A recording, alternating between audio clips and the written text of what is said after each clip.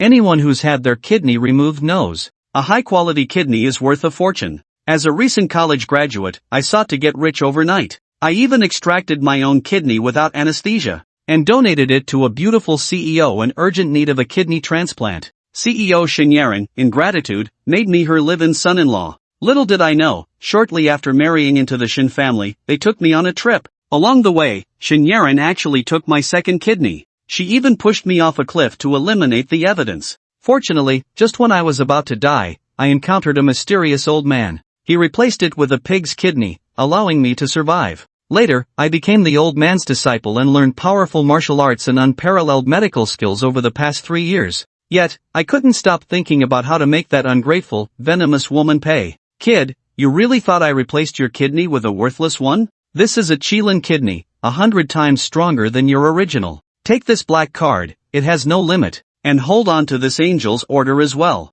With it, you can summon the angel prince and command 3,000 beautiful angel warriors. Each of them is extraordinarily powerful and can sweep away anything. Remember, you are my disciple, the Killing Emperor. After you come down the mountain, don't tarnish my reputation. Master, your great kindness will not be forgotten. I will repay you tenfold. After bowing several times to the old man, I turned to leave. If it weren't for my master saving me 3 years ago, I would have been eaten by wild dogs. Meanwhile, Shinyaran basked in glory, becoming a billionaire goddess CEO. Not only is she beautiful, she also has a kind heart and reportedly mourned her deceased husband for 3 years, truly a woman of loyalty. At that moment, many people stood under the billboard, gazing greedily at the giant poster of the beautiful woman, entranced. Hearing the praises around me, a wave of hatred surged within me. After all, she's just a venomous woman. Kid, who do you think you are, daring to insult my goddess? She's a great philanthropist, and people around me immediately expressed their outrage.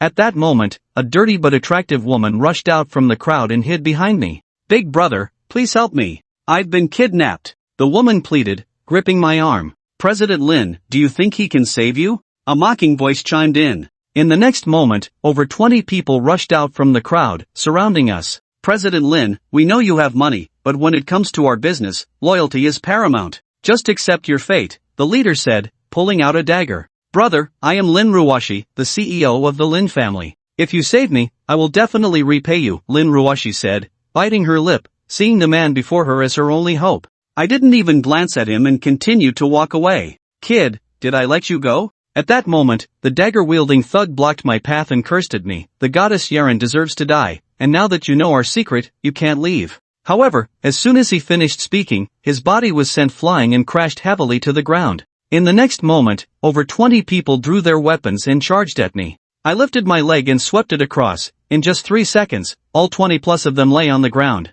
Seeing this scene, Lin Ruwashi was utterly stunned. Is this even real? No one would dare to act like this in a movie. I must be encountering someone extraordinary. Lin Ruwashi hurried after me. If you save me, I can fulfill one of your conditions. You don't need to follow me anymore, just kill yourself, I said, my gaze darkening. Lin Ruwashi was startled and dared not move forward. She could tell that I was serious. Although Lin Ruwashi was in trouble, she was still the CEO of the Lin family and incredibly beautiful. Wait for me to take a shower and change clothes, then I will repay you, Lin Ruwashi muttered to herself before quickly hailing a cab and leaving. As for me, I headed towards the Imperial Hotel. It was time to settle the accounts from 3 years ago. The Imperial Hotel is the most prestigious hotel in Jiangdu, and it was already packed with guests, as Shinyaran was holding her wedding here today. The groom, Su Tianchang, is the son of the Su family, whose power surpasses that of the Shin family by several times. Now the groom may kiss the bride, the MC announced. Su Tianchang immediately leaned in to kiss the beautiful bride, Shinyaran, who closed her eyes and wore a happy expression.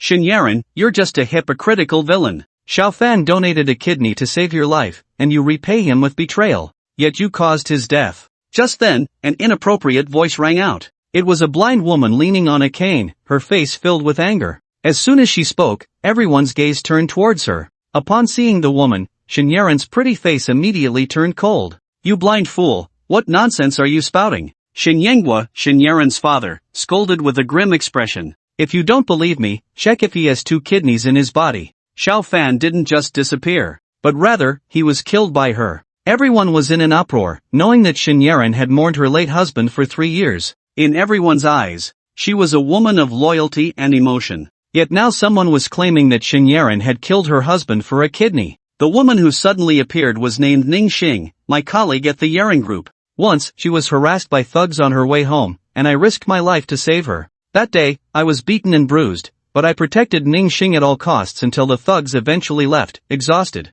From then on, our relationship grew closer, especially for Ning Xing, who secretly developed feelings for me. However, at that time, I only had eyes for Xinyaran. 3 years ago, before I was attacked, I used my last strength to send Ning Xin a text message with just 3 words, Xinyaran. When Ning Xin received my message, she was naturally confused. Not long after, she learned that I had been killed during a trip with Xinyaran, falling off a cliff with no body recovered. In her grief, Ning Xin recalled my message. Could this not have been an accident? Although I donated a kidney to Xinyaran, 1 kidney could only keep her alive. She needed 2 kidneys to live normally. The star quickly guessed the truth of the matter, but he was just an ordinary employee of the group. Even if he spoke out, no one would believe him, so he began to investigate quietly, even stealing Xinyaran's medical examination report, which he successfully obtained. Unfortunately, he had just gotten it and hadn't had the chance to look at it before being caught red-handed by Xinyaran. Xinyaran had someone blind her, and with her eyes blinded, she also lost her job. She could no longer do anything for the man she secretly loved. Today, Xinyaran is getting married, and in her heart, the star is filled with hatred. She also wants to discuss Yanran on Xinyaran's most important day. What on earth is going on? Su Tiancheng naturally doesn't believe the star's words. He doesn't want to marry a very spicy woman. Brother Tian, don't listen to his nonsense, Xinyaran said, and then she gave a wink to her bodyguard. Although he wished to cut the star into 1,000 pieces, he did not speak. After all, his persona is that of a good, kind-hearted woman with feelings and loyalty. This woman actually dares to slander my family Yanran, slap her for me, and see if she still dares to talk nonsense. Xinyanran's father, Shenhuangua, spoke up and immediately said that he knew it was time for him to be the villain. The bastard dares to ruin my good deed. I'll find a few beggars in a while. On Xinyanran's seemingly beautiful face, there is a cruel expression. She even dares to kill her husband, let alone a blind man. You are looking for death, and at this moment, an extremely angry voice echoed throughout the hotel as I walked step by step into the hotel. Isn't this Yifeng? But didn't he fall off a cliff and die 3 years ago? When he saw me, Xinyaran, a look of disbelief suddenly appeared in his eyes. Because he personally pushed the other party into the abyss, and the body was never found. Even if they didn't die from the fall, both kidneys were gone. How could someone still be alive? The star turned to look in my direction, with empty eyes, but a pretty face was filled with ecstasy. Is it you, Xiaofan? As Su Tiancheng waved his hand, more than a dozen strong bodyguards immediately surrounded me. At this moment, Xinyaran also came to her senses.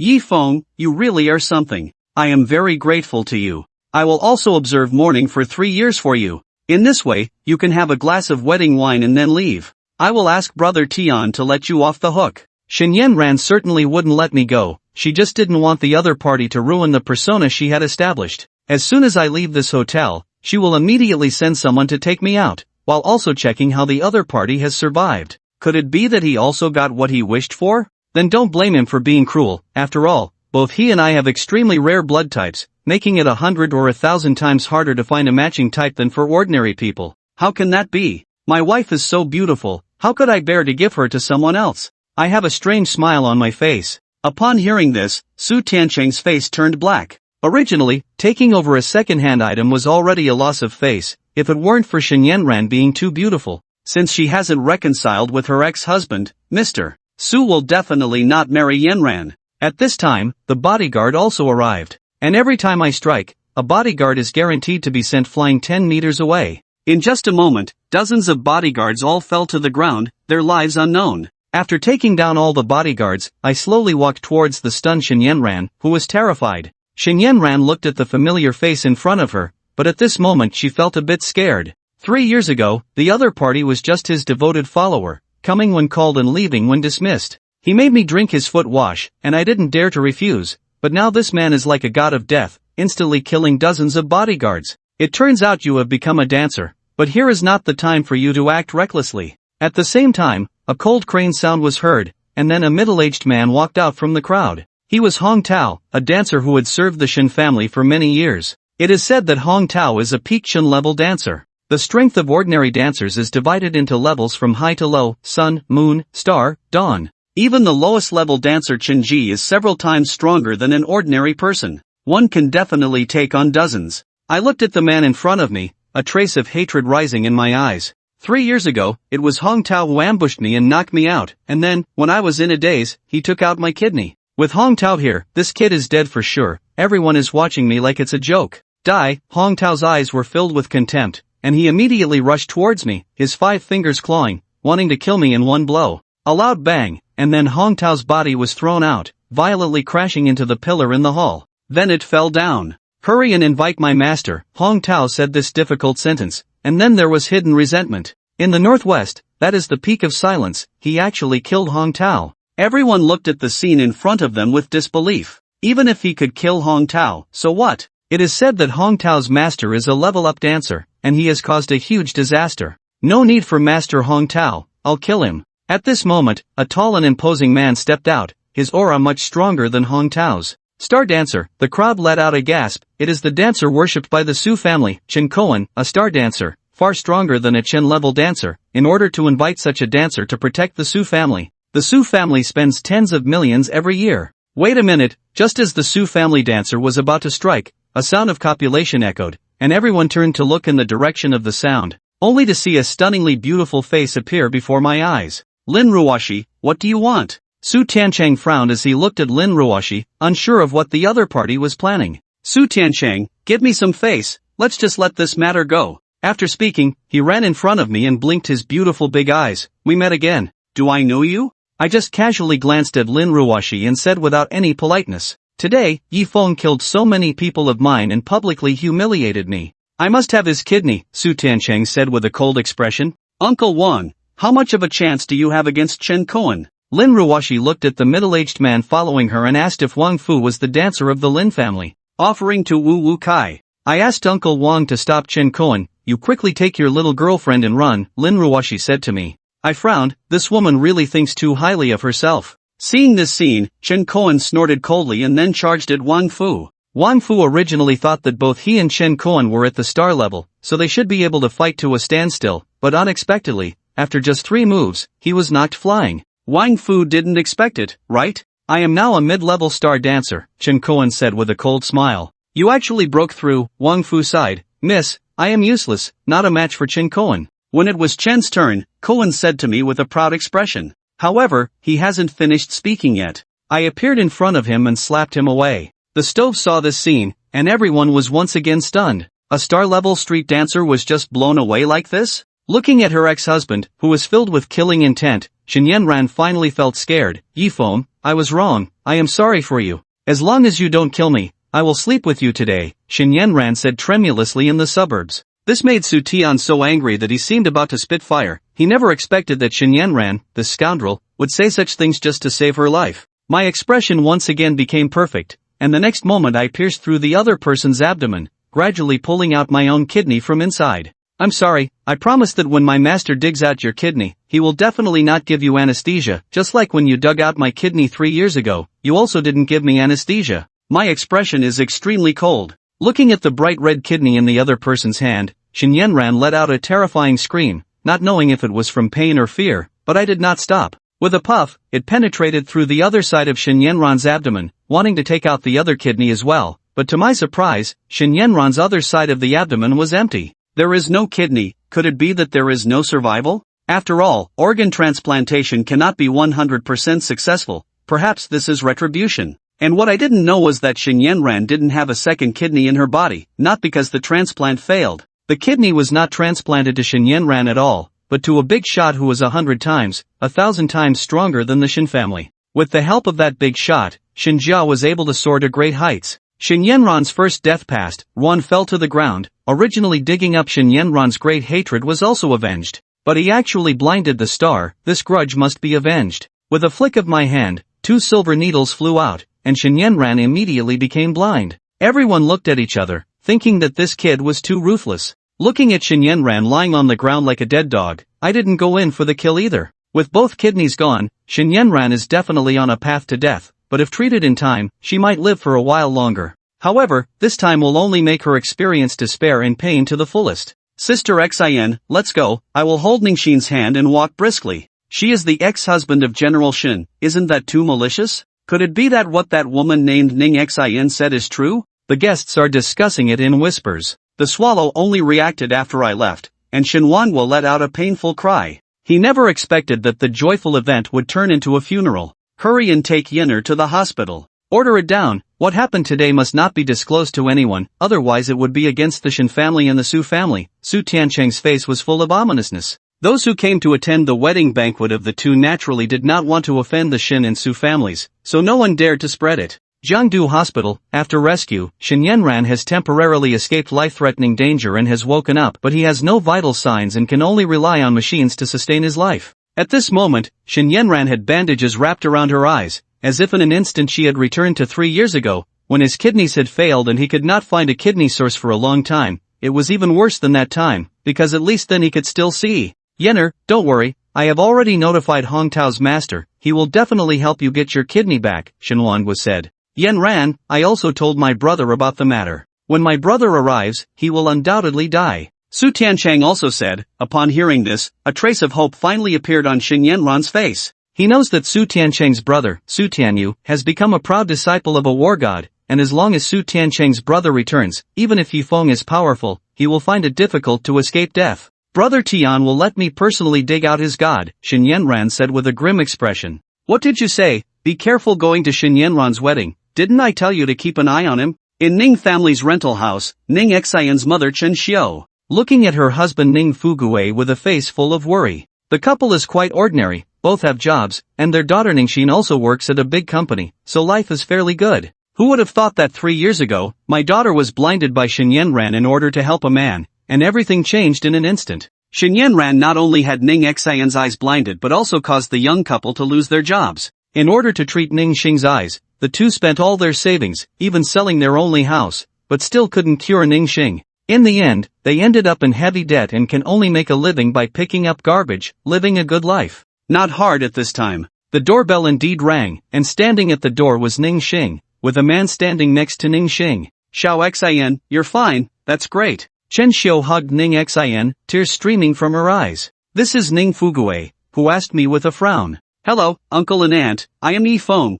a former colleague of Xian Jia. After hearing my words, the old couple trembled. Although they didn't know me, their hearts had fallen to this point, all thanks to each other. Didn't you die? Uncle Ning, this is a long story, I'll tell you later. Looking at the dilapidated and cramped rented room, I feel very uncomfortable. I remember that there used to be a big house in Ningxing City. Be careful, I'll help you inside, Shin Xiao said as she was about to help Ning Xian into the house, and I followed behind them. But you were stopped by Ning Fugue, so you might as well not come in. Aren't you afraid of making our family suffer even more? Don't worry, uncle, I will cure Sister Xian's eyes, and as long as Shunning says a word, I can make the Shin family become whatever you want. Hee, I want the Shin family to be destroyed. Can you do it? Ning Fugue mockingly shook his head. All that is seen is desolation. It should be known that the Ning family in the past was just a third-rate family, but relying on running a pharmaceutical company, I am also thriving in Jiangdu. However, the changes 3 years ago caused Ning Fugue's family of 3 to fall into the abyss.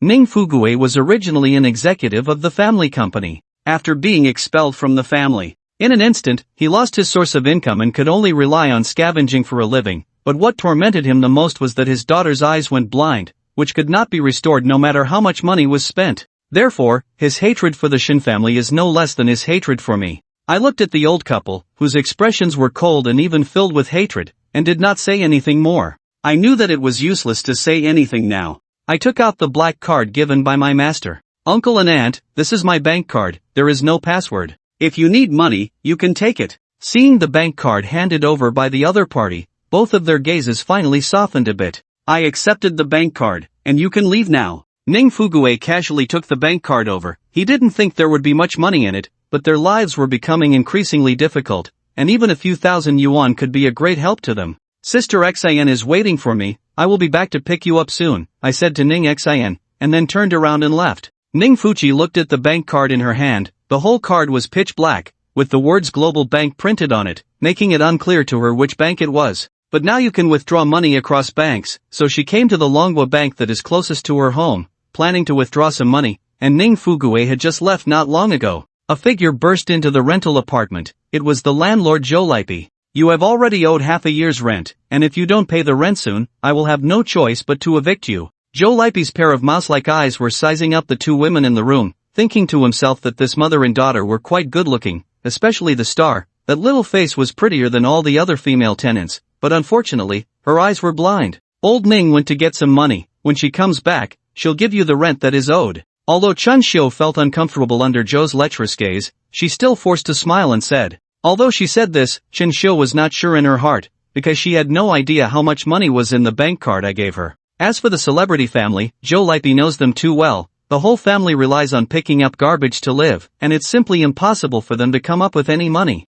I do have a way to avoid paying rent. You accompany me a few times at night, consider it as rent. Joe Lipey, unable to take advantage of the star, has turned his attention to Chun Xiu. Joe Lipey's words made Chun Xiu's body inherit the legacy. Although the family has lived in great hardship for the past 3 years, they have not endured such humiliation, but he did not dare to respond, fearing he would really be kicked out. Now he only hopes that there is money in that bank card. Dragon Country Bank, withdraw from the ATM for amounts below 20,000. The bank teller glanced at Ning Fuguei and said impatiently. At this moment, Ning Fuguei was holding a snakeskin bag, which contained the bottles he had picked up casually on his way here. Looking at Ning Fuguei, it's hard to say that he could take out 20,000, even taking out 2,000 seems quite difficult. The ATM outside seems to be broken, can you help me withdraw some money? Ning Fuguei handed over the black bank card in his hand. Originally, the teller was quite impatient, but upon seeing the bank card handed over by Ning Fuguei, he was taken aback.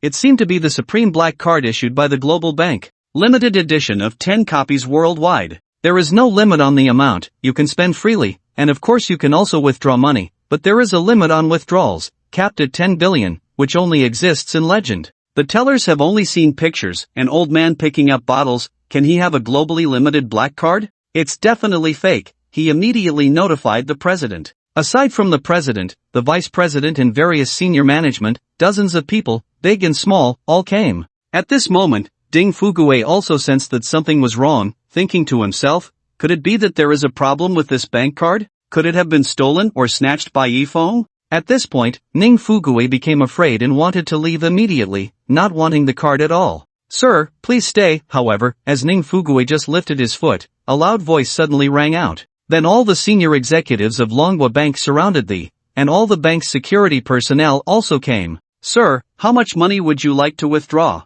The bank president asked respectfully. Ning Fuguei wiped the cold sweat from his forehead, but the family really needed money, so he trembled and said, I want to withdraw 5,000. When Ning Fuguei spoke, everyone showed a look of shock on their faces, holding a supreme black card that could cash out billions, just to withdraw 5,000 yuan. It should be known that owning this card, making planes and trains turn around is a piece of cake. There was once a case where a black card holder forgot their belongings on a plane, and Universal Bank contacted the airline, asking the plane, which had already flown halfway, to turn back. Coming back 1,000 is fine too. Ning Fuguei saw this and swallowed his saliva. Of course, 1,000 is fine, even the bank president is confused. But this is the request of the black card owner and must be executed. Then the bank president personally operated and took 5,000 yuan with a black card for Ning Fuguei. The old gentleman asked him to walk slowly. When leaving, all the senior executives and staff of the bank bowed and saluted Ning Fuguei. Ning Fuguei left the bank with 5,000 yuan in hand, looking puzzled. He said, is the service at Longhua Bank this good now? Maybe it's just that I haven't withdrawn money for too long. Very soon, Ning Fuguei returned to the rented room with 5,000 yuan, but just as he arrived outside the door, he heard Joe Lipey say that he wanted Chun Xiu to accompany him once in the evening to offset the rent. Joe Lipey, this is the rent you owe, take the rent and get lost. Ning Fuguei walked in with a haughty demeanor and threw 5,000 yuan in Joe Lipey's face. Joe Lipey, this bastard, actually makes his wife pay the rent for him. Ning Fuguei is about to explode with anger. Any man would not tolerate this kind of thing. Joe Lipey picked up the money, counted it, and said with a smile, this 5,000 yuan is just the rent you owe me. Ning Fuguei, you might as well consider my proposal from earlier. I can waive your rent for 3 months in one go. Get out, you get out of here. Ning Fuguei is so anxious that he is about to rush into the kitchen to grab a kitchen knife, but was stopped by Chun Xiu. Joe Lipey was so scared that he hurriedly ran away. After the landlord left, the room immediately fell into silence.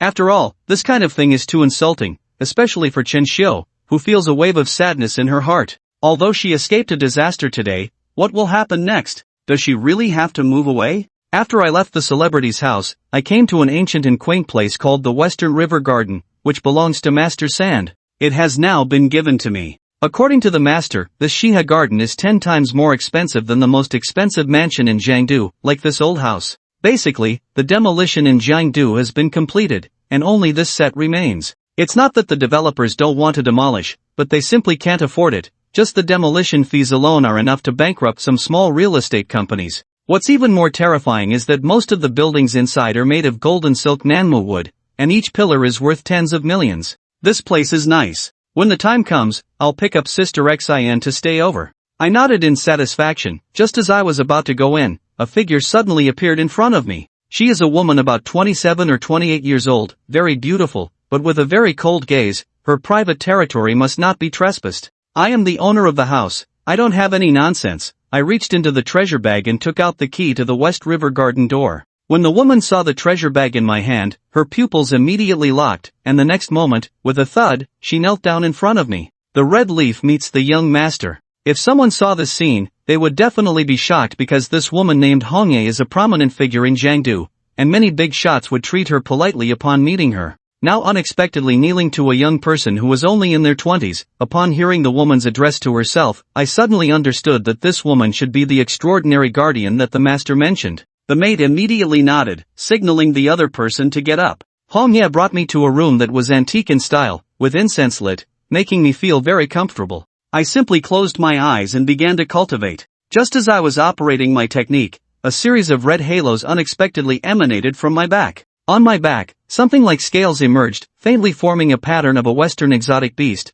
resembling the sacred Qilin from the legends of the Dragon Kingdom. I practiced until the evening, and Hongye came to call me for dinner, with 4 dishes and 1 soup, all being home-cooked meals. But it smells very fragrant. The red leaves did not come to the table, but stood by waiting. This is the rule: when the host is eating, the maidservant is not qualified to take a seat. Seeing this scene, I remembered the 3 years I spent in the Shin family, where I appeared to be the son-in-law of the Shin family, but in reality, my status was even lower than that of a dog in the Shin family. Every day I wash clothes, cook, and serve Shin Yenran's family, yet I don't even have the qualification to sit at the table for a meal. But I still selflessly dedicate myself to the Shin family, only to ultimately have another kidney taken away. After a night without incident, the next morning I set out to look for some medicinal herbs to treat Ningxing's eyes. Shin Yenran is really ruthless, causing devastating damage to Ningxing's eyes. Under normal circumstances, even the best hospital wouldn't be able to. But I have the 9-turn golden needle, plus some special medicines, and I am 100% confident that I can restore the brightness of the star's eyes.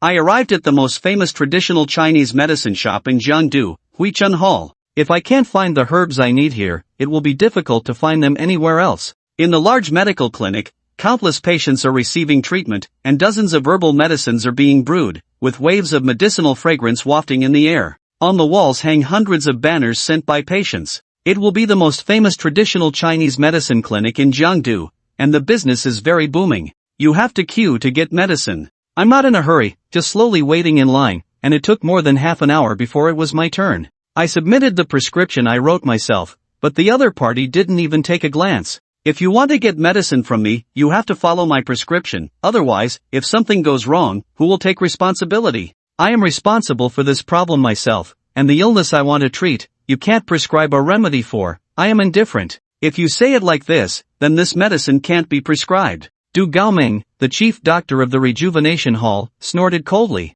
Do you know who this is, kid? He is the miraculous healer Du Gaoming, Mr. Du. There is no illness in this world that he cannot cure. The disciple of the other party next to him immediately said proudly. I was just about to speak, but someone pushed me aside. If you don't want to see a doctor, then let me through. A young beauty is supporting an old man, and without saying a word, she took my place. Du Gaoming no longer paid attention to me and immediately gave the other party the microphone. A moment later, Du Gaoming frowned, and his expression became heavy. Generally, when a patient sees the doctor frown, they know the problem is serious, but that old man seems to be open-minded. Doctor, you can just say it directly. Du Gaoming sighed and said, I really can't cure this illness. I can only prescribe a few prescriptions to help regulate your body. Perhaps it can prolong your life for a while. After listening to Du Gaoming's words, tears immediately flowed from the girl's eyes. Although he had long been mentally prepared, the final hope was shattered, and it was inevitable to feel sad. Seeing this scene, I couldn't help but say,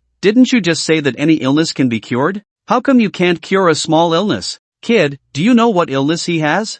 I dare say, looking across the entire dragon country, no one can cure it well. Du Gaoming frowned. This gentleman. Just now, I was in a hurry to treat my grandfather's illness and cut in line. The girl apologized to me, bowed slightly, said sorry, and then wanted to help the old man leave. Wait a minute, I can cure your illness. But just as the two were about to leave, a voice sounded. Kid, if you can cure his illness, I'll give you this spring haul. Du Gaoming sneered and said that's not necessary. Just get me the medicine I want, I said lightly, even taking out the turning gold needle given by my master from the treasure pouch. Old sir, you must not let him act recklessly. Treating illness is not like anything else. Words can be spoken carelessly, but illnesses cannot be treated carelessly. If you can cure pulmonary fibrosis, then you can cure cancer as well, said Du Gaoming. Lung fibrosis is an irreversible process, and both modern medicine and traditional Chinese medicine are powerless against it. It can be considered a terminal illness. If I could cure the elderly person, it would be equivalent to curing a patient who has ingested paraquat.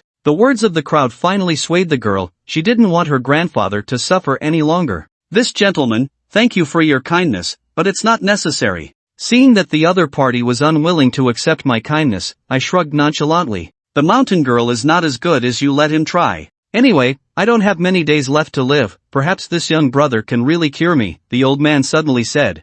I nodded, but he did not start the treatment immediately. Instead, he looked at the girl and asked, Are you Boo? Everyone was caught off guard by my sudden question, especially the girl, whose pretty face turned red. Does this have anything to do with Grandpa Ji's illness? The girl bit her silver teeth and finally shyly nodded. I hold a hollow 9-turn golden needle in my hand and call the girl to my side. Your grandfather's lung fibers are slippery, and ordinary medical techniques cannot reverse it, but if we use the 9-turn golden needle, with your innate palace blood, there is a possibility of healing. A woman's palace is the place for nurturing life, possessing infinite vitality. The girl was about to ask what congenital palace blood is, when I had already stabbed the girl's lower abdomen with the 9-turns golden needle. The next moment, a drop of fairy was drawn out from the girl's body by the 9-turns golden needle. I used a vessel to catch the drop of blood representing life, then took out a few 9-turn gold needles and began to administer acupuncture to the old man. Everyone stared wide-eyed at this scene. This acupuncture method, firmly adhering to what has never been seen or heard. Quickly stop him, don't harm the old gentleman, the doctors of the Hua Chuntang said one after another. If something happens to someone at Hua Chuntang, even if he is not a doctor of Hua Chuntang, it will still have an impact on Hua Chuntang. At this moment, Du Gaoming silenced everyone and respectfully inquired, Little brother, are you using a 9-turn golden needle? Do you know about 9-turn golden needles? I am a bit surprised. During a top medical exchange competition abroad, I had the privilege of witnessing it once. At that time the representative doctor from Longwei advanced to the top. At this moment, a masked person from the Dragon Kingdom appeared, using 9 golden needles. Once the golden needles were used, all ailments truly vanished and decreased. It was miraculous. Unfortunately, after he cured all the patients, he left, and I never saw his true face. Of course, Du Gaoming did not think that the other party was the mysterious person from back then. Because their ages were different, their gazes were different, perhaps he was his successor. Little brother, can you take me as your disciple? The next moment, Du Gaoming actually knelt in front of me, which made everyone widen their eyes. Who is Du Gaoming? He is a miraculous healer, the vice president of the Jiangdu branch of the Chinese Medicine Association of Manhwa. At this moment, he actually wants to take a young man who is only in his 20s as his master. This would definitely shock people if it were to be said. I don't have time to be your master, but I can give you a few prescriptions, I said casually. Thank you, Master Xia. Du Gaoming immediately bowed to me several times, his face filled with excitement. After all, this prescription is definitely worth its weight in gold. I casually wrote down a few prescriptions and handed them to Du Gaoming. Du Gaoming took a glance at the monkey head and couldn't help but wriggle fiercely. With these few prescriptions, his medical skills would surely make a qualitative leap. Grandpa, how do you feel? At this moment, I also pulled out the 9-turn golden needles from the old man's body. The girl asked with concern, Mountain girl, I feel very comfortable, and my breathing is smooth now. I am Chen Fialong. Thank you, young brother, for saving my life. If you encounter any trouble in the future, I, Chen Fialong, will definitely help you resolve it, the old man said with a cupped fist. Upon hearing the old man say his name, everyone was taken aback. The name Chen Fialong is as thunderous in Jiangdu. It turns out you are the Dragon General. Everyone shows respect, Dragon General. That is someone who has made great contributions to the Dragon Kingdom. It doesn't matter if the old general protects my dragon kingdom well, I know it is also the duty of a good old general, I said respectfully. In fact, I could tell from the old man's demeanor that he had been on the battlefield before, which is why he was willing to step in to help, but I didn't expect that the other party was actually a surrendering lord. The medicinal herbs you wanted, master, I have already prepared for you. At this moment, Du Gaoming brought over a bag of medicinal herbs. Seeing the herbs, I nodded in satisfaction. I originally thought that the medicinal herb Du Gaoming on the prescription could not be matched, but even if I can't afford it, I am still very confident that I can cure Ningxin. Du Gaoming actually brought all the herbs, which saved me a lot of trouble. I found the medicinal herbs, and I immediately rushed towards the Ning family without stopping, determined to restore Ning Xian's eyesight. On the other side, sitting in the position of the head of the Shin family, is an old man with gray hair. He has an ethereal demeanor and looks like a transcendent being. This person is Hong Tao's master, Gao Yuanshan, a transcendent strongman. Has the person been found? Upon learning that his disciple has been killed, a thick red aura appeared in his eyes. Not yet, that kid seems to have disappeared, but I know there is a place where I can definitely find him. Shen Wanguo's face showed a fierce expression. Very soon I arrived at the rental house of the Ning family, knocked on the door, and the one who opened the door was Ning Fuguei. Seeing the visitor, his expression was very indifferent. What are you here for? Uncle, I came to treat Sister Xing's eyes. No need, someone is already treating Xiao Xing. Ning Fuguei said lightly. I was startled by the words and looked inside. Since the rental room was not big, I could see the scene inside. At that moment, a young man was pouring wine for Ning Xing. Be careful not to blame me for disappearing without a word for these 3 years. During these 3 years, I traveled the world just to find a way to cure your eyes. I will definitely be able to heal you, with a touch of tenderness in the young man's eyes. I can see now. After a moment, a look of excitement appeared on the star's face. For the past 3 years, he has been living in darkness.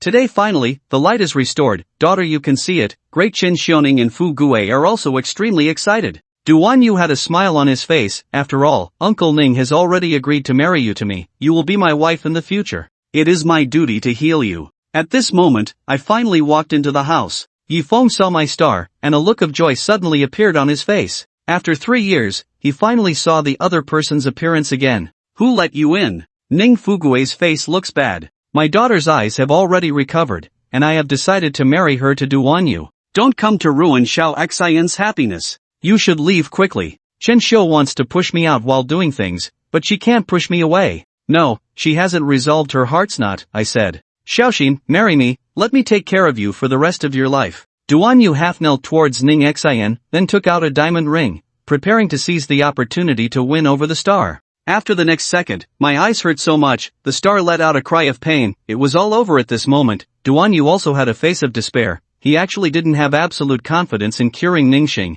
Although he obtained a set of magical acupuncture techniques that are said to cure all ailments, it is not complete, and there is only a 10% chance of curing Ningxing. And his acupuncture technique is quite domineering, called Yama's true needle, meaning to borrow life from Yama. Borrowing the successful stubbornness to be cured, failure means death. Obviously, the king of hell really couldn't cure Ningxing. Xiao Xian, what's wrong with you? Don't be like mom. Chen Xiu supported the swaying Ningxing, her face pale with fright. Aunt Chen, please don't get agitated. I will resolve the emotional knot. I took out the 9-turn golden needle, ready to treat Ningxin, but Ning Fuguei is still unfortunate and firmly refuses to let me touch Ningxin. By the way, there is a person who might be able to cure Ning Xian. At this moment, Duan Yu, who was in despair, suddenly had a glimmer of hope in his eyes, and then he took out his phone and dialed out. Is this Mr. Du? I am Duan Yu. I have encountered a bit of a situation, could you please come over? Yi Feng, get out of here, don't be a nuisance, even if I die carefully like this, I won't let you know.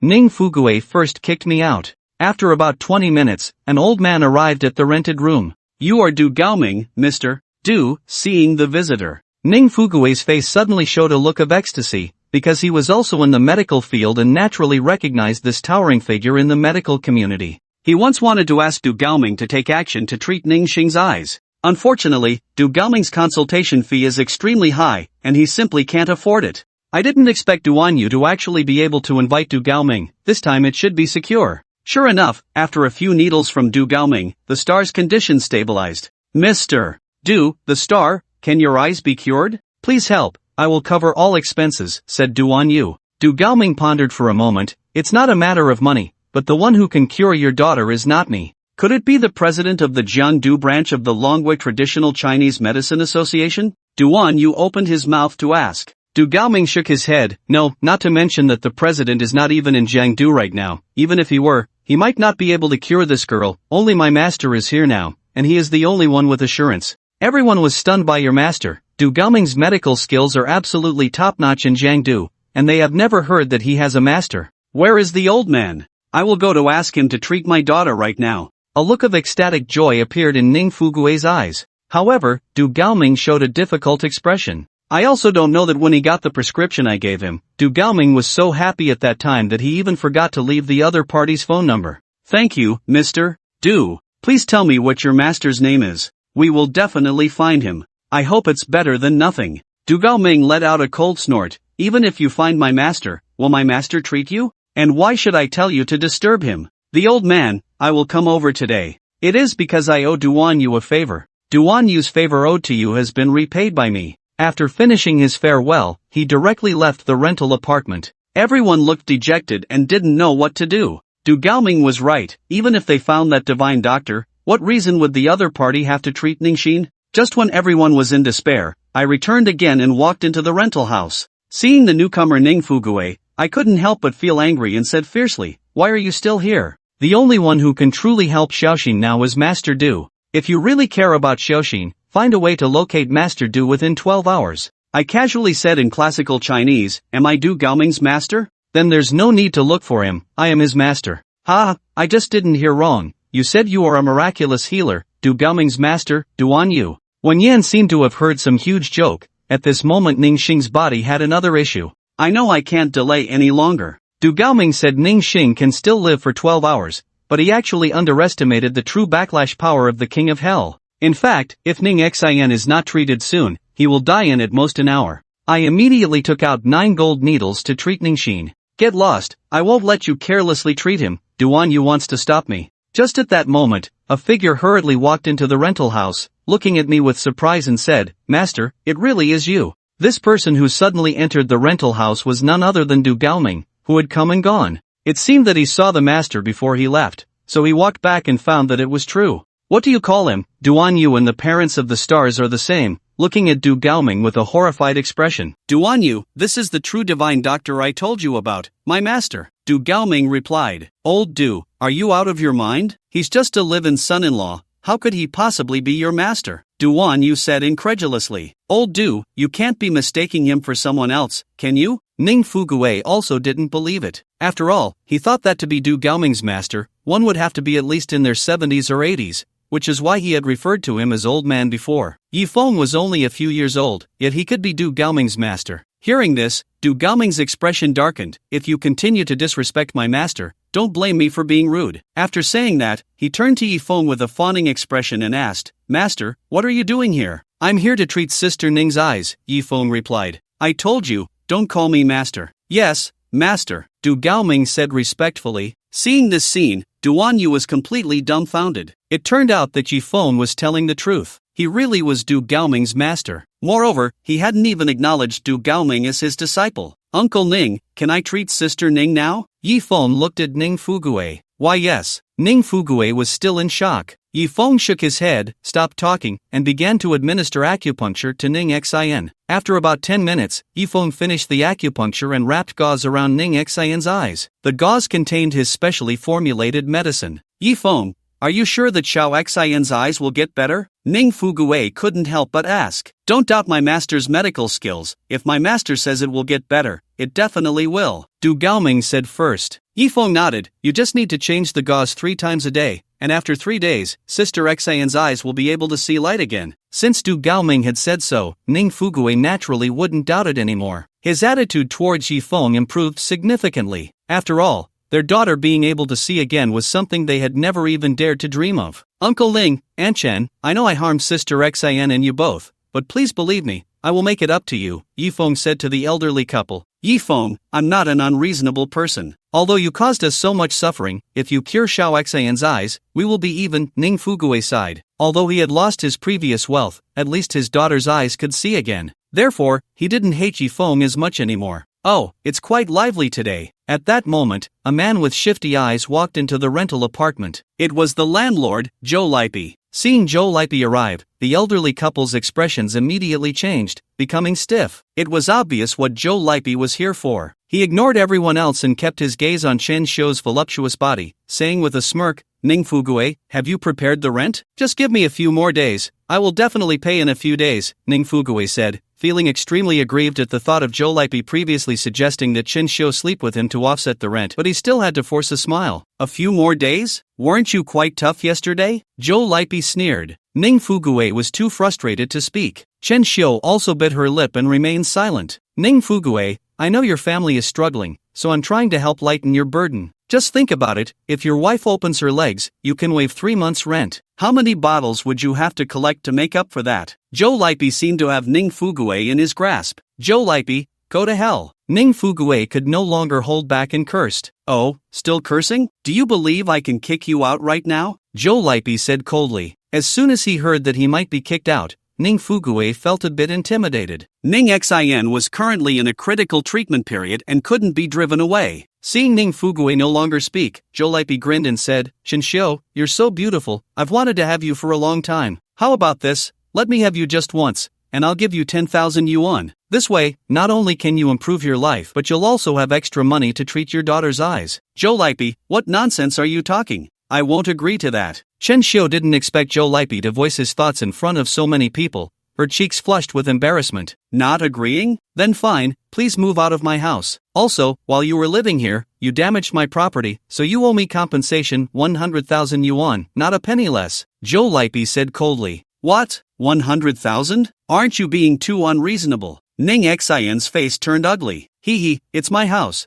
I can charge whatever I want." At this moment, Yi Feng began to understand the situation. He looked at Ning Fugue with confusion and said, "Uncle Ning, didn't I give you a bank card? Didn't you withdraw the money?" "I did." "Then why is there still rent owed? Isn't there only 5,000 yuan in your card?" Ning Fugue said softly. Seeing this, Duan Yu knew his chance to show off had come. He immediately said, "Uncle Ning, I'll cover this money for you." Saying this, he took out his phone and directly transferred 100,000 to Joe Lipey. Although Joe Lipey was reluctant, since the money was given, and such a large amount at that, he couldn't say much more. It was just a pity he couldn't have a moment with Chen Xiu. "Thank you, Duan Yu," Ning Fugue said, genuinely grateful to Duan Yu. After all, as a man, he felt ashamed that his wife had to endure such humiliation. Sometimes, even a small amount of money could bring a hero to his knees. If he couldn't come up with the money today, who knows what might have happened. Ning Fugue didn't dare to think further. "By the way, I just bought a villa, over 300 square meters. You can take Xiao Xian there to live, and I'll hire a maid to help take care of her," Duan Yu said, seizing the opportunity. After saying this, he glanced at Yi Feng, thinking, what good is it to cure Ning Xin? He's still just a poor guy. In this society, without money, one can hardly move an inch. Yi Feng was somewhat puzzled. Hadn't his master said that card had no limit? How could there only be 5,000 yuan? "Sister Xin, I also have a house. I've already prepared a room for you. You can move in today," Yi Feng said. "Yi Feng, you have a house? Where is it? It wouldn't be in Jiangdu's 20th ring, would it?" "I have a villa. A better environment would be more helpful for Xiao Xian's recovery." "No, it's in the 3rd ring," Yi Feng replied. "The 3rd ring? Is that even a house?" Duan Yu laughed upon hearing this. In fact, the 3rd ring was already relatively close to the city center, and the housing prices weren't cheap. But clearly, it couldn't compare to Duan Yu's villa. "Master, I have a 100 square meter apartment in the city. How about I give it to you to live in?" At this moment, Du Gaoming offered his goodwill. "No need, I have a house." Yi Feng shook his head. Seeing Yi Feng still being stubborn, Duan Yu continued, "How big is your house? It wouldn't be just a few dozen square meters, would it? You wouldn't let Xiao Xian's family squeeze into a small house, would you?" "Don't worry, it's definitely enough space," Yi Feng said lightly. "Uncle Ning, trust me, go to my villa. You've suffered a lot over the years, it's time you enjoy some comfort." Duan Yu believed Ning Fugue wouldn't be able to resist such temptation. After all, even the old Ning Fugue couldn't afford a villa before. Indeed, Ning Fugue felt a bit tempted. These past 3 years had been worse than living like a dog. Although he had been kicked out of the house 3 years ago, he still encountered some relatives from time to time. Every time he saw those relatives, he felt he couldn't hold his head up high. If he could move into a villa, he could finally hold his head high in the future. "Wife, what do you think? Although Ning Fugui leaned more towards Duan Yu's villa, he still sought Chen Xiu's opinion. Chen Xiu was silent for a moment before saying to Yifeng, don't blame Auntie for being realistic. Over the past 3 years, we have indeed suffered quite a bit. We don't mind, but we can't let Xiao Xian suffer anymore. Yifeng naturally understood Chen Xiu's meaning and immediately replied, Auntie, don't worry, my house is no worse than a villa, and it's more suitable for recuperation. Seeing that Yifeng was still insisting, Chen Xiu continued, Yifeng, I know you want to compensate Xiao Xian. If you were a normal man and Xiao Xian liked you, I wouldn't have any objections. But can you still be considered a man now? You can't give Xiao Xian happiness at all. Chen Xiu's words were not without reason. In their eyes, Yifeng had already donated a kidney to Shinaoxue. A man with only one kidney could hardly be considered a man. As someone who had been through it, Chen Xiu certainly understood the importance of such matters to a woman. Just like Ning Fugui, he wasn't very capable in that regard. Now that he was older, he could hardly manage once every year or so, and Chen Xiu was at an age where her needs were quite strong. She thought about it every day. But Ning Fugui had the desire but lacked the ability, and that feeling was unbearable. If it weren't for the past few years being focused solely on treating her daughter, Chen Xiu would probably have collapsed. Therefore, she didn't want Ning Xian and Yifeng to be together. If that aspect didn't work out, wouldn't Ning Xian be like a living widow? Chen Xiu's words were indeed very straightforward. Auntie Chen, don't worry, my health is very good, there won't be any problems, Yifeng replied. For the past 3 years, he had always thought that his master had replaced his kidney with a pig's kidney, but he only realized his mistake when he left. It turned out his master had given him a qilin kidney, not just a qilin kidney. When Yifeng fell off the cliff, most of the parts in his body were damaged. However, he was lucky. When he fell, he happened to land on an ancient qilin. At that time, the Killing Emperor and the ancient qilin had been fighting for 3 days and nights, and neither could do anything to the other. Both were at the end of their strength, relying solely on willpower to hold on. If things went poorly, they could perish together. But Yifeng just happened to land on the qilin, which had only one last breath left and was knocked unconscious. Thus, the Killing Emperor achieved final victory. It could be said that it wasn't the Killing Emperor who saved Yifeng, but rather Yifeng who saved the Killing Emperor first. To save Yifeng, the Killing Emperor transplanted most of the organs from the qilin into Yifeng's body and replaced Yifeng's blood with qilin blood. He didn't know if it would bring Yifeng back to life. It was a case of treating a dead horse as if it were alive. But unexpectedly, after Yifeng received the ancient qilin's organs, there was no rejection reaction at all. They perfectly integrated. At the same time, the Killing Emperor discovered that Yifeng had undergone a complete transformation. His physical quality and talent had changed dramatically. Thus, the Killing Emperor decided to pass on all his lifelong knowledge to Yifeng. Indeed, in just 3 years, Yifeng's martial arts and medical skills had surpassed his teachers. Of course, there were side effects. Yifeng's energy had become unprecedentedly vigorous. So the Killing Emperor let Yifeng go down the mountain. After all, he was just an old man and couldn't help Yifeng bring down the qilin fire. This was why Yifeng felt embarrassed when he saw the red leaves. For 3 years, Yifeng had thought he was incapable, focusing all his thoughts on cultivation and revenge, so he felt nothing. But since yesterday, after seeing the red leaves, he felt as if a flame was burning in his heart even while cultivating. He knew he had completely recovered. Although Yifeng spoke very confidently, it was clear that Chen Xiu would not believe him. After all, which man would admit he was incapable? Even Ning Fugui, who was clearly a useless person, would not admit to being incapable. He would even claim to outsiders that he was very impressive. Yifeng, Auntie has been through this, you can't fool me. A man's kidney is more important than anything else. Having one less kidney is probably not acceptable, right? Chen Xiu squinted her eyes and said, Mom, what are you talking about? Ning Xian's face turned red. How did they end up on this topic? Yifeng felt extremely awkward. He couldn't just say he could he? Such matters couldn't be proven to Chen Xiu. For a moment, he didn't know what to say. Mom, I truly love Yifeng. No matter if he can or can't, I love him. At this moment, Ning Xian said shyly, What do you know? You say that now because you don't understand the good of such things. Once you experience it, you'll know that a day without a man is unbearable. I, your mother, have deep experience. Chen Xiu realized she had said the wrong thing and quickly shut her mouth. After all, in front of outsiders, she still had to give her man some face. Indeed, Ning Fugui's old face turned red with embarrassment. He wished he could find a crack in the ground to hide in. As for Yifeng, he didn't know what to say. How about this, Yifeng? As long as you can prove you're a man, I'll let Xiao Xian come live with you. Chen Xiu said this knowing Yifeng couldn't prove it. Having suffered greatly, Chen Xiu had to strictly oversee her daughter in such matters. She absolutely couldn't let her daughter repeat her own mistakes, especially since she feared Yifeng might be even less capable than Ning Fugue. Of course, more importantly, she didn't want Ning Xian to be with Yifeng. Then, Auntie, how do you want me to prove it? Yifeng asked awkwardly. How could one prove such a thing? It wasn't like, how about this, come with me, and we'll have a private chat. Chen Xiu said to Yifeng. A show? What are you going to do? Ning Fugue asked, puzzled. Do I need to report to you about what I'm doing? Chen Xiu shot Ning Fugue a glance. Ning Fugue felt so embarrassed that his face turned red. She was giving him no face at all. Mom, please don't make things difficult for Yifeng, okay? Ning Xian said pleadingly. What do you mean by making things difficult? You haven't even married Yifeng yet, and you're already speaking up for him. Are you going to forget about me as your mother in the future? Chen Xiu shot Ning Xian a glance and said,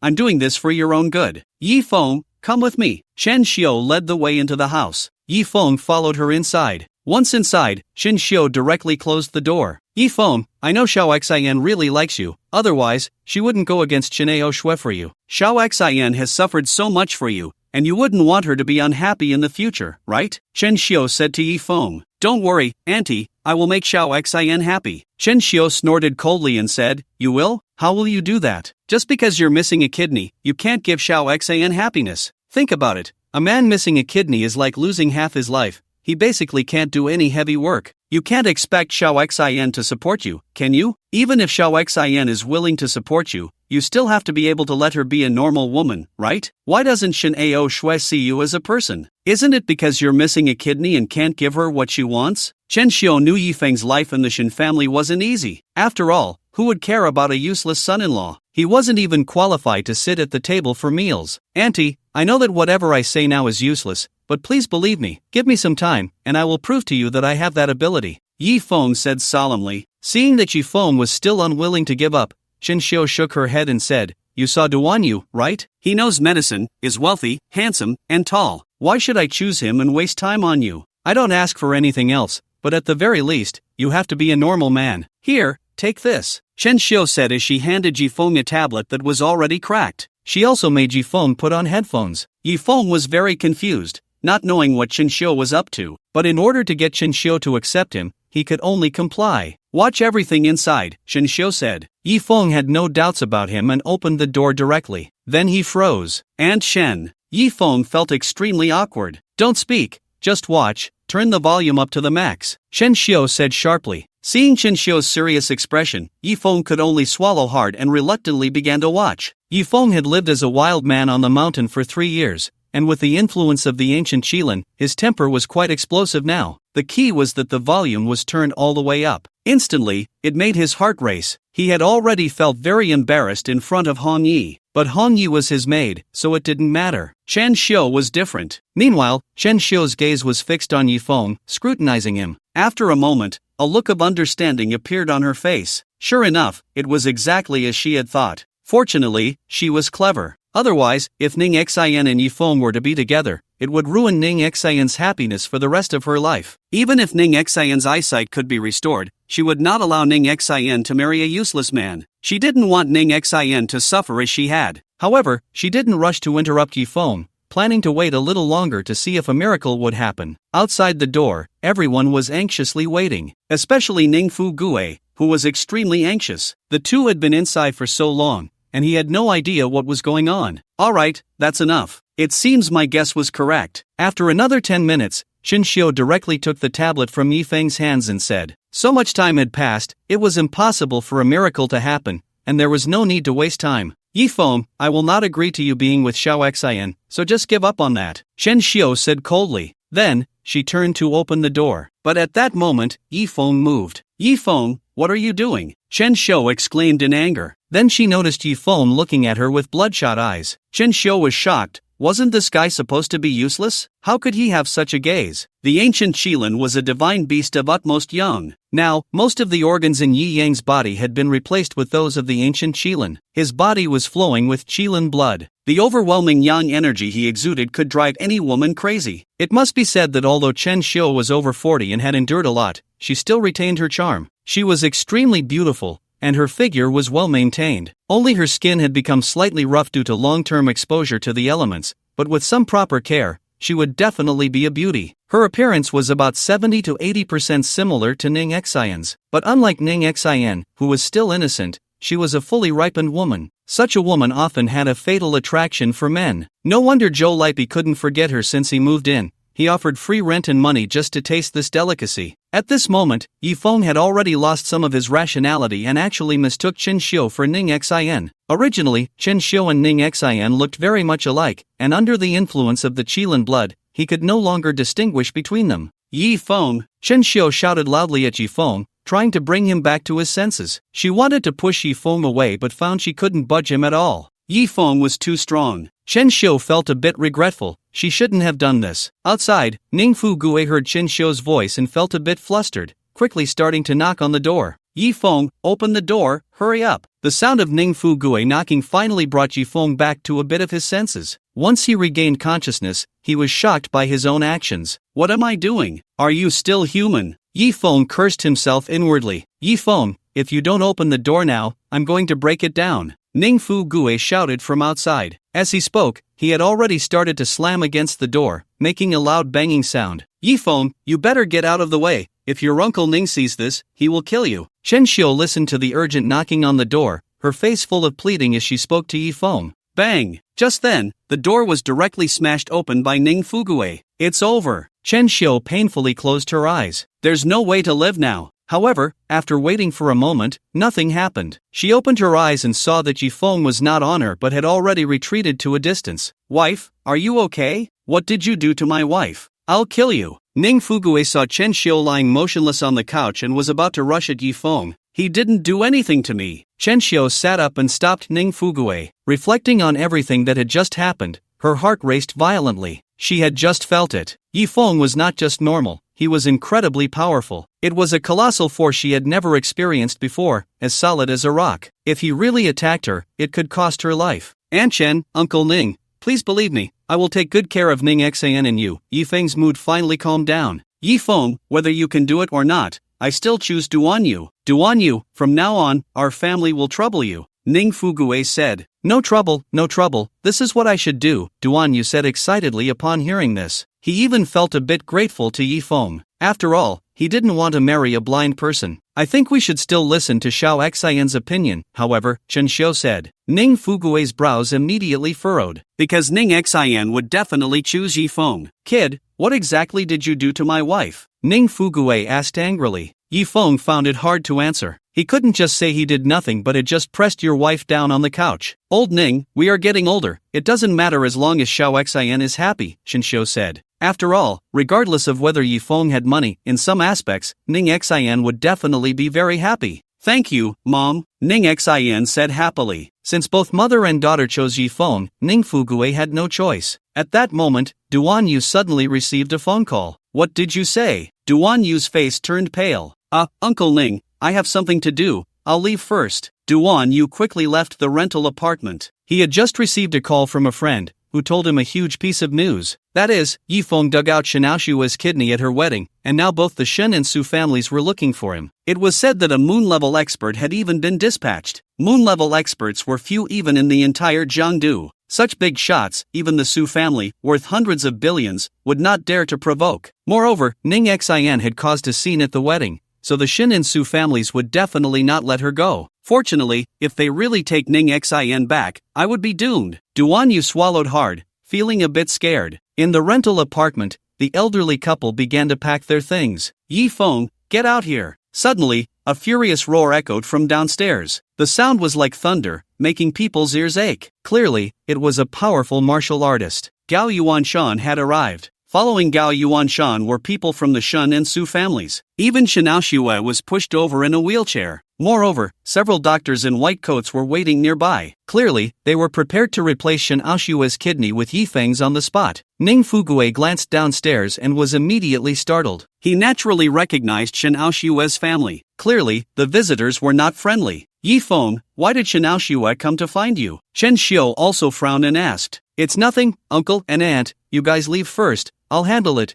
Yifeng said with a calm expression. The elderly couple quickly supported Ning Xian, too lazy to even pack their things. You should leave too, Yifeng said to Du Gaoming. Master, I already know about your situation. In this Jiangdu, I still have some use. Du Gaoming had no intention of leaving. Soon, a group of people arrived downstairs. The person you are looking for is me, let the others go first. Yifeng glanced around and found that there were actually over 100 people, but he paid no attention to them, his gaze landing on an elderly man with graying hair, hands clasped behind his back. The one who had just shouted for him to get down should be this old man. Leave? Today, no one is leaving, Shen Wanguo said with a fierce expression. Let them go. Yifeng coldly commanded. Let them go, I only want to kill Yifeng. The others, I don't care about, Gao Yuanshan said indifferently. Since Gao Yuanshan had said so, Shen Wanguo naturally had to relent. Moreover, as long as Yifeng was dead, he could easily deal with Ning Xian's family, right? Yifeng dared to dig out his daughter's kidney and even blinded her. He wanted to kill everyone related to Yifeng.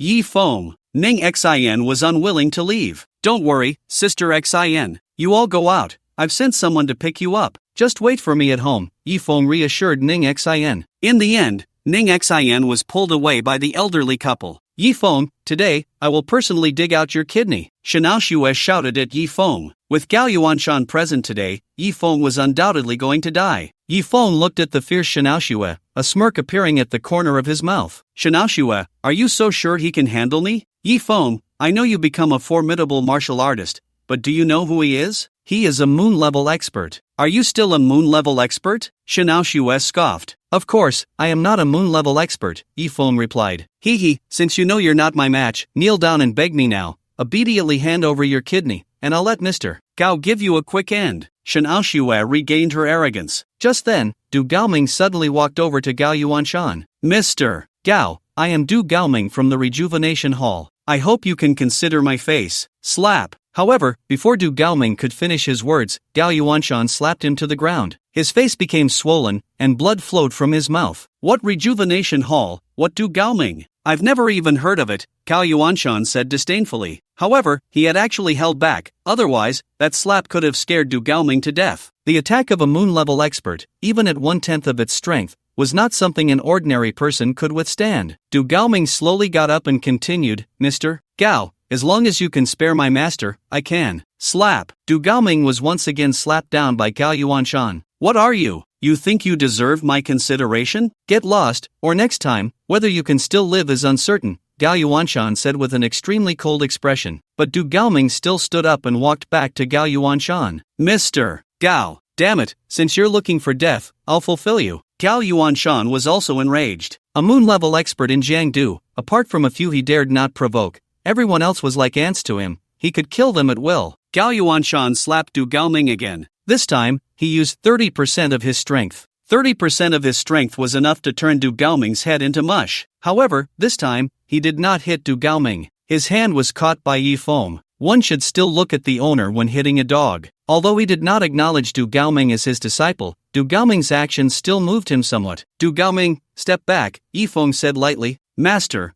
I am incompetent. Du Gaoming sighed and slowly retreated. He had thought that with his reputation in Jiangdu, Gao Yuanshan might give him some face, but unexpectedly, Gao Yuanshan truly gave him no face at all. There was no way around it. Although the doctor was highly respected, he was nothing in front of a powerful martial artist. Seeing that Yifeng had actually caught his attack with 3/10 of his strength, Gao Yuanshan was slightly taken aback. To be able to withstand 3/10 of my power, you must at least be a high-level star martial artist. I heard you have only been training for 3 years. You must have encountered some extraordinary opportunity. Yifeng, have you obtained some remarkable technique? If you present your cultivation method to me, I might consider sparing your life. Gao Yuanshan squinted his eyes. 3 years, from an ordinary person to a high-level star martial artist, was simply unbelievable. It took him over 30 years to reach the high-level star rank, and another 30 years to reach the moon level. Yet Yifeng had achieved in 3 years what had taken him over 30 years, which clearly indicated that Yifeng had encountered some fortuitous event. Mr. Gao, why waste words with him? Just cripple him first, then torture him thoroughly. No matter how good his cultivation method is, he will have to hand it over obediently, right? Upon hearing Gao Yuanshan's words, Shenao Xue became anxious. If Gao Yuanshan let Yifeng go, she would be in trouble. That's true, Gao Yuanshan nodded. In his eyes, Yi Feng was nothing more than meat on the chopping block. Although his cultivation was only at the initial moon level, even that was far stronger than a high-level star martial artist. Xiaoxue, originally, I had retrieved my belongings and avenged Xiao Xian, so our grievances should have been settled. Yet you insist on provoking me. If he can't take me down today, then I will take one of your arms, Yi Feng said indifferently. Hee, Yi Feng, you're still stubborn even when death is imminent. Mr. Gao, please take action and cripple this arrogant fool, Xiaoxue huffed. Yi Feng shook his head upon hearing this. Xiaoxue,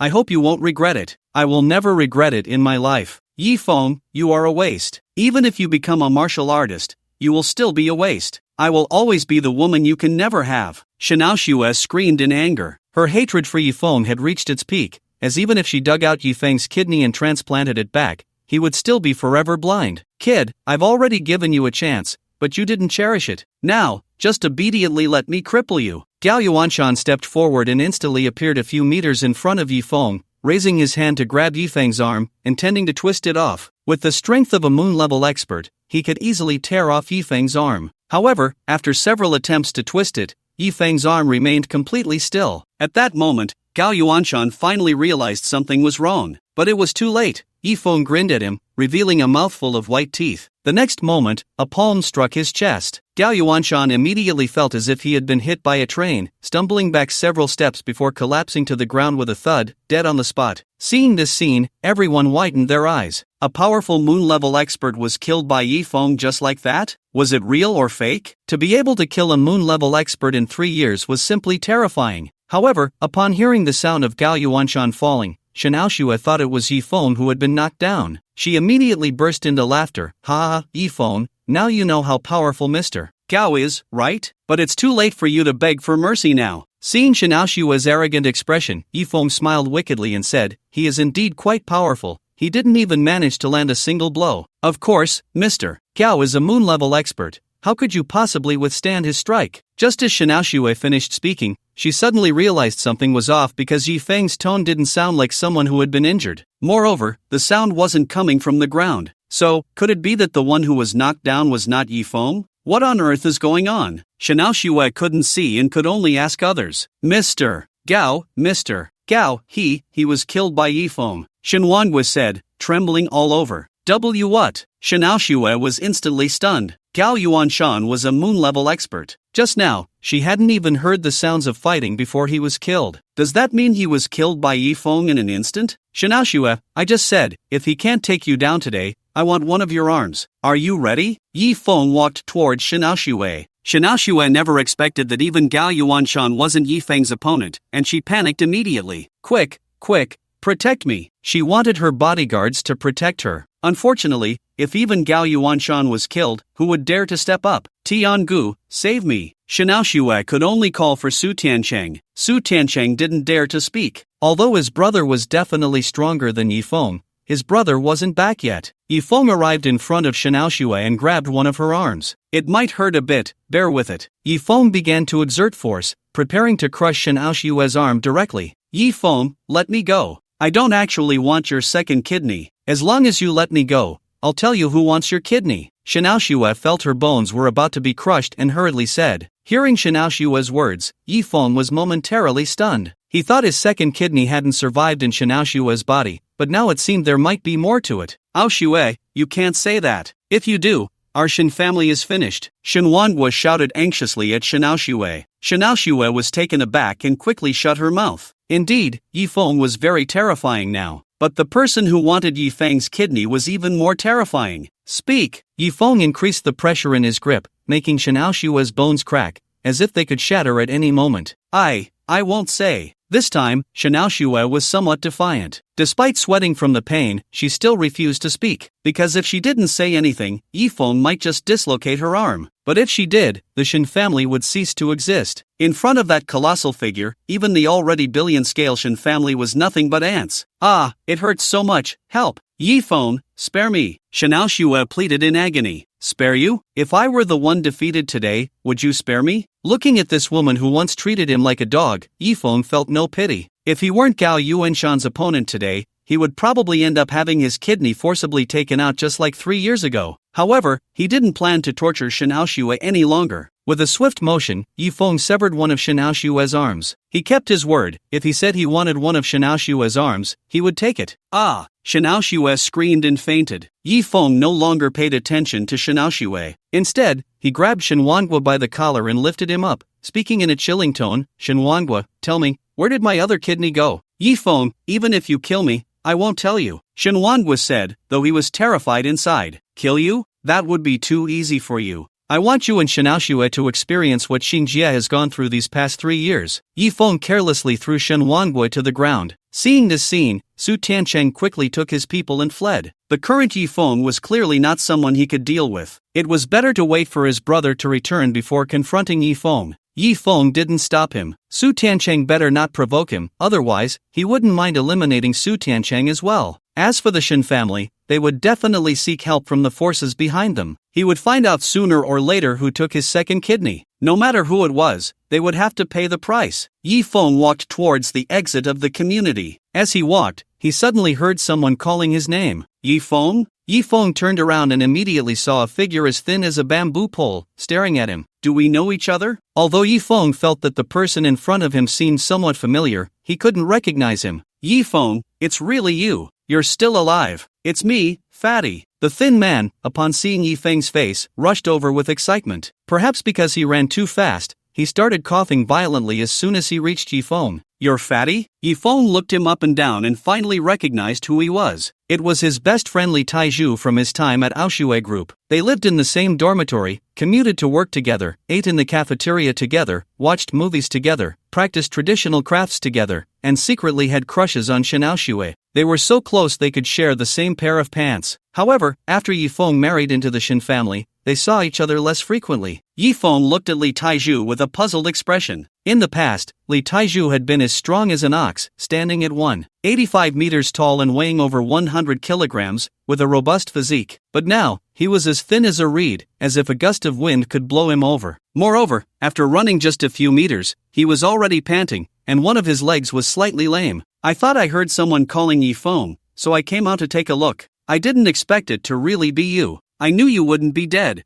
Cough cough. Seeing Yifeng, Li Taizhu was visibly excited, but after just a couple of sentences, he started coughing again. Yifeng gently patted Li Taizhu's back a couple of times, and his coughing finally stopped. What happened to you? Yifeng asked, puzzled. It's all for you, you brat. I heard from Sister Xin that it was Shen Aoxue who harmed you, so I wanted to catch that woman and see if she had 2 kidneys in her body. But I ran into Hong Tao, and I didn't expect that old guy to be so tough. He slapped me, and I still haven't recovered. Damn it, now it seems you're fine, and my slap was for nothing, Li Taizhu said casually. He spoke casually, but Yifeng felt a pang in his heart. Li Taizhu was very strong, usually keeping 3 to 5 people at bay, but Hong Tao was a level 3 martial artist, so Li Taizhu was naturally no match for him. When Yifeng was patting Li Taizhu's back just now, he had already secretly checked Li Taizhu's body. Li Taizhu's heart, liver, spleen, lungs, and kidneys all had varying degrees of damage, and he was limping on one leg. Even his lungs only had half their function left.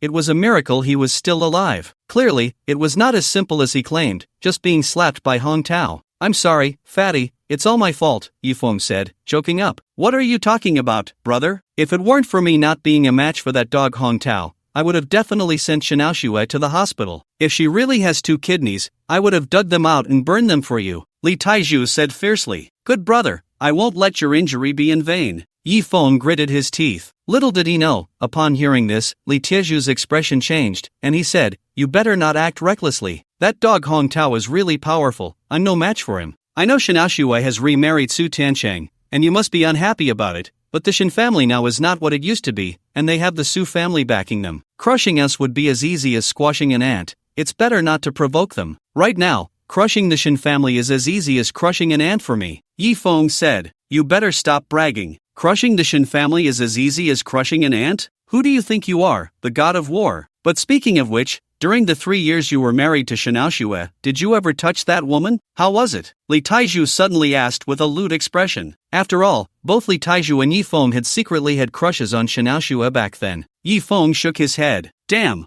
what a huge loss. This woman has no conscience at all. You donated a kidney to her, and she won't even let you touch her," Li Taiju said angrily. Then he winked at Yifeng and said, "How about it, Yifeng? Let's find a chance to kidnap Xiaoshui and teach her how to be a woman." Yifeng's mouth twitched. This guy was still the same despite everything. He helplessly shook his head and said, "Even if you see her now, you might not want to sleep with her. Li Taiju, you bastard, hiding here, I've finally caught you." While the two were chatting, a furious shout suddenly rang out. Then, a dozen people rushed over and surrounded Li Taiju. The leader was a bald man with a fierce expression. "Changgu, I wasn't hiding from you. I'm just busy making money to pay you back." Seeing the bald man, Li Taiju seemed a bit scared and said with a flattering face, "Li Taiju, stop pretending. What's the matter? Last time I broke one of your legs, didn't it teach you a lesson? If you don't pay me back today, I'll break your other leg too." Changgu said coldly, "Did you break Fatty's leg?" Yifeng frowned upon hearing this. He thought Li Taju's leg was broken by Hong Tao,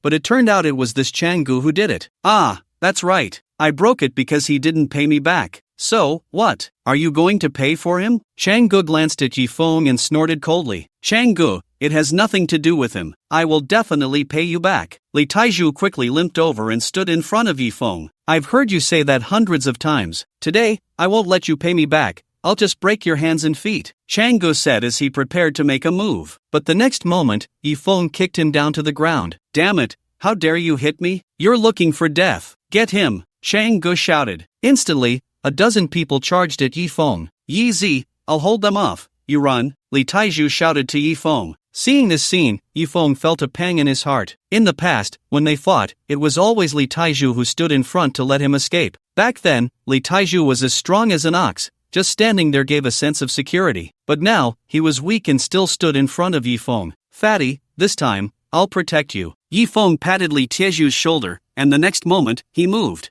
Bang, bang, bang. In just a few seconds, all the people Changgu brought were knocked down by Yifeng. "Damn, when did you become so fierce?" Li Taiju rubbed his eyes, unable to believe what he was seeing. After knocking down Chang Ji's men, Yifeng approached Changgu and stepped on his leg, preparing to crush it. "Do you know whose man I am?" Changgu said, sweating from the pain. "I don't care who you are." Yifeng didn't waste words. With a crunch, he directly crushed Chang Ji's leg at the knee. "Ah, you bastard, you're dead." Changgu cursed loudly. In response to his curse, Yifeng crushed Chang Ji's other knee as well. From then on, Changgu would have to spend his life in a wheelchair. Still cursing? Yifeng squinted his eyes. Changgu gritted his teeth, his eyes filled with rage as if they could spit fire. But he didn't dare to curse Yifeng anymore. "How much does he owe you? I'll pay it back. Come to the Imperial Mansion to find me," Yifeng said coldly. Upon hearing Yifeng's words, everyone thought he meant for them to go to the underworld to find him, and they were instantly terrified. They hurriedly carried Changgu away, fearing that if they were late,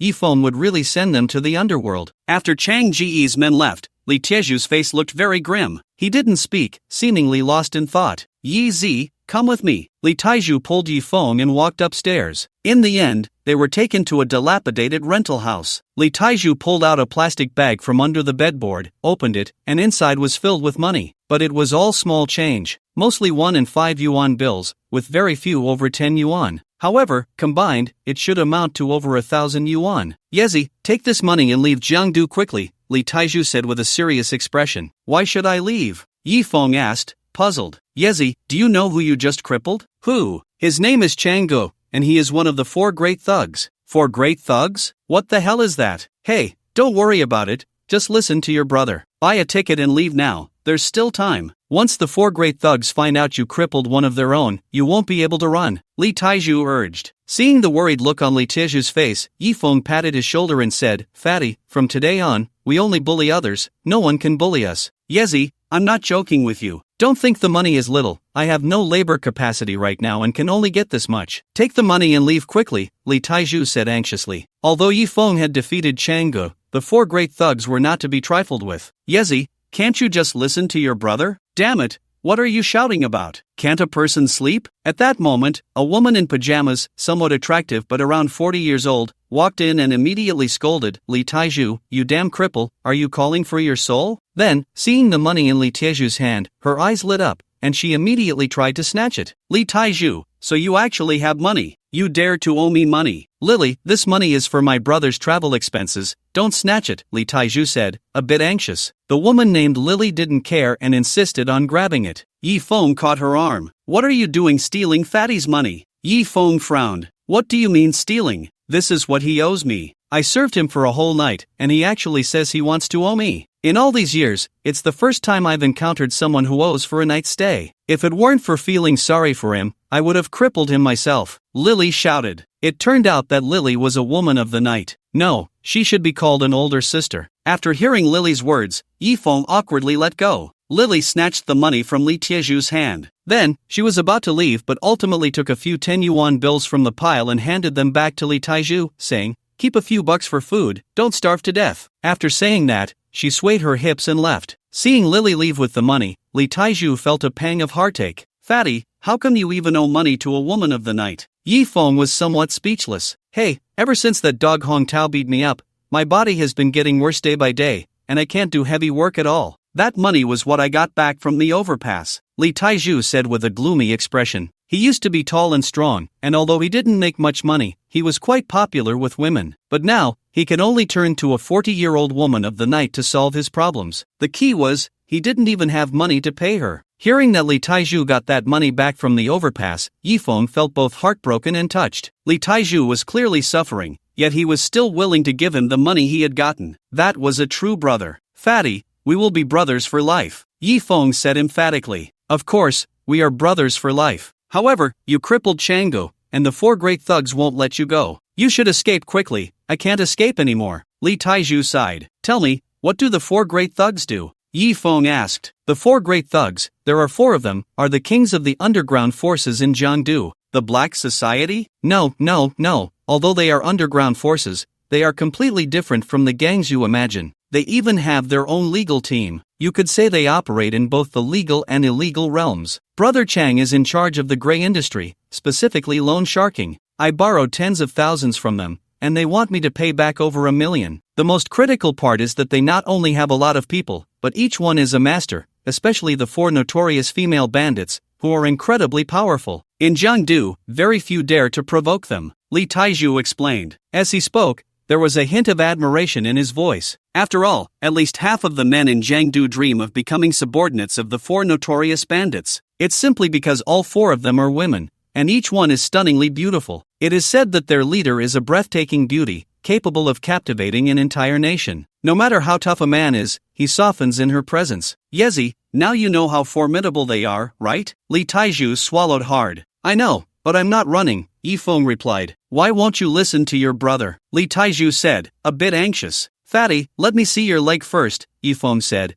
preparing to treat Li Tieju's injuries. No need to look, my leg is completely ruined, Li Taiju shook his head. His leg could have been treated, but due to a lack of money, the treatment was delayed, and he ended up limping. Now, even if he were sent to the best hospital, recovery was out of the question. But Yi Feng ignored Li Taiju and took out the 9 turns golden needle. Yezi, you know medicine? Li Taiju asked, curious. I know a lot more, I'll tell you slowly later, Yi Feng said, not elaborating. Some things, even if he explained, Li Taiju wouldn't believe. No matter how powerful the 4 notorious bandits are, can they compare to the 3,000 beautiful angels under Yesha? Under the influence of the 9 turns golden needle and Yi Feng's internal energy, not only was Li Tieju's limp leg treated, but all his other hidden injuries were healed as well. Yezi, I'm really better. Li Taiju could hardly believe that Yi Feng had truly healed him. Yi Feng, we should still run, he said, but soon his expression fell. He was still worried about retaliation from the 4 notorious bandits. Yi Feng knew that if he didn't show his skills, Li Taiju wouldn't feel at ease. So, he walked to the security door and closed it. Then, he gently slapped the door. With a muffled sound, the security door fell down. Damn! This scene left Li Taiju dumbfounded. Oh no, my door. After a moment, Li Taiju let out a painful cry. Now you believe me, right? The 4 notorious bandits better not come looking for trouble. If they dare to come, I'll bring them to be your wives, Yi Feng said with a smile. Have the 4 notorious bandits be his wives? Li Taiju couldn't help but swallow hard. He had only seen the 4 bandits from a distance, never closer than 10 meters. But their looks, their figures, their aura indeed made one itch with desire. If he could bring one home as a wife, wouldn't that be a dream come true? Li Tieju's eyes were already filled with visions. Alright, Yezi,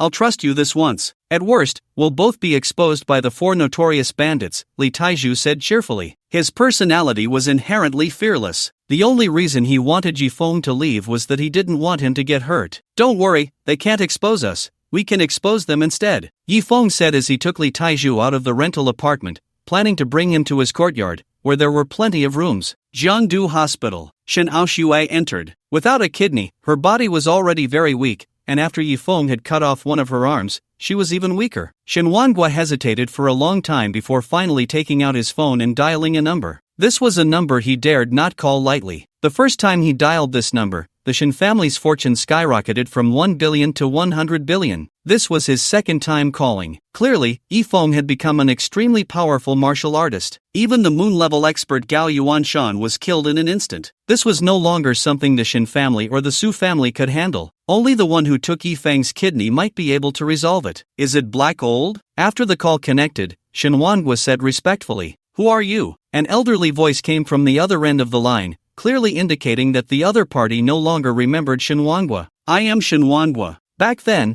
you promised to help our Shen family with 2 matters. Now, I would like to ask for your assistance." "Alright, I will send someone," the old man said before hanging up the phone. After hanging up, the old man turned to a young man in front of him who was practicing breathing exercises and said, "Xiao Wu, the Shen family is in trouble. You go and take care of it." "Yes, master." The young man opened his eyes, a glint of brilliance flashing in them. Although he was only in his 20s, his aura was incredibly strong. He was actually a martial arts master. A martial arts master is a practitioner above the sun level, a true martial arts expert. After the young man left, a young girl came running in. Grandpa hey, I'm here. Are you there?" the girl shouted as she ran. "Meow meow, Grandpa Hey is here." The old man in the black robe looked at the girl with a doting expression. "Grandpa Hey, did you call me for something?" The girl's delicate voice was like silver bells. She was very beautiful, with skin whiter than snow, a slim figure, and long legs, dressed in casual wear and tight jeans, looking quite alluring. "It's nothing, I just haven't seen you in a long time and wanted to see you," the old man in the black robe replied with a smile. However, at that moment, the girl suddenly felt weak and almost fell to the ground, but was caught by the old man in the black robe. "Meow meow, are you alright?" the old man asked with concern. "Grandpa Hey, I'm fine, just feeling a bit fatigued. I should be okay after a rest." "Well then, Grandpa Hey, I won't disturb you any longer. I'll head back now." The old man in the black robe nodded. After the girl left, a burly old man walked out from the inner hall. He looked at the old man in the black robe and frowned, asking, "How is Meow Meow's condition?" The old man in the black robe frowned even more tightly and said, "Not very optimistic. At most, in half a year, that kidney will fail." The burly old man pondered for a moment and slowly said, "I remember, that girl from the Shen family also had a kidney back then. It's been 3 years. Every day I've dreamed of leaving this place, and now that I'm really about to go, I find I'm a bit reluctant." As he was leaving, Li Taiju stood at the door of the rental room, feeling a sense of reluctance. Yifeng glanced at the window covered by a bedsheet next to him, which belonged to the brothel girl Lily, and smiled. "You must be reluctant to part with Sister Lily." Li Tieju's face instantly turned red. No way, no way. "How about I give you 5 minutes to say goodbye?" Yifeng had an expression that said he understood. "Damn it, Yi, you really underestimate me. I need at least half an hour," Li Taiju said, then rummaged through his empty pockets, ultimately shaking his head and saying, "Forget it. Why must we meet again if we never knew each other?" Li Taiju still had some feelings for Lily. After all, he and Sister Lily were not well regarded in the eyes of others. Some even insulted them, calling them a brothel girl and a beggar, a match made in heaven. Yifeng naturally knew that Li Taiju didn't want to say goodbye, but perhaps he was just short on money. He immediately walked over and knocked on Sister Lily's door. "Who is it?" A relatively pleasant voice came through. It was Sister Lily's, but it was deliberately mixed with the tone of a 40-year-old woman, which was quite off-putting. Sister Lily opened the door and, upon seeing Yifeng and Li Taiju, immediately became furious. "Li Taiju, are you trying to die? Don't you know I work late at night and need to sleep during the day? Why are you knocking?" Sister Lily scolded angrily.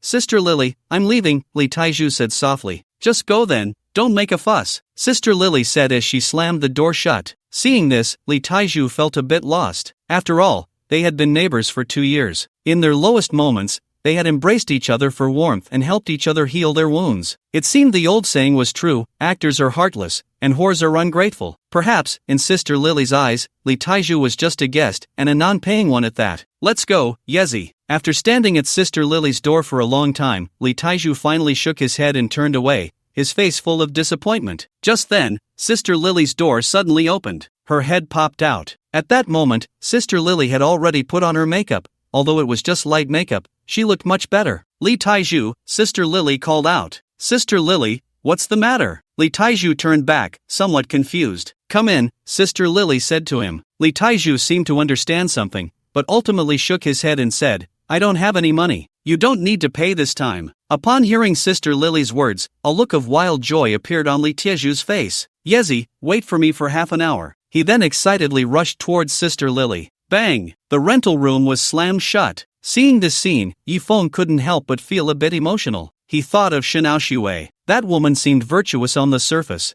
with a face that could bring disaster to the nation. But inside, she was so cold and heartless that she could even kill her own husband. Yet Sister Lily, just an aging escort, was much more affectionate and loyal than Shinao Shui. Perhaps, in her youth, she had also been glamorous. Although Lee Taiju boasted that Yifeng should wait for him for half an hour, he knew he would be back in at most 5 minutes. Ever since he got injured, his abilities had declined significantly. However, what he didn't know was that all the injuries on his body had healed. Time suddenly flew by. An hour later. Why are you so strong today? Sister Lily asked, panting. When have I not been strong? Lee Taiju replied, a bit cocky. Keep bragging. I know you too well, and I noticed your leg seems to be fine now. Sister Lily asked curiously. That's all thanks to my brother Yifeng, Lee Taiju said with a silly grin. Are you coming back? Sister Lily asked. Probably not. Sister Lily crawled out of bed, revealing her relatively smooth back. Her figure was quite nice, and it was clear that young Sister Lily must have been a beauty. She pulled out an iron box from under the bed, opened it, and handed the money she had taken from Lee Taiju back to him. This won't do. You didn't even take my money today. Lee Taiju felt embarrassed to accept the money. Take it. Your brother doesn't look like an ordinary person. Following him will definitely lead to success. Consider it my investment. If you get rich in the future, don't forget your Sister Lily. Sister Lily kissed Lee Taiju on the cheek and said, looking at the hint of affection in Sister Lily's eyes, Lee Taiju was suddenly moved and said, how about this, Sister Lily, why don't you come with me? I can support you now that I'm better and can work. Why would I go with you? You haven't even made a name for yourself yet. Sister Lily smiled lightly, but her eyes were filled with tears. Sister Lily, get lost. Lee Taiju wanted to say something more, but Sister Lily kicked him off the bed. He had no choice but to silently get dressed and leave. My name is Yen Li. As Lee Taiju was closing the door, Sister Lily's voice came through. This was the first time Lee Taiju learned Sister Lily's name. Sister Yen Li, wait for me to make a name for myself, and I will definitely come back to get you, Lee Taiju silently vowed in his heart. The two left the dilapidated neighborhood together. If you can't bear to part with her, just marry her, Yifeng joked, seeing Lee Taiju's dejected face. That's impossible, Lee Taiju shook his head. What's wrong? Do you find her unworthy? Some people have clean bodies, but their hearts are unknown to be so dirty, while others may have dirty bodies, yet their souls are very pure, Yifeng said. Yi, it's not that I look down on her for being a courtesan. It's mainly the age difference between us. She could be my aunt. Lee Taiju scratched his head. Actually, she isn't that old. She might have suffered from some illness that caused her to age prematurely, Yifeng replied. Really? Lee Taiju's face lit up at the words. Yifeng said,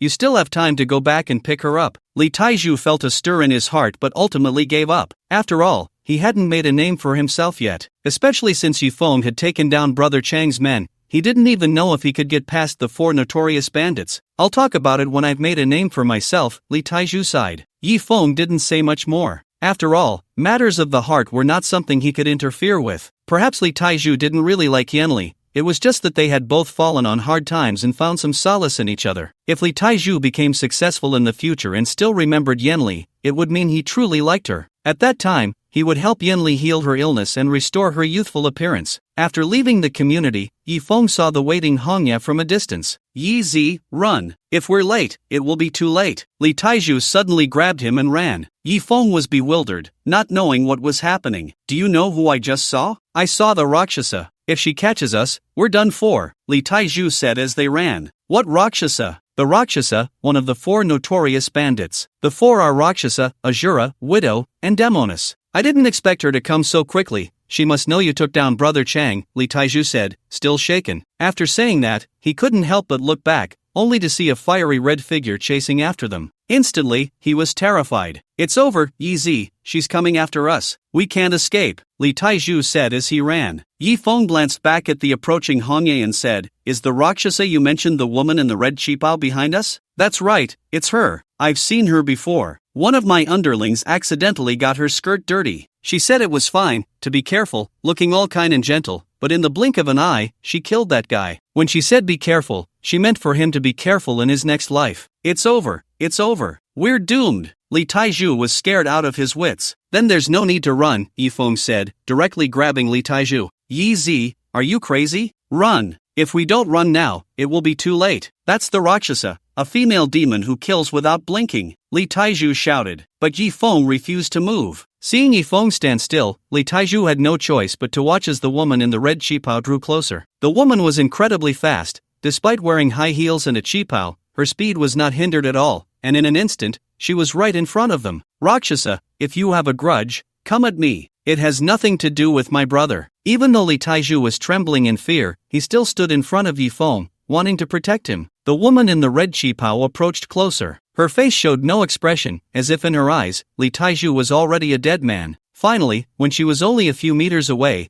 Li Taiju fell to his knees in front of the woman and bowed his head. Sister Rakshasa, please spare us, you have a big heart. However, the Rakshasa didn't even glance at Li Taiju. She walked straight up to Yi Feng and knelt on one knee. Young master, I have already instructed someone to send the young mistress back to the imperial mansion. Is there anything else you would like to command? Li Taiju was so scared that he lost his wits, hearing only the words imperial mansion, thinking it was the underworld, and he began to bang his head on the ground. Alright, fatty, we're on the same side. Stop kneeling, you'll wear out the road, Yi Feng said, speechless. Hearing Yi Feng's words, Li Taiju finally lifted his head. Then, he saw Luocha half-kneeling in front of Yi Feng. His eyes widened instantly. Yi Zi, what's going on? Li Taiju couldn't understand the situation before him. Yi Feng looked at Hong Ye and asked, Hong Ye, you are one of the 4 great bandits? Replying to the young master, Hong Ye is one of the 4 great bandits, Luocha, Hong Ye said respectfully. Yi Zi, I didn't hear wrong just now, did I? The bandit Luocha actually calls you young master? Li Taiju swallowed hard, thinking he was dreaming. You didn't hear wrong, she is my maid. Get up, don't embarrass me, Yi Feng said irritably. Yi Feng's words shocked Li Taiju to the core. Yi Feng actually said that the terrifying Luocha was his maid. Is this a joke? The truth proved that Yi Feng was not joking. At this moment, Yi Feng finally understood that his maid seemed to be quite extraordinary, having such an identity in Jiangdu. Hong Ye, you are at least someone of status, so don't call me young master in the future, just call me Yi Feng, and don't kneel down all the time, Yi Feng said. Young master, this is an order. Yes, young master. Still calling me young master? Yes, Yi Feng. Hong Ye finally uttered Yi Feng's name, but it sounded a bit awkward. After all, as a maid, how could she directly call her master's name? But she also dared not disobey Yi Feng's order. Seeing this scene, Li Taiju felt as if he were watching a sci-fi movie. He had been scared before, fearing the revenge of the 4 great bandits. But unexpectedly, the 4 great bandits turned out to be Yi Feng's maids. Wouldn't that mean they could walk sideways in Jiangdu from now on? Especially working under the 4 great bandits was a dream for many men. But now, the 4 great bandits had actually become Yi Feng's subordinates. This twist was hard for Li Taiju to accept for a moment. Hong Ye, this is my brother, Li Taiju, Yi Feng introduced. Mr. Li, hello, Hong Ye immediately greeted Li Taiju politely. No need to be so polite to him, just call him fatty, Yi Feng said. Of course, Hong Ye didn't dare, and was once again forced by Yi Feng's command. Fat, Tai, hello, my name is Hong Ye. Hong Ye greeted again. Hey, Yi Zi, I'm not fat anymore, can you stop calling me fatty? Li Taiju said, feeling a bit embarrassed as he looked at Hong Ye's stunning face. Hong Ye, let's go back. The 3 of them took a car back to the imperial residence. At the imperial residence, at this time, Ning Xin and the others had already moved in. This environment is quite nice, but this house is too old, isn't it? It's actually made of wood. Yeah, if I had known Yi Feng was going to make us live in such a rundown place, I should have chosen Duanyu. His place is a villa, and it's in the city center. Once Xiao Xian's eyes are better, we'll go ask the old man to let us return to the Ning family. Ning Fugue and Chen Xiu supported Ning Xian as they wandered around the imperial residence, feeling quite dissatisfied with the place. Although the area was quite large, the house was made of wood, and it looked quite old. definitely not worth much. Meanwhile, Ning Xian had a worried expression on her face. She didn't know if Yi Feng could get past the Shin family. After all, the Shin and Su families were very powerful in Jiandu. Oh, by the way, the woman who just took us back seemed a bit familiar. I feel like I've seen her somewhere. Ning Fugui suddenly recalled having seen Hongye before. Suddenly, his eyes widened. I know who she is. She's President Hong. President Hong? The one from the cosmetics company? Chen Xiu asked. That's right, she used to collaborate with the Ning family. Ning Fugui nodded. How does Yi Feng know her? What else could it be? He must be President Hong's toy boy. After all, that kid is quite handsome. Ning Fugui curled his lips. No wonder he dares to challenge the Shin family. Xiaoxin, now you know what kind of person Yi Feng is, right? He's just a man who likes to rely on women. Don't be fooled by him. Once your eyes are better, we'll move away. Chen Xiu said in a deep voice. Mom, Yi Feng isn't that kind of person. Ning Xian naturally didn't want to believe it. If he isn't that kind of person, then why did he donate a kidney to Xiaoshui? To become a son-in-law, he can even donate a kidney. What else wouldn't he do? If he isn't living off Hong Yi, then tell me, why would Hong Yi help him? Ning Fugui snorted. Ning Xian lowered her head, unsure of what to say. Don't worry, Xiaoxin, we won't expose him. We'll even teach him how to please Hong Yi. After all, we are currently living under someone else's roof,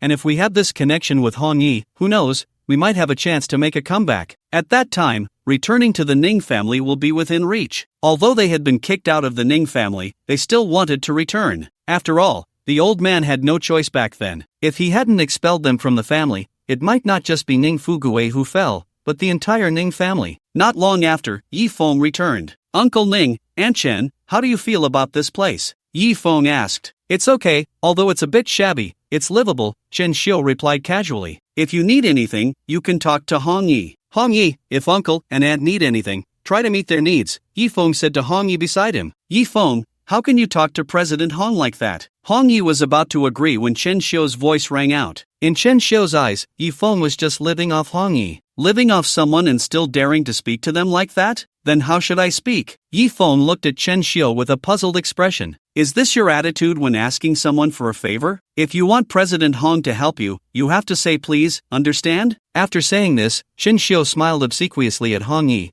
President Hong, this child Yi Feng is young and doesn't understand. Please don't take it to heart. I'll teach him well. Hong Yi was left bewildered by Chen Xiu's words. But after all, she was Yi Feng's mother-in-law, so she didn't dare to say anything for fear of saying the wrong thing. Yi Feng, you must be more polite to President Hong in the future, understand? Chen Xiu took on a senior's demeanor. Got it, Aunt, Yi Feng nodded. Seeing Yi Feng so obedient, Chen Xiu nodded in satisfaction. President Hong, if Yi Feng treats you poorly in the future, you can give him a good beating. Aunt will back you up. Hong Ye's mouth twitched, thinking, how could I dare to discipline him? He would discipline me instead. However, it seemed that the young master wasn't very interested in her and didn't even want to discipline her. Alright, Yi Feng, go cook. President Hong has been busy all day and must be hungry. Chen Xiu commanded. I'll go cook right away, Yi Feng said immediately. President Hong, you don't need to go. Just let Yi Feng do it. He's quite good at it. Chen Xiu knew that Yi Feng was responsible for the daily life of the Shin family and was very good at cooking. He had even cooked at her house before, and the taste was quite good. The saying goes, to win a woman's heart, you must first win her stomach. This was the best way to please Hong Yi. Yi Feng. Hong Yi didn't dare to let Yi Feng cook and could only look to him for help. It's fine, Hong Yi,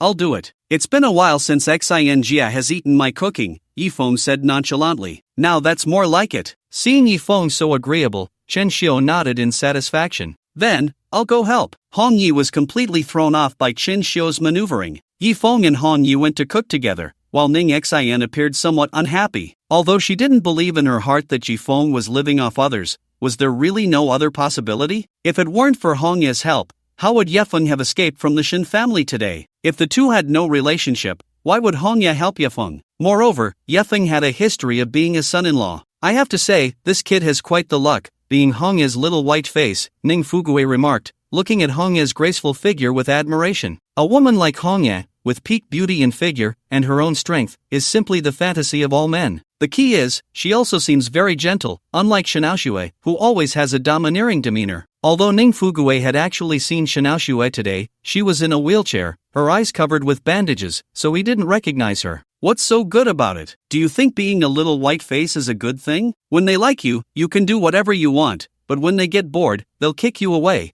and you'll realize you're nothing. It seems Shinaoshua's lesson for Yefeng wasn't deep enough, Chen Xiu coldly snorted. You're right, dear, Ning Fugui agreed with Chen Xiu's words. Meanwhile, Li Taiju shook his head. He just realized that Ning Fugui's family had taken Yefeng as Hongye's little white face. But that was normal. If he hadn't seen Hongye's respectful attitude towards Yefeng, even kneeling before him, he would have thought the same. How can you be so sure that Yefeng is Hongye's little white face? What if he isn't? Li Taiju spoke up.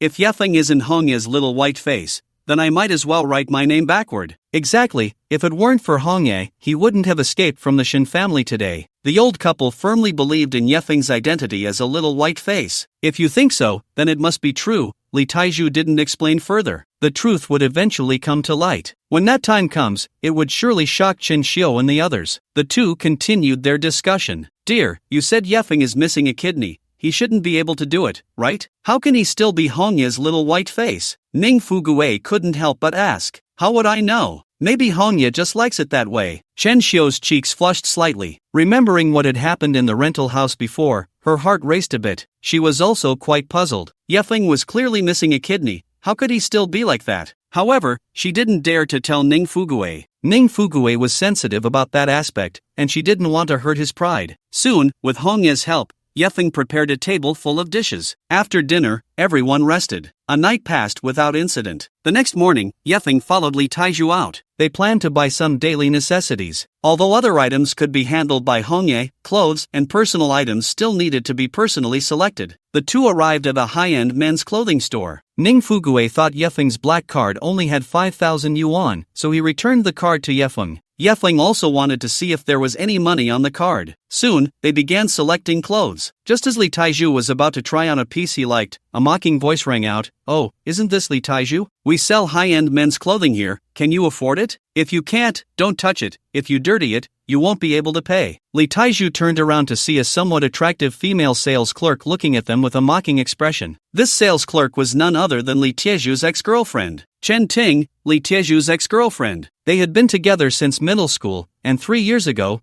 they were almost at the point of discussing marriage. But Chen Ting insisted that Li Taiju pay an 188,000 yuan betrothal gift and buy her a house before she would marry him. Li Taiju was just a worker, and he usually saved every penny, barely managing to scrape together the down payment for a house. Naturally, he couldn't come up with the 188,000 yuan betrothal gift. The key point is that Chen Ting is usually lazy and vain, relying on Li Taiju to pay for her indulgences, which means Li Taiju can never save money. In the end, she ran off with a rich man. Chen Ting, long time no see. Li Taiju didn't expect to encounter his ex-girlfriend here. What long time no see? Li Taiju, don't think I don't know. You came here on purpose to find me, right? But I already told you, we are no longer from the same world. Chen Ting finished speaking and pointed at the brand of her clothing, saying, Do you know what this is called? This is Prada, something you, a loser, can't afford. Her words made Li Tieju's expression somewhat unpleasant. After all, they had been together since their student days, so despite the 3 years that had passed, Li Taiju still felt a sense of unresolved feelings for Chen Ting. He really couldn't understand why the once so innocent girl had turned into this. However, he didn't blame Chen Ting. He could only blame himself for not being capable. How about we change to another place? Li Taiju said to Yifeng. Why change? This is the place, Yifeng replied, squinting his eyes. Chen Ting was just a luxury store employee, yet she really considered herself to be of a higher class? But this was quite normal, after all. Prada is a top luxury brand, and Chen Ting usually saw wealthy bosses, so her standards naturally rose. This is a common issue among many women. Because of good luck, they once dated a boyfriend who drove a Porsche, and then they start to think that only those who drive Porsches are worthy of them. Oh, isn't this the live-in son-in-law Yifeng? You're still alive? And you're at this place, can you afford it? Do you even know what Prada is? Top luxury goods. I bet you can't even afford a pair of socks. Chen Ting mocked. Chen Ting, you can't talk to Yi like that. Li Taiju didn't care about being scolded by Chen Ting, but he wouldn't allow her to insult Yifeng. How else should I talk to him? 3 years ago, he was just a dog of the Shin family, and now the Shin family doesn't want him anymore. He's a cursed dog. Li Taiju, I told you 3 years ago not to hang out with this waste. Look at you, aren't you getting worse? Chen Ting sneered. Slap. Li Taiju slapped Chen Ting across the face. Li Taiju, you dare hit me. Chen Ting looked at Li Taiju in disbelief. It should be noted that the old Li Taiju treated her like a queen. He wouldn't even dare to raise his voice at her, and today, he actually slapped her. If you dare to insult Yi again, I'll tear your mouth apart. Li Taizhu said coldly. He knew that the current Chen Ting was no longer the Chen Ting he once knew, so there was no need to be polite. Although Li Taizhu had lost weight, he was still tall, and in front of him, Chen Ting looked like a little chick, no longer daring to be mouthy. She also knew that Li Taizhu was most protective of his brother. She immediately said coldly, "Please leave. We came to buy clothes, why should we leave?" Yi Feng replied, "In my store, there are no clothes under 10,000. I heard that Xiaoshui used to give you only 500 pocket money a month.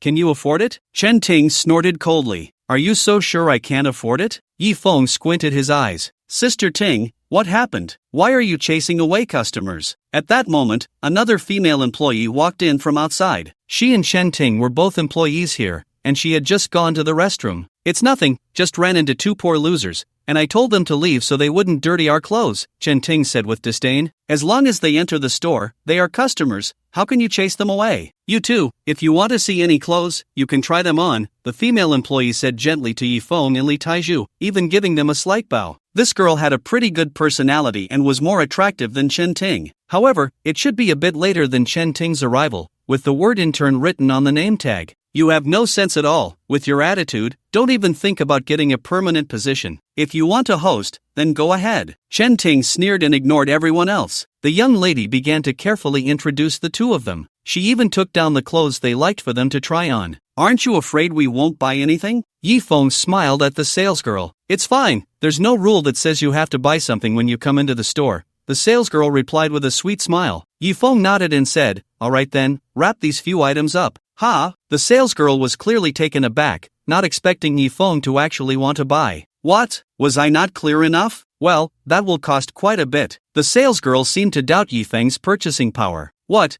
Are you afraid I don't have money?" Yi Feng frowned. "Of course not. Then, I really will wrap them up. Go ahead. Don't say I didn't warn you. If these clothes get dirty, you'll have to buy them yourself, and you won't be able to sell them for what they're worth." At this moment, Chen Ting coldly huffed. The salesgirl immediately felt a bit scared. After all, she was just an intern. If she really had to pay, she definitely couldn't afford it. "Then let's swipe the card first." To ease the salesgirl's worries, Yi Feng took out his bank card and asked her to ring up the purchase. "It's alright, sir, I believe you." The salesgirl began to pack the clothes for Yi Feng. She packed them very carefully, afraid of accidentally wrinkling or dirtying them. Seeing this scene, a cold smile appeared on Chen Ting's face. She held a cup of coffee and walked over to the salesgirl, who was focused on packing, and then patted her shoulder. At that moment, the salesgirl, already highly concentrated, was startled by Chen Ting's touch. In a reflex, she knocked over the coffee in Chen Ting's hand. Instantly, the coffee spilled onto the clothes being packed. It even stained several items that Yi Feng didn't want. This scene left the salesgirl dumbfounded, because even if Yi Feng didn't buy any of these clothes, she could still sell them again. But now, with coffee spilled on them,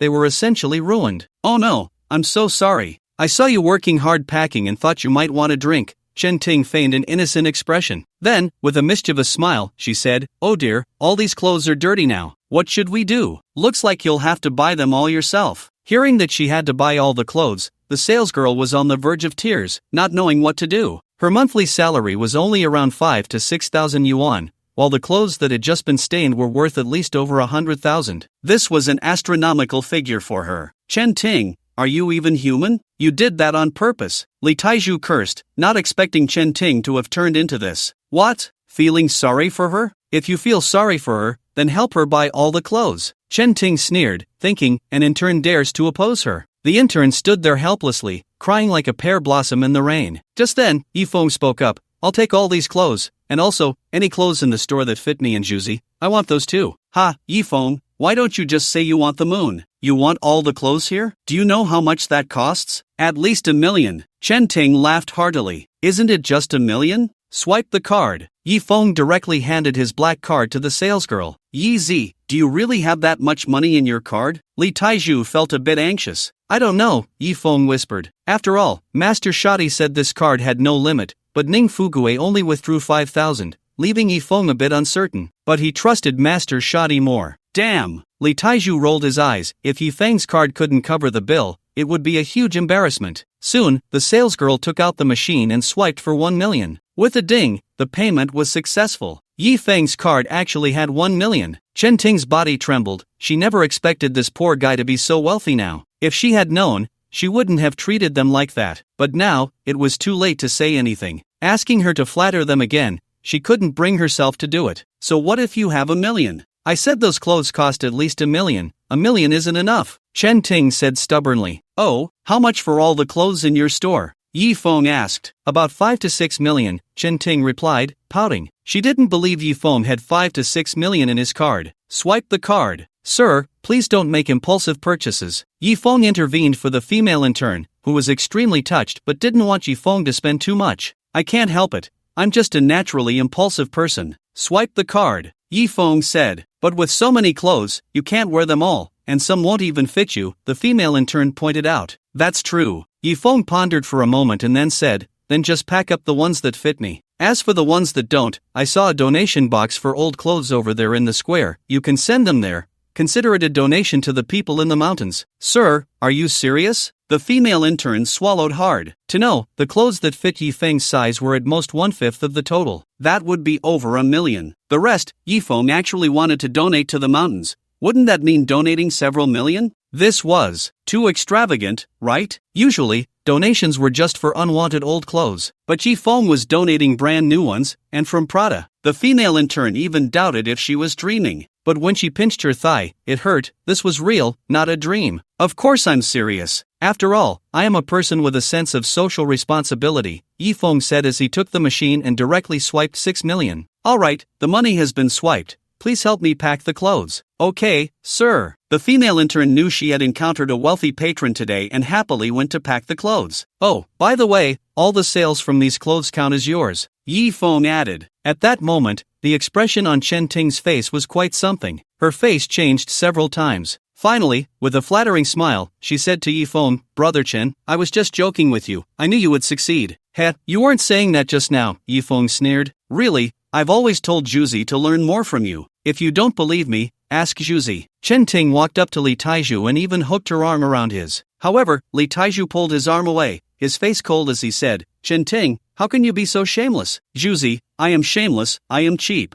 As long as you forgive me, you can scold me however you want. Chen Ting threw caution to the wind. Unfortunately, Li Taiju had already seen through Chen Ting's true colors and could never trust her again. Sister, please send the clothes to this address. Yi Feng left the address and then left with Li Taiju. Watching Li Taiju's indifferent back, Chen Ting gritted her teeth and said, What are you so proud of? Yi Feng has money, but it's not you, Li Taiju, who has money. Not long after Yi Feng and Li Taiju left, a man dressed very lavishly, wearing a Patek Philippe and sunglasses, walked into the store. Sir, how can I help you? Chen Ting went to attend to him. The man looked at Chen Ting, first sizing her up, then took off his sunglasses, his face filled with surprise as he said, Chen Ting, it's me, Wu Yuliang. Wu Yuliang, long time no see. You're doing well now. Chen Ting assessed Wu Yuliang's outfit, knowing that his attire cost at least over 100,000. Wu Yuliang and Chen Ting were high school classmates, and he had pursued her before, but in the end, Chen Ting chose the tall Li Taiju. She just didn't expect Wu Yuliang to be so wealthy now. Not bad, I started a small company and make about 100 million a year, Wu Yuliang said, seemingly modest. 100 million is just not bad? Chen Ting's eyes widened. Ting, I didn't expect that after all these years, you're still so beautiful. Wu Yuliang's gaze roamed over Chen Ting. To be fair, Chen Ting's looks no longer met Wu Yuliang's standards. After all, he was rich now,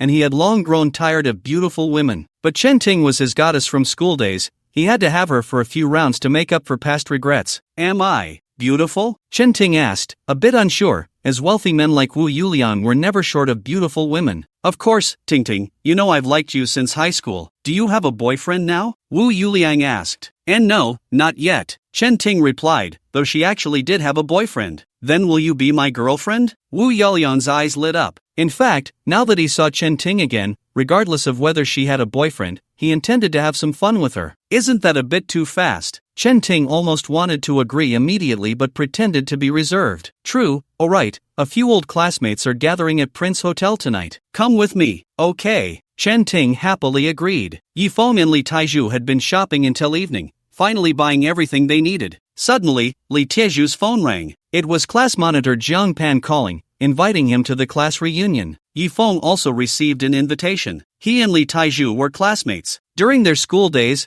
they were best buddies. After graduation, they both worked at Aoshue Group and shared a dorm, which deepened their bond. Yezi, are you going? Li Taiju looked at Yifeng. After all, Yifeng's reputation wasn't great. To marry into a wealthy family, he even donated a kidney. Why not go? Yifeng replied casually. At Prince Hotel, many people had already arrived. Class monitor Jiang Pan was a stunning beauty. She was the class flower back in middle school and had now matured, exuding charm that made a group of men drool. Even Wu Yuliang swallowed hard. If he had known Jiang Pan would come, he wouldn't have flirted with Chen Ting. Although Chen Ting was also beautiful, she couldn't compare to Jiang Pan. But it didn't matter, he had already added Jiang Pan's contact information, so there would be plenty of opportunities. He would have his fun with Chen Ting first. Moreover, besides Jiang Pan, there were several other beautiful female classmates he intended to play with. Even a female companion brought by a male classmate wouldn't escape his grasp. This was the allure of money. As long as he set his sights on a woman, there was nothing he couldn't have. Class monitor, you're getting more and more beautiful. Where? You're also very handsome. What good is being handsome? It's still Wu Yuliang who's impressive, running a company worth over 100 million. When old classmates meet, boasting is inevitable, along with some reminiscing. Class monitor, are you married now?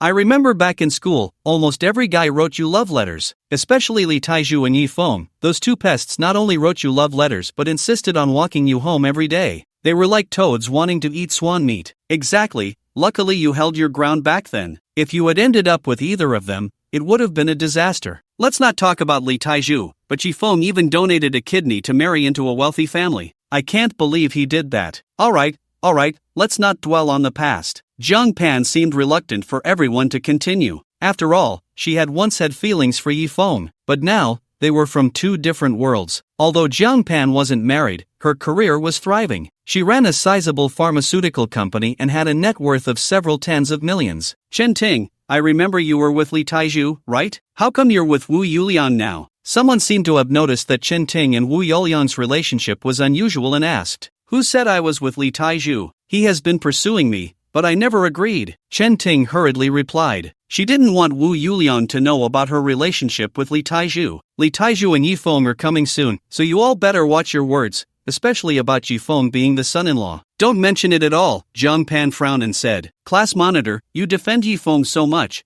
You don't really like him, do you? Someone teased. Of course not. This should be the private room. At that moment, Yifeng and Li Taiju finally arrived. Yifeng, just as he was about to push the door open, a pleasant voice called out to him. Yifeng turned around, and a pretty face came into view. It was actually Lin Ruoshi. What are you doing here? Yifeng frowned. This hotel is run by my family. Is it strange for me to be here? But Yifeng, what are you doing here? Here for a meal? I can give you a discount, Lin Ruoshi said, blinking her beautiful big eyes. No need, Yifeng said without elaborating, directly pushing the door open and walking in. Do you have to be so aloof? Lin Ruoshi felt a bit defeated. After all, in Jiangdu, besides Shinaoshua, which woman could compete with her? There were countless people who wanted to drink her bathwater. But this guy Yifeng didn't even spare her a glance. Could it be that this guy has lost his interest in women? Lin Ruoshi couldn't help but think. What are they doing in there? Lin Ruoshi called a waiter to ask. Back to Lin's zone.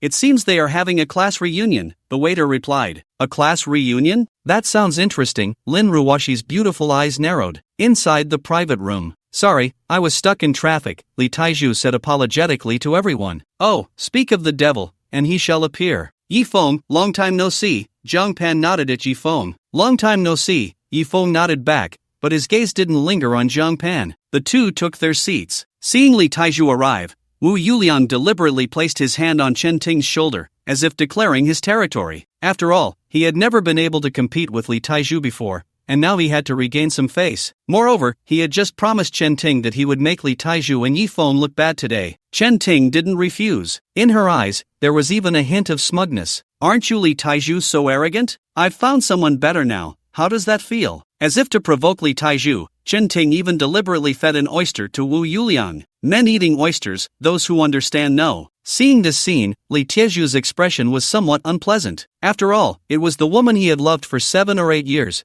and now she was not only being held by another man but also being fed oysters. Taiju, don't be unhappy. After all, Yuliang now runs a big company worth billions, so it's understandable that Chen Ting chose him, a female classmate said. By the way, Li Taiju, I heard you borrowed high-interest loans to gather the betrothal gifts. Have you paid them off? If not, you can borrow from Yuliang. With Yuliang's current worth, he could pay it off in no time. Otherwise, you might end up with a broken leg, and you won't be able to attend the next class reunion, a male classmate named Zhang Gu said. No need for you to worry, Yi has already helped me pay it off, Li Taizhu said with a dark face. Clearly, this guy was bringing up old wounds. Sure enough, after hearing Zhang Gui's words, everyone erupted. Is it true, Taizhu, you actually borrowed high-interest loans for the betrothal gifts? Luckily, Chen Ting didn't end up with you, or it would have been a disaster. Exactly, if you really needed money, you could have told us old classmates, we would definitely help you. At this point, Li Taizhu was on the verge of exploding. Because of the matter of borrowing high-interest loans to gather a betrothal gift, only Chen Ting knew about it, not even Yifeng was aware. Clearly, it was Chen Ting who told everyone. Chen Ting, do you still have any shame?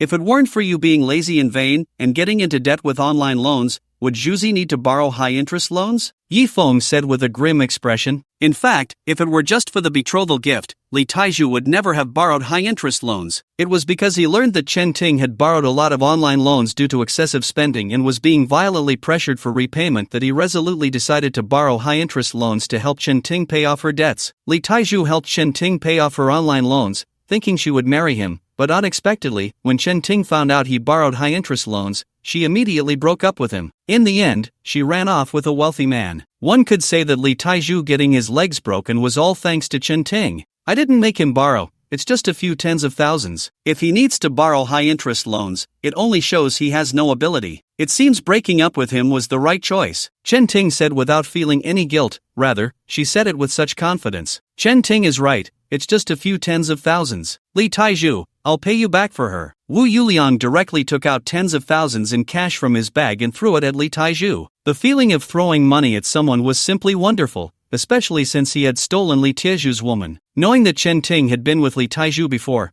Wu Yuliang still felt a bit uncomfortable. However, Chen Ting had just told him that she had never slept with Li Taizhu. What a fool! After being a sycophant for so many years, he hadn't even kissed Chen Ting, and tonight, he could do whatever he wanted with her. I don't want your filthy money. Li Taizhu threw the money back. Li Taizhu, I know you have your pride, but what good is pride alone? You need money. With money, you don't even have to chase women, they will come to you like dogs, while the women you can't get will be within my reach, Wu Yuliang said, holding Chen Ting with a proud expression. Although Wu Yuliang's words made the female classmates present, especially Chen Ting, feel uncomfortable, who could argue with someone rich? For the wealthy, even a fart smells good. Li Taizhu clenched his fists tightly, seemingly on the verge of exploding, but Yifeng patted his shoulder, signaling him not to act impulsively. He then shot a glance at Wu Yuliang and said, Are you really that rich? I'm just a small-time businessman, making about 100 million a year, Wu Yuliang said proudly, his hands roaming over Chen Ting. Is 100 million a lot? Yifeng sneered. Haha,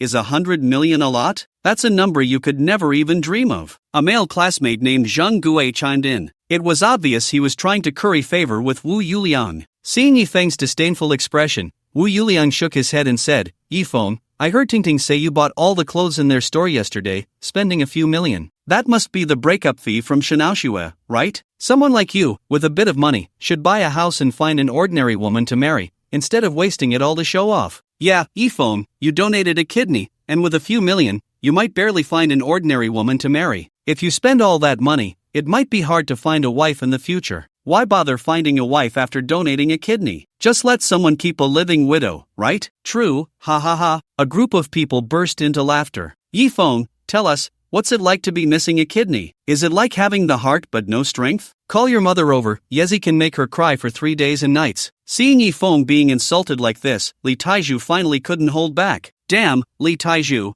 are you looking for death? The atmosphere instantly became tense. Enough! Just as the situation was about to escalate, the class monitor Zhang Pan let out a soft shout. During her student days, Zhang Pan was already quite respected, and now as a beautiful CEO, her presence is even more commanding. A light reprimand finally silenced everyone. It's been so many years since we've seen each other, can we at least have a proper meal? Zhang Pan's beautiful eyes swept over the crowd as she said coldly. Listen to the class monitor, let's eat. Wu Yuliang quickly chimed in. After all, the goal of putting pressure on Yifeng and Li Taizhu had been achieved, and he was still hoping for something to happen with the beautiful class monitor Zhang Pan later. It wouldn't be good to push things too far. At that moment, Zhang Pan's phone rang. Seeing the caller ID, a hint of panic appeared in her beautiful eyes.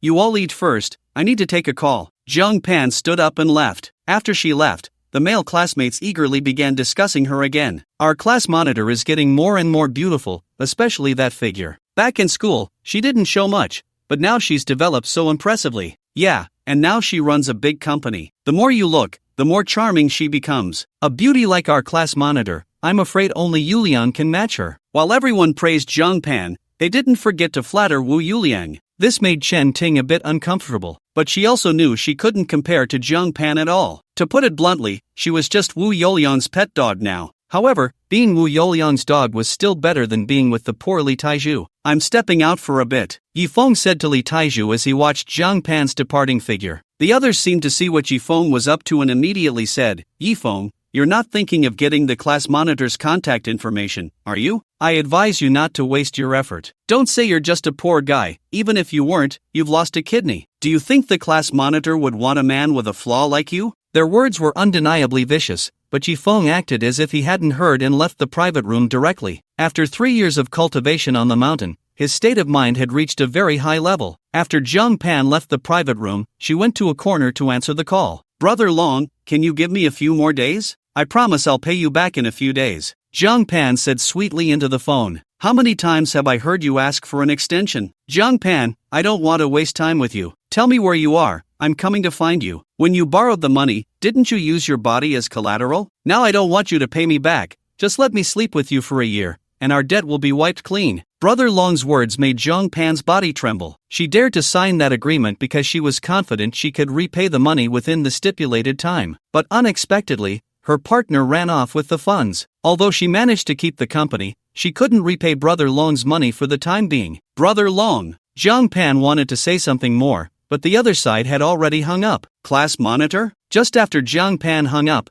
Yifeng's voice suddenly sounded behind her. Yifeng, when did you arrive? Zhang Pan was startled by Yifeng's sudden appearance, her pretty face showing a bit of panic. I just got here. You didn't hear anything, did you? Zhang Pan looked at Yifeng nervously. As the class monitor, she had always been the best, and even though she was in trouble now, she didn't want her old classmates to know, especially Yifeng, whom she had once liked. The reason Zhang Pan liked Yifeng was not complicated. As the saying goes, a good girl fears a persistent suitor. At that time, Yifeng and Li Taiju would escort Zhang Pan home every day. At first, Zhang Pan found it a bit annoying, but over time, she actually got used to it. If one day Yifeng and Li Taiju didn't walk her home, she would feel a bit uncomfortable. As for why she liked Yifeng instead of Li Taiju, it can only be said to be a matter of taste. Li Taiju had developed very quickly. At that time, he was already over 1.7 meters tall and quite chubby, not Zhang Pan's type. But Yifeng was different. Not only was his body proportionate,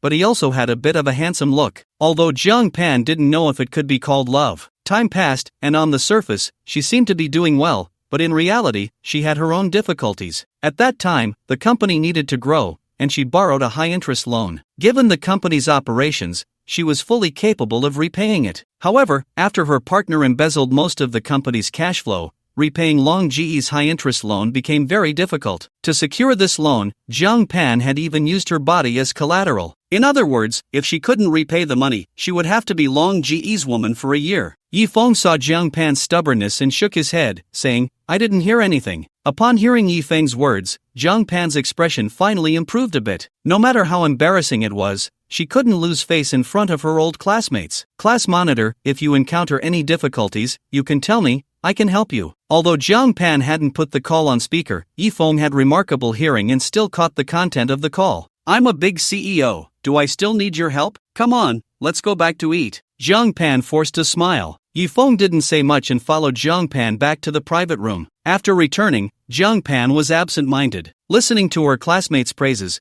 she felt a deep sorrow she couldn't express. If she had known it would turn out like this, she shouldn't have stubbornly borrowed the high-interest loan. It would have been better to be an ordinary person. Now, even if she wanted to cry, she didn't dare to. Clearly feeling very sad inside, she still had to pretend to smile. Finally, she managed to hold on until the gathering ended. However, just as everyone was preparing to leave, the door to the private room was kicked open. Then, more than a dozen people streamed in. At the forefront was a man with a dragon tattooed on his neck. Upon seeing the newcomer, Zhang Pan's face instantly turned pale. She didn't expect Long Gu to find her so quickly. Zhang Pan, I finally found you, Long Gu said excitedly. Who are you? Who let you in? Zhang Gui seemed to still be unclear about the situation and shouted loudly. As a result, Long Gu slapped him across the face, knocking him to the ground. I'm here to collect money from Jiang Pan. You either help her pay back the money, or shut the hell up. Otherwise, my knife doesn't recognize people. Long Gu directly stabbed a sharp knife into the table. Long Gu, today is my class reunion. Give me some face. Can we talk about this later? Jiang Pan pleaded. Jiang Pan, we agreed that if you couldn't repay the money, you would have to be with me for a year. Don't say I lack compassion. I've already given you a 3-month extension, Long Gu said coldly. Long Ji's words made Jiang Pan's face turn ashen. The way others looked at Jiang Pan also changed. I thought she was so impressive. Turns out she borrowed a high-interest loan. Yeah, she really knows how to put on a show. Someone even whispered. After all, she's our class monitor. How about we all chip in? A female classmate who had a decent relationship with Jiang Pan spoke up. Class monitor, how much do you owe him? Including principal and interest, 10 million. Long Gu said, holding a cigarette. 10 million. That was no small amount. Even for Wu Yuliang, it wasn't easy to come up with. He boasted that his company could earn 100 million a year, but that was gross profit. The actual net profit was only around 20 to 30 million. 10 million was nearly equivalent to half a year's profit. Upon hearing the figure of 10 million, everyone fell silent. Why not borrow from Yuliang? Right now, he's probably the only one who can come up with that much money, the female classmate sighed. If Jiang Pan's debt wasn't too much, everyone could pitch in. But 10 million was a different story. Only Wu Yuliang could manage that. Hearing this, Wu Yuliang frowned. To be honest, I can come up with 10 million, but that's not a small amount. Class monitor, I can help you repay this money, but I can't do it for free. Wu Yuliang, once I recover, I can give you a 10% interest. Jiang Pan immediately said. Wu Yuliang shook his head. I don't want interest. Then what do you want? Company shares? I can give you those too. I don't want shares either. So what do you want? I want you to be my girlfriend. Wu Yuliang got straight to the point. After all, this was 10 million. He was a businessman, and without sufficient benefits, he wouldn't make a losing deal. Wu Yuliang's words instantly shattered the hope that had just ignited in Jiang Pan. What was the difference between being Wu Yuliang's girlfriend and being Long Ji's girlfriend? If she had to choose between the two, she might as well choose Long Gu. After all, she had no ties with Long Gu, but Wu Yuliang was her classmate. If she spent all her time with him, she would feel very embarrassed. Yuliang, didn't you already ask me to be your girlfriend? At that moment, Chen Ting finally couldn't hold back and spoke up. Chen Ting, you should take a look at yourself. A broken shoe, and you want to be my Wu Yuliang's woman? I'm just playing with you, Wu Yuliang said bluntly. Although it was offensive, to Wu Yuliang, they were just a bunch of poor classmates. If he offended them, so be it. The only one present who could catch his attention was Jiang Pan. Chen Ting trembled with anger but didn't dare to explode. After all, she couldn't afford to provoke Wu Yuliang. How about it, class monitor? Just agree. After all, Yuliang is young and promising. You two would be a perfect match. Someone advised. Have you all discussed this? If not, I might have to take action. Long Gu said, blowing a smoke ring. Jiang Pan bit her lip tightly, unsure of what to do. Finally, Jiang Pan made a decision. Although she didn't want to choose Wu Yuliang, being with him at least felt upright. But Long Gu was already married. That would mean being a mistress, a concubine. I'll help her pay it back. However, just as Jiang Pan was about to speak, a voice rang out. It was Yi Feng. Yi Feng, do you know how much 10 million is? Yi Feng didn't waste words. He directly tossed a supreme black card to Long Gu and said, no password, take it and swipe it yourself. Long Gu initially looked indifferent, but when he saw the black card Yi Feng threw over, his expression changed instantly. Others couldn't understand. He was the one responsible for letting things slide. How could he not recognize it? This card was clearly extraordinary. Definitely not an ordinary bank card. Alright, I'll send it over to you later. Long Gu left with his men. Thank you, Yi Feng. Jiang Pan never expected that in the end, it would be Yi Feng who helped her out. As for Wu Yuliang, his expression was very displeased. He had thought he could get the goddess he had dreamed of since school,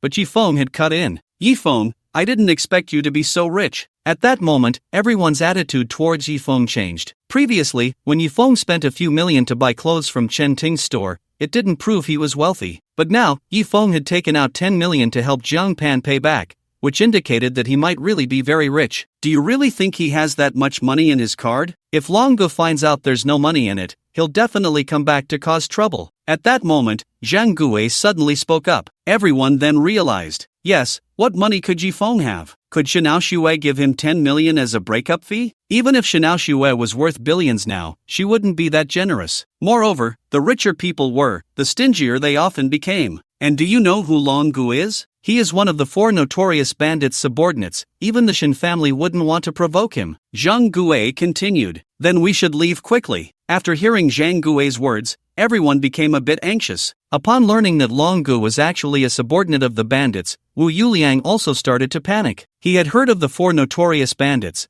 They were known for killing without blinking. Yifeng, if you have no ability, don't pretend to be impressive. Doing this will get the class monitor killed. Exactly. Why not let Brother Liang help the class leader pay back the money? The crowd pointed and whispered about Yifeng. Jiang Pan also looked worried and said to Yifeng, Yifeng, I know you want to help me, but this isn't something you can solve. You should leave quickly. Why should I leave? I still have to wait for him to bring the card over, Yifeng replied. Yifeng, even at this point, you're still pretending. Do you know who the widow is? She's the underground queen of Jiangdu. Even the Shin family wouldn't dare to provoke her. If I were you, I'd hurry and leave, or soon you won't be able to leave at all. Just then, Brother Long personally returned with the card. Jiang Pan, consider yourself lucky. Our accounts are settled, Brother Long said as he left with his men. The crowd was left in shock. Brother Long actually left. Could it be that Yifeng really had that much money in his card? It seems that Shanao Xue is quite generous. To give you such a breakup fee, Wu Yuliang said, somewhat unwilling. It's time to settle the bill. As the gathering ended, everyone prepared to pay. Your bill has already been taken care of, the waiter said. The crowd was confused. They hadn't seen anyone pay the bill. I know, it must have been Brother Liang who paid it quietly, right? It was supposed to be today, but unexpectedly, Brother Liang secretly took care of it. Truly a big boss worth over 100 million, impressive, Zhang Gui continued to flatter. I was planning to pay, but I haven't done so yet. Wu Yuliang shook his head. It's like this, our boss instructed that all the expenses for your table today are waived, the waiter explained. The crowd was even more puzzled. Why would the boss waive their bill? Brother Yuliang, do you know the owner of this place? Zhang Gui asked Wu Yuliang. I don't know him. Wu Yuliang shook his head. Zhang Gui thought for a moment and said, is it possible that you don't know the owner, but the owner knows you and wants to collaborate with you long-term, so he intentionally waived today's bill? Is that so? Wu Yuliang felt a bit suspicious. This was the Prince Hotel, a 6-star establishment. In front of the owner, his worth of over 100 million was just a small fry. There was no need for the owner to give him face. It must be like that. Zhang Gui said confidently, it's still better to hang out with Brother Liang. Thank you, Brother Yuliang. The old classmates all expressed their gratitude. After all, the cost of this meal was not low. Even if it was just for each person, it would be over 1,000. Then tell your boss thank you. I'll come often in the future, Wu Yuliang said in a leadership manner to the waiter. However, the waiter frowned and said, our boss didn't waive your bill, so what are you thanking for? Wu Yuliang's expression froze. If it wasn't for him, then who was it for? Jiang Pan? Even he didn't qualify for a waiver. What right did Jiang Pan have? It couldn't be Yifeng, could it? Yifeng, how is it? Our food is not bad, right? At that moment, Yifeng felt a tap on his shoulder. Behind him stood a stunning beauty. It was none other than Lin Ruoshi. Hello, boss. The waiter immediately bowed to the beauty. You are General Manager Lin? At this moment, Wu Yuliang recognized Lin Ruoshi. Although Lin Ruoshi wasn't as famous as Shanao Xue, she was also a prominent figure in Jiangdu, managing over 100 hotels and worth over 5 billion. In front of a big shot like Lin Ruoshi, Wu Yuliang was just a nobody. Lin Ruoshi glanced at Wu Yuliang coldly and said, do I know you? General Manager Lin, you don't know me, but I've seen you. My name is Wu Yuliang. I do. Nice to meet you, Wu Yuliang said as he tried to hand over his business card. Stop, I'm not interested in knowing you. However, Lin Ruoshi directly interrupted Wu Yuliang, who was trying to introduce himself. Her gaze then completely fell on Yifeng. Yifeng, in the future, if you're coming over, let me know in advance, and I'll reserve the best private room for you. At first, everyone looked puzzled, but soon it seemed they understood. Lin Ruoshi was not giving Wu Yuliang a free meal, she was giving it to Yifeng. What kind of ability did Yifeng have? Was it just because he was the son-in-law of the Shin family? Not to mention that Shanao Xue was already married to Su Tiancheng. Even if Yifeng was still the son-in-law of the Shin family, Lin Ruoshi wouldn't give him a free meal. After all, even if Shanao Xue came in person, Lin Ruoshi might not give her face. At this moment, even the slowest among them realized what was happening. Yifeng was the hidden big shot. Yifeng, so you know President Lin? Why didn't you say so earlier? Yeah, back in school, I thought you would definitely be successful in the future. A group of old classmates suddenly had a complete turnaround in their attitude towards Yifeng. Clearly, the Yifeng now was no longer the son-in-law without status they once knew. Yifeng, do you have a girlfriend now? How about we add each other on WeChat? The female classmates even took the initiative to ask for his contact information. This made Wu Yuliang very awkward. Clearly, today was supposed to be his stage. These women should be surrounding him, especially the class monitor, Zhang Pan, whose gaze towards Yifeng had changed. After all, if it weren't for Yifeng today, she would have had to agree to be Wu Yuliang's girlfriend. Regarding the female classmates wanting to add him on WeChat, Yifeng directly told them to add Li Taizhu instead. Although the female classmates actually wanted to add Yifeng, they knew that Li Taizhu and Yifeng were in the same boat. Adding Li Taizhu was equivalent to adding Yifeng. Li Taizhu welcomed all of them. He added them all. As for Chen Ting, she seemed a bit awkward. She originally had Li Taizhu's WeChat. Unfortunately, when they broke up, she directly blocked him. Given the current situation, she had no face to add Li Taizhu again. She could only leave discreetly. A group of female classmates, although unable to add Yifeng's WeChat, still surrounded him, unwilling to leave. Yifeng, when you have time, come to my house for dinner. I have popping candy and jelly. One particularly fierce female classmate even directly invited Yifeng to her house for a meal. Yifeng, come here, I have something to say to you. Zhang Pan's voice rang out. Alright, don't argue with the class monitor, you're not as good looking as her. Everyone disperse. Yifeng followed Zhang Pan to the stairway. Yifeng, thank you for helping me today. Zhang Pan looked at the still handsome man in front of her, feeling an inexplicable emotion in her heart. Once, she thought she would never have any more interactions with Yifeng in her life. Especially 3 years ago, when Yifeng had an accident. She even thought she would never see him again. But unexpectedly, 3 years later, they met again. Moreover, Yifeng had helped her solve her urgent problem. Oh, we're all old classmates. It's nothing, Yifeng said nonchalantly. The master of Killing Emperor had said that for a true strong person, money is just a number. Because if he wanted money, he could have as much as he wanted. Yifeng, I know that for you, 10 million might not mean much. But do you know? For me, it's like saving my life. These past few months, I haven't been able to sleep at all, and even when I do fall asleep, I'm scared awake by nightmares. I won't take your money for nothing.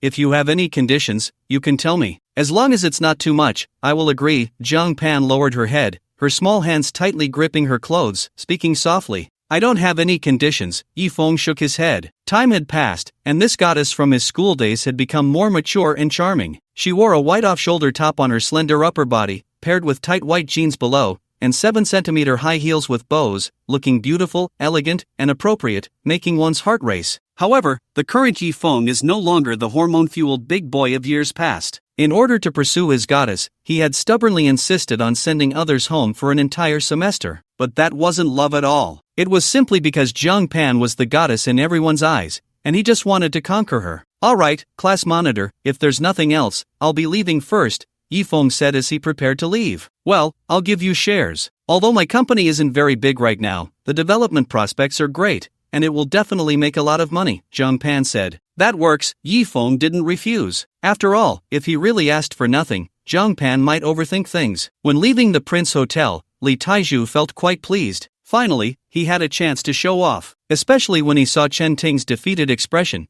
it felt even more satisfying. Here, Yi, this is a little note they asked me to pass to you. Li Taizhu handed over a note written by the female classmates to Yifeng. Throw it away, Yifeng said casually. Yi, don't you want to see what they wrote to you? Li Taizhu said with a mischievous grin. Not interested. Yi, you don't know, those female classmates, once they found out you have money, they practically wanted to pounce on you immediately. Some even said to let me help them pursue you, and if I could help them get you, they'd sleep with me. I thought, if that really happened, wouldn't it mean I'd be wearing a green hat? Li Taizhu was overly excited. The two were just about to take a taxi back to the imperial mansion when suddenly, a large group rushed out and surrounded them. At the forefront was a woman dressed in leather, her fiery figure seemingly about to burst out of her outfit. The woman was very beautiful, but one of her eyes was covered, giving her a dangerous aura. Upon seeing her, Li Taizhu couldn't help but swallow hard, because he recognized this woman. To be precise, in Jiangdu, there were very few people who didn't know her. She was one of the 4 notorious bandits, the widow. So it was you who crippled Shanzi? The widow squinted her eyes, assessing Yifeng, a dangerous glint flashing in her uncovered eye. It was me, Yifeng replied. Kid, Do you know what the consequences are for touching my people? The widow's lips curled into a smirk. I really don't know, Yifeng said. Then it's death. Yi Zi, be careful, she's the widow. Li Taiju couldn't help but remind him. However, the widow didn't take action herself. Instead, she spoke to the man behind her. Heilong, go test him. Heilong was the previous Long Gu. He and Shang Gu were both under the widow, specifically responsible for loan sharking. Yes, widow. Heilong immediately stepped forward. Heilong was exceptionally burly, standing a full 1.7 meters tall, his body covered in muscle, with a dragon tattooed around his neck, looking quite imposing. Just seeing Heilong's appearance would intimidate an ordinary person. Unfortunately, his opponent was Yifeng. Heilong didn't waste words and directly threw a punch at Yifeng's face. However, Yifeng effortlessly caught Heilong's fist. No matter how hard Heilong tried, he couldn't advance an inch. Widow, why don't you come personally, or you all can come at me together, Yifeng said calmly. The widow laughed upon hearing this and told Heilong, step back. Then she spat at Yifeng, kid, you'll regret this decision. The widow stomped her foot sharply on the ground, causing the cement to crack. In the next moment, her body shot towards Yifeng like an arrow released from a bow. Clearly, the widow was a formidable martial artist. Otherwise, she wouldn't have been able to become the queen of the underground forces in Jiangdu. Yifeng was just about to respond when a figure stepped in front of him. It was actually Hong Ye. Clearly, Hong Ye had received news that the widow intended to attack Yifeng, so she rushed over. The widow's body suddenly stopped, her expression grim as she said, "Rascal, what do you mean by this? This is my master, do not be reckless," Hong Ye said in a deep voice. Your master? Rascal, you actually betrayed the eldest sister, the widow said coldly. Hong Ye replied, I did not betray the eldest sister. The widow retorted, if you did not betray the eldest sister, why do you acknowledge a new master? I have sworn that the master of the courtyard is my master, Hong Ye said. Ah, rascal, you've guarded that broken courtyard for over a decade. Has he ever looked back at you? If I were you, I would have sold the courtyard long ago and become a maid to some young brat. You're not lonely for a man, are you? If you want a man, I have plenty here. How about the black dragon? With that physique, he could definitely make you soar. The widow laughed heartily. The widow's words surprised Yefeng. He hadn't expected that Hong Ye hadn't seen the Killing Emperor for over a decade. This meant that the last time Hong Ye saw the Killing Emperor, she was just a few years old. A true upbringing. Rascal, let me help you kill her today, and give you your freedom completely, the widow said loudly. I won't let you harm him, Hong Ye frowned. Rascal, do you think you can stop me? The widow snorted lightly, then drew a whip from her leather jacket and lashed it at Hong Ye. Hong Ye drew the dagger she carried and began to fight the widow. The widow's attacks were wide and powerful. Each whip crack produced a sonic boom, striking the ground and even cracking it open. At that moment, the widow, clad in tight leather, wielding a small whip, would have been quite thrilling if they were somewhere else. However, if one were truly struck by the widow's whip, it would likely break bones into several pieces. Hong Ye, on the other hand, excelled in speed. For a time, the two fought to a standstill. The strengths of Hong Ye and the widow were nearly equal, making it almost impossible to determine a victor in a short time. Yefeng quickly discerned their strengths. 7 steps away, the widow was strong. Within 3 steps, Hong Ye was strong. As long as Hong Ye could close the distance to within 3 steps of the widow, she could defeat her. But clearly, Hong Ye could not get within 3 steps, or even 5. Yefeng narrowed his eyes and said to Hong Ye, focus your energy, left 2 right 3, retreat 1 advance 2, 3 forward 4 back. Hong Ye understood that what Yefeng was saying was a form of footwork. Immediately, she followed Yefeng's instructions. In an instant, she felt her speed increase significantly. Whether attacking or dodging, everything became more exquisite. The saying goes, an inch longer, an inch stronger. With the widow wielding a long whip, Hong Ye couldn't get close. Her dagger couldn't exert much effect. But with the footwork Yefeng taught her, she surprisingly began to close the distance. Soon, she was within 3 steps of the widow. Swish, swish. With a few swift movements of her dagger, she instantly cut several slits in the widow's leather outfit. This was still Hong Ye holding back, otherwise, it wouldn't have been just cutting the leather. Because the widow's figure was incredibly alluring, the leather was already stretched to the brink of tearing, and with Hong Ye's dagger slicing through, it immediately burst open, revealing a large expanse of snow-white skin. The widow quickly crossed her arms to prevent any exposure. You win! The widow had no choice but to concede. Su Tianyu has returned, along with the forces behind the Shin family. Rascal, you cannot protect him, the widow said coldly, then left with her people. Although the Shin and Su families tried to keep the news under wraps, the widow, as one of the 4 great bandits, had eyes everywhere in Jiangdu, so she was aware of Yefeng's recent actions. Hongye certainly knew as well. But no matter how strong the opponent was, she would not retreat. After hearing the widow's words, Yefeng looked at Hongye and asked, Hongye, do you know who the forces behind the Shin family are? The force behind the Shin family is the one who took Yifeng's other kidney. Hongye shook her head and said, I don't know either. I just know that it's a very terrifying existence. I've had people investigate in the past 2 days, but those who might know about that force are all unwilling to speak, even at the cost of their lives. So for now, I have no leads, but I will continue to have people look into it. It's okay, I believe it won't be long before Shinwangwa can't help but contact them. Yifeng squinted and said, By the way, Yifeng, what was that step you just taught me? Hongyi looked at Yifeng with excitement. This was her first time defeating the widow head-on. In fact, the relationship between the 4 notorious bandits was not good. It could even be said to be tense. There were often frictions among the 4, and they even wanted to swallow each other's territories. For example, the courtyard of Hongyi had long been coveted by the widow, who wanted to take it over, but unfortunately, she had never succeeded. 7 steps to kill. If practiced to the extreme, combined with your close combat killing ability, you can at least fight 2 small levels above your own, Yifeng said. Hongye's strength was at the mid-level of the moon rank, even stronger than Hong Tao's master. This meant that if she practiced the 7 steps to kill to the extreme, her strength could reach invincibility at the moon rank. Let's go back. Su family. Su Tianyu finally returned. Brother, you're finally back. You have to avenge me. Upon seeing Su Tianyu return, Su Tiancheng's face was filled with ecstatic joy. Su Tianyu said lightly, Don't worry, anyone who dares to harm my sister-in-law will definitely pay the price. At this moment, Su Tianyu exuded a powerful aura that even the Su family's worshipper, Chen Koan, felt a pang of fear. Is this the disciple of the war god? Stronger than Hong Tao's master by an unknown number of times. Brother, what level of strength have you reached now? Although his brother was the disciple of the war god, Su Tiancheng still felt a bit uncertain, especially since Chen Koan had been slapped away by Yifeng. Currently at the peak of the sun rank. My master said that within a year at most, I will enter the ranks of the grandmasters. Su Tianyu said proudly. The peak of the sun rank. Although he had already guessed, Chen Koan realized he had still underestimated Su Tianyu's strength. He thought Su Tianyu was at most at the initial level of the sun rank. Having a master like the war god is indeed beneficial. Bring them up! Su Tiancheng clapped his hands. In the next moment, more than a dozen men and women were brought up by the Su family's bodyguards. They were from the Ning family. Old Master Ning Kaishan and the main members of the Ning family, of course, also included Ning Xan and Ning Fugue, all captured by Su Tiancheng. Su Tianyu was not like Gao Yuanshan, who had to personally find Yifeng. He directly had Su Tiancheng capture all the people from the Ning family, so that Yifeng would immediately come to his death. This also prevented Yifeng from getting news and hiding. Of course, Yifeng could still hide, but if that happened, all the people from the Ning family would have to die. Facing the Shin family, the Ning family did not dare to resist in the slightest. Su Xiao, 3 years ago, we severed ties with Ning Fugue's family.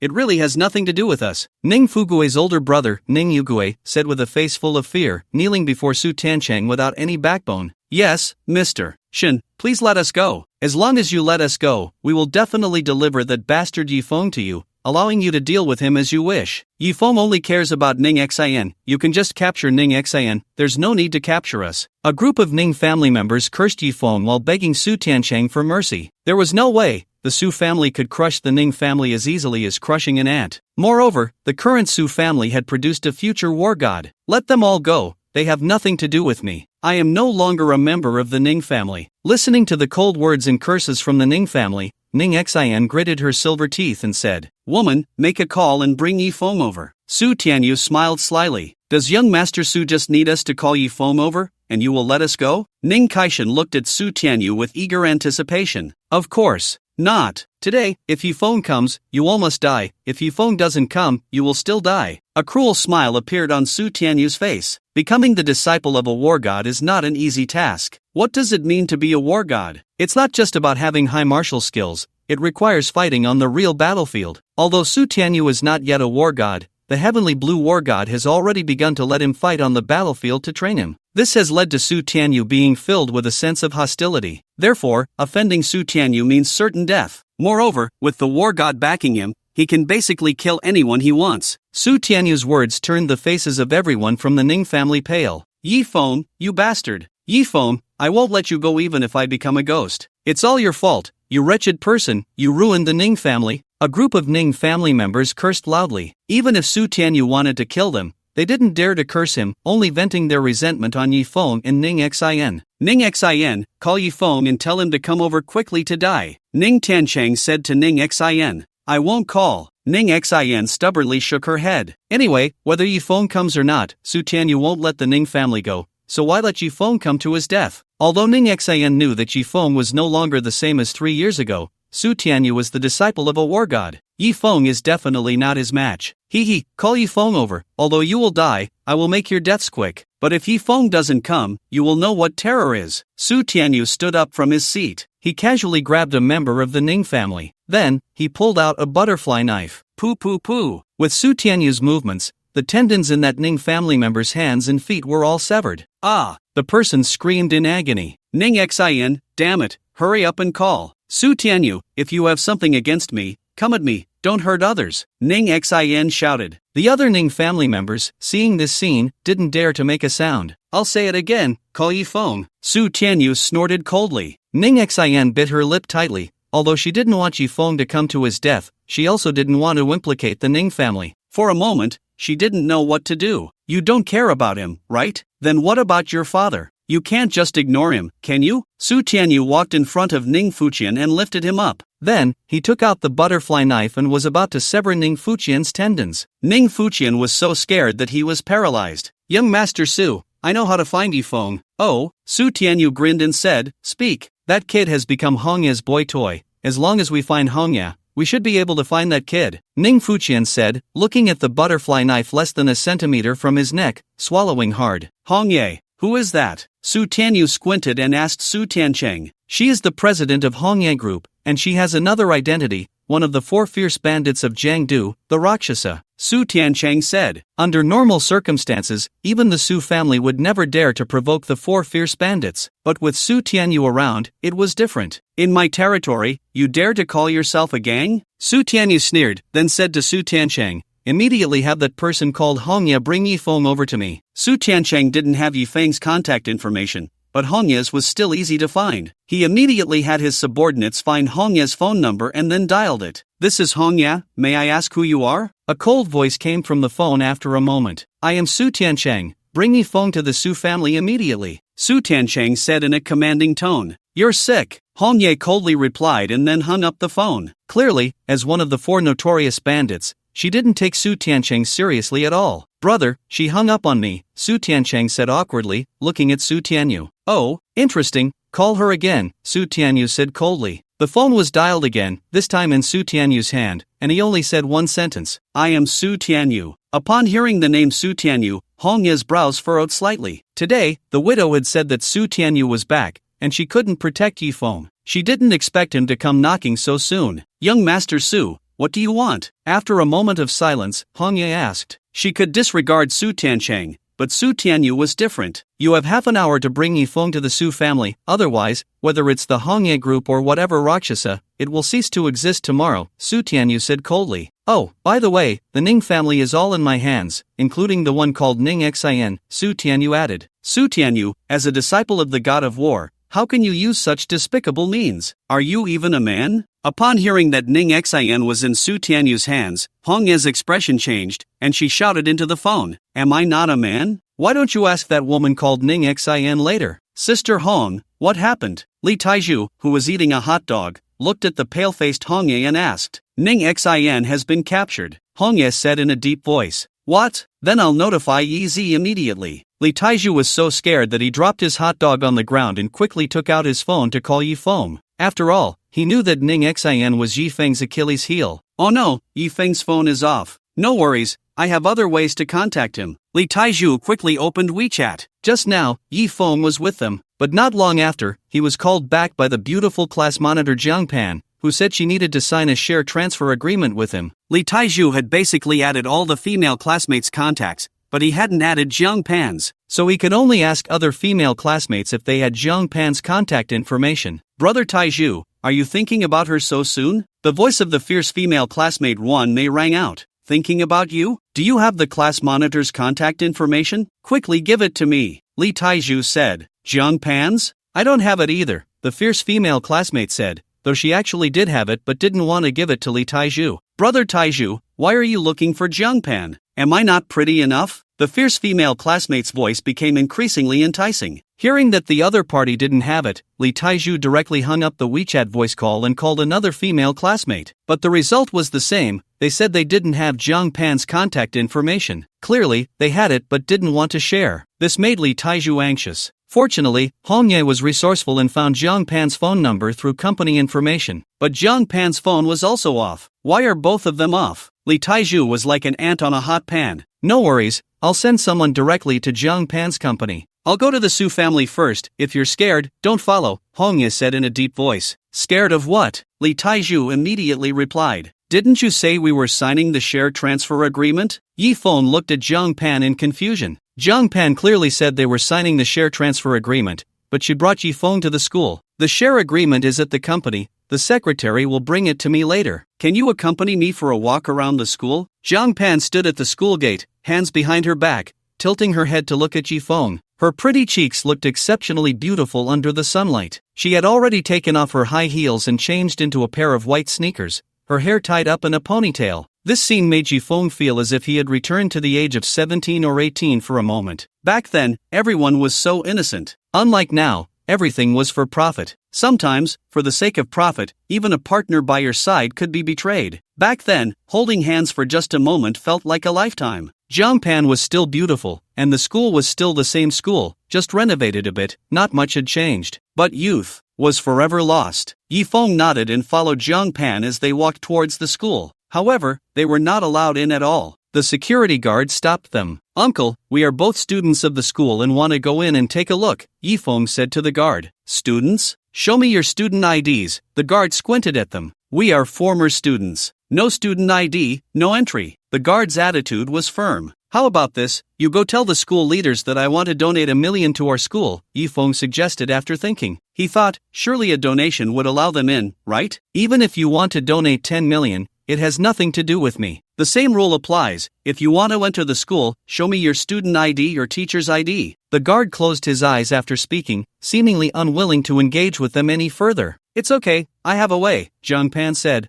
pulling Yi Feng away. She led him to a spot under a wall and then turned to him, saying, Yi Feng, let's climb over the wall. Isn't that a bit inappropriate? Yi Feng swallowed hard. Now you think it's inappropriate? Back in school, you and Lee Taiju used to climb over the wall to skip class, and no matter how I scolded you, you never listened. Jiang Pan laughed playfully. We were young and didn't know better back then. Yi Feng scratched his head awkwardly. Yi Feng, come here. Jiang Pan patted the wall and said to him, what for? Of course, you have to lift me up. I'm a girl, how can I climb over such a high wall? Jiang Pan seemed quite excited. Since her student days, she had been a good girl, excelling in both character and studies, never doing anything wrong. But once she entered society, she realized that the world was not as simple as she had thought. Just like that partner, someone she had trusted deeply, ultimately betrayed her. Class monitor, are you really going to climb? Seeing Jiang Pan eager to try, Yi Feng was a bit stunned. Yes, Yi Feng, hurry up and help me. So, Yi Feng squatted down, allowing Jiang Pan to step on his shoulders. Higher, a bit higher. Okay, I'm going up. Yi Feng, I'm up. You come up too. Okay. Just as Yi Feng climbed over the wall, he saw the security guard running towards them with a rubber baton. What are you doing? Oh no, the guard is coming. Run. Jiang Pan grabbed Yi Feng's hand, and they sprinted away. Familiar sights flooded back, filled with memories. After running for a while, they hid under a ping-pong table. Jiang Pan, who had less stamina, was panting heavily, beads of sweat forming on her beautiful face. Yet, her expression was filled with joy. This was the first time she had done something wrong in her life. She didn't expect it to be so thrilling. Yi Feng, do you remember? Back then, every day after school, you and Lee Taiju would come to see me, saying I was your girl, and anyone who dared to have ideas about me would get beaten up. I thought you two were joking. I didn't expect you really did beat someone up, and got a demerit from the school for it. But after that, not many boys wrote me love letters anymore, which made things a lot quieter for me. You and Lee Taiju had a good relationship, but Yi Feng, tell me, if I had really agreed to be one of your girlfriends back then, would you two have turned against each other? Ah, well. At that time, we were just playing around, never thought about what it would be like if we actually dated. Yi Feng scratched his head. So, you two were just playing around and didn't really like me? Jiang Pan pretended to be angry. Like? Of course we liked you. Almost all the boys liked you back then, Yi Feng replied. Then what about now? Jiang Pan turned her head, looking at Yi Feng with her beautiful big eyes. At that moment, they were only a few centimeters apart, and Yifeng could clearly smell the fragrance of the perfume on Jiang Pan. It wasn't a strong scent, just a light one, reminiscent of jasmine. Every man during his school years harbors an unattainable crush on the class beauty. Yifeng was no exception. Moreover, Jiang Pan was not just the class beauty, she was also the school beauty. Yifeng, do you actually know? Back then, even though I said I hated you all and told you not to come see me, deep down, I really wanted to see you. Both of you. If one day you two didn't come, it felt like something was missing. Originally, Jiang Pan wanted to say she really wanted to see Yifeng, but in the end, she said she wanted to see both of them. Staring at Jiang Pan's stunning face, Yifeng momentarily lost his focus. The atmosphere became somewhat ambiguous. The distance between them grew closer. They are over there. Suddenly, a loud shout rang out. The two were found by the annoying security guard. They had no choice but to run again. Uncle Security, we really came to donate. Please don't chase us. If you keep chasing, I might just donate to the school next door, Yifeng said, somewhat speechless. However, the security guard didn't listen at all. Su family. Su Tianyu pinched Ning Xian's chin, examining her face. Although she's blind, she looks pretty good. What do you want? Ning Xian forcibly pulled her face away from Su Tianyu's hand. Your man bullied my sister-in-law, so I bully you. Seems fair, right? Su Tianyu said with a wicked smile. Then, he turned to Su Tiancheng and said, take her to my room. I'll enjoy her first, and when Yifeng arrives, I'll kill his woman right in front of him. He'll definitely be heartbroken. Su Tiancheng immediately told his subordinates, did you hear what the young master said? Take her to the young master's room. Yes, second young master. Su Tiancheng, Su Tianyu, you won't have a good end. Even if I die, I won't let you succeed, Ning Xian said, preparing to bite her tongue to end her life. However, Su Tianyu seemed to have anticipated this and directly released Ning Xian's chin. Let my daughter go, please, Ning Fuqian and Chen Xiu begged desperately. Unfortunately, Su Tianyu was completely unmoved. This woman is pretty good too, send her to my room. Su Tianyu looked at Chen Xiu's still charming face, a smirk appearing at the corner of his mouth. Su Tianyu, you beast, I'll fight you. Ning Fuqian could no longer hold back as his wife and daughter were about to be humiliated, charging at Su Tianyu. However, Su Tianyu casually grabbed Ning Fuqian's neck. With a cold smile, he said, since you're seeking death, I'll grant you that. He was about to snap Ning Fuqian's neck. Seeing this scene, no one in the Ning family dared to say a word. Stop. Just as Ning Fuqian's neck was about to be broken, a cold voice rang out. Then, dozens of figures rushed into the hall. Hong Yi had arrived, accompanied by dozens of capable subordinates, all of whom were her trusted aides with formidable strength. Normally, such a large number of people acting together could even wipe out a family like the Shin family. But at this moment, Hong Ye's expression was extremely serious, because she was facing Su Tianyu. Upon seeing Hong Yi, Su Tianyu, who was ready to enjoy himself, showed a hint of astonishment in his eyes. Hong Yi was extremely beautiful, with a very hot figure, wearing a fiery red split cheongsam, looking uniquely charming. You are the Rakshasa? Su Tianyu assessed Hong Yi and asked. I am. Let them go, Hong Yi replied. Who is Yifeng? Su Tianyu scanned the crowd and spoke. Brother, it seems Yifeng hasn't come, Su Tiancheng said. Su Tianyu's brows immediately furrowed. I remember I said to bring Yifeng over. Did you take my words as nonsense? Hong Yi didn't waste words and told her subordinates, I'll hold Su Tianyu off for a while, you go save them. Saying this, she charged towards Su Tianyu. Stop me? Ah, you really think highly of yourself, Su Tianyu scoffed, shaking his head dismissively. Hong Yi gripped her dagger, her feet moving in the 7 kill steps. Although she had not yet mastered the 7 kill steps to perfection,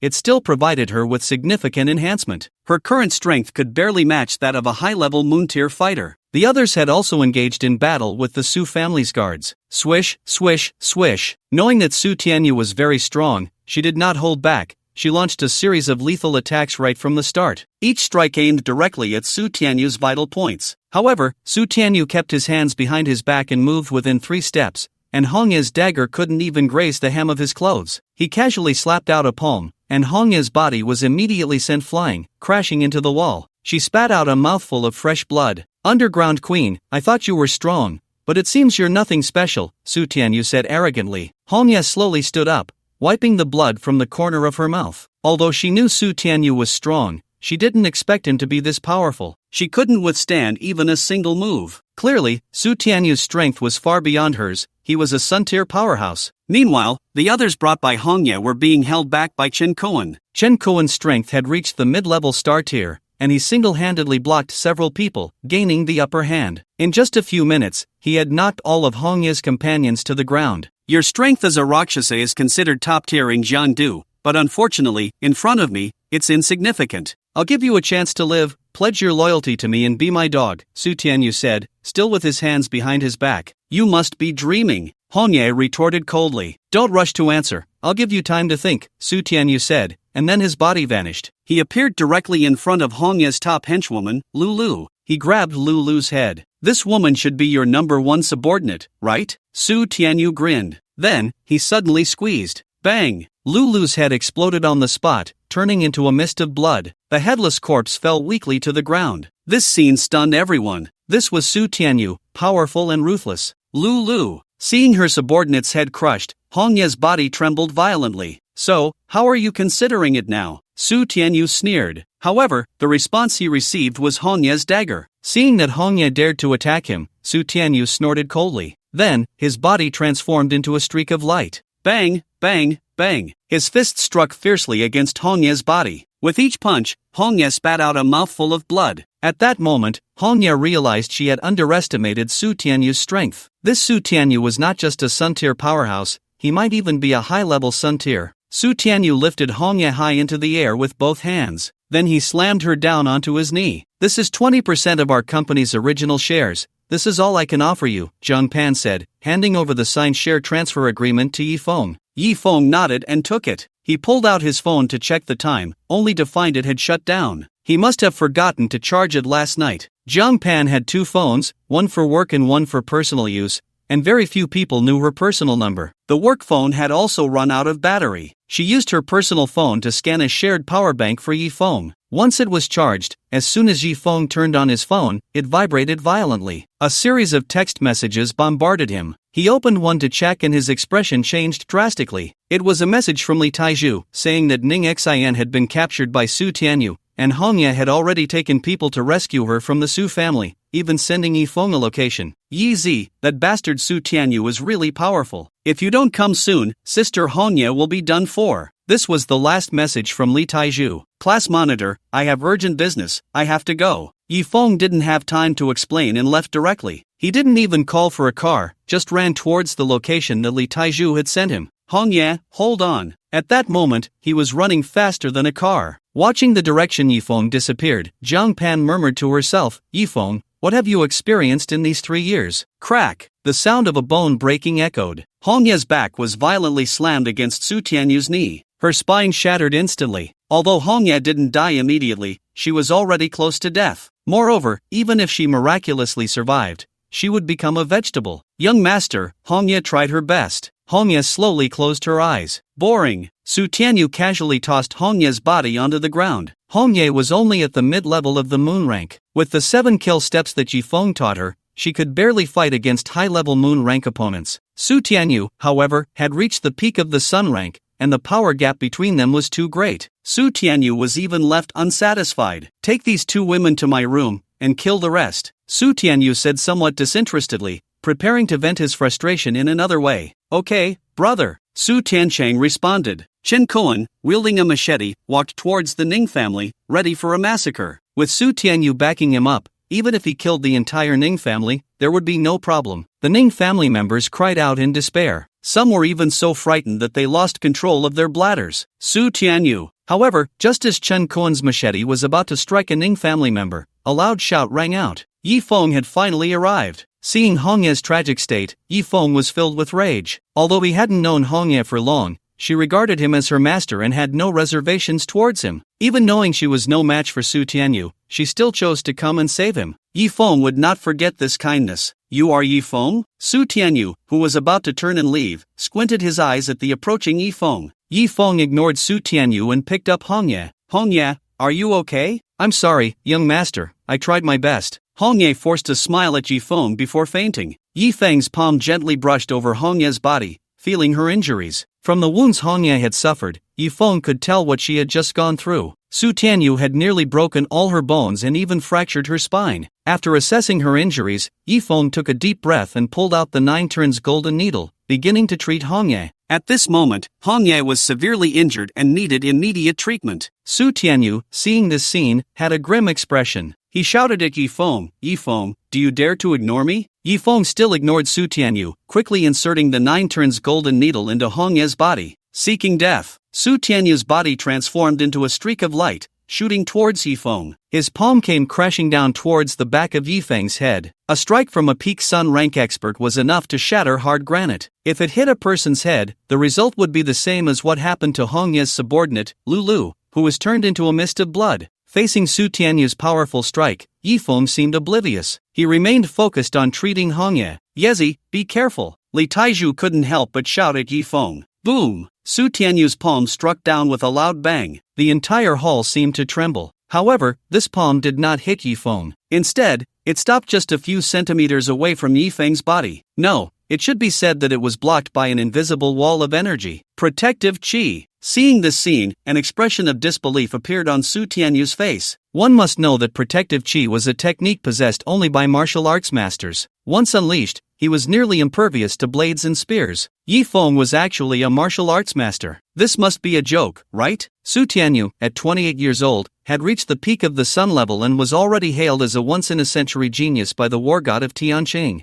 In fact, the war god had even asserted that Su Tianyu could enter the realm of masters before the age of 30. Although this kind of talent was still far from the super prodigies of those hidden families, for an ordinary family in the secular world, it was already at the ceiling level. However, at this moment, he discovered that Yifeng was actually a martial arts master. It was said that, according to Su Tiansheng, Yifeng was only 23 or 24 years old. How could this be possible? Su Tianyu's body staggered back several steps, his eyes filled with fear. Although he had reached the peak of the sun level, he knew that the combat power of a sun-level expert was worlds apart from that of a martial arts master. It was possible that even with all his strength, he couldn't break through Yifeng's protective aura. Soon, Yifeng's healing was complete. The broken spine of Hong Ye had been reconnected, and with some time to recuperate, she would recover as good as new. Juzi, take them away. The scene that follows is not suitable for you to watch, Yifeng said in a calm tone. Yi, can you handle this alone? Li Taiju asked with some concern. After all, Su Tianyu was the disciple of the war god. Yifeng did not answer but instead swept his gaze over the Su family members, including Su Tianyu, and slowly said, you can start running now. How arrogant! Clearly, Yifeng was prepared to unleash a massacre. The Su family dared to touch Ning Xian, so they should be ready to face death. Li Taiju immediately took Ning Xian and Hong Ye's people away. Yet, the Su family members surprisingly did not dare to leave. Are you waiting to die by not leaving? Li Taiju shouted at the Ning family members, and they finally reacted, quickly fleeing the scene. Facing Yifeng's gaze, Su Tianyu trembled violently. He wanted to escape, but could he? Yifeng was a master. Finally, after a brief internal struggle, Su Tianyu actually knelt before Yifeng with a thud. Brother Tianyu,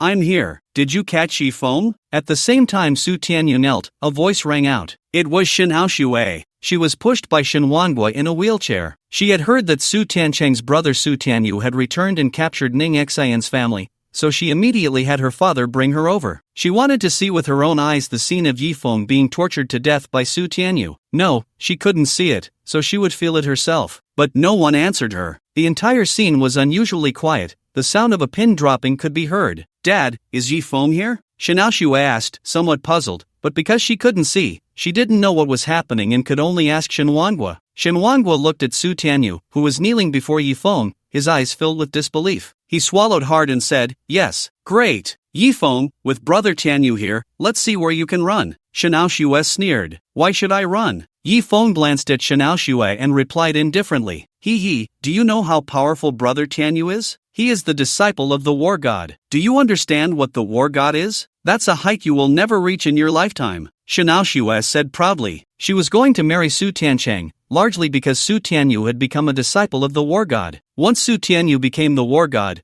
the Shen family would have another super strong backing. Yifeng, considering we were once husband and wife, come over now, lick my feet, and immediately dig out your kidneys to return to me. I can let brother Tianyu give you a quick end. Shenhao Shui said excitedly. Hearing Shenhao Shui's words, Su Tianyu nearly wet himself. Asking a martial arts master to lick your feet? Who gave you the courage? Even Liang Jingru wasn't this bold. At this moment, Su Tianyu truly wished he could slap Shenhao Shui to death. But Shenhao Shui had no idea what was happening. She continued, Yifeng, weren't you very arrogant? Why are you silent now? Hurry up and beg for mercy. Seeing Xiaoshua's smug expression, Yifeng felt both angry and amused. Why don't you ask them about the current situation? Yifeng snorted lightly. Do I even need to ask? It must be that Brother Tianyu has beaten you to the ground begging for mercy. Yifeng, when a person is under a roof, they have to bow their head. After all, 3 years ago, weren't you the same, kneeling and licking my feet? Isn't this what you've always dreamed of? Xiaoshue laughed. Yifeng shook his head, too lazy to deal with this self-righteous woman. His gaze fell on Su Tianyu. Su Tianyu was trembling in fear. It's over, he had angered a martial arts master, and probably only his master could save him. Brother Tianyu, why aren't you saying anything? Finally, Xiaoshue seemed to sense that the atmosphere was off and asked, Xiaoshue, if you can't speak properly, then don't say anything. Su Tianyu finally cursed. Does he want him to die even faster? Brother Tianyu, why are you cursing me? Xiaoshue looked confused. Su Tianyu, he's kneeling in front of Yifeng. At this moment,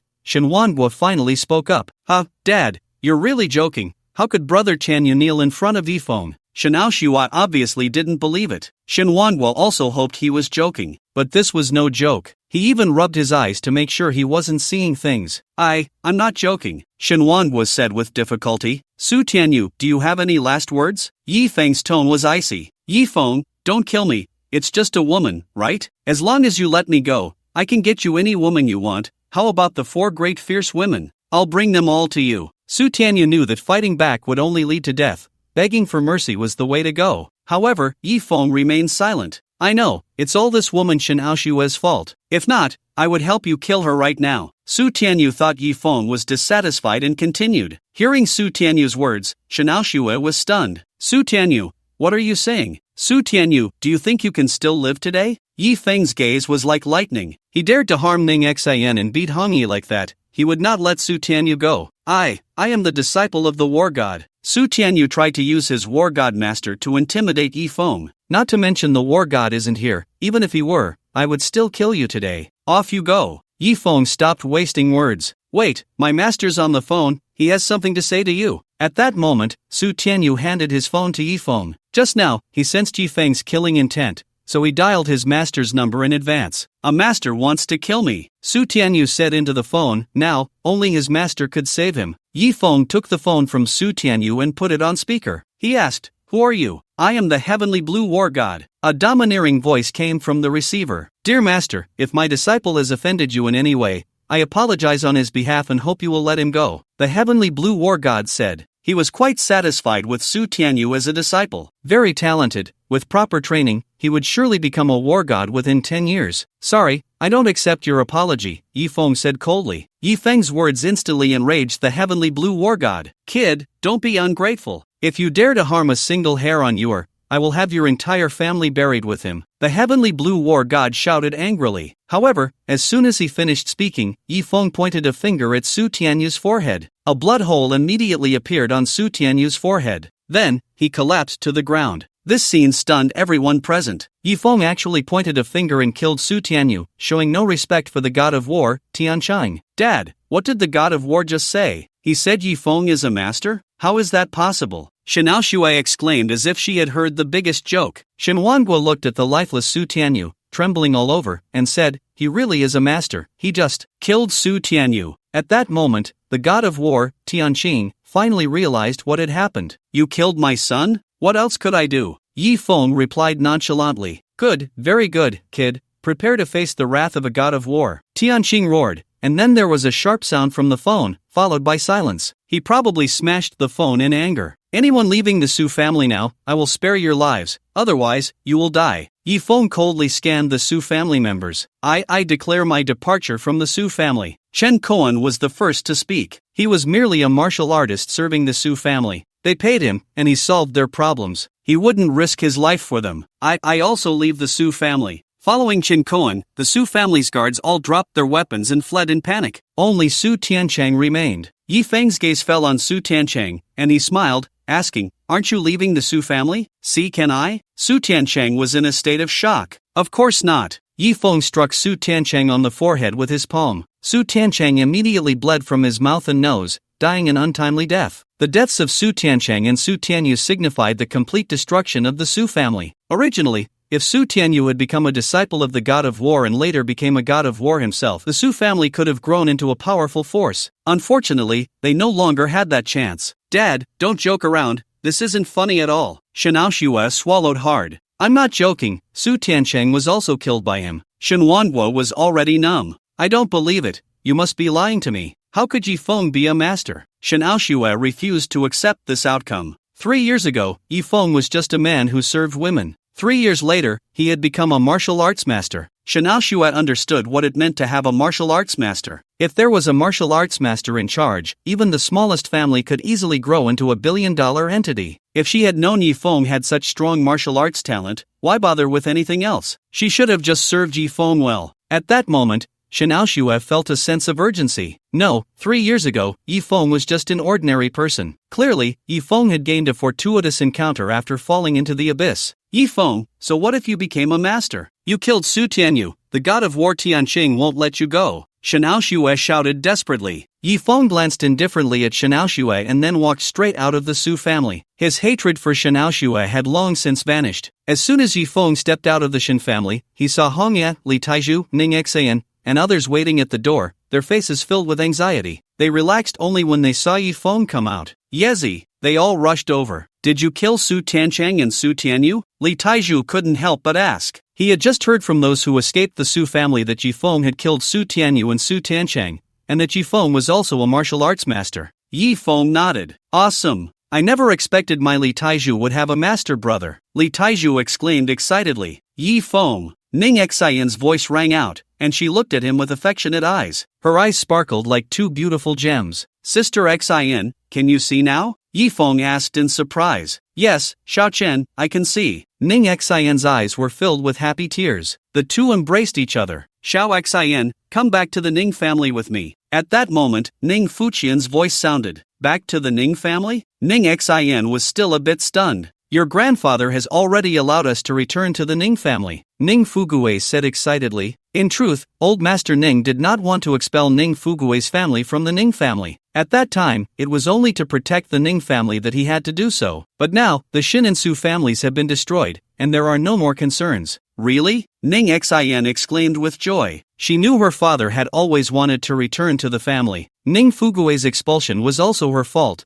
So hearing that her father could return to the family made her very happy. However, your grandfather has one condition, you absolutely cannot be with Yi Feng. Ning Fuguei said solemnly. Ning Xian trembled at his words. Unable to help herself, she asked, why? Although he destroyed the Shin and Su families, you should also know that Su Tianyu is a disciple of the heavenly blue war god. Yi Feng killed Su Tianyu, and the heavenly blue war god will not let this go easily. Ning Fuguei sighed. If Yi Feng had not killed Su Tianyu, with Yi Feng's status as a martial arts master, he would never have stopped Yi Feng and Ning Xian from being together. Because with such a master providing protection, it would be easy for the Ning family to surpass the former Shin family. Unfortunately, Yi Feng killed Su Tianyu and offended the heavenly blue war god. The wrath of the heavenly blue war god is not something a mere martial arts master can withstand. However, Yi Feng, I can see that you truly love Xiao Xian, and Xiao Xian loves you too. So, I won't stop you, but you must survive the wrath of the heavenly blue war god. As long as you can get through this, I will allow you to be together, Ning Fuguei said. Although he did not believe Yi Feng could withstand the wrath of the heavenly blue war god,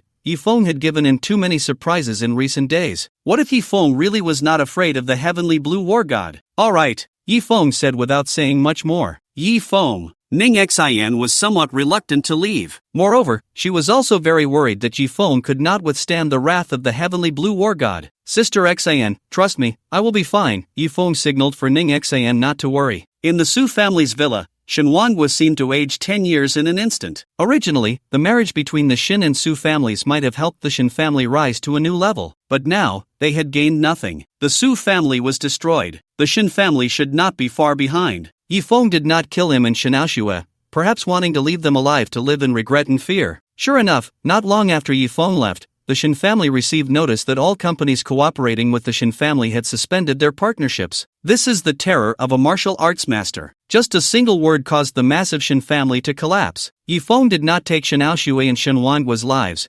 naturally wanting them to experience what Ning Xian had suffered. Shen Aoshue's mental state was somewhat unstable. One moment she said she didn't believe it, the next she wanted to ask Yi Feng for forgiveness. Dad, Do you think if I go to plead with Yifeng to come back to me, he would return? He liked me so much back then. Yifeng had indeed liked Shen Aoshua a lot back then. Otherwise, how could he have donated a kidney to her? Unfortunately, she had pushed Yifeng into the abyss herself. Yifeng could never forgive her. The villa where the father and daughter lived was reclaimed, and the company's bank cards were frozen. To survive, they could only beg on the streets. Dad, I don't want to live anymore, let me die. Because she had no money for dialysis treatment, Shen Aoshua's body had started to swell. Child, we haven't lost yet, we still have hope. Shen Wanguo tried to persuade her. With the Shen family gone and his only daughter reduced to this, Shen Wanguo wished he could die. But he was unwilling. He still had one last hope. That is, the D family, an unimaginably terrifying existence. It was precisely with the help of the D family that the Shen family was able to grow from a small group with a scale of less than 1 billion to a top financial conglomerate in Jiangdu worth over 100 billion in just 3 years. In fact, the other party didn't even provide any substantial assistance. It was merely a casual remark made by the old man as he was leaving. That terrifying old man was said to be just a servant of the D family, a servant whose single word could elevate a family. This shows the terror of the D family. As long as the D family sends someone over, Yifeng, even as a martial arts master, would be like an ant before them. The people of the D family would surely help him reclaim everything he had lost. Of course, the premise was that Yifeng could withstand the wrath of the Azure War God. The Azure War God was indeed a war god, not only possessing immense strength but also having extensive connections. If he wanted to kill Yifeng, it might just take a single word. Daughter, even if we have to die, we must ensure Yifeng dies first. Shen Wanguo gritted his teeth. Even if the Azure War God couldn't deal with Yifeng, there were still the people of the D family. Yes, I can't die yet. I want to live. Upon hearing Shen Wanguo's words, a glimmer of determination appeared in Shen Aoshua's eyes again. She picked up a bun that a passerby had just thrown to her and began to devour it frantically. In Yuzhou, inside an incredibly luxurious villa, a tall and imposing middle-aged man smashed everything in sight to pieces. He was the Azure War God. Just moments ago, his prized disciple had been killed by someone. Although it hadn't happened in front of him, he had already informed the other party of his identity over the phone. Yet, the other party showed no respect for this war god at all. They directly killed Su Tianyu. He wished he could immediately go to Jiangdu and kill Yifeng, but now he was tied up with important matters and couldn't leave. Send out the order. Anyone who kills Yifeng will be rewarded. Capturing him alive will earn a great reward. The power of a war god was immense. Once the news spread, the entire Yuzhou became turbulent. In no time, countless powerful individuals gathered and surged into Jiangdu, wanting to capture or kill Yifeng. Among them, the most eye-catching were a pair of siblings. This brother and sister were known for their ruthless methods. The brother preferred to wear black, while the sister favored white, earning them the title of the Black and White Impermanents. Both possessed master-level strength. Individually, they could contend with masters, and together, their combat power would double. Ordinary masters would undoubtedly perish when facing the Impermanent siblings. Moreover, these two were extremely cruel. Those killed by them didn't just die. Before dying, they would endure extreme and brutal torture. It was said that not long ago, they had killed a master. That master had been tortured for 3 days and nights before finally passing away. By the time the body was discovered, it was unrecognizable as a human. Regarding the death order issued by the Azure War God, Yifeng didn't take it seriously at all. After leaving the Su family, he didn't return to the D residence. Instead, he arrived in front of a dilapidated community. However, he hesitated to go in, because his godmother, Yi Qi, lived here. Yifeng had no parents, it was his godmother who raised him. Godmother, even though I'm not your biological son, you treat me like one. 5 years ago, I disappointed you, but from now on, I won't let you down again. Yifeng took a deep breath. It seemed he had finally made a decision and walked towards the memory of Yi Qi's home. It had been 5 years since he last came here. 5 years ago, he didn't want to come, but he felt ashamed to do so. At that time, when he donated a kidney to Shen Aoshua, Yi Qi was firmly opposed, as a kidney was too important for a man. Without a kidney, one could still live, but certain aspects would be greatly affected. To prevent Yifeng from donating a kidney to Shen Aoshua, she even made a harsh statement. If Yifeng dared to donate a kidney to Shen Aoshua, then she would no longer consider him her son. Yet, in the end, Yifeng still donated the kidney to Shen Aoshua. One reason was that he liked Shen Aoshua, and the other was that it was a matter of saving a life. He knew the OG Qi and didn't dare to come back to find her. He could only quietly send the pocket money Shen Aoshua had given him anonymously to her. Later, when something happened, he couldn't come back at all. I wonder if my godmother still lives here. If she's doing well, and if Suyu has grown taller. Yifeng recalled Yi Qi's gentle face and her biological daughter Suyu, and his longing intensified. However, just as he reached the door, he saw several fierce-looking men smashing the door of his godmother's house. "What are you doing?" Yifeng scolded coldly. The men glanced at Yifeng and then cursed. "What business is it of yours? If you don't want to die, get lost and mind your own business." "Boss, could this kid be a relative of that bitch Suyu?" One of the thugs with dyed yellow hair sized up Yifeng and said, "Hey, what's your relationship with Suyu?" The leader of the thugs walked over to Yifeng and asked, "She's my sister. What do you want with her?" Yifeng replied, "Your sister? She hurt our boss. So, what do you say we do about it?" The leader snorted coldly. "I'm a doctor. I can help your boss heal," Yifeng responded. "Kid, do you know where Suyu hurt our boss? You dare to say you can help him heal? No matter where he's hurt, I can treat it," Yifeng said confidently. "Heh, our boss got hurt in the balls. What, are you going to give him a pair of balls?" The thugs laughed loudly. Yifeng was taken aback and then said, "If the balls are still there, they can be treated. It's useless, they've already been surgically removed and are now soaking in formaldehyde." Yifeng's mouth twitched. Although his medical skills were superb, they hadn't reached the level of creating something out of nothing. If he could truly create something out of nothing, he wouldn't be called a doctor, he'd be called a deity. "Alright, enough talk. Get your sister out here. Our boss said he can't use it anymore. He won't be able to marry anyone in this life, so he can only have Suyu as his wife. Don't think about hiding. Our boss is not someone you can mess with." The thug's expressions gradually turned fierce. "I can pay you money." "Damn, does our boss want money?" "He wants balls." "Forget it. If we can't find that bitch Suyu, just grab her brother first. Otherwise, we can't report back to the boss," a few thugs said as they approached to grab Yifeng. However, at that moment, a delicate voice rang out. "Don't hurt him. I'll go with you." A tall figure slowly appeared in front of everyone. Yifeng looked over. It was a girl of striking beauty, but her outfit was quite bold. She wore super short black leather pants, a black vest, and underneath was just a bra, exposing her flat stomach, with a rhinestone embedded in her navel. Her long, snow-white legs stood out particularly in the night. Who else could it be but Suyu? 5 years ago, Suyu was only 14 or 15. Back then, she was well-behaved, studious, and a good girl in the eyes of adults. But now, Suyu wore smoky makeup, her hair styled in big waves, and dyed red. She looked like a princess or a bar girl. "Suyu, so you were at home." The thug's eyes lit up upon seeing Suyu. It must be said that even in nightlife, a beauty like Suyu was extremely rare, especially those long legs full of youthful vitality. They were simply breathtaking. "Little you," Yifeng called out. Suyu shot him an annoyed glare. "Why did you come back at this time of all times?" Clearly, Suyu had returned long ago. It was just that she hadn't dared to show herself because she saw thugs lurking at the door. As a result, Yifeng ran over. Although she had a lot of resentment towards this brother who had disappeared for 5 years, she couldn't just watch him get taken away by Long Ji's men. "Yifeng, I'll hold them off for a bit. You find a chance to run?" Suyu whispered to Yifeng as she passed by him. She remembered how close their relationship used to be, like a little shadow following him every day, calling him brother, brother. She even said once that she would marry him and be his wife. But now, she simply called him by his name. "Suyu, come back with us." The thugs surrounded Suyu. However, Yifeng stood in front of her. "Yifeng, what are you doing? Didn't I tell you to run?" Suyu frowned. "It's okay, Xiaoyu, I won't let them take you," Yifeng said in a deep voice. "Oh, kid,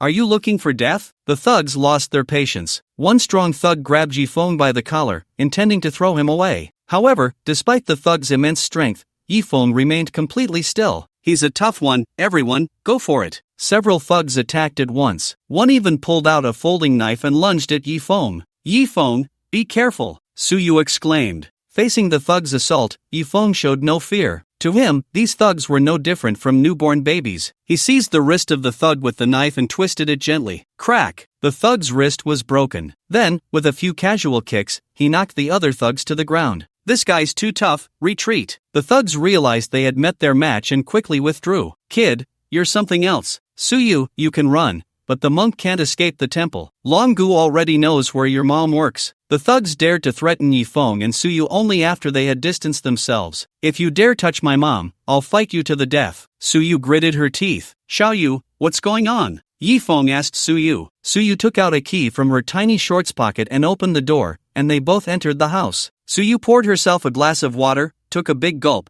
and then handed it to Yifeng. "Do you want some?" Seeing this, Yifeng knew that the girl still cared about him. He took the cup. His gaze wandered around the room. The house hadn't changed much compared to 5 years ago. The only difference was that there was much less furniture. Suyu quickly removed her heavy makeup. Then she took out some clothes from the wardrobe and was about to change in front of Yifeng. Yifeng quickly turned around. Although Suyu used to change clothes in front of him often, even asking him to help with zippers, she was still young back then. But now, Suyu had grown up, becoming a tall and graceful young woman. It was better to avoid any awkwardness. Soon, Suyu finished changing. She wore a t-shirt on top and tight jeans below. In an instant, she transformed from a nightclub girl into a sweet and sensible neighbor girl. Weren't you supposed to be dead from the fall? How are you still alive? Suyu stared at Yifeng with her beautiful big eyes. It was clear that she still cared about him. I was saved by someone and managed to survive, Yifeng replied. Oh, Suyu casually responded. The atmosphere became a bit awkward. Where's your godmother?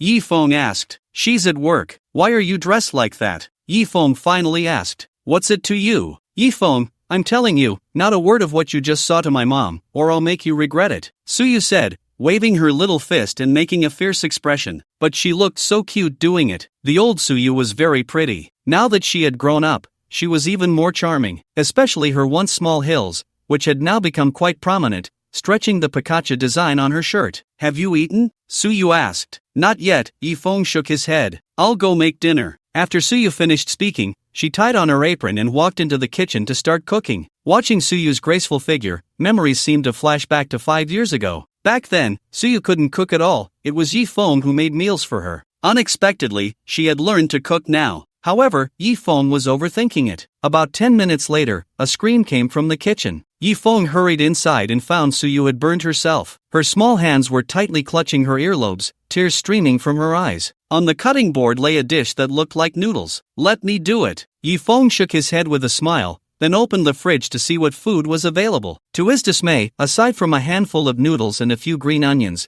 there was hardly anything else. He couldn't help but feel a pang in his heart. It was known that although the Yi family wasn't wealthy, they were certainly not poor. At least they had enough to eat, with meat on the table every day. Back then, their fridge was always stuffed to the brim. Fortunately, there was a small bowl of lard. This way, Yifeng could make a simple noodle dish. Yifeng started boiling the noodles, and Suyu took off her apron to help him tie it back on. Soon, 2 bowls of simple noodles were ready. A splash of soy sauce, a spoonful of lard, and a sprinkle of green onions, and a fragrant aroma wafted through the air. It smells so good. Suyu's cute little nose sniffed, and then she began to eat heartily. Slow down, be careful not to burn yourself. It's delicious. I haven't had such tasty noodles in a long time, Suyu said with a satisfied expression. After eating the noodles, Suyu took the bowls and chopsticks to wash them in the kitchen. Alright, Yifeng, you can go now. Suyu opened the door. I haven't even seen my godmother yet. Yifeng didn't expect Suyu would want him to leave. To my mom, you are already dead, Suyu said coldly. Xiaoyu, I'm sorry. I was wrong to you all before. I will take good care of you and your godmother from now on, Yifeng said solemnly. Upon hearing Yifeng's words, Suyu could no longer hold back and began to cry. Wiping her tears, she said, Yifeng, are you really willing to abandon your own mother for a woman? It's not that I don't acknowledge my godmother, but she said if I dared to donate a kidney to Shinaoshue, she would sever ties with me. I couldn't face coming back. Yifeng gritted his teeth. Couldn't face coming back? Then why didn't you see my mom when she came to the Shin family to find you? Suyu said sadly. What? My godmother came to the Shin family to find me? Yifeng was taken aback. Not seeing you is one thing, but why did you let the bodyguards throw my mom out? Do you know how heartbroken she was when she came back that day, telling everyone that her son was dead? But even so, my mom didn't really disown you. She tried every possible way to see you, even disguising herself as a maid of the Shin family just to catch a glimpse of you from afar. She knew you had no status in the Shin family and didn't dare to acknowledge you, so she quietly made your favorite dish, chicken stewed with mushrooms. Yifeng was completely stunned. He recalled that once, the maid of the Shin family made chicken stewed with mushrooms, and the taste was exactly the same as what his godmother made. He wanted to meet that maid, but after that meal, she resigned. It turned out that his godmother had secretly come to see him. I'm sorry, it's my fault. Tears finally slipped from Yifeng's eyes. He had not shed a single tear when he was forced to donate a kidney by Hong Tao, pushed into the abyss by Shinaoshue, or trained in a nearly cruel manner by the killing emperor. But now, he finally couldn't hold back, shedding the first tear in 5 years. Later, Shinaoshue said you died from falling off a cliff. My mom didn't believe it and went to the Shin family to demand an explanation, but she ended up having her arm broken by the Shin family's bodyguards. Suyu was already in tears. You know, my mom does handicrafts. With her hand injured, she can no longer do her work. The company fired her, and she could only take on some private jobs to make money. Sometimes I really want to stop studying, that way, mom wouldn't have to work so hard. But my mom would rather die than let me drop out, so I secretly went to work at a bar. I lied to her, saying I got a scholarship. My mom praised me, saying her daughter finally had a future, that her suffering wasn't in vain. You know, at that time, how much my heart hurt. Yifeng said that Suyu had always been a good girl. How could she possibly work in a nightclub? It was all forced by life. If he hadn't donated a kidney to Shinaoshua back then, none of this would have happened. His godmother wouldn't have had her hand broken, and the three of them would still be living happily together. It was him who let his godmother down, who let Suyu down. No wonder Suyu didn't call him brother. Yifeng, my mom has gotten used to life without you. Why are you coming back? To hurt her again? Suyu questioned loudly. Xiaoyu, this time, I won't let my godmother down, and I won't let you down either.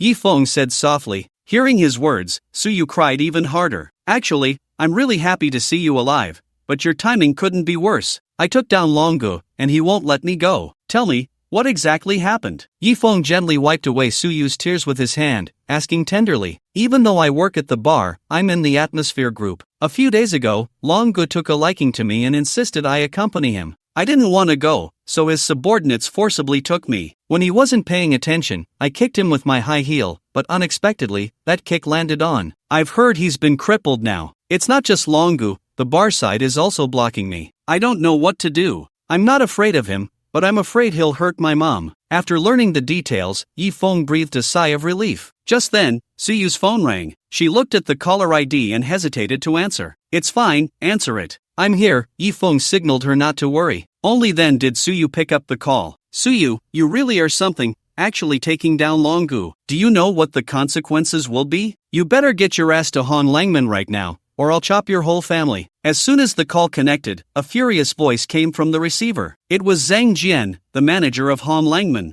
Longu had gotten into trouble in his establishment, so he couldn't escape responsibility. Longu had already made it clear that if Suyu wasn't brought to him within 3 days, he would shut down Han Langman. But Zhang Jian had called Suyu dozens of times, and she hadn't answered. Suyu looked at Yifeng, unsure of what to do. Tell him you're coming right away, Yifeng whispered. Suyu was a bit worried. Going to Han Langman was like walking into a tiger's den, wasn't it? Don't worry, Xiaoyu, I'm really strong now. Suyu recalled how easily Yifeng had taken down those thugs earlier, and finally gained a bit of confidence, gritting her teeth and saying, I'll be there right away. She actually didn't want to take Yifeng into danger, but the other party already knew her home address, and she needed to resolve this before Yichi found out. That's the spirit. Longu is a reasonable person, he won't eat you alive. Hearing Suyu say she was going, Zhang Jian's tone softened immediately. He was scared too. If Suyu hid, Longu would definitely come after him. After hanging up, Zhang Jian felt something was off. Logically, Suyu shouldn't have the guts to come.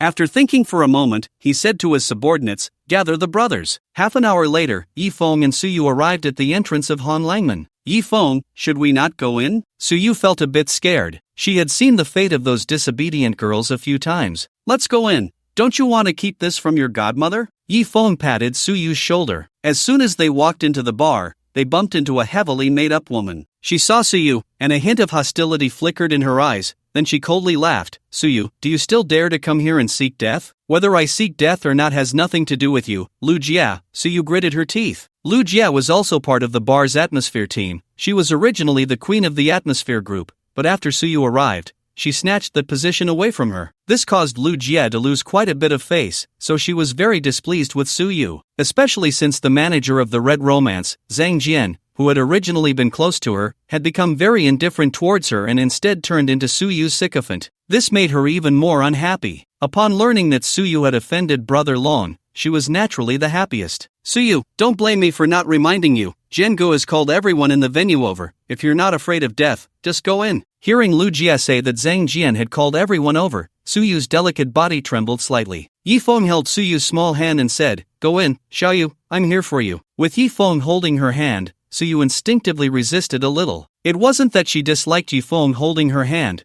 but she still hadn't completely forgiven him. However, she only resisted slightly and then allowed Yifeng to hold her hand. The two walked towards the Red Romance together. Seeing this scene, a smirk appeared at the corner of Lu Jia's mouth. After today, she would once again become the queen of the Red Romance. As for Suyu, Whether she could leave the red romance alive was another matter. It was said that Suyu's kick was fierce enough to make Brother Long lose face. As long as Brother Long wasn't a fool, he wouldn't easily let Suyu go. Originally, Suyu was quite scared, but for some reason, the warmth coming from Yi Feng's hand made her feel a wave of reassurance. It was like when she was a child. No matter what mistake she made, Yi Feng would always stand in front of her and say, "Don't be afraid, I'm here." The phrase "I'm here" made Suyu feel as if she had returned to that innocent time when she could unconditionally trust Yi Feng. It was still not business hours, so there were no customers inside. However, the hall was packed with people. Lu Jie did not lie to Suyu. Zhang Jian had indeed called everyone in the venue over. This scene was clearly not prepared for Suyu. After all, Suyu was just a part-time college student and did not deserve such a grand setup. Zhang Jian had called everyone over to deal with Brother Long. Yes, he wanted to cover for Suyu. Of course, it was under certain conditions. After all, not everyone had the courage to challenge Brother Long's authority. Zhang Jian had originally been smiling, but when he saw Suyu being led in by a man, the smile on his face instantly froze. "Kid, who the hell are you? Who told you to hold Suyu's hand?" Zhang Jian spat, cigarette in his mouth, cursing. "I'm her brother," Yi Feng replied. Upon hearing Yi Feng's answer, Zhang Jian's face turned full of smiles again. "Oh, so you're the big uncle. So you're Suyu's brother, please, take a seat." Zhang Jian almost let slip his true thoughts. It was clear that Zhang Jian had feelings for Suyu and wanted her to be his girlfriend. Although he was the bar manager and had seen countless women, it was definitely not less than 1,000. Moreover, each one was beautiful and had a hot figure. For example, that Lu Jia was sexy and fiery, and crucially, she knew how to have fun. Every time, she made him feel good about being a man. However, Zhang Jian always felt that something was missing between him and Lu Jia. They could sleep together, but he seemed reluctant to have Lu Jia as his girlfriend. But ever since Suyu arrived, Zhang Jian finally understood what was missing in Lu Jia. Although Lu Jia was also beautiful, she had a price. A woman with a price, no matter how beautiful, would find it hard to ignite a man's desire to conquer. After all, he knew that as long as he spent money, this woman would obediently open her legs and let him explore to his heart's content. Of course, others were the same, but Suyu was priceless. Faced with a priceless woman, a man is often willing to give everything for her. Just like this time, Zhang Jian knew very well that going against Longguo was not a wise choice. But for Suyu, he decided to fight. "Brother Long, what happened?" After they settled into the chairs Zhang Jian had brought,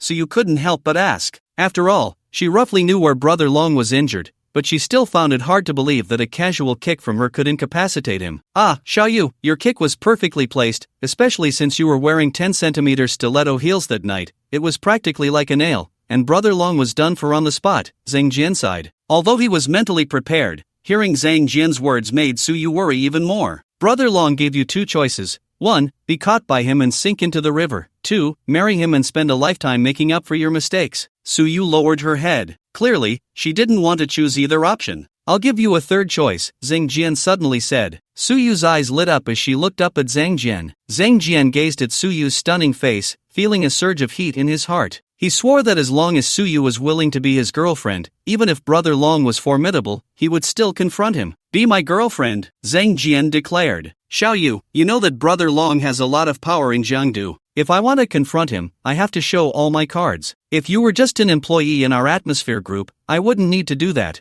but if you are my girlfriend, it's a different story." Yi Feng assessed Zhang Jian, realizing that he had this idea in mind. He immediately said, "No need for your help, I can handle Brother Long myself." "Ha, brother, you probably don't know Brother Long's background. In Jiangdu, there are not many who dare to say they can deal with him," Zhang Jiao laughed. Of course, there was some exaggeration in his words, but it wasn't too far off. Brother Long wasn't scary, it was mainly the power behind him that was terrifying. Once that force set its sights on someone, even a family worth billions would have a headache. If it weren't for his deep feelings for Suyu, Zhang Jian really wouldn't want to wade into this murky water. Clearly, Suyu would not agree to Zhang Jian's conditions, but if she didn't agree, what could she do? "Xiaoyu, think about it. If you don't be my girlfriend, you'll have to marry Brother Long. I'm still better than being with a cripple, right?" Zhang Jian persuaded. "Damn it, who dares to say I'm a cripple?" Just as Zhang Jian finished speaking, a loud shout rang out. Brother Long's men had arrived. Not just Brother Long,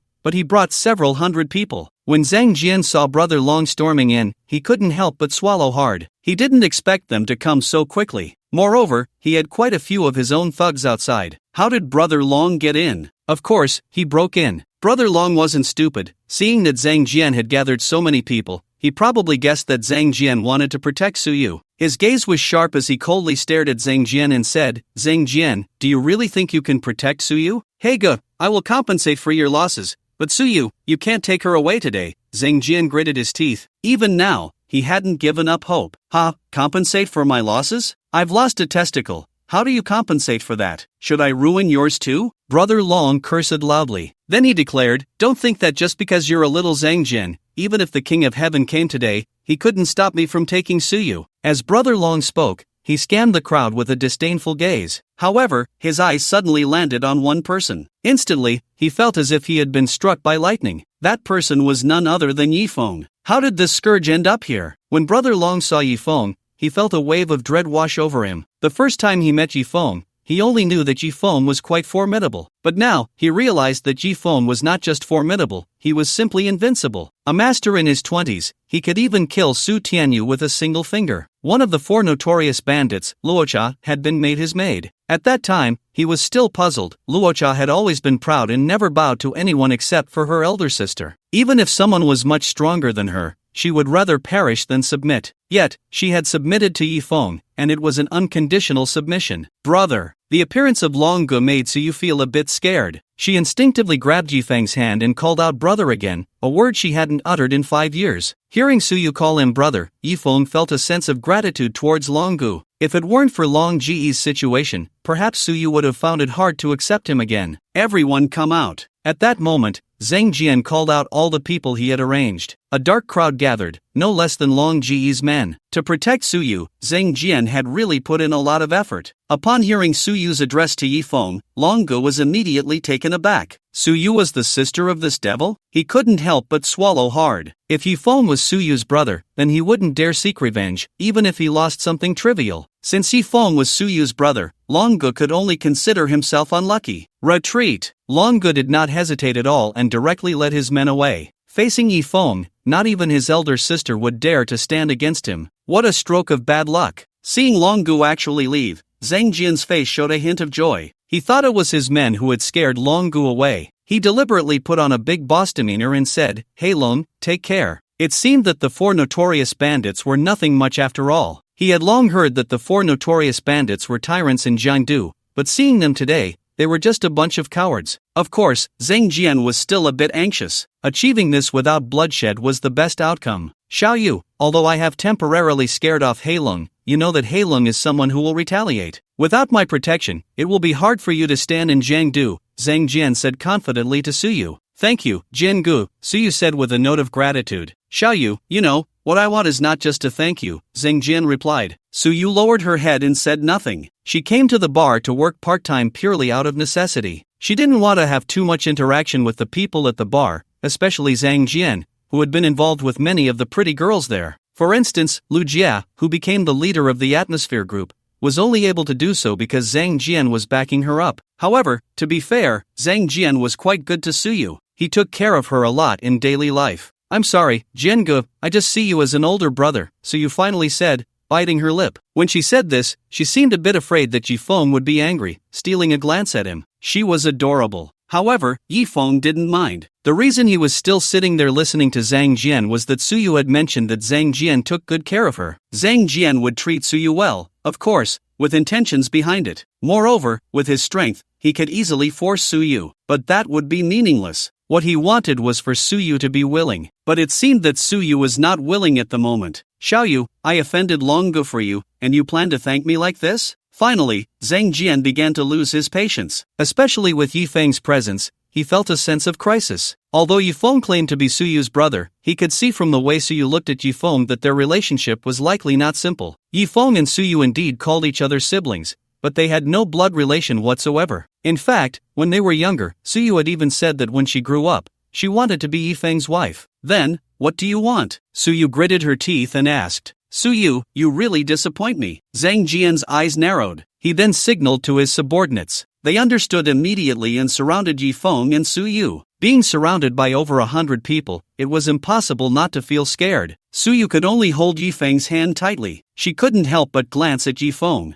Surely, her brother would be scared too, right? Did I make a mistake by involving him? At that moment, Suyu even felt a bit regretful for bringing Yifeng along. However, Yifeng's expression was calm and unbothered, showing no signs of fear. Kid, are you really Suyu's brother? Zhang Jian finally couldn't help but ask. He always felt that the way Suyu looked at Yifeng was not like a sister looking at her brother. No, Yifeng replied. Damn it, I've noticed something was off with you two for a long time. Suyu, the reason you don't want to be my girlfriend is because of him, right? Zhang Jian's face showed a fierce expression. His words made Suyu's cheeks flush slightly, but she defended herself. Zhang Jian, what nonsense are you talking about? I don't want to be your girlfriend because I don't like you at all. Don't like me? Ask around in Hong Romance, how many women don't like me? Zhang Jian seemed unable to accept this outcome. Indeed, Zhang Jian was quite good-looking, tall, and he was the manager of Hong Romance. So many women in the establishment had shown interest in him. For example, Lu Jia had relied on Zhang Jian to rise from a tea-serving girl to the top position in the atmosphere group. Their liking you is their business. I just don't like you. Now that the words were out, Suyu was no longer being subtle. Suyu, you really don't know how to appreciate kindness. If it weren't for Brother Jian, you wouldn't know how many men would have had their way with you in Hong Romance. Lu Jia finally couldn't hold back and cursed. She had desperately tried to curry favor with Zhang Jian, only to be rejected by Suyu like this. However, as soon as Lu Jia finished speaking, she received several hard slaps to the face, instantly swelling her cheeks. Even her newly done nose was knocked askew. If you dare to speak disrespectfully to my sister again, you'll die. Yifeng said coldly. Ah, my nose, my nose. Brother Jian, he hit me. You must avenge me. Kid, even Longo wouldn't dare to act recklessly in my Hong Romance. What do you think you are? Get him. Kill this kid. And as for Suyu, send her to my room. Zhang Jian was ready to use force. Although a forced relationship isn't sweet, it can quench thirst. Suddenly, a dark mass of people charged towards Yifeng and Suyu. Xiaoyu, close your eyes, Yifeng said to Suyu. Suyu had always listened to Yifeng, so she obediently closed her eyes. In fact, this scene made her instinctively want to shut her eyes. Bang bang bang. One by one, Zhang Jian's men were knocked to the ground by Yifeng. In less than a minute, all of Zhang Jian's men were lying on the ground. This scene left Zhang Jian dumbfounded. Do you think it's possible that Black Dragon left because he was afraid of me? Yifeng grinned at Zhang Jian. Black Dragon left because he was afraid of me. Yifeng's words completely stunned Zhang Jian. Deep down, he was also somewhat doubtful. After all, Black Dragon was known for his ferocity on the streets. Even if he wasn't a match, he would still fight first. Moreover, the number of people Black Dragon brought today was not less than his own. Yet, Black Dragon had left obediently, and when he left, his eyes clearly showed fear. So, was Black Dragon afraid not of Zhang Jian, but of this man in front of him? Who are you? Zhang Jian swallowed hard and asked. My name is Yifeng. My name is Yifeng. These two words struck Zhang Jian like a bolt of lightning. The name Yifeng was now well known in Jiangdu. Zhang Jian could hardly believe his ears. Suyu was actually the sister of the little tyrant Yifeng? That's right, because of Yifeng's various actions since his return, he had already earned a reputation. Little overlord, overbearing, unparalleled. The disciple of the god of war, kills at will. I ask, in the entire Jiangdu city, how many can do this? Don't mention Jiangdu, even in Yuzhou, few dare to lay a hand on the disciple of the god of war. After all, a god of war represents the king of a state. I'm sorry, I was wrong. I didn't know that Xiaoyu is your sister, little overlord. If I had known, even with 1,000 guts, I wouldn't dare to have any ideas about her. Zhang Jian knelt down with a thud. Little overlord? What the hell? Yifeng looked confused. That's the nickname everyone gave you. If you don't like it, I won't call you that anymore, Zhang Jian said, swallowing hard. I don't like it. Yifeng frowned. This name sounds really stupid. Little overlord? Why not call me Little Turtle? Then, I'll call you Young Master Yi, and I hope Young Master Yi can spare me. Yifeng nodded and said, considering you've treated my sister well, I won't hold it against you today. But if I find out again that anyone dares to have ideas about my sister, don't blame me. Don't worry, Young Master Yi, Xiaoyu is your woman. Who would dare to have ideas about her? That would be like digging a hole on the head of the Tai Sui, Zhang Jian flattered. What nonsense, Xiaoyu is my sister, Yifeng glared at Zhang Jian. I understand, she's your sister. Zhang Jian had no choice but to agree. Just like that, a crisis was easily resolved. The girl shook off her previous gloom and bounced out of the red romance. Brother, I haven't felt this relaxed in a long time, so you took a deep breath, feeling an unprecedented sense of freedom. In the past, she was always on edge, afraid of being bullied at work, afraid of being discovered by Yi Chi after work. At the bar, she was also afraid of being recognized by acquaintances, especially after hurting Brother Long, so you felt she was definitely doomed. But unexpectedly, Yifeng, who had disappeared for 5 years, returned. He was still the same, standing in front of her, protecting her. Xiaoyu, don't come to work here anymore. I can support you, Yifeng said to Suyu. Suyu hugged Yifeng's arm and nodded vigorously. But, brother, what did you mean by what you just said to Zhang Jian? Suyu suddenly pouted and asked, what did I say? Yifeng had already forgotten what he said to Zhang Jian. You said if you found out someone had ideas about me, you would. Does that mean you don't allow me to find a boyfriend? Of course not. I was just talking about the people in the bar. After all, there aren't many good people there, Yifeng explained. Then can people outside the bar pursue me? Suyu tilted her head, looking at Yifeng with her beautiful big eyes. I think you should focus on your studies first. Yifeng thought for a moment and said, brother, you didn't allow me to date before, but now I'm already in college, Suyu said unhappily. You can find a boyfriend, but you must bring him back to me for approval. Okay, brother, but you can't beat him up anymore. Suyu chuckled. She still remembered that when she was in school, a few male classmates always approached her, only to be beaten up by Yifeng. As long as he doesn't bully you, I won't hit him, Yifeng said. Brother, it's so good to have you, Suyu said softly, resting her head on Yifeng's arm. Yifeng knew that in the years he was gone, Suyu had suffered a lot. He immediately rubbed her head and said, from now on, I will always be here. Brother, let's go home. If mom sees you, she will be so happy, Suyu said excitedly. The two took a taxi, preparing to go home. However, at that moment, Suyu's phone suddenly rang. Hello, is this Suyu, the daughter of Yi Chi? A voice came from the receiver. Yes, who are you? Suyu suddenly had a bad feeling. You need to hurry over, Yi Chi is going to jump off the building. The voice on the phone sounded urgent. What? Tell me, where? A crowd had gathered in front of a villa. On the balcony of the villa stood a woman, Yi Chi, Yifeng's godmother. Yi Chi used to do exquisite embroidery, but after her hand was broken, she was dismissed from the factory. To support her daughter's college education, she took up cleaning jobs. Today, she was called to clean the villa. The villa was large, and cleaning it was quite a task. However, the thought of earning 300 yuan once the cleaning was done made Yi Chi very happy. But when the villa's owner came to inspect, he claimed that a gemstone necklace was missing and insisted that Yi Chi had hidden it. I didn't. I really didn't. Tears streaked down Yi Chi's face. Although she was poor, she had never engaged in petty theft. Even if she found money on the street, she would return it to its owner. Heh, you're the only one who came to our house today, who else could it be? That gemstone necklace is worth 500,000. You'd better hand it over now, or you'll be sitting in jail for a long time, a heavily made-up woman said coldly. Madam Chi, I really didn't take your necklace. I only took the things you said you didn't want. Yi Chi cried. Heh, I felt sorry for you, a single woman cleaning such a big villa, so I gave you some unwanted things from my home. I didn't expect you to steal from me and still have the nerve. Madam Chi shouted. What a heartless person. Someone kindly gave her unwanted things, and she still steals. Exactly. We need to keep an eye on cleaners in the future. You never know when a thief might be invited in. Look at her, so pretty yet working as a cleaner. It's obvious something's off. She must be trying to hook up with a wealthy benefactor. The people downstairs pointed and whispered about Yi Chi upstairs. Yi Chi had never faced such humiliation.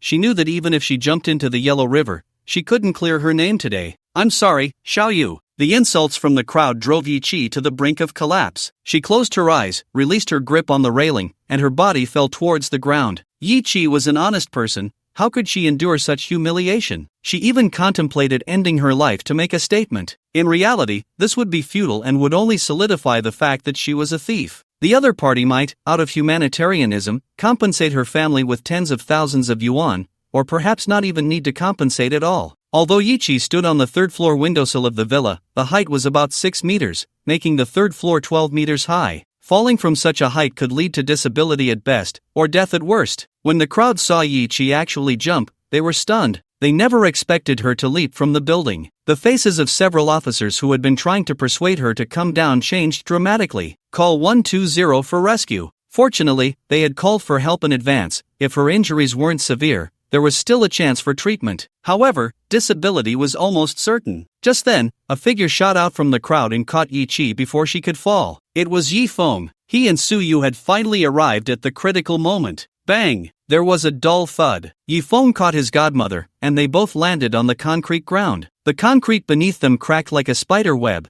demonstrating the force of the impact. But Yi Chi didn't feel much of it because Yi Feng absorbed all the shock into the ground. The crowd couldn't help but applaud at this scene. Although they had just insulted Yi Chi, it was only out of their disdain for thieves. They didn't want her life. The paramedics carrying the stretcher looked bewildered, unsure whether to step forward to provide treatment. Did this count as a fall or not? Thank you, my godmother is fine, Yi Feng said to the paramedics. They exchanged confused glances before returning to their ambulance, still in shock. The officers were equally dumbfounded. Just now, they only saw a figure rush out, and then Yi Chi was saved. From the way the other party addressed him, it should be his godson. Looking at the countless cracks on the ground, the constables couldn't help but swallow hard. This woman's godson, could he be a superhero? Xiao Chen, is it really you? Yi Chi looked at Yi Feng, her face filled with ecstasy. It's me, Yi Feng nodded. This must be heaven. If I had known that dying would let me see you, Mom should have come down to accompany you earlier. Yi Chi was still in shock, and when she came to her senses, she thought she had already arrived in heaven. After all, Xiaoxue said that Yi Feng had fallen into a bottomless abyss, with no bones left. It was impossible for him to still be alive. If he were alive, then why hadn't Yi Feng come back to find her in 3 years? This isn't heaven, godmother, I'm back. Feeling the almost non-existent weight in his arms, Yi Feng felt a pang in his nose. He remembered that the old Yi Chi was slightly plump. She had curves in all the right places, practically the queen of the slightly plump category. Back then, Yi Chi was young and beautiful, with countless admirers. But because Yi Chi had Yi Feng, who was picked up, many men couldn't accept it and remain single. Yet Yi Chi had never thought of giving up on Yi Feng. If she couldn't find a partner, she simply wouldn't. With her skills, she could easily support a family. But looking at the current Yi Chi, her face was haggard, her skin yellowed, and her weight was probably only a little over 80 pounds. Clearly, these past 5 years had not been kind to Yi Chi, and all of this could be said to be caused by Yi Feng. That despicable Xiaoxue actually had someone break godmother's arm. Originally, Yi Feng thought the grievances between him and Xiaoxue had dissipated, but at this moment, a deep hatred surged in his heart once again. It must be that Xiaoxue despised Yi Chi's identity, which was why she deliberately kept Yi Chi from seeing him. In other words, in Xiaoxue's heart, she had never accepted him. Hearing Yi Feng's words, Yi Chi pinched her leg hard. It hurts, this isn't a dream. Yi Chi hugged Yi Feng tightly. It's my son isn't dead, look, my son is still alive. Yi Chi was so excited that she was almost incoherent. Yi Feng let Yi Chi hold him, as she told the onlookers, who were strangers, that he was her son. Seeing Yi Chi's almost frenzied appearance, Yi Feng realized just how important he was to her. Godmother, I'm sorry, I thought you didn't want me anymore. That's why I didn't dare to come home, Yi Feng said softly. What nonsense, you are my son, how could I not want you? Yi Chi said, wiping her tears. When Yi Chi had calmed down a bit, Yi Feng said to her, Godmother, I don't want to call you godmother anymore. Yi Chi was taken aback by his words. From now on, I won't call you godmother, I will call you mom, you are my real mom. Yi Feng said, enunciating each word. Okay, from now on you are my real son. Yi Chi hugged Yi Feng, extremely happy. At that moment, it felt as if everything they had suffered before was insignificant. So, have you finished reminiscing? What do you have to say about your mom stealing my gemstone necklace? At that moment, the cold voice of the villa's mistress, Shi Shanglan, rang out. Slap. As soon as the woman finished speaking, she received a slap across her face. It was Yi Feng who hit her. You dare to hit me. The woman looked at Yi Feng in disbelief. A cleaner's son actually dared to hit her? My mom didn't take your necklace, yet you wronged her. Don't you deserve to be hit? Yi Feng said coldly, holding Yi Chi tightly.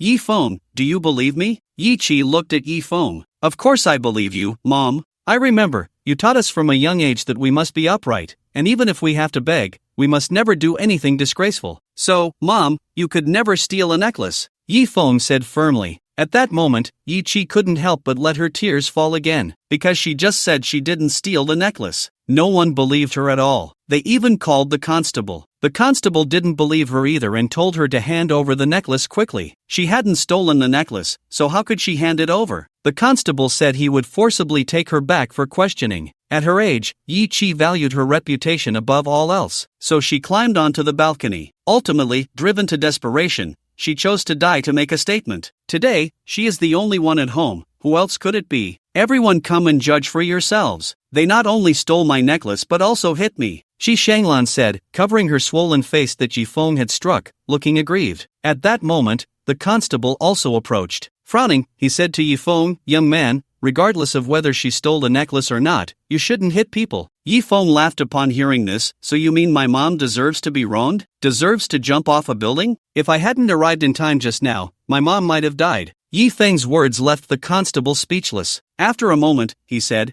how can you be sure your mom didn't steal the necklace? It said the necklace is worth over 500,000. Your mom is just a cleaner, earning only 200 to 300 a day. 500,000 is enough for her to earn in half a lifetime. Wanting to keep it for herself is understandable. You're talking nonsense. Even if it's worth $1 million, my mom wouldn't steal it. Su Yu shouted loudly. Yi Feng narrowed his eyes and said, so you have no evidence to prove my mom stole your necklace, and just because my mom is a cleaner, you assume she took it? That's right, we indeed have no evidence, but the possibility is very high, so we plan to take her back for investigation, the constable said. Hearing this, Yi Chi felt a bit scared. It is well known that the common people in Longwa have an innate fear of constables. Yi Chi was no exception. Although she hadn't taken the necklace, she had seen many cases on TV where people were forced to confess. Once you're caught, it doesn't matter if you did it or not, they beat you first and ask questions later. And there are all sorts of torture devices. Just thinking about it is terrifying. Of course, this was mainly because Yi Chi watched too much TV. In reality, it was relatively humane, and such things shouldn't happen again. However, because the amount of money involved was quite large this time,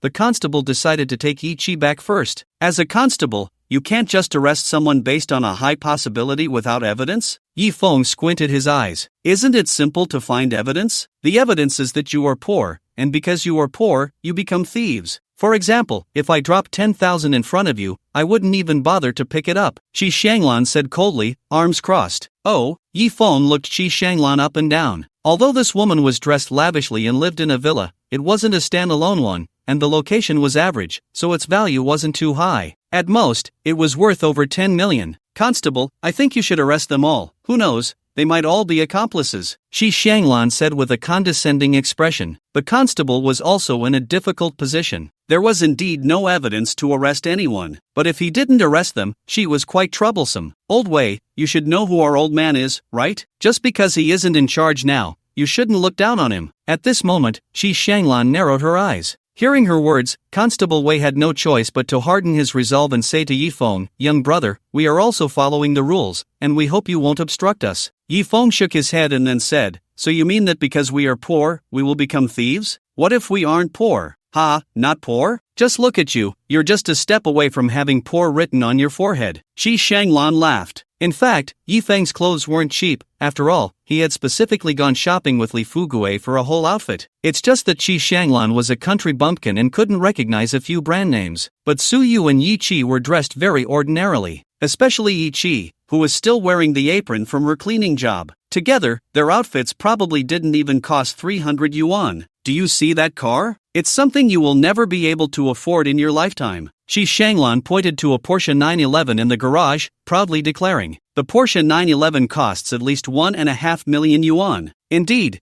it's something many people could never hope to own in their lifetime. Brother, we can't just go through the motions. If there's really no evidence, we will definitely let your mother go. But Qi Shanglan is not someone to be trifled with. The constable couldn't help but whisper to Yi Feng. Yi Feng was, of course, unwilling. The reason was simple. The elderly care about their reputation. With so many people present, if Yi Chi were taken away, it would likely leave her with a lifelong shadow. Therefore, this matter had to be resolved on the spot. You want to compare wealth? Let's see who has more, Yi Feng said as he took out his phone and called Hong Yi. He asked, Hong Yi, how much cash does the company have? The company has a cash flow of 1.5 billion, but in the short term, we can only produce 100 million, Hong Yi replied respectfully. Since she was under Yi Feng, her money naturally belonged to him as well. 100 million is enough, Yi Feng nodded. He then continued to ask, what about cars? How many do we have, and how luxurious? For cars, 1 over 10 million, 1 over 5 million, and 7 over 3 million. Good, I'll send you a location. Bring all the cars worth over 3 million here, and also bring 100 million in cash. Yi Feng commanded. Hong Yi never disobeyed Yi Feng's orders. If before she obeyed him merely because he was the master of the courtyard, after Yi Feng entered the Su family to treat her and killed Su Tianyu, her obedience transformed into something deeper. Ha, kid, you must have read too many novels, right? 100 million in cash, like it's just a game? Qi Shanglan laughed heartily. You can think what you want. If I can prove that I have more money than you, can I prove that my mom didn't steal your necklace? Yi Feng squinted and asked. Fine, if you can bring a car better than my 911 and a million, then I'll believe your mom isn't a thief, Qi Shanglan said proudly. Just wait, Yi Feng replied calmly. Yi Feng was composed, but Yi Qi and Su Yu were not, especially Yi Qi, who nervously said to Yi Feng, Xiaochun, why do you have to boast? If it really doesn't work out, I can let them take me away. After all, I didn't steal anything. If you keep boasting like this, how will it end? Brother, quickly say you're just bragging. If you're just bragging, I can run away early. I really don't want to completely embarrass myself. Su Yu waved her small fist. Although it was already embarrassing enough for their mother to be misunderstood, misunderstandings could always be cleared up. She believed Yi Qi could never steal anything, but if Yi Feng had just made such a big claim and couldn't back it up, that would truly be embarrassing. Don't worry, Yi Feng signaled for the mother and daughter not to be concerned. He had come back this time to repay debts and avenge grievances. Therefore, he would not hide anything from these two people he trusted the most. Time passed second by second, and at this moment, more and more people gathered to watch. They all wanted to know if this cleaning lady's son was really that impressive, able to produce 1 million in cash. If he could really do that, it would definitely be the biggest scoop of the year. As people who loved to watch the excitement, who wouldn't want to get a taste of a good story? Soon, half an hour passed, but no one came. Ha, kid, where's your car? Where's your money? I see you're just stalling for time. Constable, hurry up and arrest him. You can't really think that a cleaning worker's son can come up with that much money, right? Qi Shanglan laughed. What's wrong with the son of a cleaner? Can't the son of a cleaner be wealthy? The other party kept calling him a cleaner, which made Yi Feng's expression not very pleasant. He didn't care if others insulted him, but he absolutely would not allow anyone to insult his mother. What's wrong with being a cleaner? Can't a cleaner be wealthy? Let me tell you, don't underestimate cleaners. Just recently, I heard that a cleaning ladies company was going bankrupt due to a funding crisis and that cleaning lady directly took out 6 million to revive the company. Exactly, cleaners don't steal or rob. They earn money through their own efforts. What's wrong with that? At this moment, someone finally spoke up for Yi Qi. The key is that she did steal. Qi Shanglan huffed. Slap. Qi Shanglan received another slap on her face. From now on, if you say my mom stole something just once, I'll slap you once, Yi Feng said coldly. Old Wei, why don't you arrest this lawless person? Qi Shanglan's face was swollen on both sides, looking very much like a pig's head. Meanwhile, the constable Old Wei was sweating profusely. Although he didn't believe that the son of a cleaner could come up with 1 million, what if it was true? This was a situation where neither side could afford to offend. Seeing Old Wei not moving, Qi Shanglan kicked him a few times. You useless thing. After kicking, she didn't forget to scold him a few times. What are you doing? This is an attack on a constable. We can arrest you for this.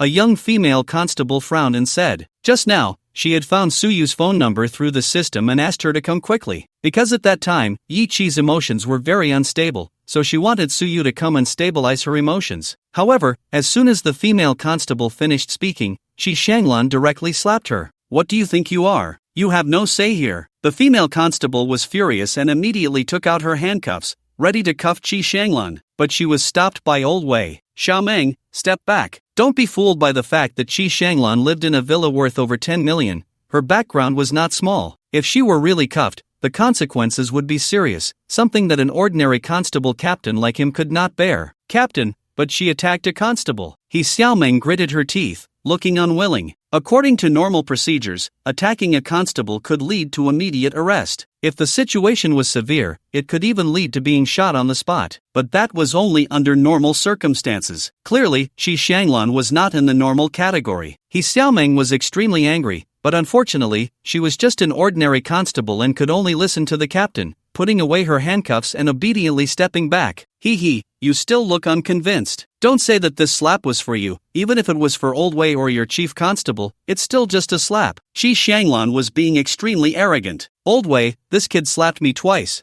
Look at what he's done to me. If you don't arrest him soon, I'm going to call my old man. Qi Shanglan seemed to have lost her patience. Wei Guangming's expression changed several times. In the end, he had no choice but to take out the handcuffs and walk towards Yifeng. Clearly, today's incident was no longer just about stealing a necklace. Yifeng should never have hit Qi Shanglan. However, just at that moment, the unique roar of an engine came. Everyone couldn't help but look over. They saw a Bugatti speeding over. Following the Bugatti were several other models: Rolls-Royce Phantom, Rolls-Royce Wraith, Bentley, limited edition Maybach. In short, all were top luxury cars. These cars were rare to see even one at a time. But now, they appeared in large numbers here. Although this was a villa area, it was evident that the residents here could not afford such top luxury cars. After all, one of these cars could almost equal the price of a house here. Soon, the Bugatti stopped in front of Yifeng. Then, a man and a woman got out of the Bugatti. The woman was tall and elegant, dressed in a fiery red cheapao, her beauty striking. The man, on the other hand, was rather pretentious, wearing a pair of frog-eye sunglasses. It was none other than Hongye and Li Taizhu. At this moment, Li Taizhu was incredibly smug. After all, this was a Bugatti, worth tens of millions. Previously, he could only see such cars on television, and now, not only had he seen one, but he had also driven it. 16 pistons, incredibly powerful. Anyone who encountered it would surely be weak in the knees. Upon witnessing this scene, everyone was stunned. Could it be that the cleaning lady's son really had such great capabilities? Qi Shanglan's expression also changed slightly, but soon, she burst into laughter. Kid, is this a rented car? Did you spend your entire year's salary to rent it just to clear your mother's name? You almost had me fooled. At this moment, people began to react. After all, the combined price of these luxury cars exceeded 100 million. A boss worth over 100 million had a mother working as a cleaner. Was that even possible? But if it was a rental, these cars would only cost tens of thousands a day, at most 100,000 in rent, which even an ordinary person could afford. However, just then, a small delivery truck drove over. The crowd was somewhat puzzled, thinking, this isn't your turn to show up. After all, the cars in front were all worth millions. What was a small delivery truck doing here? Just as everyone was confused, the tarp on the delivery truck was lifted. Then, the most beloved man in Longwa appeared before everyone. Inside the truck bed were stacks of 100 yuan Longwa currency. The entire truck was definitely worth more than 100 million. Shock, immense shock. Such a scene could only be seen on television. It was impossible to witness in reality. I got a bit from the widow and brought over 200 million. Young Master Yi, what are your orders? Hongye bowed to Yifeng and said respectfully, you don't need to do anything, just show them, Yifeng replied casually. At this moment, even Qi Shanglan couldn't help but swallow hard. If Yifeng's car was rented, could this money also be rented? It's props, it must be props. Qi Shanglan still refused to believe what she was seeing. You can go up and take a look, Yifeng said confidently. He believed that Hongye would never use counterfeit money to fool him. Even Qi Shanglan was seeing so much money for the first time. Trembling, she walked up to the truck full of Longwei currency. She casually took a bundle out to check. It was all real cash. Qi Shanglan couldn't believe it. She took another bundle out to inspect. Without a doubt, it was all real cash. Had they moved a bank? No, even a bank wouldn't have that much cash. And Yifeng had managed to gather it in less than an hour. How terrifying was that? This meant that if given time, Yifeng could possibly acquire even more money. Perhaps several times the 200 million, even a dozen times. Looking at Qi Shanglan, who was almost dumbfounded, Yifeng said indifferently, so now, am I considered a wealthy person? Everyone swallowed hard. If this didn't count as being wealthy, then who could be called wealthy? The comments section on Douyin wouldn't dare to be this bold. If Yifeng had so much money, it was indeed impossible for him to have any thoughts about her mere 500,000 necklace. But how could he be so rich and still let his mother work as a cleaner? At this moment, Yi Qi was also shocked beyond measure. Xiao Chen, where did you get so much money? You didn't rob a bank, did you? This was a mother, always putting her child first. Seeing Yifeng bring in so much money and so many luxury cars, her first reaction was not relief from suspicion but to question Yifeng about the legitimacy of this money. Cough, Mom, do you think you can rob a bank and get this much? Which bank has that much money? Yifeng awkwardly scratched his head. Generally, a bank branch's reserve cash is only a few 100,000. Larger banks might have a few million. 200 million in cash, it seems only the headquarters of the Dragon Country Bank could come up with that. Even if Yifeng wanted to rob the headquarters of the Dragon Country Bank, it wasn't in Jiangdu. That's true, Yi Qi thought for a moment. Then how do you have so much money? Yi Qi still wanted to know the source of the money. Yifeng had no choice but to say, actually, this money isn't mine, it's hers. Yifeng pointed at Hong Yi. President Hong? Yi Qi was surprised to find out she actually knew Hong Yi. Auntie, do you know me? Hong Yi was a bit taken aback. I went to your company to do cleaning.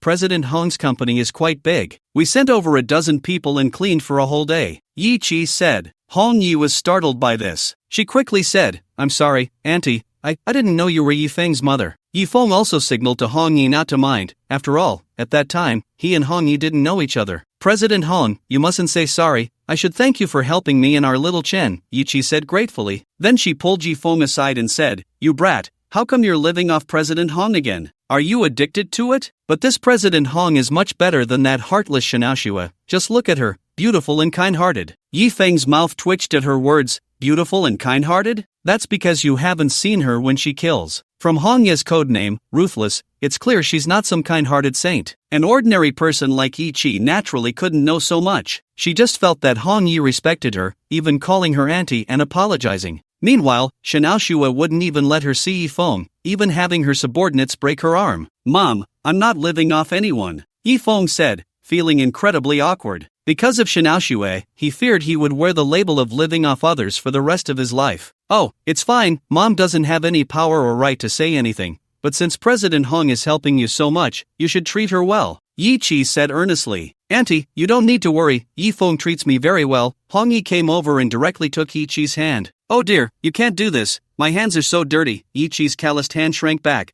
trying to pull away from Hong Ye's hand. After all, Hong Ye's hand was snow-white and delicate, with a rosy tint, while hers was covered in cracks and calluses, forming a stark contrast. Auntie's hands are not dirty at all. These are the cleanest hands in the world. Some people may look clean, but you have no idea how dirty they really are. Hong Yi glanced at Qi Shanglan and huffed. What do you mean by that? Qi Shanglan no longer had her previous arrogance. Clearly, Yi Feng's background was significant. This woman named Hong Yi was not an ordinary person. What do you mean by that? Do I need to say it out loud? I advise you to say it yourself. Hong Ye's gaze turned cold. What should I say? Just because you have money doesn't prove that the necklace isn't stolen by you. I've heard that some rich people, just for excitement, specifically steal things. Otherwise, if you're so rich, why would you let your mom come out to clean? Although Yi Feng had a big background, Qi Shanglan's background was also considerable, and with so many people present, as long as she was reasonable, she had nothing to fear. Moreover, such incidents were not unheard of. There was once a wealthy man who, seeking excitement, went to steal an electric bike. Yi Feng chuckled, but you didn't say that just now. You said as long as I have money, it proves my mom didn't steal your necklace. So, are you backing out now? Qi Shanglan was momentarily at a loss for words, but as she looked at the bright red bills on the truck, she couldn't help but swallow hard and said, whether your mom stole the necklace or not, the necklace went missing while she was cleaning, so she has a responsibility. How about this? Since you're so rich, you pay me 500,000,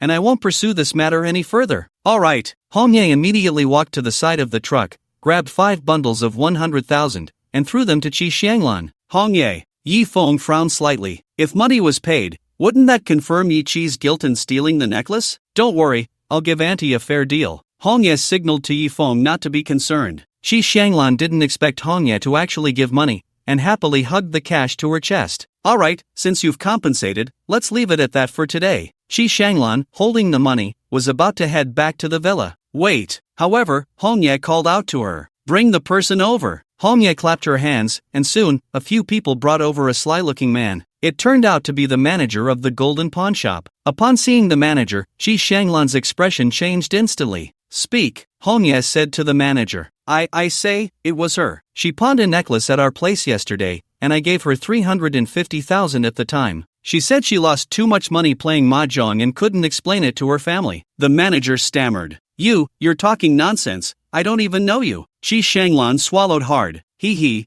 and you still want to argue? Look at this. Hong Ye threw a pawn agreement over. It had Qi Shanglan's signature and fingerprint in black and white. That's right, Qi Shanglan's necklace hadn't gone missing at all. Instead, she had pawned it. She had lost too much money playing mahjong recently and was afraid of being troubled by her family. So she came up with this scheme. First, she pawned the necklace, then claimed it was stolen by the cleaning lady. A cleaning lady with no power or influence. Wasn't she easy to manipulate? She just didn't expect to hit a solid wall this time. And a super solid wall at that. Qi Shanglan, do you have anything to say? Hong Ye looked coldly at Qi Shanglan. I'm sorry, I was wrong. I shouldn't have wronged her. Qi Shanglan finally became afraid. Clearly, the other party was not to be underestimated. Otherwise, it wouldn't be possible to even bring in the manager of the golden pawn shop. You must know, the manager of the golden pawn shop had some power. Moreover, he always kept customer information confidential. Pawning items there was absolutely safe and reliable. But now, the manager was being treated like a dead dog, trampled on the ground by Hong Ye's people. It was evident that Hong Ye was not someone to be trifled with. At this moment, the truth finally came to light. Tears couldn't help but flow from Yi Chi's eyes. The elderly could not bear injustice the most. Now that her grievances were cleared, she was naturally very happy. Moreover, she didn't expect her son to still be alive,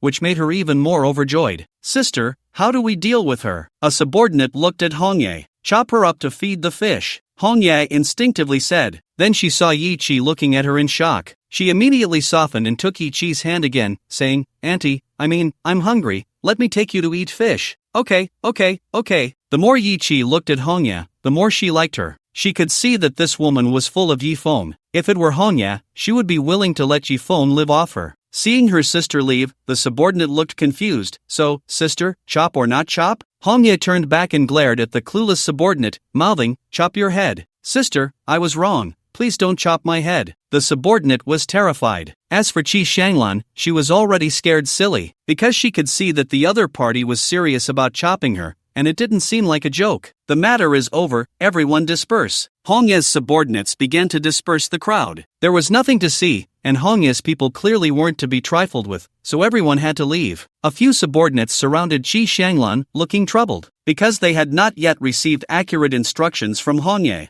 "I say, just chop her up and feed her to the fish, didn't the elder sister say so?" Then the elder sister also said she would chop off your head. "Should we chop it?" The few of them didn't know what to do. They ultimately decided to break Qi Shanglan's hands and feet, and then pull out all her teeth. Let's see if she dares to slander anyone again. Looking at Qi Shanglan lying on the ground like a dead dog, they finally left satisfied, completely unaware of the trouble they had caused. After everyone left, a Maybach drove into the villa area. A man got out of the Maybach. Seeing Qi Shanglan in such a disfigured state, he immediately let out an angry roar. "Who is it? Who beat my mother like this?" He then took out his phone and dialed. "Grandpa, my mom has had her hands and feet broken, and all her teeth pulled out." "What? Is that true? Who did it?" "My mom said it was someone named Yifeng." "Yifeng? Never heard of him. How dare he touch my daughter-in-law? Does he think I'm Chi Weigua too old and useless?" Chi Weigua raged. "Immediately contact the city lord's mansion, the Jiangdu War Department. Alright, call General Chen too, just tell him Chi Weigua has business with them." With Chi Weigua's phone call, the entire Jiangdu was immediately in an uproar. Countless armed soldiers gathered. Armored vehicles rolled onto the streets. Armed helicopters circled in the sky. It seemed like something big was about to happen. On the other side,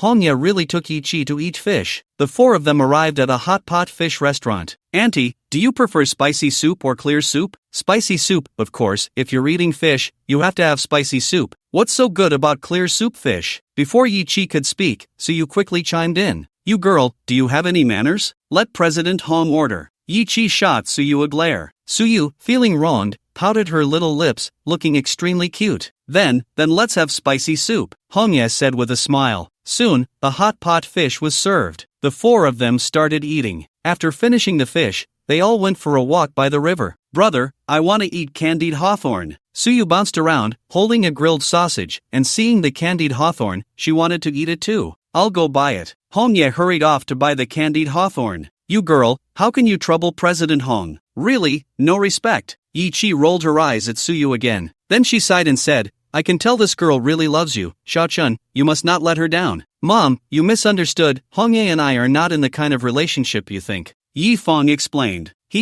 Not that kind of relationship? Do you think mom's eyes are blind? If she didn't like you, would a big president like her listen to you and think of everything for you?" Just now with the hot pot fish, she clearly couldn't handle spicy food, yet she forced herself to eat, sweating all over. Yi Feng awkwardly scratched his head, not expecting Yi Chi to observe so closely. Yi Chi certainly observed closely because she was looking at Hongye with the eyes of a future daughter-in-law. However, if Yi Feng and Hongye got together, it would inevitably lead to him becoming a son-in-law. Every mother wants her son to avoid being a son-in-law. She remembered clearly how humble Yi Feng was at Shen Aoshue's house back then. He didn't even have the qualification to sit at the table for a meal. But Hongye should be much better than Shen Aoshue. She shouldn't bully Yi Feng too much. After all, just by looking at her face, one could tell she was beautiful and kind-hearted. However, at that moment, Hongye got into a fight with someone. A dozen people surrounded Hongye. Each of those people looked fierce, exuding a chilling murderous aura. They wielded sharp blades, slashing at Hongye. Hongye pulled out a dagger and fought against the dozen people. These people's strength was not too strong, and with Hongye having practiced the 7 kill steps, even though she was still injured and not fully healed, she could still handle them easily. The battle lasted for more than a minute, and over a dozen people lay in pools of blood. their tendons severed by Hong Ye's dagger. She had deliberately held back, otherwise, she would have simply slit their throats. After all, it didn't seem appropriate to be too brutal in front of Yi Chi, but this was already brutal enough. At that moment, Yi Feng wanted to say to Yi Chi, "Mom, is this what you call beauty with a kind heart? Speak, who sent you here?" Hong Ye pressed her dagger against a killer's neck. "Ha, we are just the vanguard. You are dead today," the killer said before he actually poisoned himself to death. "What happened?" Yi Feng walked over and asked. "I couldn't get any information. They all committed suicide by poison." Hong Ye shook her head. Seeing Yi Chi, she quickly put away her dagger. "Auntie, I didn't scare you, did I?" Hong Ye transformed back into a gentle demeanor, a stark contrast to her earlier cold ruthlessness. Yi Feng had heard that a woman's mood could change faster than flipping a book, and today he finally witnessed it. Yi Chi shook her head but was still very worried and scared. After all, so many people had died at once. In Manhwa, murder was a serious crime. "Mom, Xiaoyu, don't be afraid, they attacked first." Hong Ye was just acting in self-defense, Yi Feng said to Yi Chi. "When he died, he said they were just the vanguard. I suspect there are more killers coming." "Yi Feng, you should take Auntie back to the imperial residence first," Hong Ye said to Yi Feng. "Okay," Yi Feng nodded. He took Su Yu and Yi Chi away. Along the way, Yi Chi was deep in thought. "Xiao Chun, why would someone want to kill Hong Ye? You just let her handle it alone, can she manage?" Clearly, Yi Chi had already regarded Hong Ye as a daughter-in-law and was worried about her safety. "It's probably those people called by that Lady Chi just now. It seems this Lady Chi is not simple," Yi Feng squinted. "No, we should report to the police station." Yi Chi's face was somewhat pale. "You saw the constable's reaction to that Lady Chi. Reporting to the police station would probably be useless." Yi Feng shook his head. "Then what should we do?" "Xiao Chun, I'm telling you, Hong Ye is a good girl, you must not let anything happen to her, and of course, you can't be in danger either," Yi Chi said anxiously. "I'll take you back first." Yi Feng squinted. "No, Xiao Chun, we can't just go back like this. We can't leave Hong Ye alone there." Yi Chi shook Yi Feng's shoulder, her eyes filled with determination. "Xiaoyu, what about you?" "Of course I want to help Sister Hong Ye." Su Yu also nodded firmly. "All right, then we'll go back," Yi Feng said, immediately instructing the driver to turn around. He believed that with him around, no one could harm Yi Chi and Su Yu. Instead, it would be better to send them back and then return himself. Otherwise, if the other side sent someone to deal with Yi Chi and Su Yu, it would be problematic. By the river, Hong Ye was once again surrounded by dozens of people. The strength of these dozens was clearly much stronger than the previous group. If she hadn't been injured,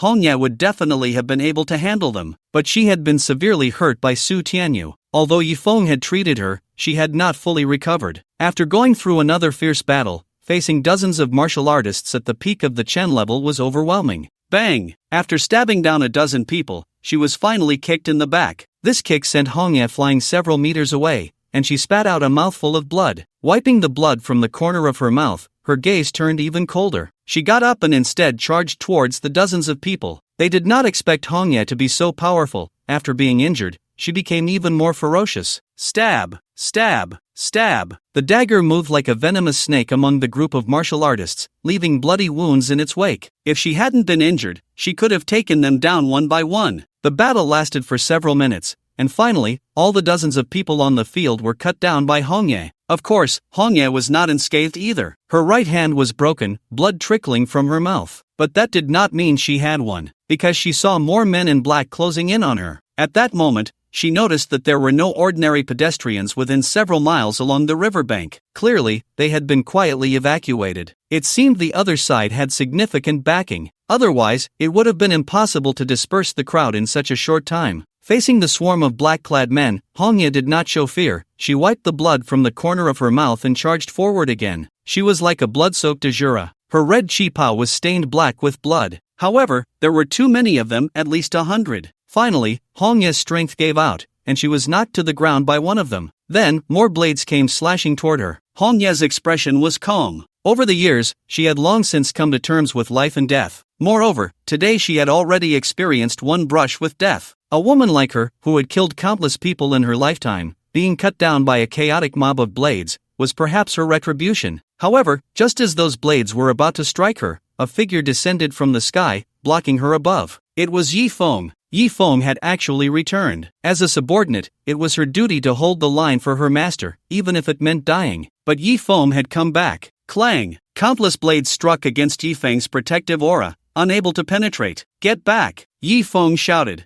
In the next moment, the group surrounding Hongye was all sent flying. Yifeng's fingers moved quickly, pressing on several points on Hongye's body to help stop the bleeding. At that moment, Hongye had dozens of horrifying wounds on her body. Her chi pao was nearly shredded. Why didn't you leave? What about Auntie and the others? Hongye asked softly. I came to save you. I've put them in a safe place, Yifeng replied. At that moment, Suyu and Yi Chi were standing on the rooftop of a building over 300 meters tall, watching everything below. Of course, they could only see a group of tiny figures. It's all my fault. I brought trouble to Xiao Chen, Yi Chi said, filled with self-reproach. Mom, trust brother, he's not an ordinary person now, Suyu reassured Yi Chi. After all, even someone like Long Gu had been scared off by Yifeng. The scene shifted back to Yifeng. He and Hongye were already surrounded by hundreds of people, and more were continuously closing in. Unexpectedly, that Madame Chi had such great power. Damn it, how arrogant can you be? At that moment, an extremely angry but muffled voice rang out. Yifeng turned around and saw a person completely wrapped up like a dumpling,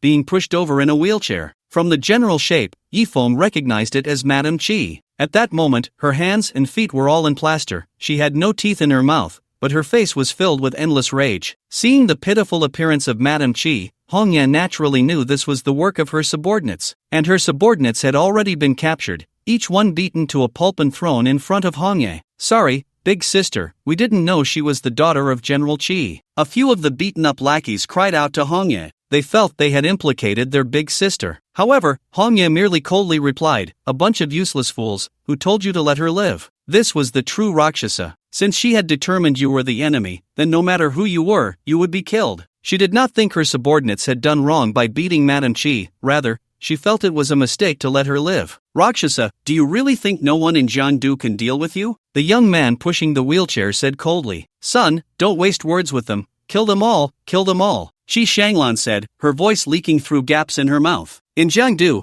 anyone who dares to bully my He family hasn't even been born yet. Kill them, the young man immediately ordered. In the next moment, over 100 people charged toward Yifeng and Hongye. Red Leaf, can we still fight? Yifeng asked, tilting his head. We can, Red Leaf replied succinctly. Yifeng bent down to pick up the fallen blade from the ground and charged directly into the crowd. Pooh. Yifeng cut through them as if chopping vegetables, leaving no survivors in his wake. Since they wanted to kill him, he naturally had no reason to hold back. At first, the young man's face wore a mocking smile, but slowly, his brows furrowed. In the end, his expression turned extremely grim. In just under 3 minutes, Yifeng and Red Leaf had killed over 100 people. The two of them, stained with blood, walked step by step towards him. At that moment, fear finally appeared on the young man's face. What do you want from us? Just now, you said you wanted us dead? Yifeng asked, squinting his eyes while holding the blade. The young man swallowed hard. I am the grandson of General Chi. You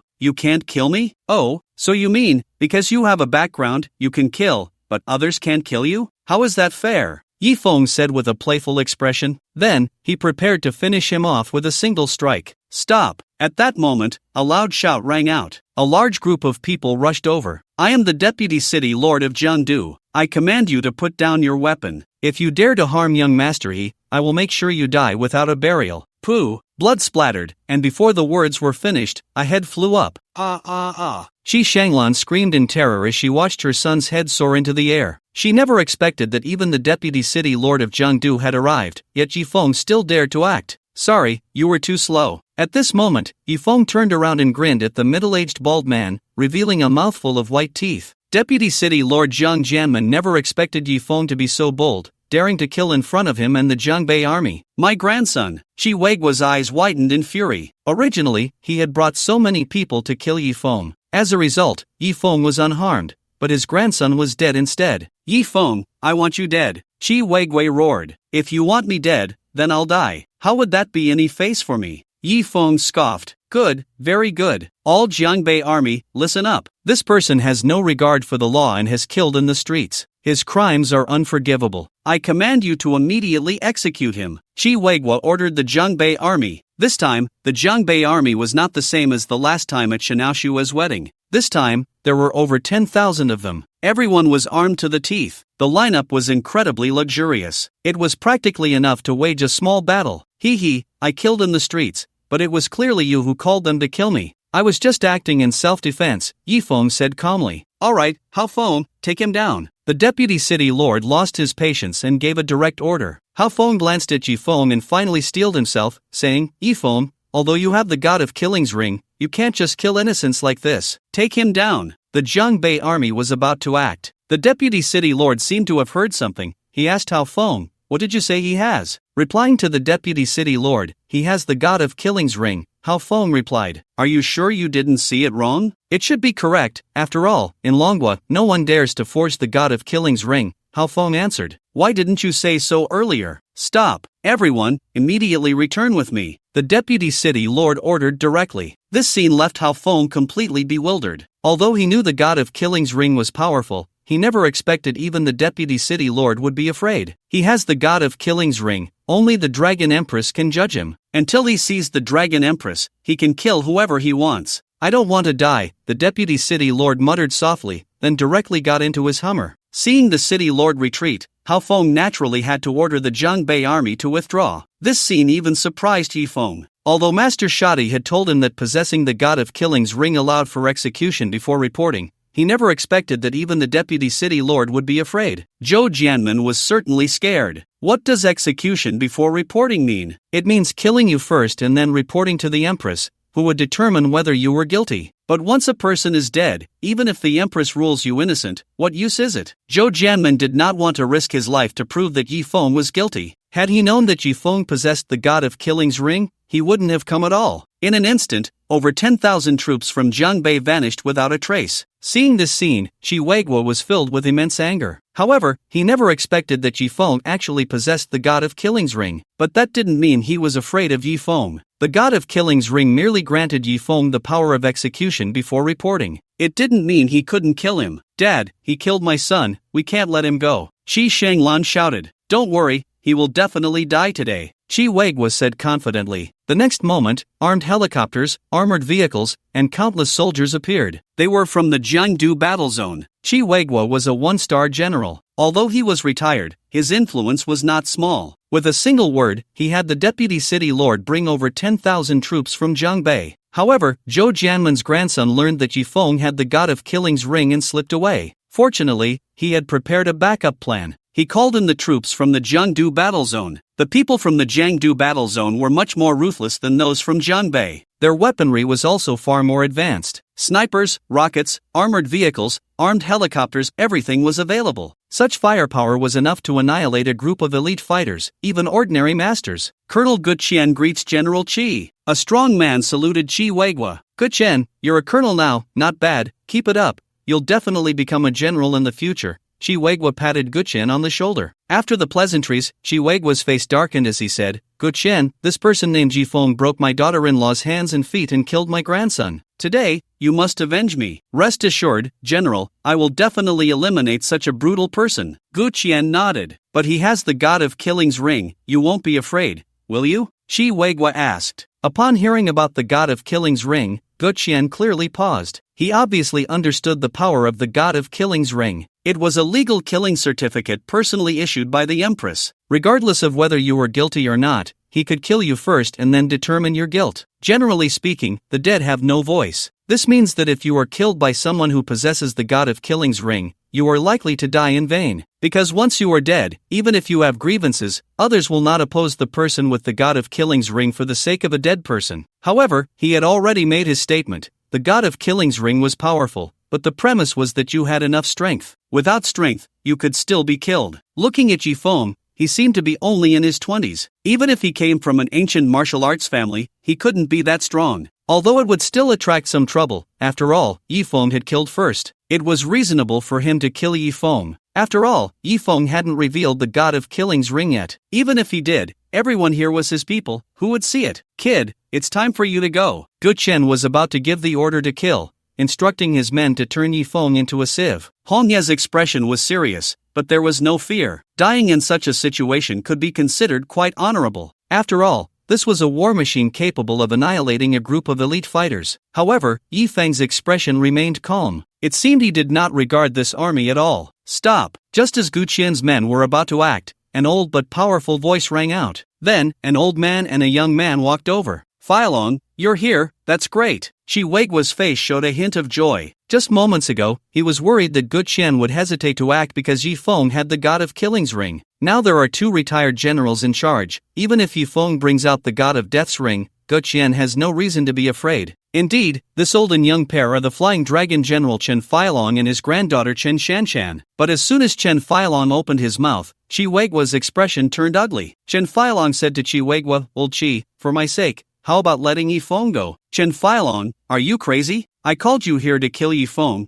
and you want me to let him go? Do you know what he has done? He killed my grandson." Qi Weigua shouted angrily. Upon hearing this, Chen Feilong was also taken aback. He had heard that someone had crippled Qi Weigua's daughter-in-law, which led to this conflict. But seeing it was Yi Feng, he immediately wanted to protect him. After all, Yi Feng had saved his life. However, he did not expect Qi Weigua to say that Yi Feng killed his grandson. This was a big problem. "Yi Feng, how could you be so reckless, even daring to kill old Qi's grandson?" Chen Feilong said with a grim expression. "What's the big deal? Didn't he kill Su Tianyu?" Chen Shanshan, the young girl beside Chen Feilong, pouted. As a young person herself, Chen Shanshan actually admired Yi Feng. After all, there were very few people in the entire dragon country who dared to kill the disciple of the war god. If Yi Feng didn't already have someone he cared for, she might have really had something happen with this man. Yi Feng looked at Chen Feilong and said lightly, "Old General Chen, if someone were to insult your granddaughter, would you let it go?" "Of course not," Chen Feilong replied immediately. Chen Shanshan was his precious granddaughter.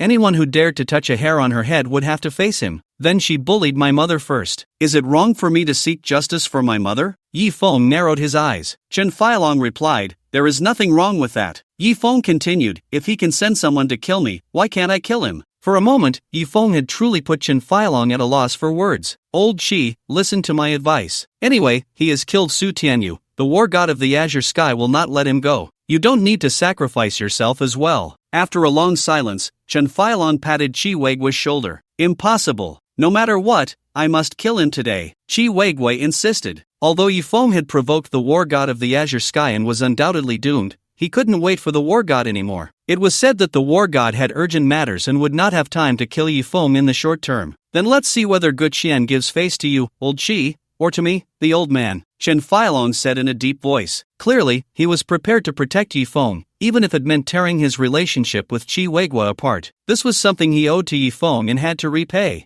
This put Gu Qian in a difficult position. Although Chen Feilong had previously been 1 star higher than Qi Weigua, both of them were no longer in charge now. He had come only to pay respect to the old senior. He could have chosen not to come. Now, one wanted to kill Yi Feng, and the other wanted to protect him. He didn't know what to do. Seeing Gu Qian hesitating, Qi Weigua realized that it would be difficult to take down Yi Feng today. His expression changed several times before he finally said, "All right, Yi Feng can live, but that girl beside him must die because it was she who ordered to cripple Shanglan." Ultimately, it was because Hongya's subordinate had crippled Qi Shanglan that she sought revenge. His grandson had been killed. Now, if he couldn't touch Yi Feng, then let Hongya die. Moreover, Chen Feilong was right. In a month, when the war god of the azure sky returned, Yi Feng would undoubtedly die. The goal would still be achieved, but if he didn't kill someone today, he wouldn't be able to vent his anger. So, let it be Hongya. Chen Feilong frowned and remained silent. He had asked Gu Qian not to kill Yi Feng, and Gu Qian should agree. After all, Yi Feng possessed the god of death's ring. If Qi Weigua insisted on killing Hongya, then Gu Qian had no need to hold back. In the end, Chen Feilong sighed and turned away. He was willing to use his own reputation to protect Yi Feng, but clearly, he would not protect Hongya. "Gu Qian, you don't dare to kill Yi Feng,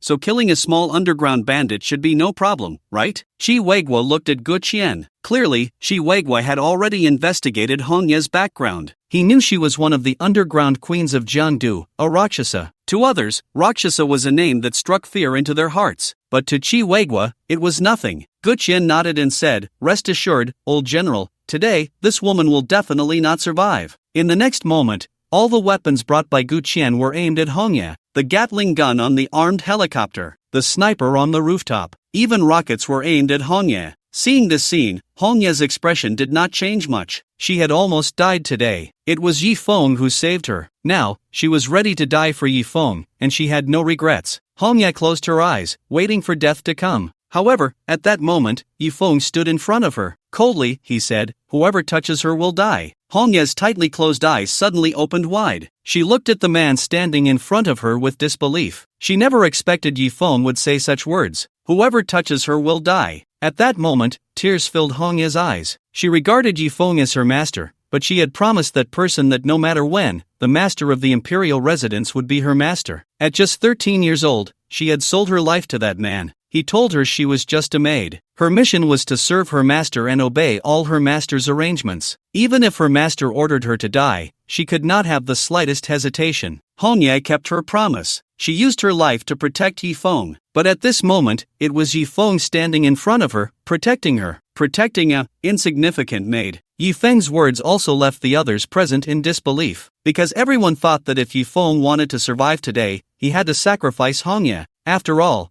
the old general's face had to be given. The old general's daughter had been crippled, and his grandson had been killed. Today, if one person was not killed, it would be impossible to quell the old general's anger. Yifeng, what are you doing? This is the biggest chance for you to survive that my grandfather can help you get. Chen Shanshan frowned at Yifeng. She completely did not understand what Yifeng was doing. This was tantamount to seeking death. Yifeng, don't act impulsively. It's just a thug from an underground force. There's no need to risk your life for her. Chen Feilong also said in a deep voice. Yifeng, I must kill her today. This is my final bottom line. If you dare to stop me, then you will die too. Chi Weiguo said with a grim expression. Yifeng, you don't need to do this. I'm just your maid. Everyone was trying to persuade Yifeng, even Hongya herself, with tears in her eyes. However, Yifeng's answer remained unchanged. Whoever touches her will die. Yifeng, you're seeking death. Good Chen, get rid of him for me. I will take all the responsibility. Chi Weiguo roared. At that moment, a soldier came to report. Old General, someone wants to come over. Who is it? I'll say it here today. It won't matter who comes to plead for mercy. Chi Weiguo said coldly. It seems they are not here to plead for mercy. They said they have a grudge against Yifeng and want to see him die a miserable death. The soldier replied. Oh, let them come. A playful look appeared on Chi Weiguo's face. Soon, two people were brought over. A middle-aged man and a swollen blind man. It was none other than Shen Wanghua and his daughter. At this moment, Shenao Xue could no longer be recognized. Her whole body was swollen like a bun. Her face was filled with intense hatred. I heard you have a grudge against Yifeng? Chi Weiguo looked at the father and daughter. That's right, old General Chi. We have an irreconcilable feud with Yifeng. Shen Weiguo replied. Good, then you can watch here. Today, I will turn him into meat paste. Chi Weiguo said sternly. Old General Chi, please make sure to tear Yifeng into pieces. Shenao Xue roared in a certain direction. But because she couldn't see, she had no idea that she was facing away from Yifeng. Daughter, you're facing the wrong way. Shen Wanhua quickly turned Shenao Xue to face Yifeng. Ha ha, Yifeng, that's right. I'm here to see your miserable state. Shenao Xue roared again. Is she really Shenao Xue? How did she end up like this? I remember, she was hailed as the most beautiful female CEO in Jiangdu. I heard she lost a kidney to Yifeng, and her company went bankrupt. She probably can't afford dialysis, so she's all swollen up. She probably doesn't have many days left to live. I saw her before. She was indeed very beautiful. What a pity for such a beauty. Around them, those who knew Shenao Xue all sighed. A generation's stunning beauty, yet her fate was so tragic. One couldn't help but wonder how Yifeng could have done this. Actually, you can't blame Yifeng for this. I investigated what happened back then. Shenao Xue had a severe kidney disease, and without a transplant, she would undoubtedly die. Moreover, she had an extremely rare blood type, making it impossible to find a match. It just so happened that Yifeng was compatible, so he donated a kidney to her. To repay Yifeng, she married him, but shortly after their marriage, Shenao Xue dug out Yifeng's other kidney and then pushed him off a cliff. Yifeng was lucky to survive, so he came back for revenge. At that moment, a pleasant voice rang out. It was Qin Shanshan. After Yifeng saved her grandfather that day, she had investigated Yifeng's situation. So that's how it is. I didn't expect that Shenao Xue, who did charity everywhere and kept vigil for Yifeng for 3 years before marrying, was all just an act. People suddenly realized. If someone else had said this, it might not have been convincing. But since it was said by the granddaughter of the old General Chen, it carried weight. What do you know? What do you mean I dug out Yifeng's second kidney? Did I want to do that? Someone had their eyes on his kidney, and if I didn't do it, I would die. At that moment, Shenao Xue roared. Shenao Xue, tell me who that person is, and I will cure you. Yifeng's voice rang out. After all, she was a woman he had once loved deeply. She had received the punishment she deserved. But the one who truly wanted his kidney must die. You can cure me? Shenao Xue looked at Yifeng with some disbelief. Of course, I've already cured Xian Jie's eyes, Yifeng said lightly, but my kidney is gone. Are you willing to give me yours again? Xiaoshui naturally didn't want to believe that Yifeng would give her his kidney again. Of course, I won't give you my kidney. I can give you a pair of pig kidneys. At least they can keep you alive for 20 years. Impossible, pig kidneys can't survive in the human body. Shenhuangue shook his head. Others can't, but I can. Yifeng said confidently. I said, will you really cure me? Xiaoshui was somewhat skeptical. After all, she hadn't treated Yifeng well. Even without digging out his kidney, she hadn't looked at him properly in 2 years. Aoshue, do you really want to say that? Shenhuangue began to worry. Dad, what's the difference between this and being dead? Xiaoshui said. That's true. But Yifeng, today, you're in a dire situation. How can you cure Aoshue? Shenhuangue looked around at the luxurious array and frowned. This lineup was such that even if Yifeng were a master, he would likely be killed. They can't kill me, Yifeng said expressionlessly. Kid, where do you get your confidence from, thinking I can't kill you? Guqian said, clearly displeased. As a colonel leading thousands of soldiers with such good equipment, he couldn't kill a mere master? Even the Xian sect wouldn't dare to boast like that. I said you can't kill me, so you can't. Yifeng snorted coldly, then turned to Xiaoshui and said, Xiaoshui, think about my proposal. Xiaoshui hesitated for a moment and said,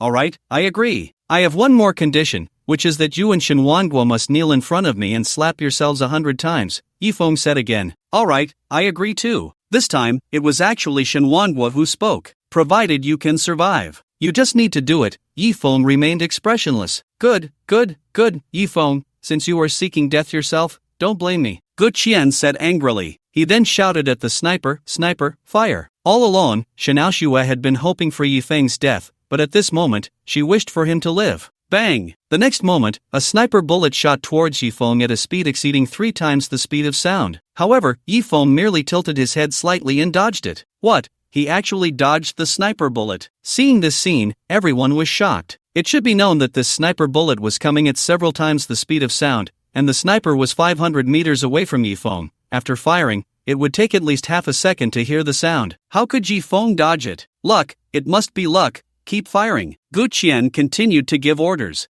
Bang bang bang. 3 shots rang out. Yifeng's head moved left and right 3 times. All 3 shots missed. Everyone gasped in disbelief. Was this still a human? Machine gun, fire. Guqian ordered the machine gun to open fire. The machine gun spat out flames. Then, they saw Yifeng's hands seemingly transform into 1,000. When the gunfire stopped, Yifeng's hands returned to 2. In his 2 hands, he held 2 bullets. He had actually caught all the bullets barehanded. Seeing this scene, Guqian finally couldn't help but swallow hard. He was also a martial artist and understood what level of skill was needed to achieve such a feat. Guqian looked at the armored vehicle and the rocket launcher operator, but he didn't dare to give orders anymore. After all, if Yifeng could dodge a sniper rifle, it was likely that only a supersonic missile could take him down. But using such a national treasure to help Chiweigui take revenge didn't seem worth it. After a long time, Guqian turned to Chiweigui and said, I'm sorry, Xilao, you should find someone else. Saying this, he ordered his soldiers to retreat. Clearly, Yifeng's strength was beyond imagination. He was far more than just an ordinary master. However, in Chen Feilong's eyes, there was a glimmer of light. Yifeng's medical skill shocked him, but Yifeng's strength shocked him even more. Although Yifeng's strength might not yet reach the top level, he was only in his 20s and could very well become a giant in the future. However, Yifeng also had obvious shortcomings. His brilliance was too overwhelming. He acted without considering the consequences. It was likely he wouldn't go far.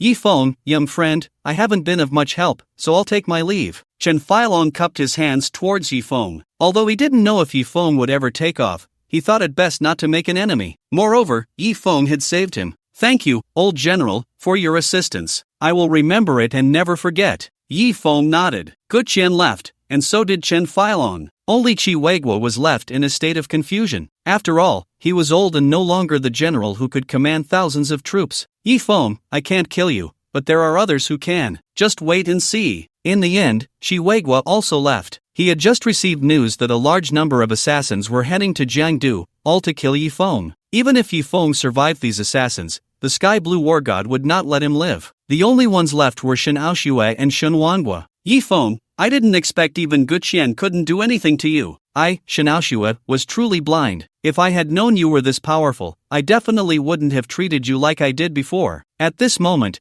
Shen Aoshue's heart was extremely complicated. She hated herself for not seeing Yifeng as a person back then. Hating herself, she wondered why she had listened to that person and allowed Yifeng's kidney to be taken. But it's too late to say anything now. Shen Aoshue knew that Yifeng would never forgive her. But you must keep your word. If you cure me, I can tell you that the person who wanted your kidney is surnamed He. He is a servant of the D family. I can't say more. I don't know. The D family. Knowing this was enough. Bring 2 pig kidneys, about a year old, to the D residence tomorrow to find me, Yifeng said, then turned and left. Daughter, what we've done has no turning back. Shen Wanhua swallowed hard. Dad, I once chose the D family over Yifeng, but this time, I want to choose Yifeng. Shen Aoshue gritted her teeth. In the past, Shen Aoshue had never looked at Yifeng properly. She thought he was just a worker. Even if he donated a kidney to her, he didn't deserve her. So, she refused to let Yifeng touch her body. After marriage, they slept in separate rooms. But now, she suddenly felt that Yifeng had changed. He had become an incredibly powerful man. He spoke little, but every word was filled with extreme dominance,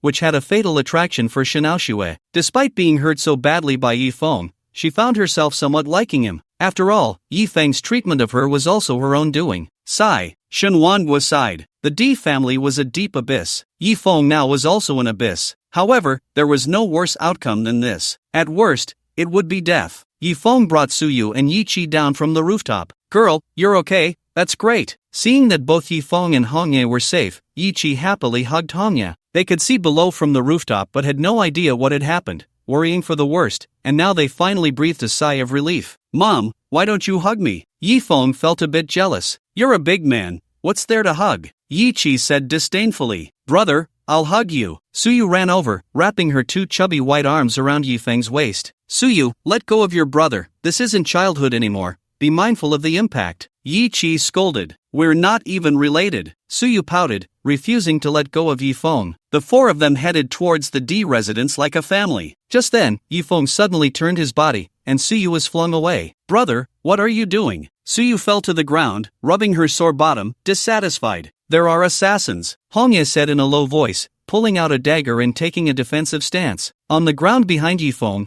3 flying darts were embedded deep into the concrete. Yifeng snorted lightly, took out a few silver needles, and threw them in one direction. Put, put, put. A few screams followed, and several people fell in response. Yifeng knew that the people from the Sky Blue War God had arrived. However, if they wanted to kill him, they would have to see if they had the strength. These small fry posed no threat to him at all. The Sky Blue War God himself would be a different story. Yifeng found the few assassins he had killed and checked them. They were all pierced through the forehead by silver needles. These people were not strong. They were likely cannon fodder. The real main force was probably still behind. He hailed a car, and soon it started moving. But when they reached the bridge, the driver suddenly showed a hint of madness in his eyes and drove the car towards the edge of the bridge. Yifeng's expression darkened. He directly tore off the driver's seatbelt and threw him out of the window. Ah! The man screamed as he rolled on the ground. The next moment, he was crushed by a truck. Meanwhile, Yifeng's car was about to crash into the guardrail. However, at that moment, Yifeng had already jumped into the driver's seat, and the taxi drifted. The rear of the car brushed against the guardrail, narrowly passing through. Yifeng drove the taxi, preparing to drive back himself. Suddenly, he saw 2 sports cars chasing after him. One was a Ferrari, the other a Porsche 911. They came barreling straight into the taxi. The powerful horsepower nearly sent the taxi flying. Fortunately, Yifeng stomped his foot on the floor, stabilizing the car. Buckle up! Yifeng shouted, then began to speed away. Yifeng's driving skills were exceptional. He weaved through the traffic, appearing perilous, yet he always managed to slip through the gaps. However, the 2 cars behind him were top-tier supercars. Their performance was far beyond that of his 2 Jetta taxis. Shaking off the 2 cars was extremely difficult. But this was, after all, city roads. There were many cars, and despite their strong performance, the 2 cars were often left behind by Yifeng. This scene stunned the onlookers. A Jetta taxi was actually evading 2 supercars? Hongye, you drive, I'll take them out, Yifeng said to Hongye. Hongye immediately moved from the back seat to the front passenger seat. Then, they switched places. The Jetta was a compact car, and the interior space was quite cramped. Both Yifeng and Hongye were tall, so when they switched, their bodies inevitably pressed against each other. Especially when they suddenly hit a bump, Hongye ended up sitting directly on Yifeng's lap, but she was quick-witted and soon took the driver's seat. Once Hongye took control of the car, Yifeng climbed from the passenger seat onto the roof of the Jetta. He coldly gazed at the drivers of the two supercars. In the next moment, he threw out two silver needles. Whoosh! The silver needles sliced through the air, piercing the windows of the sports cars and then shooting into the drivers' foreheads. The two supercars instantly lost control, crashing through the guardrails and plunging into the Jiangdu River. Yi Feng returned to the driver's seat. Although he was not afraid of these assassins, they were a persistent nuisance. Moreover, he wasn't worried about himself, but Ji Qi and Suyu were just ordinary people. He couldn't always stay by their side. It seemed it was time to call for some help. So, he took out the angel's order from his bag. The angel's order had a phone number on it, known only to its owner. Yi Feng dialed the number. In a massive castle, a stunning Western beauty was reclining on a luxurious bed that was 2 meters wide. The entire room was resplendent, even the bed seemed to be made of gold. She stood at a height of nearly 1.8 meters, her figure incredibly alluring. Most strikingly, she had a pair of pure white wings on her back. Wearing a crown, she exuded an ethereal grace, resembling an angelic queen. She was resting with her eyes closed,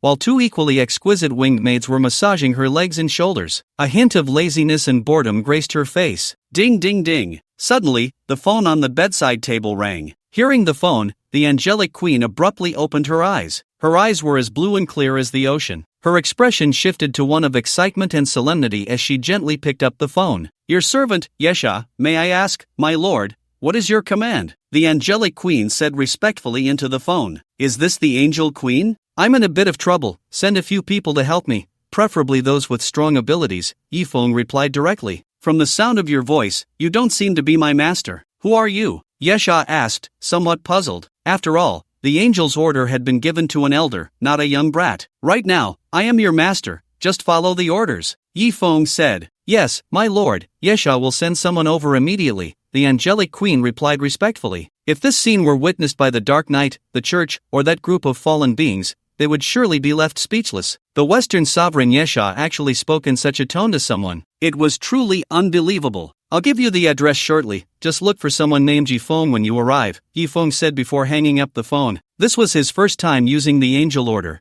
and he wasn't sure if it was as effective as his master had said. For 3 days, beautiful angels were at his command. "Relay my orders, Angel Guardian Longxin, Angel Yen. Hurry to this address and obey the instructions of someone named Yi Feng." The angel queen issued the command. Yes, angel queen. The two female angels, each about 1.7 meters tall, knelt before the angel queen. After the two angels left, the angel queen lazily stretched. "So boring, why don't I go have some fun?" Meanwhile, on the steel cable of a bridge, stood a man and a woman. The man was dressed in black, the woman in white, both wearing pointed hats. They looked a bit like the black and white impermanence from the television. The woman leaned against the man's chest and said seductively, "Brother, it seems that guy has some skills." "He does have some skills, but unfortunately, he ran into us siblings, heh." In the next moment, the two jumped off the steel cable. Bang! Bang! 2 small craters appeared on the concrete ground. "What kind of person are you, looking for death?" A Land Rover screeched to a halt in front of them, cursing loudly. The woman in white had an excellent figure,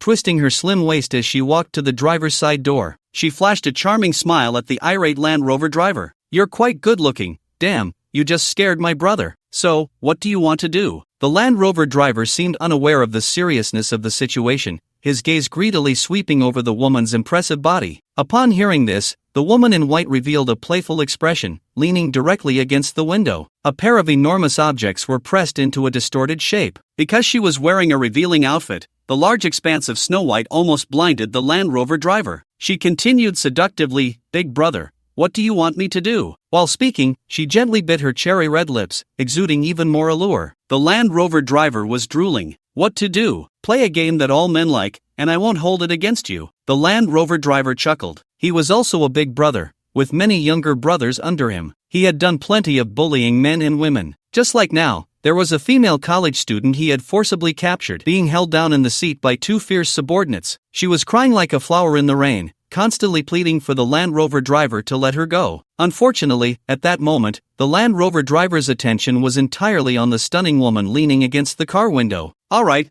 I'm going to start now." The woman in white smiled even more seductively. In the next moment, her hand passed directly through the car door. Then, it penetrated the Land Rover driver's chest. The driver looked down and saw a fair little hand thrusting into his chest. He was instantly terrified. In the next moment, the woman in white directly pulled the Land Rover driver's heart out of his chest. The driver wanted to scream, but but the woman in white yanked his body out of the Land Rover and threw it into the river. Ah! The two younger brothers behind were so scared that they drew out their daggers. But before they could act, their throats were slit, and blood sprayed everywhere, splattering the female college student. She was almost too scared to think. Suddenly, a man dressed entirely in black had somehow already sat inside the Land Rover. The black impermanence had arrived. Soon, the two younger brothers slumped down in their seats. Although the female college student was very frightened, she still trembled and said, "Thank you for saving me." The black impermanence reached out and pinched the woman's chin, pulling her face close to his. With a wicked smile, he said, "So, how do you plan to thank me? What do you want as a thank you?" The female college student swallowed hard. The black impermanence leaned in directly, pressing against the female college student's face. She immediately began to struggle, even biting the black impermanence. Finally, the black impermanence pulled away from the female college student. Blood trickled from the corner of his mouth, but his expression showed even more excitement. Puff! Suddenly, two daggers pierced the collarbone of the female college student, pinning her to her seat. Ah! She screamed in pain, her body frozen in fear. The dark figure of Hei Wuchang smiled wickedly, then spread the female student's legs apart. "Sister, drive," Hei Wuchang said to Bai Wuchang, who was already seated in the driver's seat. "Okay, brother, let's go." The Land Rover roared to life. The female student looked at the man before her, who resembled a devil, and beside her were two lifeless bodies of men with their throats slit. Her vision darkened, and she fainted. The Land Rover sped through the bustling streets. After about 10 minutes, the two men with slit throats were thrown out of the car window. Then, the female student was also tossed out. She had long since breathed her last, her clothes in tatters. Blood was splattered across her legs. Her eyes were wide open, unblinking in death. The body rolled several meters on the ground, coming to rest in front of a woman who was buying pancakes. The woman was startled at first, then her eyes widened as she recognized what lay on the ground. She quickly pulled out her walkie-talkie. "A murder and body dumping case has occurred on Shuanha Street.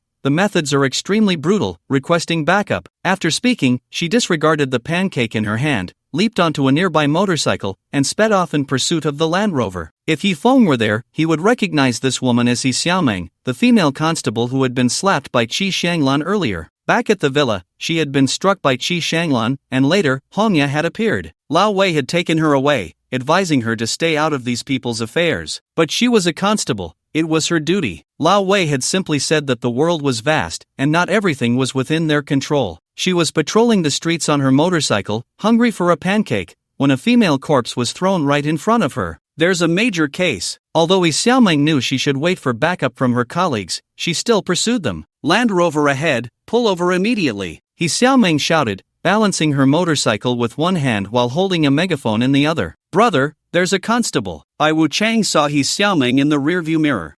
Don't mind her, she's just an intern constable," Hei Wuchang replied, glancing back with a slight smirk. Especially upon seeing the constable's delicate face and her impressively developed curves, he couldn't help but lick his lips. Having just been released, he seemed to regain interest. Yi Xiaomeng noticed that the other party had no intention of stopping, so she accelerated to catch up, completely unaware of how terrifying the people she was pursuing were. The Land Rover continued to ram through traffic, chasing a taxi ahead. "Yi Feng, it seems someone is chasing us again," Hongya said, spotting the approaching Land Rover. The Land Rover made no effort to conceal itself. It was hard not to notice. Yi Feng glanced back and saw a motorcycle following the Land Rover, with another constable on it. Ahead, a long straight road appeared, showcasing the Land Rover's powerful engine. "Got you!" Bai Wuchang slammed the accelerator down, the engine roaring as they sped toward the taxi. "No way, we can't shake them." Hongya frowned. After all, it was just a Jetta taxi, and on a straight road, it could never outrun a Land Rover. Just as Yi Feng was about to take action, a motorcycle suddenly surged ahead. "Stop,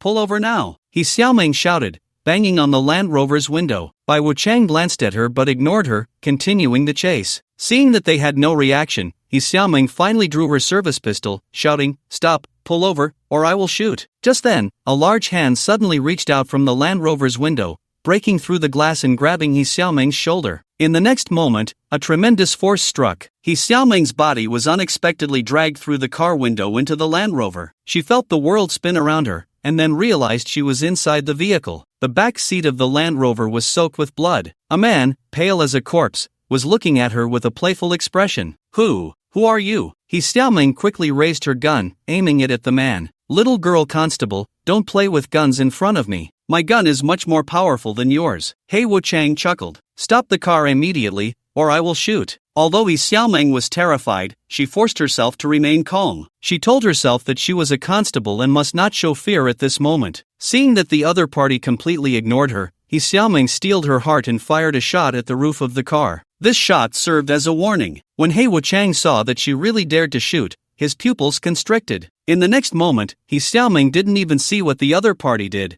The gun in her hand was suddenly in his grasp. Then, He Wuchang squeezed it hard a few times, and the gun was crushed into a lump of scrap metal. This scene made Yi Xiaoming swallow hard. He Wuchang threw the mangled gun out of the window and then pulled out a dagger, pressing it against Yi Xiaoming's throat. "I've seen your gun, now it's time for you to see mine." A sinister smile appeared on He Wuchang's pale face. As he waved the dagger, the first button of her shirt was popped off. Yi Xiaoming's body stiffened, but she didn't dare to move. The dagger was incredibly sharp, glinting coldly. With another flick, the second button was also popped off. Instantly, the massive garment was no longer restrained and fell away. Yi Xiaoming was extremely nervous but didn't know what to do. The man before her had surpassed her understanding. Pop! Another button was released. Soon, all the buttons were undone, revealing her white undershirt. It must be said, the white did make her look larger. At this moment, Yi Xiaoming regretted it immensely. She shouldn't have acted impulsively, she should have waited for backup. But now, it was too late to say anything. "A female constable, huh? I haven't played with one before." He Wuchang leaned closer to Yi Xiaoming. "Seems like you're in a good mood." Just when Yi Xiaoming thought she was about to be bullied, a calm voice rang out. "Who?" He Wuchang was startled and then realized that someone was sitting in the back seat. He hadn't even noticed. "I'm Yi Feng, you must be here for me," Yi Feng said indifferently. Earlier, he had seen the female constable being dragged into the Land Rover. Yi Feng, the two recognized him, as they had already obtained his information. "To be able to kill the war god's disciple, you really have some skills." He Wuchang squinted. "She's just an ordinary person, let her go," Yi Feng said, glancing at Yi Xiaoming, whose pants had been pulled down to her knees. At this moment, Yi Xiaoming was tense all over. The sharp dagger was pressed against her stomach. She didn't dare to move, only allowing the other party to do as they pleased. Fortunately, Yi Feng suddenly appeared. "When did he get in the car?" Sizzle, a harsh sound rang out. The Land Rover finally came to a stop. "What are you waiting for? Get out," Yi Feng said to Yi Xiaoming. "Oh." Yi Xiaoming finally reacted, quickly pulling up her pants, then opened the car door and got out. The Land Rover started up again. Yi Xiaoming stood on the road, dazed and at a loss. Thankfully, Yi Feng had come, otherwise, she would have been in big trouble. Inside the Land Rover, the atmosphere became somewhat silent. "The war god sent you?" Yi Feng asked. "Who sent us isn't important. What matters is that today is your day to die." He Wuchang raised the dagger, pressing his lips against the blade, excitement flickering in his eyes. "It seems the war god is quite powerful to be able to summon He Wuchang and Bai Wuchang." Yi Feng squinted and said. Clearly, he had already discerned the identities of the two. They were enveloped in a strong smell of blood. They were definitely ruthless killers. Moreover, their strength had already reached the advanced level of the Huang sect. Although the Huang sect was the lowest level of master, with both of them being advanced Huang sect members, their combined power should rival that of the Xian sect. From their attire, Yi Feng recognized their identities. Over the past 3 years, although he had spent most of his time cultivating on the mountain, his master occasionally sent him down to carry out tasks. Therefore, he was aware of some matters in the martial world. For instance, the black and white impermanents were a pair of siblings. Whether they were blood-related, he did not know. Both possessed the strength of Huang-level masters. Together, they could even kill a Xian-level master. There had once been a Xian-level master who was killed by the siblings due to underestimating them. "Ha! You actually know our names?" Bai Wuchang observed Yi Feng through the rearview mirror and found that he was exceptionally handsome. Bai Wuchang had always had no resistance to handsome men, just as beautiful women had an extraordinary attraction to He Wuchang. "I've heard of you, after all, killers as despicable as you are quite rare," Yi Feng replied indifferently. The black and white impermanence siblings were notorious. He Wuchang liked beautiful women and would never let one go. If he encountered one, he would definitely kill. Bai Wuchang liked handsome men and was the same. She would enjoy them first and then personally kill them. He, since you know us, you must know our preferences. "Little brother, I think you're quite handsome. How about we find a place to have some fun together?" Bai Wuchang giggled. "Sorry, I'm not interested," Yi Feng said coldly. "Oh, am I not pretty?" Bai Wuchang asked, one hand on the wheel and the other playing with her hair, looking incredibly charming. Yi Feng replied, "Not pretty." Bai Wuchang retorted, "Little brother, are your eyes blind? Am I not pretty? Indeed, not pretty, Yi Feng reiterated. Even if I'm not the most beautiful woman in the world, I am definitely the woman who understands men the best. Don't you want to give it a try? Bai Wuchang bit her lip and said, Not interested, I have no interest in public transport, Yi Feng said bluntly. Upon hearing Yi Feng's words, Bai Wuchang surprisingly did not get angry. She laughed, hee, what's wrong with public transport? Although it carries many people, its skills are good. No matter how good the skills, if the condition of the vehicle is poor, it won't be interesting to drive. Kid, if my information is correct, you seem to have donated a kidney to someone. With your condition, how dare you look down on my sister? He Wuchang frowned, a murderous intent rising in his eyes. As the saying goes, to die under the peony is to be a ghost with style. Little brother, don't be ungrateful. Bai Wuchang's gaze turned cold. Although she was quite interested in Yi Feng, he was too ungrateful, actually insulting her by calling her public transport. Sorry, you don't qualify as a peony, Yi Feng said. Then what do I qualify as? You are a shameless slut. Yi Feng thought Bai Wuchang would be furious upon hearing this, but she was not angry at all. Instead, she smiled even more charmingly. He, little brother, go ahead and insult me. The more you insult me, the better. I am the worst woman in the world, but this worst woman will soon let you know what true pleasure is for a man. Little sister, he's missing a kidney, he probably can't satisfy you. He Wuchang laughed as well. Clearly, they had long since abandoned any moral boundaries, doing as they pleased based on their strength. Just a kidney doesn't matter. It's not like the whole body is useless, he. Bai Wuchang giggled. Little sister, then I'll leave him with one more hand later, He Wuchang said. Then, his dagger suddenly lunged toward Yi Feng. Yi Feng tilted his head to dodge directly, then struck with a palm to He Wuchang's chest.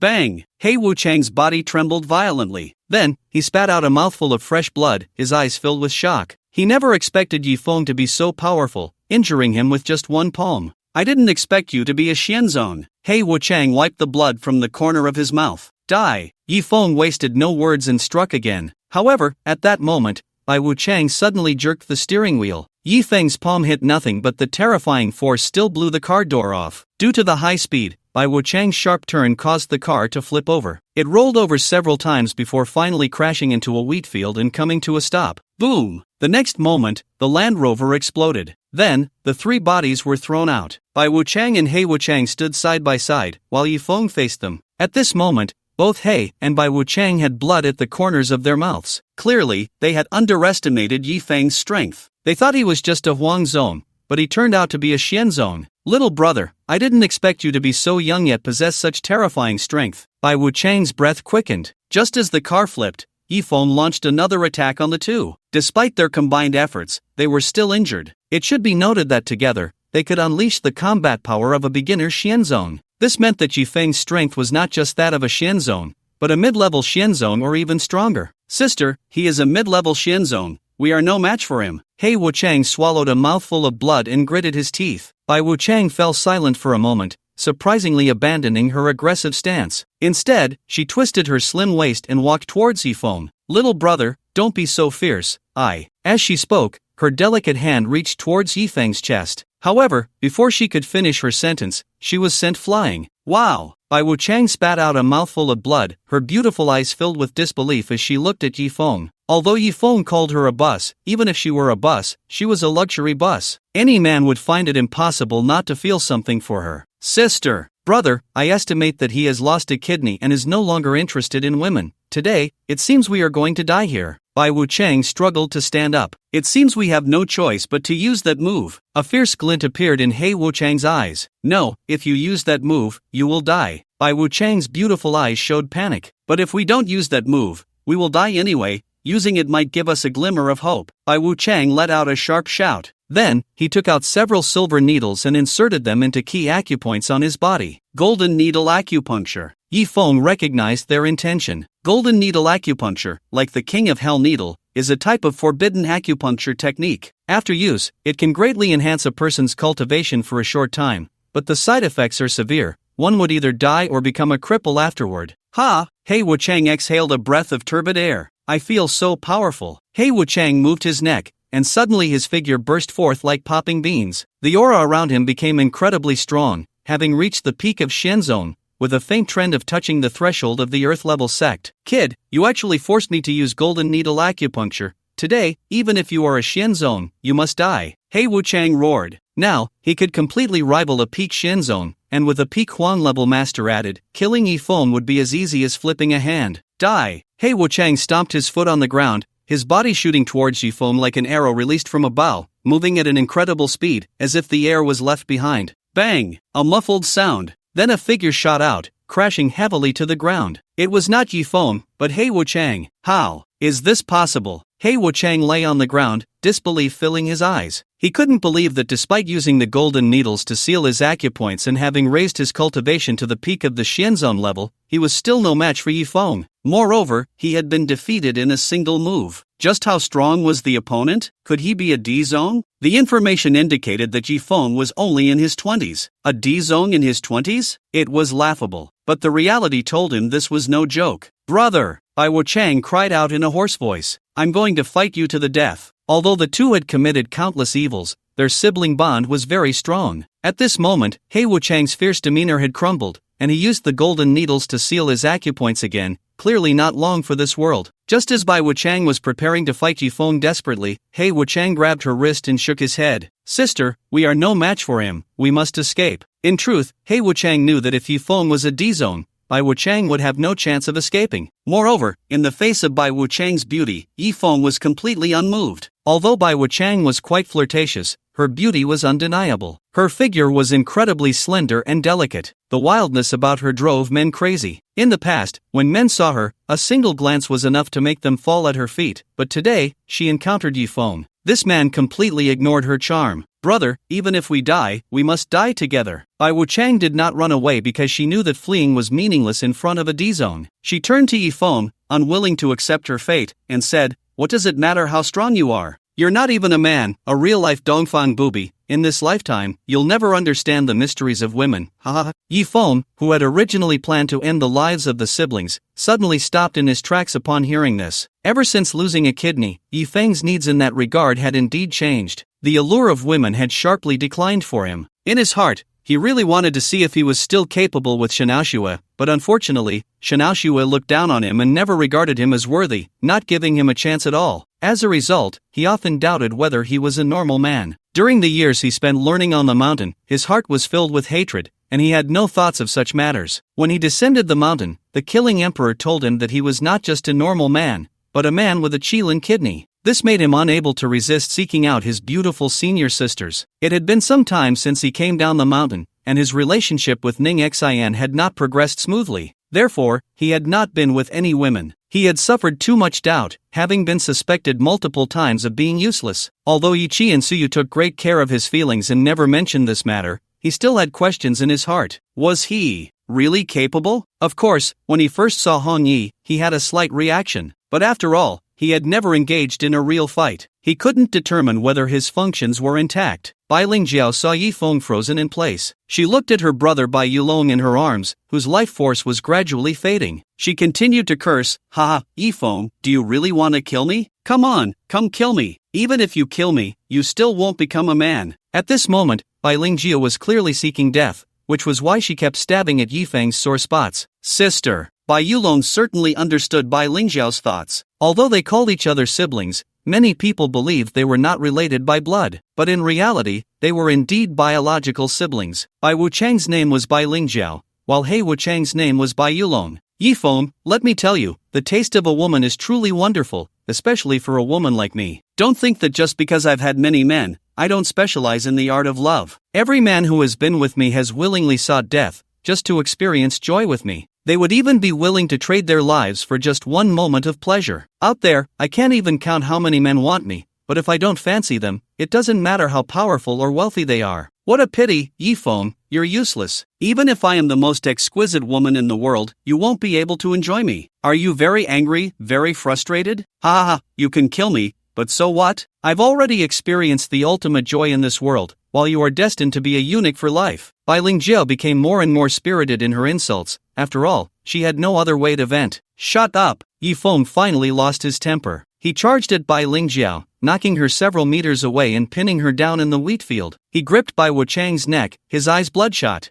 At that moment, red scales began to grow on Yi Feng's back. The pattern of a qilin appeared, spreading continuously across his body. I must say, Bai Bai Lingjia was incredibly beautiful. Her figure was stunning. She wore a tight outfit, and her slender legs were clad in white skinny pants, looking like two chopsticks, perfect chopstick legs. Her peach blossom eyes seemed to be able to ensnare souls. Her long eyelashes fluttered like mischievous sprites. Her skin was as smooth as cream, radiant and dripping with allure, like a ripe peach. It made the wicked fire in Yifeng's heart surge instantly. He wished he could immediately meld this extraordinary beauty into his body, but he still retained a shred of rationality, forcibly suppressing the wicked fire within him. He could only stare at Bai Wuchang with his piercing red eyes. He wanted to snap this woman's neck directly, but his body seemed unwilling to comply. It felt as if his body was slipping from his control. Little sister. Hei Wuchang struggled to turn over, trying to crawl over. Unfortunately, the sound of explosions erupted from his acupuncture points,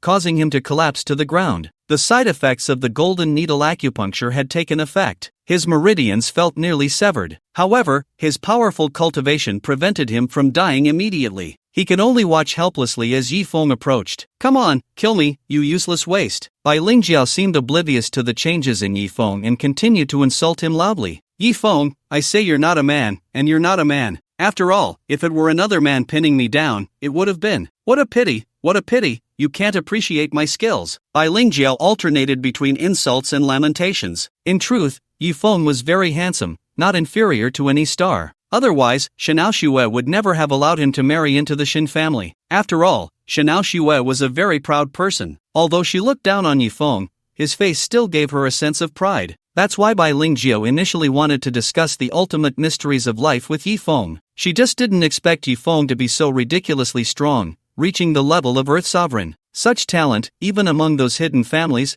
was one in a million. "Shut up!" Yifeng quickly realized he was about to lose control. He slapped Bai Lingjiao's delicate face. "Ha ha ha, Yifeng, what's wrong? Did I hit a nerve? You waste." But Bai Lingjiao wouldn't stop. After all, she was going to die anyway. Why not indulge in some verbal pleasure? Yifeng, look at you with such a good appearance. Why did you foolishly donate your kidney? The kidney is the most precious thing for a man. I heard that Shanao Xue never let you touch her even once. Shanao Xue is indeed very beautiful, but what a pity, you saved her life, and she put a big green hat on you. Shut up, shut up, shut up. Yifeng kept slapping Bai Lingjiao across the face. However, Bai Lingjiao wouldn't stop. Instead, she became even more spirited. "Honestly, what's the point of a man living if he can't touch a woman? If I were you, I would have found a rock to smash my head in by now." Yifeng wished he could find something to stuff Bai Wuchang's mouth. "Come on, hurry up and kill me. I have no regrets in this life, ha ha ha." Seeing Yifeng's expression, Bai Lingjiao knew her words had provoked him, and she burst into laughter. "Any man who can subdue me, Bai Lingjiao, will definitely. And you can only rage impotently. Watching you get angry makes me feel so good." With the thought of not being able to kill Yifeng but wanting to infuriate him, Bai Lingjiao kept provoking him. Her words finally drove Yifeng completely out of his mind. He grabbed Bai Lingjiao's collar and suddenly, when their bodies touched, Bai Lingjiao was instantly stunned. She had always thought Yifeng was disabled. The information indicated that his body was flawed, but at that moment, she couldn't see any flaws in him. He seemed even more normal than an average person. Bai Lingjiao looked at the handsome, powerful, fierce man before her and for a moment, she actually forgot to insult him. Meanwhile, Yifeng had completely lost his reason. The fire of the Qilin erupted completely. Xiaoming found her broken motorcycle. She felt very conflicted. She knew she shouldn't have followed. Reason told her that it was a situation she couldn't handle. She should wait for backup to arrive. But she couldn't help but follow. She felt a strong curiosity about Yifeng. That man seemed even more powerful than the two criminals. Everything she had seen and heard today had completely exceeded Xiaoming's understanding. No wonder Old Wei had told her that the world was vast and there were some things he couldn't control. In the face of such terrifying martial power, her position as a small constable indeed limited her actions, but her duty told her that she couldn't retreat in the face of trouble. Finally, Xiaoming saw a Land Rover in a wheat field. No, to be precise, it should be the broken pieces of a Land Rover. She stopped her motorcycle and began to search. Soon, she found Hei Wuchang lying in the nearby wheat field, bleeding all over. He was already close to death. As she had guessed, Yifeng was much stronger than those two criminals. He had already defeated Hei Wuchang. What about the other person? Xiaoming began to look for the woman who had been driving. Soon, she witnessed a shocking scene. A man was bullying a woman. Judging by the man's clothes, it should be Yifeng. And the woman was the driver of the Land Rover from before. Although neither of those two were good people, Yifeng shouldn't bully a girl like this. Yifeng, stop it. You can't do this. He Xiaoming shouted at Yifeng. Unfortunately, Yifeng couldn't hear her at all. He had become a demon. Stop right now. If you don't stop, I'm going to shoot. Seeing that Yifeng ignored her completely, He Xiaoming wanted to draw her sidearm but suddenly remembered that her gun had been turned into scrap metal by that man. He Xiaoming hesitated for a moment. Finally, she mustered her courage and walked over. Yifeng, what you're doing is illegal. He Xiaoming grabbed Yifeng's shoulder, trying to stop him. When her hand grasped his shoulder, Yifeng finally turned his head. When He Xiaoming saw Yifeng's appearance, she was startled. At that moment, Yifeng was covered in red scales, looking nothing like a human. At this time, Bai Lingjiao finally opened her eyes and saw Yifeng's current appearance, instantly frightened. What kind of monster are you? But there was no answer. No matter what kind of monster you are, I love you to death, Bai Lingjiao said happily. This scene left He Xiaoming in a daze. Even Bai Lingjiao unexpectedly said to He Xiaoming, "Little constable, don't disturb me." He Xiaoming was instantly flustered. At that moment, she didn't even know what to do. Capture Yifeng? But Bai Lingjiao was there willingly. Capture Bai Lingjiao. But she was currently unavailable. Seeing He Xiaoming staring blankly at the two of them, Bai Lingjiao glared at her and said, "Hey, is it polite for you to look at us like that?" Oh. He Xiaoming awkwardly turned her head away. However, her mind was filled with the images she had just seen. How could this woman be like that? So shameless. And Yifeng, how did he turn into a monster? Forget it. Let's go catch He Wuchang first. He Xiaoming approached He Wuchang, wanting to handcuff him. Little constable, if you dare to touch me, I'll kill you. He Wuchang had no strength to resist and could only glare angrily at He Xiaoming. He Xiaoming was so frightened that she sat down in the field, but soon, she mustered her courage and took out the handcuffs. I am not afraid of you. Although she said she wasn't afraid, her trembling hands revealed just how terrified she was. At that moment, He Wuchang also realized, this female constable might be their chance for survival. Why are you the only one here, little constable? Hurry, call your backup, He Wuchang said to He Xiaoming. Oh, okay. He Xiaoming finally reacted. She quickly took out her phone, reported the situation, and sent her location. Seeing this, He Wuchang finally breathed a sigh of relief. Sister, hold on. He hoped the constables would arrive in time to stop Yifeng. Falling into the hands of the constables was better than falling into Yifeng's hands. In the hands of the constables, they might still have a chance to survive. But in Yifeng's hands, it was certain death. At this moment, Bai Lingjiao truly felt like she was about to die. A trace of fear rose in her heart. She was a high-level yellow-grade master, with physical strength far exceeding that of an ordinary person. Normally, she could take on 10 at once, but now, a single Yifeng had her at a loss. She felt like she was about to fall apart. This was no man, he was clearly a beast. Unfortunately, the beast couldn't hear her words. Yifeng, I was wrong. I shouldn't have insulted you, please spare me. Bai Lingjiao actually began to plead for mercy. Unfortunately, pleading was useless. At this point, she regretted provoking Yifeng. The fiercer she had scolded him before, the more miserable she was now. Finally, unable to bear the pressure, Bai Lingjiao fainted. Where are your people? Why haven't they arrived yet? Seeing his sister unconscious, He Wuchang's face was filled with despair. If this continued, his sister might lose her life. Unfortunately, all his meridians were severed, and he couldn't even help. How would I know? He Xiaoming was also extremely anxious. Although Bai Wuchang was a bad person, at this moment, Yifeng's actions also violated the law. Finally, after another 20 minutes, the sound of police sirens rang out. Soon, the constables arrived in front of He Xiaoming and surrounded Yifeng. The scene before them stunned everyone. The constables shouted at Yifeng. Unfortunately, Yifeng completely ignored them. Let that girl go, the constable shouted, firing a warning shot into the sky. Unfortunately, Yifeng paid no attention. After firing 2 warning shots into the sky, the constable finally aimed his gun at Yifeng and pulled the trigger. No! He Xiaoming wanted to stop it, but it was already too late. The bullet flew towards Yifeng. He Xiaoming closed her eyes, as if she couldn't bear to see what was about to happen. Bang! The bullet hit Yifeng's back, but to everyone's surprise, the bullet did not penetrate. Instead, it was deflected away. This was not Yifeng's protective energy. At that moment, Yifeng had not even mobilized his true energy. It was just the scales on his body that blocked the bullet. Was this still human? Keep shooting! The constables launched an attack together. The bullet struck Yifeng, sparking a shower of sparks and producing a clanging sound, as if he had steel bones. Until the gun was emptied, not a single injury was inflicted upon Yifeng. Everyone gasped in disbelief, unable to comprehend what they were witnessing. Someone could actually block bullets with their body. For a moment, the constables were at a loss for what to do. Time passed second by second. The constables had been there for over 10 minutes. Xiao Meng, what's going on? The captain of the constables approached to ask. Xiao Meng didn't know how to respond. Finally, gritting her teeth, she said, half an hour ago. Upon hearing her words, everyone was stunned. At that moment, some even felt sympathy for Bai Wuchang. However, Xiao Meng did not mention that the fiery monster was actually Yifeng. Perhaps it was due to a bit of her own selfishness. The constables dared not approach the monster, merely watching from a distance. After all, the creature's body could withstand bullets. Who knew what would happen if they got closer? Finally, another half hour passed. Yifeng's eyes finally regained clarity. He looked at Bai Wuchang, who had already fallen unconscious,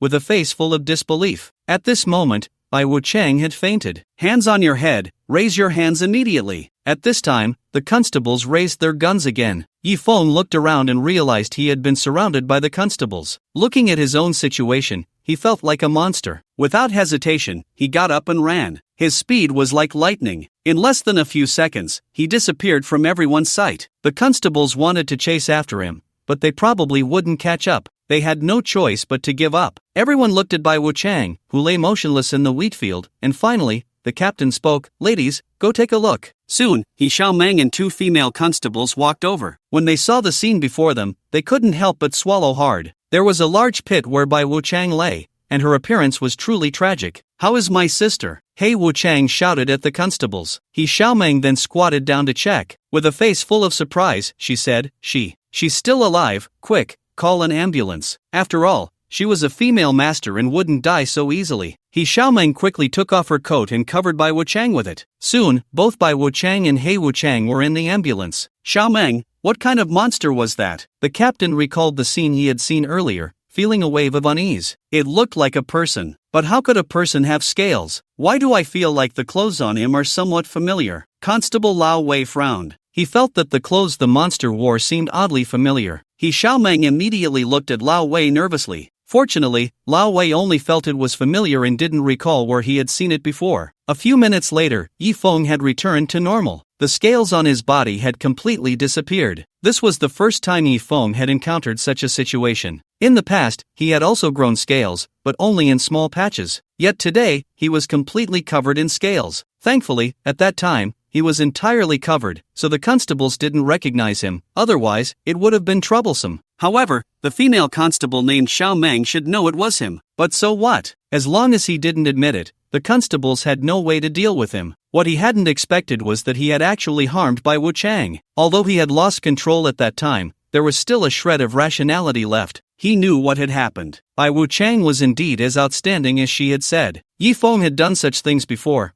but compared to this time, it was like comparing heaven and earth. Yifeng looked at the time and realized it had been 2 hours since he had gotten into Bai Wuchang's car. It seems I am normal, and very powerful. Although by chance he was provoked by the white impermanence and lost his sanity, this at least proved that he was not ill. And what about his scales? Could it be that they would only grow at that moment? Then he would lose control. If that were the case, the opponent, unless they were a high-level master, would definitely not be able to withstand it. Wouldn't that mean he couldn't deal with? Never mind, let's take it one step at a time. Yifeng adjusted his clothes and then hailed a cab, preparing to rush back to the imperial mansion. After all, the assassins were certainly not just the black and white impermanents. There must be others. Hong Yi might not be able to handle them. Yifeng's guess was not wrong. At that moment, many assassins already knew Yifeng's address and were heading to the imperial mansion. Although Hong Yi had already summoned everyone from the Rakshasa Hall, she still felt uneasy. After all, the enemies this time were formidable. She had to hold on until Yifeng returned. The entire imperial mansion was filled with a sense of impending storm, as if a mountain rain was about to come. In the ambulance, God, what on earth has she suffered? A female paramedic was treating Bai Lingjiao. When she saw the injuries, she was completely stunned. Based on her experience, she could tell that Bai Lingjiao's injuries were inflicted by a man. But how could that be possible? What kind of man in this world could be so powerful? Bai Lingjiao's body looked as if it had been mauled by a beast. This was not something a human could inflict. As for Bai Lingjiao's condition, it was quite exaggerated. Multiple fractures and broken bones all over her body. She had lost a lot of blood. Yet, she had not died. After all, she was a female master. her endurance was still very strong. With the doctor's treatment and after such a long time, Bai Lingjiao's strength finally recovered a bit. However, at that moment, her eyes had completely changed. Previously, her gaze was filled with ferocity, brutality, and ruthlessness, but now, there was a hint of fear in her eyes. Yes, it was terrifying. Even when she actively used her top techniques, she couldn't defeat Yifeng. It was known that Bai Lingjiao specialized in combat. Under normal circumstances, she could take on 10 opponents without any problem, but today, she had actually been defeated by Yifeng. She lost terribly. No matter how strong her skills were, the opponent could overpower her with sheer strength. And then there was Yifeng's state, as if he had turned into a beast. It was extremely frightening. "It's okay, you'll be fine." The female doctor noticed the fear in Bai Lingjiao's eyes and gently comforted her. But suddenly, Bai Lingjiao sat up, grabbing the doctor and pinning her down. She seized a pair of scissors, ready to stab them into the doctor's neck. Just then, images from the wheat field flooded into her mind, causing her body to tremble uncontrollably. The battle with Yifeng had inflicted a tremendous psychological trauma on her. It was known that in the past, she had always treated others that way, so this was what it felt like. Bai Lingjiao's scissors ultimately plunged into the bedboard. The next moment, she kicked the ambulance's window, shattering it, and jumped out. The female doctor was so frightened that her soul nearly left her body, thinking she was going to die. She was utterly astonished. This woman, who had just seemed on the verge of death, actually had such strength. However, at that moment, Bai Lingjiao was indeed too weak. After jumping from the vehicle, she rolled several times before coming to a stop. She wanted to save her brother, but ultimately gave up. First, she didn't have the strength to rescue Bai Yulong. Second, Bai Yulong was so severely injured that even if she managed to get him out, he might still die. If he fell into the hands of the constables, given Bai Yulong's actions, he would definitely face severe punishment. However, before that, the constables would surely treat Bai Yulong first, so there was no need to worry. She had to recover quickly so that she could rescue Bai Yulong. With the capture of the black and white impermanence, He Xiaoming naturally became the biggest beneficiary, finally becoming a formal constable. In the imperial mansion, the people from the Rakshasa Hall were all on high alert. They would not let any slight movement go unnoticed. "Auntie, Suyu, you two hide well in the basement for a while, and absolutely do not come out." Hong Yi directly led Yi Qi and Suyu to the basement. No matter what, she had to ensure their safety. "Girl, you must protect yourself too." Yi Qi looked at Hong Yi, her heart filled with complexity. Clearly, Hong Yi was not as simple as she had thought. She had initially believed that Hong Yi was a gentle female CEO, but now she realized that Hong Yi's subordinates all feared her. In front of her, she also displayed a very domineering and strong demeanor, especially when she lectured the thousands of people from the Rakshasa Hall. She resembled a queen. Yet, such a queen-like woman was willing to show a gentle side in front of an ordinary woman like her. It was evident that this was all because she loved Yifeng deeply. One couldn't help but wonder what Yifeng had experienced over the past 3 years. Her godson seemed to have become more complicated. "Don't worry, Auntie, I will." Hong Yi smiled gently at the two. Then, she closed the basement door. "Sister Hong Yi is so cool." Suyu couldn't help but exclaim, "If only I could be half as cool as Sister Hong Yi." When Hong Yi returned upstairs, the people from the Rakshasa Hall were already engaged in battle with the intruders. Although there were many from the Rakshasa Hall, there were even more attackers. This was the power of the heavenly blue war god. With a single word, he had mobilized nearly half of Yojo's forces. One couldn't help but wonder how strong the heavenly blue war god himself was. The name of the war god was known to almost everyone, but few understood just how powerful he was. However, from the assassins vying for the war god's rewards, one could see just how great the power of a war god was. Clearly, the Rakshasa Hall was utterly unable to resist. The most terrifying part was that, in addition to the assassins from all over Yuzhou, there were also many other underground forces from Jiangdu. They had long been displeased with the Rakshasa Hall. However, due to the strength of the Rakshasa Hall, they did not dare to act against it. But now, it was evident that when the walls fall, everyone pushes. Those forces had also joined in, clearly wanting to wipe out the Rakshasa Hall in one fell swoop. Soon, thousands of people gathered outside the imperial residence. If it weren't for the fact that most people wanted to take advantage of the chaos,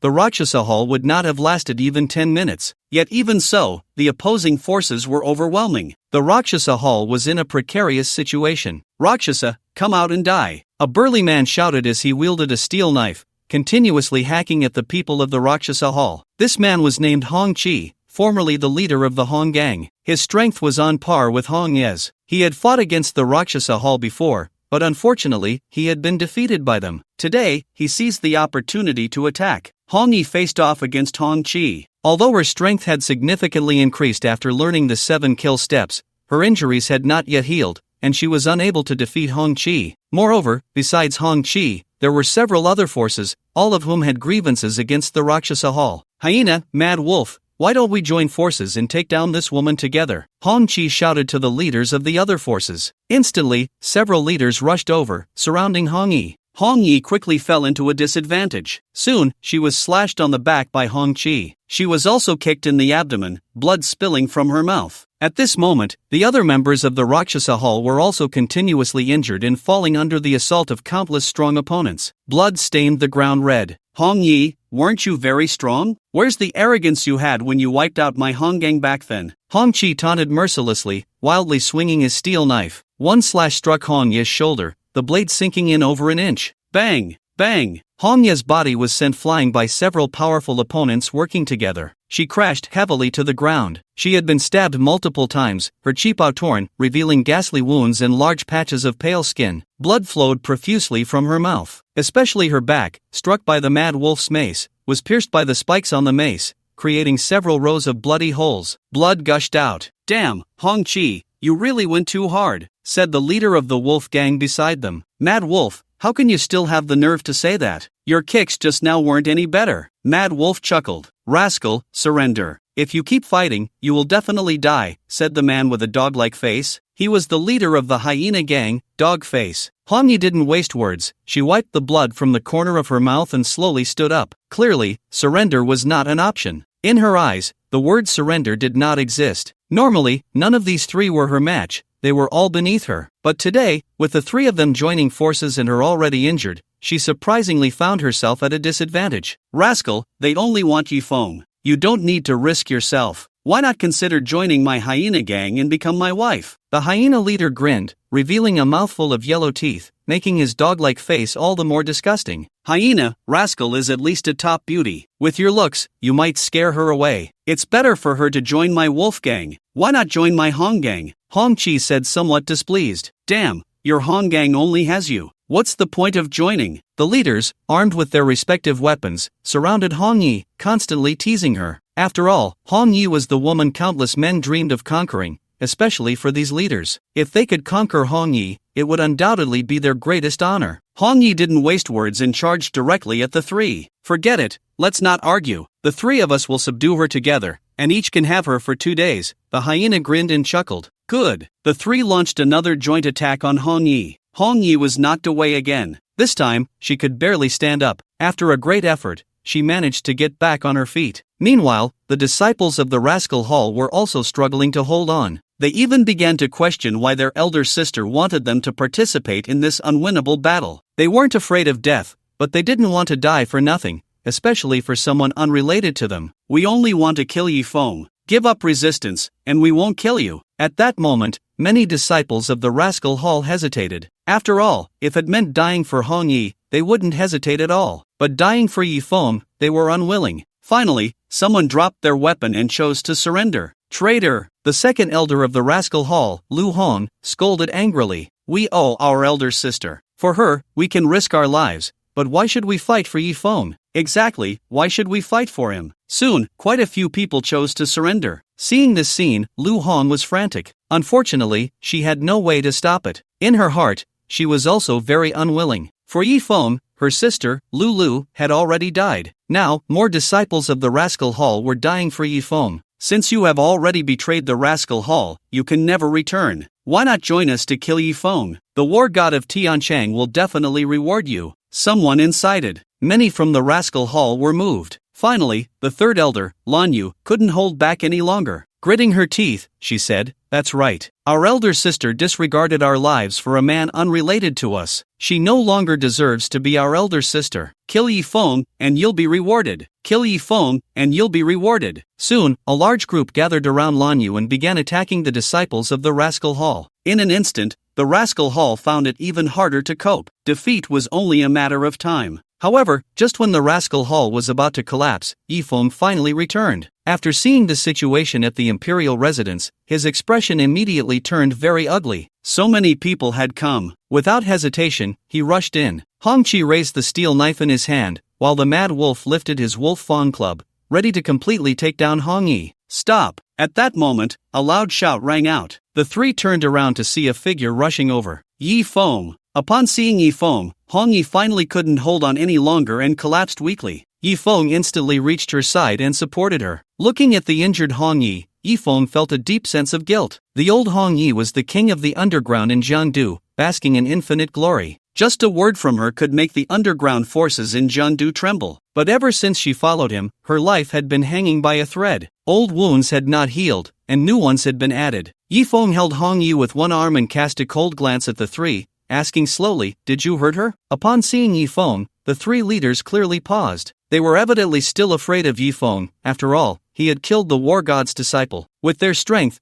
they were clearly no match for Yifeng. "Yifeng, we know you're strong, but no matter how strong you are, there are thousands of people here to kill you today. You will undoubtedly die." Hongqi squinted his eyes and said, "I asked, did you hurt her?" Yifeng repeated, "So what if we did?" The mad wolf raised his wolf fawn club proudly. However, the next moment, Yifeng appeared in front of the mad wolf, snatching the club from his hand. The wolf fawn club struck the mad wolf's head hard. Bang! The mad wolf's head exploded like a watermelon. After taking down the mad wolf, Yifeng's gaze swept to the other two. Seeing the headless corpse of the mad wolf fall, Hongqi and the hyena swallowed nervously. Instinctively, they wanted to flee. Unfortunately, Yifeng would not give them the chance. Having injured Hong Yi so severely, how could he hold back? Whoosh! Yifeng threw the wolf fawn club. It flew through the air and pierced through the hyena's chest, creating a large hole in his body. Hongqi was nearly scared silly. What terrifying combat power was this? Escape! At that moment,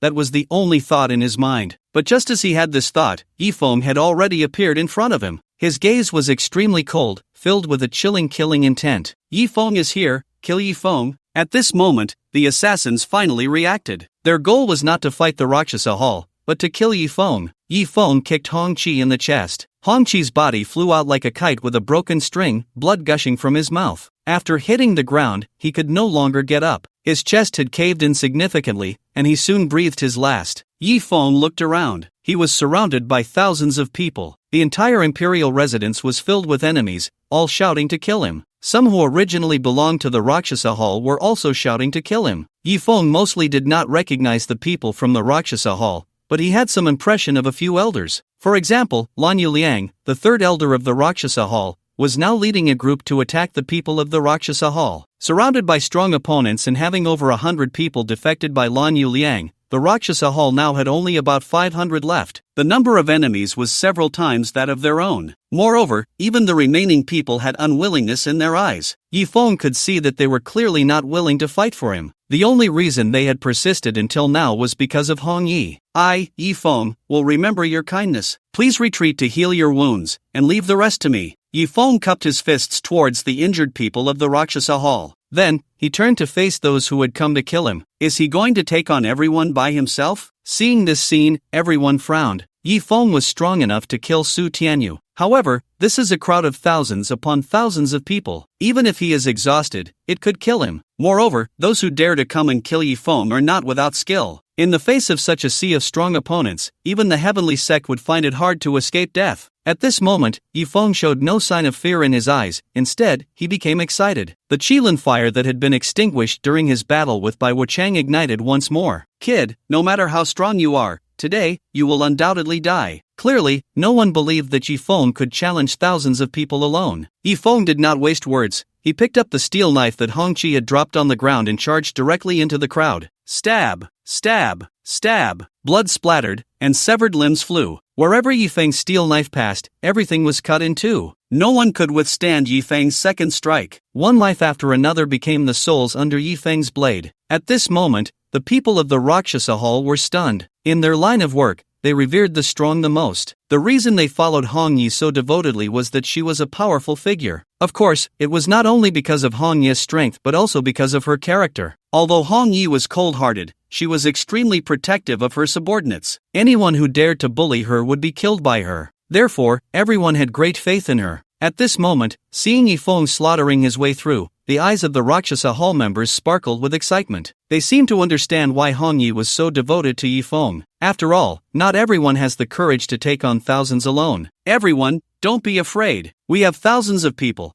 I don't believe he can kill us all. Of course, there were those who were not afraid of death. They thought that since Yifeng had killed hundreds in an instant, he must be exhausted and wanted to take advantage of it. Unfortunately, Yifeng's knife remained sharp. He was like a meat grinder, mercilessly reaping the lives of these intruders. 10 minutes later, Yifeng was surrounded by corpses. Over 1,000 had been slain by him. Yet, he showed no signs of exhaustion. At this moment, the red scales reappeared, but only on his back. When blood splattered on the scales, Yifeng surprisingly felt as if his energy had been replenished. Thus, not only was he not exhausted, but he also grew more courageous as he fought. Finally, when Yifeng had killed 2,000 people, fear began to sprout in the hearts of those remaining. Although the rewards from the god of war were tempting, if they lost their lives, they would lose everything. At last, the assassins wanted to retreat. But just then, a large group arrived. Another several thousand people. As a result, the number of people coming to kill Yifeng not only did not decrease but actually increased. The thousands who arrived later were brought by Chi Weigua. He was determined to avenge his grandson's death. Therefore, he used all his financial resources and connections to gather such a team. The assassin group,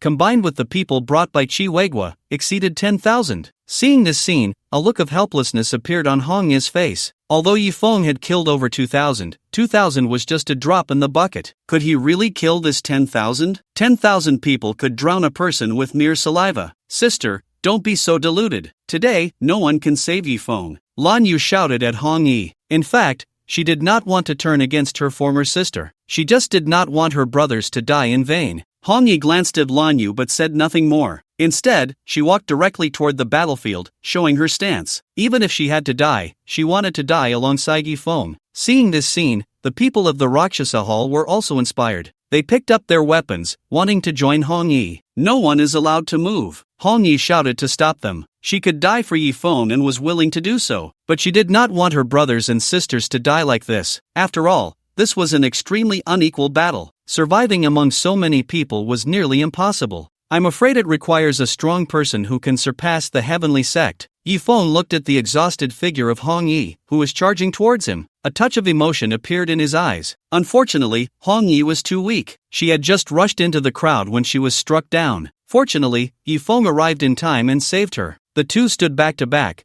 surrounded by a sea of dark figures. Aren't you afraid of dying? Yifeng asked softly. I am. Hong Yi replied. Then why did you come? Hong Yi said, I am your maid. Yifeng responded, No, you are my friend. Hong Yi smiled brightly and slowly raised the dagger in her hand. Yifeng, today is your day of death. Kill them all, leave none alive. Chi Weigua shouted in a low voice. In the next moment, thousands of soldiers surged in from behind him. Today, he would wash the imperial residence in blood, killing everyone inside to avenge his grandson. Kill! The assassins, who had initially prepared to retreat, regained their confidence. With 10,000 men, they could exhaust Yifeng to death. If they left now, all the bloodshed before would have been in vain. However, at that moment, two figures broke through the air and landed in the crowd with a loud crash, creating two small craters in the ground. Who is Yifeng? The two sudden figures were foreign women. They were tall and well-proportioned, wearing battle armor that did not cover their entire bodies but only protected vital areas. Their arms, lower abdomen, and legs above the knees were all exposed. They were stunningly beautiful, with fair skin and a heroic demeanor, especially since they had a pair of pure white wings. They looked just like the legendary angels. Seeing this scene, Chi Weigua's face lit up with wild joy. These two women clearly possessed extraordinary combat power. Moreover, they had come calling Yifeng's name, most likely to kill him. It seemed the face of the heavenly blue war god was indeed great, to have summoned two female angels to kill Yifeng. Yifeng, let's see if you can escape death today. Chi Weigua sneered. However, Yifeng ignored Chi Weigua and focused on the two female angels. Although he knew of the existence of angels, this was his first time seeing them. Who is Yifeng? The two female angels asked again. I am, Yifeng replied. In the next moment, the two female angels actually knelt halfway before Yifeng. Battle Angel Longxin, Yen, pays respects to the master. Yifeng nodded, but his expression was somewhat dissatisfied. Just the two of you? Didn't they say that the angel order could summon a legion of 3,000 beautiful angels? Only two had come. This Yesha was too stingy. At this moment, Chi Weigua's expression turned ugly. He had thought these two female angels were here to kill Yifeng, but unexpectedly, they called him master. However, it didn't have much of an impact. In front of an army of over 10,000, having two more or two less made no difference. They could all be killed. Do you have any orders? The two female angels asked Yifeng. Yifeng's face twitched. Did they really need to ask? They want to kill me, can't you see that? Yifeng said. The two female angels stood up, their gazes sweeping around. Inside and outside the imperial residence, over 10,000 people had gathered. Yet, there was not a trace of fear on their faces. The two exchanged a slap and then flew in opposite directions. They could really fly. They flew to a distance of 20 to 30 meters apart and then rushed towards the crowd. Everyone looked at the two beautiful angels in confusion, not knowing what they were about to do. They did not draw any weapons. Were they planning to fight against tens of thousands of people barehanded? Finally, after a few seconds, people understood what was happening. As the two angels flew past the crowd, everyone caught between them was split in two. It was as if there was an invisible blade between the two angels. Wherever they passed, everything was cut in half. The two angels flew back and forth among the crowd. In an instant, thousands of people were dismembered by an invisible blade. The crowd fell like wheat being cut. Almost every second, hundreds of people died. They wanted to escape, but how could they outrun flying angels? No, they were not angels at all. They were murderous demons. This scene shocked everyone. No one dared to underestimate these two angels anymore. They no longer felt they were beautiful. They were more brutal than demons. In less than a minute, thousands lay in pools of blood, their bodies severed in two. The two angels continued to fly among the crowd, mercilessly reaping lives. Previously, Yifeng had killed 2,000 people alone, which was shocking enough. But now,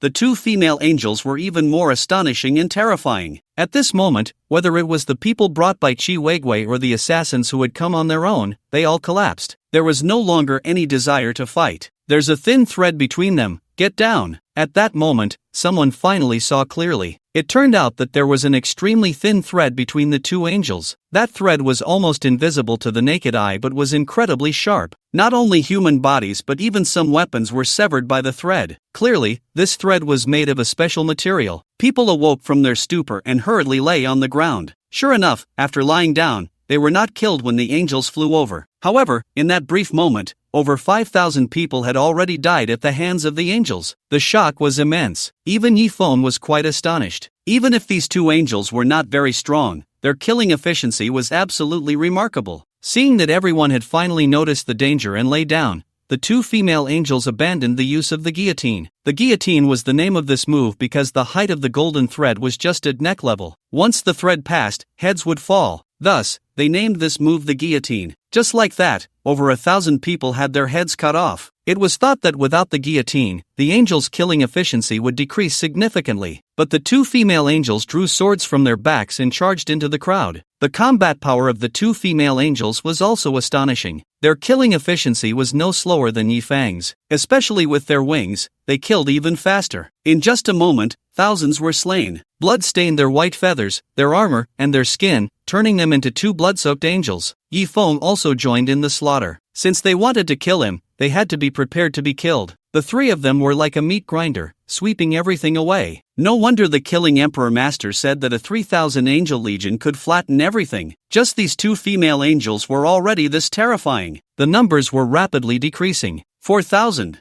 3,000, 2,000, 1,000. At this moment, whether it was the people brought by Chi Weigui or the assassins, they were all terrified. There was no longer any desire to continue fighting. They all wanted to escape. Leave not one behind. However, Yifeng issued the command to the two female angels. With their wings, those people had no way to escape from them. However, the numbers were still a bit overwhelming. To avoid being killed, they chose to flee in all directions. No matter how powerful the angels were, there were only two of them. Could they really kill them all at once? Those who could survive the angels' slaughter were also the stronger ones. Once they scattered, the angels would never be able to stop them all. Soon, the fleeing people disappeared into the night. A few unfortunate souls were killed by the angels. Watching the people completely vanish, the two female angels were not anxious at all, because they had already marked everyone using a special method. Even if they escape to the ends of the earth, they will still be found. This is destined to be a bloody night. Over 10,000 lives were lost. Blood stained every corner of the imperial residence. Despite Hongya's efforts to have the Rakshasa hall thoroughly cleaned afterward, the heavy smell of blood lingered for a long time. Sister,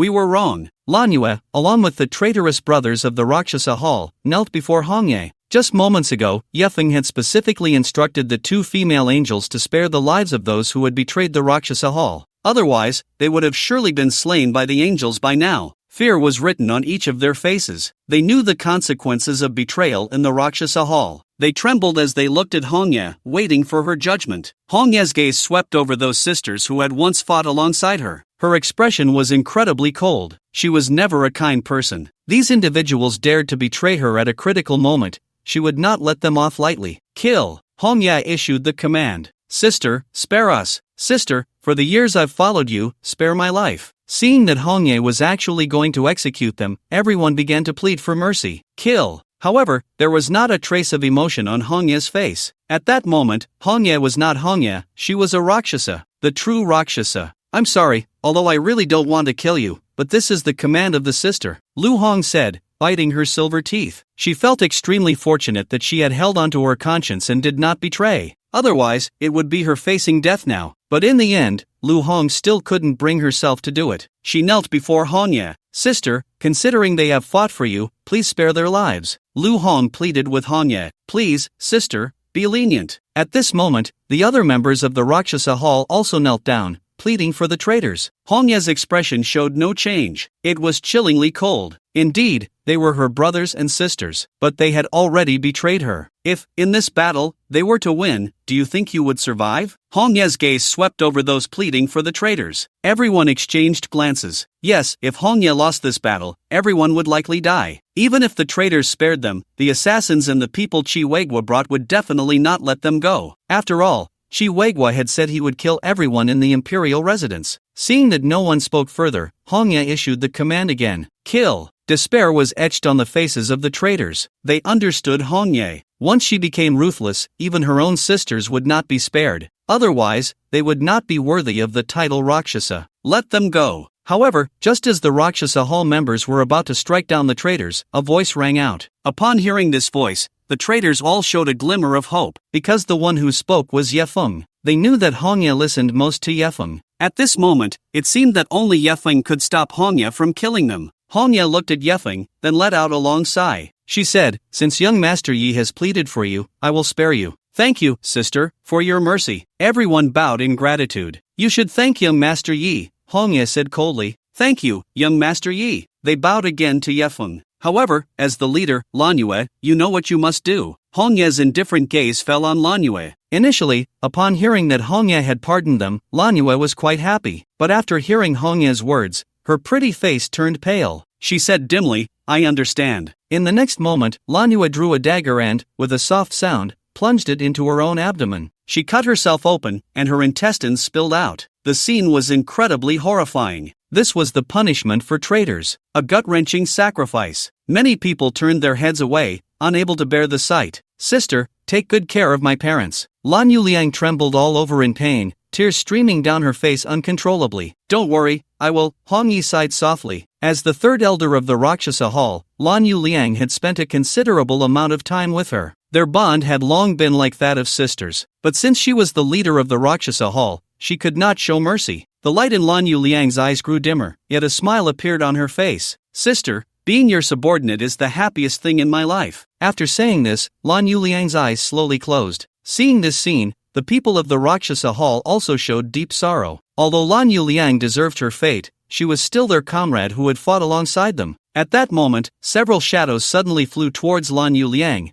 piercing into her body. It was Yi Feng who had acted. Young Master Yi, what are you doing? Hong Yi looked at Yi Feng in confusion. After all, she has fought for me, so let's consider it a balance of merits and demerits. Yi Feng said lightly. He could see that while Hong Yi showed no expression on her face, her eyes revealed her reluctance to part with Lan Yuliang. In truth, Lan Yuliang had not truly betrayed Hong Yi. She simply did not want to sacrifice her life for Yi Feng. Under Yi Feng's treatment, Lan Yuliang quickly regained consciousness. She looked at Yi Feng in confusion, not understanding what had happened. Moon, it was young Master Yi who saved you, Lu Hong said to Lan Yuliang. Lan Yuliang looked at her abdomen and found that her wound had actually disappeared. This was too miraculous. Every member of the Rakshasa Hall was astonished. They never expected Yifeng to possess such great abilities. Did this mean that no matter how severe their injuries were in the future, Yifeng could heal them? Thank you for saving my life, young Master Yi. If you don't mind, I, Lan Yu Liang, vow to follow you for the rest of my life. Lan Yu Liang knelt before Yifeng. Good.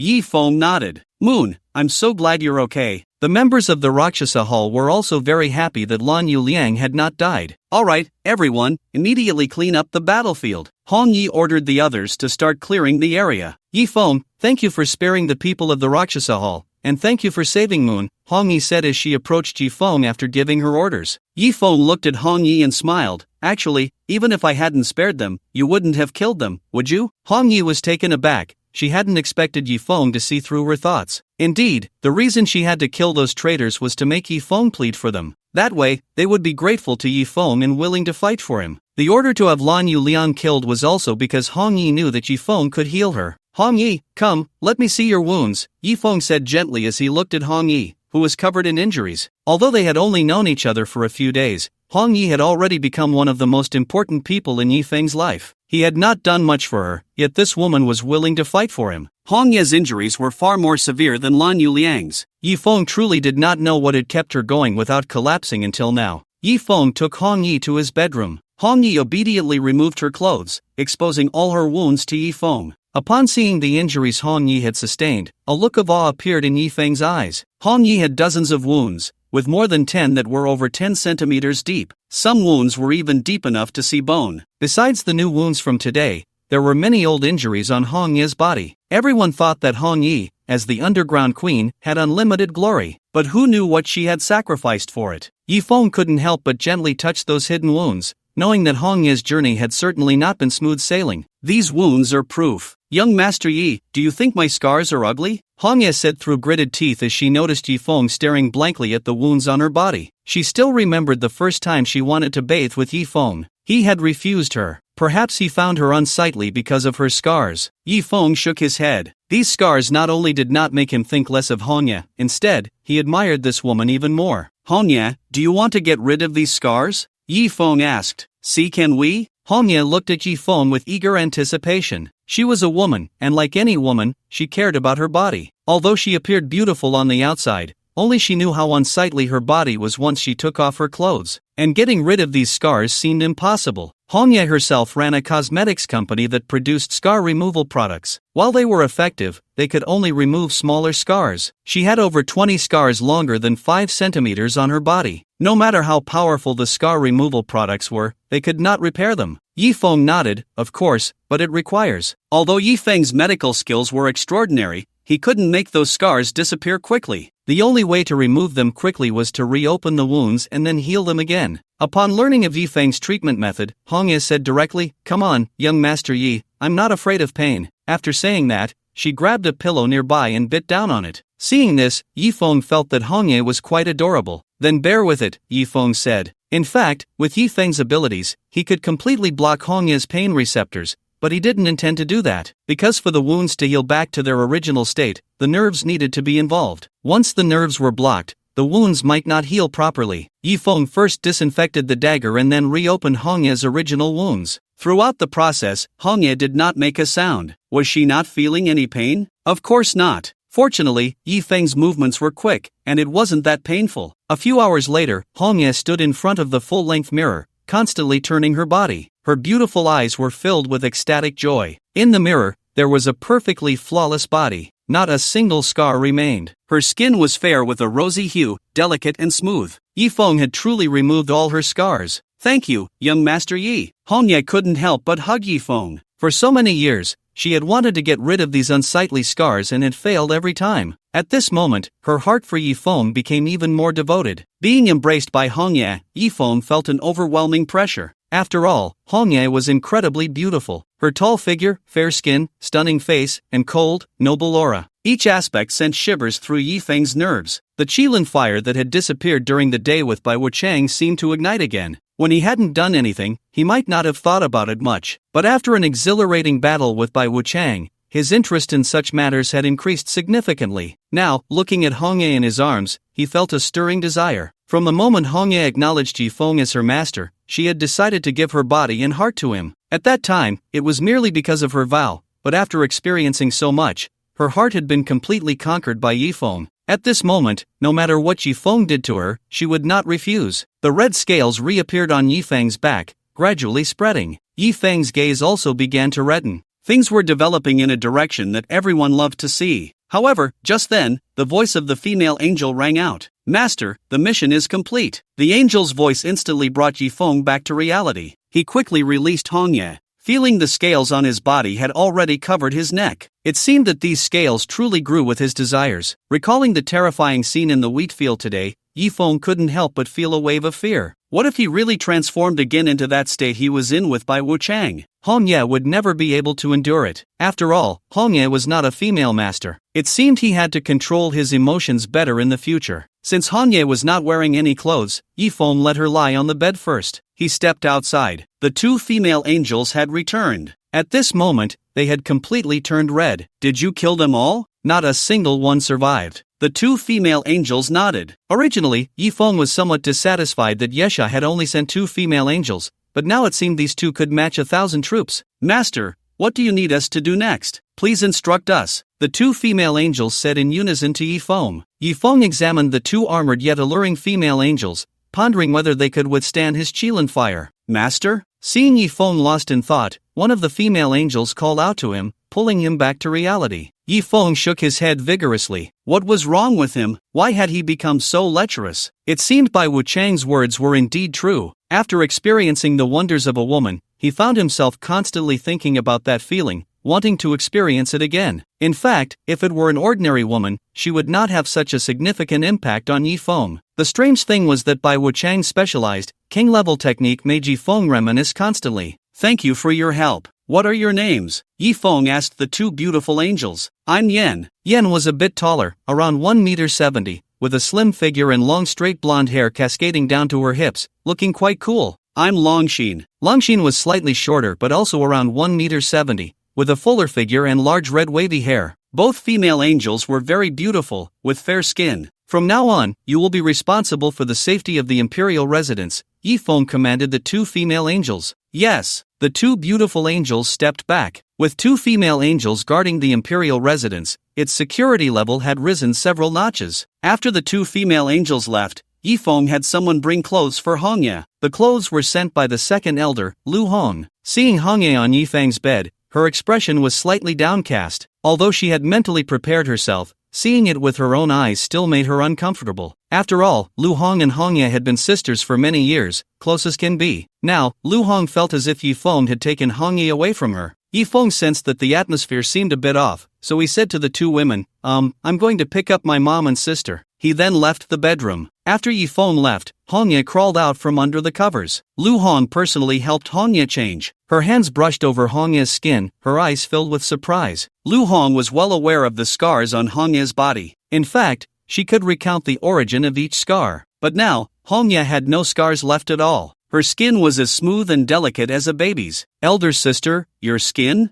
Yi Xiao healed me. By the way, Lu Hong, why don't you let Yi Xiao help you remove your scars too?" Hong Ye said, holding Lu Hong's hand. Lu Hong had fought alongside Hong Ye, and naturally, she also bore many scars. In fact, very few people in the Rakshasa Hall were without scars. For men, as long as the scars weren't on their faces, it was fine. Moreover, scars were a mark of honor. The more grotesque the wound, the more it reflected their ferocity. But for women, it was different. No woman wishes for her skin to be anything less than smooth and flawless. "Sister, will we always be together?" Lu Hong gritted her teeth and looked at Hong Yi. "Of course we will. Really, Lu Hong, Yi Xiao's medical skills are amazing. I'll have him help you get rid of your scars in a bit." Hong Yi seemed not to understand the look in Lu Hong's eyes and said happily, "In the basement. Brother, I knew you were fine." Su Yu and Yi Qi were extremely worried in the basement, but there was nothing they could do but wait. "It's all sorted out. Mom, sister, let's go out," Yi Feng said as he led them out. At this moment, the imperial residence had been completely cleaned up,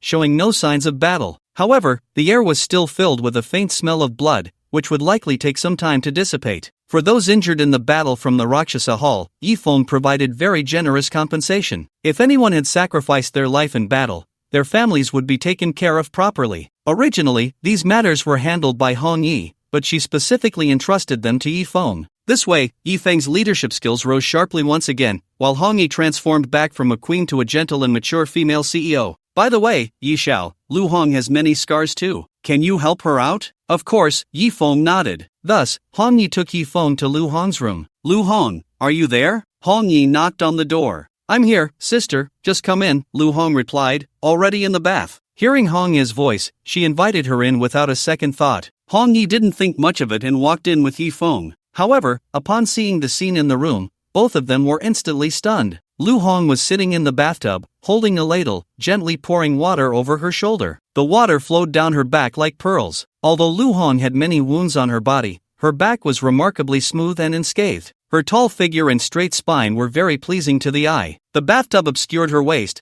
but the delicate curves suggested that her waist must be very slim. The perfect arc of her back and her snow-white skin left Yi Feng momentarily speechless. Since Lu Hong was facing away from Hong Yi, she did not see Yi Feng. Without turning around, she said to Hong Yi, sister, come over and wash together. Although Lu Hong was Hong Yi's subordinate, they were as close as sisters in private. It was not uncommon for them to bathe and scrub each other's backs. But today, Hong Yi did not move. At that moment, Yi Feng also reacted quickly and hurriedly hid to the side. Although he really wanted to keep watching, he restrained himself. After all, our Yi classmate could be considered a gentleman. Lu Hong, I'll come back later, Hong Yi quickly said, then gave Yi Feng a glance, preparing to leave. Upon hearing Hong Yi say she would come back later, Lu Hong's disappointment was evident. In the past, if Hong Yi saw her bathing, she would have come right in. But today, Hong Yi actually said she would come back later. Lu Hong felt that Hong Yi must no longer need her because of Yi Feng. However, Hong Yi did not notice Lu Hong's unusual behavior. She turned to leave, but just as she did, a splash of water sounded. Suddenly, Hong Yi felt someone embrace her. It was Lu Hong. Sister, don't go. Lu Hong tightly hugged Hong Yi, resting her head on Hong Yi's shoulder, inhaling her scent. Hong Yi's body instantly stiffened. In the past, their actions could be considered intimate, but today, Lu Hong was clearly acting a bit out of the ordinary. The key was that Yi Feng was still there, hiding to the side. He had originally averted his gaze to avoid seeing what he shouldn't, shifting his focus from Lu Hong to Hong Yi. But Lu Hong suddenly rushed out of the bathtub and hugged Hong Yi. Suddenly, the whole person was revealed before him. Hong Yi was already considered tall, but Lu Hong was even taller, especially her long legs, which were almost exaggerated in proportion. There was not a trace of excess flesh on her body. Two large white mounds were deformed under Hong Yi's back. From Yefeng's perspective, he could just see Liu Hong's side. An exaggerated figure was perfectly displayed before him. Classmate Yi assured himself that he really didn't intend to look at Lu Hong. It was Lu Hong who presented herself to him. At this moment, Lu Hong was completely unaware that her body had been assessed by Yefeng. She tightly hugged Hong Ye and said softly, sister, please don't go. Lu Hong, you should put on your clothes first. Hong Ye quickly said, knowing that Yefeng was right beside them. Sister, now that you have Yi Xiao, do you not want Lu Hong anymore? Lu Hong, however, did not move at all. Of course not, Hong Ye replied. Then why don't you wash with me? Liu Hong's tone was somewhat sad. Lu Hong, I can wash with you, how about tomorrow? You let go of me first and put on your clothes. Hong Ye sighed. Really, sister? Hearing that Hong Ye would wash with her tomorrow, Lu Hong immediately became happy. She really let go of Hong Ye. Originally, their bodies were pressed together. Yefeng could at most see a side view in her back. Now that they separated, it was even better. The mountains and grasslands could be seen in full view. Yefeng was stunned. Lu Hong usually didn't show much and dressed like a tomboy, but unexpectedly, she was so well endowed. Hong Ye was at most a little proud, but Lu Hong, it seemed, had to have a brother. A Bozi de Ifogu, seeing Lu Hong so happy, Hong Ye steeled her heart and directly told Lu Hong, Yi Xiao is here. Yi Xiao? Where? Lu Hong instinctively looked around, completely forgetting that she wasn't wearing clothes. As her body turned, the mountains and grasslands were fully exposed. Finally, Lu Hong saw Yefeng. Fortunately, Hong Ye was quick and swiftly brought a towel to wrap around Liu Hong's body. However, at this point, it didn't matter whether she was wrapped or not. After all, what should be seen and what shouldn't be seen, Yefeng had seen it all, especially when he saw. Yefeng finally understood why Hong Ye insisted on him coming to help Lu Hong with her scar. On Liu Hong's body, there was a very large scar, at least 30 to 40 centimeters long, extending from her left shoulder to her right lower rib. This wound had almost cost Lu Hong her life back then. It was said that it was only a few millimeters away from her heart. Surviving was truly a stroke of luck for her. Why Yi Xiao, when did you arrive? At this moment, Lu Hong finally reacted, her face turning as red as an apple. "Oh, I just arrived," Yefeng quickly said. At this point, Hongya let go anyway. After all, Yefeng had already seen it. Moreover, even if he didn't look now, he would still have to see it when helping with the scar later. Immediately, she said to Lu Hong, "I asked Yi Xiao to help you with your scar." "Sister, Lu Hong wanted to say she didn't need it, but the location of that scar was too. It made her never dare to wear revealing clothes. She always wrapped herself up tightly. She was even more afraid to have a boyfriend. She had boyfriends before, but when they saw her scar, they were scared off immediately." Since then, Lu Hong no longer liked men. Only Hongye, who was also covered in scars, could resonate with her. Gradually, her feelings for Hongye underwent a subtle change. "Sister, can it really be removed?" Lu Hong finally said. "Of course it can, haven't you seen it already?" "I don't have any scars left on my body," Hongye said with a smile. "Will it be very troublesome?" Lu Hong was very curious. After all, such a large scar seemed impossible to remove. She had quietly looked into many dermatology clinics. Even the best hospital cannot completely eliminate this scar, mainly because this scar is too exaggerated. It is dozens of centimeters long and about a centimeter wide. Surgery cannot restore it. Perhaps Yifeng could help her recover. But if it's too troublesome, she doesn't want to bother Yifeng. "It's not troublesome, Lu Hong. Let me tell you, Yi Xiao's medical skills are amazing. I have so many scars on my body, and he just touched them a few times, and they all disappeared," Hong Yi quickly said. After she finished speaking, she suddenly froze. Indeed, Yifeng's treatment method is very simple, but Lu Hong's injury is completely different from hers. If Yifeng treats Lu Hong, wouldn't that mean, it's not just touching, I'm using internal energy to promote your cell regeneration." Yifeng awkwardly touched his nose. This Hong Yi is not professional at all with her words. "It's called massage, okay. Well, Lu Hong, you decide whether you want Yi Xiao to help you remove the scar." Hong Yi's cheeks turned slightly red. "You have to know, the scars on her body are almost all over. If Yifeng treats her, it's equivalent to saying, actually, it's nothing. She already considers herself Yifeng's person. It's just that it's a bit embarrassing for Lu Hong to know. As the saying goes, a patient should not avoid a doctor. Please let Yi Xiao help me remove the scar." Lu Hong quickly regained her composure and said, "That's right, in my eyes, you are just a pile of organs." Yifeng said something he didn't even believe himself. Soon, the treatment began. "Lu Hong, I need to cut open your wound first, then let it heal again. You can't have anesthesia during this process, so bear with it a bit," Yifeng said to Lu Hong. "Okay, Yi Xiao, go ahead. I definitely won't scream." Lu Hong nodded at Yifeng. Yifeng took out a dagger, and Lu Hong removed her towel. When he saw the wound, Yifeng was stunned again. Previously, although he had caught a glimpse, he quickly averted his gaze, so he hadn't looked closely. But now, he saw Lu Hong's wound completely. This wound almost cut Lu Hong in half. The wound is a full centimeter wide. This can't just be a simple cut anymore. It needs to be scraped off completely. "Yi Xiao, did I scare you?" Lu Hong said with a slightly disappointed expression when she saw Yifeng not moving for a long time. After all, it was like this before. It scared away her boyfriend. Yifeng shook his head and said, "Lu Hong, your situation is quite serious. I need to scrape off all the scars." "It's okay, Yi Xiao, just go ahead." Yifeng began to act. Although Lu Hong was mentally prepared, she still underestimated the pain. She often got hurt in her daily life, but those injuries were instantaneous. They didn't hurt much, but now, that feeling was really like being executed by 1,000 cuts. Even though she tried her best to endure, she still couldn't hold it in. A sound escaped her mouth that could easily be misunderstood. Those who didn't know would think she was. It took Yifeng a full 5 minutes to clean up all the scars. Next came the treatment phase. Everyone dislikes watching the treatment phase, so it was skipped. How about that? I told you Yi Xiao is amazing. Looking at Lu Hong, who had completely returned to her original state, Hong Yi exclaimed in surprise. Lu Hong stood in front of the mirror, turning her body left and right. Indeed, that hideous scar that had accompanied her for many years had disappeared without a trace. "Thank you, Yi Xiao." Lu Hong excitedly bowed to Yifeng. Ahem, Yifeng quickly turned his head away. The bright light was really blinding. At this moment, Lu Hong also realized it and hurried to put on her clothes. After healing Lu Hong, the news that Yifeng could remove scars spread rapidly. Before long, everyone in the Luocha Hall knew. Yi Xiao can remove scars? Is that true? Of course it's true. I saw it with my own eyes. The scars on my sister are gone, even the huge scar on Lu Hong is gone. I also want to find Yi Xiao to remove my scar. I wonder if Yi Xiao will help me. Actually, Yi Xiao is quite nice, he shouldn't refuse. However, I heard that to remove scars, you have to use your hands, so we should first see where the scar is before deciding whether to ask Yi Xiao for help. I don't care where it is,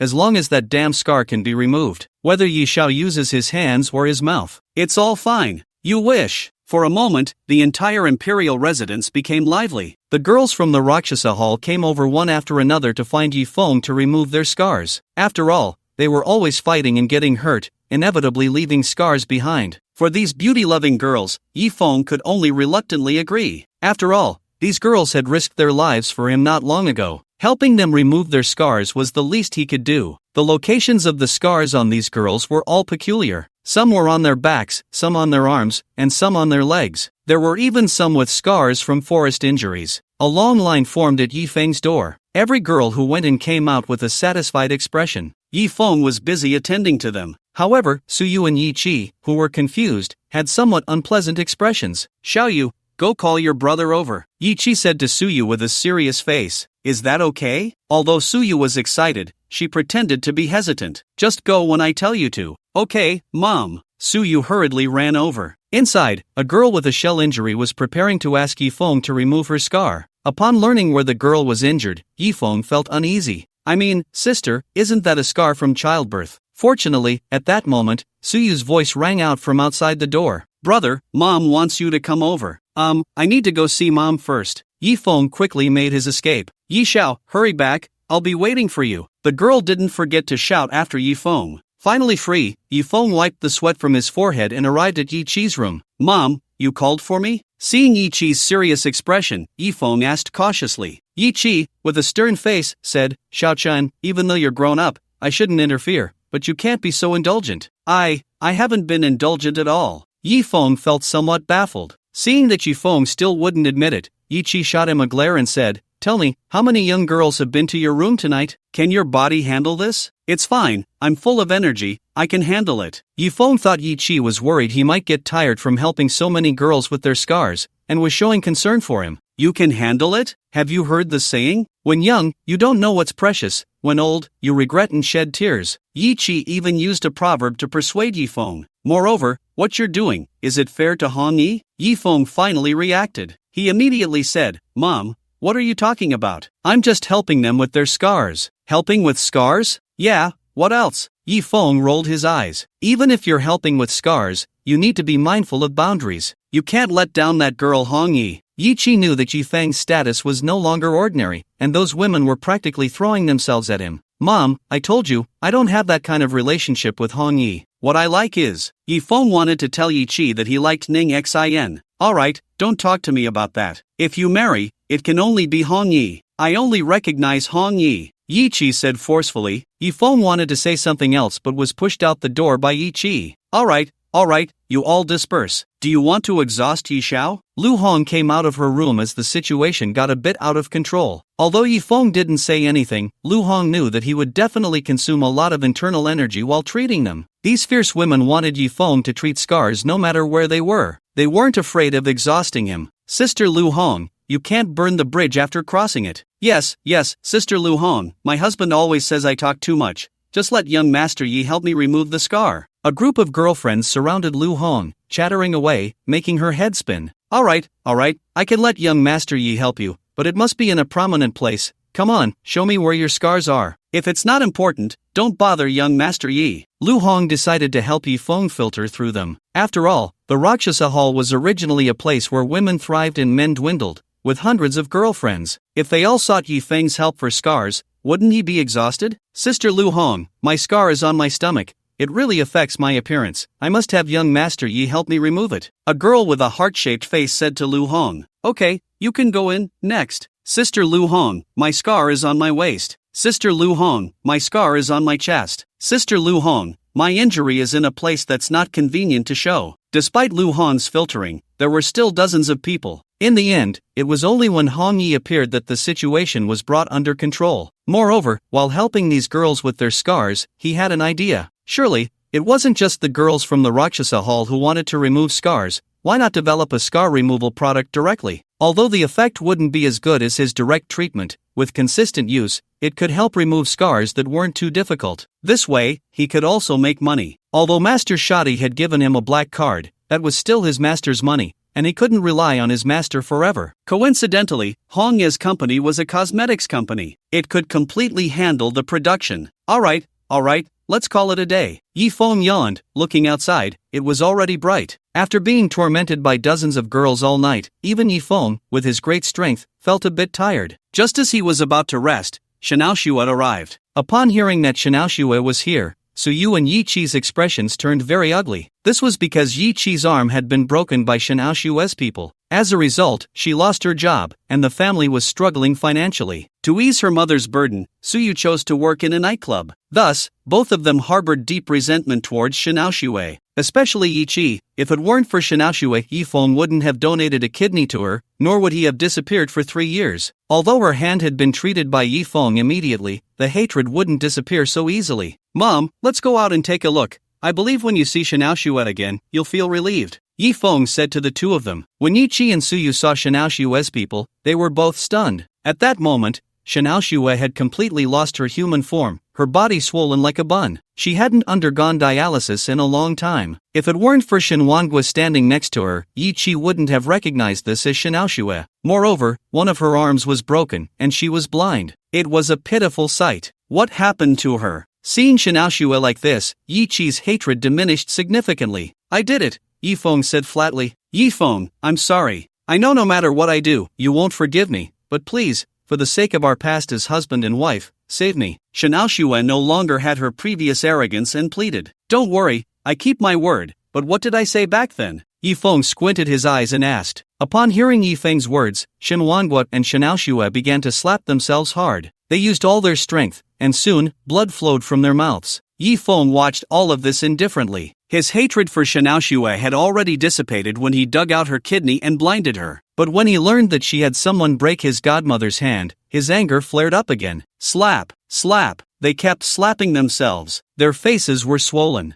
Xianao Xue, already weak, fainted from the blows. Yi Feng, Ao Shui is about to give up. Why don't you save her first? I'll take her slap for her. How about that? Shen Wangue pleaded. Yi Feng did not respond but looked at Yi Qi and asked, Mom, do you feel better now? Alright, Xiao Chun, let's leave it at that. Yi Qi, who had a kind heart, saw Shen Ao Shui in such a miserable state, and the hatred in her heart dissipated. Lu Hong, carry Shen Ao Shui inside. Yi Feng nodded. Thank you, thank you. Shen Wangue was overwhelmed with gratitude. You continue, Yi Feng said coldly to Shen Wangue. Shen Wangue had no choice but to continue slapping himself. His heart was filled with regret. If he had known Yi Feng could become this strong, he shouldn't have. No, even if Yi Feng was this strong, there was still no room for resistance in front of the D family. When the D family arrives, Yi Feng, let's see how you will deal with it. The Yi Feng of the past was not even comparable to a dog raised by the Shen family in front of him. But now, he could only kneel before Yi Feng, begging him to save Shen Ao Shui. He must have felt extremely displeased. However, he had no other choice. Soon, Shen Ao Shui was brought into a guest room. Looking at Shen Ao Shui's current appearance, Yi Feng felt a bit emotional. The former Shen Ao Shui was the dream lover of all men, but now, she looked extremely unappealing. Yi Feng opened the insurance box that Shen Wangue had brought. Inside lay 2 fresh kidneys. His brows immediately furrowed, because he discovered that these were not pig kidneys,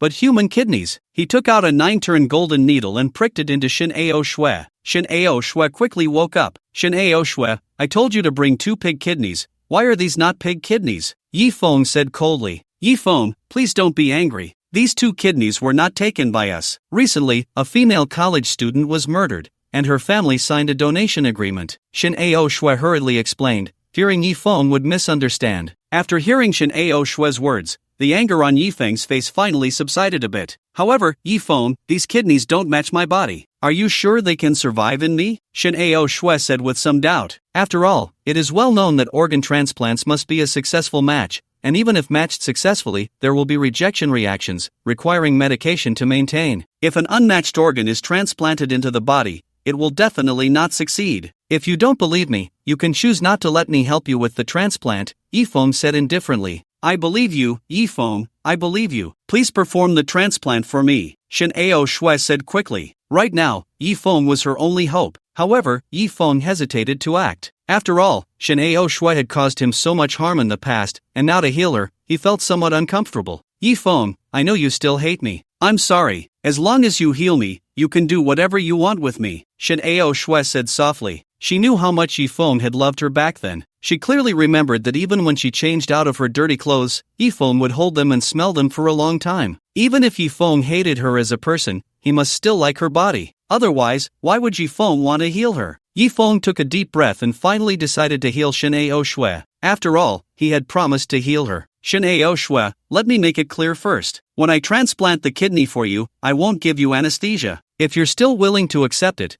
then I'll help you with the transplant, Yifeng said coldly. Not giving Shin Ao Shui anesthesia during the transplant was his final bottom line. Upon hearing Yifeng's words, Shin Ao Shui's body trembled. She had personally experienced the feeling of having a kidney forcibly removed. That kind of pain made her wish she could die. And not using anesthesia during the transplant would surely be more painful than having it removed, as the duration of the pain would be longer. Despite her fear, Shin Ao Shui gritted her teeth and said, I am willing. She thought to herself that if it got too painful, she might just faint. Very good. Yifeng's lips curled into a slight smile. He knew exactly what Shin Ao Shui was thinking. She must have believed that when a person suffers immense pain, the brain forms a protective mechanism that allows one to temporarily lose consciousness, thus numbing the pain. But how could Yifeng give Shin Ao Shui the chance to faint? He directly took out 2 9-turn gold needles and inserted them into 2 of Shin Ao Shui's acupoints. This way, even if he broke her bones one by one, she would not faint. It wasn't that Yifeng was cruel. After all, when Shin Ao Shui had asked Hong Tao to cut out his kidney, she hadn't given him any anesthesia either. Yifeng didn't prepare anything. He began the operation directly. Without a scalpel, he used a dagger. He deliberately didn't cut quickly but slowly,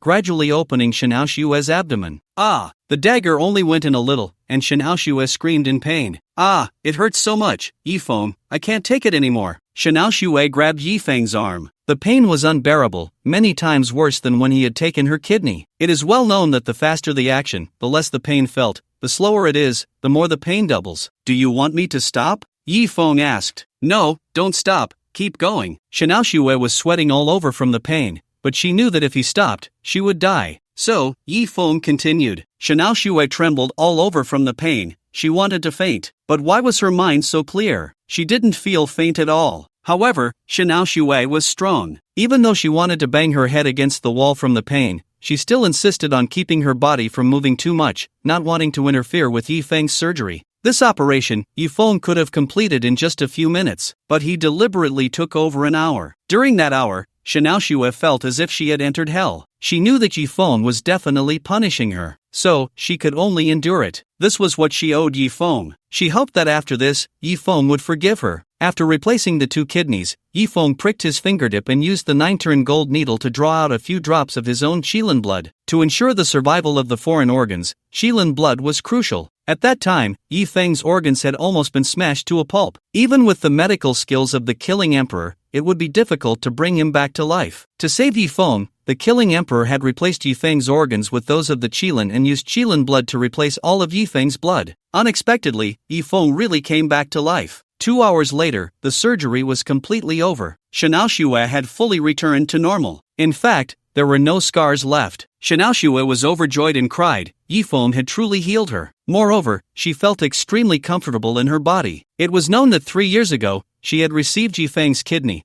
which had saved her life. But her health had been poor, and she had to take anti-rejection medication continuously. However, this time, she felt no weakness at all. She didn't even need to take any medicine. To her surprise, after 3 years, Yifeng had not only become a martial arts master but his medical skills had also reached an extraordinary level. It would not be an exaggeration to say he could bring the dead back to life. Her eyes had not been injured for long, so Yifeng easily healed her. At this moment, Shin Ao Shui had completely returned to her appearance from 3 years ago. In fact, she was even healthier than before. Thank you, Yifeng. Shin Ao Shui looked at Yifeng's face again. This face was still handsome, but it was more than just handsome. In the past, Yifeng had seemed to her like a mere ornament, just a tool to show off. Liking Yifeng had been impossible. But at this moment, looking at Yifeng again, she felt a flutter in her heart. The proud Shin Ao Shui had always liked powerful men. At this moment, Yifeng was undoubtedly incredibly powerful. Shin Ao Shui couldn't help but want to reach out and touch Yifeng's face. However, he dodged her. Looking at Yifeng, who showed no expression, she said, Yifeng, you still like me, don't you? No,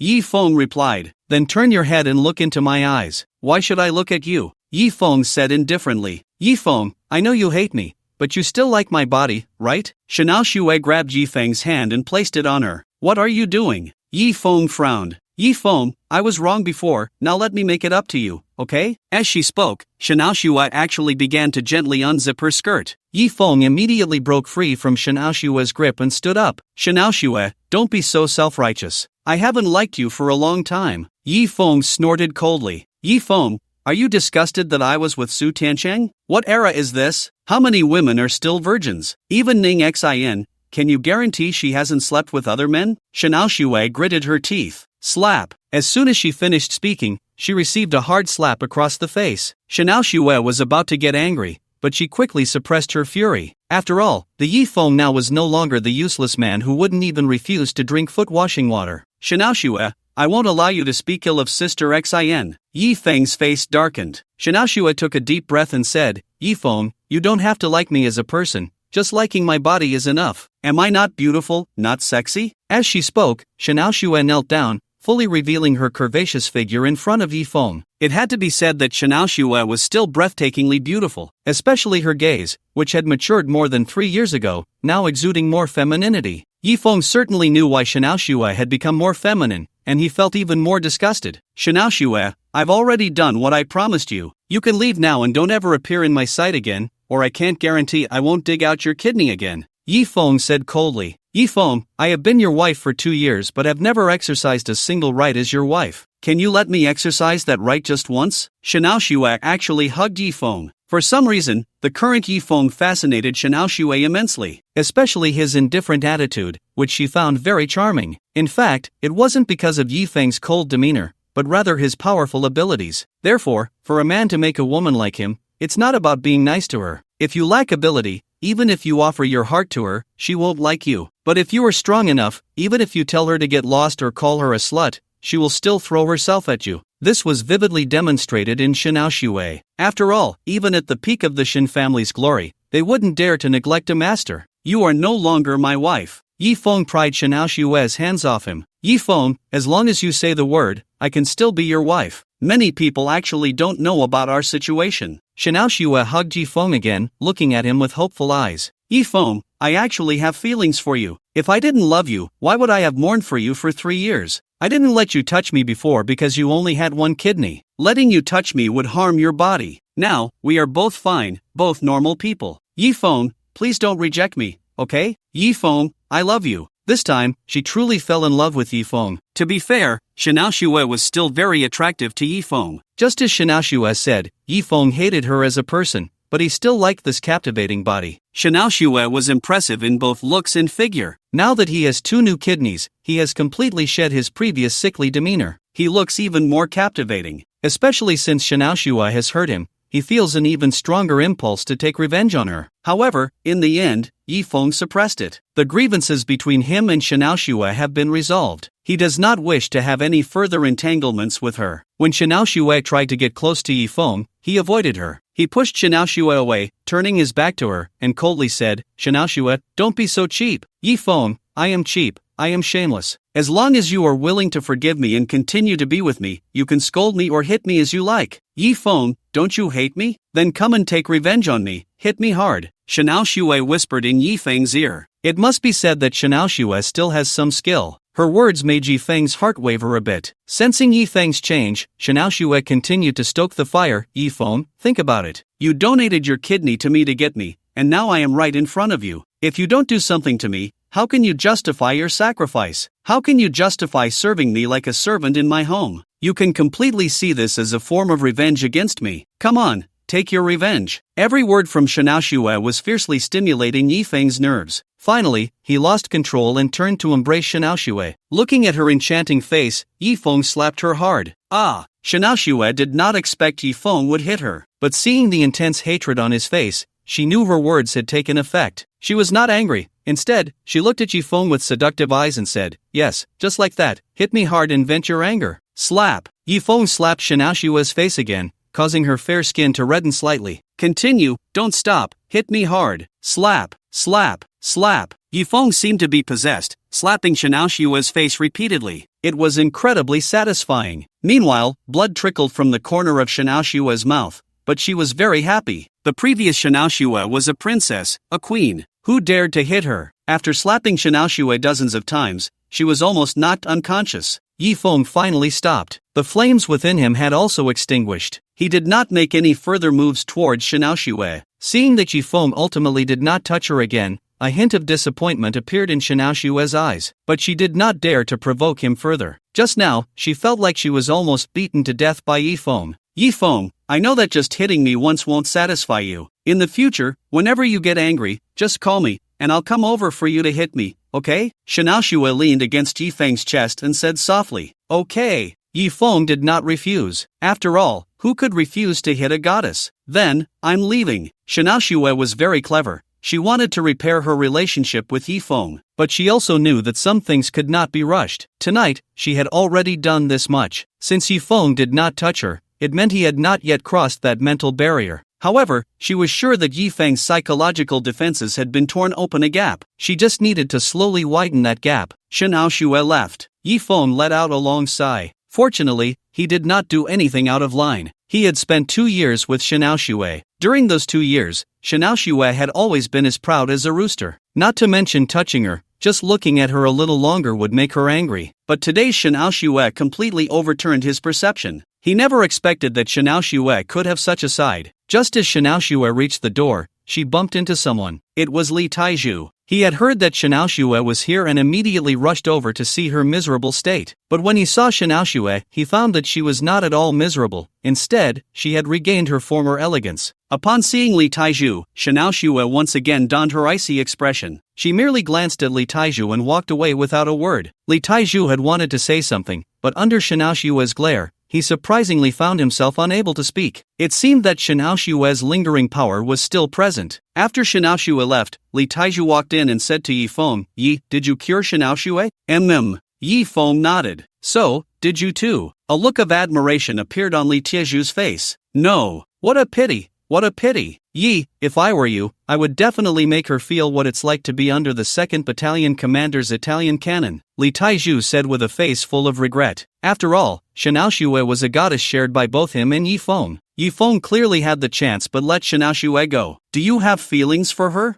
Yi Feng asked. Of course. In Jiangdu, which man doesn't have feelings for Shinaoshue? Li Taiju replied casually. How about I call her back? Yi Feng suggested. Really? Can you? Li Tieju's eyes lit up. Of course not. Yi Feng said irritably. Damn it, Yi, you're too stingy. If you don't use her, you won't let your brother use her either. Li Taiju complained. Just then, Yi Feng suddenly received a phone call. The phone displayed an unfamiliar number. Hello, is this Mr. Yi Feng? A sweet and charming voice came from the other end. Yes, who is this? Yi Feng couldn't recognize the person. I am the constable He Xiaoming. We met before. Is there something you need? Yi Feng frowned slightly, wondering if it was about his transformation into Qilin. Other constables might not recognize him after the change, but He Xiaoming should know. After all, she had seen him. However, even if He Xiaoming recognized him, so what? She had no evidence, he could just deny it. Sensing the indifference in Yi Feng's voice, He Xiaoming quickly said, Don't worry, Mr. Yi, I haven't told anyone about that day. Yi Feng's expression softened slightly as he asked, What do you need? It's like this, our constabulary captured 2 serious criminals that day, and one of them escaped, the one you dealt with, He Xiaoming said. And then? The other criminal is still in the hospital receiving treatment,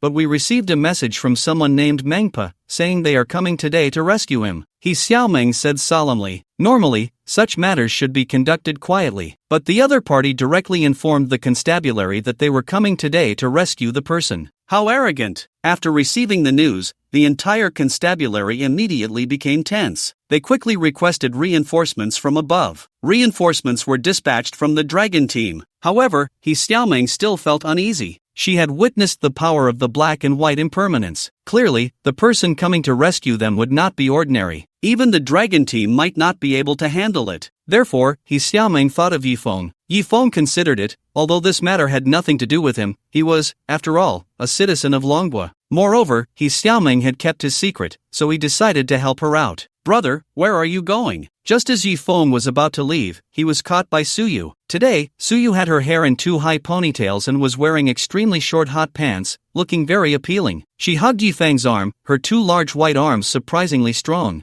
I have something to take care of. Yifeng affectionately ruffled Suyu's hair. "Brother, you've been busy all night. Aren't you tired?" Suyu's beautiful big eyes sparkled with ambiguous light. Although Yifeng said he was helping the ladies with their scars, who knew if he had done something else? After all, Yifeng now had both status and position. The young ladies of the Rakshasa hall looked at Yifeng as if they wanted to devour him. "I'm not tired," Yifeng replied. "Really? Really? Then, can you help me get rid of my scar?" Suyu blinked her big eyes. "Where do you have a scar?" Yifeng asked, puzzled. "You'll know when you come with me." Suyu glanced around, saw no one, and pulled Yifeng along. Soon, Yifeng was led to her room. The girl's room was decorated primarily in pink. It exuded a fragrance similar to that of Suyu, which was very pleasant. After entering, Suyu even locked the door behind her. Seeing this, Yifeng said, "It's fine, you don't need to lock the door. I can heal you quickly, just show me where the scar is." Suyu first turned off the lights in the room, then turned around, facing away from Yifeng, and said, "Brother, come here and unzip it, and you'll see." Today, Suyu was wearing a dress with a zipper on the back. The zipper ran from her neck all the way down the dress, as if it were worn backward. But it wasn't that Suyu had put it on wrong, it was just the style. It looked quite unique. Yifeng hesitated a bit. Although he and Suyu had been very close before, she was clearly different now. Back then, Suyu was just a little girl of about 10, but now she had grown into a graceful young woman. However, thinking that he was helping her with her scar, Yifeng pushed aside his thoughts. He reached out and grasped the zipper pull, then slowly pulled it down. As he did, Suyu's flawless back gradually revealed itself. She surprisingly wasn't wearing a bra. Suyu's scars should be on her back, so it was normal not to wear one. Suyu's waist was very slender, with a perfect curve. To describe it in one sentence, it would be a shame not to use such a beautiful back for cupping therapy. Soon, Yifeng saw the scars on Suyu's back. There were actually several. One in the middle, one on the right side of her back, and one on her left waist. Particularly, there was a large scar near her left armpit that extended forward, and from Yifeng's angle, he couldn't see how long the wound was, but it wasn't convenient for him to look closer. He just hoped the wound wasn't too long, otherwise, it would be a bit troublesome for him to treat. Although Suyu and he had no blood relation, they had always referred to each other as siblings since childhood. Some things still needed to be avoided. After some contemplation, Yifeng began the treatment. He concentrated his internal energy at his fingertips and traced along Suyu's spine, first removing the scar in the middle. Since Suyu's scars weren't very large, there was no need to reopen the wounds. As Yifeng's fingertips glided, Suyu's body tensed up. She bit her lip, as if restraining something. She finally understood why, when Yifeng helped the young ladies with their scars, they would make such sounds. Some of the young ladies cried out so loudly that half the imperial residents could hear them. When Yifeng's fingertips glided over, it felt like a little ant crawling on her skin, both ticklish and comfortable. However, Yifeng's brow suddenly furrowed slightly. He realized he couldn't remove the scars on Suyu's back. "Strange," Yifeng muttered, trying another scar. Minutes passed, but it still didn't work. Finally, Yifeng placed his hand on the scar near her armpit, wanting to see if he could remove this one. This scar was the longest and the largest. Yifeng's hand moved along the scar's position, moving forward, moving. Suddenly, his hand recoiled as if it had been shocked. Because his hand had unexpectedly touched something soft, he certainly knew what it was. It seemed Suyu had truly grown up. The little girl from before had now become a full-fledged young woman. However, what shocked Yifeng was that he couldn't remove a single scar from Suyu's back. It was simply bizarre. He tried several more times. Suyu's back was almost rubbed raw, yet not a single scar could be removed. Finally, Yifeng discovered the key to the problem. It turned out that, after careful observation, he realized he couldn't remove the scars on Suyu's back because there were no scars at all. Those scars were all drawn on by her with 3 strokes. No wonder she turned off the lights as soon as she entered the room. Yifeng, due to his relationship with Suyu, didn't dare to observe closely. He only took a quick glance before turning his head, relying solely on the sense of touch to determine the location of the scars. Thus, he didn't notice it right away. It wasn't until he scraped off a small bit of paint from Suyu's back that he realized. "Suyu,"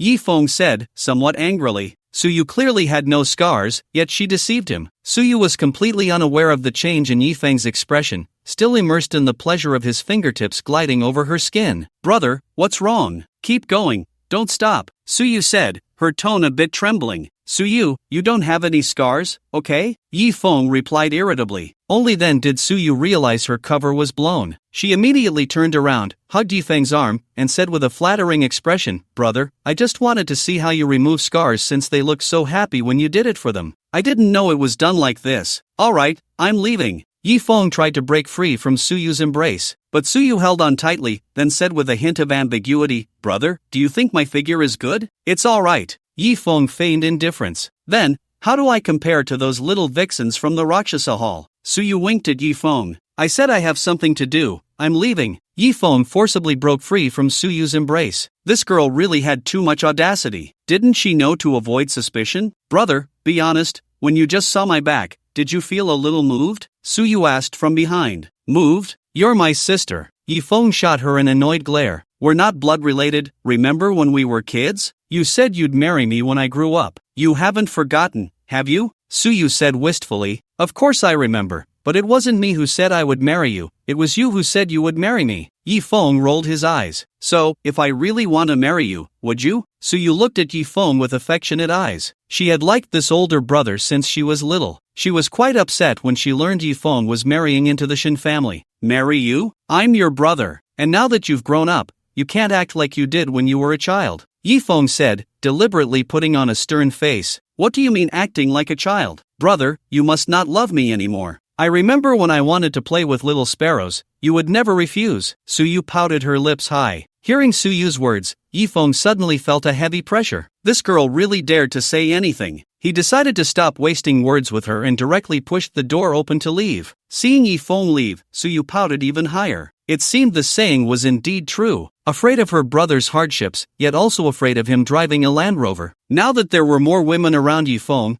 he was increasingly neglecting her as a sister. "Xiao-chun, are you going out again? You didn't sleep at all last night." When Yi Feng was about to leave, Yi Chi said with some concern. "Don't worry, Mom, I'm fine." Yi Feng signaled for Yi Chi not to worry, then left the imperial residence. Yi Chi felt somewhat helpless. "Mom, you should keep an eye on him. He might be going to find some little vixen again." At that moment, Suyu also came out, her lips so pouted they could hang a soy sauce bottle. "Sigh, my son has grown up. How can I control him?" Yi Chi sighed. Yi Feng left the imperial residence and directly took a taxi to the hospital. After finding the ward that he Xiaoming mentioned, he hadn't even entered when he heard a very arrogant voice ring out. "Don't worry, with me here, no matter who comes to save the day today, I'll make sure they come and go without a trace." That's right, with Brother Dolly around, even that Mengpa wouldn't dare to show up. "Brother Dolly, we're counting on you today." He Dolly, the captain of the Dragon Team. The Dragon Team is a transcendent existence that surpasses the patrol office, specifically handling tasks that the patrol office cannot manage. Every Dragon Team warrior is a martial artist, and not just any martial artist, but one with considerable strength. Hidali, being a captain, is even stronger. A group of constables surrounded Hidali, constantly flattering him. Hidali enjoyed it immensely, especially since there were a few pretty girls in the patrol office, making him want to show off even more. Particularly that female constable named He Xiaoming. Her assets were like basketballs. It's surprising she chose to be a constable at such a size, not fearing inconvenience during action. For constables, the Dragon Team is an incredibly sacred place. Therefore, they all held Hidali in high regard. The few female constables looked at him with stars in their eyes. "Are all of you from the Dragon Team really that impressive? How do you compare to the Jiangbei army?" "The Jiangbei army? Haha, do they even deserve to be compared to the Dragon Team? Let me put it this way, even an ordinary member of the Dragon Team is countless times stronger than that Hao Feng," Hidali said proudly. "Wow, then Brother Dolly, as the captain of the Dragon Team, must be even more impressive," the female constable exclaimed. "It's okay, I can barely rank in the top 3 of the Jiangdu Dragon Team," Hidali said without a hint of modesty. "All right. Actually, you all don't need to be here. The more people there are, the more it might alert the enemy. I think it's better if just me and Constable He stay here." Hidali's gaze fell on He Xiaoming. Although everyone respected him, having too many people around made it difficult to handle matters. "Ah, Brother Dolly, we also want to stay and see your heroic demeanor," the other 2 female constables said somewhat dissatisfied. "All right then, you 2 can stay," Hidali said, pretending to be generous. The other male constables understood Hidali's intentions and felt a bit resentful. After all, they couldn't get close to these female constables on a normal day. Today, it seemed Hidali would take advantage of the situation. But who could blame him for having the ability? What woman doesn't like a strong man? The way these female constables looked at Hidali was as if they wanted to devour him. Just as the male constables were about to leave, Yifeng pushed the door and walked in. "Brother Chen, you're here." He Xiaoming's face lit up with joy upon seeing Yifeng. Yifeng nodded. Upon seeing Yifeng,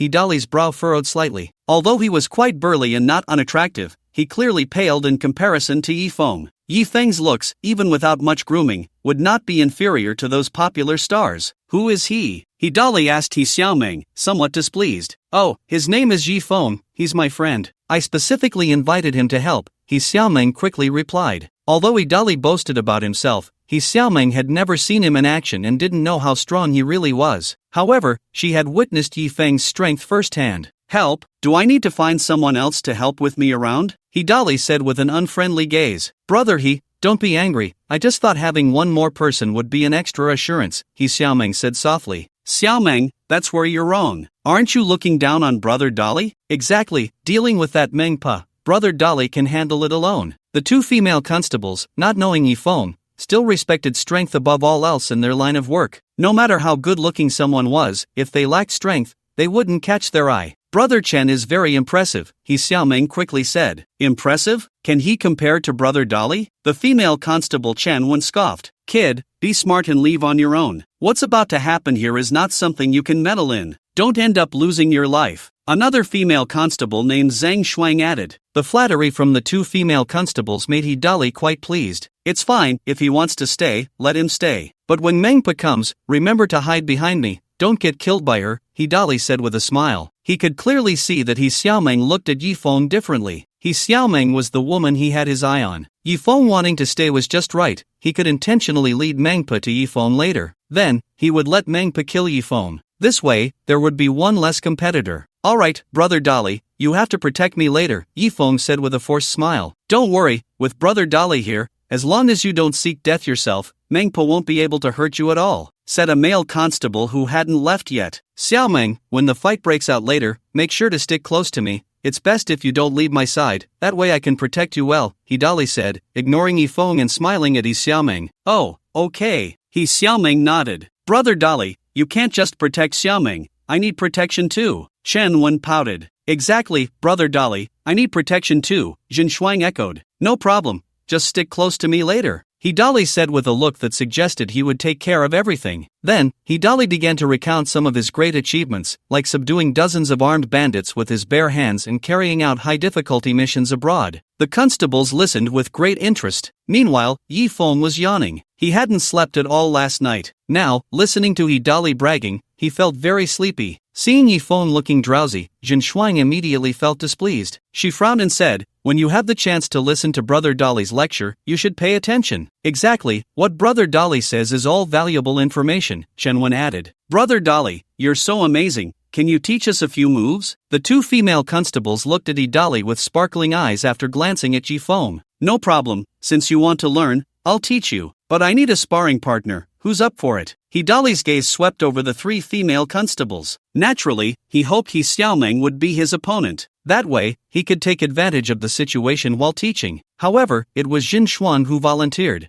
I'll do it. Although she wasn't He Xiaoming, Jin Shuang was not bad either. She might not be as developed as He Xiaoming, but she was taller, with long legs that looked quite powerful. Alright then. Soon, Hidali began to teach. To his surprise, Hidali actually had some skills. Just a few moves were enough for these ordinary constables to learn for a long time. Of course, while teaching, he took the opportunity to take advantage of Jin Shuang. What surprised Hidali was that Jin Shuang didn't get angry. Instead, sometimes she even deliberately catered to him. For instance, when their bodies were close, Jin Shuang would intentionally bump into Hidali, making him quite excited. Watch closely and learn well. As long as you can learn a move or two, it'll be enough for you to use for half a lifetime, Hidali said while teaching, glancing at Yi Feng a couple of times. At that moment, although Yi Xiaoming was also looking at him, most of the time her gaze surprisingly lingered on Yi Feng. This made Hidali very unhappy. Just a pretty boy, and he dared to compete with him for women. It was truly seeking death. Especially seeing Yi Feng's seemingly indifferent demeanor, Hidali was even more furious. He said to Yi Feng, "Kid, pay attention and learn, you might need it later." "Okay, Brother Dali," Yi Feng replied with a smile. Yi Xiaoming no longer looked at Yi Feng. However, she did not think that Hidali's teachings were particularly impressive. If it had been before encountering the black and white impermanence in Yi Feng, she would have certainly thought Hidali was formidable. But now, she felt that what Hidali was teaching was merely some flashy moves. It might be useful against ordinary people, but when faced with powerful beings like the black and white impermanence, it was utterly useless. Of course, Hidali wasn't as weak as he appeared. he simply wasn't teaching seriously. After all, these constables were just ordinary people, and even if he wanted to teach real skills, they wouldn't be able to learn them. During the teaching process, he became increasingly bold. At first, he only secretly took advantage of Jin Shuang, but gradually, he became quite daring. The male constables watched with pain in their hearts. After all, she was their sister, but they were helpless. Meanwhile, Jin Shuang boldly responded to Yi Filong, which made Yi Filong feel quite flustered. He couldn't help but feel the flames of desire rising within him, so he stopped the lesson. I'm going to go with Constable Jin Shuang to survey the terrain. You all stay here and keep watch. If Mengpa appears, signal me immediately, and don't engage directly, he Dolly said to everyone. Got it, brother Dolly. Everyone knew what the two were up to, but it was not appropriate to point it out. After all, in matters of mutual consent, no one had the right to interfere. Soon, Hidali took Jin Shuang to an empty hospital room. Not long after Hidali left, two figures appeared outside the hospital's main entrance. One was Bai Wuchang, Bai Lingjiao, who had not fully recovered from her injuries but had regained a small portion of her strength. Standing beside her was a girl who was less than 1 meter tall. However, despite her short stature, the girl's face looked remarkably mature. With fair skin, long curled eyelashes, a high nose bridge, and rose-tinted lips, she had wavy long hair. There was even a small mole at the corner of her eye, making her look quite alluring. Yet, such a seductive face was on a petite body of less than 1 meter tall, creating a striking visual impact. She was Meng Pa. Sister Meng,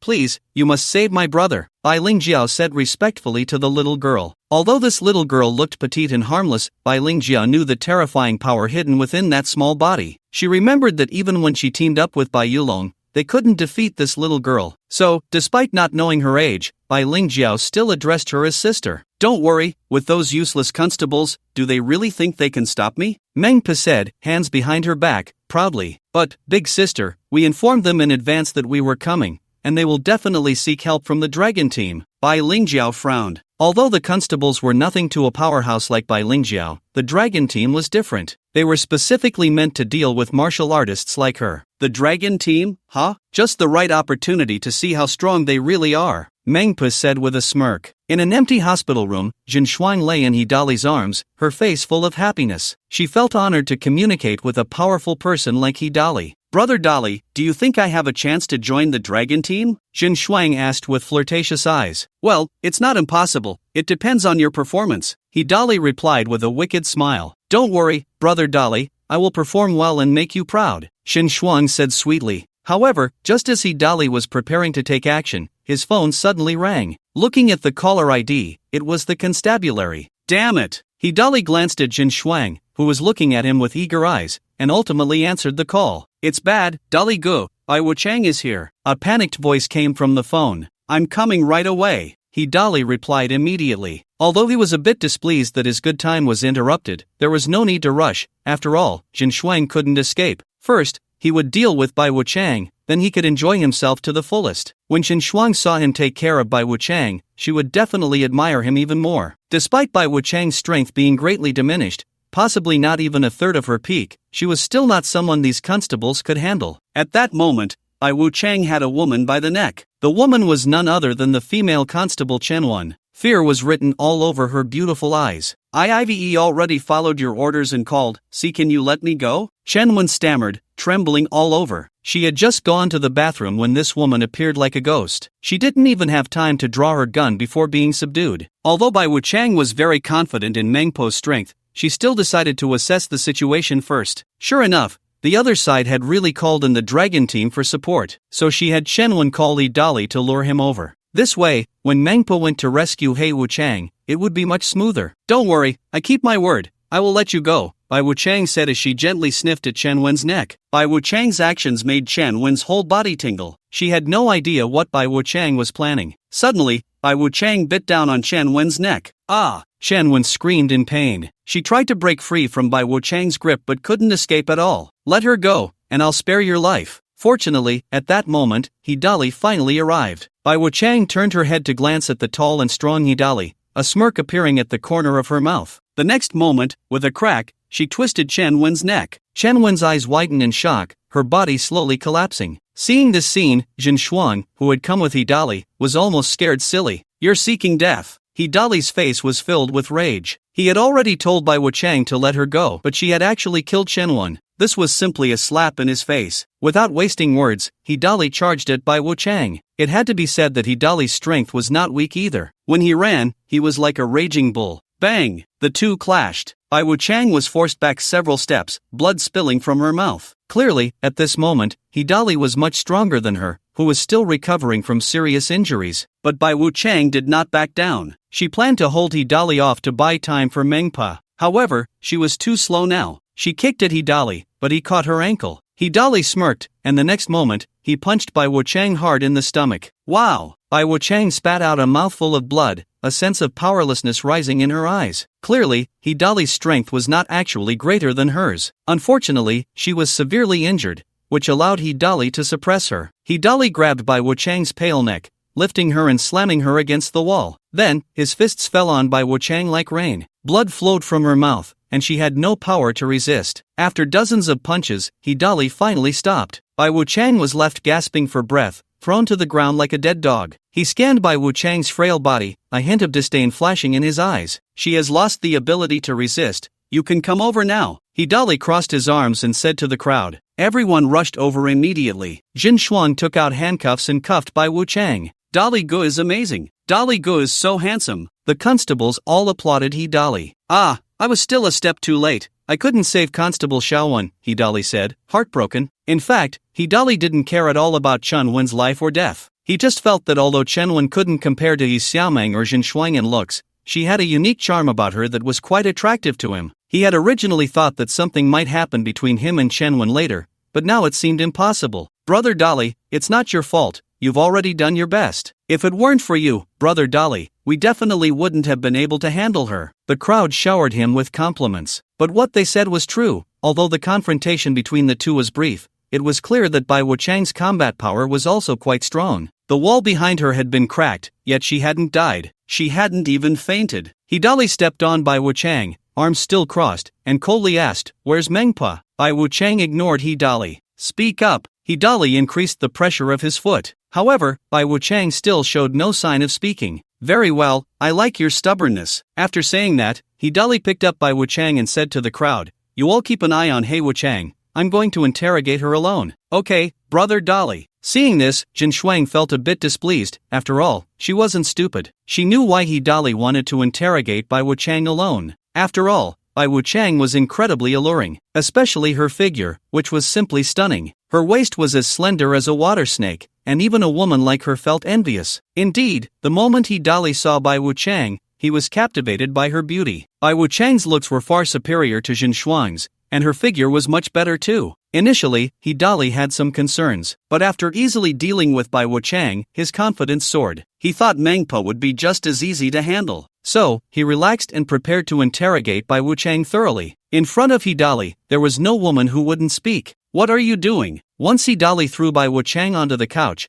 she finally realized what he intended. "What do you think I'm going to do?" "Woman, I advise you to cooperate and speak up, or the consequences will be severe." Hidali pinched Bai Wuchang's chin, a wicked smile on his face. "Get off me!" Bai Wuchang shouted angrily. "Heh, I won't get off, but I can certainly get into bed with you." "Woman, contact Mengpa immediately and have her come to save you," Hidali said with a laugh. "In your dreams." Bai Wuchang certainly wouldn't obediently comply. "I'm not one for dreaming, I prefer to." Hidali knew that Bai Wuchang wouldn't easily speak, so he decided to interrogate her properly first. However, just as Hidali was about to tear off Bai Wuchang's skirt, a voice full of mature charm rang out. "I heard you were looking for me?" Hidali suddenly turned around and saw a little girl standing behind him. But this little girl, who was barely 1 meter tall, had a very mature face, creating a striking contrast. Hidali looked at the little girl, feeling somewhat puzzled. Wasn't this just a little girl? Could it be that Mengpa was a little girl? "Little girl, I don't have time to deal with you right now. Let me finish with her first, and then I'll take care of you." Seeing that Mengpa was just a little girl, Hidali didn't take her seriously at all. "How dare you underestimate me?" Ignored by Hidali, Mengpa immediately became furious. The next moment, her body disappeared. Hidali rubbed his eyes, thinking he was seeing things. Suddenly,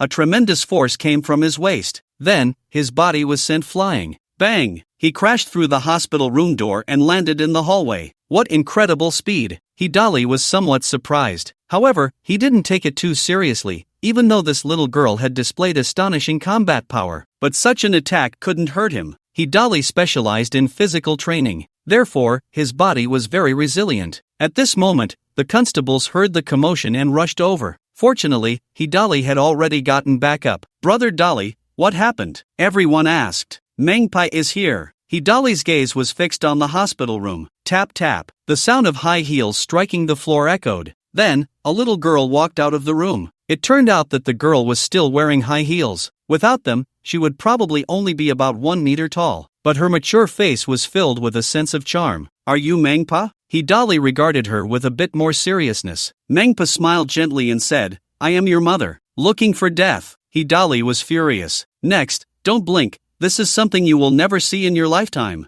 Hidali stretched his muscles and spoke to the constables. "Brother Dali is getting serious." "Don't worry, Brother Dali, we will watch closely and learn well." The constables widened their eyes, afraid of missing anything. After all, it was rare to see a strong member of the Dragon Team in action. The previous encounter with Bai Wuchang had been too brief. Everyone was still craving more. "Diamond Copper Man form." Hidali let out a roar. A golden light actually appeared on the surface of his body. Hidali threw a punch casually, directly creating a large hole in the cement wall beside him. At that moment, he truly felt like he had steel bones. In this instant, even He Xiaoming's gaze towards Hidali changed. Although Hidali often looked at her with strange eyes, it seemed he did have some real skills. "Die!" Hidali swung a punch at the little girl, who was less than 1 meter tall. The terrifying force seemed to tear through the air. Bang! In the next moment, Hidali's fist, as big as a sandbag, smashed into the little girl's face, causing her head to tilt to the left. However, the little girl's body didn't budge an inch. She raised the corner of her mouth in a smirk and said,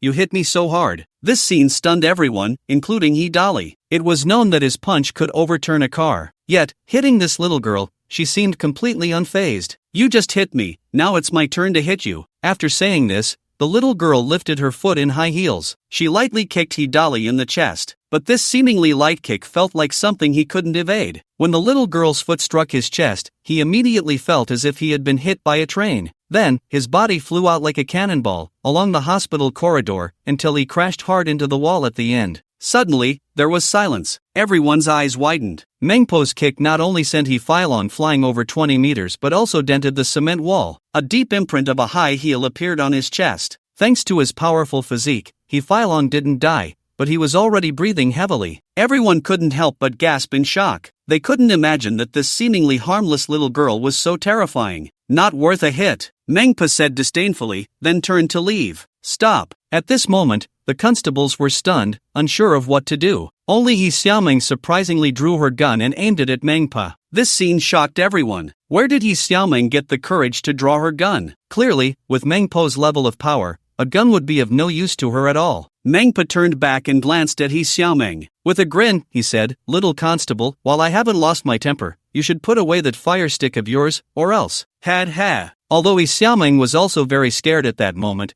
she still mustered her courage and said, "Mengpa, you can't leave." "He Xiaoming, are you crazy?" "He Xiaoming, quickly put away the gun. Do you want to get us killed?" The other constables shouted loudly upon seeing this. They thought to themselves that He Xiaoming was looking for death and shouldn't drag them into it. However, He Xiaoming was quite stubborn. She actually didn't put down the gun. She repeated, "You are not allowed to leave." "Ha, little constable, since you are looking for death, I will grant you that." Mengpa glanced at a hospital bed nearby, grabbed the steel pipe at the edge of the bed, and with a gentle tug, pulled it down. The next moment, she hurled it directly at He Xiaoming. With Mengpo's strength, this blow could easily pierce through a concrete wall. Seeing this scene, He Xiaoming was so frightened that she closed her eyes, thinking, "This time I'm definitely dead." However, after a long while, she didn't feel any pain. When she opened her eyes, she saw a figure standing in front of her. It was Yi Feng. Moreover, Yi Feng had caught the steel pipe that Mengpa had thrown. This scene left everyone stunned. They never expected Yi Feng to be so powerful. "Mengpa, is it? Surrender immediately, and I will spare your life." Yi Feng looked at Mengpa with a face full of indifference. "Oh, you think catching my attack makes you impressive?" A smirk appeared at the corner of Mengpo's mouth. The next moment, her body shot towards Yi Feng like a shadow. One had to admit, Mengpo's speed was incredibly fast. Ordinary people could only see her afterimage. By the time the afterimage disappeared, Mengpo was already in front of Yi Feng. Her small fist slammed directly towards Yi Feng. Yi Feng also threw a punch back. Bang! The large and small fists collided in mid-air, producing a deafening sound. The powerful shockwave shattered the glass around them. Staggering back in her high heels, Mengpa retreated several steps before stabilizing herself. "Who are you?" Mengpo's beautiful eyes were filled with shock. Clearly, she hadn't expected Yifeng to be so strong. It should be noted that although she looked incredibly petite, she specialized in strength. Her power was nearly invincible among her peers. Even the duo of the black and white impermanents couldn't withstand her punch. This was the first time she had suffered a disadvantage in strength during a confrontation. "Who I am is not something I need to tell you," Yifeng replied coldly. "I am from the Xianming sect. Although you are strong, I advise you not to oppose us. The power of the Xianming sect is beyond your imagination." Mengpa gritted her teeth. "Xianming sect? Sorry, I've never even heard of it," Yifeng said expressionlessly. Seeing that she couldn't intimidate Yifeng, Meng Xianyuan narrowed her eyes and turned to escape. "You can't escape." Yifeng had no intention of letting her go and chased after her. He struck her on the back. "Ah!" Mengpa let out a scream as her body flew out. Just as Yifeng was about to subdue Mengpa, he suddenly saw a black object flying towards everyone. He saw it clearly. It was actually a grenade. If he ignored it, the grenade would land among He Xiaoming and the others. At that time, this beautiful little constable would be blown to pieces. Without thinking, Yifeng abandoned the pursuit of Mengpa and rushed over. Just as the grenade was about to hit the ground, he caught it. But the next moment, the grenade exploded with a loud bang. Then, a shocking scene unfolded before everyone. Although the grenade exploded, the flames formed were compressed between Yifeng's palms, creating a small fireball about 10 to 20 centimeters in size. It caused no harm to anyone. Everyone couldn't help but swallow hard. Yifeng had actually suppressed the exploding grenade with his bare hands. Is this still a human? Don't even mention others. Even He Xiaoming was stunned. She knew Yifeng was formidable, but she never expected him to be this powerful. If she hadn't seen it with her own eyes, no one would believe it. After all, even movies wouldn't dare to portray it this way, right? Of course, at this moment,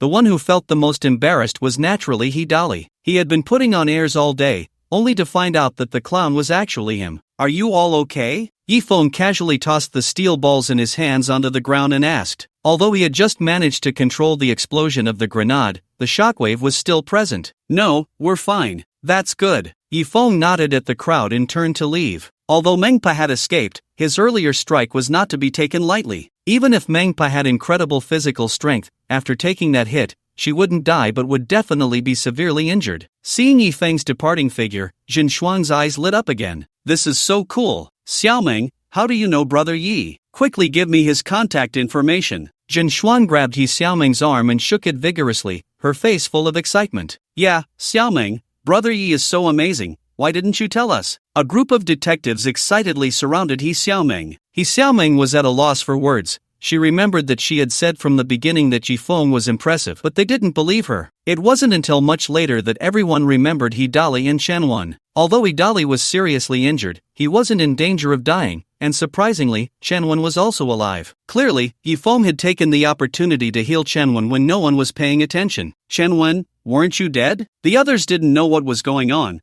but how could Shenwan not know? "It was Brother Yi, he saved me," Shenwan said. Everyone was shocked again, not expecting that Yifeng was not only powerful but also had such incredible medical skills. With the mission completed, Yifeng was about to head home when he suddenly saw a familiar figure while passing by a hospital room. It was Lin Ruoshi. Initially, Yifeng didn't plan to go in and greet her. However, when he heard what Lin Ruoshi said, his brows furrowed slightly. "Do you all have to push me to death before you're satisfied?" Lin Ruoshi's beautiful eyes were filled with tears, her fists tightly clenched. So, Yifeng stopped. This was a single patient room. At least a dozen people were standing in the room. On the hospital bed lay an elderly man over 60. At this moment, everyone in the room wore a heavy expression. Almost all eyes were on Lin Ruoshi. "Ruoshi, how can you say that? We don't want this either. But you know your grandfather's condition, it can't be delayed any longer." "Yes, Ruoshi, when your grandfather is awake, the one he cares about the most is you. Now it's just a small sacrifice you need to make, and you're unwilling?" A group of people surrounded Lin Ruoshi, chattering away. "Uncle, second uncle, you all have daughters too. Why must I be the one to marry?" Lin Ruoshi bit her lip tightly. If she were the only girl in the Lin family, she would have no choice but to save her grandfather. But clearly, her uncles had daughters, and none of them were married. Why must it be her? "Ruoshi, your grandfather cares for you the most, and he specifically wanted you to be the president of the Lin Corporation. Now that he is ill, of course, you should take responsibility,"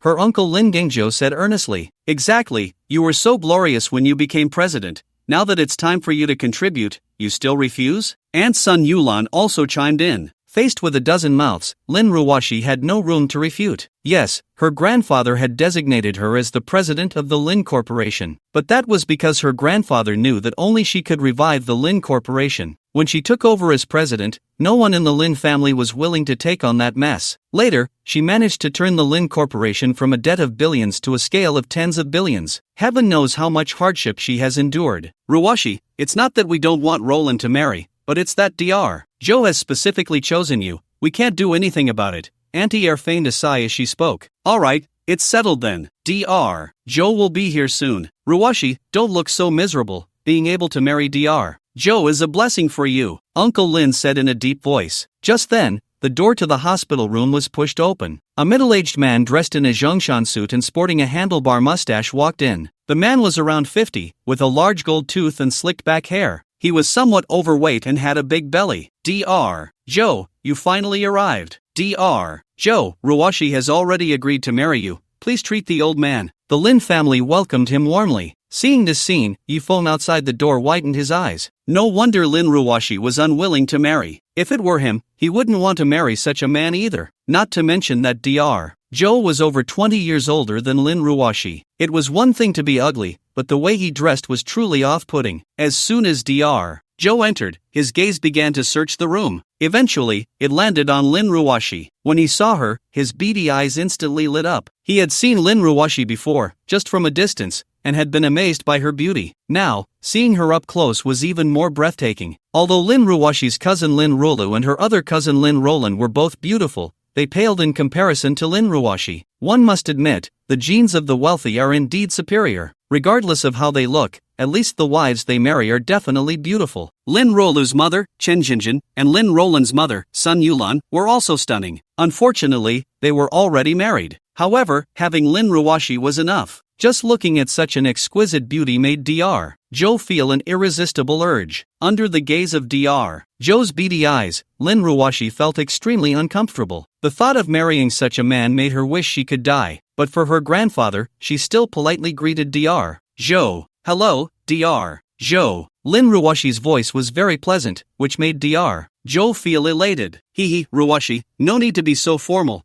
We will be family in the future. Dr. Joe smiled broadly. Dr. Joe, the old man is running out of time, please treat him quickly. At this moment, the Lin family urged him. Not yet, once Ruwashi signs this agreement, I will immediately treat the old man, Dr. Joe said with a smile, taking out a document. To their surprise, the document was a marriage agreement. The content of the agreement stated that Lin Ruwashi would marry Dr. Joe, and in return, Dr. Joe would cure Lin's grandfather's illness. If Lin Ruwashi were to back out, the Lin family would have to compensate Dr. Joe with 1 billion. Although the Lin family had assets of 50 billion, it would be nearly impossible to come up with 1 billion. The reason for such an agreement was to prevent Lin Ruwashi from having second thoughts. Dr. Joe, we don't need this agreement. I, Lin Ruwashi, keep my word. If you can cure my grandfather, I will definitely not back out, Lin Ruwashi said through clenched teeth. Although she didn't want to marry an old man, she couldn't just watch her grandfather die. There was no choice, her grandfather was too ill. She had already invited the famous doctor from Jiangdu, Du Gaoming, known for his miraculous healing, but he had declared himself powerless. By chance, she encountered a doctor who claimed he could cure her grandfather,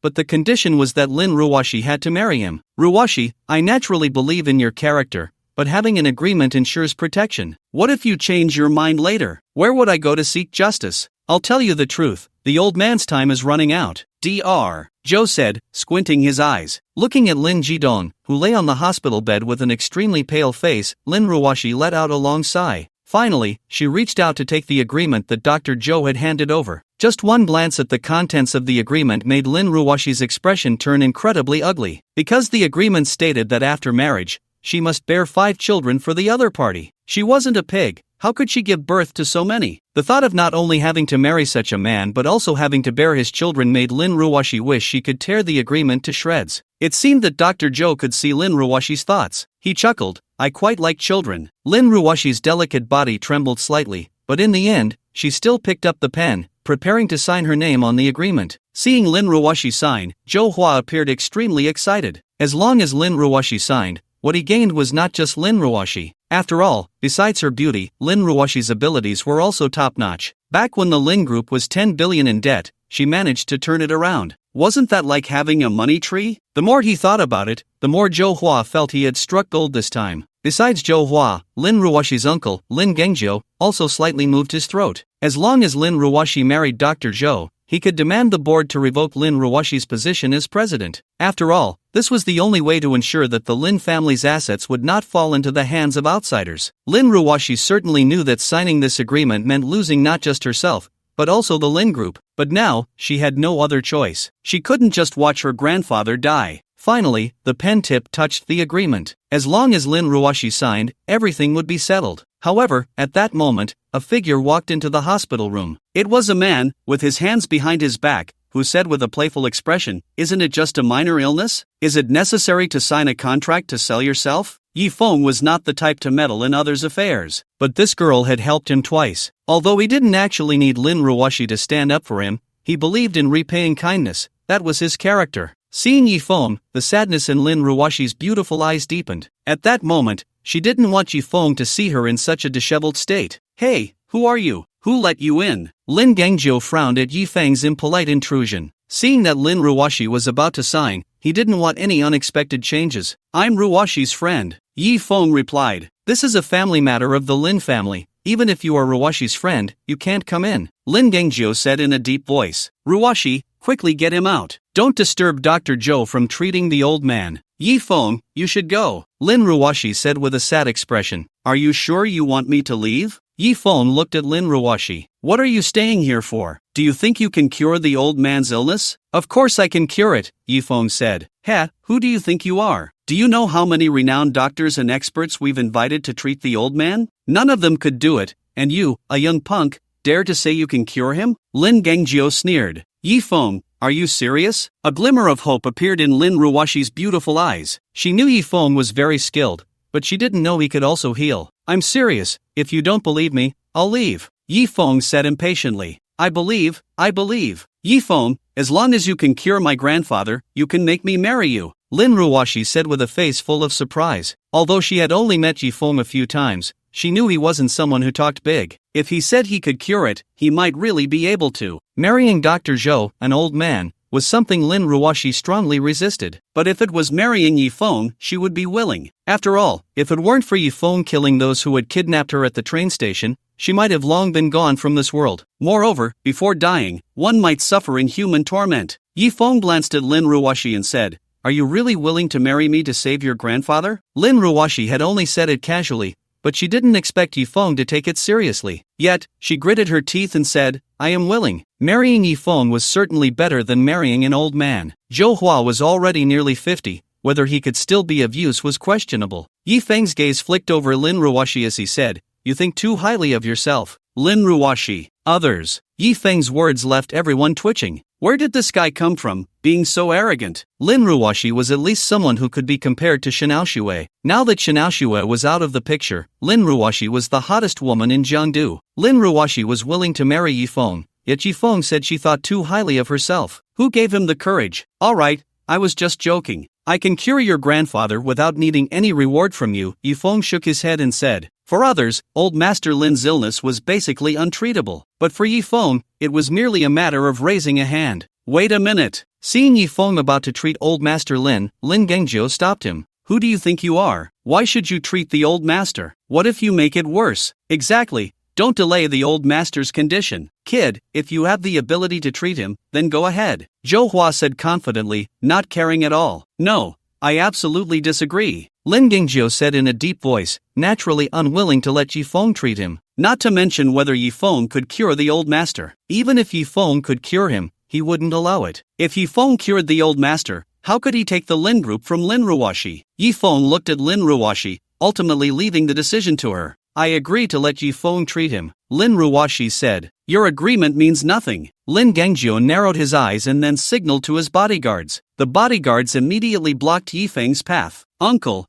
what do you mean?" Lin Ruoshi frowned upon seeing this. "What do I mean?" Lin Ruoshi, I should be asking you what you mean. Now that the old master is in critical condition, the only person who can save him is right here, yet you want to let some unknown kid treat him. Are you trying to kill the old master? Lin Gangjio questioned loudly. If something goes wrong, I'll take responsibility. Lin Ruwashi decided to go all in. You take responsibility? What will you use to take responsibility? Let me tell you, Lin Ruwashi, you can't bear this responsibility. I will never let you joke with the old master's life. Lin Gangjio said coldly. You all, step aside, Lin Ruwashi said to the two bodyguards of the Lin family. However, the bodyguards, who usually listened to her, surprisingly did not move. The bodyguards weren't stupid, they could see the situation. They knew Lin Ruwashi would soon no longer be the president of the Lin group, so, they naturally wouldn't listen to her. Lin Ruwashi, Mr. Wang is not here today, and you have no say, Lin Gangjio said with a smirk. He chose today specifically because the Lin family's martial artist, Wang Fu, had gone home today. Wang Fu was like Lin Ruwashi's shadow, always by her side. With him around, everything was very troublesome. But today, with Wang Fu absent, Lin Ruwashi could only let him manipulate her. Seeing this scene, Yifeng raised the corner of his mouth and said, Don't you all know who I am? Don't you all know who I am? Yifeng's words left everyone dumbfounded. Who do you think you are? Why should we know you? Lin Gangjio scoffed. If Yifeng weren't Lin Ruwashi's friend, he would have had him thrown out long ago. How dare he shamelessly ask if everyone knew him? I am nothing special, my name is Yifeng, Yifeng said, narrowing his eyes. I know your name is Yifeng, so what? Should I know you? Lin Gangjio said with a laugh. Yifeng, that name sounds a bit familiar. Yeah, I think it sounds familiar too, like I've heard it somewhere. The Lin family members felt a bit strange. After a moment, suddenly, Lin Ruolu pointed at Yifeng and said, You can't be Shinaoshua's ex-husband, right? That's right, it's me. Yifeng replied with a smile, Shinaoshua's ex-husband. Upon learning Yifeng's identity, all the Lin family members gasped in shock and couldn't help but take a few steps back, as if they wanted to distance themselves from Yifeng. Although the Shin family had been controlling the information from leaking out, there are no walls that don't let the wind through. Moreover, the Lin family had some weight in Jiangdu, and some had attended Shinaoshua's wedding. Therefore, they roughly knew what had happened with the Shin family. Yifeng had actually taken Shinaoshua's kidney. Moreover, he had killed the Shin family's martial artist, Gong Hongtao, on the spot. Then, he had also sent the Su family's martial artist flying. But that wasn't even the most explosive part. The most explosive part was that Yifeng had killed Su Tianyu, who was the disciple of the war god. Furthermore, not long ago, it was said that tens of thousands had gone to encircle and kill Yifeng. There was even a retired general, yet Yifeng was still alive and well, and those people were all dead. It turned out to be this calamity, Yifeng. Now, can I treat the old man? Seeing everyone looking at him with fear, Yifeng said with a smile. At that moment, no one dared to speak. This is reality. Good people are ridden by others, and kind people are bullied. Therefore, Yifeng never liked to be a good person. Everyone's eyes were filled with fear of Yifeng. Only Lin Ruwashi had a glimmer of brilliance in her beautiful eyes. She, Lin Ruwashi, was already at the peak among women in Jiangdu. Basically, any man would find it hard to catch her attention. But at this moment, Yifeng was so tall and handsome. Although Yifeng was extremely brutal, fierce, and had a notorious reputation, at least, at this moment, he stood before her, and no one dared to oppose him. Who wouldn't like such a man? However, someone still stood in front of Yifeng. It was actually her uncle's daughter, Lin Ruolu. Ruolu, what are you doing? Chen Jinjin was startled, not expecting her daughter to dare to step forward to stop Yifeng. After all, this was a devil who could kill without blinking. In fact, Lin Ruolu didn't want to step forward either. But there was no choice. If Lin Ruwashi didn't marry Zhou Hua, then the Lin group would still belong to Lin Ruwashi. Originally, her father had already discussed with her that after Lin Ruwashi stepped down, she would take over as the president of the Lin group. Seeing the duck that was almost in her hands just slip away, Lin Ruolu naturally didn't want that. Mr. Yi, I know you're very powerful. Killing me would be as easy as squashing an ant, but I also believe that Mr. Yi is a reasonable person who wouldn't kill indiscriminately. Although just looking at Yifeng made Lin Ruolu tremble all over, she still forced herself to say calmly. It must be said that Lin Ruolu was very clever. She directly put a high hat on Yifeng. In this way, if Yifeng killed her, it would seem very inappropriate. However, Lin Ruolu was wrong. Yifeng, with a playful expression, said, Sorry, my master told me that whoever has the strongest fist gets to set the rules. My rule is, whoever makes me unhappy, I will kill. Yifeng's words made Lin Ruolu's body tremble. She had originally wanted to stand on a moral high ground to constrain Yifeng, but unexpectedly, Yifeng didn't want to reason with her at all. It was like asking someone why they cut in line, and they tell you it's because they have no manners. For a moment, Lin Ruolu was actually at a loss for words. Fortunately, since Lin Ruolu dared to step forward, she also had her own backing. She changed her gaze several times and finally gritted her teeth and said to Yifeng, "Mr. Yi, could you step aside?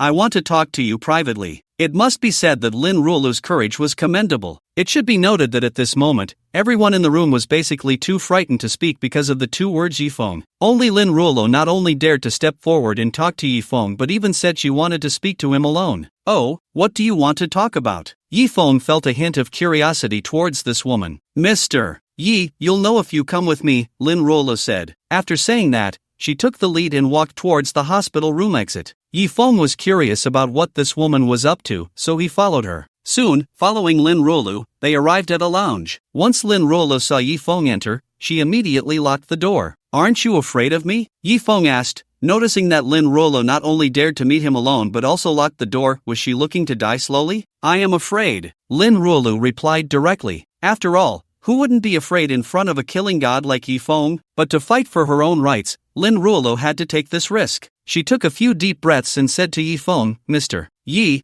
I'll get straight to the point. I hope you won't get involved in this matter." "Oh, why should I listen to you?" Yifeng said playfully. Lin Ruolu didn't respond but instead unzipped her dress. Then, the dress fell to the floor, revealing her perfect figure before Yifeng. "As long as Mr. Yi doesn't get involved in this matter, I am yours," Lin Ruolu said through gritted teeth. This was the only method she could think of, offering herself to Yifeng to persuade him not to participate. Yifeng looked at this woman with a strong aura, and his expression became even more playful. He sized up Lin Ruolu. Although she wasn't as beautiful as Lin Ruoshi, she had a certain femininity that Lin Ruoshi lacked. Femininity is a mysterious thing. It's hard to define, but a man can tell at a glance whether a woman has it or not. However, having femininity isn't necessarily a good thing, as only women who have experienced life become truly feminine. The more experiences, the stronger the femininity. Women without experiences tend to seem naive. Men like both inexperienced women and those with femininity, creating a paradox. Seeing that Yifeng didn't speak, Lin Ruolu took a step forward and directly embraced him.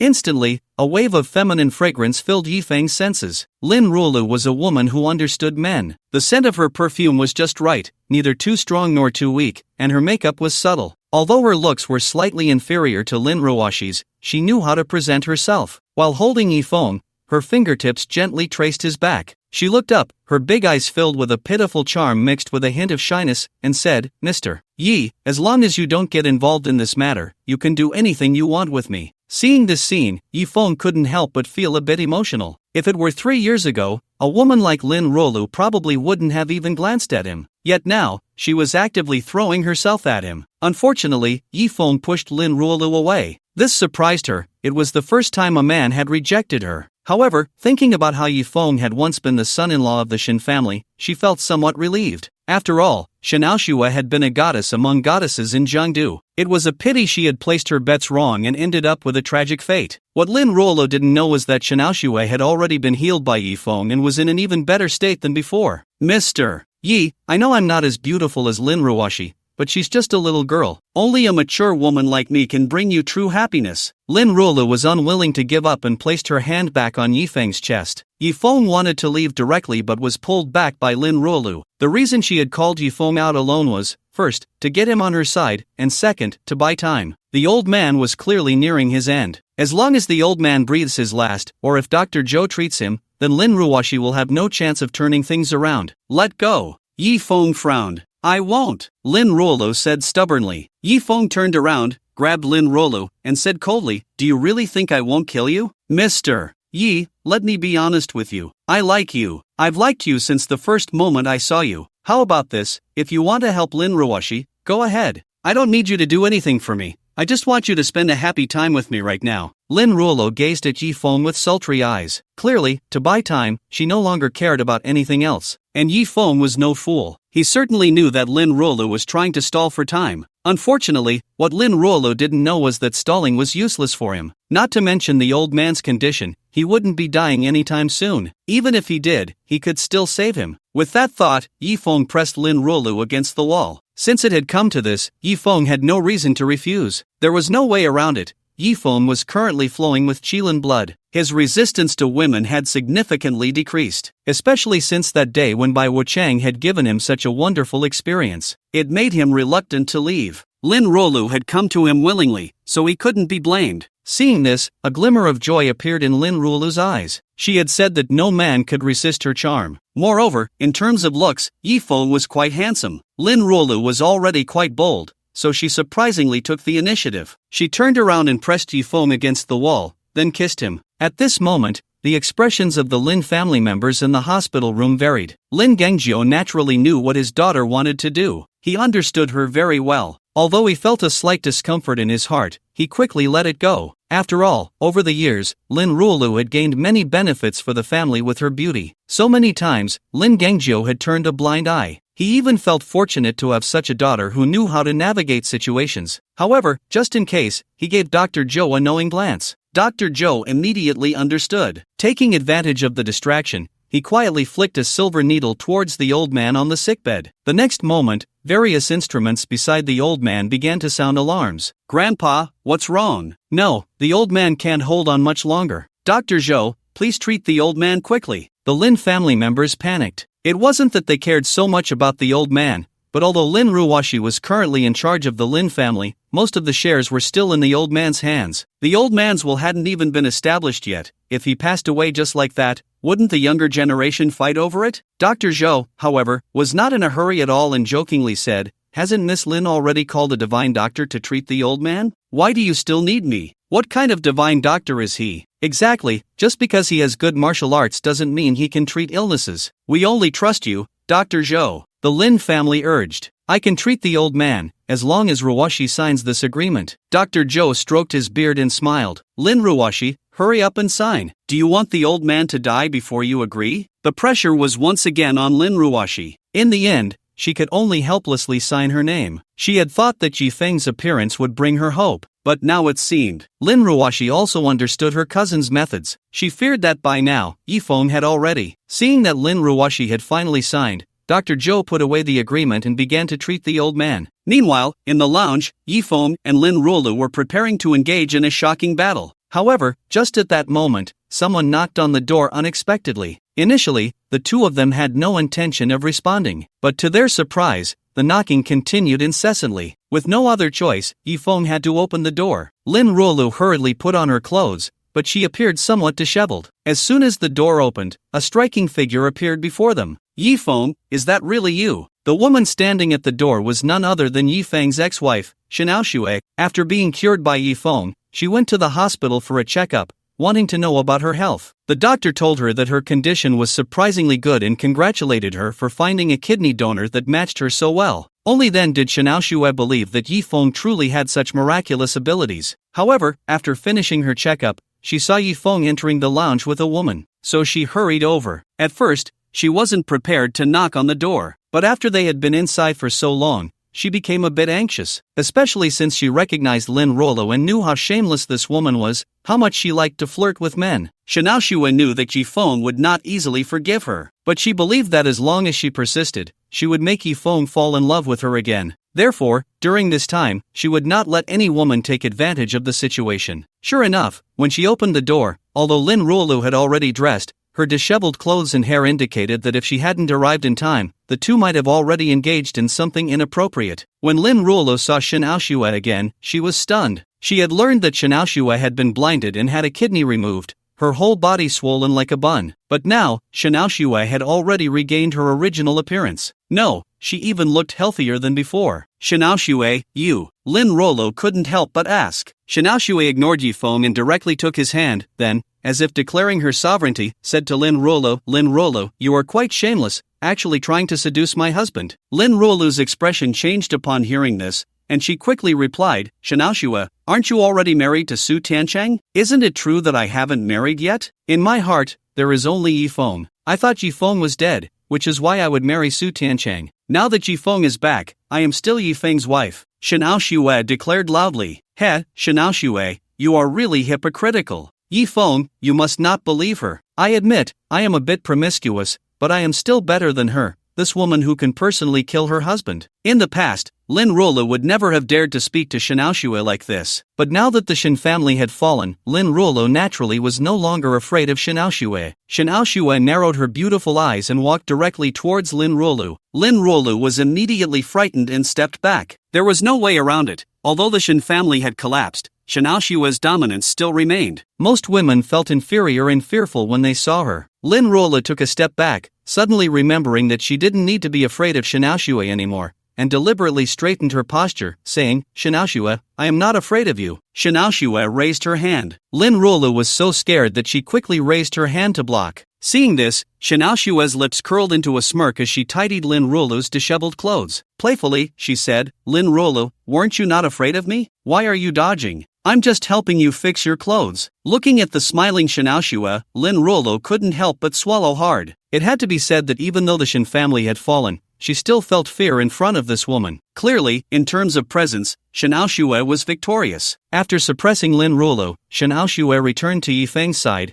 her expression instantly becoming sweet and charming. "Husband, can you ask her to leave?" Shen Aoshue's voice was so sweet it was almost unbearable. This husband was something Yifeng had never heard before. Especially just now, Shen Aoshue had used her aura to suppress Lin Ruolu, but in the blink of an eye, she spoke to him so gently. This feeling of being fierce to others and gentle to oneself, I believe, any man would find unbearable. However, Yifeng would not be easily deceived by Shen Aoshue. The hatred in his heart could not disappear so easily. "Lin Ruolu, you can go out." Yifeng saw Shen Aoshue's face, which could bring disaster to the country, and his hand began to itch again. Lin Ruolu wanted to say something, but looking at Shen Aoshue's smiling face, she ultimately swallowed the words back down. After all, she was here to buy time, and her purpose had been achieved, so she left decisively. After Lin Ruolu left, Shen Aoshue locked the door again. Then she walked back in front of Yifeng. Slap! Yifeng did not hesitate and slapped Shen Aoshue's face. It nearly knocked her to the ground. After being slapped by Yifeng, Shen Aoshue was not angry. Instead, she looked at him with seductive eyes and said, "Hubby, you're amazing, keep going." Shen Aoshue's words stimulated Yifeng immensely. Without hesitation, he slapped her again. This slap sent Shen Aoshue crashing to the ground. Taking advantage of the momentum, she lay sideways on the floor, slightly bending her legs and pulling her jeans up a bit. It turned out to be the kind of outfit that men love. "Hubby, I love you." Slap. "Love you." Slap. "I love you." Every time Shen Aoshue said "I love you," she received a slap. Her fair face turned red from the slaps. Yifeng slapped Shen Aoshue more than a dozen times before stopping. It wasn't that he didn't want to continue, he was afraid of killing her. That would ruin the fun. Shen Aoshue shook her head, which was a bit dazed from the slaps, and surprisingly felt a bit of pleasure. Originally, letting Yifeng hit her was just to reduce his hatred towards her. But unexpectedly, after 2 rounds, she found herself somewhat falling in love with this feeling. "Hubby, are you still angry? If you are, just keep hitting me." Shen Aoshue nestled obediently in Yifeng's arms, speaking softly. "Don't call me hubby, you don't deserve it."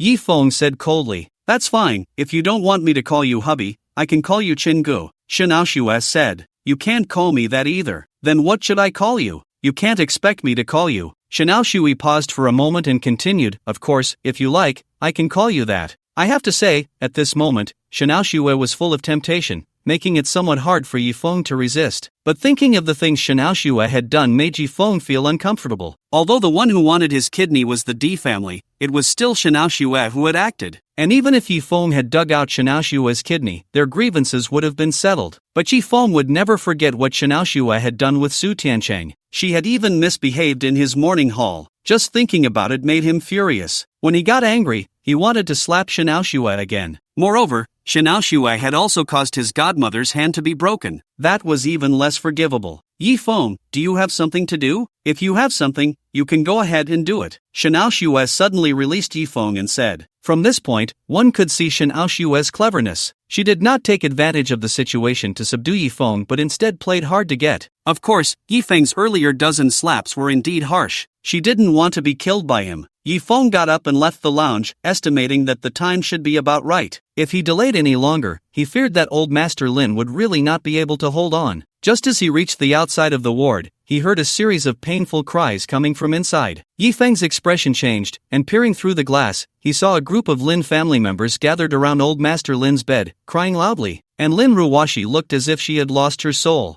Yifeng knew that the old man was most likely gone. "Lin Ruwashi, it's all your fault. If you hadn't been so reluctant to sign, maybe Dr. Joe could have saved him. How could you be so unfilial when Grandpa loved you so much? Lin Ruwashi, you are no longer worthy of being the president of the Lin family, you should resign. The Lin family members cried while pointing at Lin Ruwashi. Just moments ago, when Dr. Joe was about to treat the old man, he suddenly passed away. The old man is gone. No matter how good my medical skills are, I can't bring him back. Dr. Joe sighed. However, Ruwashi, this isn't my fault. If you had let me treat him earlier, I could have saved him, so this agreement still stands. Dr. Joe squinted at Lin Ruwashi. At that moment, Lin Ruwashi was still immersed in the sorrow of the old man's passing. She didn't care about any agreement anymore. Grandpa, I'm sorry, I caused you harm. Lin Ruwashi finally broke down in tears. What good is crying now? Can crying bring Grandpa back? Give me back my grandpa. Lin Ruolin shook Lin Ruwashi vigorously. At this moment, everyone was heartbroken. They were saddened that the old man had not left a will. Without a will, all their previous flattery when the old man was still conscious would have been in vain. Actually, the old man left a will. At that moment, Lin Gangzhou suddenly said. Upon hearing Lin Gangzhou's words, everyone stopped crying. All eyes turned to Lin Gangzhou. Lin Gangzhou took out a will and said, "This is the will left by the old man." Gangzhou, is this true? The old man never mentioned anything about a will. The crowd appeared somewhat skeptical. This is the old man's signature and fingerprint. How could it be fake? Lin Gangzhou handed the will to the crowd for inspection. This is indeed the old man's handwriting. It seems this will is genuine. Second uncle Lin Gingxing glanced at the will and then said. He then passed the will around for others to read. When many saw the contents of the will, their expressions turned grim. Because, in the will, the old man had left most of the shares to Lin Gangzhou and Lin Gingxing. The shares for the others were pitifully small, especially for Lin Ruwashi, who had only 1%. It should be noted that Lin Ruwashi was the greatest contributor to the Lin family and deeply favored by the old man. Logically, her shares shouldn't be so low, but it was written in black and white. Although the crowd was dissatisfied, there was nothing they could do, especially since the old man was already gone. Even if the will was fake, no one could prove it. Moreover, the will also stated that Lin Ruolu would serve as the president of the Lin Group.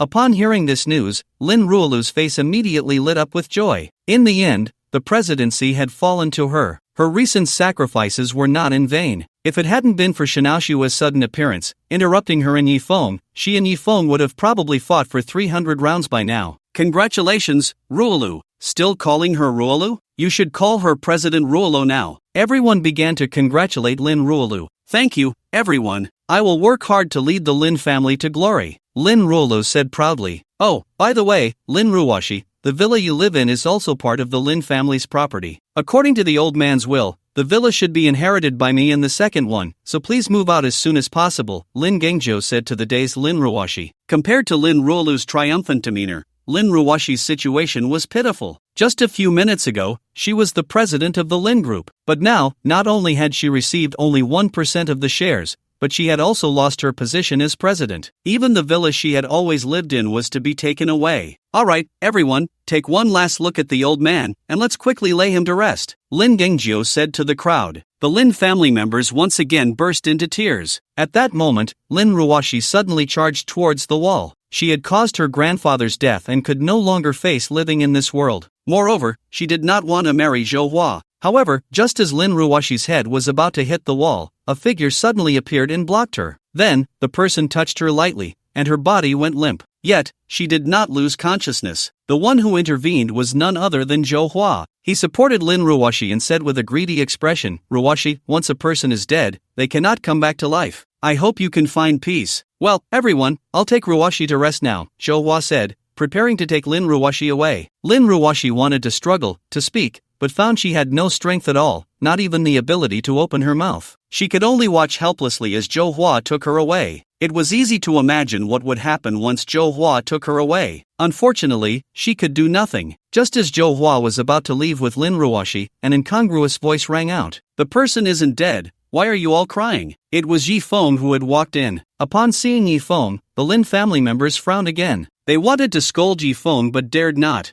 Yifeng, perhaps your medical skills are impressive, but the old man has already passed. I hope you won't disturb him, Lin Gangzhou said with a grim expression. Then he addressed everyone. I will contact the crematorium right now to have the old man cremated as soon as possible, so he can rest in peace. Why are you in such a hurry to cremate the old man? Are you afraid I might cure him and expose your secrets? Yi Feng said with a smile. Yi Feng had just been observing for a short while outside the window. Lin Gangjiu looked very sad, but in his eyes, there was an excitement that came from a scheme succeeding. Although Yi Feng was an outsider, he knew that if it was the old man's will, it would be impossible to remove Lin Ruoxi from her position as president, let alone give her only 1% of the shares. You are talking nonsense. Lin Gangjiu wanted to scold Yi Feng but ultimately held back. After all, Yi Feng had gained a notorious reputation recently, and he did not dare provoke him. The old man is gone. Even if you are a deity, you can't bring him back. Now, I need to take my wife to rest. Goodbye, Zhou Hua said with a cold smile. After saying that, he was about to take Lin Ruoxi away. Feeling the exquisite touch at Lin Ruoxi's waist,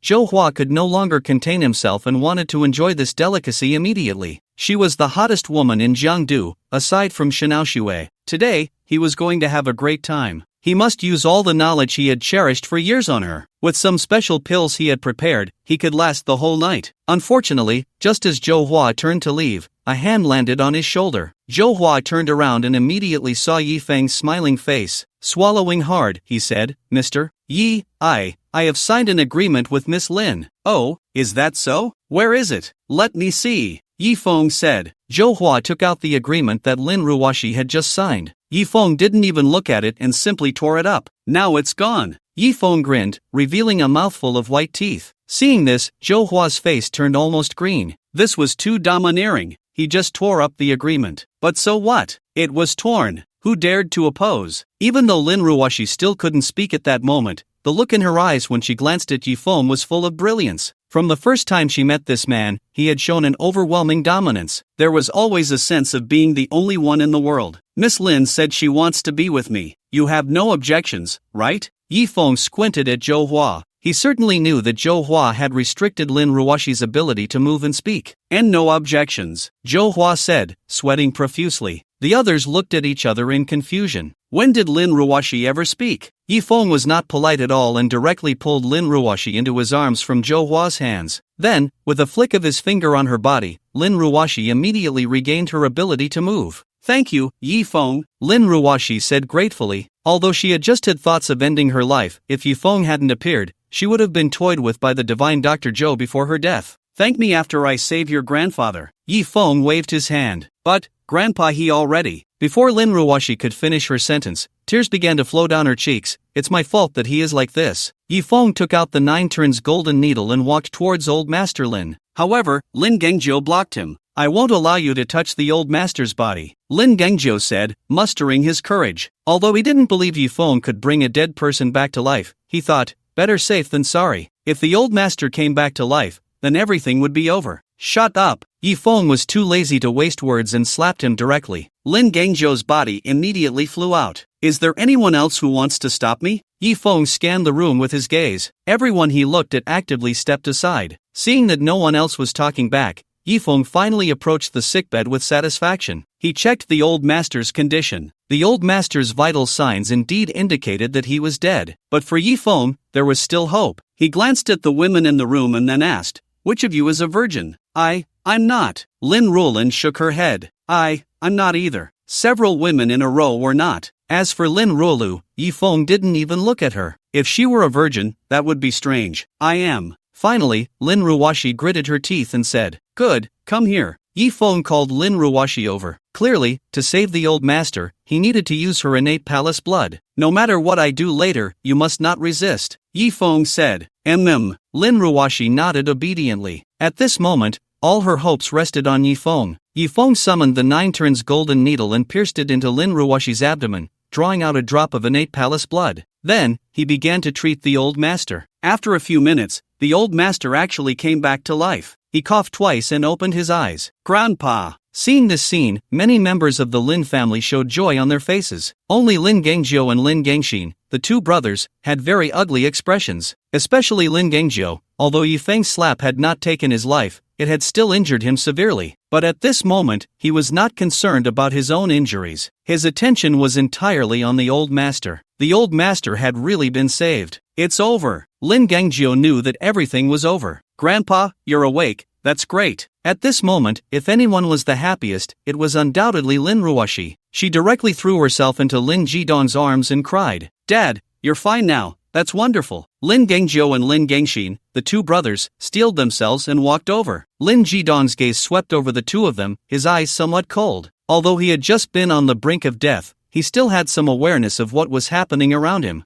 Therefore, he was clear about everything that had occurred in the room. Dad, I was wrong. Lin Gangjiu, under the old master's cold gaze, seemed to understand that the old master already knew about the will, and finally, with a thud, he knelt on the ground. Dad, I was wrong too. Lin Gangxin also knelt down. Seeing the two of them, trembling like chaff, Lin Jidong's heart finally softened. He sighed and said, "You can get up now." The two brothers were somewhat baffled. Could it be that the old master didn't know about the will? But the old master's next words made the two of them feel as if they had fallen into an ice cave. Bring me my will. Clearly, the old master was aware of the fake will. Lin Gangjiu trembled all over as he handed the will to the old master. However, the old man took the will but did not read it. Instead, he tore it up and said, "Since I am not dead yet, this will cannot take effect." The two brothers exchanged glances, finally understanding. It seemed the old man wanted to keep both of them. After all, although their abilities could not compare to Lin Ruoshi's, they were still the old man's own sons. "Thank you for saving the old man." The Lin family members expressed their gratitude to Yi Feng,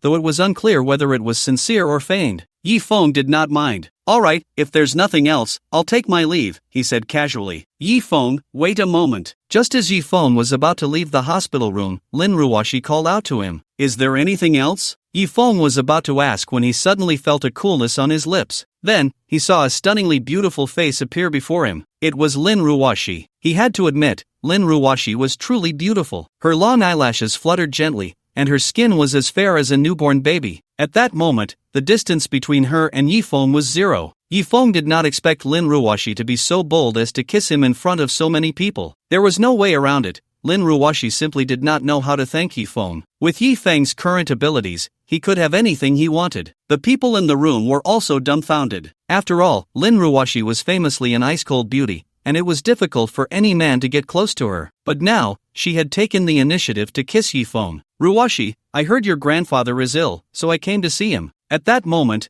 a woman carrying a fruit basket walked in. Upon seeing the scene in the room, her eyes widened in shock. The woman with the fruit basket was none other than Xianao Xue. Hearing the commotion, Lin Ruoshi instinctively wanted to pull away from Yi Feng, but out of the corner of her eye, she saw that the newcomer was Xianao Xue. Feeling that Yi Feng might want to break free, she directly hooked her arm around his neck. Thus, the two continued to maintain their previous position. In fact, Lin Ruoshi even escalated the action. It started off awkwardly, but gradually, it developed into a rhythm. Both Yi Feng and Lin Ruoshi had blank minds at that moment. It was as if, in this world, there was only each other, nothing else. After several minutes, Lin Ruoshi felt she was about to suffocate and finally pulled away from Yi Feng. Their full, white chests rose and fell violently. Lin Ruoshi thought Xianao Xue would be very angry, but when she looked at Xianao Xue, she was surprised to find that Xianao Xue was not angry at all. Instead, she looked at the two with her beautiful eyes, even blinking. It was as if Xianao Xue no longer cared about Yi Feng at all. It wasn't that Xianao Xue didn't care about Yi Feng, rather, she felt she had no right to interfere with him. Her current thought was very simple. As long as Yi Feng liked to do something, let him do it. Even if Yi Feng liked Lin Ruoshi and wanted to date her, it was fine. "Sister Ao Xue, your eyes?" At that moment, Lin Rulin discovered the key issue. Xianao Xue's eyes had been blind, but now they had returned to normal. Moreover, on the day of the wedding, Yi Feng had taken her kidney. Lin Rulin had been present at the scene and witnessed everything. But now, Xianao Xue looked nothing like someone who had lost a kidney. "Yi Feng cured me," Xianao Xue said with a smile. Then, she lifted the fruit basket and placed it in front of the old man Lin. According to Xianao Xue's previous status,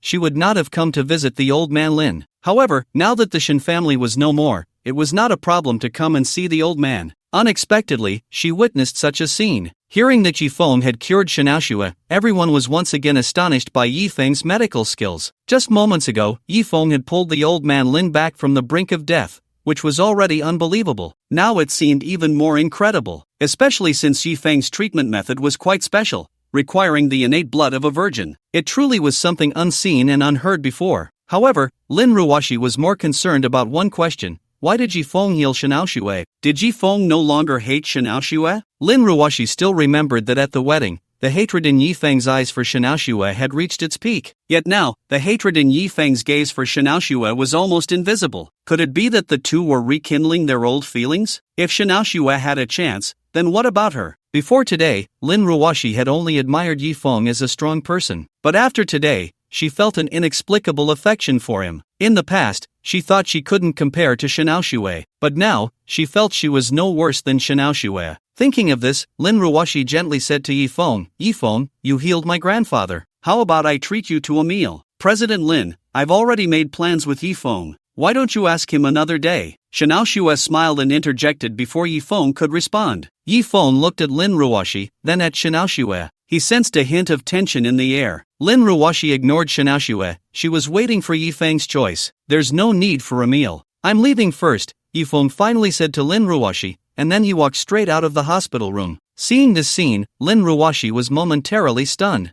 Yifeng actually chose Shanao Shui. It seemed Shanao Shui noticed the confusion in Lin Ruoshi's heart. She walked up to Lin Ruoshi and whispered, "I know you want to ask why Yifeng chose me. That's a little secret between me and Yifeng." After saying this, Shanao Shui also left the hospital room to chase after Yifeng. A little secret between me and Yifeng? Lin Ruoshi was even more puzzled. She really wanted to know what Shanao Shui had done. Unfortunately, Shanao Shui wouldn't tell her. After a moment of adjustment, Shanao Shui felt she was ready to go again. "Yifeng, do you want to hit me?" Shanao Shui caught up with Yifeng and asked softly. Yifeng turned his head to glance at Shanao Shui, who was looking at him with an expression of anticipation, as if she really wanted him to hit her. Yifeng's guess was not wrong. Shanao Shui had started to love that feeling. However, Yifeng had already hit Shanao Shui once today, so that thought wasn't very strong. Therefore, he ignored Shanao Shui and continued walking. His earlier decision not to have a meal with Lin Ruoshi did not mean he had chosen Shanao Shui. He wouldn't accompany Shanao Shui either, but Shanao Shui chased after him. With a happy expression, she asked, "Yifeng, you don't want to hit me anymore, do you not hate me now?" "Hate? Then keep hitting me until you don't hate me anymore," Shanao Shui said. "Shanao Shui,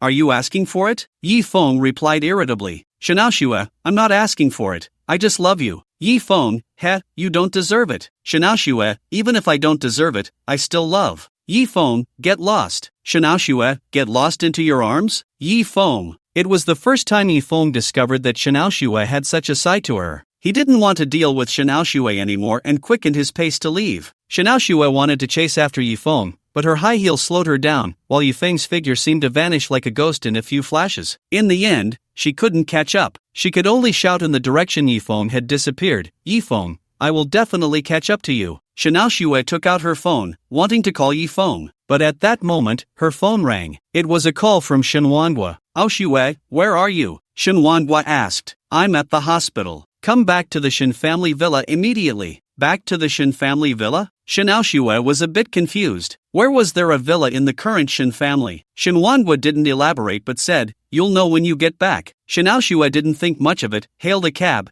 and headed to the Shen family villa. At that moment, a large crowd had gathered at the Shen family villa, but most of them were kneeling on the ground, including Shenhuanhua. The only one sitting on the sofa was a handsome young man. Although he wore a warm smile on his face, the gazes of everyone looking at him were filled with fear, because beside the kneeling crowd lay dozens of corpses, none of which were intact. It was as if they had been attacked by wild beasts. When Shanao Shui arrived at the Shen family villa, she was stunned by the scene before her. This sight was even more bloody and brutal than when Yifeng had gone on a killing spree at the wedding. "Ao Shui, quickly, kneel before young Master D." Seeing Shanao Shui return, Shenhuanhua hurriedly said to her, "Young Master D?" Upon hearing this surname, Shanao Shui understood immediately. She obediently knelt before the young man. Upon realizing he was from the D family, Shanao Shui didn't even dare to look at him. Di Fengwu's gaze roamed over Shanao Shui's perfect figure, and then he said to her, "Lift your head." Di Fengwu's words were like a decree, impossible to refuse. Shanao Shui slowly raised her head. Suddenly, a face that could bring disaster to the nation appeared in Di Fengwu's sight. Indeed, a rare beauty. Di Fengwu couldn't help but exclaim. Di Fengwu was the young master who had come to assist the Shen family. In fact, he had arrived in Jiangdu long ago. However, he hadn't come to the Shen family right away. Being young, he had spent several days enjoying various high-end venues. Only after getting bored did he come to the Shen family. The Shen family villa and its assets had long been divided among other families, but Di Fengwu's appearance instantly changed everything. Initially, those who had benefited from the situation wanted to resist, but after witnessing Di Fengwu's terror, they immediately knelt. Di Fengwu appeared gentle and refined, even somewhat like a weak scholar. yet his actions were incredibly brutal.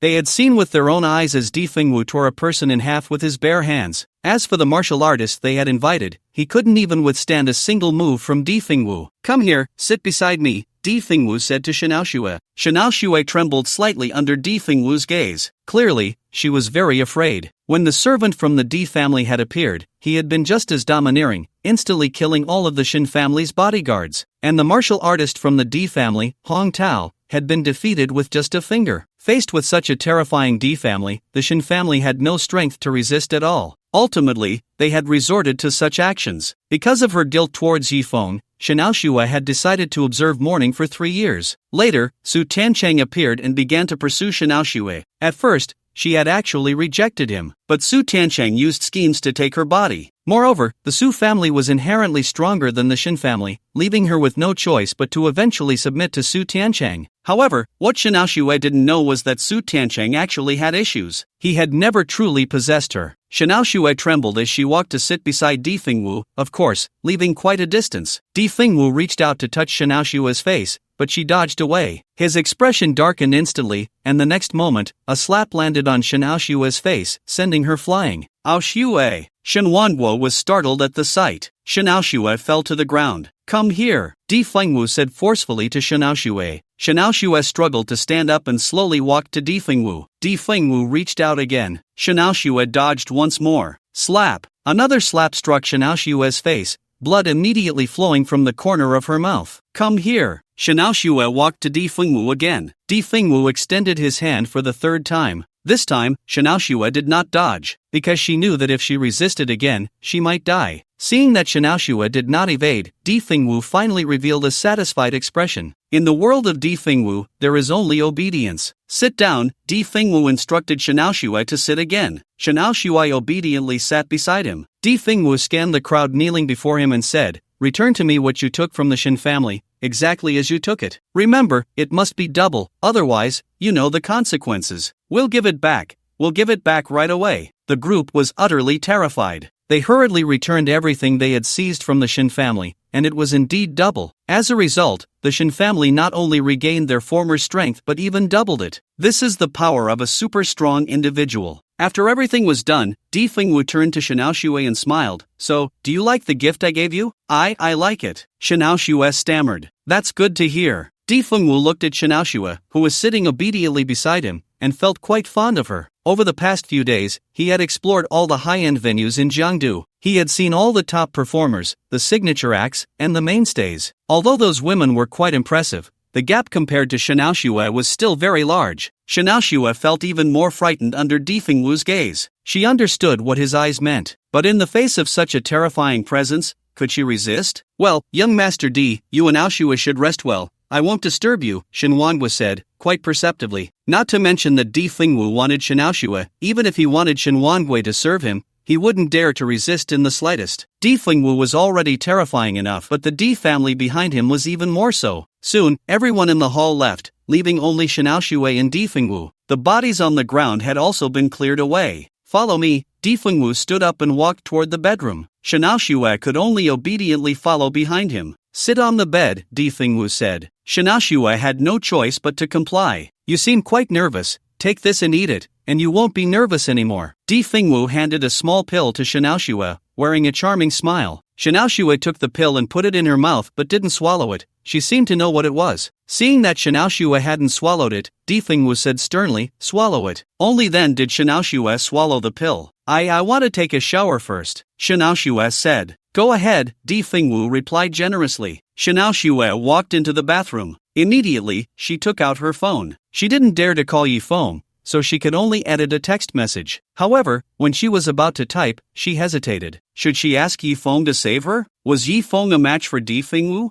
Although Yifeng was formidable, having reached the master level, the Di family couldn't be measured by ordinary standards. The Di family was an extraordinarily transcendent existence. In fact, even through normal means, one couldn't find any trace of this family. This was the reason Yifeng had yet to seek revenge against the Di family. He had searched through all the families in the country, and there was simply no Di family. After much hesitation, Xiaoxue finally edited a text message and sent it to Yifeng. At the Di residence, several people were watching television. Hongye and Suyu were both wearing thin pajamas. Yi Chi frowned at this scene. She said to Suyu, "Suyu, what are you wearing?" "It's a pajama, Mom. You don't even recognize pajamas?" Suyu rolled her eyes. "I know it's a pajama, but is it suitable for you? Look, your belly is almost exposed, and that strap, are you sure it's a strap and not a thread? Aren't you afraid it will break?" Yi Chi said irritably. This girl was getting more and more outrageous. She dared to wear such a revealing pajama. "Mom, why don't you say anything about Sister Hongye? Her pajamas are even more revealing than mine," Suyu said, feeling quite unconvinced. "Hongye is Hongye, and you are you," Yi Chi said coldly. "Why can Sister Hongye wear it and I can't?" "Mom, you're being so double-standard," Suyu pouted. "There's no reason, you just can't wear it. Go change right now." Yi Chi glared. "I won't," Suyu retorted. "Hey, you little brat, are you looking for a beating?" Yi Chi instinctively raised her slipper. "Brother, Mom is going to hit your incredibly cute sister. Quick, protect me." Suyu immediately hid behind Yifeng, wrapping her arms around his waist, only her head peeking out to look at Yi Chi. Seeing this, Yi Chi became even angrier. "You little brat, how old are you and you still don't know to avoid suspicion? He's my brother, what do I need to avoid?" Suyu tilted her head. Yi Chi replied, "Just because he's your brother, you need to avoid suspicion." Suyu said, "But he's not my real brother." "Alright, so you want to argue with me? Yifeng, grab her." Yi Chi put her hands on her hips. Suyu immediately started to act cute towards Yifeng. "Brother, you won't listen to Mom, will you?" While she spoke, her two big white arms were rubbing against Yifeng. However, Yifeng directly caught Suyu. "Well, my incredibly cute sister, I can't afford to ignore Mom's words," Yifeng chuckled. Yi Chi walked over, tugging Suyu's ear, and pulled her into her bedroom. Before long, Suyu came out wearing a bright red pajama set. "Mom, what is this? I'm dying of heat," Suyu said, utterly speechless, instinctively wanting to take it off. "If you dare to take it off, I'll break your legs," Yi Chi said fiercely. Suyu had no choice but to give up. Her puffed-up appearance, combined with the bright red pajamas, was quite comical. Seeing this scene, Yifeng couldn't help but feel a sense of happiness. This picture was so familiar. Once, they had been this happy. He vowed to always make Yi Chi and Suyu happy. Meanwhile, Hongya, witnessing this scene, felt her eyes subtly moisten, because this was an atmosphere she had never experienced. She had entered society in her teens, going through a lot. The countless scars on her body were the best proof. If she hadn't been tough enough, she wouldn't have survived until now. Of course, the person she should be most grateful to for being alive was the killing emperor. Because of this, she vowed to always protect this courtyard and its owner. Sensing Hongya's emotions, Yifeng gently held her hand. Hongya glanced at Yifeng and then obediently leaned on his shoulder. At that moment, she felt an unprecedented happiness. "Doesn't someone feel superfluous?" Yi Chi suddenly said, looking at Suyu sitting next to Yifeng. "Who?" Suyu looked around in confusion. Realizing, her little mouth pouted even higher. Just as they were enjoying this warm moment, Yifeng's phone received a text message. The number wasn't displayed, it was Shinao Shue's. Yifeng wouldn't forget, because 5 years ago, he had firmly etched this number in his mind. Shinao Shue was indeed a sticky candy. Yifeng planned to ignore it. However, Suyu directly snatched the phone and read it aloud. "Yifeng, being able to see you again is the greatest happiness of my life. I'm very sorry for the harm I caused you. I won't bother you anymore. I'm very sorry, I never got to be your woman." Shinao Shue sent 2 messages in total. "Wow, brother, you better confess, who is this little vixen?" Suyu asked with a gossiping face. "Shinao Shue," Yifeng replied directly. Hearing it was from Shinao Shue, Suyu's face immediately darkened, because Shinao Shue had interrupted Yi Chi's hand and had done such things to Yifeng, so she would never forgive Shinao Shue for life. "Brother, if you dare to get back together with Shinao Shue, then don't recognize me as your sister," Suyu said fiercely. "Don't worry, I won't pay her any mind," Yifeng replied. It was actually a good thing that Shinao Shue wasn't bothering him. "Oh, right, Yifeng, I just received a report that recently, someone with the surname D seems to have appeared in Jiangdu," Hongya suddenly said. The surname D. Upon hearing those 2 words, Yifeng's expression immediately darkened. During this time, he had tried every means to find clues related to the D family, but the results he obtained indicated that there was no such family as the D family. He never expected that someone with the surname D would appear in Jiangdu. He didn't know if there was any connection to the D family. There should be a connection, after all, the surname D was too rare. Ordinary people wouldn't use it. Where? Yifeng tried to control his killing intent. Anyone who dared to take his kidney, no matter how powerful they were, he wouldn't let them go. "My little brother said he has seen him in several places run by widows, but that man is terrifying. Just because he said the wrong thing, a widow almost died at his hands, Hong Ye said solemnly. Yi Feng's brows furrowed, connecting it with the message Xianao Xue sent him. Could there be some relation? At that moment, Hong Ye's phone rang. After answering the call, Hong Ye's brows knitted together. She said in a deep voice, the Shin family has recovered, and they have become even stronger than before, expanding wildly. It is said that their value has already exceeded 200 billion. Yi Feng's expression turned somewhat grim. Although his hatred for Xianao Xue had lessened, he had no intention of allowing the Shin family to rise again. If there were no accidents, it must be related to that person with the surname D. Otherwise, it would be impossible for the Shin family, which had been nearly divided by several major families, to make a comeback and even become stronger. Originally, if it were just Xianao Xue's matter, Yi Feng wouldn't care at all. But since it was related to the D family, he couldn't ignore it. In the Shin family villa, Xianao Xue had been in the bathroom for a long time. Outside, Di Fengwu was starting to lose patience. In fact, Xianao Xue originally wanted Yi Feng to come and save her. First, she knew that Yi Feng might not come to save her. Second, Yi Feng might not be a match for Di Fengwu. Last time, because she was afraid of the D family and under the pressure from Shen Wanhua, she ultimately chose to hurt Yi Feng. This time, she didn't want to do that again. Reflecting on the time when Yi Feng was the son-in-law of the Shin family, it was actually the most relaxed and happiest time for her. Yi Feng always took care of her meticulously. He clearly remembered her menstrual cycle. He remembered all her habits. He had never touched her, yet he still worked tirelessly. In fact, Yi Feng didn't have no opportunities at all. Several times, when Xianao Xue got drunk and was unconscious, Yi Feng actually had chances. It was just that she told Yi Feng that her health was poor, and doing that kind of thing would harm her body. Yi Feng really didn't touch her again. After losing Yi Feng, although the Shin family soared to great heights, she also became the most dazzling woman in Jiangdu. However, there was no longer a man like Yi Feng by her side. Many men liked her and wanted to have her, but there was no man who truly loved her. So this time, Xianao Xue decided to choose Yi Feng. She knew that this choice would be a disaster for her. The man outside wouldn't let her go, nor would he let the Shin family go. Yi Feng, this time, I choose to keep my body pure for you. Xianao Xue filled the wash basin with water and then buried her head in it. Outside, Di Fengwu had grown somewhat impatient. So, he walked over directly. With a gentle push on the door, the entire bathroom door fell down, revealing the scene inside. Xianao Xue was not taking a bath. Instead, she had her head buried in the basin and was completely motionless. Di Fengwu's expression changed dramatically as he yanked Xianao Xue out of the water. Xianao Xue had already stopped breathing. "Heh, you want to die? Did you get my permission?" Di Fengwu punched Xianao Xue in the stomach. Wow! Xianao Xue immediately spat out a large mouthful of water. Then, she woke up. "Di Fengwu, I am Yi Feng's woman, don't touch me." Xianao Xue's hair was wet and hung over her face, her complexion extremely pale. Her words made Di Fengwu's expression turn very ugly. He grabbed Xianao Xue's chin and said coldly, "Xianao Xue, I'm giving you one more chance. Tell me, whose woman are you?" "I am Yi Feng's woman," Xianao Xue repeated. Bang! Di Fengwu punched Xianao Xue in the stomach again. Xianao Xue twisted in pain. "Whose woman are you?" "I am Yi Feng's." Bang! Di Fengwu punched her again. "Whose woman?" Di Fengwu seemed to go mad. This was the first time he encountered a woman who dared to defy him. He remembered that woman called the widow who had dared to reject him and had her tendons severed on the spot. Yi Feng's. Despite the blood flowing from her mouth, Xianao Xue still said so. In her mind, she recalled all the good things Yi Feng had done for her.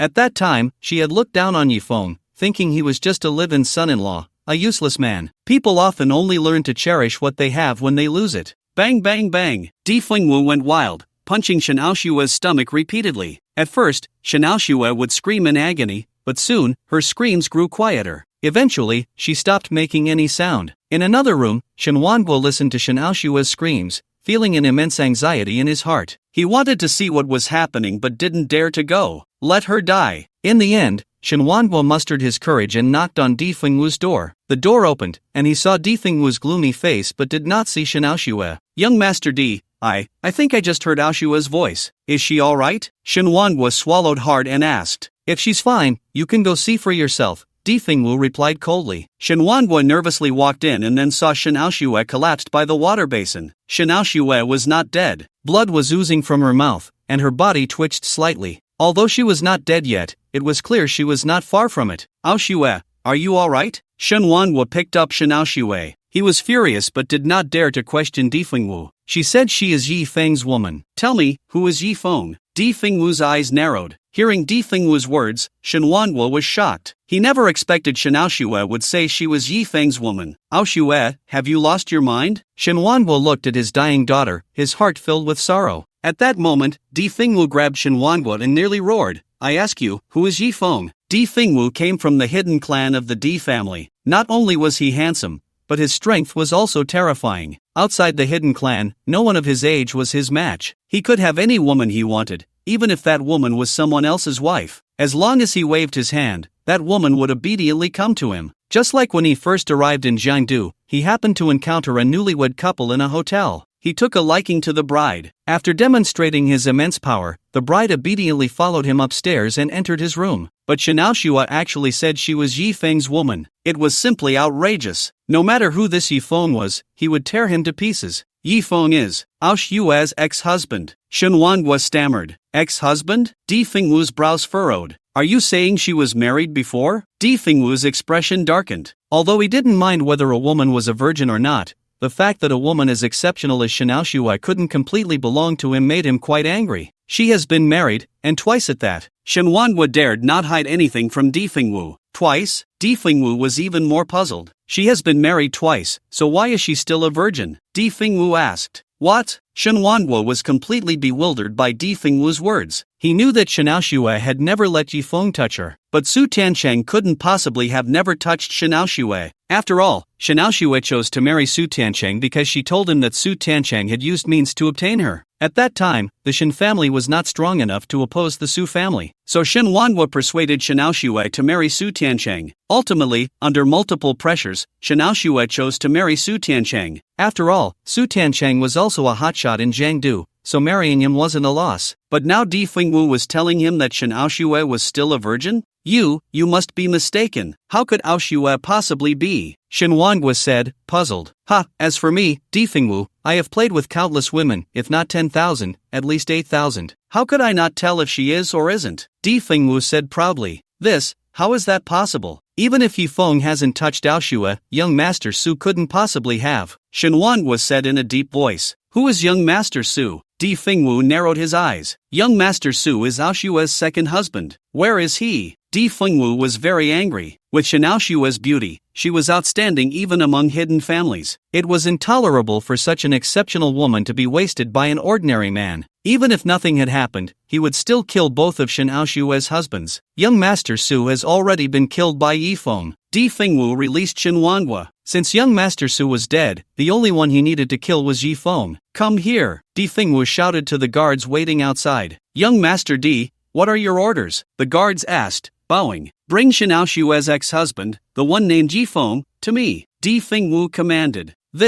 Upon hearing Di Fengwu's words, everyone couldn't help but swallow hard. Who was Yi Feng? He was a god of death. He could even kill the war god's disciple. Asking them to bring Yi Feng was like seeking death, wasn't it? What? Do you dare to question my orders? Seeing the guards not moving, Di Fengwu's expression darkened. It's not that we don't want to go, young Master Di, but that Yi Feng is indeed formidable, and we are no match for him. The guards turned pale. Oh, he's formidable? Di Fengwu asked, narrowing his eyes. He killed the war god's disciple. The guards said truthfully. The war god's disciple is not the war god. What are you afraid of? Di Fengwu frowned. Although he was from a hidden family, he knew about the war god. However, in front of the hidden families, the war god was nothing much. But his current strength was not enough to deal with the war god. However, dealing with the war god's disciple should be easy, right? He thought for a moment and realized that sending these useless people to bring Yi Feng was clearly impossible. So he turned to Shen Wanguo and asked, do you have his contact information? Shen Wanguo shook his head. He used to have it,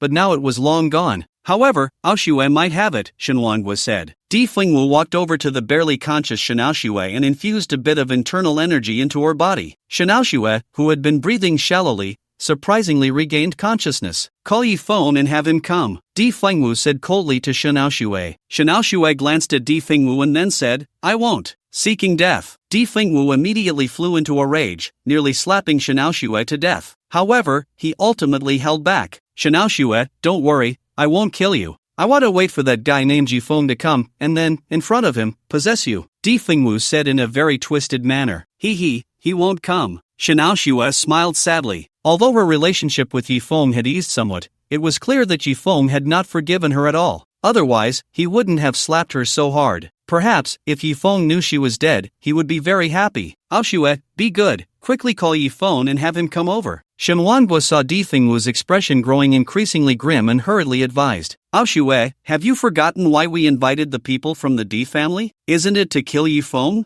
Haven't you always wanted to kill him? Could it be that you still have feelings for him? Dad, I've already made one mistake, I can't make another, Xiaoxue said weakly. Difengwu was extremely irritable. He directly picked up Xiaoxue's phone, wanting her to unlock it, but Xiaoxue refused to comply. However, her phone had facial recognition. Difengwu simply used her face to unlock the phone. He began to search through the contacts. Xiaoxue tried to snatch the phone back but was kicked to the ground by Difengwu. Soon, Difengwu found a contact labeled husband. He dialed it directly. The call connected quickly. Are you Xiaoxue's husband? Difengwu asked coldly. I'm not. Who are you? Yifeng replied. Difengwu was taken aback. He thought he had dialed the wrong number, but Xiaoxue had clearly labeled it as husband. Is your name Yifeng? Difengwu asked again. It is, Yifeng answered. Then that's right. Now, your wife is in my hands. Hurry over, or else. Yifeng, don't come. He's from the Di family. At that moment, Xiaoxue suddenly shouted loudly. As soon as her words were out, she was kicked by Difengwu, letting out a cry of pain. On the other end of the line, Yifeng fell silent. Xiaoxue actually told him not to come? Was she afraid he would be killed by Difengwu? Would Xiaoxue care about him? Moreover, from Xiaoxue's voice just now, it was evident that she had already been seriously injured. Xiaoxue, despite being gravely hurt, still wanted to protect him? This made it hard for Yifeng to believe. Seeing that there was no sound on the phone, Difengwu sneered. Yifeng, if you're a man, hurry over. Otherwise, I can only have some fun with your wife, and of course, if you come, I will have fun with your wife right in front of you. It was clear that Difengwu was trying to provoke hatred. He wanted to anger Yifeng into coming. If you don't come, I'll find 100 men to have fun with your wife. Difengwu continued. You are from the Di family? After a long while, Yifeng finally replied. That's right, I am from the Di family. Kid, if you're too scared, then don't come. Difengwu said arrogantly. Wait for me, Yifeng replied and then hung up the phone. Hongya, speed up. After hanging up, Yifeng said to Hongya. Yifeng, after all, he is from the Di family, Hongya bit her lip and said. If you're afraid, you don't have to go, Yifeng said calmly. No, I meant to ask if I should bring people from the Luocha Hall? Hongya quickly clarified, knowing Yifeng had misunderstood. She, Hongya, was never someone who shied away from trouble. No need, Yifeng shook his head. Since the other party was from the Di family, it was clear they were not ordinary people. Ordinary people would be of no use at all. However, it would take some time to reach the Shen family. Although Yifeng's hatred for Xiaoxue had not disappeared, at this moment, he did not want anything to happen to her. After all, Xiaoxue's face was something he greatly enjoyed. Time passed second by second. Difengwu had grown tired of waiting. He grabbed Xiaoxue's collar and said to her, Xiaoxue, as long as you say you love me, I will. Looking at Difengwu's face, which was filled with ferocity, Xiaoxue slowly spoke, I love. Yifeng. Xiaoxue's words made Difengwu's expression even more sinister. Who do you love? Difengwu slapped Xiaoxue's face again.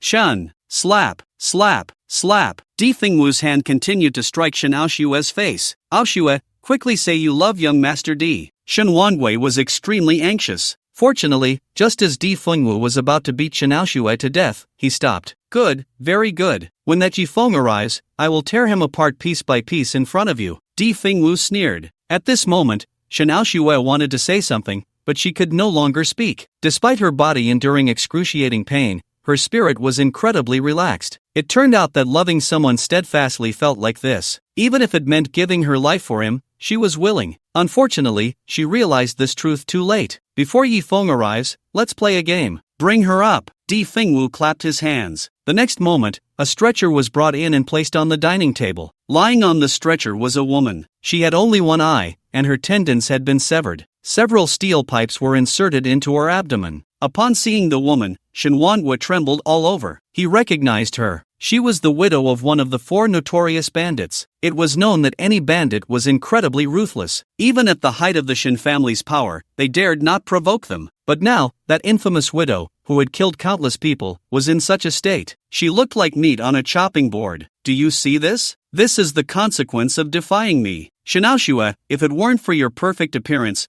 I wouldn't have the heart to ruin your body. Do you think you can still stand whole before me? As Di Fengwu spoke, he walked up to the widow. He extended his finger and pressed it directly on the widow's other eye. Ah! The widow let out a painful scream. When she opened her mouth, Shenwanguo realized that half of her tongue was missing. It wasn't cut off, it seemed to have been bitten off. That's right, I bit off her tongue. Di Fengwu grinned savagely, and the next moment, he forcefully pressed his finger into the widow's eye, causing it to burst. The widow immediately fainted from the pain. This scene terrified everyone present. Di Fengwu, who appeared gentle and refined, turned out to be so brutal. Especially Shinaoshue, who was trembling in fear. At this moment, she both anticipated Yi Feng's arrival and wished he wouldn't come. Her heart was in turmoil. Seeing the widow faint, Di Fengwu actually infused her with internal energy, waking her up. I'm bored. Di Fengwu seemed to have lost interest. He raised a decorative guangong knife and aimed it at the widow's waist, seemingly wanting to cut her in half. Whoosh! The large knife swung toward the widow's waist. If this knife struck,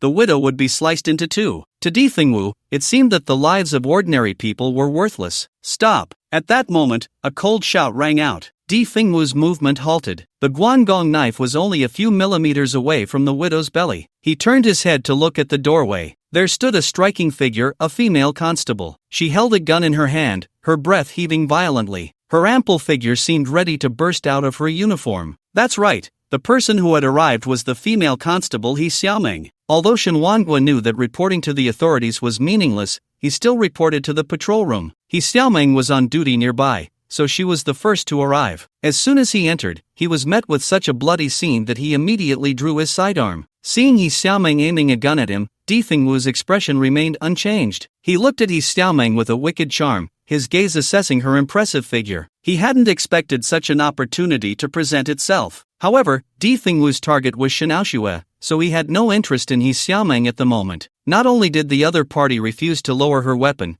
but she also brazenly scrutinized his body, which made He Xiaoming a bit angry as she said, "Put down your weapon immediately." "What if I don't?" Di Fengwu sneered. "Then I'll have to shoot." "You can try shooting," Di Fengwu said, unafraid. Seeing that Di Fengwu ignored her, He Xiaoming fired a shot at the window as a warning. Di Fengwu disdainfully shook his head, completely disregarding her. He aimed the guanyu knife at the widow again, intending to continue what he had not finished earlier. Witnessing this scene, He Xiaoming's pretty face darkened, and she finally pulled the trigger. Bang! Clang! The two sounds rang out almost simultaneously. Everyone stared blankly at the scene. After He Xiaoming fired, she did not hit Di Fengwu. The bullet was actually severed in two by Di Fengwu's guanyu knife. At that moment, everyone truly recognized Di Fengwu's power. "Little constable, since you want to play, let's play together." A wicked smile appeared on Di Fengwu's lips. In the next moment, his body directly appeared in front of He Xiaoming. Before she could react, she felt a numbness in her body, and then she collapsed. Di Fengwu caught He Xiaoming and placed her on the widow's dining table. Then, he picked up the guanyu knife again, aiming the blade at both of their waists, preparing to sever them both in one stroke. Fear filled He Xiaoming's beautiful eyes. She couldn't understand why there were such evil people in this world, as if human lives were as insignificant as grass in their hands. Just as her life was about to end, a figure suddenly appeared in her mind. If only Chen Gu was here. Unfortunately, Yi Feng could not hear her words. Whoosh! The guanyu knife swung down. Just as it seemed their bodies would be severed, the blade hesitated and did not fall. At some point, a figure appeared beside the dining table and grabbed the blade of the guanyu knife with his hand. He Xiaoming felt no pain for a long time and opened her eyes. Then, she saw a familiar figure standing in front of her, like a deity descending from the heavens. Shan Gu! Joy surged in He Xiaoming's eyes. Just moments ago, she had wished for Yi Feng to be there. She never expected Yi Feng to actually appear and save her at the critical moment. To be fair, at first, He Xiaoming was a bit afraid of Yi Feng. After all, the scene she witnessed in the wheat field was truly terrifying. Yi Feng had seemed like a beast, but after the events in the hospital, she knew that Yi Feng was definitely not a bad person. Seeing that the other party had so easily caught the knife he had swung down, Di Fengwu frowned and asked, "Who are you?" "Yi Feng." Yi Feng. It was Yi Feng. Upon seeing Yi Feng, a hint of joy and excitement appeared in Di Fengwu's eyes. Although he hadn't used any internal power just now, the fact that Yi Feng could catch his knife indicated that Yi Feng's strength was not weak. No wonder he could slay the God of War's disciple. Unfortunately, although the God of War's disciple was exceptionally talented, he was still leagues behind the geniuses of the hidden clans. Therefore, Di Fengwu didn't take Yi Feng seriously at all. Yifeng, hurry and leave. Seeing that Yifeng had really come, Xiaoshua's eyes lit up with happiness. She thought Yifeng had come for her. Just seeing Yifeng come to save her made Xiaoshua feel that she had no regrets even if she died. You are Yifeng? Emperor Fengwu scrutinized Yifeng, seemingly trying to discern what was extraordinary about him. Unfortunately, no matter how he looked, he couldn't find anything remarkable about Yifeng.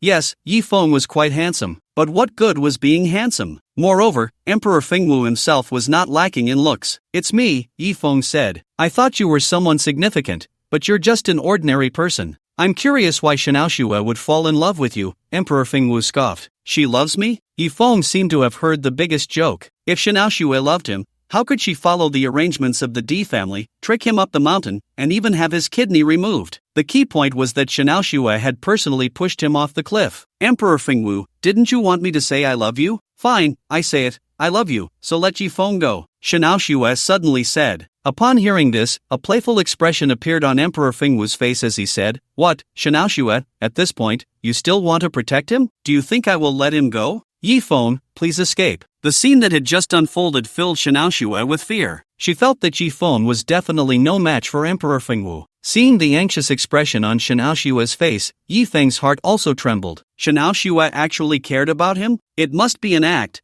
definitely an act. No matter what Xiaoshua did, the harm she had caused Yifeng had already become a fact. Yifeng could no longer trust her. Widow. At that moment, Hongyi also saw the widow, who had been tortured beyond recognition. Although the two had never gotten along, as queens of the underground forces in Jiangdu, seeing the widow tortured like this inevitably evoked a sense of sorrow for a fellow creature. Hearing Hongye's voice, a hint of joy appeared on the widow's pale face. Her mouth kept opening and closing, but she could hardly make a sound. However, from her lip movements, it was clear she wanted to say something. The widow said, Rakshasa, give me a quick end, I beg you. Having been tortured to this extent, the widow only wished for a swift death. After all, she was a person of some renown. She would rather die than live in humiliation. But Hongye shook her head vigorously. She simply couldn't bring herself to do it. Xiaoshua, just watch how I will chop your man into meat paste, piece by piece. Emperor Fengwu moved his neck and raised the Guangong knife again. This time, he infused it with internal energy. The Guangong knife instantly radiated a golden light. The internal energy was externalized, clearly indicating that Emperor Fengwu's strength had reached the earth level. Only an earth-level master could externalize internal energy and make it shine. After being infused with internal energy, that ordinary Guangong knife would become indestructible. This powerful strike seemed as if it would split heaven and earth. Die, Yifeng, Emperor Fengwu roared. However, facing such a terrifying strike from Emperor Fengwu, Yifeng's expression showed no change. He gently waved his hand. In the next moment, a sword chi shot out from his fingertips. Put! The sword chi, about a foot long, instantly pierced through Emperor Fengwu's body. Emperor Fengwu's attack came to an abrupt halt. He looked down at his own mouth, only to see a blood hole appearing right there. Emperor Fengwu looked at Yifeng in disbelief. You are actually a celestial master. As soon as he finished speaking, he collapsed. Everyone stared blankly at this scene. The ferocious and powerful Emperor Fengwu, who could split bullets with a single strike, was actually killed in one move by Yifeng. They realized the key point from Emperor Fengwu's last words. Yifeng was a celestial master. A celestial level master. Was this a joke? Countless martial artists spent their entire lives without reaching such a realm. Yifeng achieved it in just 3 years. It should be noted that there were hardly any celestial level masters in an entire state. At this moment, the most shocked was Xiaoshua. She knew that Yifeng had become very strong over the past 3 years. I never expected it to be this powerful. A member of the heavenly sect is a terrifying existence that countless prominent families would vie to recruit. They are truly great families, the kind with assets in the billions. Those families would go to great lengths, even at an enormous cost, to win over a strong individual. Some families would even offer their young and talented women to attract such super strong figures. Xiaoshua has a very strong personality. Therefore, she is also attracted to strong individuals. Although Yifeng treated her well back then, in her eyes, he was just a useless man who could only flatter women. Only a truly powerful man is qualified to be her Xiaoshua's partner. Not to mention, even though they were already married, when Xiaoshua said she wouldn't let Yifeng touch her, he really didn't dare to. If Yifeng had truly dared to force himself on her, perhaps she would have long since become his woman. And now, Yifeng has undergone a tremendous transformation compared to 3 years ago. He is powerful and cold. Such a man is the most captivating to women. Not to mention Shinaoshue, even Yi Xiaoming looked at Yifeng with stars in her eyes. Isn't he much stronger than that dragon team leader, Hidali? I thought it would be a battle that shook the heavens and the earth. I didn't expect it to end so lightly. Yifeng approached Di Fengwu. At this moment, Di Fengwu still retained the last trace of consciousness. Tell me, how can I find the Di family? Yifeng asked coldly. Di Fengwu's eyes were filled with deep unwillingness. He, Di Fengwu, was a prodigy of the Hidden Clan. Among the geniuses of the Hidden Clan, his talent, while not the highest, was above average. He thought that in the secular world, he could do as he pleased. Unexpectedly, on his first mission, he was killed by Yifeng. In fact, Di Fengwu was just too unlucky. If it weren't for encountering Yifeng, there really weren't many who could kill him. Yifeng, if you kill me, you won't survive either. In the last moment of his life, Di Fengwu suddenly smiled. After saying this, he completely breathed his last. Although Yifeng could have prolonged his life for a while, even saving him, there was no need to do so. He didn't believe that after killing a member of the Di family, they would treat it as if nothing had happened. With the strength of the Di family, they would never endure it. Yifeng, please, save Aoshue. At this moment, Shen Wanguo was supporting the barely conscious Shinaoshue, anxiously shouting at Yifeng. Seeing that Yifeng didn't move, Shen Wanguo directly knelt before him. Yifeng, can I bow to you? As long as you save Aoshue, we will do anything. However, at this moment, Shinaoshue's expression seemed somewhat calm. She looked at Yifeng, a faint smile appearing on her face as she said, Yifeng, this time, I didn't betray you. After saying this, she completely fainted. Yifeng sighed and ultimately walked towards Shinaoshue. After checking, he found that Shinaoshue was gravely injured. If it weren't for a force within her sustaining her life, she would have likely died long ago. This force should have been input by Di Fengwu to prevent Shinaoshue from dying. He carried Shinaoshue into the bedroom. The others waited anxiously outside. Yifeng took out the 9-turn golden needles to treat Shinaoshue. Soon, Shinaoshue woke up. However, to completely heal her, he would need to use his internal energy, even utilizing the Qilin blood within him. If it were before, even if Yifeng could save Shinaoshue's life, he wouldn't have completely healed her. But today, he didn't expect Shinaoshue to stand up to Di Fengwu so fiercely. Alright, you're fine now. Soon, Yifeng removed the 9-turn golden needles from Shinaoshue. Yifeng, thank you, Shinaoshue said gratefully. Yifeng didn't respond and prepared to leave directly, but he was stopped by Shinaoshue. Yifeng, you still have me in your heart, right? Shinaoshue asked, biting her silver teeth. You're overthinking it. Yifeng's indifferent reply. Then why don't you let me die? If you want to die, you can do it right now. As soon as Yifeng finished speaking, Shinaoshue suddenly lunged at him, pinning him down. Moreover, she kissed him directly. Shinaoshue, what are you doing? Yifeng pushed Shinaoshue away without any courtesy. I just want to see how your 37-degree mouth can say something that's 100 degrees below zero. Shinaoshue chuckled lightly. Clearly, Yifeng could have pushed her away before she succeeded, but he didn't. This indicated that Yifeng actually didn't resist her. Shinaoshue directly embraced Yifeng, softly saying, Yifeng, do you know? That Di Fengwu insists that I say I love him. If I don't say it, he hits me. I told him I am your Yifeng's woman. Sorry, I'm not your man. Yifeng's tone remained very cold. He, is that so? Then I guess I'll have to find another man. Shinaoshue blinked a few times. Looking at the gentle and compliant Shinaoshue, Yifeng truly felt a bit overwhelmed. No wonder she was the woman all the men in Zhendu dreamed of. Even though he harbored hatred for Shinaoshue in his heart, it was still hard to resist her charm. If you want to go, then go. Yifeng did not take the bait. Yifeng, I heard that men are very selfish and don't want other men to touch their women. I haven't completed the wedding with Su Tiancheng, so technically, I'm still your wife. Are you sure you won't be angry if I go find another man? Shinaoshue said with a smile. Why would I be angry?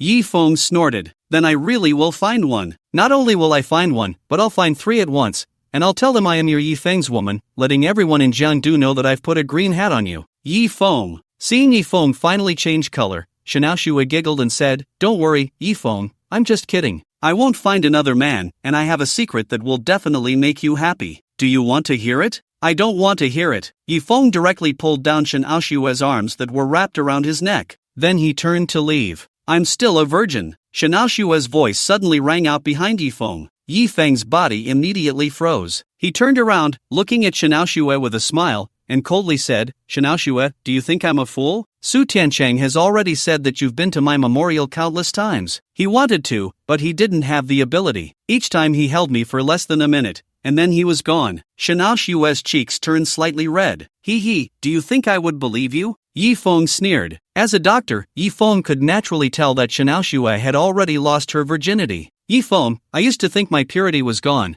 but today, Difeng Wu said my first time is still intact. You know, I never agreed to Su Tiancheng's pursuit at the beginning. Even though I pushed you off the cliff, I've always felt very sorry for you in my heart, even having nightmares every day. Otherwise, I wouldn't have mourned for you for 3 years. It was Su Tiancheng who used despicable means to get me. The Su family is stronger than the Shin family, and I had no choice but to marry him. I thought Su Tiancheng ruined my purity, but now I think about it, it's impossible. Su Tiancheng only held me for at most a few dozen seconds before he couldn't do anything. How could he ruin my purity? But you clearly are no longer pure. Yi Feng said expressionlessly. Shanao Shue had made mistakes, and she had already been punished for them. Moreover, she chose to hurt Yi Feng because she was powerless to resist the Di family. Therefore, Yi Feng actually didn't hate Shanao Shue as much anymore. The reason he still disliked her was that he felt Shanao Shue was no longer pure. No matter how beautifully Shanao Shue spoke, Yi Feng could see through her lies at a glance. Yi Feng, actually when I was a child.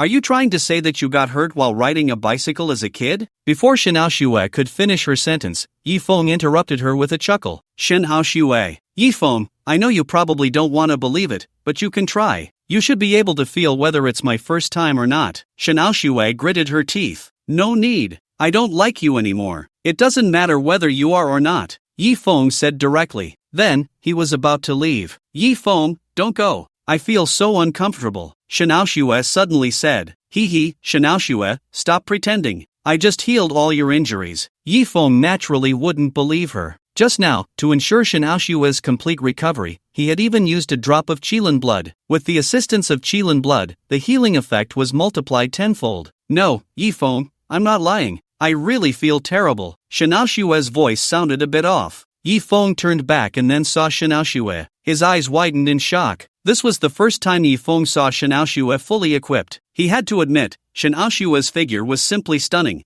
with not an ounce of excess fat. Her skin was also excellent, snow-white and smooth, as if it could be broken by a gentle touch. Yi Feng quickly turned back, trying not to look at Shanao Shue, but Shanao Shue actually ran over and grabbed his hand. Shanao Shue, do you have no shame? Yi Feng pushed Shanao Shue away and said coldly. Yi Feng, I don't know what's going on. At this moment, Shanao Shue's strength seemed to have increased many times. It was probably even stronger than that of a robust man. Yi Feng, Shanao Shue, are you crazy? Yi Feng shouted. Yi Feng, do you like me? Shanao Shue's eyes were dazed. Bro, calm down, Yi Feng said in a deep voice. This was the first time Yi Feng had seen such a Shanao Shue. It made him somewhat angry. When he was a live-in son-in-law before, Shanao Shue wouldn't even let him look at her, let alone touch her. But now, knowing he was powerful, her attitude changed immediately. What a hypocritical woman. Shanao Shue, if you keep this up, I might just slap you again, Yi Feng warned in a low voice. Ignoring Yi Feng's warning, Shanao Shue was completely out of her mind at that moment. Finally, Yi Feng noticed something was wrong. He felt that Shanao Shue's body was extremely hot. Her skin was flushed with pink. Her gaze was also problematic. Yi Feng grabbed Shanao Shue's wrist and checked her pulse. He immediately understood the crux of the matter. Shanao Shue had been drugged. Yi Feng quickly took out the 9 turns golden needle and stabbed it into Shanao Shue. First, he restricted Shanao Shue's abilities. Then, he planned to force the drug out of her body using his internal energy.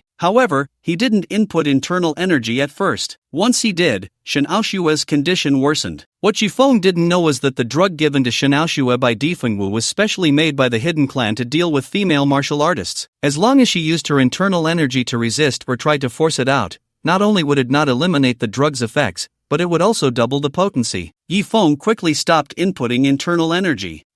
Yi Feng, I feel so uncomfortable. I feel like I'm going to die. Shanao Shue couldn't move her body, but the fire in her heart grew stronger. She felt as if her body was about to explode. Blood even seeped from her nose. This was the first time Yi Feng had seen such a potent drug. For a moment, he didn't know how to resolve it. This drug was originally meant for female martial artists, and it was even more terrifying when used on an ordinary person. Yi Feng, are you even human? Yi Feng, are you incapable? Shanao Shue shouted at Yi Feng. Looking at the woman before him, whose beauty could topple kingdoms, Yi Feng felt a surge of frustration. After all, she was the woman he had once nearly given his life to love, regardless of her character. This body was simply too perfect, like a work of art. Yi Feng, Shinaoshue looked at him with a near-pleading expression. Seeing that Yifeng remained unmoved, Shinaoshue became furious. She shouted, Yifeng, do you know why I won't let you touch me? Because you're a useless waste, a good-for-nothing. In the 2 years we were together, if you had dared to be forceful just once, I, Shinaoshue, would have submitted to you. I thought you had become stronger now, but it turns out you're still a waste. Shinaoshue's words instantly ignited something in Yifeng. No man could tolerate being called useless. Say that again. Yifeng's eyes reddened slightly. Clearly, facing such a stunning Shinaoshue, combined with her provocative words, was pushing him to the brink of losing control. I can say it 10 times, 100 times, you're still a waste. Finally, Yifeng lost control and threw Shinaoshue onto the couch. Scales began to appear on his skin once more. He was about to transform into a beast. Young Master Yi, young Master Yi. At that moment, someone knocked on the door. Outside, Hongya's voice came through. Her voice helped Yifeng regain some of his rationality. He was just one step away from. The key was that he had nearly transformed into a Qilin. After transforming, he wouldn't even be able to control himself. At that point, Shinaoshue's drug effects would have worn off, but she might not survive. After all, even the female master by Lingjiao, if it were Shinaoshue, she would most likely be doomed. Moreover, Yifeng did not want to have any relations with Shinaoshue. Once he returned to his senses, Yifeng directly tied Shinaoshue's hands and feet with a bedsheet. Then, he tossed her into the bathtub and turned on the faucet, letting cold water continuously pour over her to help lower her body temperature. Although the drug effects had not been released, it would cause significant harm to her body. However, after a while, once the drug effects passed, he could help Shinaoshue with treatment. What's wrong, Hongya? Yifeng opened the door to find Hongya looking anxious. Upon seeing Yifeng's torn clothes, she trembled slightly but quickly said, Young Master Yi, can you treat the widow? She's about to give up. In truth, she didn't want to disturb Yifeng, but the widow was on the verge of collapse. Yifeng nodded and stepped outside. The widow was gravely injured. One of her eyes had been crushed, her tendons severed, and half of her tongue was cut off. It had to be said that the Emperor Fengwu was truly ruthless, showing no mercy whatsoever. To inflict such harm on such a beautiful woman was unthinkable. If Yifeng hadn't arrived in time, the widow would have been cut in half. Although the widow had a very cold personality, her beauty was striking, nearly on par with Hongya. Moreover, she was quite tall, even taller than Hongya. When Yifeng first saw her, he thought she was incredibly cool, with an indescribable allure. However, at this moment, she was being tortured beyond recognition. Fortunately, this level of injury was not a big problem for Yifeng, especially since she had been injured for a relatively short time. Treatment would be easier. After about 20 minutes, the widow's injuries were healed. Even the previously damaged eye was restored by Yifeng. Of course, the eye that had been damaged first, like Ning Xian's, couldn't see yet due to the longer duration of the injury, but with medication, she would regain her sight within a few days. This was something the widow had never dared to dream of, knowing that women love beauty, and having one eye caused her great distress. Now, she had been healed by Yifeng. The healed widow knelt directly before Yifeng. Young Master Yi, from now on, Shimei is yours. Shimei was the widow's name. Unexpectedly, the widow's name is quite pleasant. Congratulations, young Master Yi, Hongya said happily. It is known that Shimei's personality is very proud. Apart from her elder sister, she has never looked up to anyone. As for men, they can only be trampled under her feet. Yet, she chose to submit to Yifeng. Yifeng nodded. He glanced at the two of them. Although both were strong, it was only in the eyes of ordinary people. Neither had reached the level of a master, and they would be unable to cope with a true strong opponent. Yifeng also couldn't protect them forever. After thinking for a moment, he said, Hongya, Shimei, I have a technique that requires 2 women to cultivate simultaneously. If successful, it can at least help you break through to the master level. Are you willing to learn? Hongya and Shimei exchanged glances. I'm willing, Hongya agreed directly. Naturally, she wanted to become stronger. However, Shimei's expression was somewhat unnatural. Although she had chosen to submit to Yifeng, submission did not mean, what? Shimei, you don't want to learn? Yifeng looked at Shimei. Shimei bit her lip and finally said, Young Master Yi, you saved my life. I am willing to submit to you, but I am very focused on emotions. I hope that in the future, my partner will be only one woman. Although Shimei was called a widow, she had never been married. She had only been in a relationship. Moreover, due to her traditional mindset, she had never let the other party touch her. However, perhaps unable to endure loneliness, her boyfriend ultimately betrayed her. Thus, Shimei killed that pair of scoundrels. From then on, she changed her name to Widow, meaning she would no longer engage in romantic relationships. Yi Feng listened, somewhat baffled. Wasn't he just trying to teach the two a martial art that required two women to cultivate together? What did that have to do with partners? Young Master Yi, if you want me to be your woman, I am willing, but I have a mental cleanliness obsession. I hope you will love only me. Seeing that Yi Feng seemed not to understand her meaning, Shimei gritted her teeth and said, Shimei, when did I say I wanted you to be my woman? Yi Feng was filled with questions. Shimei was taken aback and said, but young Master Yi,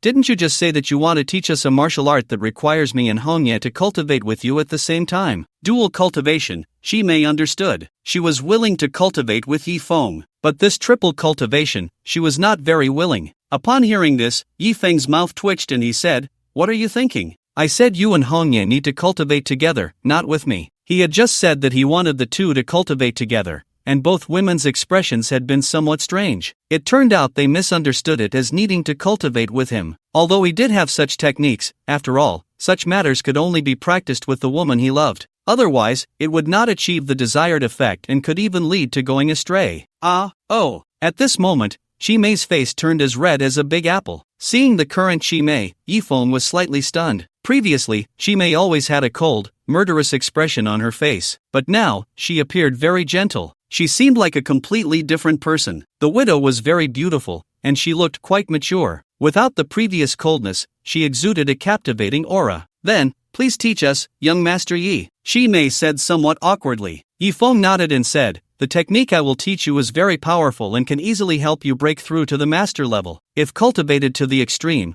becoming a martial arts legend is not impossible. Upon hearing Yi Feng's words, both women showed excited expressions. They knew that they were currently only at the moon level of cultivation. Becoming a martial arts legend was something they didn't even dare to dream of. After all, they were still far from reaching the level of a martial arts master. But there are some things I must clarify with both of you first. After practicing the techniques I teach you, your hearts will be in sync, meaning you will be able to feel each other's emotions. To put it bluntly, if Hongye is doing something that makes her very happy, then Shimei, you will feel it too. Similarly, if Shimei is hurt, Hongye will also feel the pain. From now on, the two of you will be like one person, Yi Feng continued. The two women fell silent for a moment upon hearing this, but soon, they spoke in unison, we are willing. Especially Hongye, although she had previously thought Yi Feng was powerful, she had no idea just how powerful he truly was. It was only today that she realized Yi Feng was actually a celestial level master. Her strength was far inferior to his. Not to mention whether she could help Yi Feng, at the very least, she couldn't hold him back. For that, paying a price was no problem.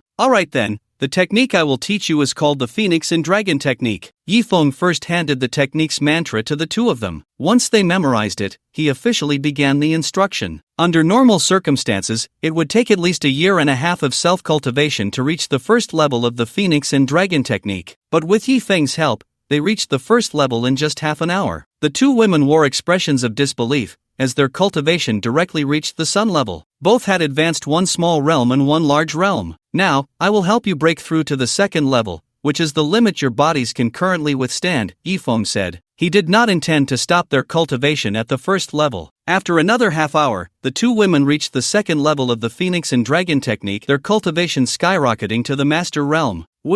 We became masters? The two women could hardly believe it. After all, if they relied on themselves, it might take them over 10 years to possibly become masters. Yet now, in just 1 hour, they both reached the master realm simultaneously. The Phoenix and Dragon Technique has a total of 10 levels. Now, you need to continuously improve your physical quality so that I can forcibly help you break through further, Yi Feng explained. The reason they could cultivate so quickly was that Yi Feng used forbidden methods, akin to pulling up seedlings to help them grow. For others, this would be detrimental, but for Yi Feng, it was not a big deal. At worst, he could use Qilin blood to heal the damage done to the two women. However, even with this method, it could only allow them to reach the second level of the Phoenix and Dragon Technique. Otherwise, they would have exploded from the strain. But this result had already made the two immensely satisfied. Thus, the two female masters were born under Yi Feng's guidance. At this moment, Yi Feng remembered Xiaoxue and wondered how she was doing. After all, that medicine was quite potent. He immediately headed towards Xiaoxue's room. Upon seeing her, Yi Feng was once again stunned. At that moment, Xiaoxue had already freed herself from the restraints of the sheets, lying limp in the bathtub. Her equipment was all destroyed. However, judging by her appearance, the effects of the medicine should have worn off. Logically speaking, given the potency of that medicine, if she hadn't released it, the effects wouldn't have faded so quickly. But Shinaoshua had indeed returned to normal. Upon seeing Yifeng, she quickly covered herself with the sheets. Yifeng, you bastard. You actually left me here alone. I even had a gastric hemorrhage, and you didn't care about me at all. Shinaoshua glared at Yifeng, fuming. Gastric hemorrhage? Yifeng was somewhat baffled, but soon, he understood. He felt a bit regretful for coming in late. Otherwise, he might have witnessed quite a spectacle. Since you're fine now, I'll be leaving, Yifeng said casually. Get lost, I don't need you anymore. Shinaoshua cursed. Yifeng shrugged and walked out of the bedroom. Yifeng, don't provoke the D family. Although you killed Di Fengwu, the terror of the D family far exceeds your imagination. Behind him, Shinaoshua's voice came. Yifeng waved his hand to Shinaoshua without turning around. Then, he left the Shin family's villa with the two women. A few minutes later, Shinaoshua came out dressed. Seeing that Shinaoshua was fine, Shin Wanguo was overjoyed. I didn't expect that in just 3 years, this Yifeng has become so powerful. Shin Wanguo sighed. Especially, Yifeng's medical skills were also so terrifying. If I had known he had such great potential, perhaps I shouldn't have helped the D family back then. Shin Wanguo felt a bit regretful.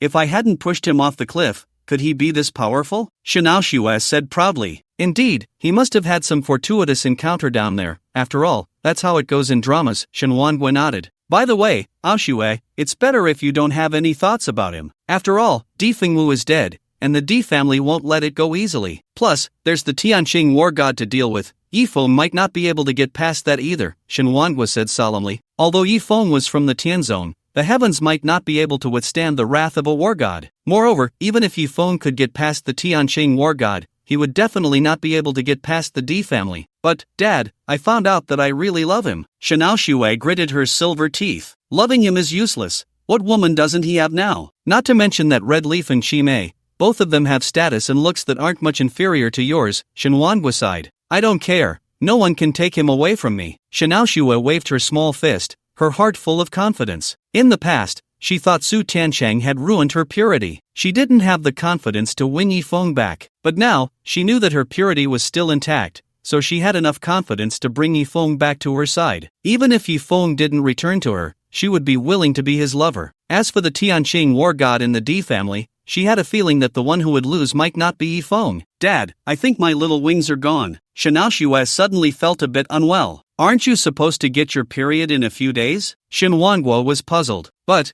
it might have come early. Dad, please go buy it for me. Shinaoshua's cheeks turned slightly red. All right. Shin Wanguo naturally didn't know that Shinaoshua needed the little wings not because her period had come, but because of gastric bleeding. On the other side, Yifeng had just walked out of the villa with Hongye when her phone rang. Upon seeing the caller ID, Hongye's body trembled slightly, because the call was from no one other than her elder sister. Could it be that her elder sister had returned to Jiangdu? At this moment, Hongye felt a bit uneasy. After all, she had now acknowledged Yifeng as her master. Taking a deep breath, Hongye finally pressed the answer button. Elder sister. Hongye, you have some nerve. A very authoritative female voice came from the phone. As expected, her elder sister must have known that Hongye had recognized another master. She sounded very angry. Immediately, right now, return to headquarters. After the other party finished speaking, she hung up the phone directly. Hongye's face turned a bit pale. Go, I'll accompany you, Shimei said to Hongye. After all, this matter needed to be faced. Moreover, the elder sister had treated them well, so they needed to give her an explanation. Furthermore, although the two women had acknowledged Yifeng as their master,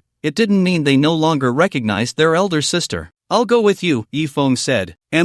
The two women nodded. Soon, the three of them arrived at a high-end private club. This private club covered at least 5,000 square meters. The decoration was resplendent. At the entrance stood several receptionists, each one more beautiful than the last. Wearing a high-slit cheongsam that revealed a large expanse of snow-white skin, the welcoming hostess greeted, "Welcome to the Nightshade Club." Her soft, sweet voice instantly made one feel lightheaded. However, they quickly recognized who had arrived. "Greetings, Lord Rakshasa. Greetings, Lady Widow. Take us to see the eldest sister," Shimei said. "Please follow me." One of the tall hostesses led the group inside. Yifeng looked at the luxurious decor and the various beautiful women coming and going inside. He couldn't help but feel a sense of melancholy. The lives of the wealthy were truly extravagant. It was likely that the expenses here were at least in the tens of thousands. Under the guidance of the hostess, the three arrived at a private room. Inside, there were already 3 women present. One was sitting on the sofa, while the other 2 stood beside her. The woman on the sofa was dressed in a uniform, incredibly beautiful and exuding a strong presence. She looked like a female CEO of a listed company, a stark contrast to the opulence of the club. The 2 standing women were also very attractive. One, dressed very daringly, had a pair of phoenix eyes that seemed to be able to captivate souls. The other was in a suit, styled with a slightly masculine flair, yet still very beautiful. These 2 must be the Shura and the Demoness among the 4 notorious bandits. The woman sitting on the sofa was presumably the so-called eldest sister. She held a glass of red wine, gently swirling it before taking a sip. A beautiful woman is beautiful even in the act of drinking. Eldest sister, the 2 women greeted in unison. Kneel. The woman's voice carried an endless authority that was hard to resist. Hong Yi and Chi Mei instinctively prepared to kneel. Do not kneel. At that moment, a cold voice rang out. It was Yi Feng. Hong Yi and Chi Mei's bodies froze, glancing between Yi Feng and the eldest sister, seemingly torn. They didn't want to disobey the eldest sister's command, but at the same time, they didn't want to go against Yi Feng's order. Seeing this, the eldest sister frowned slightly and said, "What, you won't even listen to my command?" Eldest sister, we. The 2 women looked troubled. Hee, since you still call me eldest sister, then you must obey my orders, Xu Xianhuang, and kneel. Xu Xuanhuang's face was filled with coldness. Oh, so as the eldest sister, you just casually make your subordinates kneel? Yi Feng said coldly. What I do is none of your business. Xu Xuanhuang's eyes revealed a murderous intent. If it weren't for having heard about Yi Feng's recent great achievements, she might have already acted. They are my people, so of course, I have to manage them. Yi Feng snorted. Very well, Rakshasa, widow, it seems you have found a good master. Xu Xuanhuang's expression was frighteningly cold. Eldest sister, we haven't betrayed you. The 2 women bit their lips tightly. In fact, they were the ones feeling the most uncomfortable, caught between 2 powerful figures. Haven't betrayed me? So you want to serve 2 masters? Xu Xianhuang sneered. We. The 2 women didn't know how to respond because they indeed had that thought. As long as Yi Feng's and the eldest sister's orders didn't conflict, they would obey both. Sorry, in my world, there are only my people and others. I will never tolerate anyone with divided loyalties. Xu Xianhuang crossed her legs and lit a lady's cigarette. It must be said that sometimes, a woman smoking can be quite beautiful. Yi Feng didn't like women who smoked, but Xu Xuanhuang's smoking style was quite captivating. Choose me or choose him, you decide. Xu Xianhuang exhaled a puff of smoke. At that moment, both women were at a loss for how to choose. The scene fell into a stalemate. Actually, you don't need to be so entangled. Since you want to obey her and also want to obey me, but cannot serve 2 masters, then just be my people. Yi Feng suddenly spoke up. What do you mean? Xu Xianhuang raised an eyebrow, her beautiful eyes narrowing. What I mean is very simple. You will also follow my orders, Yi Feng said. As soon as Yi Feng's words fell, the room instantly fell silent. The air seemed to freeze. After a moment, a burst of laughter erupted in the room. Xu Xianhuang, along with Shura and the Demoness, laughed heartily, as if they had heard the funniest thing in the world. You want to be my master? Xu Xianhuang laughed so hard her stomach almost hurt. That's right, Yi Feng replied seriously. Yi Feng, don't think that just because you've done a few outrageous things, you can consider yourself invincible. In front of me, Xu Xianhuang, you are not qualified. Xu Xuanhuang's smile suddenly vanished, replaced by a face full of killing intent. This was the first time she had heard someone wanting to be her master. Whether I am qualified or not, you'll find out if you try, Yi Feng said. Just as the 2 were about to clash, Hong Yi and Chi Mei knelt down. One knelt before Yi Feng, the other before Xu Xianhuang, to express their stance. Young Master Yi, although we regard you as our master, we have been with the eldest sister first, and she has treated us well. Therefore, we request that you do not take action tonight. We will let the eldest sister decide. The 2 women said in unison. Clearly, they had already discussed this. After hearing their words, Yi Feng nodded. He then walked directly to the sofa opposite Xu Xianhuang and sat down, pouring himself a drink and taking a sip. Boldly, who allowed you to sit down? Shura immediately shouted coldly. The Demoness said, that's my wine cup. Seeing the 2 women about to explode, Xu Xianhuang waved her hand to stop them. After all, she wasn't completely sure she could take down Yi Feng. The 2 women then managed to control their emotions and return to their original positions. Xu Xianhuang glanced at Hong Yi and Chi Mei, then said, then you should know what kind of price you need to pay for betraying me, right? Hong Yi, the widow, knows. Very well, let's go. Xu Xianhuang stood up. However, Yi Feng frowned. Although he had promised the 2 women not to take action, if Xu Xianhuang threatened their lives, he would not hesitate to intervene. What rules? he had always set the rules. If it weren't for Hongya having said that Chu Xianhuang had helped her, he might have already taken down Chu Xianhuang and made her kneel before him in submission. Soon, everyone arrived at the training ground on the third underground level of the club. The training ground was over 1,000 square meters. At this time, many people were practicing martial arts inside, mostly women. It was clear that Chu Xianhuang primarily recruited women. Chu Xianhuang clapped her hands, signaling everyone to stop,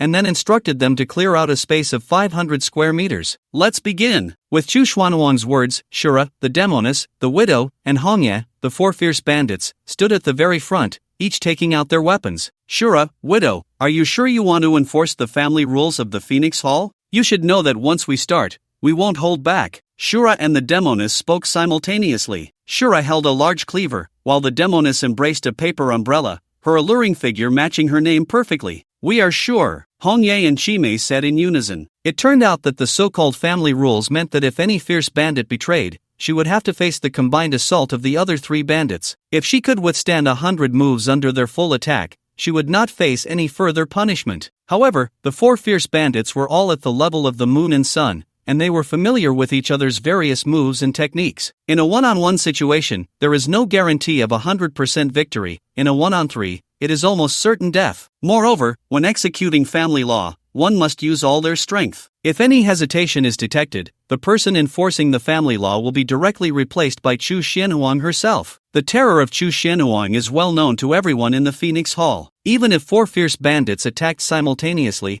they would not be able to gain any advantage against her. Therefore, when facing 3 fierce bandits enforcing family law, there might still be a 1% chance of winning, but against Chu Xianhuang, there would be not a shred of hope. Seeing the two so resolute, Chu Xianhuang let out a long sigh and said, "Since you seek death, I shall fulfill your wish." Originally, Yi Feng was somewhat worried, but upon learning what punishment the 2 women were to face, he immediately felt at ease. No wonder the 2 chose to accept the family law. Before today, regardless of who it was, accepting the family law would almost certainly mean death. But now it was different. Both women had reached the master level. This scene also attracted countless sisters from the Phoenix Hall to watch. It was their first time seeing fierce bandit level members accept family law. Soon, the 4 fierce bandits began to fight. The first to face punishment was the Widow. The Demoness, Bajura, and Hongye all attacked the Widow simultaneously. From their attacks, it was clear that none of them were holding back. They all unleashed their strongest powers. Their moves were not tricks but genuine killing blows. Each strike aimed directly at vital points. They couldn't afford to hold back. If Chu Xianhuang intervened, there would be no hope left. To Yi Feng's surprise, the Demoness turned out to be the strongest among the 4. She held an oiled paper umbrella, wearing a modified hanfu, with her legs, feet, abdomen, and arms exposed. She was barefoot, her fair feet resembling jade carvings. A red string was tied around her ankle, with several small bells hanging from it. With her movements, the bells jingled lightly. The oiled paper umbrella was used to slash, chop, and stab, like a precious sword. While elegant and charming, she also displayed immense strength,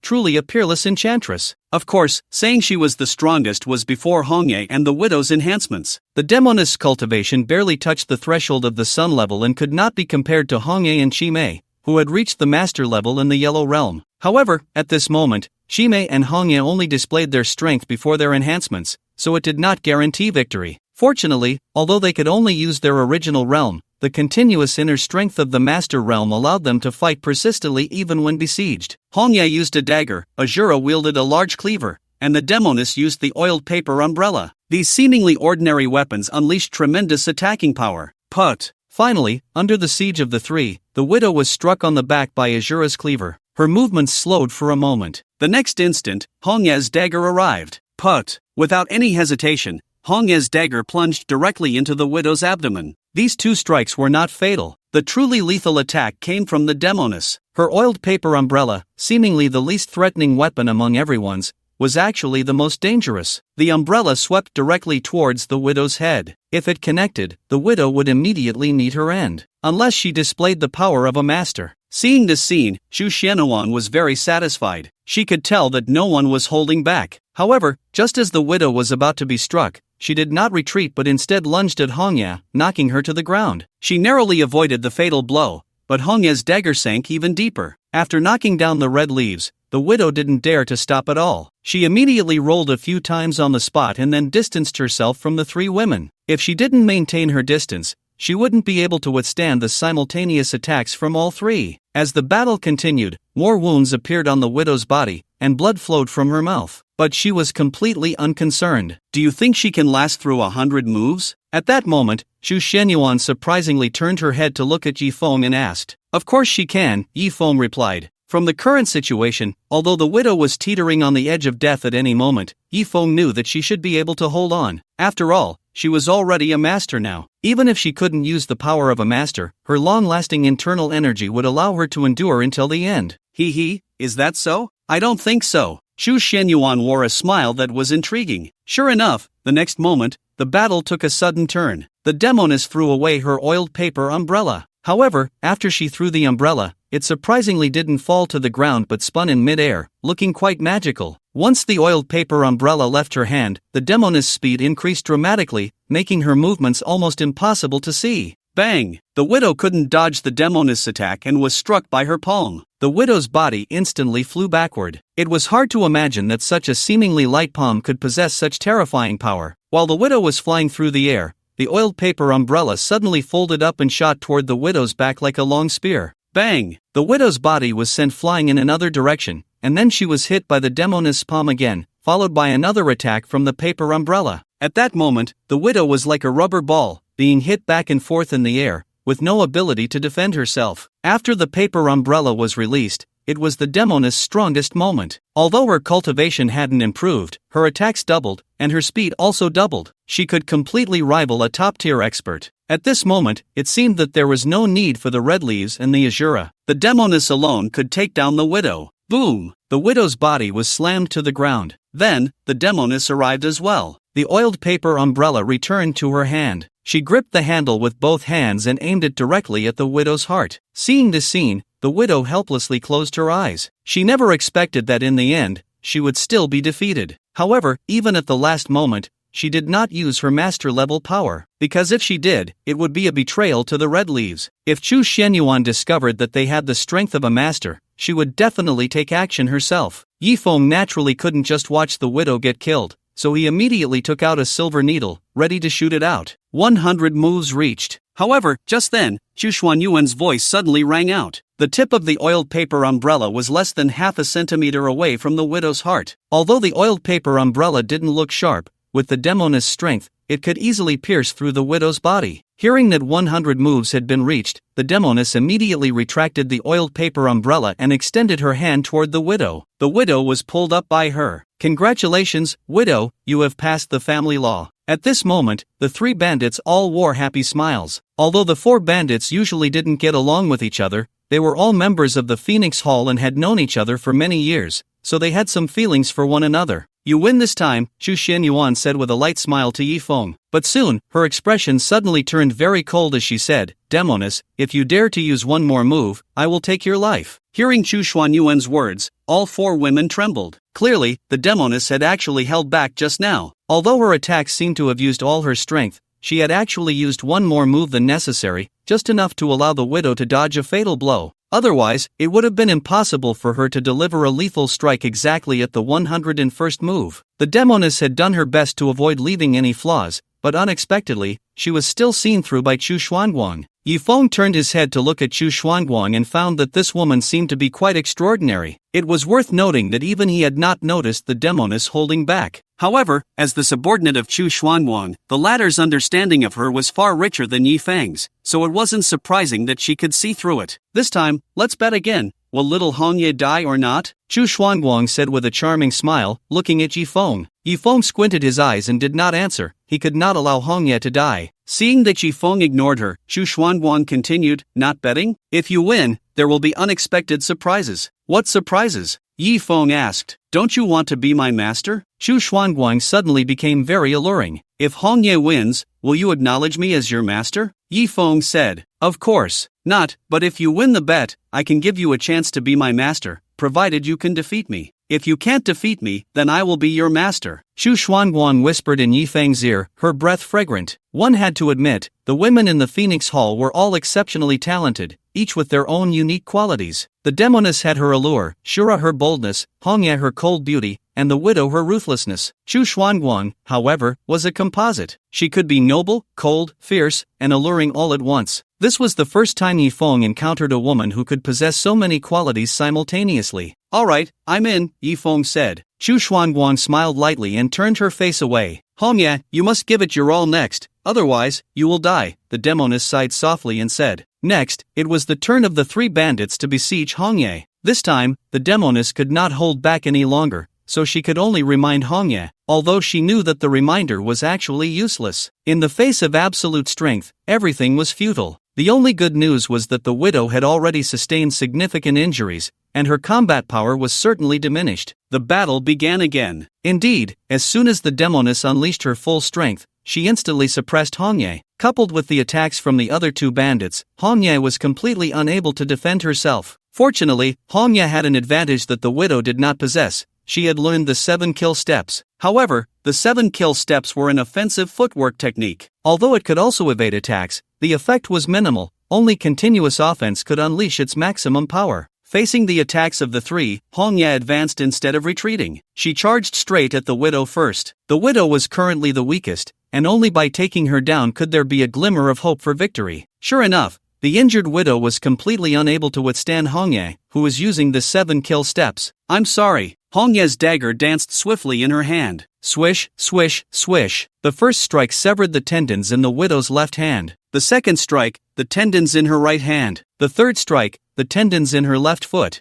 3 strikes instantly rendered the widow incapable of fighting. Seeing this scene, the other two bandits' expressions turned extremely ugly. Although their attacks were all with full force, what Hongye did was equivalent to crippling the widow. After all, if a martial artist's tendons were severed, even if they were reattached, their strength would be greatly diminished. Shura and the demoness exchanged glances, and the next moment, their attacks became even more ferocious, seemingly wanting to avenge the widow. However, at that moment, the widow wore a smile on her face. She knew this was the only way for Hongye to win. Although her tendons had been severed, Yi Feng could heal her. Without the oil paper fan in hand, the demoness moved with unimaginable speed, like a phantom. Shura's machete was also fierce and sharp. With their combined efforts, Hongye was directly sent flying. Then, the same tactic was employed. As Hongye was sent flying, the oil paper umbrella rushed towards her from behind at high speed. As long as she was hit, Hongye would find herself in the same predicament as the widow, taken away by the demoness. Yi Feng was already prepared with the silver needles in his hand, ready to strike at any moment. Bang! Without any surprise, the paper umbrella slammed hard against Hongye's back. Her flight direction immediately reversed, and the demoness was already waiting ahead, preparing for the next attack. The battle seemed to have lost all suspense. The Asura had already stopped attacking, ready to watch the demoness' solo performance. But an unexpected scene unfolded. Just as the demoness was about to launch an attack on Hongye, a dagger flew swiftly towards her. She didn't expect that after taking such a heavy blow, Hongye could still counterattack. Clearly, Hongye had calculated everything. She had deliberately allowed the paper umbrella to hit her, making the demoness think it was all over. When the demoness least expected it, Hongye launched a surprising strike. The demoness was incredibly powerful. With a forceful twist of her palm, she slapped the dagger's hilt, sending it flying. But at that moment, Hongye's body flew right in front of her. Despite the blood trickling from the corner of her mouth, Hongye smiled at the demoness. Then, she struck down on the demoness' shoulder. Although the demoness was stronger than Hongye, the sudden blow sent her flying. After knocking the demoness away, Hongye immediately executed the 7 kill steps, charging towards the Asura with an unstoppable momentum. The more relentless the 7 kill steps, the more powerful they became. Within 10 moves, Hongye had also targeted the Asura's tendons. At this point, the demoness finally regained her composure. She wanted to continue attacking Hongye, but unfortunately, time was up. Yet, the demoness continued to advance towards Hongye. "Stop!" Chu Xuanguang reprimanded. But at that moment, the demoness ignored her command. The next moment, Chu Xuanguang, who had been standing beside Yi Feng, vanished. When she reappeared, she was already in front of the demoness, gripping her neck. What incredible speed! Seeing this, Yi Feng narrowed his eyes. Bang! The next moment, the demoness was kicked away by Chu Xuanguang, lying on the ground, spitting blood. The powerful demoness couldn't even withstand a single move from Chu Xuanguang. At this moment, the demoness fell into a sickly state, looking pitiful, evoking an impulse to protect her. "Oh dear, you won again." Chu Xuanguang, after sending the demoness flying, turned around, hands behind her back, tilting her head, one leg bent, and said to Yi Feng, She looked just like someone being spoiled. "So can you call me master now?" Yi Feng said, squinting. "Sure," Chu Xuanguan replied with a smile. Then she walked up to Yi Feng and bowed, making a soft, sticky sound. "Master." Chu Xuanguan's beauty was undeniable. At that moment, she was wearing a uniform, her long legs clad in black stockings, bent as she bowed to Yi Feng, resembling a well-behaved and understanding secretary. Yi Feng thought it would take some effort to subdue Chu Xuanguan, but it turned out to be so smooth. "Come play with me, master." However, the next moment, Chu Xuanguan's demeanor changed dramatically. She suddenly had 2 copper hammers in her hands, swinging them down towards Yi Feng's head. The hammers were the size of pumpkins and clearly heavy, yet Chu Xuanguan handled one in each hand with ease. If one were to be struck, it would either be fatal or leave one severely injured. The key was that what Chu Xuanguan had just said made Yi Feng's mouth twitch. The first 2 words, "master," were said in a way that sent shivers down one's spine, while the latter half was rough and unrestrained. Yi Feng's figure retreated violently. Boom! The copper hammer missed, crashing into the ground with a tremendous sound. The high-strength concrete floor was directly smashed into a large pit. This showed that the pumpkin-sized copper hammer was solid. In the middle of the hammer, there was also an iron chain connecting them. After missing the strike, Chu Xuanguan didn't stop. She kicked the copper hammer on the ground, sending it flying. Then,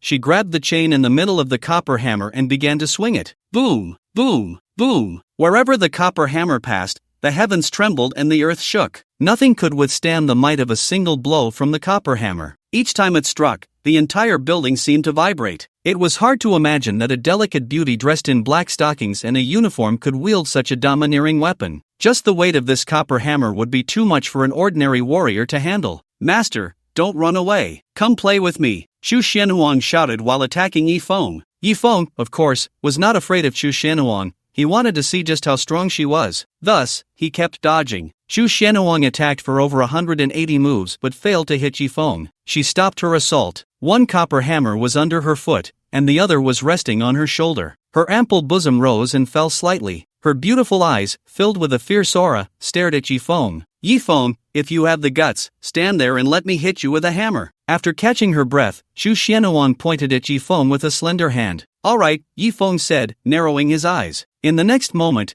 Chu Xianhuang kicked up the copper hammer again. Grabbing the chain in the middle, her body spun rapidly. The 2 copper hammers began to dance in an instant. At such a high speed, the true form of the copper hammers became indistinguishable, and Yi Feng indeed stood there, motionless, as if he were really going to take a blow from Chu Xianhuang. "Be careful, young Master Yi." Hong Ye and Shi Mei couldn't help but shout a warning. Don't be fooled by Chu Xuanhuang's delicate appearance, like a workplace beauty. In reality, her strength was immense. The copper hammer, though it looked like a copper hammer, was actually made of a super heavy metal. Each one weighed over 1,000 pounds. When fully unleashed, its power was terrifying. But Yi Feng seemed to have not heard anything, allowing Chu Xianhuang to charge at him like a whirlwind. Finally, the whirlwind arrived. Everyone closed their eyes, as if they dared not witness the impending disaster. Bang! Bang! 2 muffled sounds. The copper hammers suddenly stopped, each caught in Yi Feng's hands. Everyone exchanged glances. This was too exaggerated, right? A copper hammer weighing over 1,000 pounds, enhanced by Chu Xuanhuang's monstrous strength. How terrifying would that be? Yet, Yi Feng caught it so easily? Even the ground beneath his feet showed no cracks. It made people wonder if someone had swapped Chu Xuanhuang's weapon. It was not a copper hammer but a foam hammer. At this moment, the copper hammers had stopped, but Chu Xuanhuang's body did not. Due to inertia, she continued to spin and crashed into Yi Feng's embrace. However, Yi Feng did not feel much impact. It felt more like being attacked by a ball of cotton. Then, Chu Xianhuang wrapped herself around him. Using her spin, she attempted a scissor kick on Yi Feng. She twisted her body, and with a sudden burst of power from both legs, she aimed to topple Yi Feng to the ground. However, to Chu Xuanhuang's surprise, Yi Feng's body was as solid as a rock. No matter how much force she exerted with her legs, he remained unmoved. Thus, Chu Xianhuang kept twisting her legs clad in black stockings, trying once, twice, to take Yi Feng down, but all her attempts failed. This move, if successful, was not particularly impressive. After all, many women use it in combat. They utilize the strength of their legs to lock a man's neck, exerting force to bring him down. But now, Chu Xianhuang could not bring down Yi Feng. It looked quite, especially since she was upside down. Her height meant that her head was just right. With every exertion, there was a moment of contact with Yi Feng. This scene looked less like a fight and more like a display of a high-level technique. Soon, Chu Xianhuang also realized something was off. Finally, she prepared to release her legs that were locked around Yifeng's neck. After letting go of Yifeng, her body fell toward the ground. She pushed off with her hands to create distance between herself and Yifeng. Just at that moment, a hand suddenly pressed sharply against her waist, and Chu Xianhuang instantly felt as if she had been electrocuted, her entire body paralyzed. She could not make another move. Due to inertia, Chu Xianhuang fell to the ground in a perfect split. Fortunately, she was a woman, otherwise, this would have been quite a painful experience. However, even as a woman, this was still not pleasant. At that moment, Chu Xianhuang realized that the man before her seemed extraordinarily powerful, far beyond her capabilities. He hadn't even used his full strength to fight her, he was merely toying with her. "Now, can you call me master?" Yifeng said casually, with his hands clasped behind his back. "Master, I was just joking with you, master, I know I was wrong." Chu Xuanhuang's voice turned soft and sticky again. After all, she was unable to move, maintaining the split position. Although her body could handle this posture, in front of so many of her subordinates, how could the master of the Phoenix Hall not care about her dignity? Seeing Chu Xianhuang submit, Yifeng finally released her, restoring her ability to move. At this moment, Chu Xianhuang looked extremely disheveled. Her stockings were torn, exposing her fair skin, resembling a secretary who had just been bullied. "Wow!" Suddenly, Chu Xianhuang spat out a mouthful of fresh blood, her body swaying unsteadily. Upon seeing this, the members of the Phoenix Hall rushed over. Although they knew they could not match Yifeng, they were not afraid. "It's not her fault, I was injured before I came back," Chu Xianhuang quickly said. In her recent battle with Yifeng, he had only pressed on her acupoint at the end and hadn't fought back at all. Therefore, her injuries were not caused by him. "If I hadn't been injured, I wouldn't have lost so easily." Chu Xianhuang wiped the blood from the corner of her mouth, speaking somewhat unconvinced, but her voice was filled with charm. "I still prefer you this way. From now on, don't play with those copper hammers." Yifeng picked up 2 heavy copper hammers forged from super heavy metal and suddenly exerted force in his palms. Bang, bang. The 2 copper hammers were crushed to pieces. Seeing this, Chu Xianhuang was once again stunned. She knew all too well how sturdy those hammers were. Even at her full strength, she could only leave a mark on them. Yet Yifeng had crushed them effortlessly. The last remnants of her defiance turned into submission. Yifeng did this to let Chu Xianhuang know that his strength was far above hers. Even if she hadn't been injured, she would still not be his opponent. "It's just a pity for my 2 generals. From now on, they will be useless," Chu Xianhuang said softly. Just moments ago, when executing punishment on Hongya, she had caused Chi Mei and Shura to be crippled. "Hongya, they are at least your sisters. You actually went so hard on them to survive." At this moment, Yeoheim gritted her teeth and said, she had just lost control and disobeyed Chu Xuanhuang's orders because Hongya had been too harsh. "It's not Hongya's fault. After all, this is her only way to survive." Chu Xianhuang waved her hand. She addressed everyone. "From today on, you all have to listen to Yi Xiao, understood?" Elder sister, the others clearly showed their discontent. Although Yifeng was powerful, he had also caused the Phoenix Hall to lose 2 generals. They naturally could not accept him easily. "Yi Xiao, please help treat Chi Mei and Shura," Hongya said, bowing to Yifeng. Yifeng nodded. Then he took out the 9-turn golden needles. In the astonished gazes of everyone, Yifeng restored Shura and Chi Mei to their original state. Especially Chi Mei, who had been severely injured. Now, she was completely healed. This scene left all the members of the Phoenix Hall in awe. "Do you want me to help you heal your wounds?" After healing Chi Mei and the Azura, Yifeng turned to Chu Xianhuang. "Then I'll trouble you, master. My heart hurts a lot," Chu Xianhuang said with a seductive glance. This look left Yifeng feeling quite unsettled, especially when he recalled how this woman had previously shouted at him to come play with her, and now she had transformed into such a bewitching figure, even calling herself Huang Huang. Yifeng couldn't tell which side of her was the real one. Under Yifeng's 9 turns golden needle treatment, Chu Xuanhuang's injuries were healed. Moreover, Yifeng discovered that Chu Xianhuang seemed to have reached a bottleneck in her breakthrough. He casually used the breaking needle technique from the 9 turns golden needle to assist her breakthrough. Originally, Chu Xuanhuang's strength was at the peak of the Xian level master. Now, after the breakthrough, she directly reached the earth level. This made Chu Xianhuang even more devoted to Yifeng. "If I had such strength before, I wouldn't have been injured and had to escape,"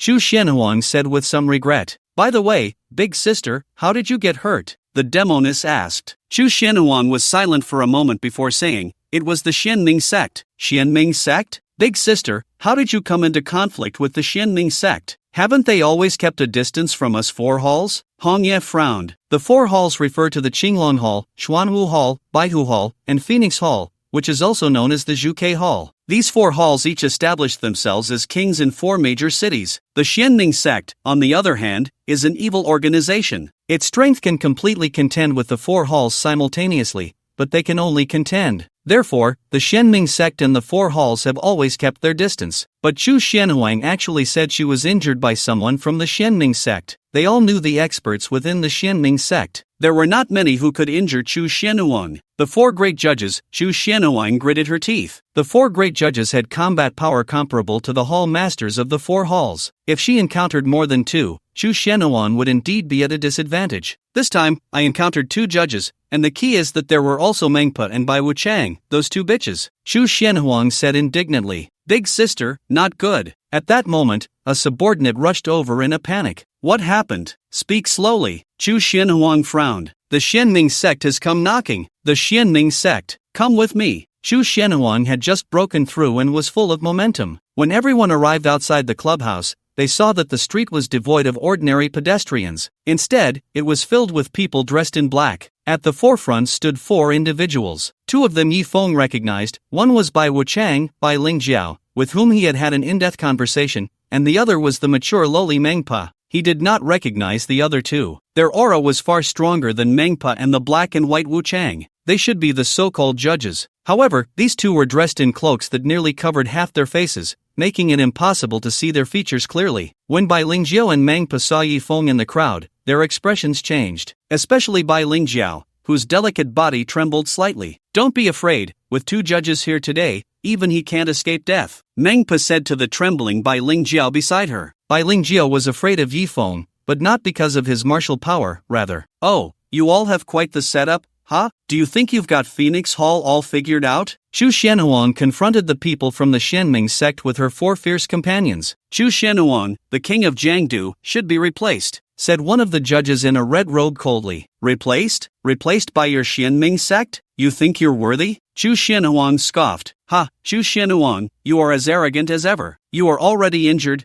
and today, with our 2 judges here, do you think we are unworthy? Laughed the judge in the blue robe. Worthy or not is determined by strength, not by words. Chu Xianhuang huffed. Chu Xianhuang, don't say we are bullying you. Today, if you can take on any one of us and win, we will leave immediately. If you lose, you will immediately hand over the Phoenix Hall, said the red-robed judge. Fine, but if I win, I want all of you to stay. Chu Xianhuang replied, pressing her lips together. Ha, Chu Xianhuang, who gave you the courage to say such things? Mengpa said coldly. Although she had been struck by Yi Feng before, she had taken the healing elixir from the Xianming sect, and her injuries had mostly healed. Dwarf, you have no say here, Chu Xianhuang said disdainfully to Mengpa. Chu Xianhuang, do you think I am still the old me? Mengpa narrowed her beautiful eyes and said to the 2 judges, you 2 judges, just let me handle her. Alright, then you go first. Mengpa had been gravely injured by Yi Feng, but after taking the healing elixir from the Xianming sect, not only had her injuries healed, but she had also broken through a small realm. In the past, she would definitely not have been a match for Chu Xianhuang, but now she felt that even if she wasn't a match, she could still exchange a few moves with her. With permission, the little girl, who was over a meter tall, slowly stepped forward. She coldly stared at Chu Xianhuang and said, Chu Xianhuang, you know I hate being called a dwarf. Today, I will tear your mouth apart. As soon as Mengpa finished speaking, her body shot towards Chu Xianhuang like a cannonball. She knew that Chu Xianhuang was a powerhouse. So was she. Therefore, today she wanted to see who was stronger, Chu Xianhuang or herself. Bang! A dull sound echoed. A figure was sent flying. It was Mengpa, kicked away by Chu Xianhuang. Chu Xianhuang maintained her kicking posture, looking extremely cool. The only imperfection was that her stockings were a bit torn. She had come in such a hurry that she hadn't had time to change them. Mengpa was kicked over 10 meters away, and after landing, blood gushed from her mouth. Her beautiful eyes filled with disbelief. She couldn't believe she had been defeated in one move by Chu Xianhuang. It was important to note that Chu Xianhuang was also injured. I already said, you have no say here. Chu Xianhuang slowly retracted her long leg and said disdainfully, if it hadn't been for Yi Feng's treatment, she could have defeated Mengpa, but it would never have been this easy. So you broke through, no wonder you're so arrogant. But do you think you're the only one who broke through? At that moment, the red-robed judge suddenly exuded a powerful aura. Clearly, he had also broken through. Otherwise, he wouldn't dare to trouble Chu Xianhuang. Chu Xianhuang, do you still want to take us on 1-on-2? The red-robed judge asked with a smile. Originally, after breaking through, Chu Xianhuan was quite confident that she could handle both judges at the same time. But now that one of them had also broken through, she no longer had absolute confidence. However, she had Yi Feng, so she wasn't afraid. Chu Xianhuan, I give you a chance to live, which is to serve us of the Xianming sect as your master, otherwise, today, we will surely wash the Phoenix Hall in blood. You know our Xianming sect's style of doing things. By then, the Phoenix Hall will be left with nothing, the red-robed judge said confidently. Sorry, I would also like to serve you as my master, but unfortunately, my master may not agree. Chu Xianhuan laughed. Clearly, she knew she couldn't handle the Xianming sect alone. If she wanted to deal with them, she would need Yi Feng's help. What? Your master? When did you have a master? The red-robed judge frowned slightly. Look, isn't he right there? Chu Xianhuan shrugged and pointed at Yi Feng. Swish! Suddenly, all eyes turned to Yi Feng. After all, Chu Xianhuan was the true queen of the underground forces in Jiangdu. Even the four great bandits regarded her as their master. Although her personality was changeable, deep down, she was a very strong-willed woman. She would basically never submit to anyone. But at that moment, she actually said that Yi Feng was her master. Ha, Chu Xianhuan, are you crazy? Recognizing a pretty boy as your master? Could it be that his skills are extraordinary? The blue-robed judge laughed heartily. My master, of course, has extraordinary skills. Chu Xianhuan recalled how Yi Feng had crushed her copper hammer with his bare hands, still feeling a lingering fear. Chu Xianhuan, the skills I'm talking about are in that aspect. Could it be that you've been served so well by him that you recognize him as your master? If you say so, then let it be. She thought Chu Xianhuan would be very angry, but unexpectedly, not only was she not angry, she walked over to Yi Feng and took his arm. Seeing this scene, both judges showed expressions of envy and anger. They had known Chu Xianhuan for many years. For this extraordinary woman, they had always had thoughts of wanting to subdue her. But unfortunately, their strength was not enough to capture Chu Xianhuan. Finally, not long ago, the red judge's strength had broken through, and they had the idea of subduing Chu Xianhuan. But they never expected that Chu Xianhuan would tell them she already had a master. Moreover, he was just a young punk. How could they not be angry? Kid, stay away from Chu Xianhuan. She's not a woman you're worthy of touching, the red judge said angrily. Upon hearing this, Yi Feng's lips curled into a smirk. He wrapped his arm around Chu Xianhuan's slender waist, pulling her tightly into his embrace, then provocatively looked at the red judge and said, "What if I don't? Then you will know what cruelty is." The red judge could no longer control the flames within him. Giggle, don't be angry. As long as you can defeat my master, I will listen to you, Chu Xianhuan said, pretending to be scared while nestled in Yi Feng's arms. Her coy demeanor left Yi Feng somewhat dazzled, and he couldn't help but grab her. You little bastard, let go of your hold on Xianhuan. The two judges looked on with fiery eyes. If you want to fight, just fight, why talk so much nonsense? Yi Feng snorted lightly, and the next moment, his body charged directly at the red judge. Come on! The red judge seemed unaware of the seriousness of the situation. He let out a cold shout and actually met Yi Feng's attack head-on. The two struck simultaneously. Bang! Their palms collided. Crack! The red judge's arm instantly bent at a 90-degree angle, directly broken by Yi Feng. Moreover, Yi Feng's palm attack did not diminish, continuing to strike at the red judge's chest, sending him flying. The red judge's body fell like a kite with a severed string. After hitting the ground, he lay still. One palm, one kill. This scene stunned everyone. Silence, utter silence. Yi Feng stood against the wind, with only the sound of the night breeze rustling his clothes. You actually killed the red judge. Everyone, attack me, leave no one behind. The blue judge roared in anger. Yi Feng frowned slightly at this. He had thought that by demonstrating his powerful strength, he could intimidate the other side. But unexpectedly, the people from the Xianming sect were quite spirited. Their leader was dead, and instead of fleeing, the little brothers fought to the death. This was exactly in line with Yi Feng's intentions. For the Xianming sect, a group that bullies men and oppresses women, committing all sorts of evil, it is best to uproot them completely. Master, let us handle this.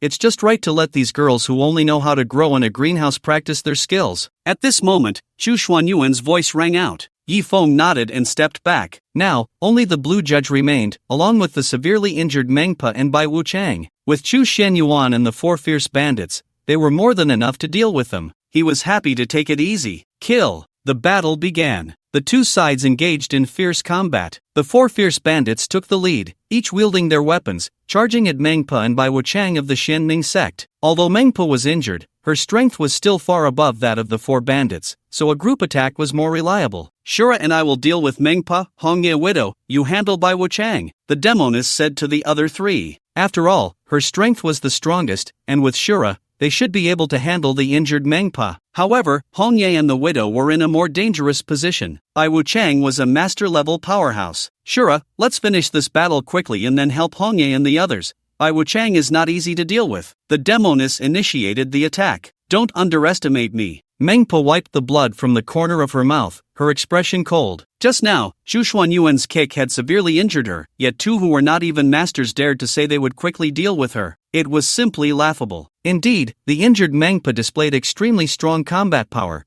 making the demoness and Shura suffer greatly. Many times, they narrowly escaped death. That petite body seemed to harbor the power of a nuclear bomb, capable of unleashing shocking strength. In contrast, the battle on the side of Bai Wuchang and Hongye was exceptionally smooth. They were actually overpowering Bai Wuchang.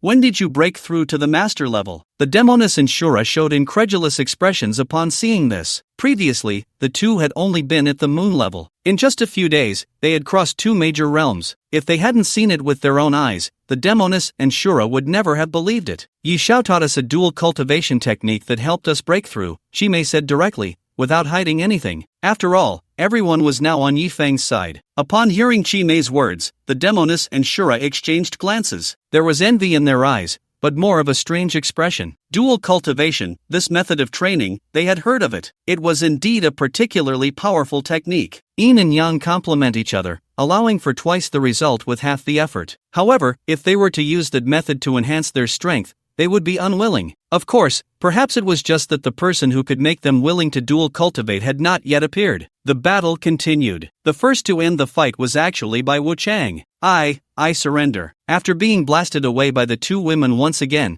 Bai Wuchang chose to surrender. She knew that today was a certain loss. After all, even without Yifeng joining the battle, the Xianming sect was already at a disadvantage. If Yifeng intervened, the Xianming sect would undoubtedly lose. For some reason, when facing Yifeng, Bai Lingjiao found it hard to muster any resistance. Perhaps she had been beaten into submission. Hongye directly sealed the movement ability of Bai Lingjiao, who had already given up resistance, and then attacked Mengpa together with the demoness and Shura. Mengpa had originally held the advantage, but the sudden appearance of the two female masters instantly increased her pressure, gradually putting her at a disadvantage. I also surrender. After being knocked to the ground and spitting out a mouthful of blood, Mengpa said. Now, only the battle between Zhu Xuanyuan and the Blue Judge remained. After breaking through, Zhu Xuanyuan's strength had already surpassed that of the Blue Judge, and she had been pressing him the whole time. I'm not playing with you anymore, sisters. Bring me my copper hammer. Zhu Xuanyuan instinctively shouted. Big sister, your hammer was crushed by Yi Xiao. One subordinate weakly replied. Is that so? Zhu Xuanyuan looked at Yifeng and said in a spoiled tone, Master, you broke my weapon, you have to compensate me. This act of being spoiled made the Blue Judge's eyes blaze with anger, yet he was helpless. Yifeng reached into his treasure bag. In the next moment, a white whip over 3 meters long appeared in his hand. Here, Yifeng tossed the whip to Zhu Xuanyuan. Ah, a little whip,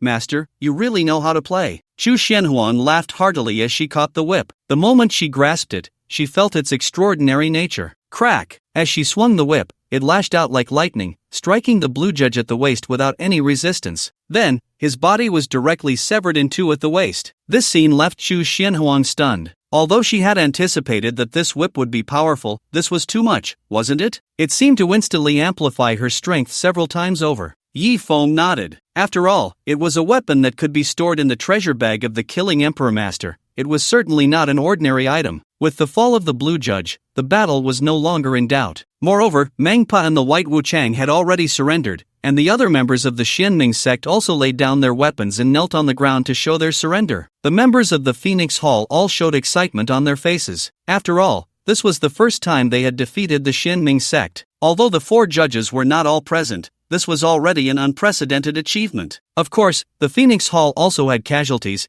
but compared to the Xianming sect, it was much smaller. The most crucial point was that they knew their new leader was a divine doctor who could heal all kinds of injuries, so they were all incredibly brave. The happiest one was naturally Zhu Xuanyuan, because if it weren't for Yifeng, it might have been the Phoenix Hall that was destroyed today, not the Xianming sect. She lightly cracked the whip against the ground twice and then, with a flirtatious glance, said to Yifeng, Master, come play with me. Zhu Xuanyuan almost blurted out, come play with me, old man. This made Yifeng's mouth twitch. This woman was truly a little enchantress, even more so than a seductress. A seductress was merely charming. She was definitely a little tormentor. Yifeng stood up and walked in front of the members of the Xianming sect. Chu Xianhuang, how do you plan to deal with them? Master, you should call me Huang Huang, Chu Xianhuang said in a spoiled manner. Yifeng felt quite helpless. Soon, Chu Xianhuang put away her playful expression and became very cold. She said in a deep voice, the Xianming sect has committed many evils and killed countless people. My suggestion is to kill them all. Alright, then I'll listen to you. Yifeng nodded. Upon hearing their words, the faces of all the members of the Xianming sect turned pale. They never expected that even after surrendering, Chu Xianhuang would not spare them. If they had known, they would have preferred to die in battle. But now it was too late. Their weapons had already been taken away. Wait! However, at that moment, a mature woman's voice rang out. It was Mangpa. She struggled to walk towards Yifeng. Stop! Chu Xianhuang immediately shouted to stop Mangpa. Yifeng waved his hand, signaling that it was alright. He looked at Mangpa with cold eyes and said, Mangpa, do you have any last words? To his surprise, Mangpa suddenly knelt before Yifeng and said, Yifeng, don't kill me, take me as your servant. Ha! I never expected the famous Mangpa would actually beg to be taken as a servant. How ridiculous! Chu Xianhuang laughed heartily. Mangpa glanced at Chu Xianhuang and said, Chu Xianhuang, not everyone can take me as a servant. If I am to serve anyone, it can only be Yifeng. Clearly, Mangpa had witnessed Yifeng's power, which led to her willingness to submit. If it were anyone else, even if she lost, she would rather die than submit. Hee, why would I want to take you as a servant? Yifeng looked at Mangpa with amusement. Although her mature face and petite body were quite tempting, but Yifeng did not want to take a demon as a servant. Yifeng, men love lowless and mature women, and I am both a lowly and a mature woman. Trust me, as long as you let me be your servant, I will make you feel the utmost pleasure in this world, Mangpa said. Clearly, in order to become Yifeng's servant, Mangpa had set aside her reservations. She was even willing to offer herself. Yifeng squinted, his gaze assessing Mangpa's petite body. Seeing that Yifeng did not speak, Chu Xianhuang widened her eyes. No way, Yishao, you can't possibly have thoughts about a little girl, right? Open your eyes and look, me, the demoness Hongya, and all the thousands of women in my Phoenix Hall, who is not better than her. As Chu Xianhuang spoke, she deliberately puffed out her chest, showcasing her grandeur. There was no helping it, this was Mangpa's fatal flaw. At 11 years old, her body had stopped developing. Aside from her face maturing with age, her body had not changed at all. Finally, Yifeng stood up and walked in front of Mangpa. He reached out his hand towards her. Seeing this, Mangpa's eyes lit up. She knew that no man could refuse such a top-tier lowly as her. However, the next moment, she suddenly found it hard to breathe. Yifeng had actually grabbed her by the neck. Crack! Yifeng directly twisted Mangpa's neck. Then, he threw her out like a dead dog. Yifeng admitted that Mangpa was indeed quite tempting. If kept at home, life would be extraordinarily wonderful. But first, he was not that kind of person, and second, Mangpa had committed many evils. Though small in stature, her heart was anything but small. Keeping her around would eventually lead to disaster. So it was better to kill her outright. Mangpa's body fell heavily to the ground. Her consciousness had not yet fully dissipated. In her enchanting big eyes, confusion was written all over. She could not understand why there would be a man who could refuse such a top-tier lowly. Unfortunately, she would never have the chance to know. Seeing that Mangpa had been killed, everyone in the Xianming sect felt as if their hearts had turned to ashes, knowing they could not escape death. Let's fight them to the death. The members of the Xianming sect planned to fight desperately. Let them have it, Chu Xianhuang coldly ordered. The battle lasted only about 10 minutes before it ended. Over 1,000 members of the Xianming sect had all turned into corpses. No, there was still one left. That was Bai Wuchang Bai Lingjiao. Just now, everyone had risen up to resist, but only Bai Lingjiao had not moved. Chu Xianhuang walked towards Bai Wuchang, narrowing her beautiful eyes and said, Bai Wuchang, considering your status in the Xianming sect, I'll give you a chance to choose your own death. Bai Wuchang glanced at Chu Xianhuang and finally raised her hand, pointing at Yifeng. Then she said, I want to die at Yifeng's hands. Yifeng looked at Bai Lingjiao, surprised that she would propose such an idea. Master, she specifically wants to die at your hands, you decide. Chu Xianhuang shrugged. Bai Lingjiao walked directly towards Yifeng. Standing in front of him, she closed her eyes. Looking at the stunningly beautiful Bai Wuchang with a devilish figure, Yifeng couldn't help but lament the unfairness of creation. Why could a woman be so perfect? The key was that this woman had made him experience what it meant to have king-level skills. Killing her like this, he actually felt a bit reluctant.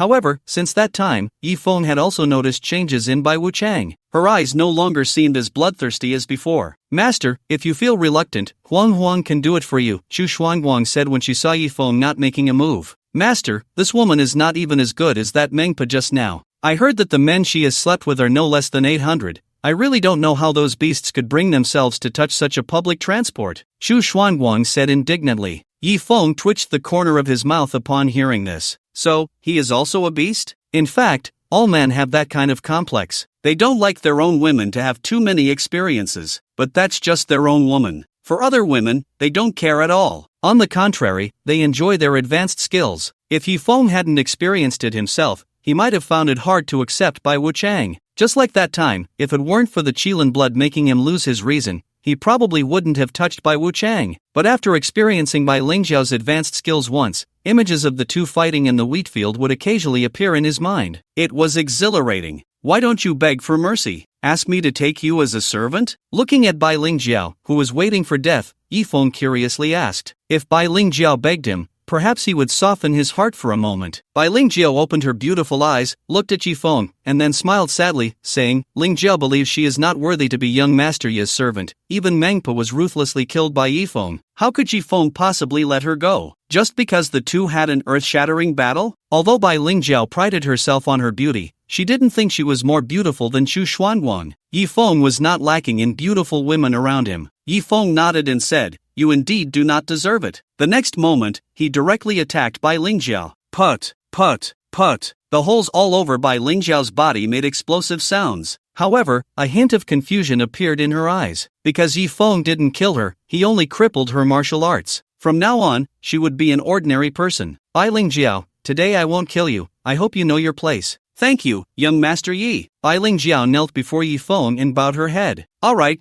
you can leave now. Yi Feng waved his hand. In the end, he still couldn't bring himself to do it. After all, she was the first woman he had been with in 5 years. Seeing Yi Feng actually let Bai Wuchang go, Chu Xuanguang seemed a bit jealous and said, Young Master Yi, since you won't kill her, why not just let her be your servant? I've heard her skills are quite good. Yi Feng shot Chu Xuanguang a glance and said, You should practice a bit. Maybe your skills will be good too. Really? Master, how about we go practice right now? Chu Xuanguang blinked her beautiful big eyes at Yi Feng. Clearly, this girl was overly open, making it hard for Yi Feng to handle. Ahem, well, I'll first go treat the sisters of the Phoenix Hall. Yi Feng awkwardly touched his nose. Wow, young Master Yi is amazing. I don't even have a scar left. The healed sisters of the Phoenix Hall all showed expressions of shock. What's this? Even if it's your old scars from 10 years ago, young Master Yi can heal them. Hong Yi couldn't help but chime in. Then, she realized she might have said something wrong. Sure enough, the sisters all widened their eyes. One by one, they rushed towards Yi Feng. Young Master Yi, my little butterfly has been injured.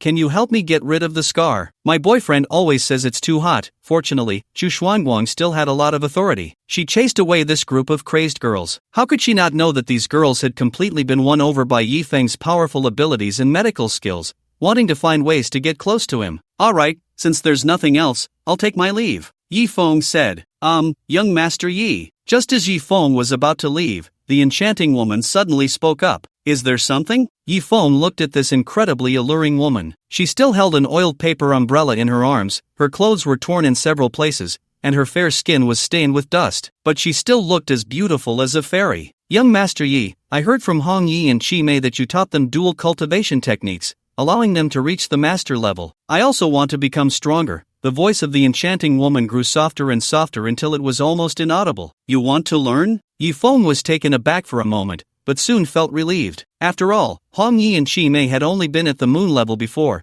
and now they had directly become female grandmasters. It was only natural for the demoness to feel envious, especially since she had originally been the strongest under Chu Xianhuang. Now, she was about to become the weakest. Therefore, after a fierce internal struggle, she ultimately decided to cultivate with Yi Feng. After all, Hong Yi and Chi Mei had already cultivated with Yi Feng, so what was there for her to hesitate about? Moreover, being with a man like Yi Feng was a blessing for her. Alright, then let Shura join us, Yi Feng said after some thought. After all, the Phoenix dance technique required two women to learn together. He had thought Shura would agree readily, but unexpectedly, Shura's expression became quite unnatural upon hearing this. Yi Xiao, I don't want to learn, Shura said with a pained expression. Why don't you want to learn? don't you want to become stronger? You've already seen that Hong Yi and Chi may have both become grandmasters, and this is only after one session of cultivation. In the future, with more sessions, you could even become a supreme martial artist. Yi Feng said, puzzled. I want to become stronger, but I don't want to learn. Shura bit her silver teeth. At that moment, the demoness stepped in front of Shura, took her hand, and said, Shura, just think of it as helping me. Agree to Yi Xiao. We can only assist Big Sister and Yi Xiao better if we become stronger. But, demoness, you know me. I really can't face men, Shura said with a bitter laugh. It turned out that Shura had misunderstood and thought it meant cultivating with Yi Feng. This was evident from her attire for cultivation. She had a more masculine personality and therefore didn't like men at all. Of course, it wasn't that she only liked women, she simply had a pure dislike for men. She certainly wanted to become stronger,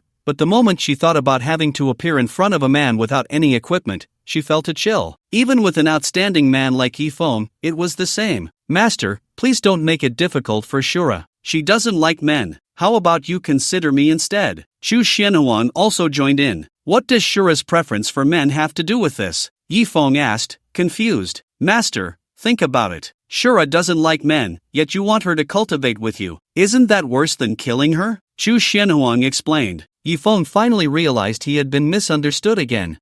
You all got it wrong. The cultivation technique Yi Xiao is teaching us doesn't require us to cultivate with him, but rather needs two women to cultivate together. At that moment, Chi Mei explained with a smile. Upon hearing Chi Mei's words, not only the demoness but even Shura's face turned crimson. Then, if it's with a woman, I can do it, Shura said.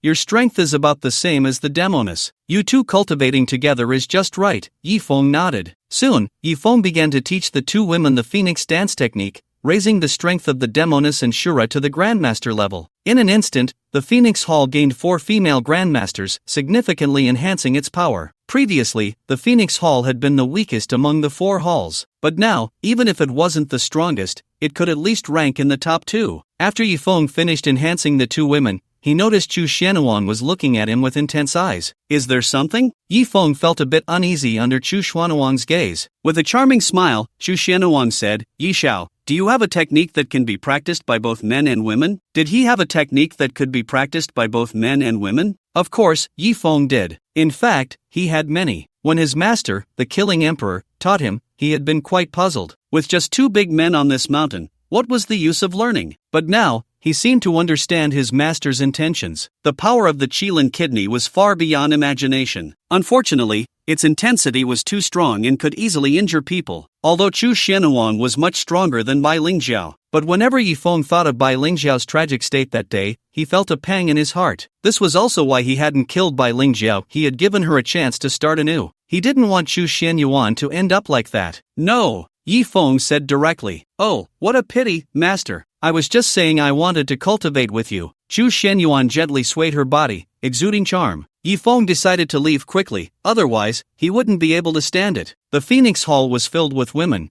and each one was a beauty, definitely a paradise for men. Unfortunately, Yi Feng was not blessed to enjoy it. No, it should be them who were not blessed. It was likely that everyone present, except for Chu Xianyuan, would collapse on the spot if they accepted Yi Feng's baptism. Even Chu Xianyuan would suffer greatly. Damn Kirin fire, if only he could control it. Yi Feng left the Nightshade Club with Hong Ye. Just as they stepped out, he received a phone call. His expression immediately darkened. After Yi Feng left, the charm on Chu Xuanyuan's face instantly vanished, replaced by a blank expression. She began to plan the future of the Phoenix Hall. In the past, the Phoenix Hall had been the weakest among the 4 halls, often bullied. Now, with 4 female grandmasters in charge, it was a different story. Isn't the big sister's change too obvious? Exactly. The way she acted in front of young Master Yi, I've never seen her like that in all my time in the Phoenix Hall.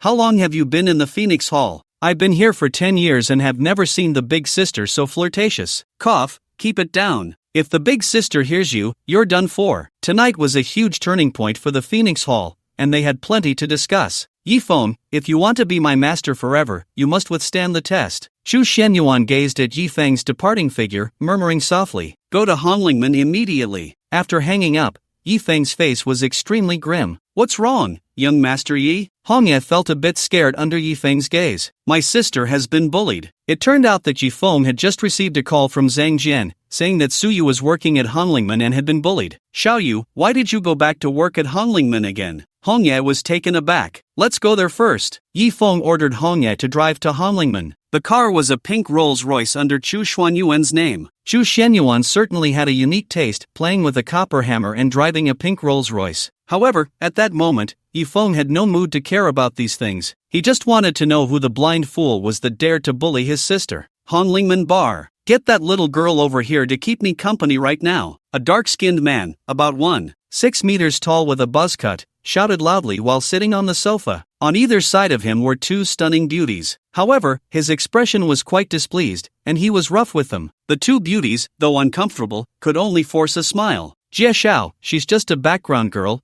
why do you want her? Yeah, Jie Xiao, am I not as pretty as her, Lu Jie? One of the beauties was actually Lu Jie, the manager of Honglingman and Zhang Jian's woman. Today, even she had come to accompany a guest, which showed that Jie Xiao's identity was certainly not simple. Unfortunately, at that moment, Jie Xiao's heart was set only on that one woman. Too damn pure, too damn wild. How dare she slap him, Jie Xiao. Ouyang Jie had been in the nightlife scene for so many years and had never encountered a woman who dared to slap him. He swore that tonight, he would definitely take down this woman and let her know how powerful Jie Xiao was. Jie Xiao, let me accompany you well. Lu Jie actively pressed her curvy waist against him. However, she was immediately pushed to the ground by Jie Xiao. Get away, you garbage bus. Jie Xiao scolded mercilessly. Although Lu Jie was also quite beautiful, she paled in comparison to that girl named Su Yu. Especially the provocative aura about her made Ouyang Jie feel nauseous. I'll say it again, bring that girl to me. Ouyang Jie shouted. Alright, I'll go get her for you, young Master Jie, Lu Jie said, suppressing her anger as she left. As soon as she stepped out of the private room, she began to curse. Damn, what a piece of work, calling you young Master Jie, and you really think you're someone important. However, just after Lu Jie finished cursing, she suddenly felt her hair being grabbed. It was the two black bodyguards brought by young Master Jie, who had just overheard her insulting him. What do you want? Lu Jie, having connections with Zhang Jian, appeared somewhat fierce. Although she had lost her standing for a while when Su Yu was around, she had now regained her position as the top girl. Daring to insult young Master Jie, are you tired of living? Without further ado, the black bodyguards slapped Lu Jie several times, causing her mouth to bleed. They then kicked her a few times before dragging her away like a dead dog. Why did you bring her back in? Seeing this scene, young Master Jie impatiently scolded his bodyguards. Young Master, this bitch just insulted you at the door, and we caught her. Oh, is that so? Young Master Jie squinted his eyes, seemingly intrigued. He casually picked up a beer bottle, walked over to Lu Jie, and in the next moment, with a loud crash, smashed the beer bottle over her head. Lu Jie's fair head instantly bloomed with blood. Ah! Lu Jie fell to the ground, screaming in agony. Damn it, daring to insult me. Are you tired of living? After knocking Lu Jie down, young Master Jie proceeded to punch and kick her relentlessly until she was barely conscious, then he finally stopped. However, he did not let Lu Jie off the hook. He turned to the two black bodyguards, who were nearly 2 meters tall and as strong as bulls, and said, Tonight, she's yours. Teach her how to behave. Thank you, young master. The two black bodyguards were overjoyed to hear this. Although Lu Jie was beaten to a pulp, she had been covering her head, so her face hadn't suffered too much damage. This kind of sickly state only served to provoke their primal instincts. Lu Jie was dragged away like a dead dog. What would happen next was something anyone could guess. Lu Jie never expected that a single careless insult would lead to such a fate. Another beauty on the sofa, witnessing this scene, was left dumbfounded. The two black men looked incredibly fierce. Fortunately, it wasn't her being dragged away, otherwise, she feared she wouldn't survive the night. At that moment, Zhang Jian finally walked into the private room. Young Master Jie, Su Yu isn't a hostess, I have plenty of beauties here. Why don't you choose someone else? Zhang Jian said, sweating profusely. Clearly, he had just learned about young Master Jie's identity. He was a young prince from the capital. Therefore, when he arrived, he happened to see his mistress Lu Jie being forcibly taken away by the two black bodyguards. Lu Jie, hoarse, cried out for help, but he dared only to pretend he didn't see. Who would dare to provoke a young prince from the capital? Working in a bar, you tell me you don't sell? Are you messing with me? Ouyang Jie slapped Zhang Jian across the face. Zhang Jian nearly fell to the ground but didn't dare to say much. He felt extremely frustrated. Had he known Suyu would catch the eye of this young master, he would have never invited her to help. Today, he learned that a big shot was coming to their club. To properly entertain the big shot, he had called in all the high-quality girls who were on vacation. In the end, still not at ease, he had coaxed and pleaded with Suyu to come over to lead the dance. Previously, Suyu danced at Red Romance to make a living, but now it was for enjoyment. So, she agreed. Little did he expect that the young master would take an immediate liking to Suyu. In the past, I wanted to dance with Suyu, but instead, I received a hard slap from her. The main reason is that Suyu is Yifeng's sister. Zhang Jian had no choice but to bring up Yifeng, hoping to use his name to intimidate Ouyang Jia. However, upon hearing this, Ouyang Jia slapped Zhang Jian again. What Yifeng? I've never even heard of him. Today, I want your mother to come over, and you better do as I say, Ouyang Jia said arrogantly. After all, he came from the capital, so such arrogance was quite normal. Zhang Jian felt helpless and could only call Yifeng for help. Whether it was Yifeng or Ouyang Jia, he couldn't afford to offend either of them. Fine, if you won't call anyone, I'll go myself. Ouyang Jia signaled to the 2 black bodyguards in the room. Ouyang Jia had quite the presence, with more than a dozen black bodyguards at his disposal. At that moment, Suyu was chatting with someone in the changing room. Suddenly, Ouyang Jia barged in with several black bodyguards. Many young women were changing clothes in the changing room, and they screamed in panic, quickly trying to put on their clothes properly. What are you screaming for? I've seen it all. Ouyang Jia shouted coldly, then turned to the young women who were frantically trying to dress. Don't move. If I see you, it's your blessing. Unfortunately, the young women instinctively wanted to finish dressing. Number 2, if anyone moves, shoot them on the spot. Ouyang Jia shouted. Yes, young Master Jia. The black bodyguard closest to him immediately drew his gun. Some of the young women stopped, while others did not. Bang, bang, bang. In the next moment, bodyguard number 2 fired several shots, directly killing the young women who were in the process of dressing. Seeing this scene, the remaining young women were terrified and panicked, frozen in place with their clothes half on. Witnessing this, Ouyang Jia finally revealed a satisfied smile. The Red Romance was one of the largest bars in Jiangdu, and thus the changing room was also very spacious. At this moment, there were at least 50 or 60 young women in the changing room. They were in various stages of changing, looking stunning in all shapes and sizes. However, Ouyang Jia's gaze did not linger on them but was fixed on Suyu. With so many girls around, he chose to focus on her tonight. Don't do anything reckless. I was the one who hit you just now, so take it out on me. Suyu bit her silver teeth and glared at Ouyang Jia. Hee, of course, I'm here for you. Ouyang Jia chuckled, casually sitting down on a chair in the changing room, then said to Suyu, little girl, you danced well just now. Now, dance for me again. It's not work time. Why should I dance? Suyu replied coldly. Not going to dance? Ouyang Jia signaled to number 2. He immediately raised his gun and shot a young woman who was halfway through changing. Seeing this, number 2 aimed to shoot another young woman. Fine, I'll dance. Suyu finally compromised. Although she was very unwilling, she had no choice but to start dancing. Your dance isn't good. Can you do a pole dance? However, after watching for just a minute, Ouyang Jia seemed a bit disappointed. I can't. Suyu replied coldly. Can't? You can learn. Ouyang Jia said with a smirk. I won't. Fine, I'll learn. Originally, Suyu wanted to refuse, but seeing number 2 raise his gun again, she could only say this. Who among you can dance? Go teach her. Ouyang Jia instructed the women in the changing room. There were several poles in the changing room, which the young women usually used for practice. I can. A well-proportioned young woman trembled as she spoke. You better teach her well, or else. Ouyang Jia took the gun from number 2 and let the barrel slide over the well-proportioned young woman. Soon, she began to teach. I have to say, this young lady's skills are quite impressive. Despite being extremely scared inside, she still showcased her superb technique. Coupled with her excellent figure, every movement was very captivating. Now, it's your turn to perform. If you make a mistake, I'll kill someone. Ouyang Jia said with a charming smile. Upon hearing his words, the other young ladies present trembled in fear. After all, they were professional dancers, and Suyu had only watched once. How could she possibly learn everything? But they didn't dare to speak up. Ouyang Jia was simply a devil. In front of him, human life was worth less than grass. Suyu took a deep breath. Although it was extremely difficult to remember so many movements at once, she could only succeed and not fail. Fortunately, she was a dance major. Although she had never danced on a pole before, she still had a solid foundation. It might not be impossible. Finally, Yifeng arrived at the Red Romance. Where's my sister? Yifeng grabbed Zhang Jian's collar and asked angrily. Although Zhang Jian hadn't gone inside, he had been watching from outside, trembling as he said, She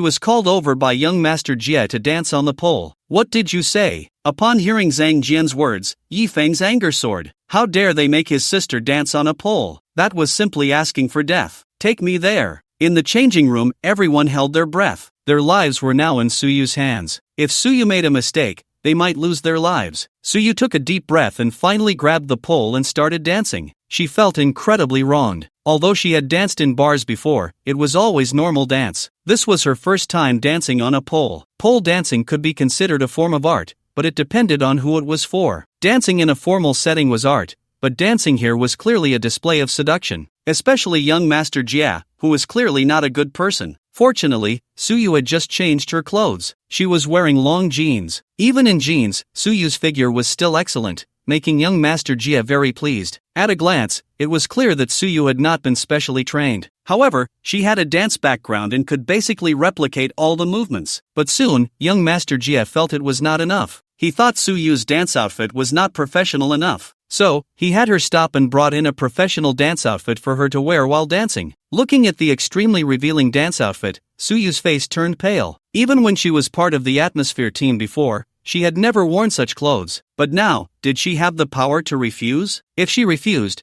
who knows how many people young Master Jia would kill. Seeing the pleading eyes of the other young ladies, Suyu had no choice but to slowly take the dance outfit, tears of grievance shimmering in her eyes. Suyu wanted to find a more secluded place to change, but she was required to change right there. Her small hands trembled as she reached for the zipper of her jeans. Wait a minute! Just as Suyu's hand touched the zipper, a familiar voice rang out. Suyu turned around and saw Yi Feng rushing in. Brother! Suyu immediately threw herself into Yi Feng's arms and began to cry. All her grievances finally erupted. It's okay. Yi Feng gently patted Suyu's back, softly comforting her. You're her brother? Seeing Yi Feng arrive, Ouyang Jia narrowed his eyes. So it was you who bullied my sister? Yi Feng glared coldly at Ouyang Jia. What do you mean by bullying? Your sister works in this bar, isn't she here to sell herself? I'm not refusing to pay, Ouyang Jia shrugged and said with a smile. Ouyang Jia's words made Yi Feng's expression turn icy. Little brother, since you're here, don't pretend. Name your price. I want your sister to accompany me tonight, Ouyang Jia said boldly. As soon as he finished speaking, Hong Yi moved directly. In an instant, she appeared in front of Ouyang Jia, grabbing him by the neck and delivering several slaps. The black bodyguards hadn't even reacted yet. By the time they did, they immediately raised their guns to shoot Hong Ye. However, without even turning her head, a dagger appeared in her hand. As the dagger danced, the tendons in the black bodyguard's hand were directly severed. In the end, the dagger was pressed against Ouyang Jia's neck. Although the dagger was at his throat, Ouyang Jia remained arrogant, cursing, "Damn it, you dare to hit me." Clearly, Ouyang Jia was used to being arrogant and had no awareness of the severity of the situation. Hong Ye slapped him a few more times, turning his face into a swollen mess. You're finished, you're dead. Do you know who I am? Even with his face swollen like a pig's head, Ouyang Jia still spoke defiantly. Young Master Yi, show mercy, he's from the imperial capital. At that moment, Zhang Jian hurriedly said. Although Yi Feng was powerful, Ouyang Jia was a big shot from the imperial capital. If Yi Feng killed Ouyang Jia, it would be a serious problem. That's right, if you dare to hurt a single hair on me, your whole family will die. Ouyang Jia shouted arrogantly. Young Master Yi, how should we deal with him? Hong Ye looked at Yi Feng with some difficulty. Kill him, Yi Feng said directly. In the next moment, Yi Feng twisted Ouyang Jia's neck. The wicked young master ended his sinful life just like that. Seeing this scene, the black bodyguards were stunned. They never expected their master to be killed in such a small place as Jiangdu. The next moment, they all pulled out their guns and committed suicide. Clearly, having failed to protect their master, they would undoubtedly die when they returned. Moreover, it wouldn't just be them. Their families would also be implicated. Thus, they ended their own lives, preserving the title of dying in defense of their master. Witnessing this, Yi Feng was also somewhat surprised. He hadn't expected these bodyguards to commit suicide. It seemed that Ouyang Jia indeed had a significant background. But so what? If he dared to bully his sister, there was only one path for him, death. At this moment, the one most worried was naturally Zhang Jian. It's over, it's all over. Although it was Yi Feng who killed him, the death was under the banner of Hong Ye. How could he escape responsibility? Moreover, it was he who had called Suyu over tonight. Perhaps Yi Feng wouldn't let him off. Zhang Jian, you have some nerve. As expected, Yi Feng said coldly. In the next moment, Hong Ye lifted Zhang Jian up, the dagger aimed at his neck. At this moment, Xing Jian finally recognized who this stunning woman was, the Rakshasa of Phoenix Hall. Even the Rakshasa had become Yi Feng's subordinate. Today, he was definitely doomed. Young Master Yi, I didn't expect this. I just thought of having Xiaoyu come over to dance. I didn't force her, she came on her own. Zhang Jian was nearly scared to death. Brother, let him go, I came here on my own. Suyu gently shook Yi Feng's arm. Since my sister is pleading for you, I'll spare your life, Yi Feng said coldly. Only then did Hongya release Zhang Jian. At this moment, Zhang Jian was drenched in cold sweat. If there's a next time, I'll castrate you. No, there won't be a next time. Zhang Jian shook his head vigorously. Let's go. Yi Feng took Suyu and left. At this time, in the most upscale beauty salon in Jiangdu, a stunningly beautiful woman was getting a treatment. Aunt Chang, are you really going to let Xiaojia play outside alone? What if something happens? Beside the beautiful woman was a young girl, also receiving a treatment. Xiaojia is a bit playful, but in a small place like Jiangdu, no one dares to touch anyone from the Ouyang family,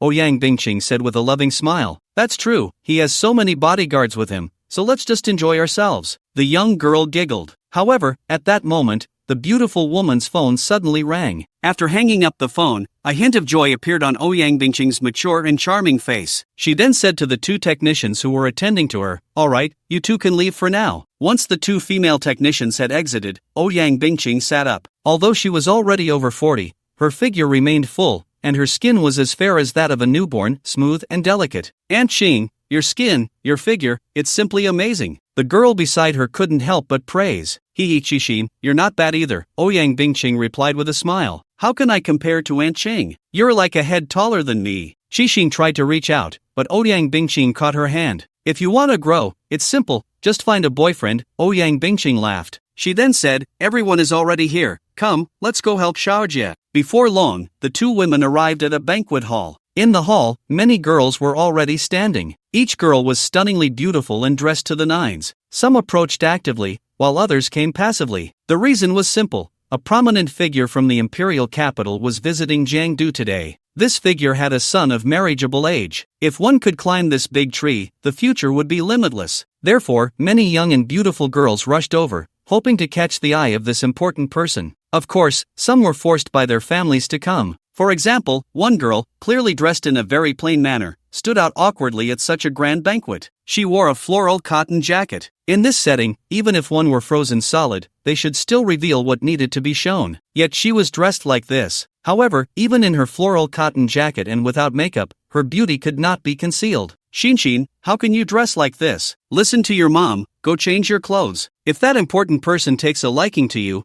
our Ning family will prosper, Chen Xiu said, holding a cool dress, trying to persuade the girl in the cotton jacket. Indeed, the girl in the floral cotton jacket was none other than Ning Xin. Mom, I won't change, I'm cold, Ning Xin stubbornly replied. Chen Xiu couldn't argue with Ning Xin and had no choice but to let her be. Besides Ning Xin, Lin Ruoshi and Xiaoxue also arrived. In short, almost all the eligible women in Jiangdu were present today. There was no choice, this was an invitation personally sent by the city lord, and not attending would be equivalent to disrespecting him. Alright, everyone quiet down, the important person is here. With a low shout, everyone stopped talking. Their gazes focused on the entrance. Soon, two figures slowly walked in. One was a stunningly beautiful woman, and the other was a woman in military attire, presumably the beautiful woman's accompanying officer. Jinyui. When they saw the badge on the accompanying officer's waist, everyone widened their eyes. It seemed that a true important figure from the imperial capital had arrived. An accompanying officer was actually from the Jinyui. Although the Jinyui officer was a woman, she had a beautiful face and wore a red military uniform,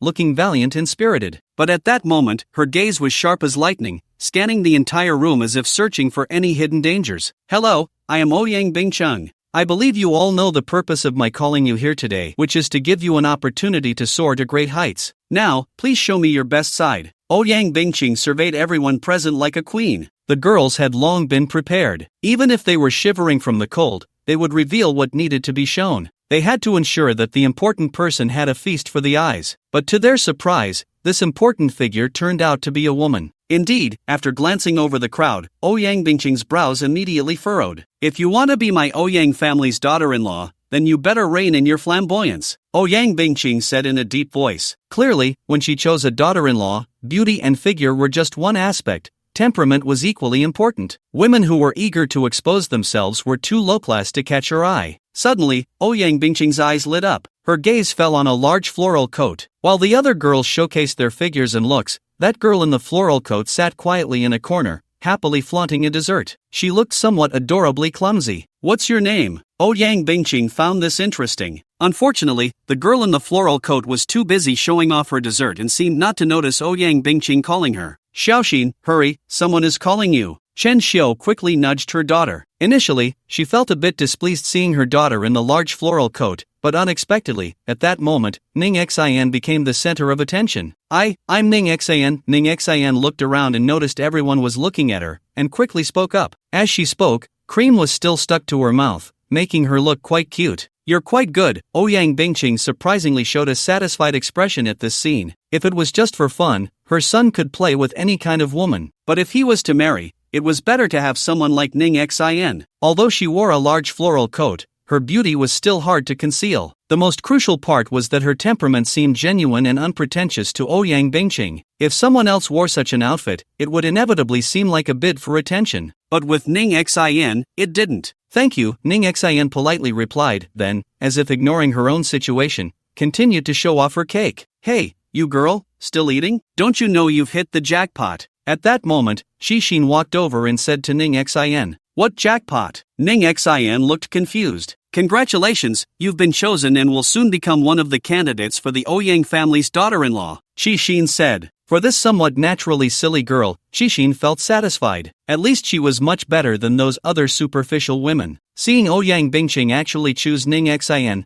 the other girls immediately showed a hint of unwillingness on their faces. But there was nothing they could do. They could only blame themselves for not anticipating that it wasn't the big shot himself who came to choose, but his mother. Otherwise, they would have dressed more conservatively. The girls all looked at Ning Xian with expressions of envy. Although most of them were famous young ladies from Jiangdu, compared to the super families of the imperial capital, they were far behind. They had lost a chance to soar to great heights. "I don't want to." However, at that moment, Ning Xian suddenly spoke up. As soon as Ning Xian's words came out, the entire venue fell into silence, so quiet that a pin drop could be heard. "What did you say?" Ouyang Bingqing frowned. "I said, I don't want to be the Ouyang family's daughter-in-law." Ning Xian gritted her teeth. Although she knew this would offend a big shot, she still resolutely expressed her thoughts. "Xiaoxin, are you crazy?" Ning Xian's words caused everyone from the Ning family to change their expressions drastically, and Ouyang Bingqing walked towards Ning Xian. She was tall and looked down at Ning Xian, saying, "Are you rejecting me?" "Yes," Ning Xian nodded. "Do you know who I am?" Ouyang Bingqing squinted her beautiful eyes and asked. "I don't know who you are,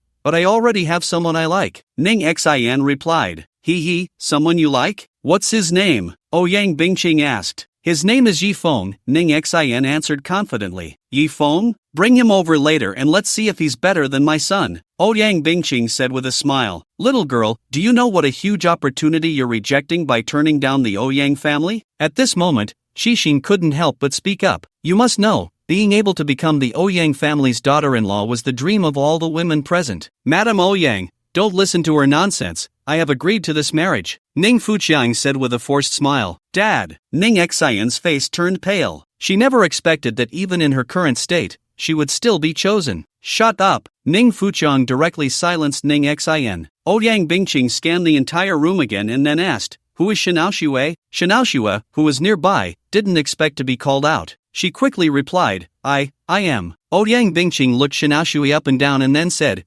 No wonder you're known as the most beautiful woman in Jiangdu. It's no surprise that the deputy city lord has been recommending you to me." Today, Shanao Xue was dressed elegantly, but not overly revealing. Her makeup was just right. After all, she was Shanao Xue, aware that those big shots often had certain expectations. So, she didn't choose clothes that overly showcased her figure. This way, it created a sense of beauty that was both alluring and modest. Of course, she never thought she would be chosen. She was just here to tag along. Moreover, since the city lord invited her, she had to come. "Madam Ouyang, you flatter me," Shanao Xue replied politely. Your attire is appropriate, elegant, and your demeanor is unmatched by other women. It's a pity. I heard you've been married once." Ouyang Bingqing sighed. If Shanao Xue hadn't been married, she might have considered her. Hearing Ouyang Bingqing's words, Shanao Shue's expression didn't change much. However, Shin Wanguo looked somewhat disappointed. But it was normal, after all, he was a big shot in the capital, and when choosing a daughter-in-law, he would naturally prefer someone who had never been married. But, having been married, you should know how to serve a man better. Why don't you stay tonight? Ouyang Bingqing suddenly changed her tone. Everyone was shocked by Ouyang Bingqing's words. Was she not only looking for a wife for her son but also someone to share his bed for the night? Was there really such a reasonable mother in the world? Although it was just for one night, none of the women present were unwilling. After all, this was equivalent to establishing a connection with the Ouyang family. Even if the Ouyang family didn't provide substantial help, other families would still be wary. Unexpectedly, Shanao Shue, who had already been married, could still gain such benefits. This made a group of girls envious. However, at that moment, Shanao Shue also said, "Sorry, Madam Ouyang,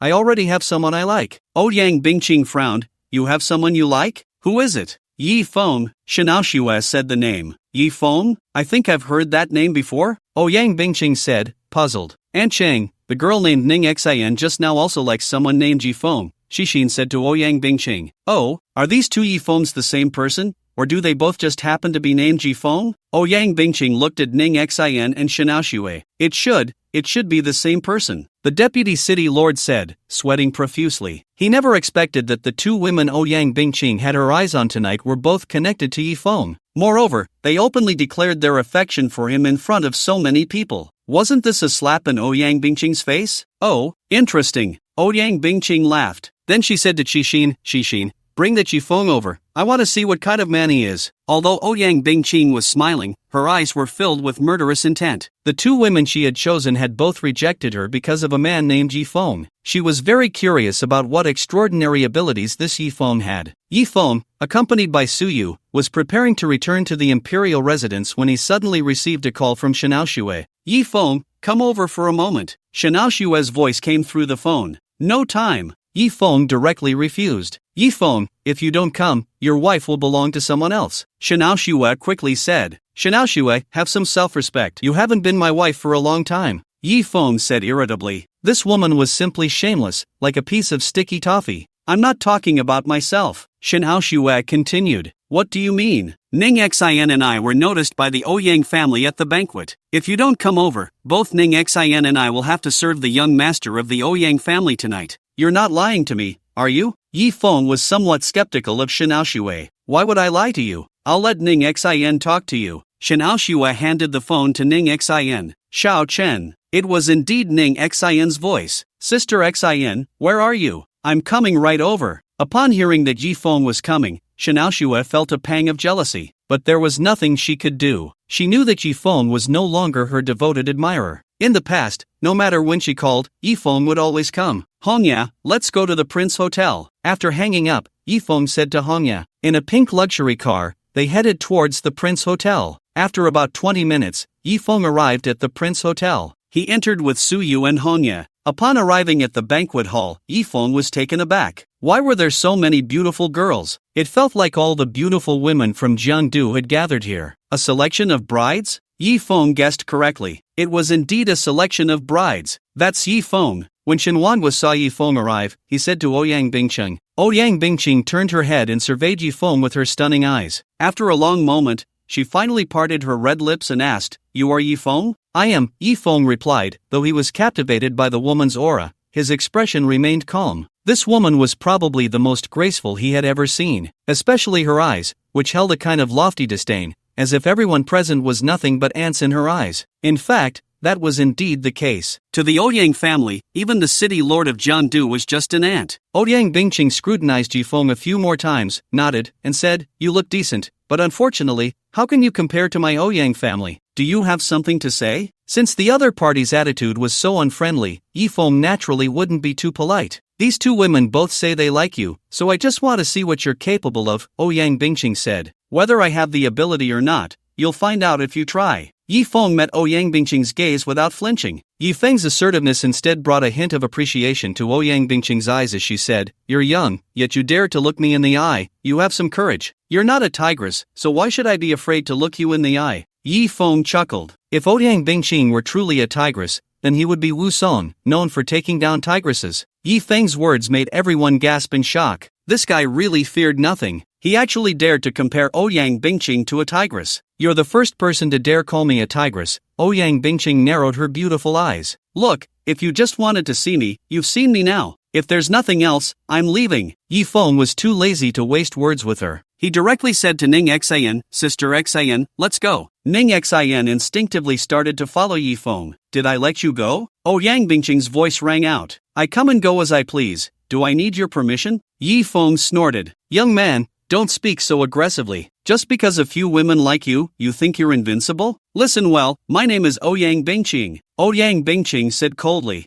"I don't care what your name is, don't provoke me, or I'll treat you the same," Yi Feng declared with dominance. Yi Feng's words once again left countless people wide-eyed. Ouyang Bingqing was the most beautiful woman in the Dragon Kingdom. Although her husband died young, her admirers were spread all over the Dragon Kingdom. Even without using the power of the Ouyang family, there are thousands of extraordinary talents willing to die for her. However, Ouyang Bingqing has her eyes set high and looks down on everyone, remaining single all this time. It can be said that anyone who knows Ouyang Bingqing cannot help but like her. But to dare to say in front of Ouyang Bingqing that they want to do her, this is the first person. Although, Yi Feng's intention was not that. Sure enough, as soon as Yi Feng's words came out, Ouyang Bingqing instantly flew into a rage. "Xixin, give this ignorant brat a good lesson," Ouyang Bingqing coldly commanded. "Yes, Aunt Chang." Following the order, Xixin immediately charged at Yi Feng. "Yi Feng, be careful, she is from the Jinui," Shen Aoshue reminded. Hongye was the first to meet her. Soon, the two women clashed. However, after just 2 or 3 moves, Hongye was pushed back. It seemed that the opponent wasn't even trying seriously. As expected of the Jinui,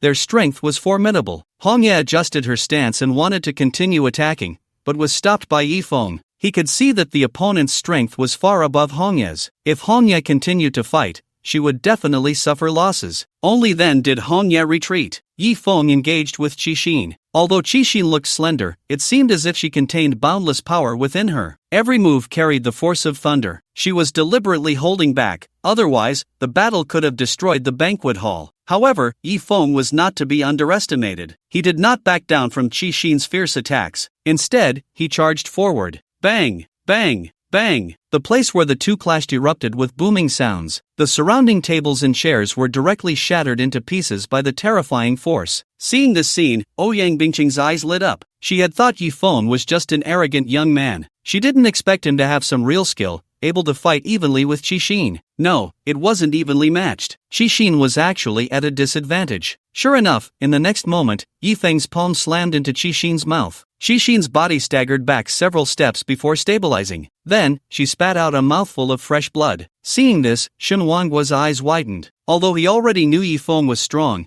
he didn't expect Yi Feng to actually defeat a member of the Jinui. The Jinui were the strongest official guards. Xixin, defeated, showed a look of unwillingness in her beautiful eyes. She was about to continue attacking Yi Feng. "Alright, Xixin, step back. You are not her match," Ouyang Bingqing narrowed her beautiful eyes and said. Although Yi Feng was arrogant and even called her a tigress, the strength he displayed made Ouyang Bingqing feel a bit of admiration for talent. Mainly, Yi Feng was very young, about the same age as her son. But compared to her son, who only knew how to drink and chase women, Yi Feng's strength was indeed worlds apart. At such a young age, he had strength not inferior to the Jinui. His talent was evident. Ouyang Bingqing stood up, her beautiful eyes scanning Yi Feng. After a moment, she spoke. "Yi Feng, I'll give you a chance. How about becoming my godson?" As soon as Ouyang Bingqing's words came out, the entire venue fell silent again. Ouyang Bingqing actually wanted to take Yi Feng as her godson? Yi Feng, quickly agree. This is a once-in-a-lifetime opportunity. At this moment, Shen Wanghu couldn't help but speak. It should be known that Yi Feng was now very strong, already making him look at him with new eyes. The only drawback was that Yi Feng's background was too weak. He had also offended the god of war, Tianqing. Although the god of war, Tianqing, couldn't focus on dealing with Yi Feng for now, once he arrived, it would be Yi Feng's death. But if Yi Feng could connect with the Ouyang family, with their influence, even the god of war, Tianqing, would have to think twice before acting against him. Becoming the godson of the most beautiful woman in the Dragon Kingdom? This was undoubtedly the dream of countless men. Unfortunately, Yi Feng didn't take it seriously at all. Seeing Yi Feng's indifferent expression, Ouyang Bingqing frowned and said, "What's wrong? Are you unwilling? Why should I be willing?" Yi Feng pouted. Do you know how many men in this dragon country want to be my godson? Ouyang Bingqing said incredulously. They are them, I am me. Besides, to be your godson, I'd have to call you mom. How about this, since you want to be related to me, you can recognize me as your godfather, Yifeng said with a wicked smile. Swish! As soon as Yifeng's words fell, everyone's gaze fell back on him.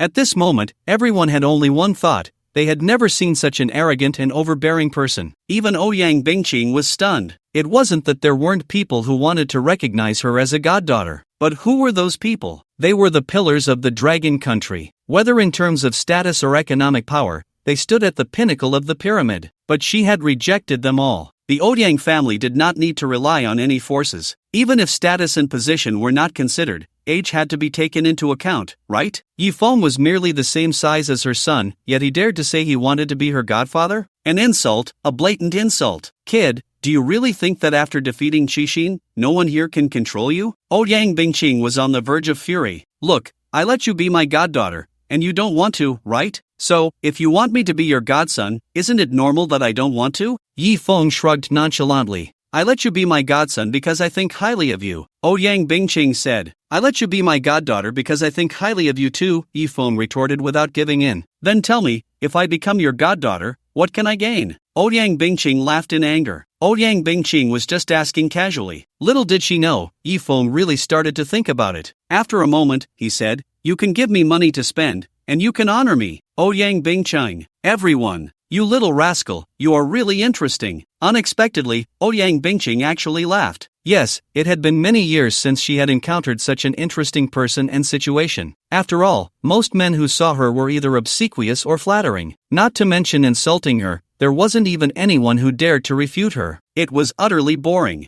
Yifeng's appearance made her feel a bit of interest. You old hag, you look pretty good when you smile. You should smile more, it makes you look younger. Yifeng said. Am I very old? Ouyang Bingqing frowned. Not very old, just like to use your age to assert authority, Yifeng pouted. Hee hee, little rascal, you are quite interesting. Today, I won't make it difficult for you, you can go. Ouyang Bingqing waved her hand. This scene once again stunned everyone. Ouyang Bingqing was actually letting Yifeng go? Then thank you. Yifeng directly took Ning Xian and left. I'm leaving too. Shen Aoshua quickly followed. Aunt Chang, are you really just letting him take them away? Isn't that embarrassing for you? Qixin found it hard to understand Ouyang Bingqing. Hee hee, daring to embarrass me is also a kind of face. Ouyang Bingqing waved her hand. Tonight, she had her eyes on the two, but they were both taken away by Yifeng. She lost interest. By the way, Xiao Jie's phone has been unreachable. Is something wrong? Qixin asked with some concern. Probably just having too much fun. Don't worry about him, Ouyang Bingqing said lightly, seemingly unconcerned about her son's safety. Hongye, you take Sister Xin back first. I have something to deal with, Yifeng said to Hongye in the Rolls Royce. Yes, young Master Yi, Hongye replied respectfully. What about me? Shen Aoshua pointed to herself. You have a car, so go back yourself. Yifeng said irritably. Yifeng, Shen Aoshua stomped her foot in anger. After Ouyang Bingqing left, the banquet hall quickly became desolate. Everyone was greatly disappointed, unable to get what they wanted. Ouyang Bingqing followed Qixin back to her room. Suddenly, a large group of masked men in black rushed out from the hallway. Who are you? Ouyang Bingqing frowned and asked the men in black. People here to take your life. The men in black did not elaborate, directly brandishing sharp knives and charging at the two. Qixin immediately stepped forward. Qixin's strength was still very formidable. In just 1 minute, he had knocked down all the dozen or so men in black. A bunch of rats. Qixin showed no gratitude. He then took Ouyang Bingqing back to her room. Just as he opened the door and stepped inside, Qixin's body was suddenly sent flying out. Boom! His body crashed violently against the wall, shaking the cement wall intensely. Aunt Qing, be careful, they're experts. Qixin struggled to get up, but Ouyang Bingqing walked straight in. Once inside the room, she saw two men sitting there, drinking tea. The very cup that had sent Qixin flying was in their hands. The power of just one teacup was terrifying. The strength of these two men was evident. They looked particularly strange. One was as strong as an ox, standing nearly 2 meters tall, with muscles bulging like granite. The other was small and thin, barely 1.4 meters tall, resembling a skinny monkey. The twin fiends, it's you two. Ouyang Bingqing squinted at the two. Hee hee, since you know it's us, Madame Ouyang, then please surrender quietly, Kikik. The thin monkey's rat-like eyes glinted with malice. His gaze swept over Ouyang Bingqing, filled with aggression. No wonder she was known as the most beautiful woman in the Dragon Country. Her looks and figure were unmatched, even compared to an 18-year-old girl. Ouyang Bingqing was naturally aware of the notorious twin fiends. These two brothers were known for their cruelty, especially in torturing beautiful women. Every woman who died at their hands suffered inhuman torment. Their brutality surpassed even that of the Black and White Impermanents. It was unexpected that she had just arrived in Jiangdu and was already targeted by the twin fiends. Madame Ouyang, you have only yourself to blame for being so high-profile, the giant sneered. If Ouyang Bingqing had been a bit more low-key, perhaps they wouldn't have found her so quickly. But Ouyang had chosen to select a consort at the Prince Hotel, which was like delivering herself to them. You have some nerve to dare to attack someone from the Ouyang family. At that moment, Qixin finally walked in slowly, looking seriously injured. I admit,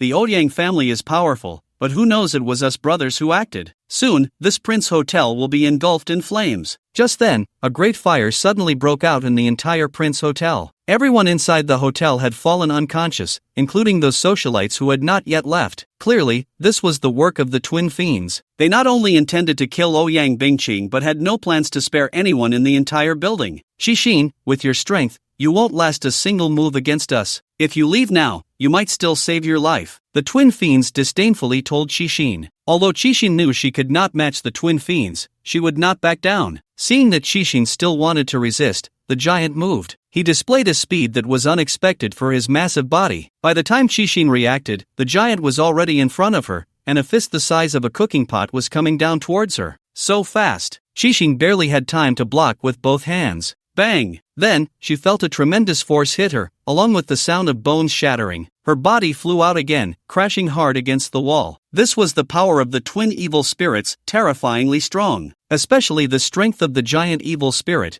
which reached an unbelievable level. Just as the Prince Hotel was engulfed in flames, a figure rushed inside. He was like a flash of lightning, quickly carrying out the unconscious people from the hotel. This figure was none other than Yifeng, who had just left. When he had walked away, he sensed two extremely evil auras within the building. Fearing something might happen, he turned back. Sure enough, trouble had arisen. Fortunately, due to Ouyang Bingqing's presence, most people were in the lobby on the first floor, saving Yifeng a lot of trouble. But the fire was beyond saving. What happened? Yifeng pinched Lin Ruoshi among the crowd, and she immediately woke up. As the owner of the hotel, she was naturally present. I don't know, I just suddenly fainted. Quick, put out the fire, Lin Ruoshi exclaimed as she realized the hotel was on fire, immediately wanting to help. Don't save it, it's too late. Yifeng grabbed Lin Ruoshi. She looked at the Prince Hotel, which was already more than half consumed by flames, and knelt down in pain. The Prince Hotel was her greatest effort and the key to the rise of the Lin Group. If the Prince Hotel was gone, the Lin family would suffer a huge blow. Madame Ouyang is still inside.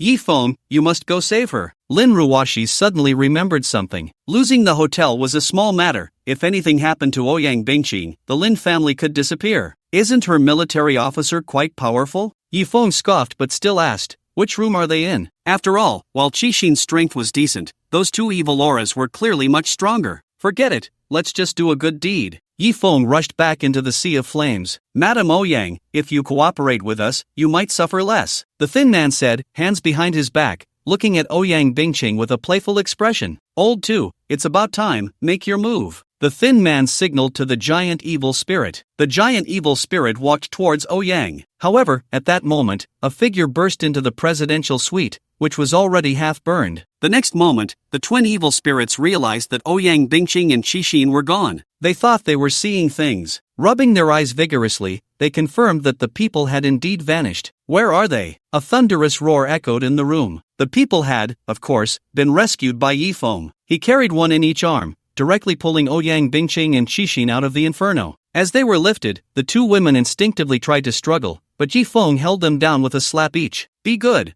we're almost out. Outside the hotel, Lin Ruoshi waited anxiously. Finally, she saw Yifeng carrying the two women out and collapsed to the ground like a deflated balloon. Thank you, cough cough, Qixin said while coughing, thanking Yifeng, her cheeks slightly flushed. This guy had just, and not only was he rude to her, but also to Ouyang Bingqing. At that moment, both Qixin and Ouyang Bingqing had their fair skin smeared with dirt, looking quite disheveled, yet both had a hint of shyness, especially Ouyang Bingqing, who was still in shock from being slapped by Yifeng. The impact of that moment was even stronger than the appearance of the twin evil spirits. "No need to thank me. If you want to thank someone, thank President Lin. She's the one who asked me to save you." Yifeng waved his hand, passing the favor to Lin Ruoshi. He knew that this time Lin Ruoshi would definitely suffer heavy losses, but if he could gain the gratitude of the Ouyang family, perhaps it could turn into a blessing in disguise. "Who are they?" At that moment, outside, people suddenly saw two figures, one tall and one short, rushing out from the sea of fire. It was the twin fiends. They immediately spotted Ouyang Bingqing and Qixin standing outside, a flash of rage appearing in their eyes. Originally, they had planned to quietly eliminate Ouyang Bingqing, but now it seemed impossible. However, the mission had to be completed. Fortunately, many of Ouyang's family guards had arrived. "Protect the lady." There were nearly 100 of them, including black bodyguards and many martial artists, all of whom were powerful. "Protect? Can you really protect her?" The twin fiends let out a sinister laugh and charged forward. The bodyguards immediately tried to block them,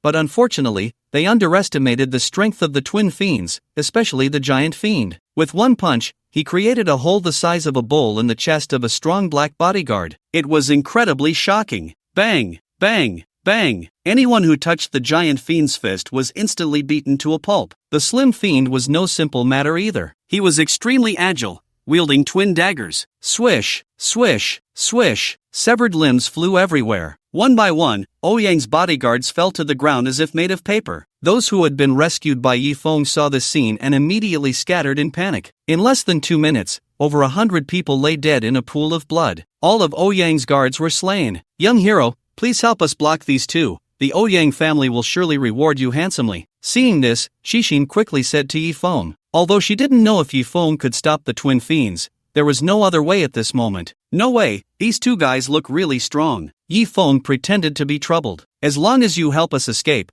you will be a great benefactor to the Ouyang family." Qixin continued. Yifeng pondered for a moment and said, "If you want me to help, it's not impossible, just call me Godfather." "You?" Qixin's eyes widened. "What? Not willing? Then I'm leaving," Yifeng said, about to walk away. "Fine, I'll call you Godfather, is that okay?" Qixin said angrily. But Yifeng showed no intention of moving. "Yifeng, what do you mean? I've already called you Godfather." "She hasn't called yet." Yifeng pointed at Ouyang Bingqing. "Yifeng, don't go too far." Qixin was a bit angry. "Am I going too far? Are you going to call or not? If not, I'm leaving." Yifeng pretended to leave again. However, Ouyang Bingqing was somewhat resolute and really didn't call out. "Aunt Qing, why don't you just call him? A wise man doesn't suffer losses in front of him." Qixin had to persuade Ouyang Bingqing. Ouyang Bingqing looked at the man in his 20s with a mischievous glint in his eyes. She knew that whether she could survive today might depend entirely on this man. But calling a young punk Godfather was something she just couldn't bring herself to do. Yet if she didn't call, she would die. Seeing the twin fiends getting closer, Ouyang Bingqing steeled her heart and said,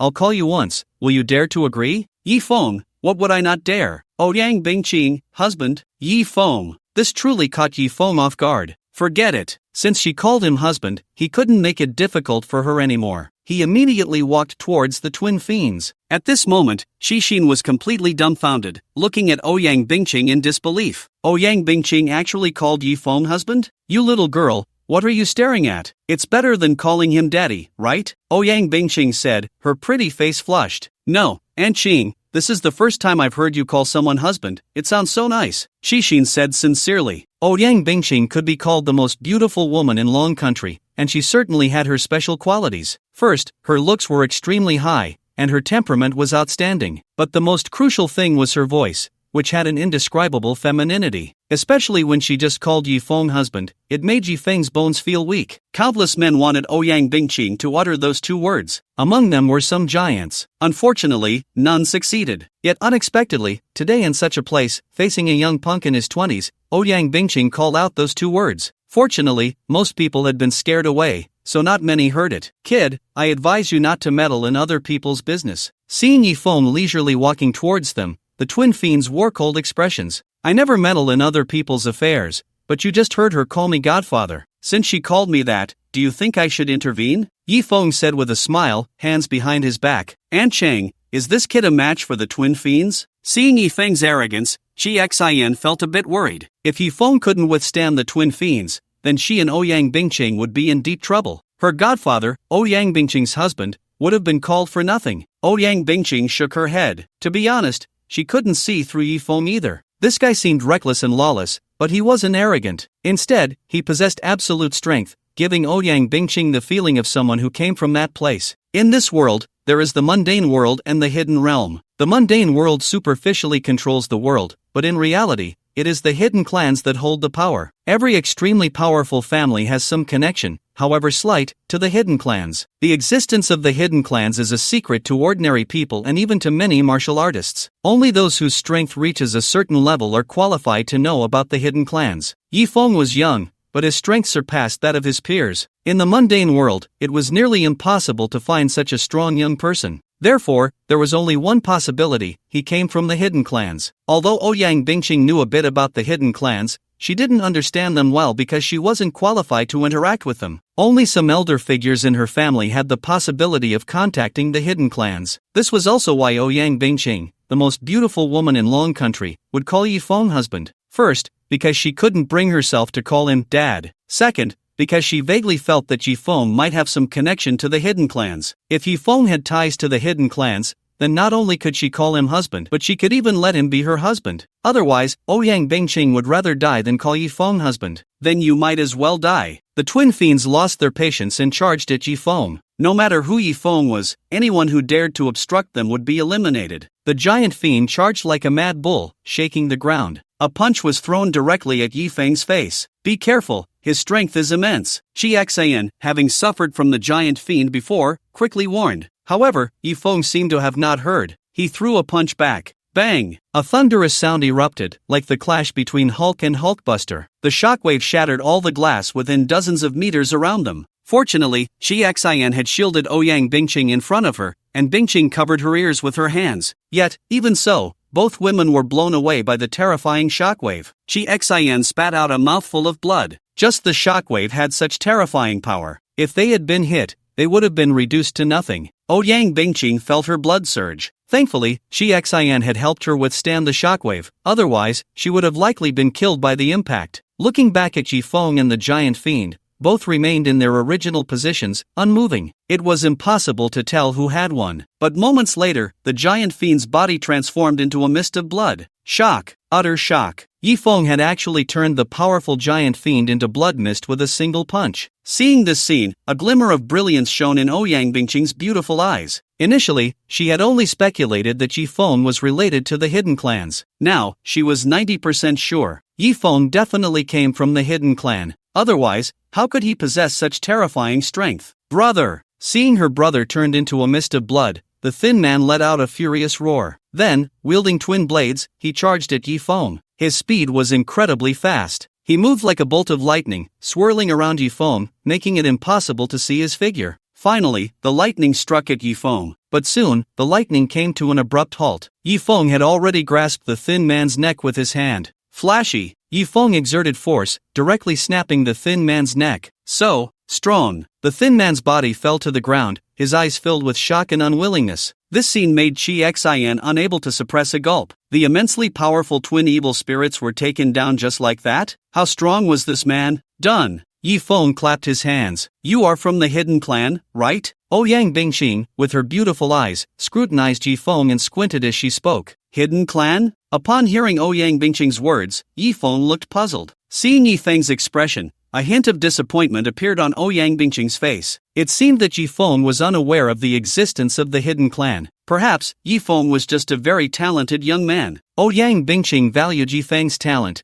but even more so the connections behind him with the hidden clan. Every hidden clan, even the one that struggled the most, was like an insurmountable mountain to the mundane world. What? Do you really hope I'm from the hidden clan? Yifeng squinted his eyes. It doesn't matter. Even if young Master Yi is not from the hidden clan, today, you saved my life. In the future, if you need anything from the Ouyang family, I, Ouyang Bingqing, will not hesitate. Ouyang Bingqing said softly. For some reason, at that moment, Ouyang Bingqing's gaze held a hint of sadness. That faint sadness made Yifeng feel a twinge of heartache. What? If I'm not from the hidden clan, can't I help you solve your troubles? Yi Feng frowned slightly. Young Master Yi, my troubles, you cannot solve. Ouyang Bingqing sighed. That sigh shattered Yi Feng's heart. It turned out that such a beautiful woman from such a powerful family also had her worries. Indeed, Ouyang Bingqing's troubles came from the hidden clan. No, it shouldn't even be called troubles. It should be called a nightmare. Just then, a servant, with a face full of fear, ran up to Ouyang Bingqing. Madam, no, it's bad. What happened? Ouyang Bingqing retracted the disappointment in her eyes and asked, Young Master Jia, Young Master Jia. The servant seemed unable to continue speaking and instead gestured for something to be brought over. It was Ouyang Jia's corpse, little Jia. Upon seeing Ouyang Jia's body, Shi Xian was completely stunned. Ouyang Jia was actually dead. Ouyang Bingqing was also frozen, as if turned to stone. Who killed little Jia? Shi Xian grabbed the servant by the collar and roared. Seeing this scene, Yi Feng was also in shock. He is your son? Yi Feng looked at Ouyang Bingqing and asked. Yes. Ouyang Bingqing nodded. Yi Feng swallowed hard. He hadn't expected that the young Master Jia he killed was actually Ouyang Bingqing's son. But how could such a beautiful Ouyang Bingqing give birth to such an ugly son? It is.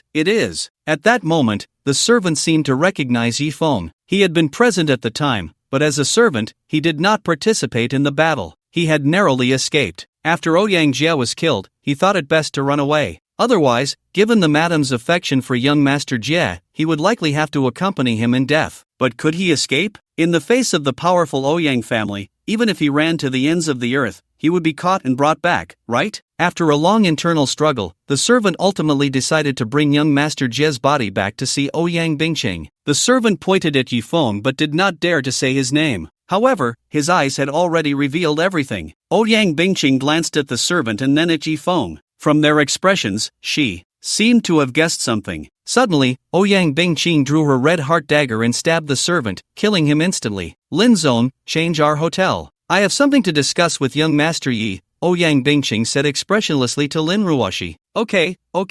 Lin Ruoshi quickly contacted other hotels. Although the Prince Hotel had been burned down, serving this goddess, Ouyang Bingqing, was still a priority. Soon, Ouyang Bingqing, the Red Heart, Yi Feng, and the body of Ouyang Jia were taken to another star-rated hotel of the Lin Group. Although it was not as high-end as the Prince Hotel, it was still a top-tier hotel. At that moment, everyone fell into silence, including the Red Heart. She seemed to have guessed something. Yi Feng actually killed Ouyang Jia? This was too much of a twist of fate. Yi Feng's face was filled with bitterness. Originally, if possible, he wanted to help Ouyang Bingqing resolve her troubles. But unexpectedly, he had ended up killing someone else's son. Although he was not afraid of Ouyang Bingqing, he seemed unwilling to see the first beauty of the Dragon Kingdom looking sad. At this moment, Ouyang Bingqing's face showed no change in expression, making it impossible to tell whether she was sad or happy. After a long while, Ouyang Bingqing spoke. Red Heart, you go out first. I want to talk to young Master Yi alone. Aunt Xing. Red Heart was reluctant to leave. She was afraid Ouyang Bingqing would do something outrageous. With Yi Feng's strength, no one could stop him. Get out, Ouyang Bingqing commanded. Yes, Red Heart finally left the room. Only Yi Feng and Ouyang Bingqing remained. At this moment, Yi Feng didn't know what to say. The enmity of killing his son was irreconcilable. I didn't know he was your son. After a long silence, Yi Feng was the first to speak. As soon as he finished speaking, Ouyang Bingqing rushed towards him. Yi Feng did not dodge. After all, Ouyang Bingqing could not harm him.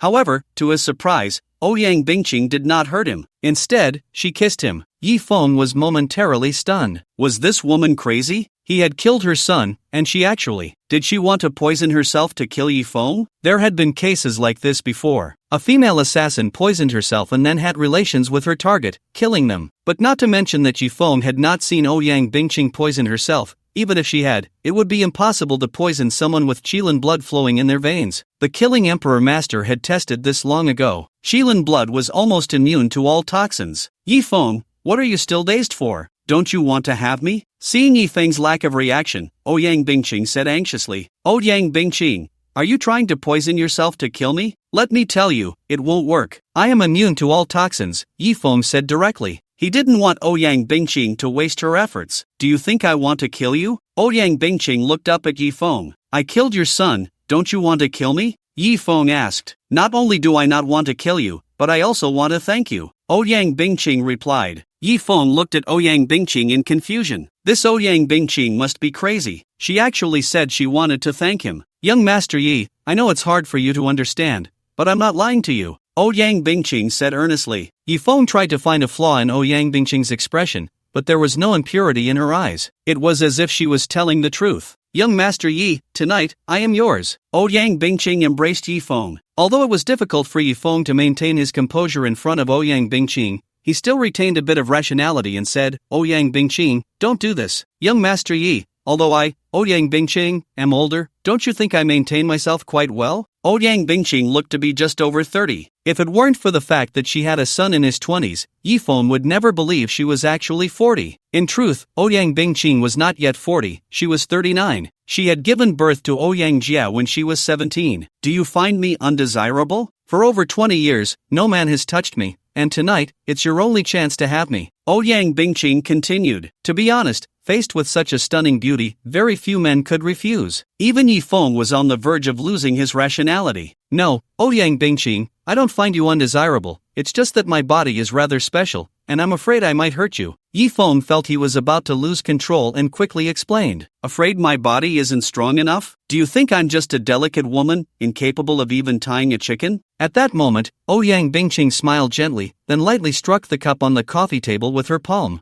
Boom! The cup shattered into pieces. A master. Moreover, a celestial master. When Yi Feng saw this scene, he was stunned. He never dreamed that Ouyang Bingqing was so powerful. His heart was filled with confusion. If Ouyang Bingqing was a celestial master, then the twin evil spirits should pose no threat to her. I have never shown my martial prowess in front of anyone. You are the first to know I possess celestial master strength, Ouyang Bingqing said. Now, are you still afraid of hurting me? Ouyang Bingqing whispered softly in Yi Feng's ear. If she was a celestial master, she shouldn't be injured, right? The last trace of Yi Feng's concern vanished. Yi Feng, this is all I can give you, please accept it, Ouyang Bingqing said, reaching to unzip her dress. Yi Feng could no longer. An hour later, Ouyang Bingqing lay in Yi Feng's arms like a little kitten. Although she was indeed uninjured, she felt as if her body was about to fall apart. Why did you change like that just now? Ouyang Bingqing asked, her face filled with satisfaction. I said I transformed from a qilin, do you believe me? Yi Feng replied. Hee, are you saying you're actually a beast? Ouyang Bingqing chuckled. Pretty much, Yi Feng casually said. He felt that the version of himself that was present then was not much different from a beast. Ouyang Bingqing gently caressed Yi Feng's body and said softly, little man, you are so special, it's a pity you're not from the hidden clan. What a pity, what a pity. Ouyang Bingqing repeated, what a pity 3 times. You keep mentioning the hidden clan. What kind of existence is it? Yi Feng couldn't help but ask. The hidden clan is a transcendent existence. I am a celestial master, already a top expert in the mundane world, but to the hidden clan, celestial masters are nothing at all. Ouyang Bingqing sighed. Do you have a grudge against the hidden clan? Yi Feng asked. A wave of deep hatred surfaced in Ouyang Bingqing's eyes. She continued, little man, do you know why, after you killed my son, I not only don't hate you but also want to give myself to you? I don't know, Yi Feng shook his head. To be honest, he was still completely bewildered. It couldn't be that because he killed Ouyang Bingqing's son, she wanted him to bear her a child as compensation? Although that was not impossible, after all, she had raised Ouyang Jia for so many years. There must have been feelings involved. After a long while, Ouyang Bingqing slowly said, actually, Ouyang Jia was not born of my husband and me. Hearing Ouyang Bingqing's words, Yi Feng was completely stunned. Everyone knew that Ouyang Bingqing was a widow, that her husband had died. But in reality, her husband was not dead, she simply had no husband. Her child was born from an assault by a member of the hidden clan. At that time, Ouyang Bingqing was only 16, in the prime of her youth. Bearing the halo of the Ouyang family, she became the center of attention wherever she went, a rare gem among thousands. At that time, the men pursuing her could be counted from long way to foreign lands. Yet, this proud daughter of heaven was actually bullied by an ugly man. She vowed to use all the power of the Ouyang family to ensure he received the punishment he deserved. However, when she brought her father to confront him, not only did he refuse to give her an explanation, but he also killed her father on the spot. It turned out that he was a member of the hidden clan. Therefore, his punishment was merely to be taken back to the hidden clan and forbidden from appearing in the world for 3 years. The proud daughter of the Ouyang family was bullied, and the head of the Ouyang family was murdered. The other party was only confined for 3 years. This was the punishment he received. At that moment, Ouyang Bingqing finally realized how powerful the hidden clan was. Even if they did something wrong, they would not be punished. The most terrifying thing was that Ouyang Bingqing discovered she was pregnant. She wanted to terminate the pregnancy but received a message from that man sent to the Ouyang family. If she dared to abort the child, he would ensure the destruction of the Ouyang family. Ouyang Bingqing was filled with hatred, wishing she could commit suicide. But for the sake of her family's survival, she could only endure and give birth to the child of the man who had bullied her. Moreover, she would raise him. Ouyang Bingqing, who was stunningly beautiful, found that her child had inherited the other party's genes, growing up dark and ugly. Every time she saw him, Ouyang Bingqing wished she could kill him with her own hands. But she knew what the consequences would be if she did. So, she indulged him in everything. He liked women, so she found women for him everywhere. She never cared if he went wild in nightclubs. She spoiled Ouyang Jie to the heavens. No matter what bad things Ouyang Jie did, she would always cover for him and tell him that as her son, he could do as he pleased. It wasn't because she loved Ouyang Jie so much, it was just to let him become arrogant and lawless. One day, Ouyang Jie would bring about his own destruction. This was the only way Ouyang Bingqing could think of to take revenge. However, Ouyang Jie seemed to have good luck. No matter how he misbehaved or bullied others, he had never faced any punishment. His arrogance grew stronger. He killed people on the street and forcibly took women. He committed every kind of evil. Ouyang Bingqing watched all of this. Not only did she not intervene, but she also supported him. To hasten Ouyang Jie's demise, she even actively found women for him, hoping that one day he would die in a woman's womb. But Ouyang Jie just wouldn't die. This made Ouyang Bingqing wish she could take matters into her own hands. Until today, Yi Feng killed Ouyang Jie. At that moment, Ouyang Bingqing was stunned. She couldn't believe that happiness had come so suddenly. Little man, do you know what it feels like to have the enemy's child right in front of you, yet you can't take revenge and have to treat him like a revered ancestor? He's finally dead. He's finally dead. Ha ha ha. To take revenge, I secretly trained and sought various ways to become stronger. I became a master, a member of the Earth sect and the Heaven sect. But in front of the hidden clan, it was still far from enough. No matter how strong I became, they would always become stronger than me. Ouyang Bingqing laughed heartily, but as she laughed, tears began to fall. For revenge, she had endured for over 20 years. From a blossoming young girl, she had turned into a middle-aged woman. She should have felt the thrill of revenge, but it seemed she did not. After all, he was her own flesh and blood. To be fair, Ouyang Jie had done nothing wrong, but Ouyang Jie looked too much like his father. Every time she saw Ouyang Jie, Ouyang Bingqing couldn't help but remember that day she was bullied. That day, his father was beaten to death by the hidden clan.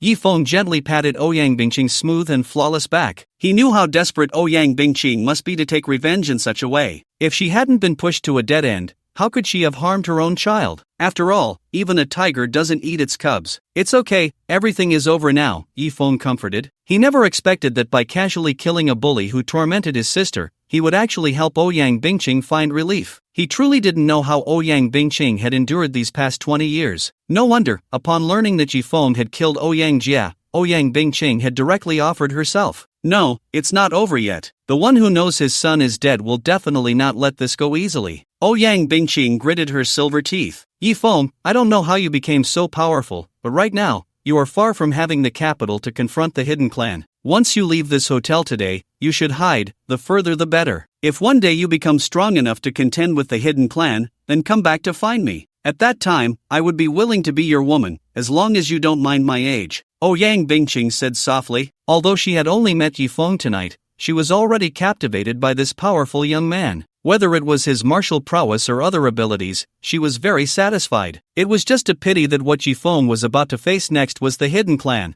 an opponent that was absolutely impossible to defeat. Looking at the stunning figure in his arms and the worry in her eyes, Yi Feng chuckled. How do you know I can't contend with the hidden clan right now? Yi Feng, I know you are strong to the point of being incomprehensible, but please believe me, the hidden clan is truly not something an ordinary person can understand, Ouyang Bingqing said. I am not something an ordinary person can understand either, Yi Feng replied lightly. Having too much anger is not a good thing, Ouyang Bingqing said, somewhat annoyed that Yi Feng wasn't listening to her advice. Yi Feng replied, there's nothing I can do, I'm young, and my anger is just strong. Is that so? Let me see just how strong you are, Ouyang Bingqing said as she flipped over. 2 hours later, Yi Feng walked out of Ouyang Bingqing's room. He felt quite helpless about the wild actions between him and Ouyang Bingqing. Ever since he tasted forbidden fruit with Bai Wuchang, he found it increasingly difficult to control himself regarding such matters. No wonder, when he was leaving, the killing emperor had told him that if he really couldn't hold back, he should go find his senior sisters. Now it seemed that the killing emperor must have anticipated that the Qilin fire within him was about to go out of control, which was why he let him descend the mountain. However, he hadn't met any of his senior sisters yet,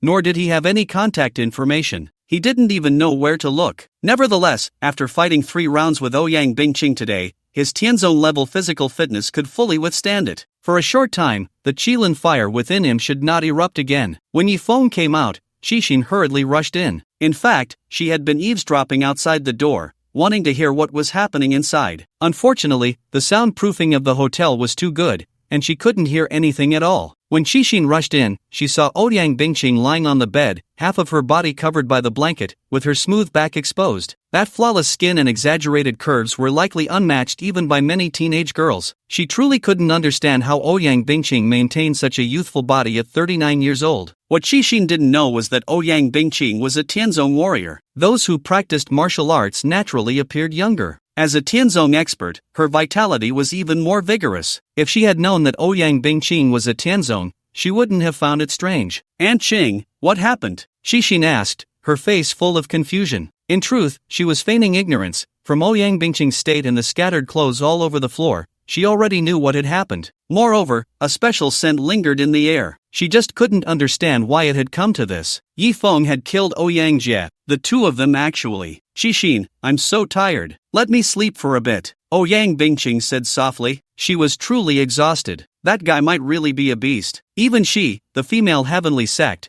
was almost shaken apart. "All right." Xixin didn't ask further, walked over, and tucked Ouyang Bingqing in. Just as he was about to leave, Ouyang Bingqing's voice rang out again. "Xixin immediately announced to the outside world that Yifeng killed my son. The Ouyang family will seek revenge at all costs." Upon hearing Ouyang Bingqing's words, Xixin was almost dumbfounded. What was going on? Just a moment ago, they were playing poker, and now they were talking about seeking revenge at all costs. Could it be that this was the legendary ruthless extraction? To be honest, Xixin completely couldn't understand the current plot. "Little man, if you really have the ability, first get past the Ouyang family." On the bed, Ouyang Bingqing slowly fell into a deep sleep. Yifeng had just walked out of the room not long ago when he saw a stunning woman being supported by a middle-aged man with a big belly, being led into a hotel. "You, who are you? Let go of me." The beauty seemed to want to struggle. "I'm your husband, we're almost home. Be good, listen to me." The big-bellied man forcibly tried to take the beauty into the room. "No, you're not my husband. I don't have a husband," the beauty continued. Unfortunately, her body was no longer under her control, and she was directly shoved into the room by the big-bellied man. "Mr. Lee, didn't we sign a contract? Why did you bring me to a hotel?" The beauty clearly felt a bit disoriented. "Right, it's about signing a contract. The contract is in the hotel," the chubby Li Mingwei chuckled. He then closed the door. Inside the room, there were actually 2 men waiting. Seeing this scene, the beauty finally understood. "You, let go of me. I want to leave." The beauty tried to break free from Li Mingwei's grip, but at this moment, she was feeling extremely dizzy and couldn't escape at all. "Mr. Zhang, if you leave now, how will you sign the contract?" "Look, Mr. Du and Mr. Me are all waiting for you to sign." Li Mingwei chuckled and directly lifted the woman, throwing her onto the bed. At this point, the beauty could no longer tell east from west and could only be at their mercy. "Mr. Lee, will she report us afterward?" One of the men seemed a bit worried.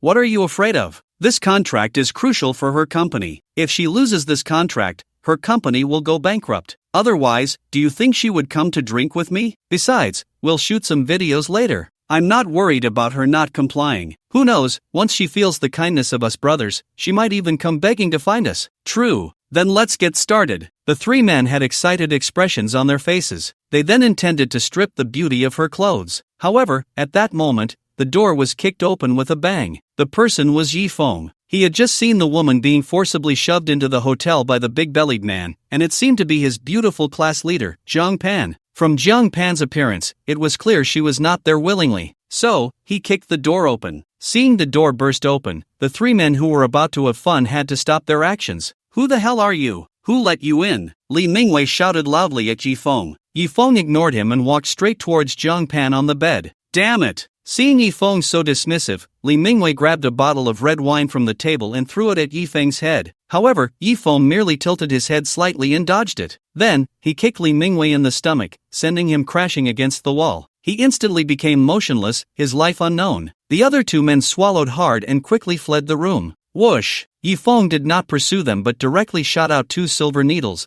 piercing them into the opponent's lower backs. From then on, these two would completely lose a certain function. Yifeng came to the bedside and shook the beautiful class leader, Zhang Pan. Class leader, Yifeng called softly. Today, Zhang Pan was dressed in professional attire, a light blue blazer over a white shirt and a fitted skirt, with long, straight legs clad in black stockings. On her feet were a pair of 7-centimeter red-soled black high heels, exuding the allure of a career woman. Perhaps due to having had some drinks, her small face was flushed, making her look irresistibly biteable. Yifeng knew that Zhang Pan had probably drunk too much and was about to help her up. However, the girl wrapped her arms around his neck. Yifeng, it's you! Zhang Pan relaxed as she suddenly recognized him. It's me, class leader, you've had too much to drink. Yifeng placed his palm on Zhang Pan's back, preparing to help her expel the alcohol from her system. To his surprise, Zhang Pan grabbed his hand and moved it to the front. Instantly, a sensation like cotton candy washed over him.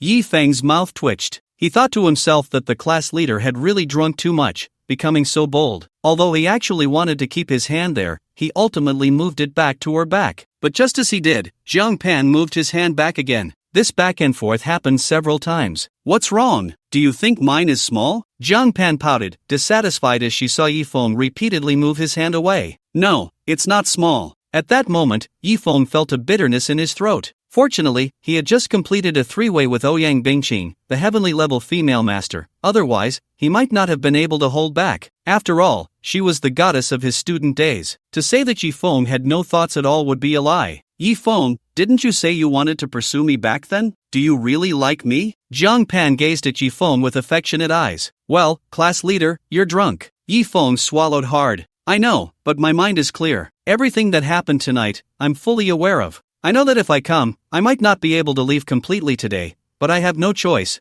This contract is too important. Without this contract, the company might not be able to operate. Yifeng, I'm so tired. I know that these men are all after my body, using the excuse of signing contracts to get to me, but if I don't let them succeed, the contract won't be signed. But I don't want to. I don't want to give my pure body to these scumbags. Yifeng, tell me, what should I do? If only I weren't pure, then I wouldn't be at a loss. As she spoke, 2 lines of clear tears flowed from Zhang Pan's eyes. As a beautiful woman, her career didn't always go smoothly. To succeed, one must understand sacrifice. Those filthy men would try every trick in the book to get her on board. Wanting to protect herself while also achieving career success was difficult, too difficult. Especially for a woman without a background, it was even harder. Zhang Pan had faced many challenges along the way, even being deceived by partners. She had been struggling to hold on, but she felt that she was really about to break. She knew that as long as she opened her legs, she would have a steady stream of orders. Her company could easily climb several levels, but she couldn't get over that mental hurdle. Once, she believed that as long as she worked hard enough, there was nothing she couldn't achieve. But reality told her that 10 or 100 times of effort couldn't compare to the effect of opening her legs just once. Yifeng, do you like me? If you really like me, I will agree to be your girlfriend. Zhang Pan looked at Yifeng with affectionate eyes. At that moment, she seemed drunk, but in reality, she was not. At the last class reunion, Yifeng's chivalrous assistance had already struck a chord in the heart of the beautiful class monitor. Yifeng, why don't you take me? Once I lose this pure body, perhaps the road ahead will be easier to walk. Rather than let those scummy men have me, I'd rather be with you. The beautiful class monitor's eyes were filled with tears. This made Yifeng feel an immense pain in his heart. The former Zhang Pan was sunny, beautiful, and full of confidence. Now, Zhang Pan was still beautiful, even more mature, but her eyes always held a hint of sadness. She gazed at Yifeng with longing. She wanted to take that final step through him. As long as her body was no longer pure, she believed she would face those greasy men with more composure in the future. It wasn't that she didn't want to remain virtuous, it was just that as a powerless and insignificant person, success seemed almost impossible. This harsh reality had already paved the way for her while simultaneously blocking her path. Class monitor, you're drunk. Yifeng forcibly placed his hand on Zhang Pan's back. As he infused his internal energy, a mist began to rise from the top of her head. Her gaze also became clearer. In fact, if Yifeng were a bit shameless, he could have taken this goddess from his school days right then and there without any responsibility. But in the end, reason triumphed over evil thoughts. If he really did that, what would be the difference from a beast? Zhang Pan's actions were mostly due to the influence of alcohol. Alright, class monitor. A few minutes later, Yifeng released his hand. The alcohol in Zhang Pan's system had been completely expelled by him. Yifeng, you're such an idiot, Zhang Pan said, feeling her clarity returning. Class monitor, I know you're struggling. From now on, let me protect you, Yifeng said solemnly. However, as soon as he finished speaking, a mocking voice rang out. You probably can't protect her. At that moment, the recently departed General Du and General Mi returned to the room, followed by several hotel security guards. It's this bastard who injured General Li. Look, General Li isn't moving. He can't be dead, right? The security guards immediately rushed forward to check. They found that Li Mingwei was merely unconscious and not dead. Kid, who told you to fight here? The head of security asked Yifeng with a stern face. I can hit whoever I want. What business is it of yours? Yifeng sneered. Clearly, he could see that these security guards were completely subservient to the two generals. General Mi and General Du were the superiors of this hotel, and the security guards were naturally eager to please them. Kid, are you looking for death? The security guard brandished an electric baton, ready to come up and deal with Yifeng. Yifeng snorted coldly. In just a few moves, he took down 5 or 6 bodyguards. Seeing this, General Du and General Mi suddenly felt a bit intimidated. However, they still mustered their courage to speak to Zhang Pan. Zhang Pan, you don't want to sign the contract anymore? Upon hearing their words, Zhang Pan's expression changed slightly. The company was now at a critical juncture of survival. If she signed the contracts with these 3 generals, her company would be revived. But if she lost these 3 contracts,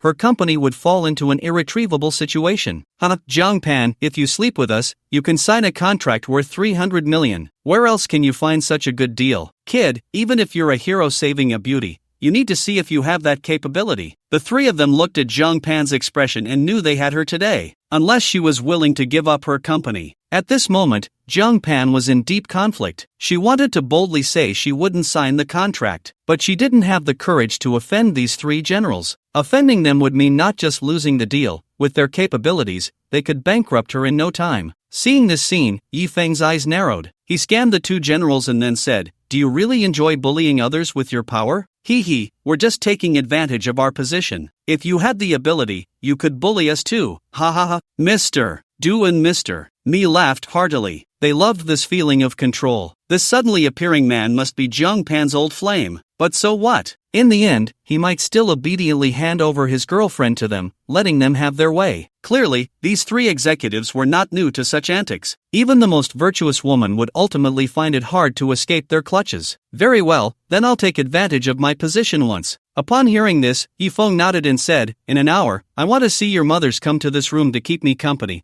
or your company will go bankrupt. Ha ha ha. Kid, are you out of your mind? You want my mother to keep you company? Who do you think you are? This is the biggest joke I've ever heard. Mr. Du and Mr. Mi both burst into wild laughter. Mr. Du, Mr. Mi, right? Yifeng looked at Zhang Pan and asked, Class monitor, what are their company names? Yifeng, what do you want to do? Zhang Pan looked at Yifeng with some confusion. Didn't I say? I want to take advantage of my position once, you just need to say it. Yifeng replied. Mr. Du's company is called Sun Company, valued at 1 billion, and Mr. Mi's company is called Rice Company, valued at 1.5 billion. Alright, kid, I'll just sit here and watch how you make my company go bankrupt. Kid, if you can't make my company go bankrupt, I'll make your girlfriend lose her purity. The 2 executives remained arrogant and domineering. Zhang Pan knew that this time, they had completely offended the 2 executives, and she couldn't help but feel worried. Don't worry. Yifeng gently held Zhang Pan's hand, signaling her not to be concerned. Yifeng took out his phone and called Chu Shenyuan. Master, do you want to play with Huan Huan? A mature and alluring voice came from the phone. How long will it take to make 2 companies valued under 20 billion go bankrupt? Yifeng asked over the phone. Oh, which blind fool dares to provoke the master? 20 billion?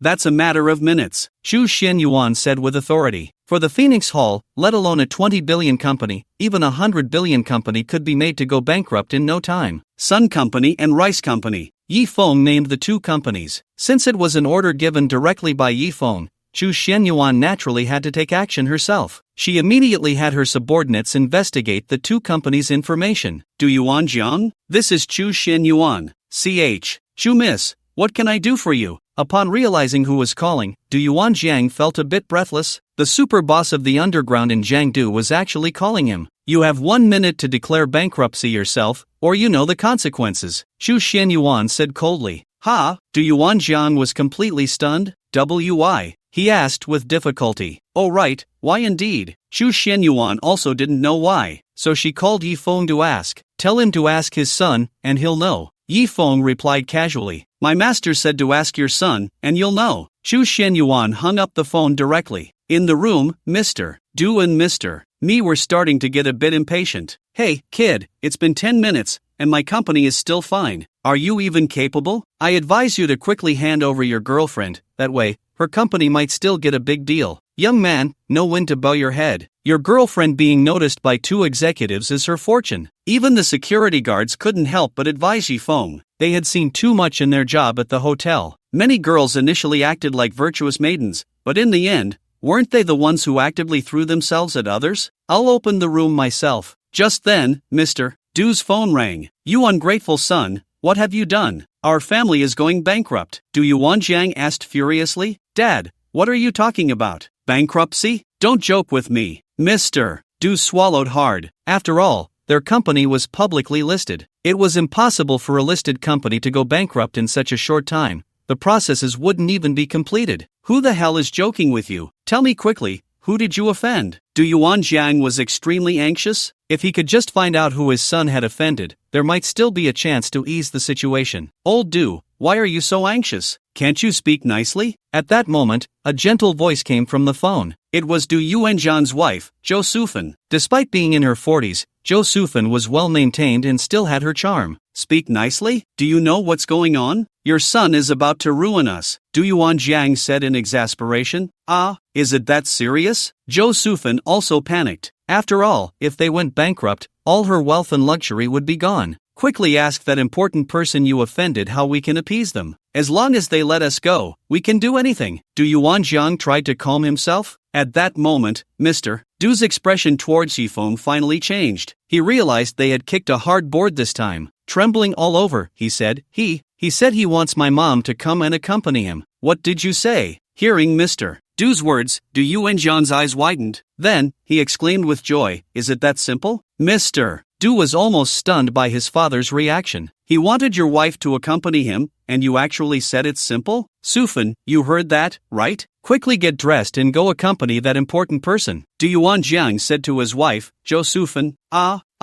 I'm your wife. How can you make me? Zhou Sufan looked at her husband in disbelief. What the hell? Do you want this wealth or not? If you don't want to become a beggar, just do it. Du Yuanjiang nearly shouted. Oh, well, fine. In the end, Zhou Sufan agreed. After all, she couldn't bear to lose her wealth and luxury. You ungrateful son, tell that important person that Sufan will come to accompany him right away, and he must show mercy and not let our company go bankrupt, Du Yuanjiang said to his son. Hearing his father's words, Mr. Du sat down on the ground in shock. He never expected to put his own mother in such a situation. No matter what happened between Yi Feng and his mother, it was a great humiliation for him. Mr. Du had just hung up when Mi's phone rang as well. The content was similar to Mr. Du's call. To appease Yi Feng's anger, he was willing to let his wife come and accompany Yi Feng. At this moment, it wasn't just about letting his wife come. If Yi Feng wanted to chat with his grandmother, he would even go to the cemetery to bring his grandmother out. Yi Feng was terrifying. Both Mr. Mi and Mr. Du collapsed to the ground, their gazes towards Yi Feng filled with fear. Meanwhile, Zhang Pan's beautiful eyes sparkled with brilliance. Her memory of Yi Feng was from the last time he helped her out of a predicament, as well as his marriage into the Shin family and the subsequent fall from the cliff. It was said that Yi Feng lived worse than a dog in the Shin family, but now, 3 years had passed, and Yi Feng had become so formidable. With just one sentence, he made the mothers of 2 once mighty CEOs come to accompany him. When she heard Yi Feng say he would bully others with his power, she felt anxious. After all, she was essentially betting everything she had. Now, she realized just how powerful this man was. Before long, the mothers of the 2 CEOs arrived, dressed to the nines. Upon seeing their useless sons, they immediately slapped them twice. They had seen sons who were a burden,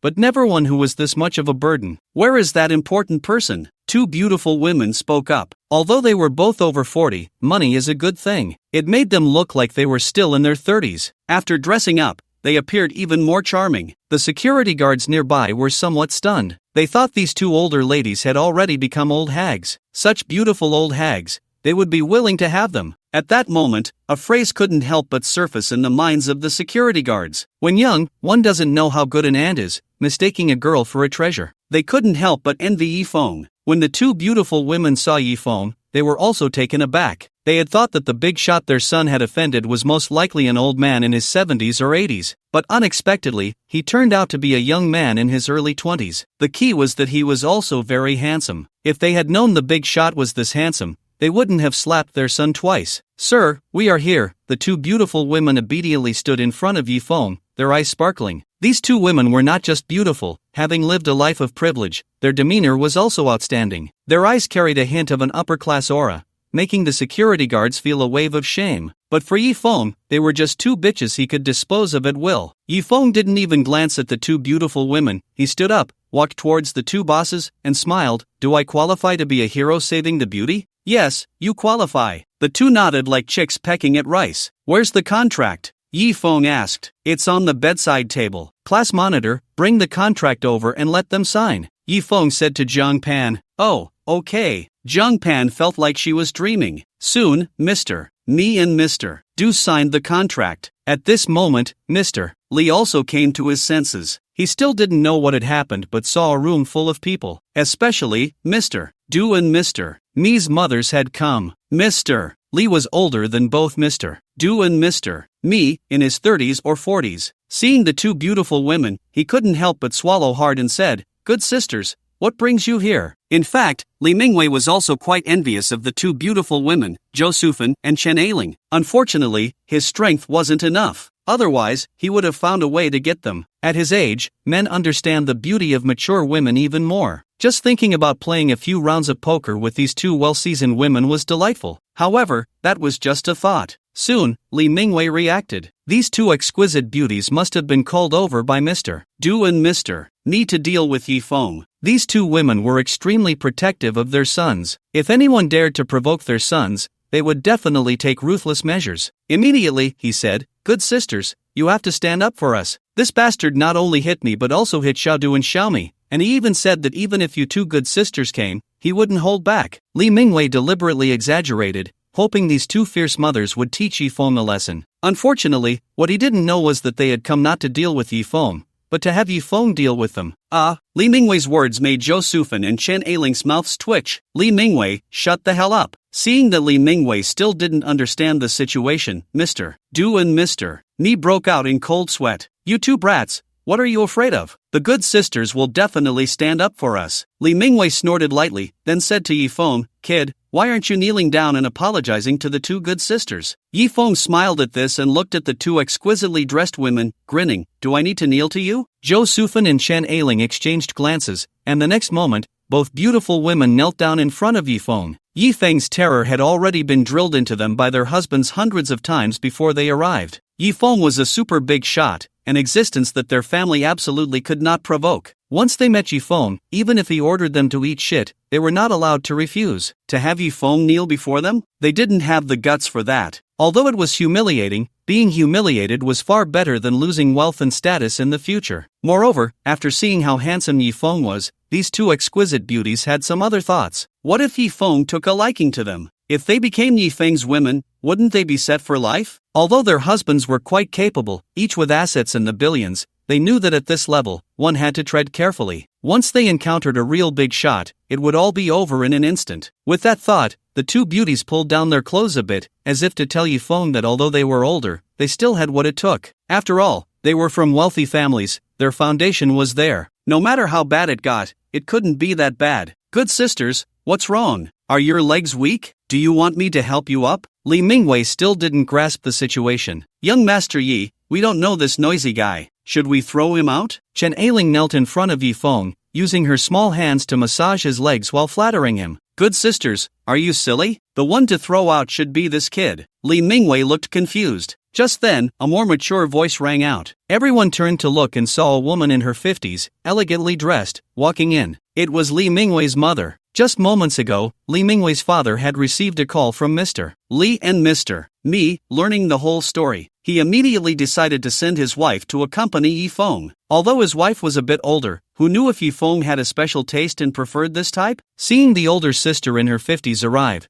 Jo Sufan and Chen Ailing both twitched their mouths. They thought, sister, you really shouldn't come and make a fuss. Although they were both in their 40s, thanks to technology and hard work, they managed to maintain a look of being in their 30s. But you were already in your 50s. No amount of technology could turn old meat into fresh meat. Mom, what are you doing here? Li Mingwei looked at his mother in confusion. Slap. The older sister directly slapped Li Mingwei across the face. Then, she knelt in front of Yi Feng, her face full of flattery, saying, Young Master Yi, I am Li Mingwei's mother, and I am here to accompany you. Please don't hold it against my son. Looking at the older sister pretending to be shy in front of him, Yi Feng felt a bead of sweat forming on his forehead. This time, it seemed like the act was a bit too much. Li Mingwei wanted to say something, but at that moment, Mr. Du and Mr. Li pulled him aside and quickly explained the situation to him. After hearing their words, Li Mingwei's forehead began to sweat. Yi Feng was too terrifying, wasn't he? With just one sentence, he had summoned their three mothers over. Young Master Yi, you can do whatever you want with us. The three aunts looked at Yi Feng with flirtatious eyes. After all, even if Yi Feng were an old man, they still had to serve him well. Moreover, Yi Feng was a young handsome man, making the three aunts nearly drool. Mr. Li, let's sign the contract. Yi Feng instructed Zhang Pan to bring the contract to Li Mingwei. Li Mingwei obediently signed the contract. Young Master Yi, you all take your time, we will leave first. After signing the contract,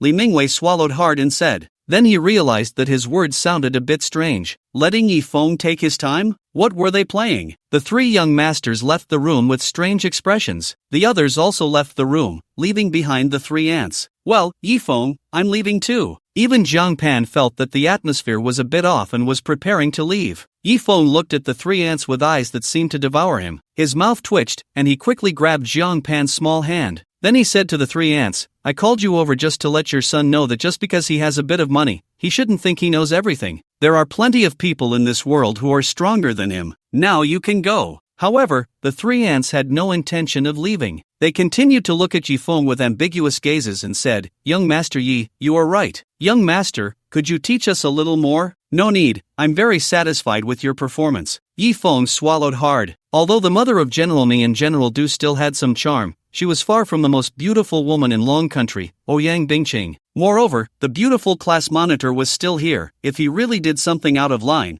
how could he face the world afterward? But, Young Master Yi, we've come all this way. Get out! Yi Feng's face turned serious as he coldly shouted. Seeing that Yi Feng seemed angry and glancing at Zhang Pan beside him, the three aunts realized they had no business here tonight. They had to leave reluctantly. The room was left with only Yi Feng and Zhang Pan. The atmosphere became ambiguous, especially the way Zhang Pan looked at Yi Feng, which had changed dramatically. After all, during their school days, Zhang Pan had a little crush on Yi Feng. Now, the little boy had grown into a towering figure. She still remembered what Yi Feng had said when he confessed to her back then, promising to treat her well for a lifetime and to beat anyone who dared to bully her. Although Yi Feng might have just been talking nonsense at that time, Zhang Pan felt a little sweetness in her heart. And now, Yi Feng had truly become a man who could shield her from the storm. On this night when she was ready to abandon her bottom line, Yi Feng helped her maintain it. So, Yi Feng, do the words you said in school still count? Zhang Pan gazed at Yi Feng with beautiful eyes. What did I say? Yi Feng scratched his head. Back then, he had said all sorts of things to pursue Zhang Pan,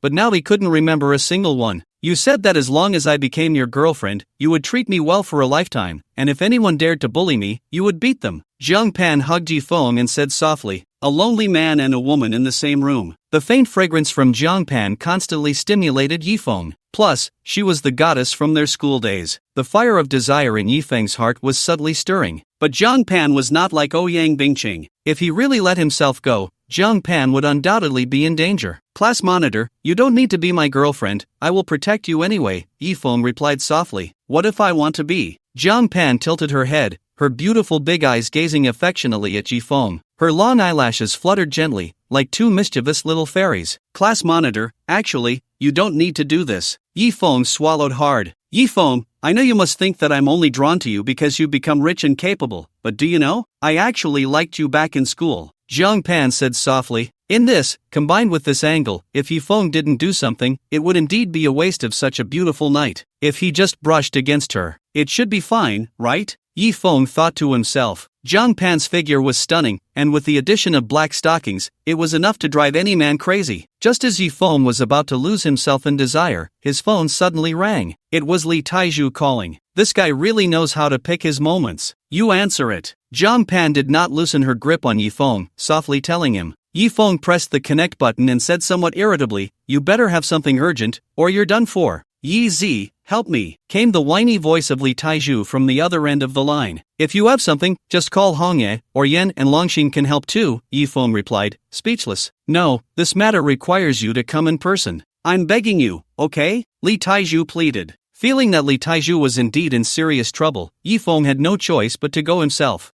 Class leader, it seems Li Taizhu is in trouble. I need to go over," Yi Feng said to Zhang Pan. "I'll go with you. Maybe I can help," Zhang Pan replied. "All right." Yi Feng thought, since they knew each other, he took Zhang Pan along. At that moment, Li Taizhu was in the police station. Besides him, there was a woman next to him. It was none other than his former neighbor who worked in a special profession, Yan Li. Opposite them was a broad-minded female officer, who was currently glaring at Li Taizhu with a serious expression. "Confess and you'll be lenient, resist and you'll be harsh. I advise you to come clean." "Officer, she really is my girlfriend," Li Taizhu said with a mournful face. At this point, Li Taizhu could be considered successful, managing a branch company for Hongye. In a way, he was a small boss now. He hadn't forgotten his neighbor from when he lived in a rental. After all, during his loneliest times, it was the female neighbor who warmed him with her gentle embrace. So, Li Taizhu went to find Yan Li, intending to help her escape from her troubles. Upon learning that Li Taizhu had become a boss, Yan Li was genuinely happy for him. The two, in their excitement,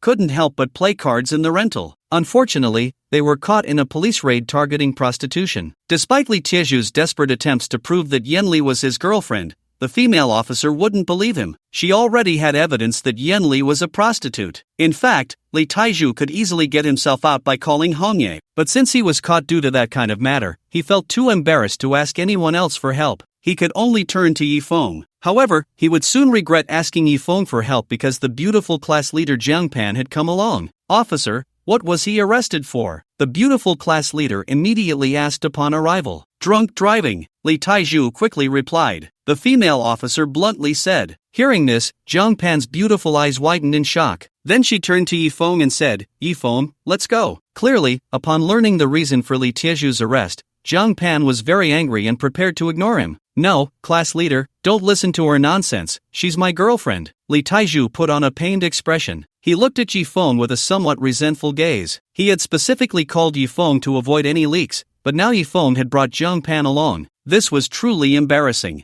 "I can prove that she really is Zhu Zi's girlfriend," Yi Feng said to He Xiaomeng. "Yi Feng, providing false testimony is illegal. We already have ample evidence of Yan Li's illegal activities," He Xiaomeng said with a serious expression. Indeed, this female officer was an old acquaintance of Yi Feng, He Xiaomeng. "Moreover, this isn't the first time we've caught her," He Xiaomeng said expressionlessly. As an officer, she despised such matters the most. A woman with hands and feet should be able to earn a living through legitimate work, right? Why resort to such things? And men like Li Taizhu should be ashamed. How could he claim a prostitute was his girlfriend? At this moment, Yi Feng didn't know what to do. After all, the other side already had evidence of Yan Li's illegal activities. What kind of punishment will they face? Yi Feng finally asked. Since there was no way to absolve himself, he could only accept the punishment. After all, this kind of thing was merely illegal, not a crime. Even if punished, it shouldn't be too severe. He Xiaomeng said, "For minor offenses, the fine is 5,000. For more serious offenses, detention for 15 days. Yi Feng was about to speak, but He Xiaomeng continued, "Yan Li is already a repeat offender, so she definitely falls under the serious category and will be detained for 15 days. "No way, Yezi, we can't let Lily be detained," Li Taizhu hurriedly said.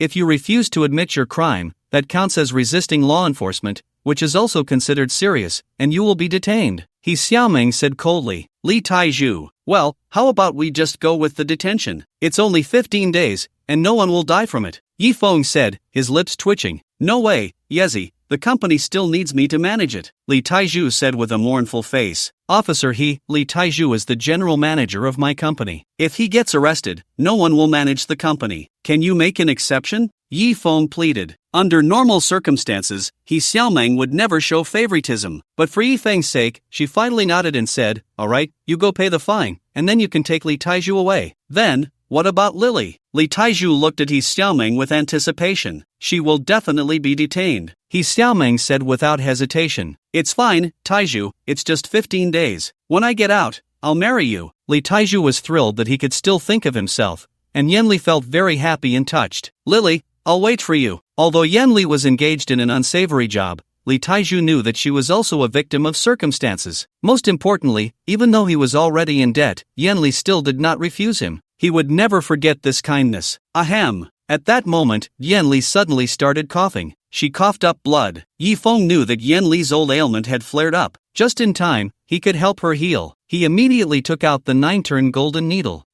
Just as Yi Feng was about to act, He Xiaoming called out to him. Officer He, can we talk after I treat her? Yi Feng frowned. Seeing Yi Feng frown, He Xiaoming had to keep quiet. Soon, Yi Feng had cured Yanli's old ailment. Once the ailment was treated, Yanli's complexion instantly improved several times. She finally looked like someone of her actual age. Originally, Lily looked to be in her 30s or 40s. Now, she looked at most in her 20s or 30s. She had suddenly become 10 years younger. Lily, you were so beautiful. Li Taiju was amazed. What, was I not beautiful before? Yanli said playfully. Beautiful, beautiful, Lily, you've always been beautiful. Li Taiju had already decided to marry Yanli, and now that she had become young and beautiful, he was even more satisfied. So, Officer He, what were you going to say earlier? Yi Feng put away the 9-turn golden needle and asked He Xiaoming. I was going to say, if she is ill, she can be released on medical bail and doesn't have to be detained. He Xiaoming blinked her big eyes and said, Yi Feng, Li Taiju. It's fine, Taiju, I'm already very happy, Yanli said nonchalantly. She had endured for so many years, a few more days didn't matter. Even if she was detained, it was better than staying in that cold rental building. She never wanted to go back there in her life. Then, Officer He, I entrust you with this. Please make sure Lily isn't bullied, Li Taiju said, pulling out a thick stack of cash to hand to Yi Xiaoming. What are you doing? Trying to bribe me? Do you believe I won't detain you again? He Xiaoming's expression darkened. Yi Feng quickly urged Li Taiju to put the cash away. He Xiaoming was clearly an upright officer. All right, I'm taking her away. He Xiaoming urged. Li Taiju reluctantly said goodbye to Yanli. Are you really going to marry Yanli? After leaving the police station, Yi Feng looked at Li Taiju. Although Yi Feng did not discriminate against Yanli, marrying a woman like her still required immense courage. He didn't want Li Taiju to give Yanli hope now, only to let her down later. It would be better not to give her any hope at all. Yezi, to be honest, I really have fallen in love with her, you know? One night, I got sick and froze in the hallway. It was her who carried me into her room and held me all night, and that's how I survived. She didn't entertain a single guest that night. Li Taiju gritted his teeth. As long as you don't let her down. Yi Feng patted Li Taiju on the shoulder. Just after the two left the police station, a male officer spotted Yanli. Instantly, a look of astonishment appeared in his eyes. This Yanli was someone he had caught together with He Xiaoming. Previously, she had looked quite old, but now, she seemed to be at most 27 or 28. The key was her skin, which had become fair and smooth, completely like a different person. Xiaoming, let me take her over. Shi Men Shiqing swallowed hard and said to He Xiaoming. He Xiaoming didn't mind and directly handed Yanli over to the male officer named Shi Men Shiqing. After He Xiaoming left, Shi Men Shiqing took Yanli to a storage room in the police station. What are you bringing me here for? Yanli seemed to sense something was off. Shi Men Shiqing locked the storage room door and adjusted his tie, looking at Yanli with a greedy expression, saying, Do you want to get out quickly? Of course I do, Yanli replied casually. Shi Men Shiqing smiled, walked up to Yanli, and reached out to hug her. What are you doing? Yanli dodged away. Yanli, what do you think I'm doing? As long as you make me feel good once, I'll let you go tonight, Shi Men Shiqing said with a smile. No need. Yanli refused. Seeing that Yanli dared to reject him, Shi Men Shiqing's expression changed slightly. Yanli, what do you think you are? Don't pretend with me now. If you just accompany me for a few minutes, you can avoid being detained for 15 days. Where can you find such a good deal? I don't need it. Yanli swatted Shi Men Shiqing's hand away. Shi Men Shiqing was instantly furious. A mere escort dared to refuse him. He immediately slapped her. Do you want it or not? No. Oh, do you think I can't do anything to you? Shi Men Shiqing said, slapping her again. This slap was quite hard, causing blood to appear at the corner of He Li's mouth. Do you want it now? No. Yanli covered her face, her eyes filled with determination. No matter what kind of woman she had been before, now she only wanted to keep herself pure for him. Yezi, I feel a bit uneasy. In the car, Li Taiju looked somewhat troubled. What's wrong? can't you wait 15 days? Yi Feng said with a smile. It's not that I can't wait, I just feel that something bad is going to happen. Li Taiju frowned. Don't think too much, it's the police station, nothing will happen, Yi Feng comforted, patting Li Taiju's shoulder. It was clear that this guy was genuinely moved. In the police station, Shimen Shiqing looked at the resolute Yan Li, a strong desire to conquer rising in his heart. Men are like this. The more unattainable a woman is, the more they want to possess her. Especially now, Yan Li's beauty had reached its peak. Yan Li, you should know where this is. Don't think that just because you're locked up for 15 days, you can get out. I can make you serve your full sentence. Do you believe it? Shimen Shiqing sneered. Yan Li just bit her silver teeth and remained silent, silently resisting. I'll ask you one last time, will you accompany me? Shimen Shiqing squinted his eyes. I'm sorry, I just want to start over. Yan Li shook her head. Start over? Heh, Yan Li, are you joking? You're someone who sells herself, and you think you can start over? Shimen Shiqing shook his head mockingly. He had seen too many women like her. After being caught, they would all say they would definitely start over. But in reality, it wouldn't be long before they returned to their old ways. There was no way around it. Once you had experienced the pleasures of a night like 3000, you could no longer accept an ordinary job, especially for women with a bit of looks. Beauty was their capital. I won't do it anymore. Yan Li gritted her teeth and said, who knows what will happen in the future, but today, you must accompany me. Shimen Shiqing grabbed Yan Li and took her directly to a special interrogation room. Room 0. This interrogation room had no cameras. It was specifically used to interrogate certain special prisoners. Today, I want to see how loyal you are. If you can't take it later, remember to beg me. Shimen Shiqing handcuffed Yan Li to a chair and walked over to a nearby tool table. The table was filled with all sorts of strange items: hammers, steel needles, pliers, saws, iron nails over 2 inches long, incredibly sharp knives, and branding irons. Looking at the items on the table, Yan Li couldn't help but swallow. She had seen these things in TV dramas and knew what they were for. First, Shimen Shiqing picked up a steel needle and walked in front of Yan Li,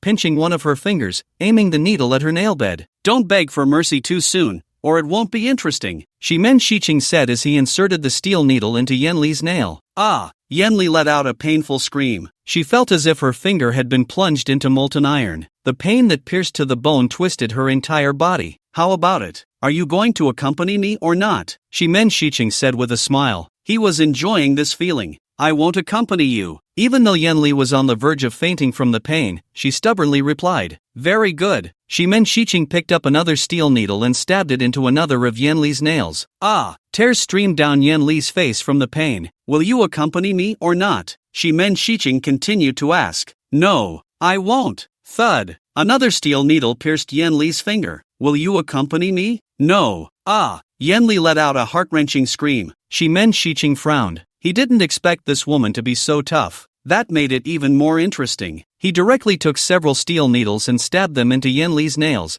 piercing all 10 of her fingers. At that moment, Yan Li felt her hands were no longer her own. The pain was unbearable. Finally, Yan Li fainted from the pain. But soon, she was splashed awake with cold water. This time, Shimen Shiqing didn't ask Yan Li anything. He squatted down and took off her high heels. Next came the stockings. I have to say, your feet are quite beautiful, but soon, who knows? Shimen Shiqing wore an incredibly wicked smile. Devil, you are a devil. Yan Li's tears flowed wildly. Devil? Heh, curse me all you want. The more you curse, the more excited I get. Shimen Shiqing tightly grasped Yan Li's ankle, then inserted a steel needle into her toe. Ah! Yan Li fainted again, but she was splashed awake once more. She desperately tried to break free from Shimen Shiqing's grip, but as a weak woman, how could she compete with a strong and robust officer? Yan Li, as long as you say you are willing to accompany me, you won't have to suffer anymore. Shimen Shiqing picked up a steel needle, aiming it at another of Yan Li's toes. I won't! Yan Li screamed. Then don't blame me. Shimen Shiqing chuckled.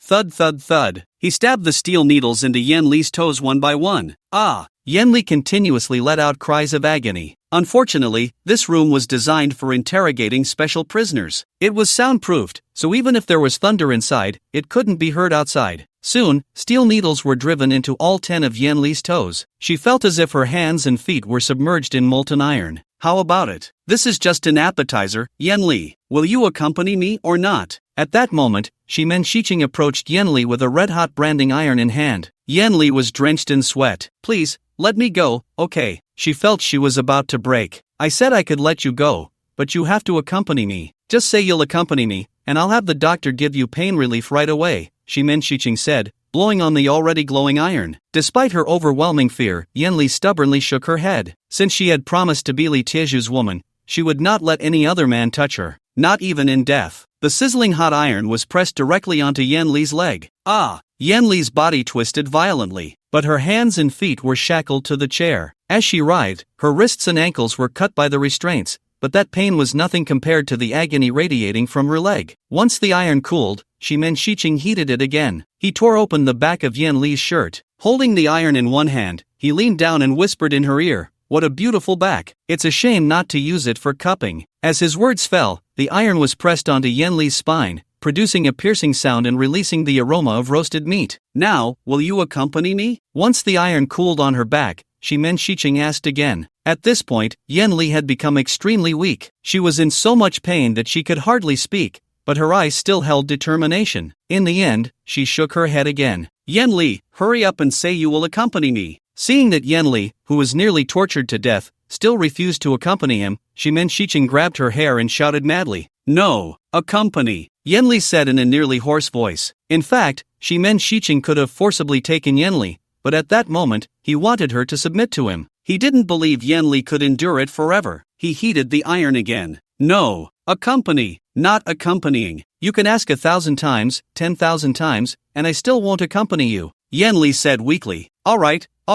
Shimen Shiching laughed in anger, continuously heating the iron and branding it onto Yanli's back, scorching her once smooth skin until not a single patch remained intact. "Ah, Li Taiju, I love you." With each burn, Yanli cried out, as if it could lessen the pain. "Shut up." Shimen Shiching felt utterly defeated. He couldn't do anything to this woman. "Yanli, you're just a courtesan. Are you sick? Do you really not fear death?" Shimen Shiching asked angrily. "I fear, but I fear even more that he will look down on me, that I will bring him shame. I want to preserve my last dignity for him." Although Yanli was being tortured beyond recognition, there seemed to be a light in her eyes. "Ha, you, a courtesan, dare to talk about dignity? Do you really think I wouldn't dare to kill you? I've looked into your background. You're just an orphan, doing the most disgraceful job. Even if you die, no one will shed a tear for you. You clearly have health issues, yet you donate most of your earnings to the orphanage.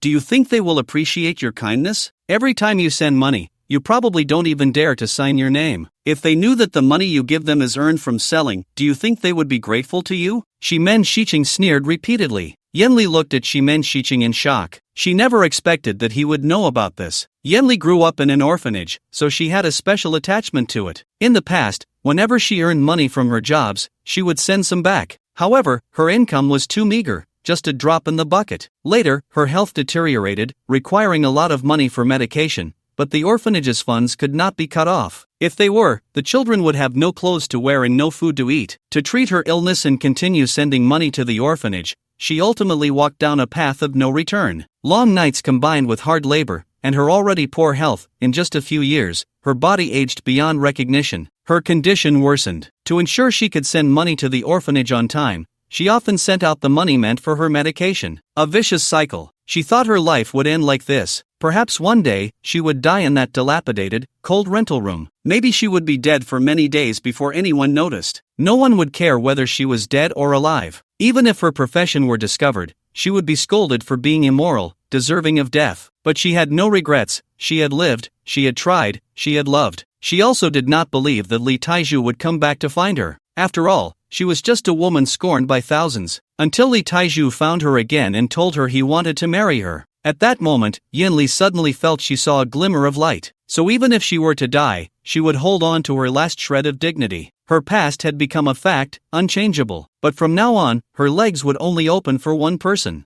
This is the privilege of our constables. We know everything about you, even how many clients you've had. Shimen Shiching said with a laugh. A woman like you, even if you die, no one would be sad, no one would remember, and no one would cause me any trouble. A cruel look appeared in Shimen Shiching's eyes. If it were someone else, killing them might bring some minor trouble. But for Yanli, who had no background or social connections, her death would be no different from that of a stray dog. Yanli, I'll ask you one last time, will you accompany me or not? Shimen Shiching had lost his patience. I won't. Good, very good, then go die. Shimen Shiching grabbed Yanli by the neck, preparing to strangle her to death. Yanli struggled slightly a few times, then stopped moving. Do you think that if you die, you can keep your dignity? I won't let you have your way. A sinister look appeared on Shi Menxiqing's face. He took off his coat. This woman had successfully angered him. Even if she became a corpse, he would still desecrate her. In the end, Li Taizhu forcibly took Yifeng back to the police station with him. He had heard of some dark incidents at the police station, especially for women like Yanli, who had no background and engaged in such professions.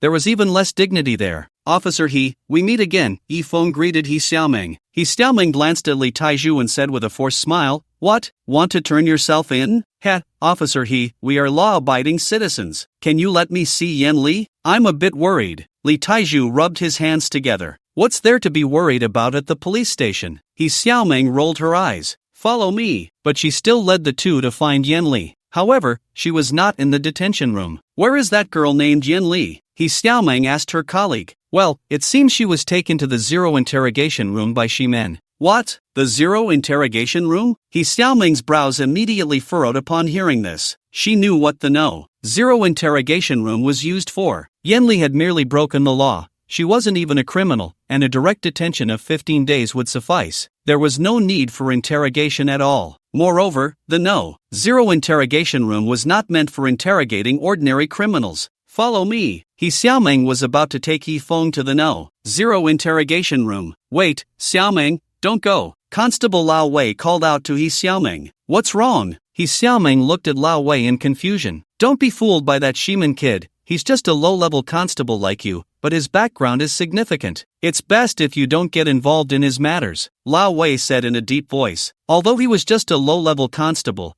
why did Shi Menxiqing dare to torture Yanli? The reason was simple. His surname was Shimen. What's wrong with the surname Shimen? He Xiaoming, being a novice in the workplace, had no idea what the name implied. Heh, what's wrong with Shimen? In the north, it's Ouyang, in the south, it's Shimen. Haven't you heard? These two families are not ones we can provoke. Let's put it this way, even the governor of our patrol room has to treat him with respect, Lao Wei said solemnly. Even if he has a huge background, he can't use extrajudicial punishment. He Xiaoming was quite stubborn and refused to heed Lao Wei's advice. Seeing this, Lao Wei shook his head. He knew of Yifeng's strength, but the Shimen family was not to be trifled with. Moreover, he had just received news that Yifeng had killed the eldest son of the Ouyang family, and the Ouyang family would stop at nothing for revenge. If they offended the Shimen family again, it was likely that even if Yifeng had 10 lives, it wouldn't be enough to lose. When everyone arrived at the zero interrogation room, the door was locked from the inside. Yifeng kicked the door open with one swift motion. Upon seeing the scene inside the interrogation room, Li Tieju's entire being turned bloodshot with rage. Lily! At that moment, Yanli was covered in injuries, her 10 fingers and 10 toes pierced with steel needles, and her back had no intact skin, all burned by a branding iron. She lay motionless, unsure if she was dead or alive. Meanwhile, Shi Menxiqing had already removed Yanli's pants, leaving only her undergarments. His hands were about to strip away her last layer of clothing. Yifeng's expression darkened as he instantly appeared in front of Shi Menxiqing and kicked him away. Bastard,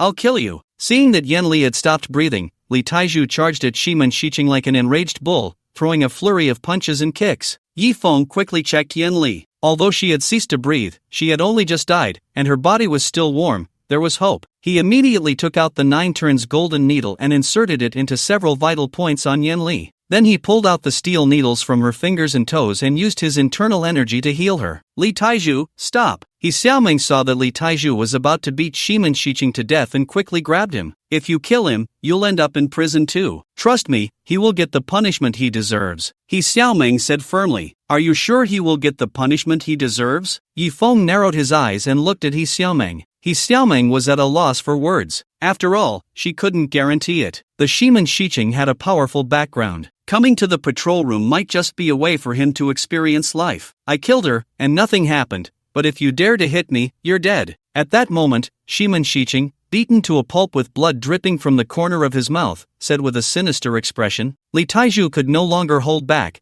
breaking free from He Xiaoming's grip and charging at Shi Menxiqing again. He Xiaoming wanted to step forward to stop him but was held back by Yifeng's grip on her shoulder. Constable He, if you consider me a friend, you should leave now. Yifeng's calm voice rang out. But, Yifeng, He Xiaoming wanted to say something more. However, to be reasonable, when she saw Yanli being tortured to that extent, she also wanted to shoot Shi Menxiqing dead. But as a constable, she couldn't do that. In the end, He Xiaoming gritted her teeth and suddenly drew her gun. Yi Feng's expression immediately darkened. He didn't expect this little constable to be so stubborn. Just as he was about to snatch the gun from Yi Xiaoming, she voluntarily placed it in Yi Feng's hands. Then, she leaned against Yi Feng's chest and let him grip her neck with his wrist. She said, "Li Taiju committed a crime in front of me. I can't just sit back and watch, but now I'm under your control." Seeing this scene, Yi Feng finally breathed a sigh of relief. It seemed that this female constable was still reasonable. Without restraint, Li Taiju completely unleashed his fury on Shimen Shiqing. "You're all dead.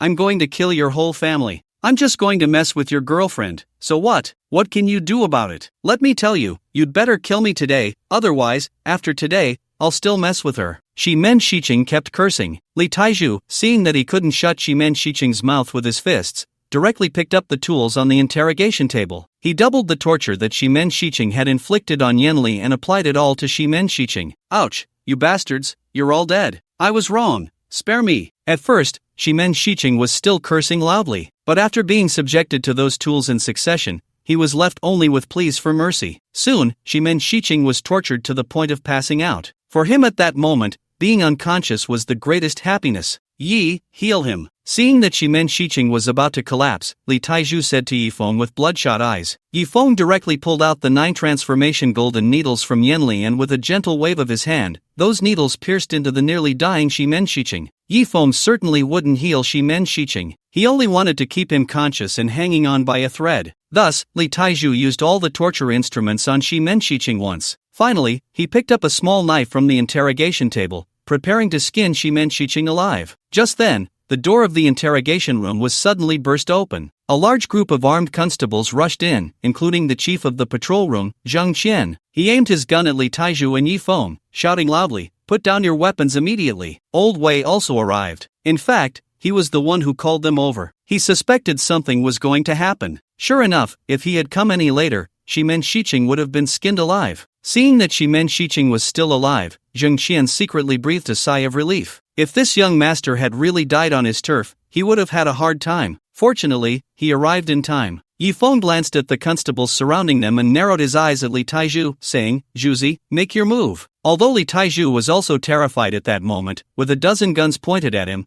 the anger in his heart could not be quelled. Moreover, he unconditionally trusted Yi Feng. He immediately used the knife to slice off a piece of flesh from Shimen Shiqing. "Ah, Zhang Qian, what the hell are you waiting for? Shoot already." Shimen Shiqing yelled in pain at Zhang Qian. From Shimen Shiqing's address to Zhang Qian, it was clear that he had a significant background, otherwise, he wouldn't dare to directly call the governor by name. At that moment, Zhang Qian's face turned ashen. It was the first time he encountered such a ruthless criminal. Clearly being threatened, he still dared to act. It was simply lawless. "Shoot!" Zhang Qian directly issued the order to fire. "But, constable, he is still in their hands." The constables looked at Zhang Qian, somewhat hesitant. Zhang Qian narrowed his eyes and said, "Constable, he died in the line of duty." Upon hearing Zhang Qian's words, everyone was stunned. Especially Yi Xiaoming. She never expected that Zhang Qian would disregard even the lives of his own colleagues in order to save Shimen Shiqing. However, although Zhang Qian had given the order, the constables still did not move. After all, they were his colleagues. They simply could not bring themselves to shoot at their own.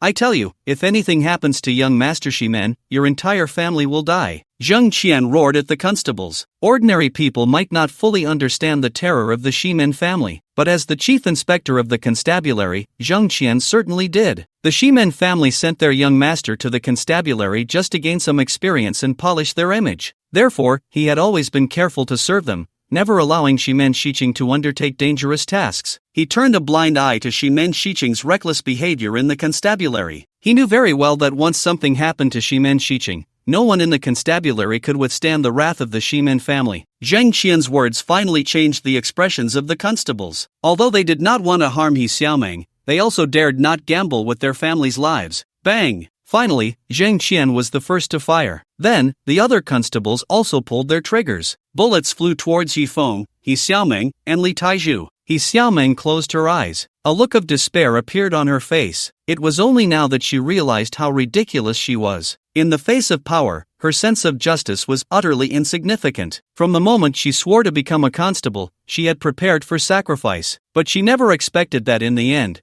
she would die at the hands of her own people. However, soon, Yi Xiaoming found herself pulled behind Yi Feng. Then, Yi Feng seemed to transform into 1,000-armed Avalokiteshvara, blocking all the bullets. Not a single bullet could penetrate his defense. The gunfire lasted for a few seconds before it stopped. The constables had run out of bullets. Yi Feng's hands returned to normal. He opened his palms, and the bullets clattered to the ground. Seeing this scene, everyone wore expressions of disbelief. Even Yi Xiaoming felt the same. She knew Yi Feng was not afraid of bullets, but catching bullets with his hands was on another level entirely. What kind of eyesight did it take to see bullets traveling at hundreds of meters per second? Seeing Yi Feng block the bullets, Li Taizhu felt reassured and directly picked up a knife to continue torturing Shimen Shiqing. Ah! Help! Help! Shimen Shiqing screamed in pain, but unfortunately, who could save him now? The constables quickly reloaded their guns and opened fire indiscriminately again, but it was useless. No matter how many bullets they fired, Yi Feng could block them all. Finally, Zheng Qian realized that this man before him was not someone he could deal with. Kid, I know you're powerful, but do you know who he is? He is from the Shimen family. Have you heard of the Shimen family? They are a terrifying existence that can stand shoulder to shoulder with the Ouyang family. And Shimen Shiqing is a young master of the Shimen family. Although he is not the eldest son, if he dies, all of you, including your relatives and friends, will be buried without a trace. You should stop now.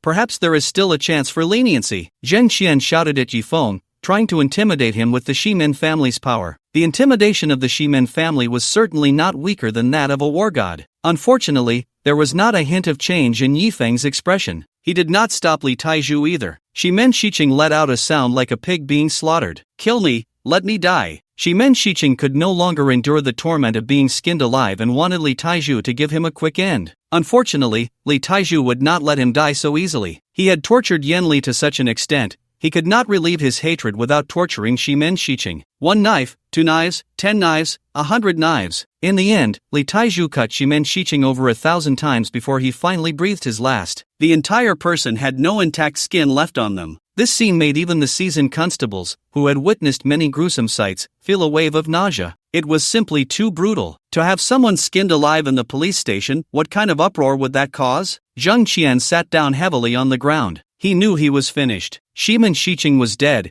and he had been tortured to death in such a savage manner. The Shimen family would not let anyone related to this go unpunished. Kid, you've caused trouble, a colossal disaster, Zheng Qian said, his face filled with pain. Yi Feng glanced at Zheng Qian without saying anything about how if justice was not served, he would represent justice in a melodramatic way. In fact, what he was doing had nothing to do with justice at all. He would do whatever he wanted. Whether he was seen as just or evil was someone else's concern, not his. Juzi, take Yan Li, we're leaving, Yi Feng said to Li Taizhu. Li Taizhu picked up Yan Li. At that moment, no one dared to stop Yi Feng. Yi Xiaoming was left behind, unsure of where to go. Do you want to come with me? Yi Feng asked, turning back to look at Yi Xiaoming as he reached the door. He had a certain appreciation for this upright little constable. If I follow you, can you represent justice? Yi Xiaoming asked through gritted teeth. Yi Feng shook his head and said, no, but you can do anything you want. After hearing Yi Feng's words, Yi Xiaoming's expression changed several times, and finally, she gritted her silver teeth and took off her constable hat, uniform, and holster. Then, she walked towards the exit. She had become a constable to protect justice. If there was no justice left here, why should she stay? Do you think you can still get away? At that moment,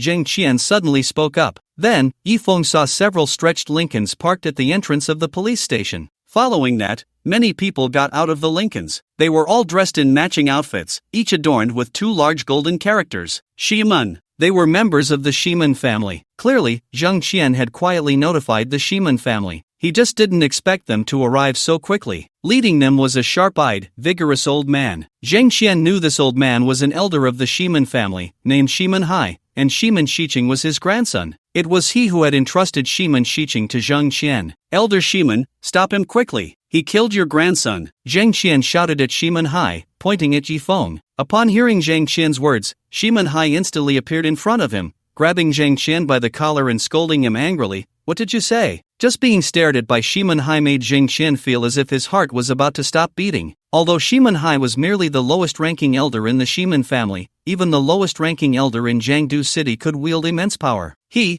killed Shimen Shiqing, and he skinned young Master Shimen alive. Zheng Qian swallowed hard. Where is he? Shimen Hai roared furiously. He's in the interrogation room. When Shimen Hai saw Shimen Shiqing in the interrogation room, with not a single piece of skin left on him, he let out a roar to the heavens. No! About 2 minutes later, Shiman Hai emerged holding Shiman Shiching's corpse. His eyes were filled with boundless rage. Young Master Shiman. The other members of the Shiman family were also stunned at the sight of Shiman Shiching. They never expected that someone would dare to torture a member of the Shiman family. Even the Ouyang family wouldn't have the courage to do such a thing. Good, very good. It seems that my Shiman family has been silent for too long, and no one knows about us anymore. Shiman Hai let out a long sigh. Then, with a grim tone, he said to Yifeng, "Kid, within a day, I will have your family, friends, and loved ones all buried to accompany my grandson." "I'm just afraid you don't have that capability," Yifeng replied indifferently. He, soon you will know what the two words Shimen mean." Shimen Hai said coldly, "If you want revenge, I'll accompany you anytime, but if you dare to lay a hand on anyone around me, I will destroy your Shimen family,"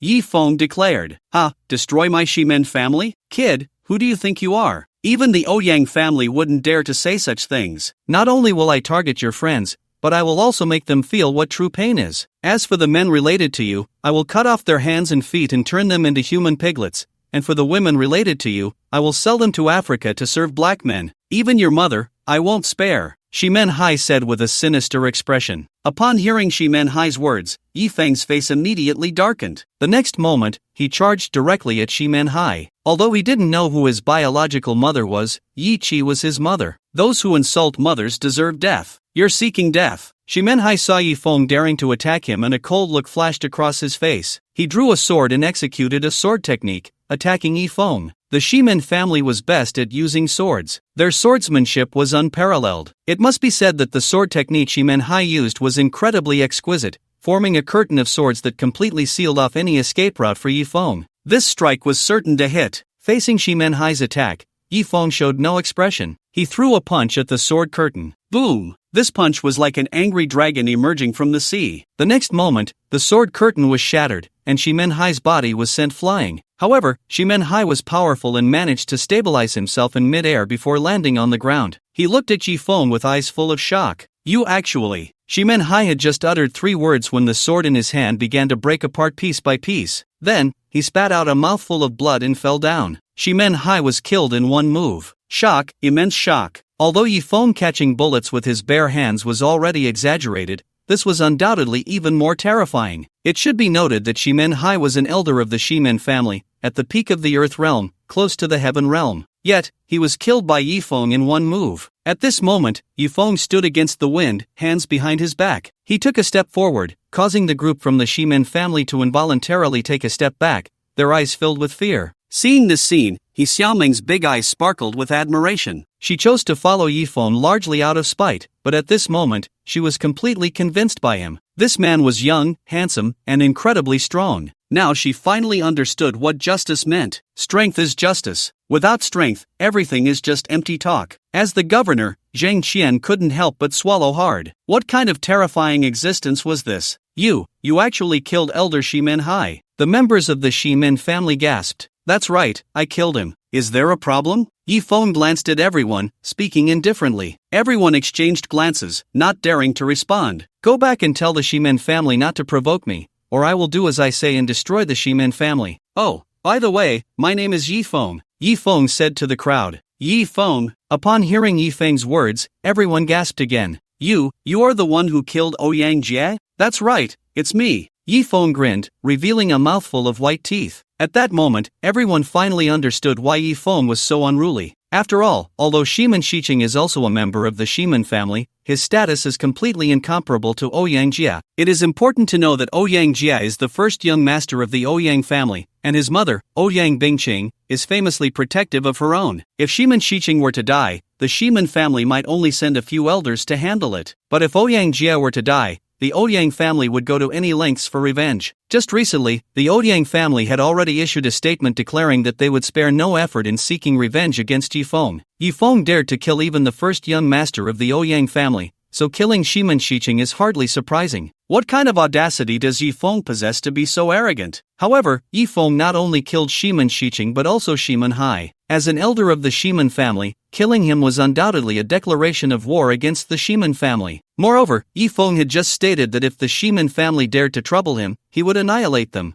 At this moment, this incredibly young man stood at the forefront of the storm. No one knew what would happen next. Yi Feng left with Li Taizhu and He Xiaoming. No one from the Shiman family dared to stop them. Meanwhile, a woman clad in armor and wielding a spear suddenly received a phone call. "What did you say?" Upon hearing the content of the call, the woman froze in place. "No!" Then, the woman let out a furious roar, raising her spear and striking down fiercely. A terrifying blade of light shot out from the spear, splitting a house in front of her in two. What happened? Wushuang War God. The terrifying commotion attracted a group of armored warriors, who looked at the woman before them with trepidation. "Immediately, return to Jiangdu," the woman said, her voice trembling. It was clear that she was furious to the extreme. This woman, named Shiman Wushuang, was a newly appointed war god. At the same time, she was Shiman Shiqing's sister. Just now, she received the news that her brother had been skinned alive. Although Shiman Wushuang had been fighting on the front lines for years and rarely returned home, she was still very fond of her brother. Receiving such terrible news, Shiman Wushuang instantly lost her reason. But there are still 100,000 enemies ahead. If we retreat, the border city may not be safe. A female officer gritted her teeth and said to Shiman Wushuang, "Then notify everyone to immediately follow me out of the city to annihilate the enemy." Shiman Wushuang shouted angrily, "Yes, Wushuang War God." In the next moment, the horn of attack sounded. What's going on? Shiman Wushuang is actually going to launch an attack on us? In the enemy camp, Commander Dong Yin frowned upon hearing the horn. He had been maneuvering with Shiman Wushuang for several months. Both sides had been very restrained, especially Shiman Wushuang, who only had 30,000 troops. If it weren't for the advantage of defending the city, she would have likely suffered defeat long ago. Who gave her the courage to counterattack? Notify all soldiers to immediately follow me to face the enemy. Tonight, I will capture Shiman Wushuang alive. Commander Donyin, Kohei Donjiro, said with excitement on his face. Kohei Donjiro had reached the level of half a war god. Although he was slightly inferior to Shiman Wushuang, he had the advantage of numbers. As long as Shiman Wushuang dared to take the initiative to attack today, he would teach her a lesson that the battlefield is not a place for reckless bravery. Soon,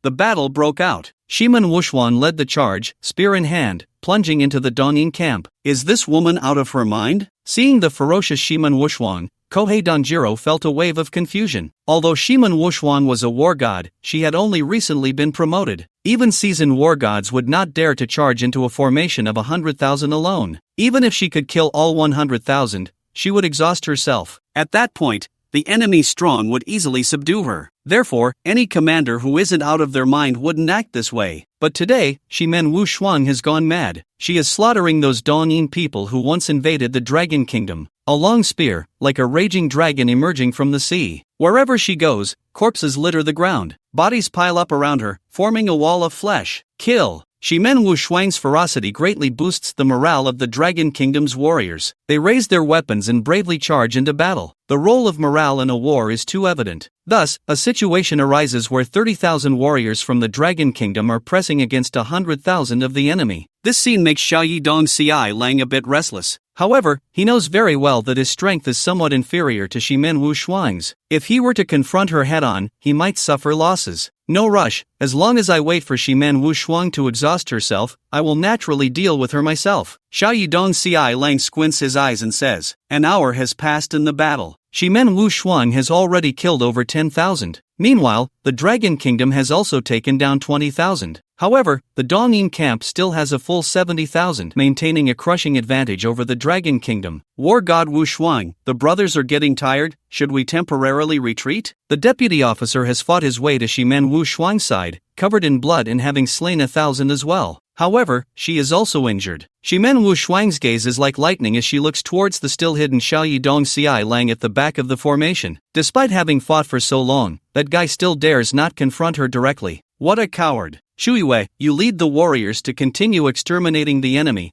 I will go take down the Donyin commander. Shiman Wushuang says coldly. War God, you absolutely must not. Hearing Shiman Wushuang's words, Shuiwei is startled. Although if Shiman Wushuang could take the enemy commander's head amidst the chaos, the morale of the Dragon Kingdom would surely soar, and it wouldn't be impossible to annihilate the enemy's 100,000 with just 30,000. But reaching the rear to slay Xiaoyi Dong Ci Lang is a daunting task, as difficult as climbing to the sky. If Shiman Wushuang were to die in battle or be captured by the enemy, it would be a devastating blow to the morale of the Dragon Kingdom. Even if the Dragon Kingdom kills more, they would ultimately fail. After all, a war god is worth several divisions. It's settled. However, Shiman Wushuang does not give the deputy officer a chance to respond.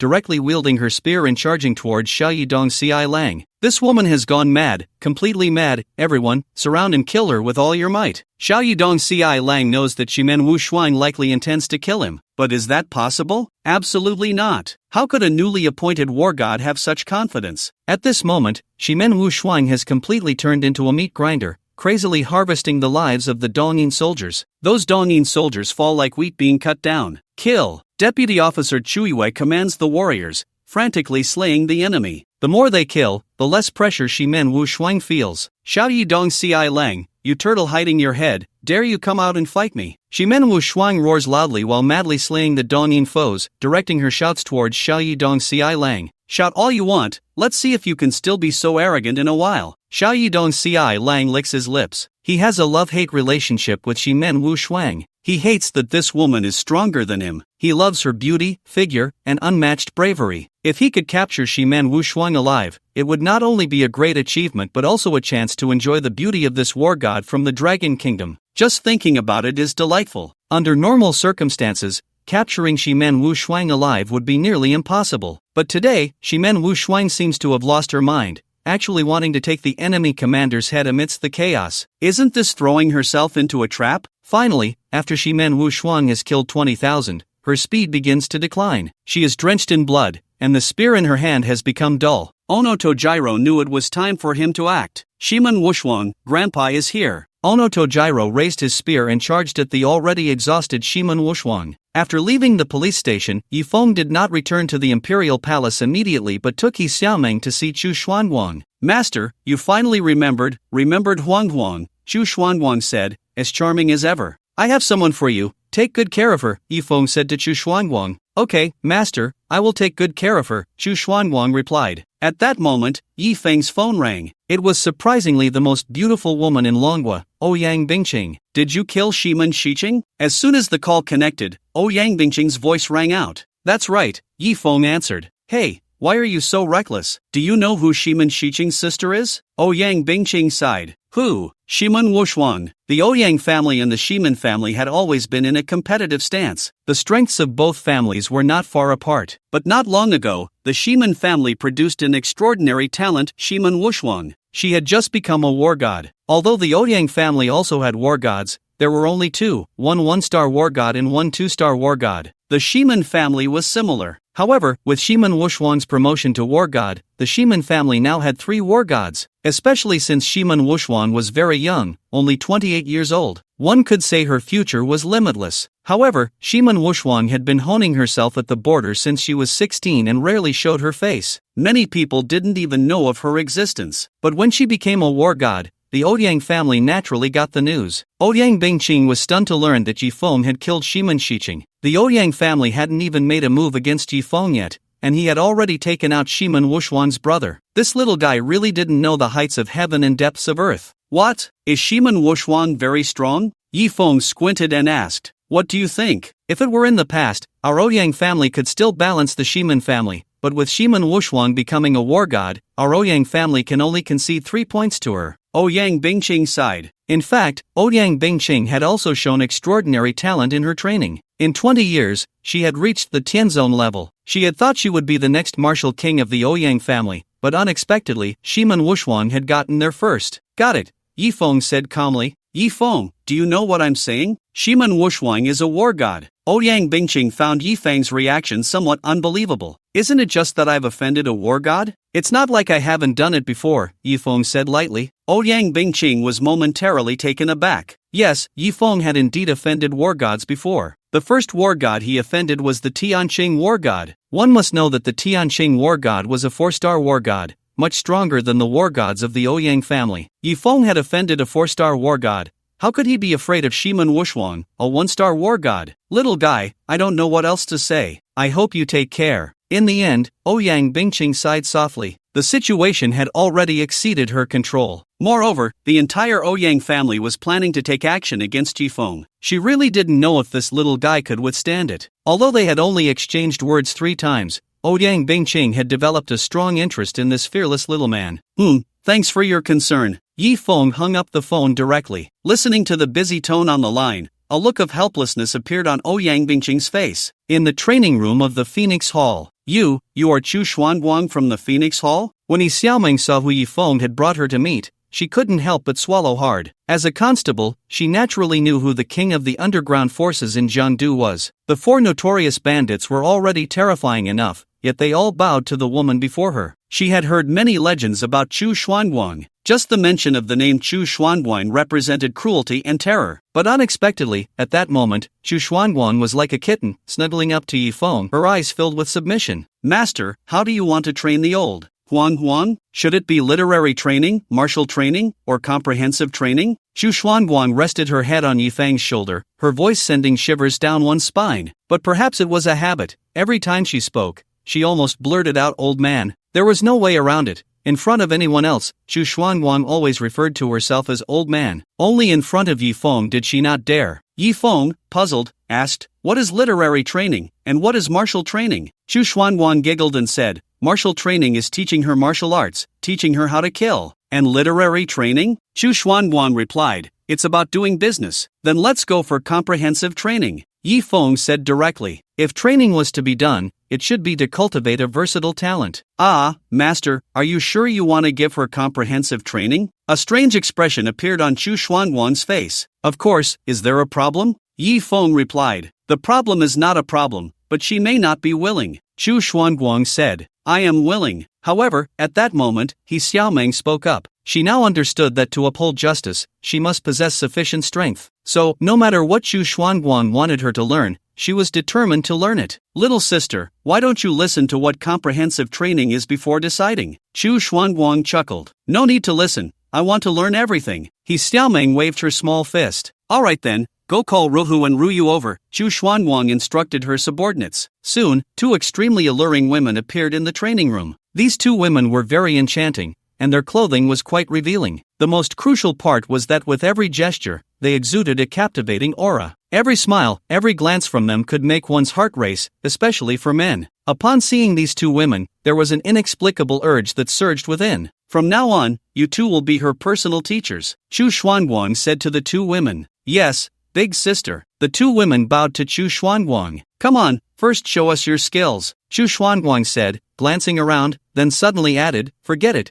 just demonstrate for the master privately." "Why demonstrate privately? Let them show here," Yifeng said directly, wanting to see what skills these 2 women had to teach Yi Xiaoming and to help her assess them. "Ah, master, their skills are not suitable to be shown to too many people," Chu Xuanguang said with a smile. "Is that so? Then let's have a private demonstration," Yifeng insisted, wanting to know what special skills these 2 women possessed. Generally, unique skills were not displayed publicly. Soon, Yifeng was taken to a private room. The 2 women began to showcase their skills. Upon seeing what they demonstrated, Yifeng's mouth twitched. No wonder Chu Xuanguang wanted them to demonstrate privately. It turned out that what these 2 women were showcasing were skills on how to please men. Although these 2 women were not as professional as Bai Wuchang, they had their own differences. Bai Wuchang was also charming, but she had more depth. In contrast, Ruhu and Ruyu exuded a seductive charm that was ingrained to the bone. "Master, do you still want her to learn from Ruhu and Ruyu?" Chu Xuanguang whispered in Yifeng's ear, her breath fragrant. Yifeng's mouth twitched slightly. He couldn't imagine what it would be like if Yi Xiaoming, as a constable, were to make the same moves as these 2 women. He dared not think about it. "All right, let them go." Faced with the performance of the 2 women, Yifeng was almost overwhelmed. They were just too damn professional. They must be top graduates from a music academy. Yifeng and Chu Xuanguang returned to the training room. "Well, Xiaoming, you might as well not learn comprehensive training. Focus on cultural or martial training instead," Yifeng said, scratching his nose as he spoke to Yi Xiaoming. "No, I want comprehensive training. I want to become a well-rounded talent," Yi Xiaoming insisted stubbornly. Looking at Yi Xiaoming's determined face, Yifeng's mouth twitched again. "Comprehensive training isn't suitable for you. How is it not suitable? Don't underestimate me. If they can do it, I can do it too." Yi Xiaoming was full of confidence. "I know you can do it. It's just that it's not suitable for you," Yifeng replied. "I haven't even learned it. How do you know it's not suitable for me?" Yi Xiaoming said, clearly unconvinced. She couldn't believe that as a constable, she couldn't learn these underworld skills. Seeing Yi Xiaoming so stubborn, Yifeng was somewhat speechless. He turned to Chu Xuanguang and said, "Take her in and let Ru Hua and you demonstrate for her." Thus, Yi Xiaoming was taken to the private room where Yifeng had been earlier. She then watched the performance of Ru Hua and Yu. When Yi Xiaoming came out, Her pretty face was as red as an apple. She no longer demanded comprehensive training. She never expected that comprehensive training would actually include. Since it's comprehensive training, of course,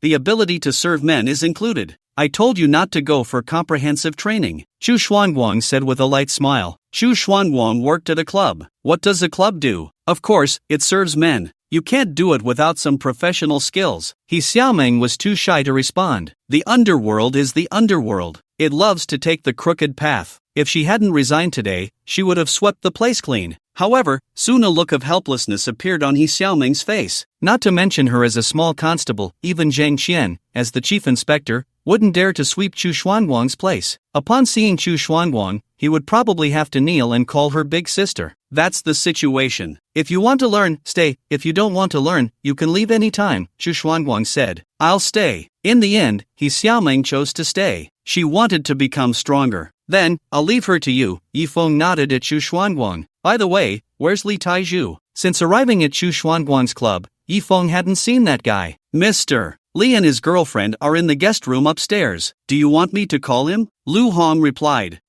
No need. Yi Feng's mouth twitched. He certainly knew what that guy was up to, but it was normal. After going through such an event, their relationship would surely deepen. A little more intimate communication to further enhance their feelings was only natural. In the guest room, Lily, why are you so silly? I won't mind. If he wants it, you give it to him. Compared to that, I care more about your safety. Upon learning that Yan Li had endured such torment from Shimen Shiqing to protect her body, Li Taizhu was deeply moved. Juzi, although I, Yan Li, did disgraceful things in the past, I am now your woman, so I can't let you lose face. Besides you, these legs will not open for anyone else. Yan Li cupped Li Taizhu's face in her hands and said earnestly, I love you, Lily. I love you too, Taizhu. Yi Feng walked out of the club alone. He felt a slight sense of loss in his heart. However, soon, his brows furrowed, because he was surrounded by hundreds of people. They were from the Ouyang family. Yi Feng, do you know your crime? A pleasant voice rang out. I plead guilty. Yi Feng glanced at the speaker and said, You just need to plead guilty, Xixin,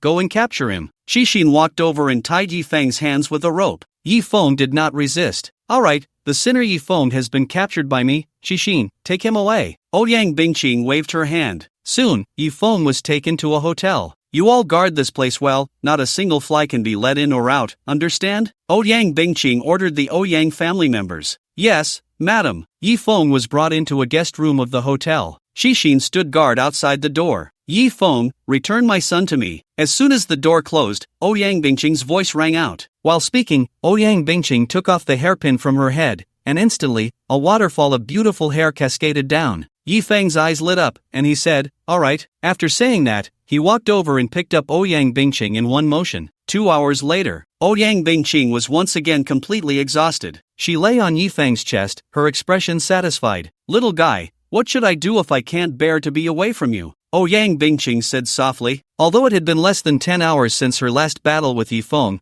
Ouyang Bingqing had wasted away for over 20 years, and suddenly being nourished made her instantly addicted. Thus, taking advantage of the Ouyang family's revenge against Yi Feng, Ouyang Bingqing found Yi Feng once more. Especially since Yi Feng could transform. When scales grew on his body, he became even more ferocious. This guy might really be a transformed Qilin. Otherwise, how could he be so powerful? Yi Feng gently stroked Ouyang Bingqing's smooth and flawless back. The sensation was incredibly pleasant. Ouyang Bingqing was addicted to him, and he was equally addicted to her. Especially in the Phoenix Hall, a high-end display by the two sisters, Hua and Yu, had stirred Yi Feng's desires. His heart was in turmoil, feeling quite unsatisfied, and then Ouyang Bingqing came to find him. So, Yi Feng cooperatively surrendered. Little guy, if only we could always be together. Ouyang Bingqing sighed. Why can't we always be together? Yi Feng squinted and asked. You little guy, making enemies everywhere, offending both the Ouyang and Shimen families, and also the god of war Tianqing, can't you just settle down a bit? Ouyang Bingqing pouted. It's not me who provoked them, they came to provoke me, Yi Feng replied calmly. Forget it, I can't be bothered. Ouyang Bingqing said, turning over. What are you doing? Yi Feng looked at Ouyang Bingqing in confusion. You owe me a son. At the border. Bang! Shimen Wushuang's spear killed 20,000 enemies, and after battling with Ono Danjiro, she finally, unable to bear the burden, was cut in half by Ono Danjiro's katana. Ha! Shimen Wushuang, you have no weapon left. Let's see how you fight me now. Ono Danjiro laughed wildly, holding his katana. At this moment, Shiman Wuxuan was already exhausted. Plus, having lost her weapon, she seemed to have no ability to resist. Moreover, she was surrounded by tens of thousands of Dongyin warriors. Her deputy, Shuiwa, led the Dragon Kingdom soldiers to try to break through, but unfortunately, they were blocked by the Dongyin warriors who fought to the death. There was no way to support Shiman Wuxuan. Shiman Wuxuan was already trapped in a situation of certain death. Facing the encirclement of tens of thousands of people, and the half-step god of war level Onodanjiro, Shiman Wuxuan's face showed little change in expression. She slowly drew the sword she carried with her. Although Onodanjiro had long seen the sword on Shiman Wuxuan, he did not take it seriously, because Shiman Wuxuan was skilled in using the spear. Now that she had lost her most proficient weapon, what use could a sword have? Shiman Wuxuan, if you kneel down and beg me now, and then serve me well for one night, I can let you and your warriors go back. Otherwise, after I kill you, I will destroy your dragon city. Xiaoyi Donjiru felt that Shimen Wuxuan was already the meat on his chopping board. However, what responded to him was Shimen Wuxuan's sword. As soon as they clashed, Xiaoyi Donjiru felt something was wrong. He realized that Shimen Wuxuan's swordsmanship was too exquisite, making it impossible for him to evade. Even though Shimen Wuxuan's internal energy was almost exhausted at that moment, she could still unleash a powerful attack with her unparalleled sword skills, even more terrifying than when she used a spear. But, after just over 30 exchanges, Xiaoyi Donjiru's head was severed by Shimen Wuxuan. The headless corpse crashed to the ground. Xiaoyi Donjiru died without ever knowing why he was defeated by Shimen Wuxuan. Everyone knew that Shimen Wuxuan's weapon of choice was a spear, but very few knew that when she drew her sword, it was her strongest state. The Shimen family was best at using swords, and Shimen Wuxuan was no exception. The reason she didn't use a sword was that she felt her swordsmanship was too strong, and using a sword was just bullying others. At this moment, all the Dongyin warriors were stunned. Shimen Wuxuan raised Xiaoyi Donjiru's head high. The enemy general has been slain by the war god Wuxuan. Kill them all, brothers. A thunderous cheer erupted from the Dragon Kingdom side. Instantly, morale soared. Meanwhile, the Dongyin side lost all fighting spirit in an instant. After all, even their commander had been beheaded. The battle quickly turned one-sided. Kill, leave none alive. Shimen Wuxuan shouted angrily. Then, wielding her sword, she charged back into the crowd. With a sword in hand, Shimen Wuxuan didn't even need to use internal energy. Relying solely on her exquisite swordsmanship, she could easily reap the lives of her enemies. 3 hours later, the battle was over. There was not a single living Dongyin warrior left on the battlefield. 100,000 Dongyin warriors were completely annihilated. Although the Dragon Kingdom also lost over 10,000 men, this battle was undoubtedly a great victory. The Dragon Kingdom had only used 30,000 troops to wipe out the enemy's 100,000, including a half-step war god. War god, war god, war god. Shimen Wuxuan was tossed into the air by the soldiers, celebrating this victory. This battle also firmly established Shimen Wuxuan's reputation as a war god. After all, even those long-established war gods might not have such impressive achievements as Shimen Wuxuan today. It was a pity that Xiaoyi Donjiru did not know that Shimen Wuxuan, when wielding a sword, was the most terrifying. Now, follow me back to Jiangdu. After annihilating the enemy forces, Shimen Wuxuan did not take a moment to rest. Accompanied by her aide, she headed straight for Jiangdu. She wanted the one who dared to kill her brother to pay the price. At this moment, Yifeng had just climbed out of Ouyang Bingqing's window. Not good, Yifeng has escaped. As soon as Qi Xian saw Yifeng jump out of the window, he shouted loudly. Instantly, all the members of the Ouyang family began to rush madly toward the room. Unfortunately, by the time they arrived, Yifeng had long since vanished without a trace. Madam, are you all right? Seeing Ouyang Bingqing's weak appearance, everyone hurriedly asked. The madam was just ambushed by Yifeng and got a little hurt, but it's nothing serious, Qi Xian explained to everyone with a somewhat strange expression. Ouyang Bingqing had already told Qi Xian about her situation with the hidden clan. Qi Xian felt indignant for Ouyang Bingqing, so she stood on her side. Madam, where are you hurt? Let me take a look. A middle-aged man stepped forward. He was the Ouyang family's dedicated doctor. No need.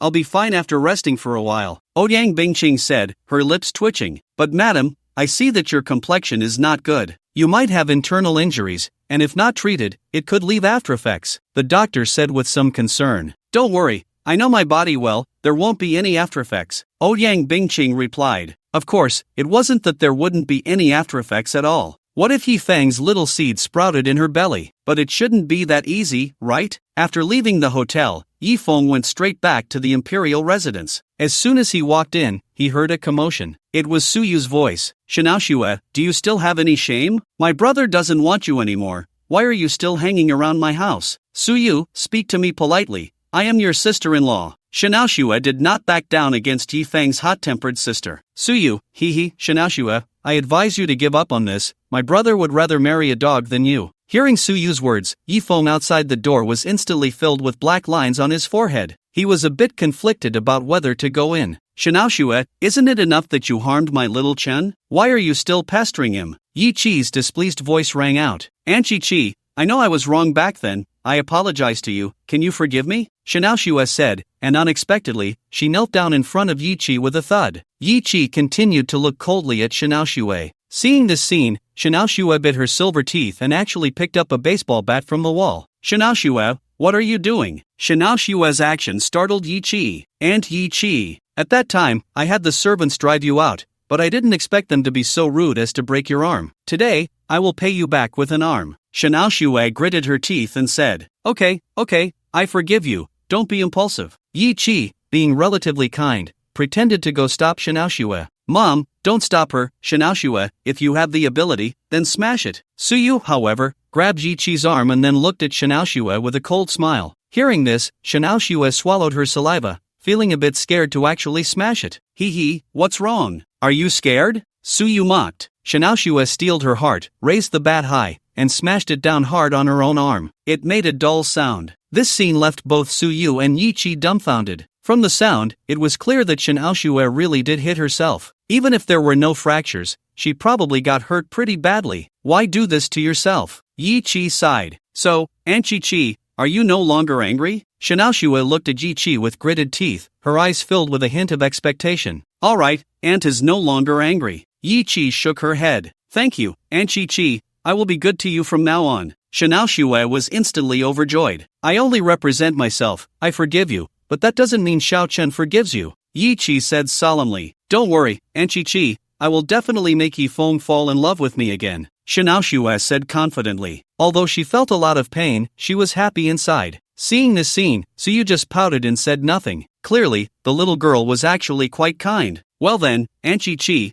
I won't disturb you anymore." Shinaoshua turned to leave. It wasn't that she didn't want to wait for Yi Feng to come back, but her hand really hurt. Just as she walked out of the living room, Shinaoshua saw Yi Feng standing outside the door. Obviously, Yi Feng had returned long ago but had deliberately not come in. "Do you want me to help you treat it?" Seeing Shinaoshua frowning in pain, Yi Feng finally asked. Shinaoshua stubbornly shook her head and said, "No need, this is what I deserve. Suit yourself." Yi Feng walked directly into the living room. Seeing this scene, Shinaoshua stomped her foot in anger. This guy has become too indifferent now, hasn't he? She remembered that in the past, even if it was just a small cut, Yi Feng would be so heartbroken that he would rush to buy a band-aid. However, although Yi Feng was indifferent now, for some reason, Shinaoshua just liked him. "Shinaoshua, are you being masochistic? When he treats you well, you ignore him, and when he can't even be bothered to look at you, you like him even more." Shinaoshua herself wondered if there was something wrong with her head. In fact, in this world, Shinaoshua was not the only one being masochistic. Whether man or woman, it was only after losing something that one learned to cherish it. "Bro, I thought you were going to cure her," Suyu exclaimed when she saw Yi Feng return, immediately hugging his arm and pouting. "She didn't ask me to treat her," Yi Feng replied. "Bro, you're really dense. When a woman says she doesn't want it, she actually does." Suyu chuckled. "Yi Feng, then do you want to go sweep the floor?" Suyu, "No." "Then go." Yi Feng said with a mischievous smile. "Bro, you just know how to bully me." Suyu shook Yi Feng's arm vigorously, her two big white rabbits bouncing around. Hey, how many times have I told you not to always cling to your brother? You're a grown girl now, how are you going to find a boyfriend in the future?" Yi Chi frowned at the sight. "If I can't find one, then I won't. I'll let my brother support me for life." Suyu proudly lifted her little head and said, "Bro, you'll support me, right?" "Of course." Yi Feng affectionately ruffled the little girl's hair. "Bro, I knew you loved me the most." The little girl happily pecked Yi Feng on the cheek. "Yi Feng, go sweep the floor first. My house doesn't keep idle people." Suyu. Just as the family was playfully bickering, Shimun Wuxuan was heading towards Jiangdu. Meanwhile, in Dongyin, the Wei family. "Baka, how dare you kill my Dongnin's quasi-war god? Immediately notify the Killing Blade organization within Longwa. Within 3 days, I want to see that Longwa woman's head. Oi Matsumoto Jun roared. The Killing Blade is an assassin organization in Dongin. Almost every country has their people. Usually, they disguise themselves as ordinary people and hide away. Once they receive a notification, they transform into terrifying killing machines. Upon receiving the notification, the entire Killing Blade organization was in an uproar. Because this time, they were to kill a 1-star war god. This was definitely a super big job. Soon, the higher-ups of the Killing Blade organization contacted Oi Matsumoto Jun. Miss Oi, the target is a war god. To ensure absolute success, we need to deploy at least 2 Martial King-level experts. As for the price, don't worry, my Oi family is never short of money. As long as you can bring that woman's head before me, I am willing to pay any price. Oi Matsumoto Jun said firmly. Very well, Miss Oi, wait for my good news. Although Shiman Wuxuan was only a 1-star war god, to ensure absolute success, this time the Killing Blade organization dispatched 3 Martial King-level experts, and Shiman Wuxuan had no idea about this. Right now, she just wanted to kill the man named Ji Feng. Wuxuan war god, are you okay? Her aide, Shuyu, appeared somewhat worried. Although Shiman Wuxuan had achieved supreme military merit this time, she herself had also sustained serious injuries. I'm fine. Shiman Wuxuan's beautiful eyes blazed with anger. She only hated that she didn't have wings. The plane flew for more than 4 hours. Finally, it landed in Jiangdu. Welcome, Wuxuan war god. At this moment, the entire Jiangdu airport was closed off, just to welcome Shiman Wuxuan's arrival. Even though the airport was closed, many people still came to catch a glimpse of the war god's demeanor. Outside the airport, there were at least tens of thousands of people. Even the city lord and deputy city lord of Jiangdu personally came to greet her. War god, war god, war god. Everyone shouted the words war god with respect in their eyes. This was the status of a war god in Longwa. Especially since Shiman Wuxuan had just annihilated 100,000 enemies from Dongin and killed the quasi-war god Oidanjiru, she had gained a large number of fans. The commotion was quite loud. However, it wasn't long before Shiman Wuxuan got into a military jeep and left. At that moment, she had no mind to enjoy the honor. All she wanted was to kill Yi Feng. Meanwhile, 3 figures stood on a road. They all wore conical hats and held a samurai sword. With a sharp sound accompanying the harsh friction of rubber against the ground, a sports car suddenly came to a halt. Madre, are you looking for death? A head popped out of the car window, cursing at the 3 standing in the middle of the road. Put! As soon as he finished speaking, his head flew off. Then, the headless corpse sprayed a large amount of blood. Ah! The woman in the passenger seat, dressed in Balenciaga and sporting high-tech facial features, was so frightened that she screamed. However, after a couple of screams, the high-tech beauty fainted. When she woke up again, she saw a man with a completely charred face. On the man's burned face was the Arabic numeral 13. Finally, 13 stood up, but then, 12 appeared. 12, too, had a completely burned face, leaving only the Arabic numeral 12. The beauty had just regained consciousness when she saw such a terrifying scene and fainted again. When 11 arrived, the beauty woke up once more. This time, she did not faint from fear but began to struggle violently. Put! However, a cold light flashed. One of the beauty's hands flew off. The beauty raised her other hand. Then, that hand also flew off. Seeing the beauty still struggling, 11 swiftly struck down, severing the beauty's legs, which were clad in Balenciaga. This time, the beauty completely fainted. 11, must you always be so brutal? 12 and 13, witnessing this scene, curled their lips. 11, the target is coming. 12 and 13 suddenly became serious. At that moment, a jeep was speeding down the road. Inside were Chuiwei and Shiman Wuxuan. Seeing the 2 suddenly standing in the road, Chuiwei immediately slammed on the brakes. But because the 2 appeared too suddenly, she couldn't stop in time and could only swerve the steering wheel. The jeep immediately flipped over. However, both Shiman Wuxuan and Chuiwei jumped out of the vehicle before it rolled over. The jeep rolled several times before coming to a stop. Dare to block the path of the war god? Are you looking for death? Chuiwei shouted at the 2 standing in the middle of the road. The war god? We are here to kill the war god. The 2 men in conical hats slowly raised their heads, grinning wickedly. When Chuiwei saw the faces of the 2 men, she was startled. One of the men pulled out a photo from his pocket, looked at it, then looked at the 2. He nodded and said, "It's definitely the target. Shiman Wuxuan, someone wants your head. We are here to take it." The 2 raised their samurai swords and charged at Shiman Wuxuan. "If you want my head, you better see if you have the ability." Shiman Wuxuan let out a cold shout and drew her sword. Chuiwei followed suit and charged forward. Soon, the 4 engaged in combat. Bang!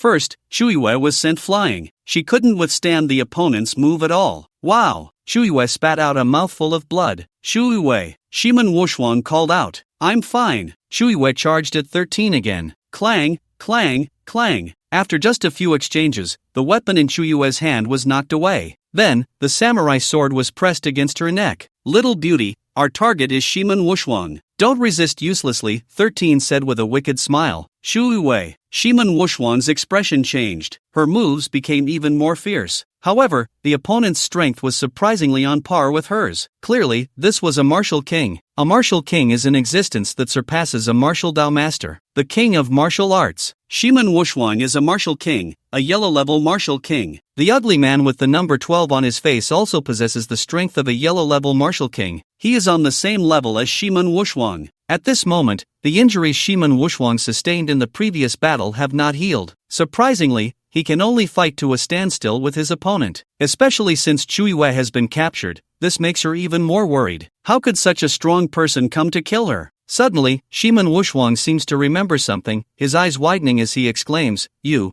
are from the Killing Blade organization. That's right, since you know we are from Killing Blade, just surrender obediently, and you might suffer less. Number 12 says with a wicked smile while attacking Shiman Wuxuang with a katana. So what if you are from Killing Blade? In Dragon Country, it's not your turn to run wild. Shiman Wuxuang snorts coldly and continues to attack number 12. It must be said that Shiman Wuxuang is truly strong with a sword in hand. Although his internal energy is significantly weaker than his opponent's, he still gradually gains the upper hand. Several times, he nearly struck a fatal blow to his opponent. 11. Aren't you coming to help? As number 12's words fall, number 11 finally stands up. At this moment, Shiman Wuxuang sees the scene on number 11's side. A woman, with both her hands and feet severed, lies in a pool of blood. Help! Help! The woman is not dead yet, her mouth uttering pleas for mercy. But clearly, she is not far from death. Thud! The katana plunges directly into the woman's heart, completely freeing her. You beasts! Seeing this scene, Shiman Wuxuang is furious.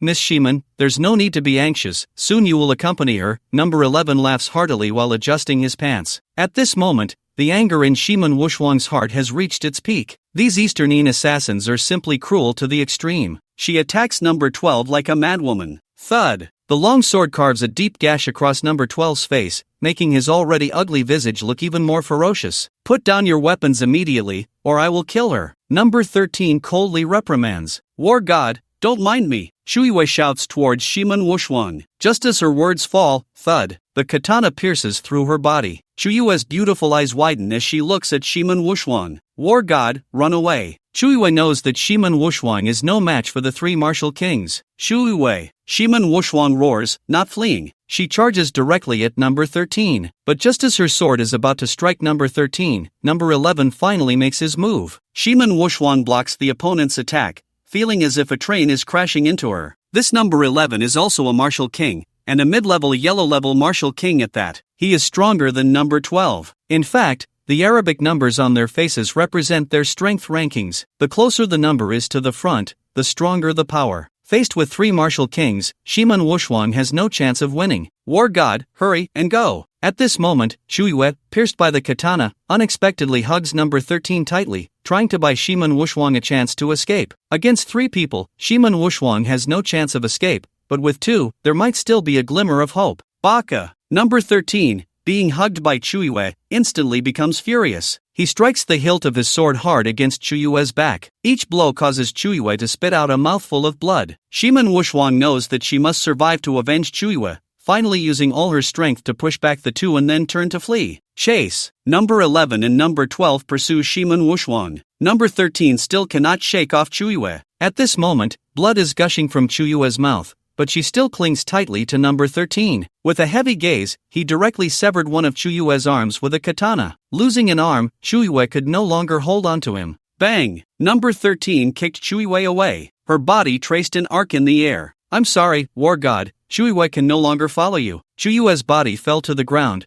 her eyes gradually becoming vacant. Number 13 began to pursue Shiman Wuxuang. If Shiman Wuxuang were at her peak, she would have a good chance of escaping. But now, facing the pursuit of three martial kings, her chances of escape were nearly impossible. yet she still exerted all her strength. If she couldn't escape, then Shuiwei would have died in vain. At this moment, Shiman Wuxuang's speed was faster than a car, like a phantom racing down the road. But the three assassins from the Killing Blade organization were not slow either. It was only a matter of time before they caught up. Could it be that I, Shiman Wuxuang, am going to die here today? Feeling her internal energy rapidly depleting, a hint of despair surfaced in Shiman Wuxuang's eyes. She didn't want to die, she hadn't avenged her brother yet. She hadn't killed all her enemies. She hadn't avenged Shuiwei. Thinking of this, Shiman Wuxuang unleashed all her potential. She ran with all her might. She couldn't die, she had to survive. But after running for several dozen miles, her speed finally began to slow. Her internal energy was almost exhausted. Her organs felt as if they had been hammered by an iron mallet. She had reached the end of her rope. Shiman Wuxuang, you can't escape. The three assassins were already within arm's reach. Watching the three assassins closing in, a look of despair finally appeared in Shiman Wuxuang's eyes. She knew she was doomed. Moreover, given the brutality of the Killing Blade organization, death would be a light punishment. In the imperial residence. Brother, my milk tea has arrived. Can you go get it for me? Suyu was doing yoga with Hongya when her phone rang. It was the delivery person asking her to come down for the milk tea. Both women were wearing yoga pants, giving Yifeng quite the view. Oh, okay. Yifeng immediately agreed. After all, while the yoga pants looked good, they were only for his eyes. He wouldn't want to show them off to others. So, Yifeng went out to get the milk tea. From a distance, he saw a figure running towards him. Wow, are delivery people this fierce now? Yifeng thought the person was a delivery worker. He immediately stepped in front of her. The figure was moving too fast to stop in time and crashed right into Yifeng's arms. Fortunately, Yifeng was strong, otherwise, he would have been knocked away. As he steadied the person, he noticed she was quite large. However, he wanted milk tea, not a large figure. But the person had no milk tea in her hands. Frowning, he asked, "Where's my milk tea?" Shiman Wuxuang looked at Yifeng in confusion.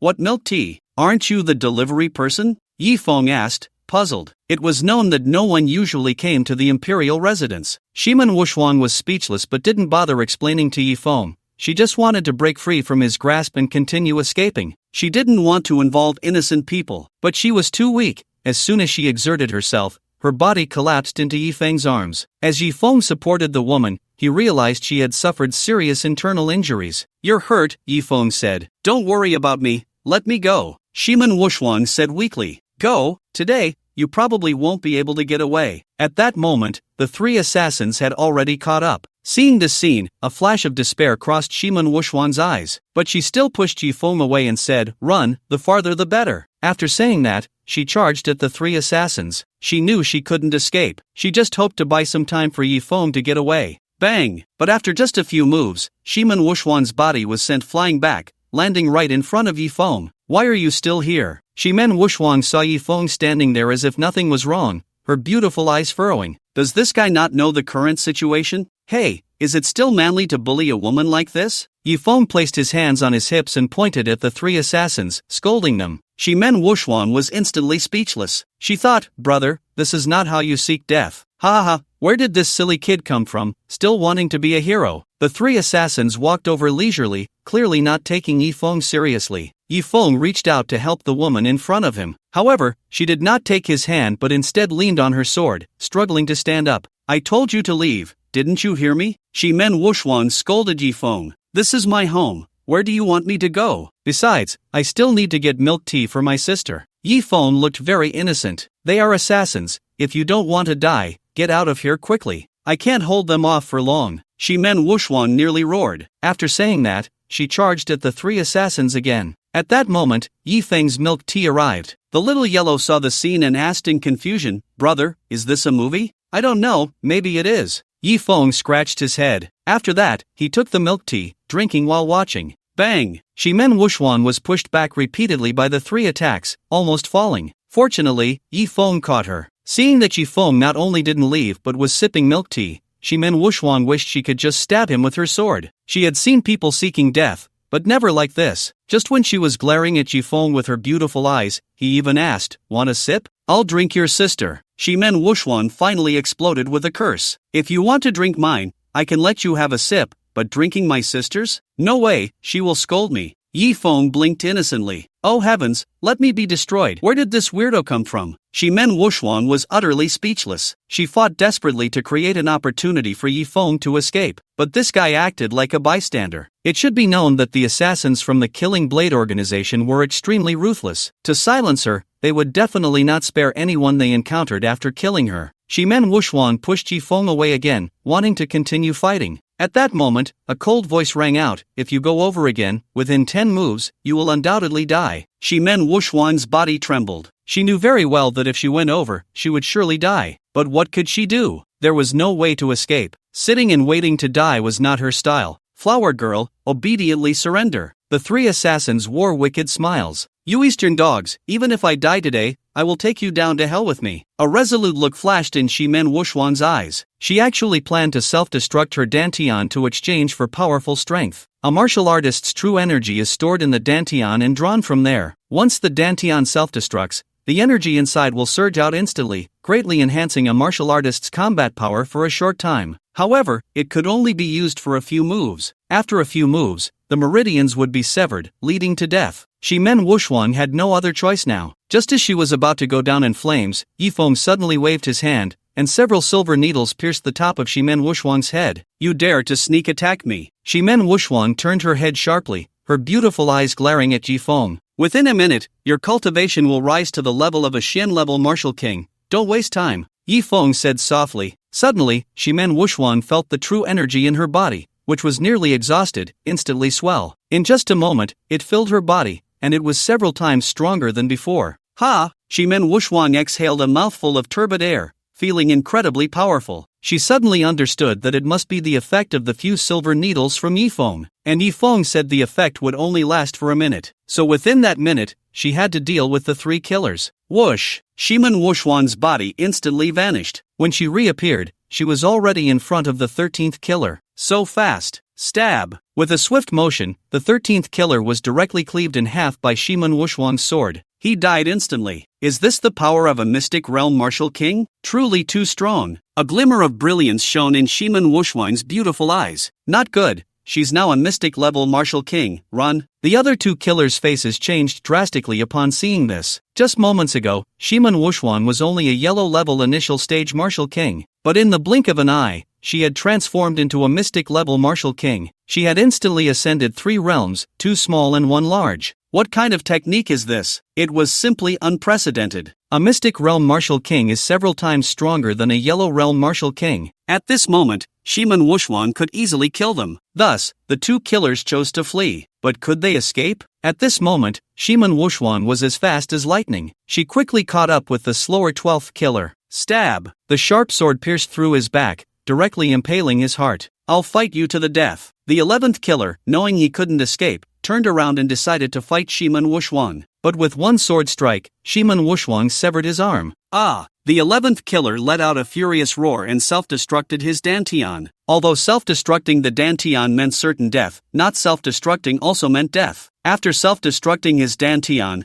the 11th killer's power surged instantly. Violent true energy flooded into his limbs and bones. At that moment, his strength reached the level of a mystic level initial stage martial king, but he could only attack a few times before his meridians would shatter and he would die. Die! The 11th killer shouted angrily, launching a frenzied attack on Shimen Wuxuan. However, at this moment, Shimen Wuxuan effortlessly deflected his attacks. It turned out that Shimen Wuxuan had not merely reached the initial stage of the mystic realm martial king. Stab! The 11th killer's head flew off. His eyes widened in disbelief. He couldn't comprehend what was happening. Why had Shimen Wuxuan's power suddenly increased so much? Was it because of that man's few silver needles? How could that be? A few silver needles could make Shimen Wuxuan's combat power more terrifying than his self-destruction? Unfortunately, he had no chance to learn the truth. Although Yi Feng had only used a few golden needles, this was a forbidden needle technique taught to him by the Killing Emperor. The 9 transformations golden needle could heal, kill, and enhance combat power. The 9 transformations destruction needle was specifically for enhancing strength. It could greatly stimulate a martial artist's potential in a short time, allowing their combat power to leap across several realms. Of course, any forbidden technique has side effects. The 9 transformations destruction needle was no exception. However, compared to self-destructing the dantian,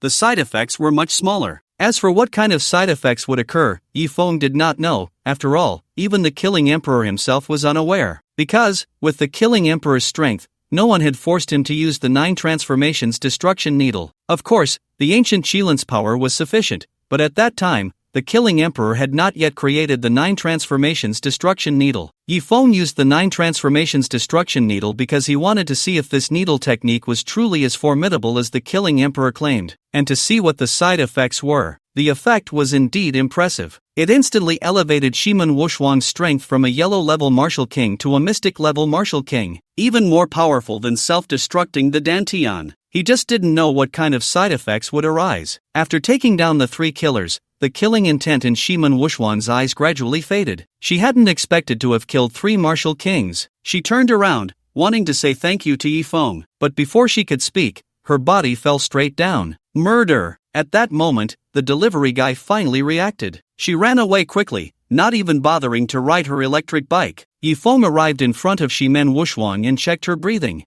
Not dead yet, but with these injuries, if it weren't for me, it would be almost the same as being dead. Yi Feng picked up Shimen Wushuang. Lucky for her to have encountered Yi Feng. It took a whole night, but Yi Feng finally healed Shimen Wushuang. However, it wasn't a complete healing. After all, Shimen Wushuang was a martial artist. Her body was countless times stronger than an ordinary person's. The difficulty of treating an ordinary person and a martial artist was completely different. Looking at Shimen Wushuang, who had no scars left on her body, Yi Feng nodded in satisfaction. It seemed that the side effects of the 9 turns destruction needle weren't that bad. If he could heal her directly, didn't that mean he could just card her? Soon, Shimen Wushuang woke up. Her long eyelashes fluttered gently as she slowly opened her eyes. Shimen Wushuang was indeed very beautiful. Her figure was tall and slender, with no excess fat on her body, even a bit on the thin side. It was hard to imagine that such a fair and delicate body concealed such terrifying energy. After waking up, Shimen Wushuang initially had no reaction, but when she saw that she was wearing no equipment,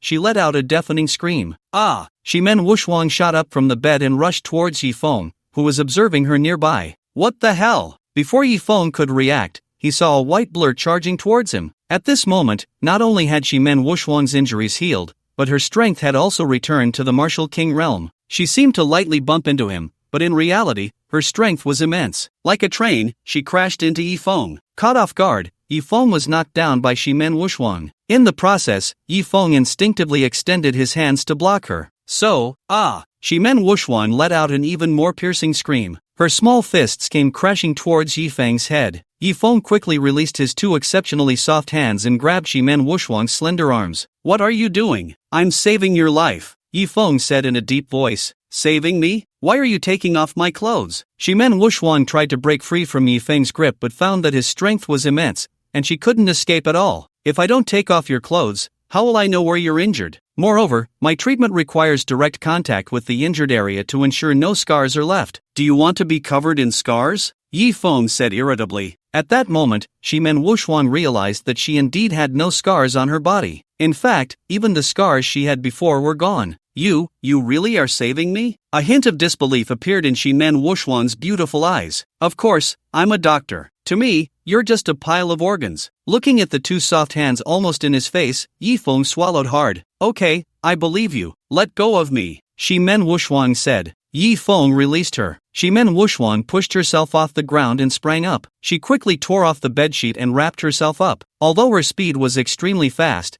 Yi Feng still caught a glimpse of a wonderful sight. Seeing the killing intent in Shimen Wushuang's eyes gradually subside, Yi Feng then extended his hand towards her and said, "Hello, my name is Yi Feng. You are Yi Feng." Shimen Wushuang suddenly widened her beautiful eyes. You know me? Yi Feng looked at Shimen Wushuang with some suspicion. He was sure he didn't know her. At that moment, Shimen Wushuang suddenly felt a pain in her head and then said, I don't remember. I just feel that the name Yi Feng is very familiar, but I can't recall who Yi Feng is. Then what is your name? Yi Feng asked. What is my name? I can't remember. Shimen Wushuang shook her head in pain. Yi Feng was taken aback. Could it be that this girl has amnesia? Is this the side effect of the 9 turns destruction needle? It makes sense. The 9 turns destruction needle stimulates the brain with golden needles, forcibly enhancing the body's potential. It's reasonable that there would be side effects affecting the brain. But if she has amnesia, why does she specifically remember him? Could it be that she has a crush on me? Yifeng was filled with confusion. My head hurts so much. Who am I? Shimen Wuxuan tried to recall something, but every time she thought about it, her head felt like it was going to explode. Seeing this, Yifeng quickly said, "You must have amnesia, don't think about it, or it will be very uncomfortable." "Do you know me? Who am I?" Shimen Wuxuan grasped Yifeng's hand, looking at him with eager anticipation. Yifeng knew that people with amnesia desperately wanted to remember their past, but if they couldn't, that feeling would be extremely uncomfortable, almost like their head was going to burst. He coughed and said, "Ahem, actually, you are my maid." "I am your maid?" Shimen Wuxuan frowned at Yifeng, seemingly not believing his words. "What, you don't believe me? If you weren't my maid, why would you be so familiar with the name Yifeng?" Yifeng smiled. Shimen Wuxuan strained to think about the name Yifeng. She found that she was incredibly familiar with those two words, as if they were engraved in her bones. Yet, she couldn't remember what her relationship with Yifeng was. Could it be that she really is Yifeng's maid? How could someone as capable as me be your maid? Although Shimen Wuxuan had lost her memory of her social relationships, she hadn't forgotten anything about martial arts. "Because I'm even more capable. If you don't believe me, I'll show you my other maids." After saying this, Yifeng shouted outside, "Yen, where is Longxin?" After a few seconds, two figures flew in from outside. It was indeed two female angels, Yen and Longxin. The two beautiful angels descended from the sky and knelt before Yifeng. "Master, what are your orders?" "They are angels?" Seeing Yen and Longxin, Shimen Wuxuan's eyes widened. These two Western women were tall and stunning, especially since they had a pair of pure white wings behind them. Moreover, they could really fly, resembling the legendary angels. Yen and Longxin were, of course, not real angels. Their wings were a form of top-notch technology, combining machinery and the human body. "It's fine now, you can leave," Yifeng waved his hand. The two female angels flew away again. "So, do you believe it now?"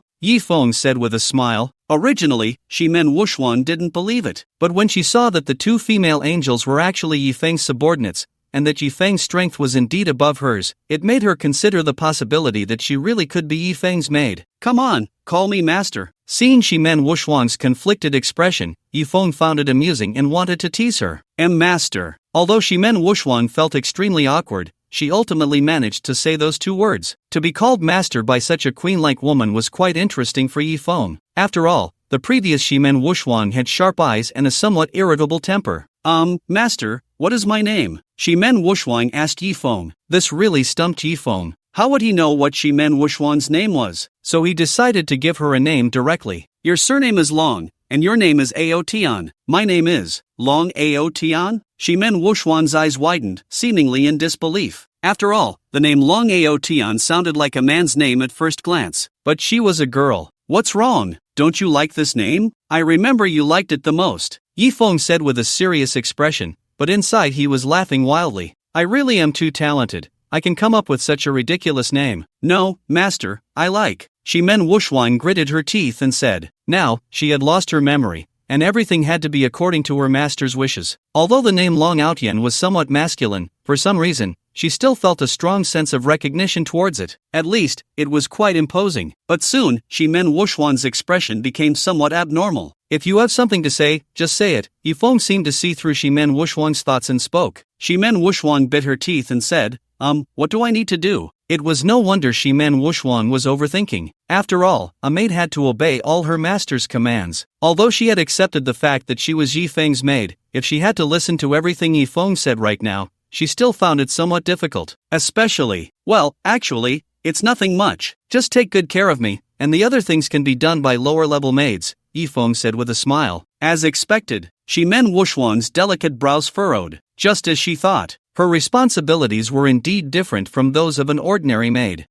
Master, can you give me some time? I can't accept it right now," Shimen Wuxuan said, biting her silver teeth. "Oh, what can't you accept?" Yifeng teased, looking at Shimen Wuxuan. It's about serving you at night," Shimen Wuxuan said tightly, biting her silver teeth. "Ahem, fine, after all, you have lost your memory," Yifeng said generously. After all, this girl wasn't really his maid. The reason for saying this was to stabilize her condition, especially since this girl was so strong. Who knows what she might do if she ran away? It would be best to wait until she regained her memory before letting her leave. "Alright, You can get familiar with the environment first and see if you can remember something. Yi Feng waved his hand at Shimen Wushuang. Yes, master. Shimen Wushuang bowed to Yi Feng and then left the room. Walking through the imperial residence, Shimen Wushuang wanted to recall something but found she couldn't remember anything at all. The more she thought, the more her head hurt. Forget it, she decided not to think about it. She wanted to do something but didn't know what to do. She saw a woman watering flowers and walked over. Hello,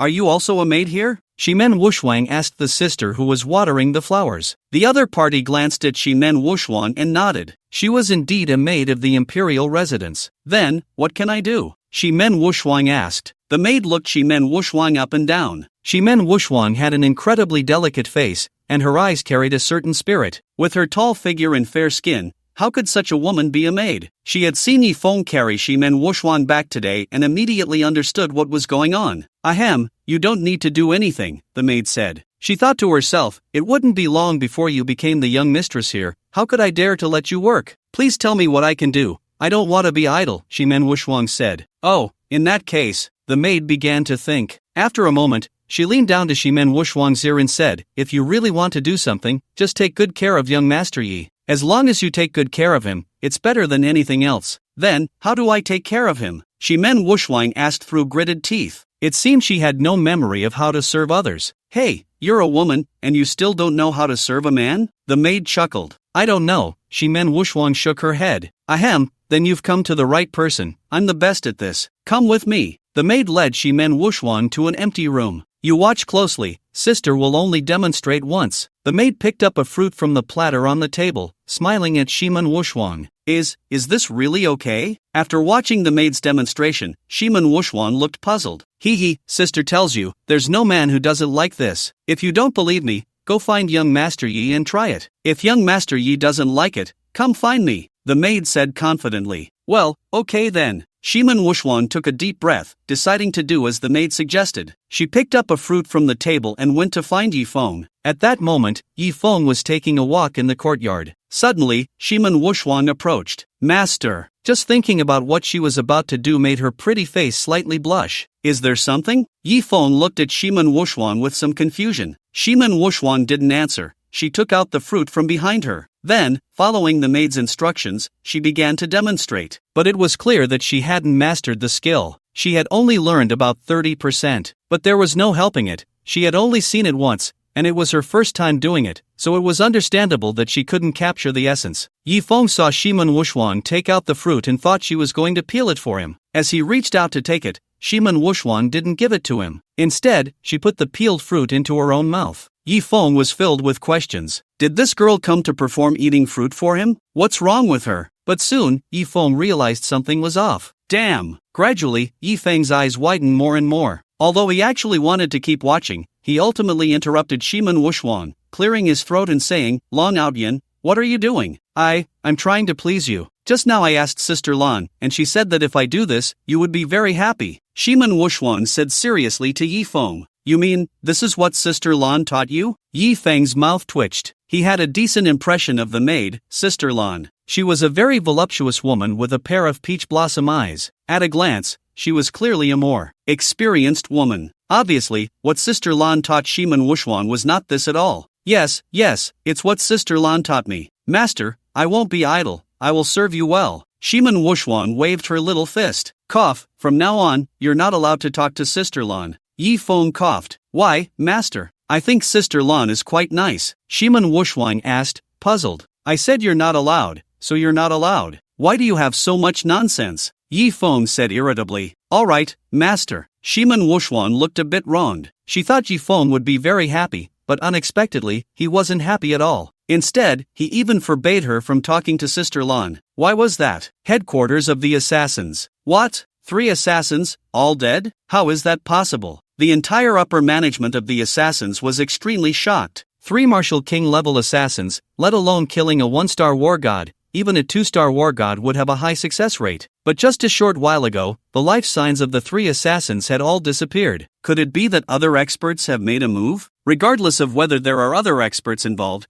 this is a huge insult to our assassins organization. Immediately notify the 10 Blades in Long Country and have them head to Jiangdu. The 10 Blades are the top 10 assassins in the assassins organization. the strongest 10 assassins. The 10th blade, although only one rank higher than the 11th, is much stronger than the 11th. As for the higher-ranked 10 blades, they are even more terrifying. Meanwhile, the Shiman family also began a large gathering. Originally, the murder of a low-ranking elder's grandson wouldn't attract the Shiman family's attention. But this time was different. An elder of the Shiman family had also been killed. Moreover, Shiman Chiching's sister, Shiman Wushwang, broke through to the initial stage of the war god and shone brightly on the border. This is why the Shiman family began to take notice. They gathered over 10,000 family elites, and 3 elders came to seek revenge for Shiman Chiching in Shiman High. Shiman Mansion. Have we contacted the war god Wushwang yet? An elderly man asked. Not yet. As soon as we contact the war god Wushwang, we will immediately wash the imperial palace in blood. Yes. The Shiman family summoned their forces to Jiangdu,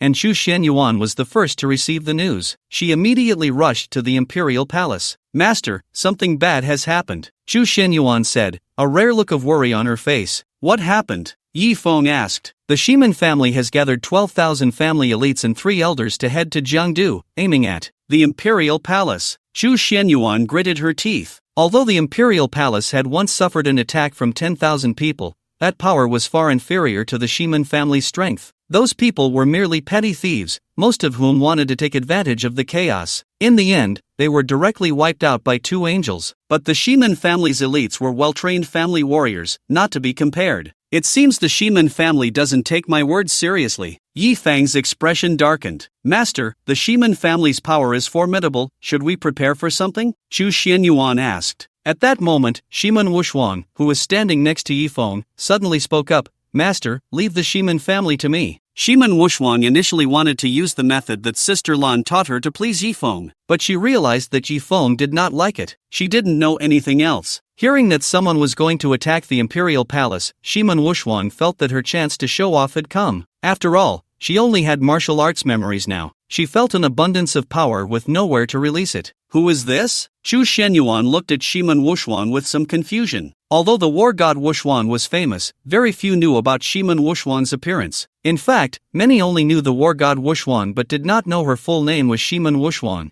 to avoid affecting the war god's family. If those evil forces found out, it would be easy to threaten her family's safety. Therefore, during the few minutes Shiman Wushwang appeared at the airport, she was also wearing a mask. Even Chu Xianyuan did not know what Shiman Wushwang looked like. Oh, her name is Long Outyan, and she is my maid, Yi Feng replied. Master, do you not like Xianyuan anymore? Chu Xianyuan pouted, looking aggrieved. Ahem, let's get back to business. Yi Feng coughed and looked at Shiman Wushwang, asking, what do you want to do? I think instead of sitting and waiting for death, we should take the initiative and showcase the imperial palace's prestige, Shiman Wushwang said coldly. At that moment, Shiman Wushwang exuded a domineering aura. That makes sense, Yi Feng nodded and said, then the Shiman family will be left to you. Alright, Shiman Wushwang said confidently. She had little confidence in other areas, but fighting was her forte, because whenever something related to martial arts appeared in her mind, she felt exceptionally excited. Soon, over 10,000 people gathered in various places in Jiangdu. They sharpened their blades, waiting to contact the war god and then stained the imperial palace with blood. The Shiman family's high-profile actions this time were meant to serve as a warning. Otherwise, any random person would dare to take action against the Shiman family. Sister Long, ahead is a stronghold of the Shiman family,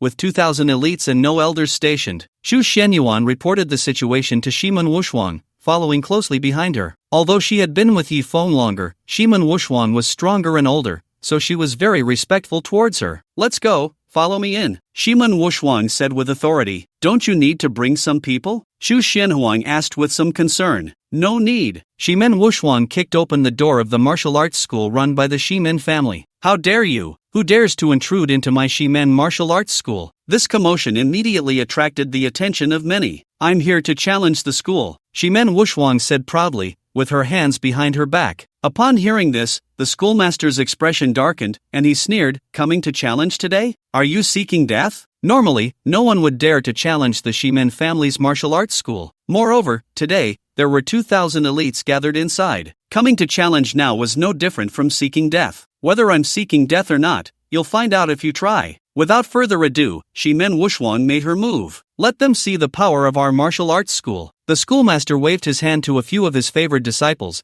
clearly not taking these 2 seemingly weak women seriously. Instantly, several disciples rushed towards Shiman Wushwang. bang, bang. However, after just a few swings, Shimen Wushwang sent the disciples flying. Daring to cause trouble in my Shimen family's martial arts school, you must be asking for it. At that moment, a powerful middle-aged man shouted coldly. He was the leader of the 2,000 elites, Shimen Danting. Disable them. With Shimen Danting's command, all 2,000 martial artists charged towards Shimen Wushwang and Chu Xianwang. Seeing this scene, Chu Xianwang couldn't help but swallow hard. Although she was confident in her own strength, facing a sea of people left her somewhat dazed, especially since these were not ordinary people, but martial artists. However, Shimen Wushwang beside her showed no sign of fear. In fact, seeing so many people coming, she even revealed a hint of excitement. Finally, Shimen Wushwang made her move. She charged into the crowd, unarmed, using only her fists and feet. Bang, bang. Shimen Wushwang's fists struck the bodies of those elites like hammers. Instantly, bones broke and tendons snapped. Although these elites were strong, they were nothing in front of the martial king level Shimen Wushwang. Essentially, one punch from her was like dealing with a child. In just a short while, Shimen Wushwang had taken down hundreds of people with her bare hands. Seeing this, Shimen Danting was genuinely feeling a bit pained. Who on earth is this woman? How can she be so powerful? There was no way. Very few people in the Shimen family even knew of Shimen Wushwang's appearance. Who exactly are you? Shimen Danting couldn't help but ask. Long Out Yen. Shimen Wushwang responded domineeringly. Long Out Yen. Upon hearing the name, Shimen Danting's mouth twitched. That name is just too arrogant. Such an audacious name, and even men wouldn't dare to use it. Yet this delicate girl actually took such a name. Long Out Yen, do you know that we are from the Shimen family? What you are doing is equivalent to making an enemy of us. Shimen Danting realized that the opponent's strength was far above his own. If things went poorly, they could face total annihilation, so he invoked the Shimen family. The Shimen family means nothing in front of me, Long Out Yen. I'm here today to deal with you. Shimen Wushwang laughed coldly, her strikes becoming even more ruthless. Fortunately, she hadn't used any weapons. Otherwise, she might have already killed over 1,000 people. But even without weapons, being hit by her small fists would leave anyone bedridden for half a year. Chu Xianhuang had thought she was violent enough. She never expected this girl to be even more violent. About 10 minutes passed. All 2,000 elites were taken down by Shimen Wushwang alone. She stepped on Shimen Danting's face and said domineeringly, "Remember my name, I am Long Out Yen. Go back to where you came from. Let's go, next venue." Shimen Wushwang took Chu Xianhuang and left. Next, they headed to another gathering place of the Shimen family. What did you say? Who dared to challenge our martial arts hall? Who has the audacity to kick our Shimen family's martial arts hall? Shimen Lianting's expression changed. Shimen Lianting was an elder of the Shimen family, leading 3,000 elite martial artists, waiting at the Shimen family's clubhouse. She said her name is Long Out Yen. Long Out Yen? What the hell? I've never heard of her. Half an hour later, another group of 2,000 elite members of the Shimen family was wiped out by a woman named Long Out Yen. This is outrageous. The three elders looked extremely grim. The opponent was able to single-handedly annihilate a group of over 2,000 elites. Clearly, her strength was very formidable, possibly on par with them. When did Jiang Du produce a character like Long Out Yen? Everyone in the Shimen family looked puzzled. After all, in this small place of Jiangdu, martial arts masters were rarely seen. How could a martial king suddenly emerge? But no matter how they investigated, they couldn't find any information related to Long Out Yen. It was as if this person had appeared out of nowhere. "Report, my lord." At this moment, a servant hurried over to report. "What is it?" "Long Out Yen sent someone with a challenge letter, asking all of us to go to the Nightshade Club to find her. She can't be bothered to deal with us one by one," the servant said tremblingly. "Damn it, this is too much. So arrogant." The three elders of the Shimen family, Shimen Lianting, Shimen Xiongtang, and Shimen Yatang, were extremely furious. This was the first time they encountered such an arrogant character. Not only did she openly attack the Shimen family, but she also demanded that they come to her. "Has the war god not been contacted yet?" Shimen Lianting frowned and asked. "No, but the war god's adjutant, Shuiwei, has been found, but she was severely injured and is still in critical condition. Just hold on for now, let's wait until we contact the war god." The three elders of the Shimen family all looked very grim. However, they did not dare to act rashly. What if they were not a match and ended up being wiped out by that Long Out Yen? Where would the Shimen family's face go? It was better to wait until they contacted the war god. Moreover, the war god's adjutant was so badly injured, they didn't know what had happened. Could it be that the war god was in trouble? But soon, the three dismissed this thought. After all, with the war god's strength, who in Jiangdu could threaten her? Why hasn't anyone come yet? Shimen Wushuang waited all day at the Nightshade Club but did not see anyone from the Shimen family arrive, and a look of impatience appeared on her face. Maybe they're scared. Chu Xianhuang said. Forget it, let's not wait any longer. Let's go back to the imperial mansion. Shimen Wushuang yawned in boredom. Soon, the two returned to the imperial mansion. Master, I have wiped out 4,000 elites of the Shimen family and sent them a challenge letter, but they dare not respond. Shimen Wushuang reported her achievements to Yifeng. Yifeng naturally knew about Shimen Wushuang's accomplishments. He didn't expect this girl to be so fierce. She went straight in and wiped out 4,000 of them. It should be noted that the Shimen family had gathered only a little over 12,000 people this time. This girl had taken out a third of their forces in one go. Well done, but you must not be careless. The Shimen family has a war god, and one of the war gods has already come to Jiangdu. Yifeng said solemnly. Although Long Outyan's strength was impressive, reaching the level of a martial king, the minimum threshold for a war god was also a martial king. If Long Outyan encountered the Shimen family's war god, she might not be able to win. Hearing Yifeng's words, a fierce look appeared on Shimen Wushuang's face as she said, Master, don't worry. If the war god of the Shimen family doesn't come, that's fine. If they do, I will definitely make him lose his way. For some reason, whenever it came to fighting, Shimen Wushuang felt exceptionally excited. Seeing the battle intent on Shimen Wushuang's face, Yifeng's mouth twitched slightly, thinking to himself, this girl is actually quite the warrior. What Yifeng didn't know was that Shimen Wushuang had arrived at the border in her teens and had fought for over a decade. Her warrior genes were deeply ingrained in her bones. Therefore, even though she had forgotten who she was, she had not forgotten her martial arts skills. By the way, Master, what is the name of the war god of the Shimen family? Shimen Wushuang asked. I think it's called Shimen Wushuang. Yifeng replied. Hee, how dare you take such an arrogant name? Huang, go prepare another challenge letter for me. Shimen Wushuang waved her small hand. Why? Shimen Wushuang, I want to challenge Shimen Wushuang. Yifeng, Chu Xianhuang. Upon hearing Shimen Wushuang's words, both Yifeng and Chu Xianhuang were at a loss for words. Clearly, this girl was even more combative than they had imagined. Although Shimen Wushuang's strength had reached the martial king level, as a low-level war god, she should have a good chance of victory. But if she encountered a stronger war god, it would be a different story. Huang, didn't you want to cultivate together?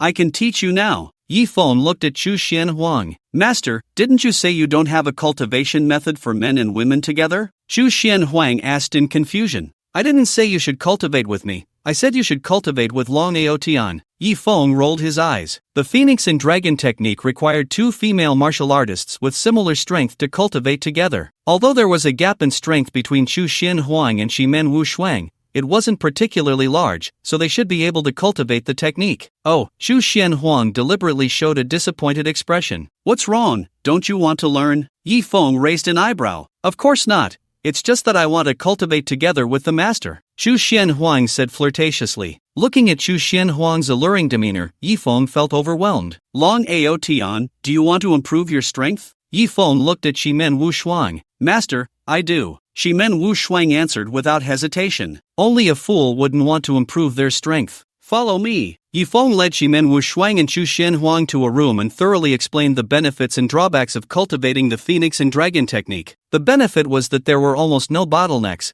As long as their physical fitness was sufficient, Yifeng could help them improve their strength at any time. The drawback was that the two women's senses would be linked together. Whether it was a positive or negative feeling, both would feel it simultaneously. Master, we are ready, the two women said to Yifeng. Although the feeling of being linked with someone else wasn't pleasant, this technique could allow them to rapidly improve their cultivation in a short time. Weighing the pros and cons, both women decided to cultivate. Yifeng had the two women undress and sit in the bathtub. Although they had mentally prepared themselves, when it actually began, both women appeared somewhat shy. I told you, in my eyes, you are just a bunch of organs, Yifeng said expressionlessly. Eventually, after some hesitation, the two women removed all their gear. Yifeng took out the 9 turns golden needle and inserted 3 needles into each of them. Then, he also sat in the bathtub, and the 3 of their hands pressed together, forming a triangular formation. Several hours later, Yifeng stopped. The cultivation was complete. Master, I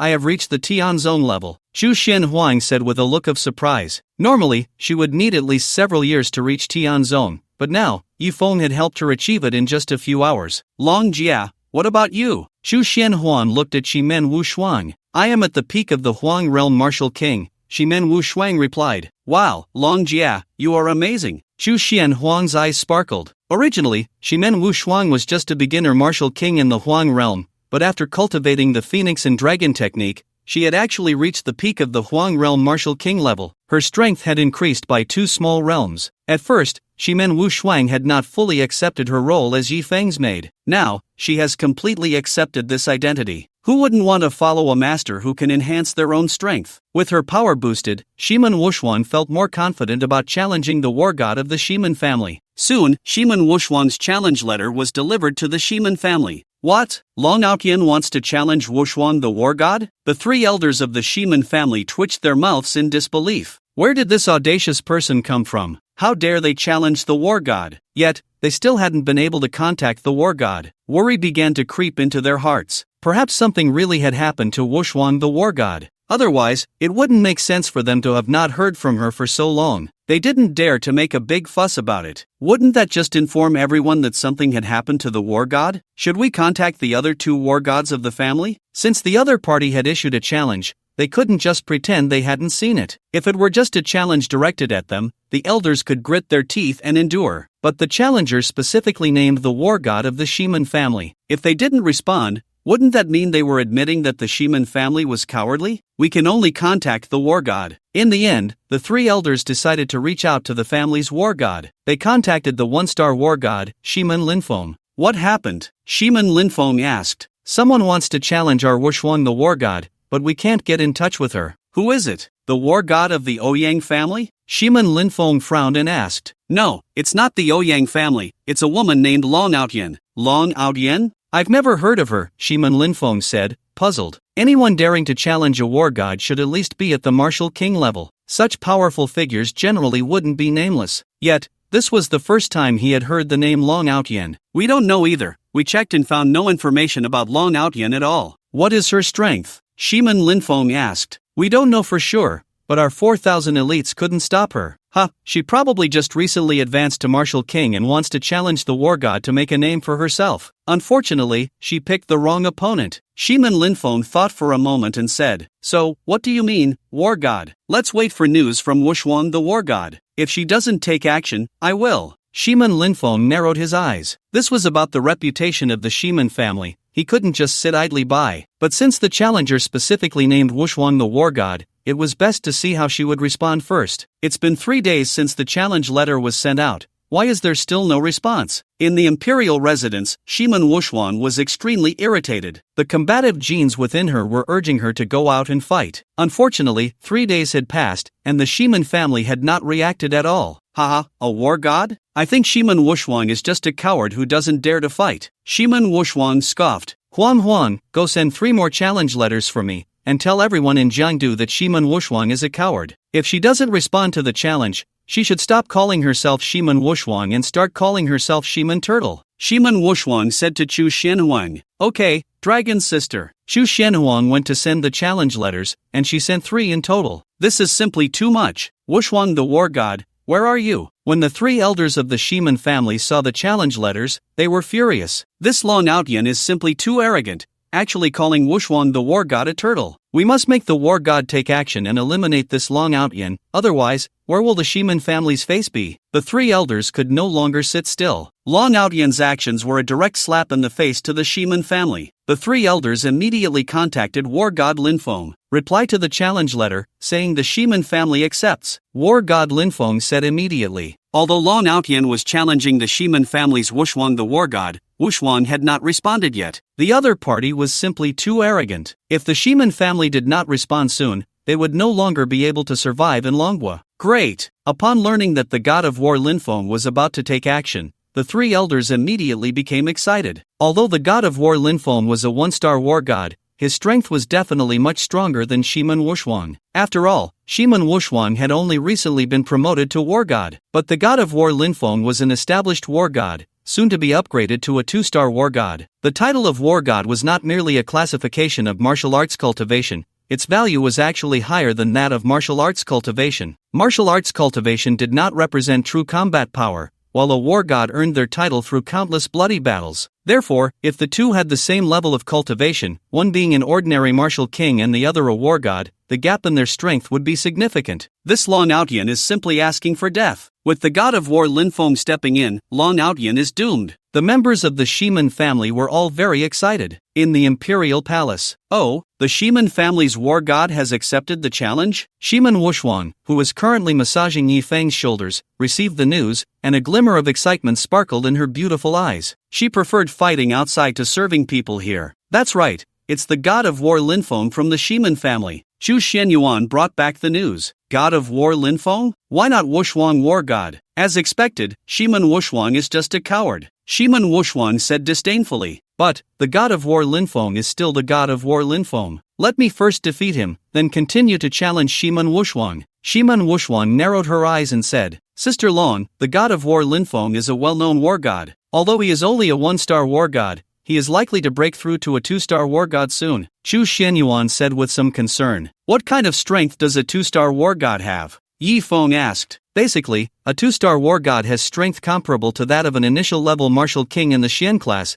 but because he is a war god, his actual combat power should exceed that of an ordinary initial level martial king in the Xian class. Chu Xianyuan had a certain understanding of the strength of war gods. Then it shouldn't be a big problem. Yi Feng thought for a moment and said, a 2-star war god is equivalent to an initial level martial king in the Xian class, but since the god of war Linfeng has not yet broken through to 2 stars, his strength is likely at the high level of the Huang realm, at most comparable to Long Outyen, who is at the peak of the Huang realm martial king. Even if Long Outyen couldn't win, he should be able to escape. However, to be absolutely safe, Yi Feng decided to teach Long Outyen something. He felt that Long Outyen seemed to have a talent for swordsmanship. Coincidentally, the Shiman family also practiced swordsmanship. So he would teach Long Outyen a sword technique to challenge the Shiman family. Let's see whose sword technique is stronger, the Shiman family's or the one he teaches. Long Outyen, I have a set of sword techniques that are perfect for you. Do you want to learn? Yi Feng asked. Oh, master, you know sword techniques? Long Outyen looked at Yi Feng in disbelief. She had quite a bit of insight into sword techniques. Although she had forgotten the specific sword moves, as long as she had a sword in her hand,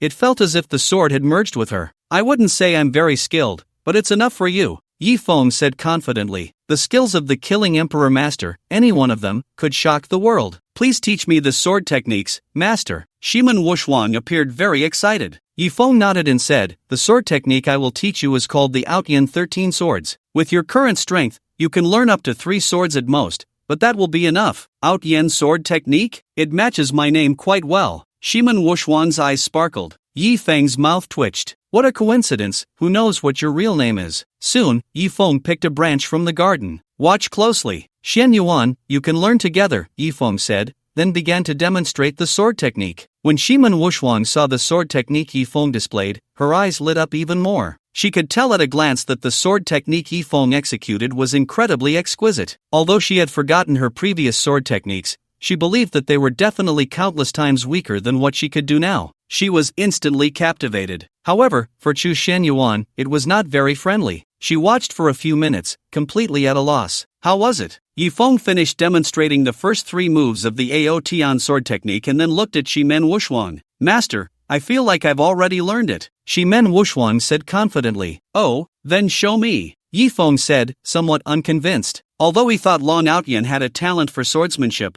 learning the Ao Tian sword technique in one go was simply a joke. However, to Yi Feng's shock, Shimen Wuxuang really had learned it. Of course, there was still a distance to go before she truly mastered it, but to be able to barely demonstrate it after just one look was already a terrifying talent. Very good, I'll demonstrate it for you again, and you observe carefully what differences there are between your technique and mine. Yi Feng demonstrated it once more. In total, Yi Feng demonstrated it 3 times. Shimen Wuxuang learned it directly and even asked him to teach her the 4th move. That's fine, although you can't unleash the power of the 4th move yet, learning it in advance won't hurt. But don't learn the 5th move for now, Yi Feng said. He then taught Shimen Wuxuang the 4th move. Indeed, Shimen Wuxuang found the 4th move quite challenging. This was her limit. However, this achievement was already quite impressive. It should be noted that Chu Xianyuan was also learning alongside her. She hadn't learned a single move yet. Xianyuan, don't be hard on yourself. You're not suited for swordsmanship. I'll teach you a set of fist techniques. Yi Feng couldn't bear to watch any longer. In the end, Yi Feng taught Chu Xianyuan a set of killing fist techniques, the 7 kill fist,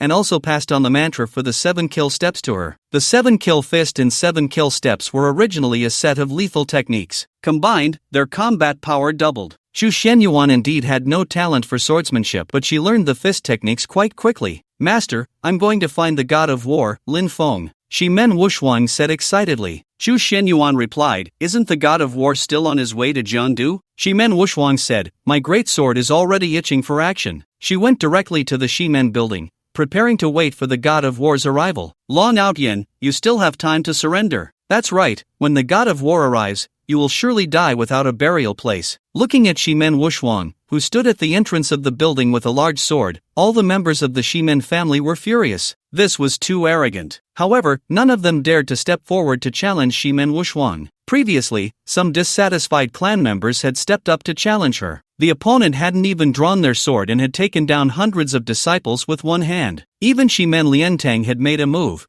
but he couldn't even withstand a single palm strike from her. The most crucial point was that she was a woman. Where did this prodigy come from? They could only wait for the god of war to arrive. Who exactly are you? Shimen Liantang looked at Shimen Wushuang. Didn't I say? My name is Long Outyen, Shimen Wushuang declared with dominance. At this moment, Shimen Wushuang was wearing a mask, which Yi Feng had asked her to wear. After all, she was so arrogant now that she was likely to offend many people. It was better not to show her face. Of course, the main reason was that Shimen Wushuang was not Yi Feng's maid. If she regained her memory and found that she had made so many enemies, wouldn't she hate him to death?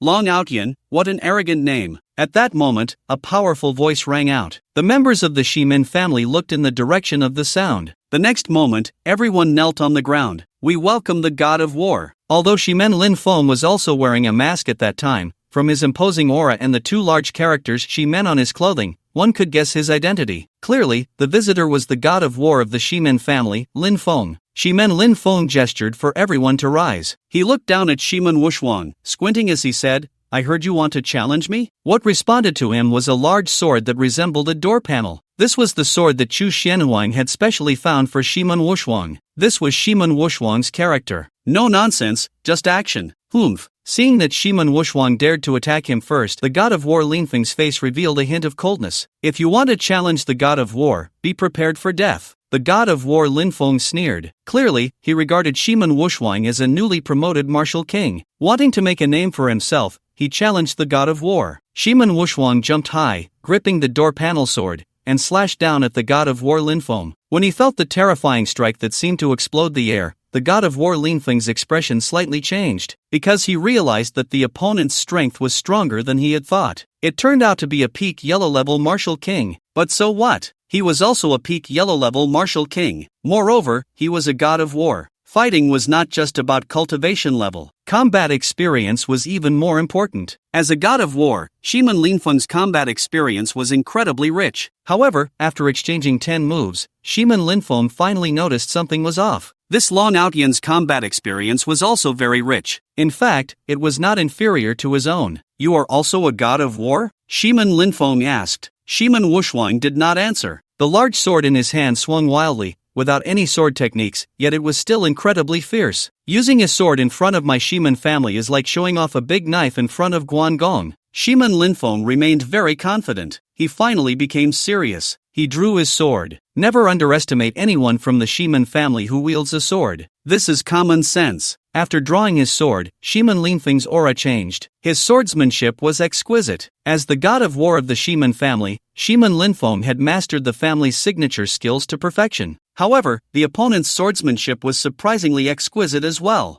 In fact, it was not inferior to his own. Then let's see our Shimen family's sword technique, the Sword of the Ages. Shimen Linfeng unleashed the Shimen family's ultimate skill, the Sword of the Ages. Outyen sword technique, first move, a flash. Shimen Wushuang also used the sword technique taught to her by Yi Feng. Whoosh! Shimen Wushuang's body seemed to transform into a flash of light. In an instant, she disappeared. Then, she appeared behind Shimen Linfeng. Cold sweat streamed down Shiman Linfeng's forehead. That last sword strike was terrifying to the extreme. If it weren't for the decades of battle experience accumulated on the battlefield, he feared that he would have lost his head to that strike. But even though he managed to block the opponent's sword at the last moment, a bloody mark was still carved into his shoulder. Outyan sword technique, second move, continuous flash. However, before Shiman Linfeng could react, Shiman Wuxuang executed the second move. Shiman Wuxuang's body flickered twice in succession, launching 2 attacks at Shiman Linfeng. This time, Shiman Linfeng blocked the first sword, but he couldn't block the second sword. Thud! An arm flew off. This was the Outyan sword technique. It completely overwhelmed the Shiman family's sword techniques. Seeing this scene, all the members of the Shiman family looked on in disbelief. The god of war Linfeng had actually had his arm severed. What kind of sword technique is this? Shiman Linfeng swallowed hard. A killing sword technique, you have lost. Shiman Wuxuang did not continue the attack but instead sheathed her great sword. Her goal was not to kill. Does your Shiman family have any other gods of war? Call them all over. It would be best to bring that one called Shiman Wuxuang. Shiman Wuxuang said proudly. Why do you insist on challenging the Wuxuang god of war? Shiman Linfeng asked in confusion. Shiman Wuxuang grinned and said, her name is just too punchable. Shiman Linfeng. Our Shiman family still has another 2-star god of war. Shiman Linfeng gritted his teeth and said, the 2-star battle god is far stronger than the 1-star battle god. They both start at the level of the Xianjing martial king. Very well, let him come over. Today, I will break through the Shiman family. Shiman Wuxuang said domineeringly. If Shiman Wuxuang had said before that he would break through the Shiman family, no one present would have believed it. But now, Shiman Linfeng had his arm severed. They had no choice but to believe it. Although Shiman Linfeng was very unwilling to accept this outcome, he had no choice but to accept it. And on this day, the entire Yuzhou experienced a tremendous shock. A battle god from the Shiman family had his arm severed by a woman named Long Outyan. Everyone began to discuss who this woman, Long Outyan, really was. They had never heard of her before, as if she had suddenly appeared out of nowhere. What grievances do you have with my Shiman family? Shiman Linfeng asked, gripping his severed arm. No grievances, no enmity. It's just that you provoked my master, and I am here to teach you a lesson on behalf of my master. Shiman Wuxuang said indifferently. Your master, who is it? Yi Feng? Yi Feng? The one who killed Shiman Shiqing and the elder of the Shiman family, Shiman Hai? Everyone in the Shiman family gasped. They never expected that even a servant of the opponent could be so powerful. Could it be that Shiman Wuxuang had already fallen into his hands? Otherwise, how could there be no news at all? Alright, enough nonsense, let your Shiman family's 2-star battle god come over. Shiman Wuxuang said with authority. She had learned 4 sword techniques and had only used 2 to defeat Shiman Linfeng. She was still not satisfied. Just as Shiman Linfeng was about to take out his phone to contact Shiman Duanhai, the 2-star battle god of the Shiman family, a rugged-looking man dressed in coarse linen and carrying an iron sword on his back slowly walked over. His face was stern, and there seemed to be no expression in his eyes. The iron sword on his back was rusty and looked as if it had been picked up from a garbage heap. Duanhai battle god. Upon seeing Shiman Duanhai, the faces of the Shiman family members once again showed a glimmer of hope. Shiman Duanhai was currently the strongest presence in the Shiman family. He surprisingly did not cover his face with a mask. However, his attire was already low-key enough. It was hard for people to associate him with a battle god. Master, do you think Long Jia is a match for Shiman Duanhai? Xu Xianhuang tilted her head to look at Yi Feng. At this moment, the two were on the upper floor of a hotel not far from the Shiman building, watching the battlefield. Although Yi Feng had confidence in Long Outyan, the opponent was, after all, a battle god. So Yi Feng still came. Yi Feng shook his head, indicating that he did not know either. Shiman Duanhai's attire was very ordinary. Coarse linen clothes, rusty iron sword. Such a warrior is often more terrifying because they care nothing for other things. In their eyes, there is only the pursuit of martial arts. He was likely much stronger than Shiman Linfeng. Draw your sword. Shiman Wuxuang pointed her giant sword at Shiman Duanhai. If I draw my sword, you will die, Shiman Duanhai said calmly. Humph. Shiman Wuxuang snorted coldly at his words and directly attacked. Without any flashy moves, the giant sword slashed toward Shiman Duanhai. Bang! A crisp sound echoed. The giant sword was bounced back. The immense inertia almost caused Shiman Wuxuang to lose her balance, and she staggered back several steps before stabilizing herself. In contrast, Shiman Duanhai remained standing there. The rusty iron sword still rested on his back. Just now, he had only used a finger to deflect Shiman Wuxuang's attack. Shiman Wuxuang steadied herself, her eyes showing no signs of fear. She raised her giant sword and continued to attack Shiman Duanhai. Shiman Duanhai kept dodging left and right, still not drawing his iron sword. Shiman Wuxuang attacked dozens of times in succession but did not even touch Shiman Duanhai's clothes. Seeing this scene, Yifeng narrowed his eyes. Clearly, Shiman Duanhai's strength was likely beyond people's comprehension. At this level, even a Xian-level martial king would not be at the initial stage of Xian, especially with his fighting style. Every time he exerted strength, it was perfect. Every time he dodged, it was perfect. Not a single ounce of energy was wasted, nor did he dodge an inch more than necessary. Outyan sword technique, flash. Shiman Wuxuang directly used her martial skill. Whoosh! Her body transformed into a flash of light, instantly appearing behind Shiman Duanhai. Shiman Duanhai remained in place, but his brows furrowed slightly. At that moment, a piece of cloth slowly floated down to the ground. A piece of his clothing had actually been cut off. Not bad sword skills. Shiman Duanhai nodded. He hadn't been able to completely dodge it. Continuous flash. Shiman Wuxuang wasted no time and directly executed the second form of the Outyan sword technique. Her body flickered back and forth twice. However, her second strike not only missed Shiman Duanhai but was instead caught by him at the blade. It's over, Long Jia is no match. Zhu Shenyuan, beside Yifeng, frowned slightly. Not necessarily. Yifeng narrowed his eyes and said. At that moment, Shiman Wuxuang suddenly smashed her fist down on the hilt of the giant sword. The blade immediately advanced a bit towards Shiman Duanhai. Bang bang bang. Shiman Wuxuang continuously pounded her fists on the hilt of the giant sword. The blade kept moving towards Shiman Duanhai's body. Finally, just as the blade was about to pierce Shiman Duanhai's body, he let go of the blade. Outyan sword technique, third form. After breaking free, Shiman Wuxuang directly used the third form of the Outyan sword technique. Clang! The sound of metal clashing rang out. The third form of the Outyan sword technique was blocked. However, Shiman Duanhai had already drawn the iron sword from his back. If he hadn't drawn his sword, he might not have been able to block Shiman Wuxuang's move. It must be said that Shiman Wuxuang's three forms of sword techniques were incredibly terrifying. Each move was lethal. If it weren't for his strength being significantly greater than Shiman Wuxuang's, he probably wouldn't have been able to withstand it at all. Girl, your strength is impressive. Your talent is even not inferior to my Wuxuang. I advise you not to make another move, or I can't guarantee that after I draw my sword, you will still be alive, Shiman Duanhai said. Hearing this, Shiman Wuxuang laughed heartily. What kind of nonsense is this Wuxuang war god? How can she compare to me, Long Outyan? If she were really that powerful, why is she hiding like a turtle and doesn't dare to show up? If you can contact her, tell her to come out quickly. Today, I, your aunt, am going to break through the Shiman family. This was the second time Shiman Wuxuang had said she would break through the Shiman family. Upon hearing her words, a hint of regret appeared in Shiman Duanhai's eyes. Since you insist on this, then I can only be unceremonious. Shiman Duanhai's gaze darkened.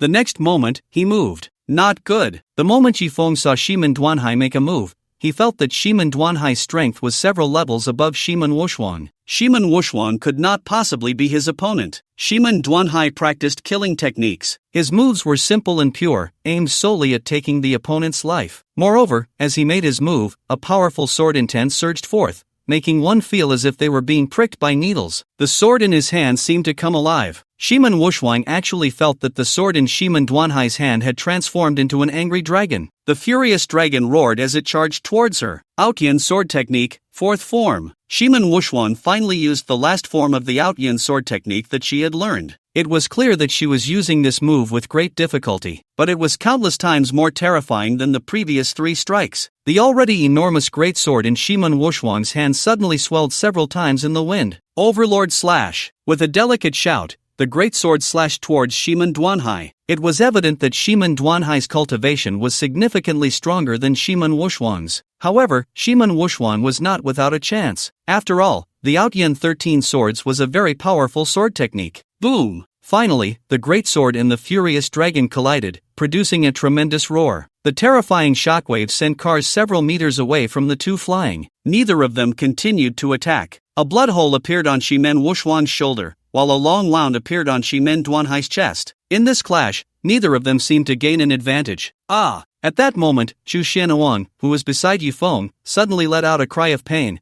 a look of anguish appearing on her stunning face. Because she and Shiman Wuxuang had both practiced the Phoenix and Dragon technique, when Shiman Wuxuang was injured, she would also feel pain. In fact, a blood hole had also appeared on her shoulder, with blood gushing out. Seeing this, Yifeng said to Zhu Xianyuan, "Go to the bed." Upon hearing Yifeng's words, Zhu Xianyuan's pretty face immediately flushed. However, she did not resist and obediently walked to the bedside, kicked off her high heels, and got onto the bed. Today, Chu Xianhuang was still in professional attire, her long legs clad in Balenciaga stockings, resembling a workplace beauty. Yifeng approached Chu Xianhuang, took out the 9 turns golden needle, and began to treat her. Seeing that Yifeng was only treating her, Chu Xianhuang's expression was slightly strange. She had just heard Yifeng tell her to go to the bed and thought he was going to do something to her. It turned out he was helping her heal. On the other side, Shimen Wuxuan also began to feel something. First, the bleeding from her shoulder stopped. Then, she felt the wound healing rapidly. Shimen Wuxuan's beautiful eyes narrowed, and she directly raised her great sword, charging towards Shimen Duanhai. Shimen Duanhai frowned tightly. Although it seemed that neither had gained an advantage from that last strike, logically, Shimen Wuxuan's injury should have been more severe. Especially since her injury was on her shoulder, it would definitely affect her ability to wield a two-handed sword. However, judging by Shimen Wuxuan's reaction,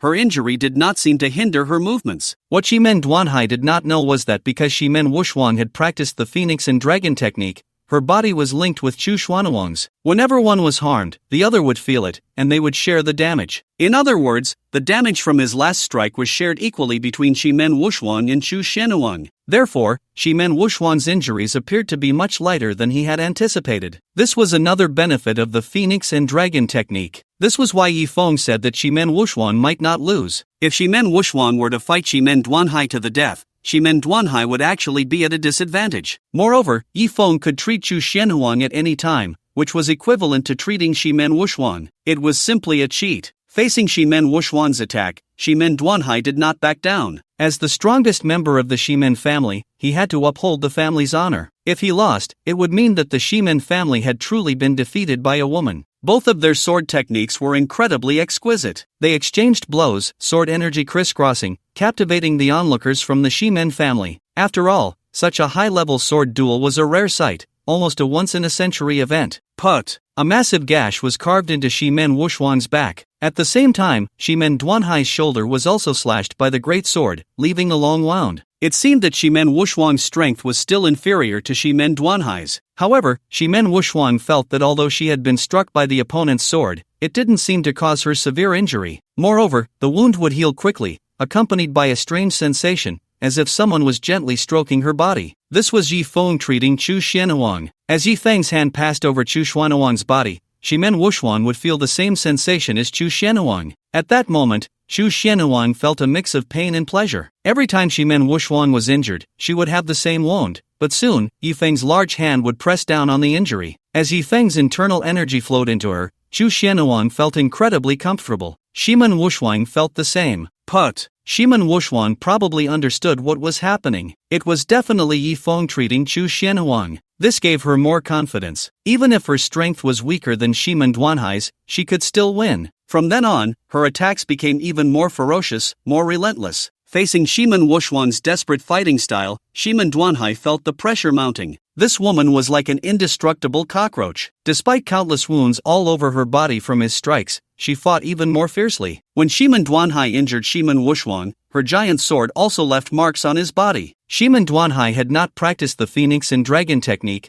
No one was sharing the damage for him, nor was anyone healing him. He was genuinely getting hurt. Therefore, as time passed, Shimen Duanhai's condition deteriorated further. In the hotel, Yifeng was treating a wound on Chu Xuanhuang's inner thigh. Suddenly, Chu Xianhuang hugged Yifeng tightly, surprising him greatly. Xianhuang. Yifeng was about to ask what she was doing when her lips pressed against his. In fact, Chu Xuanhuang's action was quite normal. After all, she was a woman, a normal woman. After being touched by Yifeng for over 10 minutes, she was already itching with desire. If it were another man, Chu Xianhuang might not have acted this way. But Yifeng was her master, and from the moment she acknowledged him as such, she had been prepared to become his woman. The key was that Yifeng was very handsome. Coincidentally, the room they chose to observe from was a couple's room. The heart-shaped waterbed, the rose petals scattered all over the floor. Everything stimulated their nerves. Coupled with Yifeng's treatment lasting over 10 minutes, if Chu Xianhuang didn't feel anything, she wouldn't be a normal woman. Yifeng's mind went blank in an instant. Chu Xianhuang was undoubtedly an extraordinary woman.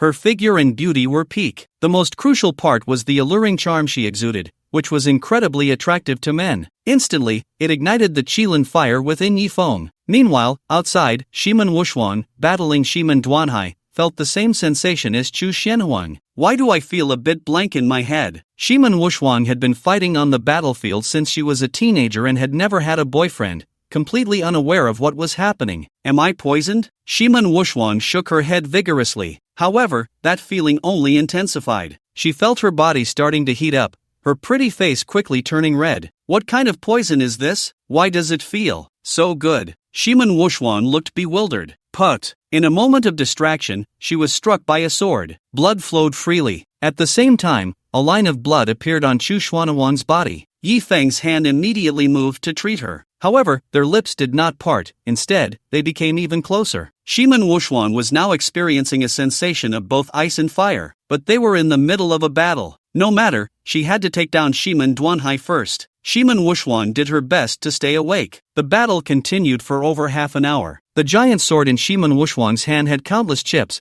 while Shimen Duanhai's rusty iron sword also showed cracks. Both of them bore numerous wounds from each other. With a clang of metal, Shimen Duanhai's iron sword was completely severed in half. The giant sword struck into his shoulder, forcing Shimen Duanhai to kneel on the ground under the immense force. However, Shimen Wuxuang did not continue her attack. She coldly said, "You lost." "I lost." Shimen Duanhai's expression was somewhat gloomy. He never expected that his lifelong pursuit of martial arts would end in defeat at the hands of a younger opponent. Although Shimen Wuxuang wore a mask, he could sense that the other party was likely quite young. Moreover, the look in Shimen Wuxuang's eyes gave him a familiar feeling. "Can I take a look at your face?" Shimen Duanhai asked. Sure. Although Shimen Duanhai had been defeated by his own hands, his strength had earned Shimen Wuxuang's respect. After all, if it weren't for the Phoenix and Dragon technique, she would not have been able to defeat Shimen Duanhai. Shimen Wuxuang slowly removed the mask. Upon seeing her face, Shimen Duanhai was completely stunned, because he recognized that face. It was identical to the face of the Wuxuang war god of the Shimen family. What was going on? However, if it was Shimen Wuxuang, it was impossible for her to possess such strong power. It was even more impossible for her to act against the Shimen family. Could it be that they just looked exactly alike? Soon, Shimen Wuxuang put the mask back on. Her gaze swept over everyone in the Shimen family. Coldly, she said, "Is there anyone else who wants to challenge me?" Everyone swallowed hard, not daring to speak. After all, even the strongest two-star war god of the Shimen family had been defeated. The Shimen family had truly been overwhelmed by this Long Outyen. Although the Shimen family still had a Wuxuang war god, everyone knew that the Wuxuang war god's strength was the weakest among the three war gods. Even if she came, it would be of no use. From now on, Long Outyen would become the eternal nightmare of the Shimen family. Seeing that no one dared to respond, Shimen Wuxuang shouldered her great sword and strode away. "Wuxuang?" Shimen Duanhai tentatively called out after her. After all, he thought, how could there be two people in this world who looked so alike? But Shimen Wuxuang seemed to have not heard him at all. Perhaps they really just look exactly alike. Shimen Duanhai sighed softly. Meanwhile, in the hotel, the two were in a state of uncontrollable passion. All the feelings Shimen Wuxuang could empathize with. She simply couldn't take it anymore. She ran quickly. When she passed a river, she jumped straight in. It was already the dead of winter, and the river water had a thin layer of ice on it. Splash! Shimen Wuxuang's body plunged into the icy water. Instantly, she felt the flames within her extinguish. At that moment, the almost ignited passion was also instantly doused. I'm so cold." Chu Xianhuang shivered from the cold. At that moment, Yi Feng also woke up. He quickly released Chu Xianhuang. He cursed himself for being so inconsiderate. How had he lost control more and more? "Master, Huang is so cold." Chu Xianhuang exhaled, and white mist appeared. Her body was frighteningly cold. Yi Feng quickly grabbed Chu Xianhuang's hand and infused his internal energy into her body. Chu Xianhuang immediately felt a bit more comfortable. But after such a shock, the flames in her heart had also diminished considerably. Only a hint of shyness remained on her pretty face. Over there, Shimen Wuxuang finally felt the strange sensation in her head lessen significantly. Only then did she climb out of the icy water. Strange, why is this happening? I'll ask the master about it later. Shimen Wuxuang thought to herself. Just then, two figures suddenly blocked her path. "Who are you?" Shimen Wuxuang frowned and asked. "That's her for sure. The aura on her is exactly the same as what number 11 reported back," one of them said. "I am Dongyin Shiren, the 9th blade." The 8th blade. Indeed, these two were the 8th and 9th blades of the Killing Blade organization in Long Country. Upon hearing their words, Shimen Wuxuang's expression immediately became serious. Although she no longer remembered anything related to the Killing Blade, she could sense that these two were very powerful. The top 10 blades of the Killing Blade organization were known as the 10 Blades. Each one was extremely strong. At this moment, two of them had come at once. Shiman Wuxuang narrowed her beautiful eyes. Without wasting any words, she struck directly. Very good. You actually have the courage to attack us, the 10 Blades. The two members of the 10 Blades curled their lips into a smirk. Immediately, they drew their katana and attacked Shiman Wuxuang. On the other side, Chu Xuanguang felt her body becoming warmer. She looked at Yifeng with sultry eyes and said, Master, shall we not continue? Originally, the flames within Yifeng had been extinguished. However, with Chu Xuanguang's words, Master, shall we not continue?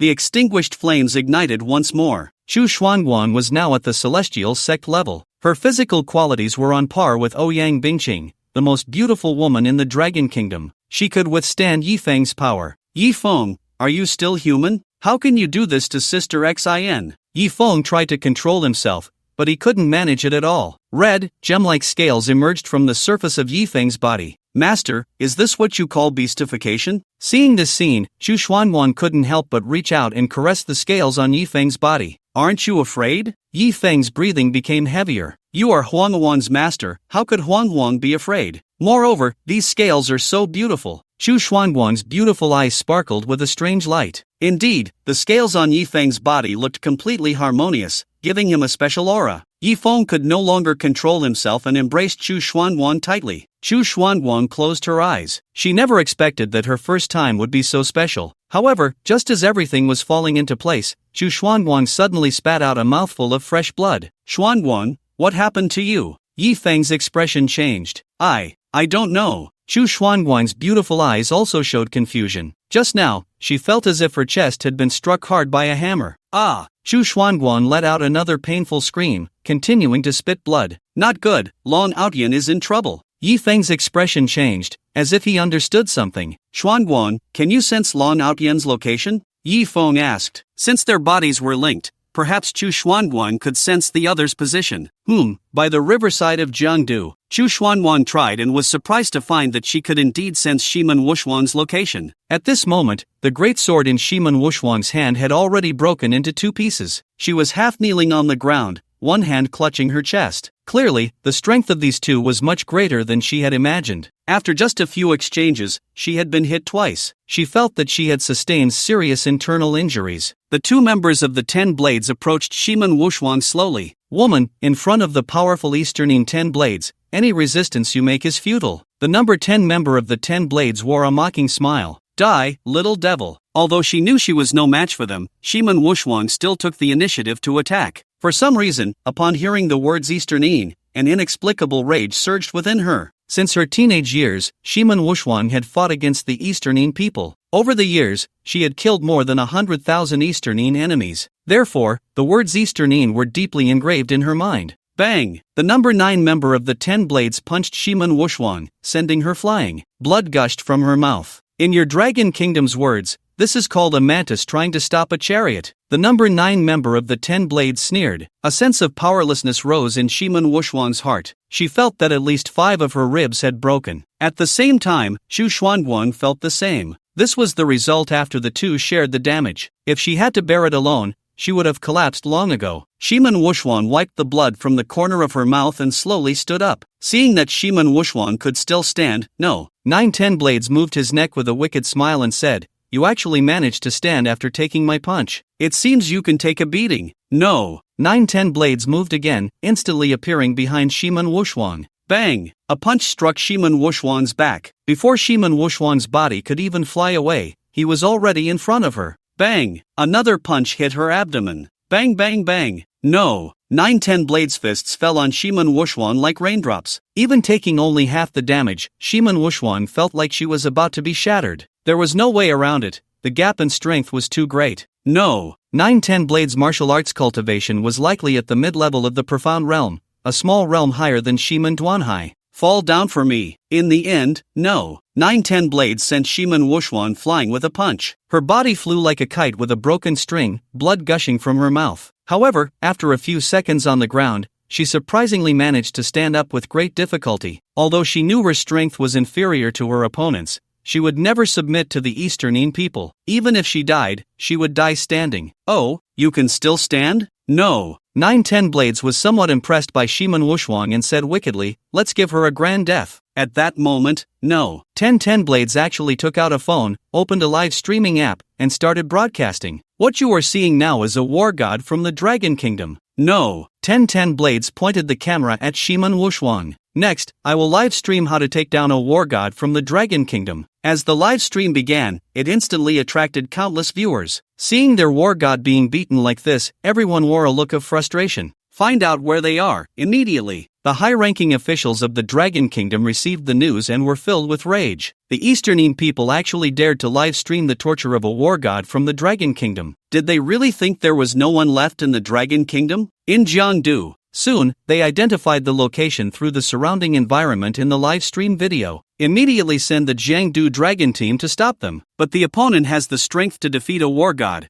I'm afraid the Jiangdu Dragon team won't be strong enough. Then notify the Yuzhou Dragon team. The Yuzhou Dragon team has already set off, but it will take 2 hours to arrive. The live stream continued. The 210 Blades, daring to start a live stream, naturally knew that in Jiangdu, there was no one who could deal with them. Even the Yuzhou Dragon team would take at least 2 hours to arrive. By the time the Yuzhou Dragon team got there, they would have already killed the war god and left. Damn it, is there really no one left in the Dragon Kingdom, allowing these Easternine little devils to be so arrogant? It's not that there is no one, it's that they can't arrive in time. Who knew such a powerful Easternine dog was hiding in this small place of Jiangdu? The netizens were filled with righteous indignation but felt helpless. Crowdsource a master from the Dragon Kingdom to eliminate these two Easternine dogs. I'll put up 100,000. I'll put up 200,000. I'll put up 500,000. No matter when, the attitude of the Dragon Kingdom people towards the Easternine devils was always consistent. Soon, they actually raised over 100 million in bounty. As long as you can eliminate them, Xiao Xiao, will give birth to his child on the spot. A female streamer with millions of fans even issued such a bounty. Goddess Xiao is so powerful. Although you are our goddess, this time we support you. You can even give birth to a football team. Soon, the number of viewers surpassed 1 million. The city lord and deputy city lord of Jiangdu both wore extremely serious expressions. Such a thing actually happened in their territory. Dragon Kingdom War God, as long as you kneel before us now and say, "Long live the great Easternine Empire," we will let you go. No, 1010 Blades said to Shiman Wushwang. He certainly would not let Shiman Wushwang go. It was merely to insult the Dragon Kingdom. Dongyin, dog. Even though Shiman Wushwang was already unsteady on her feet, she still managed to stand up, swing, and shouted those 3 words. Pooh. As soon as her words fell, a samurai sword struck her shoulder. Kneel down for me. No. 9 Shiren wanted to force Shiman Wushwang to kneel. But Shiman Wushwang stood tall, allowing the sword on her shoulder to cut deeper. Blood gushed from her shoulder. The hand gripping the samurai sword also bled. Drip,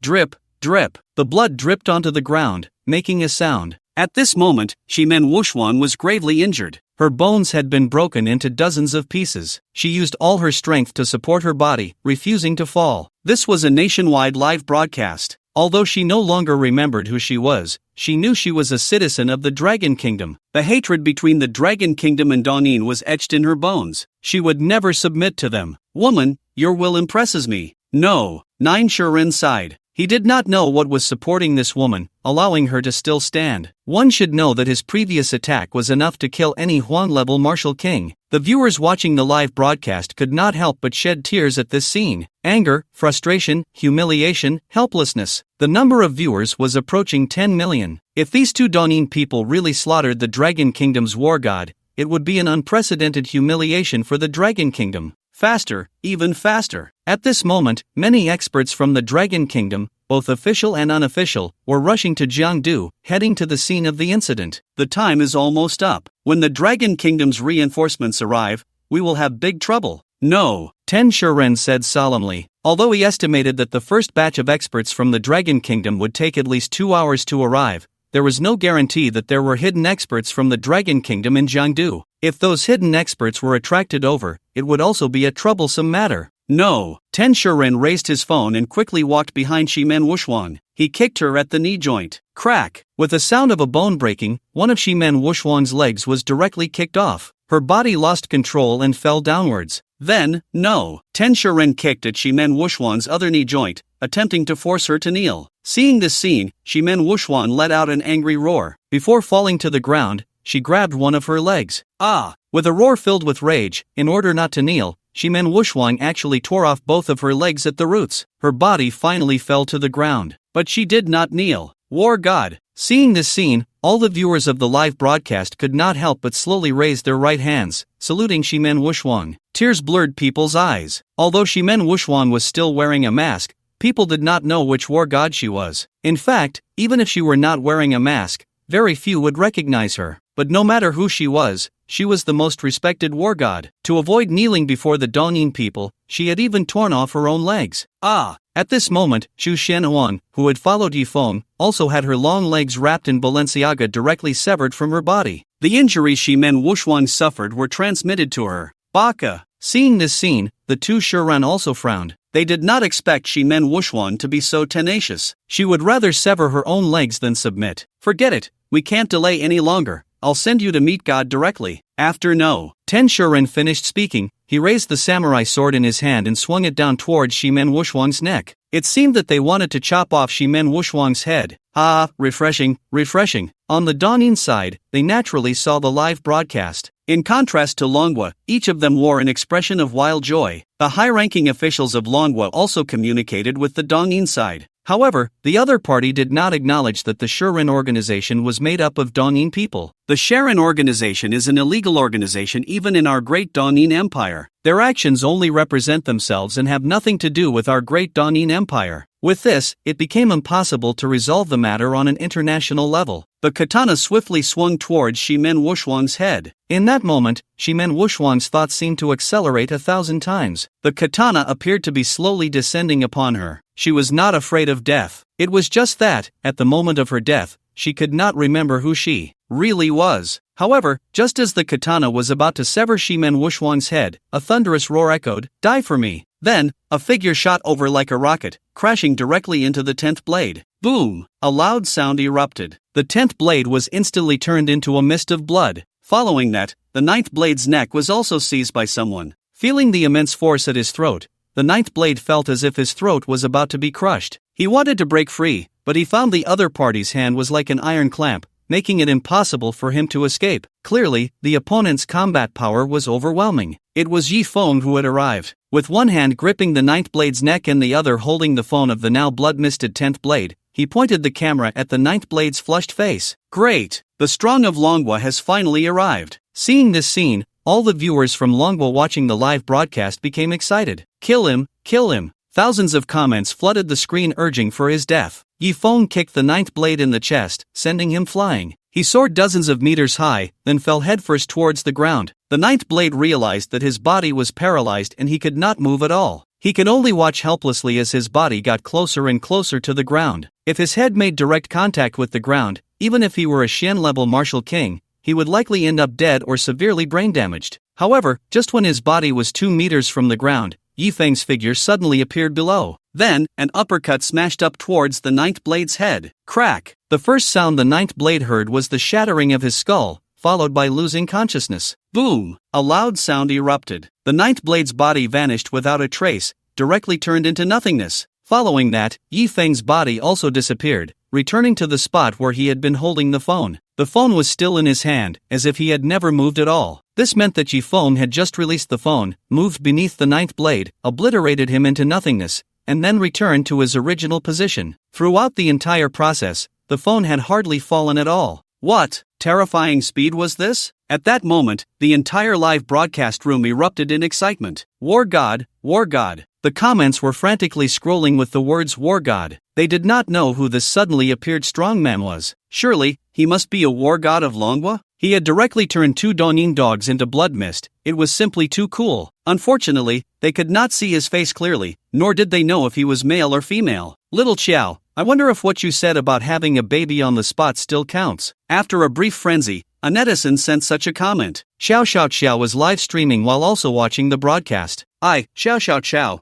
keep my word. As long as he is a man, I will have his baby, however many he wants. Xiao, in front of her millions of fans, spoke with great authority. Goddess is powerful. Goddess is majestic. The content of the bullet comments began to turn frivolous. Yifeng did not see the bullet comments and directly crushed his phone. The live stream ended. Because he had more important matters to attend to. Shimen Wuxuan was severely injured. Chu Xianyuan was the same. Both women's legs were broken. They needed immediate treatment. Although Yifeng was highly skilled in medicine, reattaching the women's severed legs required some special tools, but he did not have them at the moment. So, he had to send the two women to the hospital first. He immediately had Hongye prepare a helicopter and contacted the best hospital in Jiangdu. In just over 10 minutes, the helicopter arrived. Yifeng took the two women onto the helicopter. He had temporarily stabilized their injuries. However, their legs were not reattached. After all, the legs were not simply severed, they had been literally torn off by Shimen Wuxuan, leaving large, irregular wounds. In such a situation, reattaching them was 100 times more difficult than a clean cut. In fact, for many hospitals, such a surgery would be impossible. Soon, the helicopter landed in the square of Jiangdu Hospital. The stretcher had long been prepared. They immediately carried the two women into the emergency room. When the nurses saw the condition of the two women, they were stunned. How could they be so severely injured? Could she be that war god of the Dragon Kingdom? Just moments ago, there were people in the hospital watching the live stream. Seeing Shimen Wuxuan's appearance, they immediately understood. That's right, it's her. Director Jiang, you must save her. The nurses looked at the emergency doctor in a white coat. Her injuries don't seem to be life-threatening, but this leg injury, even I can't guarantee 100% success in reattaching it, and even if we do, I can't ensure she will be able to walk again. The speaker was a female doctor wearing gold-rimmed glasses. Her face bore no makeup, yet it couldn't hide her stunning beauty. She was Zhang Jiner, the dean of Jiangdu Medical College. Although she was not very old, her medical skills were recognized as the best in Jiangdu, surpassing even the renowned Du Gaoming. Du Gaoming was the vice president of the Jiangdu branch of the Dragon Kingdom Traditional Chinese Medicine Association. Zhang Jiner was the president. She was also the president of the Jiangdu branch of the Dragon Kingdom Medical Association. She was proficient not only in traditional Chinese medicine but also in Western medicine. Today, Zhang Jiner had just returned from abroad. She never expected to encounter such a tricky situation. Immediately take her to the operating room and prepare for surgery, Zhang Jiner decisively ordered. The shorter the time delay, the higher the success rate of reattaching the women's legs. What puzzled her was that she knew how Shimen Wuxuan's leg injury occurred. It was self-inflicted. But what about the other woman who was sent along with Shimen Wuxuan? Why did she have the exact same injuries? Even the wounds on her body were identical. Just as Zhang Jiner finished disinfecting and changed into surgical attire, several prominent figures suddenly appeared before her. Greetings, Lord of Yuzhou. Greetings, City Lord. Greetings, Deputy City Lord. Indeed, these three prominent figures were the Lord of Yuzhou, the City Lord of Jiangdu, and the Deputy City Lord of Jiangdu. After the live stream began, the Lord of Yuzhou hurried over. Upon learning that Shimen Wuxuan had been sent to Jiangdu Hospital, he immediately came to the hospital. First, to visit the injured war god of the Dragon Kingdom. Second, he wanted to see if he could find out who had defeated the 10 Blades of Daonin. After all, during the live stream, Yifeng's figure had only flashed by. No one had seen his face. Yifeng did not want to become a public figure. Therefore, after sending the two women to Jiangdu Hospital, he did not immediately show up. Instead, he had Hongye take the two women to the hospital. Director Jiang, no matter what, please make sure to save this war god. The voice of the Lord of Yuzhou rang out. Although Zhang Jiner had seen the Lord of Yuzhou's appearance on television, this was her first time seeing her in person. She couldn't help but feel a bit excited. She never expected that the Lord of Yuzhou would be even more beautiful and graceful than she appeared on TV. Her height was also very striking, standing at an impressive 1.90 meters. Just standing there, she exuded a powerful presence. In fact, being too tall as a woman isn't always a good thing, but as the Lord of Yuzhou, such height only served to enhance her aura. The Lord of Yuzhou was also exceptionally attractive. Although her height far exceeded that of ordinary people, her figure was remarkable, especially her long legs, which were nearly impossible for any woman to surpass. The words of the Lord of Yuzhou instantly put immense pressure on Zhang Jiner. Although she was highly skilled in medicine, Shimen Wuxuan's injuries were too severe. The torn wounds were irregular, and trying to reconnect them was as difficult as climbing to the sky. She had initially considered taking the risk of surgery, but now she hesitated. After all, this was a war god. If she were to reconnect the legs and they ended up useless, it would be a tremendous loss for Long Country. If only my master were here, Zhang Jiner thought to herself. For a surgery of this difficulty, she feared that aside from her master, no one else in the world could guarantee that Shimen Wuxuan would recover without losing her combat effectiveness. Unfortunately, her master had long since withdrawn from worldly affairs. Even if she were to step forward, it would be impossible to summon her master. Lord of Yuzhou, I must speak frankly. I can reconnect this war god's legs, but I cannot guarantee that she will return to her original state afterward, Jiang Jiner said honestly. Director Jiang, your reputation is well known throughout Yuzhou. Even you lack confidence? Upon hearing Jiang Jiner's words, the Lord of Yuzhou's brows, which held a certain heroic air, furrowed slightly. Jiang Jiner shook her head. The atmosphere grew somewhat silent for a moment. After a while, the Lord of Yuzhou asked, then, Dr. Jiang, do you know anyone who can both reconnect the war god's legs and restore her to her original state? No, Jiang Jiner replied without a moment's hesitation. Although her master could do it, first, her master would not come out of retirement, and second, she did not want to disturb her master. Thus, Jiang Jiner said there was no one. Her words undoubtedly sentenced Shimen Wuxuan to death. After a long pause, the Lord of Yuzhou sighed, then I troubled Director Jiang to proceed with the surgery as soon as possible, doing your utmost to restore her function. After all, she is a great hero of our long country. Jiner will certainly do her best. Jiang Jiner nodded. Without the Lord of Yuzhou needing to say it, she would do her utmost. Soon, Jiang Jiner entered the operating room, preparing to begin the surgery. On the operating table, Shimen Wuxuan shed tears. As a martial king-level powerhouse, her hearing was extraordinary. Therefore, she heard the conversation outside and realized that her legs had no chance of recovery. Meanwhile, Xu Xianuan was still in a coma beside her. After all, her cultivation was much weaker than Shimen Wuxuan's. The same injuries had a greater impact on her. Seeing Shimen Wuxuan in tears, a hint of sorrow also appeared in Jiang Jiner's eyes. I will do my best to heal you, don't think too much. Jiang Jiner sighed. However, just as Jiang Jiner was about to start the surgery, a commotion suddenly erupted outside the door. A man had arrived at the operating room entrance. The operating room is off limits, no entry allowed. The man was stopped. A cold expression appeared on the man's face as he attempted to force his way in. How dare you be so bold in front of the Lord of Yuzhou? A female guard drew her sword and blocked the man. Lord of Yuzhou? The man paused, furrowing his brow at the mention. Indeed, this is the Lord of Yuzhou. Have you no respect to greet her? The female guard reprimanded sharply. However, the man did not bow. Did you not hear me tell you to kneel and pay your respects? The female Jinui saw Yifeng being so reckless and was about to take action. I can heal her. A man's voice rang out. Stop. Just as the female Jinui's sword was about to strike the man, the Lord of Yuzhou spoke,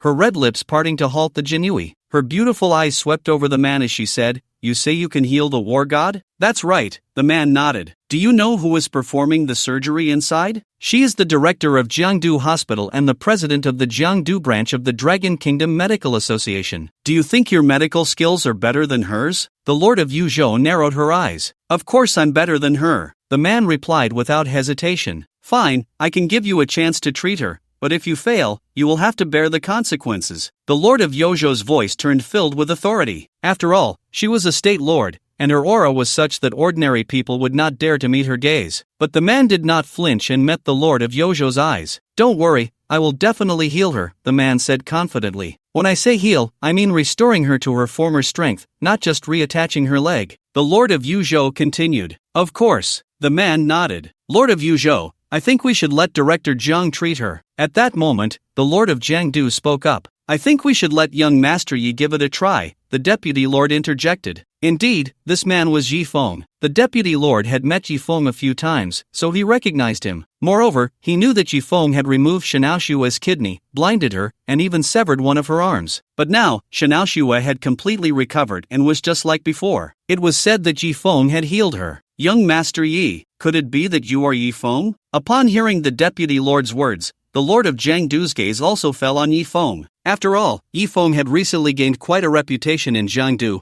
It was impossible not to know about him. It's me, Yifeng nodded. Oh, you are the one who killed Ouyang Jia and the elder of the Shimen family? At this moment, even the Lord of Yuzhou's expression changed slightly. She hadn't expected that even the Lord of Yuzhou had heard of Yifeng's deeds. That's right, it's me, Yifeng replied. Young man, you have quite the temper, the Lord of Yuzhou said to Yifeng. But I like it. Before Yifeng could respond, the Lord of Yuzhou smiled lightly and continued, I will let you in to treat her. If you successfully heal this war god of the Dragon Kingdom, then I will take responsibility for your sins. But if you fail, I will kill you on the spot. The Lord of Yuzhou was not just imposing in appearance, she was also an extremely powerful martial artist. Before becoming the Lord of Yuzhou, she had a title, female Xingtian. Xingtian was a deity in the myths of the Dragon Kingdom. To dare use a deity as a codename was clearly extraordinary. Alright, Yi Feng said. He dared to agree because, first, he was 100% confident he could heal Shimen Wushuang. Second, he was not afraid of the Lord of Yuzhou at all. His master had said that after coming down the mountain, he need not fear anyone. Even if he couldn't win, he had his master backing him up. Then you may go in. However, before Yi Feng could knock on the door, the operating room's door suddenly swung open. A doctor rushed out, looking flustered. The patient is experiencing severe blood loss. Prepare the plasma immediately. Inside the operating room, Zhang Jiner was also sweating profusely, her pretty face showing signs of panic. Originally, Shimen Wushuang's condition was stable, but an assistant had noticed several silver needles inserted in Shimen Wushuang's body and had pulled them out. As soon as the silver needles were removed, it immediately caused severe bleeding. Zhang Jiner saw this and wanted to stop it, but she couldn't make it in time. Zhang Jiner also practiced traditional Chinese medicine, so she certainly understood the function of those silver needles. She reinserted the silver needle back into its original position, but it had no effect. Shimen Wushuang was still bleeding profusely. Zhang Jiner used all the hemostatic methods she knew, but none worked. Although she was also transfusing blood to Shimen Wushuang, the rate of transfusion was far outpaced by the rate of blood loss. At this rate, in less than 5 minutes, Shimen Wushuang would die from excessive bleeding. At this moment, Zhang Jiner felt an overwhelming sense of regret. She shouldn't have intervened. Now, not only was the person not saved,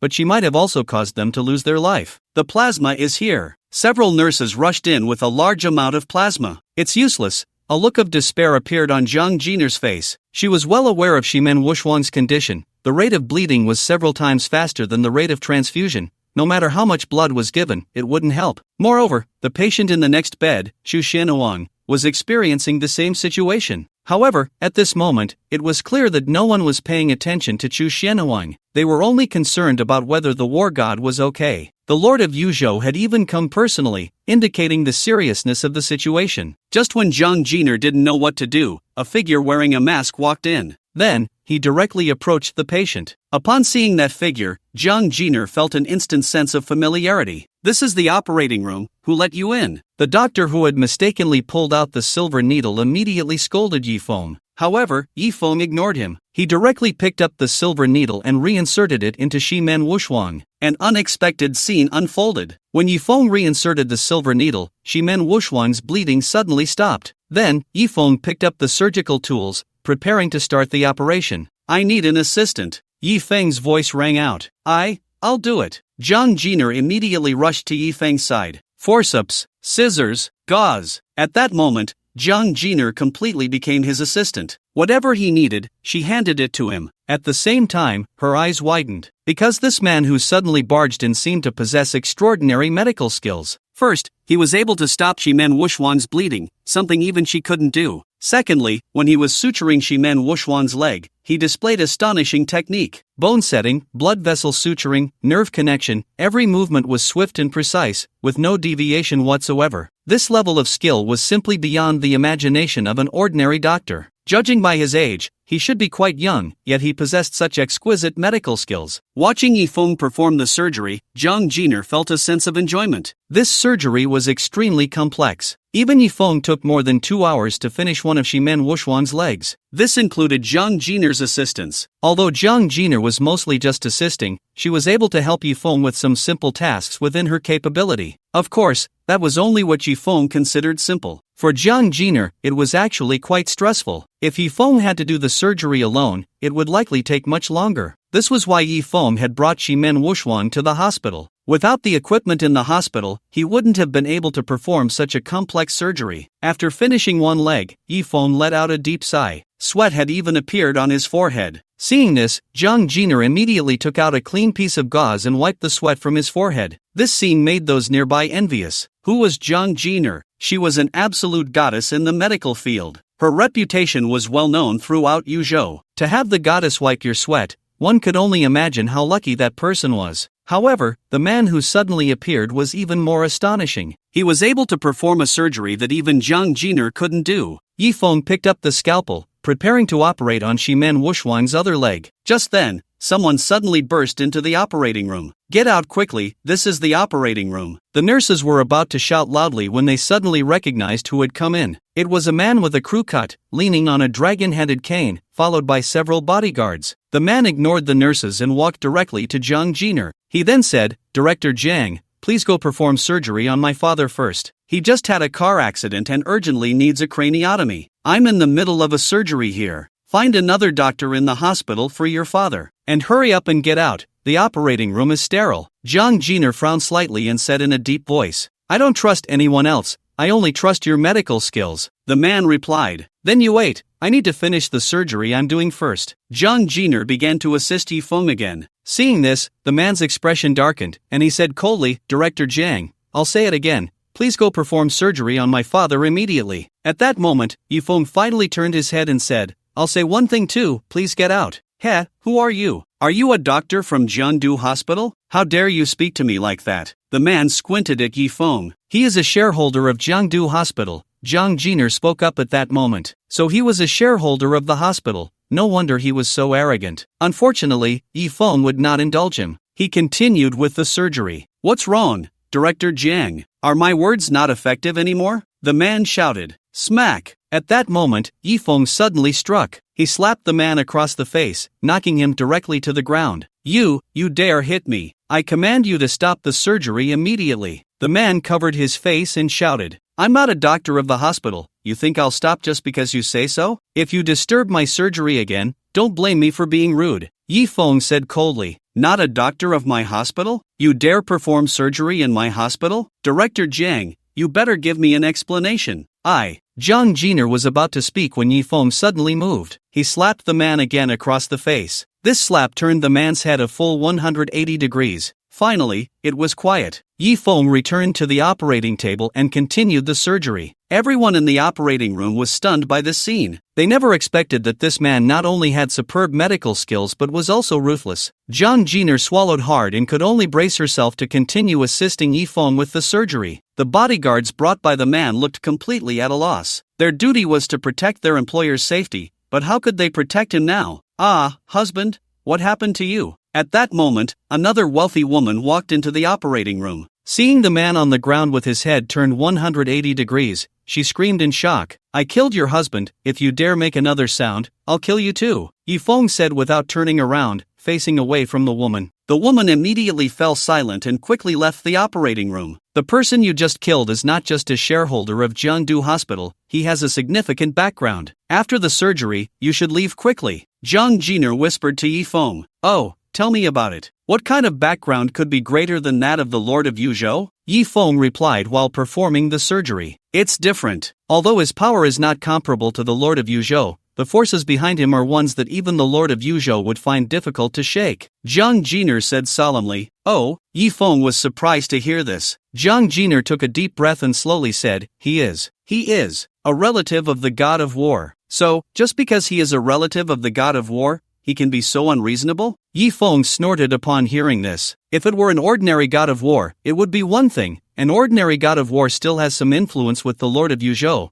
but that god of war is a 4-star god of war. Jiang Jiner sighed. The 4-star war god held a very high status in the Dragon Kingdom. Essentially, they could stand on equal footing with a state lord. So what? Yifeng didn't take it seriously at all. At that moment, the Lord of Yuzhou unexpectedly walked into the operating room. Clearly, he had received the news. Upon seeing the situation in the operating room, Ying Mei's brows furrowed immediately. She clearly hadn't anticipated that Yifeng would dare to kill Zhou Tianhe, Lord of Yuzhou. Jiang Jiner wanted to greet him. "Continue the surgery," the Lord of Yuzhou said. Under his gaze, Jiang Jiner suddenly felt immense pressure. Fortunately, she wasn't the one leading the surgery. She couldn't help but turn her head to look at Yifeng, who was performing the operation. She found that his expression remained unchanged, as if he didn't know that a state lord was standing behind him. As the president of the Jiangdu branch of the Dragon Kingdom Medical Association, Jiang Jiner believed her composure surpassed that of ordinary people. But compared to the man before her, she felt she fell short. She carefully scrutinized the man in front of her, feeling that his gaze was incredibly familiar, making her want to ask for his name. However, she didn't dare to interrupt Yifeng during the surgery. Thus, under the watchful eye of the Lord of Yuzhou, Yifeng completed the operation. The surgery lasted 5 hours. To Jiang Jiner's surprise, after Yifeng treated Shimen Wushuang, the nearby Chu Xianuan was also healed. It was simply strange. Don't worry, once you're better, it won't affect your strength at all, Yifeng gently said to Shimen Wushuang. She quietly gazed at Yifeng with her beautiful eyes. Of course, she believed in his medical skills. However, at that moment, there was something else in her eyes, something Yifeng had not noticed. After Yifeng finished the surgery, the previously silent Lord of Yuzhou finally spoke, saying, Yifeng, I keep my word. As long as you can heal this war god, I will take responsibility for anything you have done. This is my token. Take it and leave through the back door. A member of the Genie Wei handed a gold medal to Yifeng. The medal was engraved with 7 characters. On the front, Lord of Yuzhou. On the back, Jean Lingxi. Upon seeing this gold medal, everyone's eyes lit up. They certainly knew the significance of this token. Although it wasn't like what was portrayed on television, where seeing the token was like seeing the Lord of Yuzhou himself, anyone whose status did not exceed that of the Lord of Yuzhou would generally give face upon seeing the token. Why should I leave? Yifeng squinted and did not take the token. Yifeng, don't be ungrateful. The person you just killed was the war god's own brother. Even the Lord of Yuzhou would find it difficult to bear this. Take the token and leave quickly. The female officer of the Genie Wei frowned. I killed him. I don't need anyone to take the blame for me, Yifeng said. Young man, it's understandable to be proud, but you mustn't be arrogant. Yifeng, you are a very talented and interesting man. I don't want you to perish so soon. The Lord of Yuzhou sighed. Thank you for your concern, Lord of Yuzhou. Don't worry, I'm not that easy to kill. Yifeng could tell that the Lord of Yuzhou indeed appreciated him. Yifeng, why are you so stubborn? The Genie Wei officer said impatiently. At that moment, Jiang Jiner, who had been silent, suddenly spoke up. Junior brother, is that you? Yifeng turned to look at Jiang Jiner. He saw her take off her mask, revealing a stunningly beautiful face. Upon seeing that face, Yifeng's eyes widened. Sister Jiner, it's me, junior brother. I didn't expect it to really be you. When did you come down the mountain? Jiang Jiner was overjoyed, and the next moment, she directly leaped into Yifeng's arms, hugging him tightly. Although they had only spent a short 2 years together, but for Yifeng, her obedient junior brother, Jiang Jiner really liked him very much. When she was on the mountain learning medicine from her master, it was very boring. Whenever Jiang Jiner felt bored, her favorite thing to do was to bully her junior brother Yifeng, and Yifeng always let her bully him. Jiang Jiner also knew that although Yifeng was often bullied by her, after practicing for half a year on the mountain, his martial arts had already surpassed hers. She just didn't expect that even in medicine, Yifeng had surpassed her. No wonder she felt a sense of familiarity. Just recently, Yifeng said, feeling the softness in his arms, and coughed lightly. Although the boundaries of their interactions in the past were far greater than now, like how Yifeng used to give Jiang Jiner massages when she only wore basic gear, there were many outsiders present now,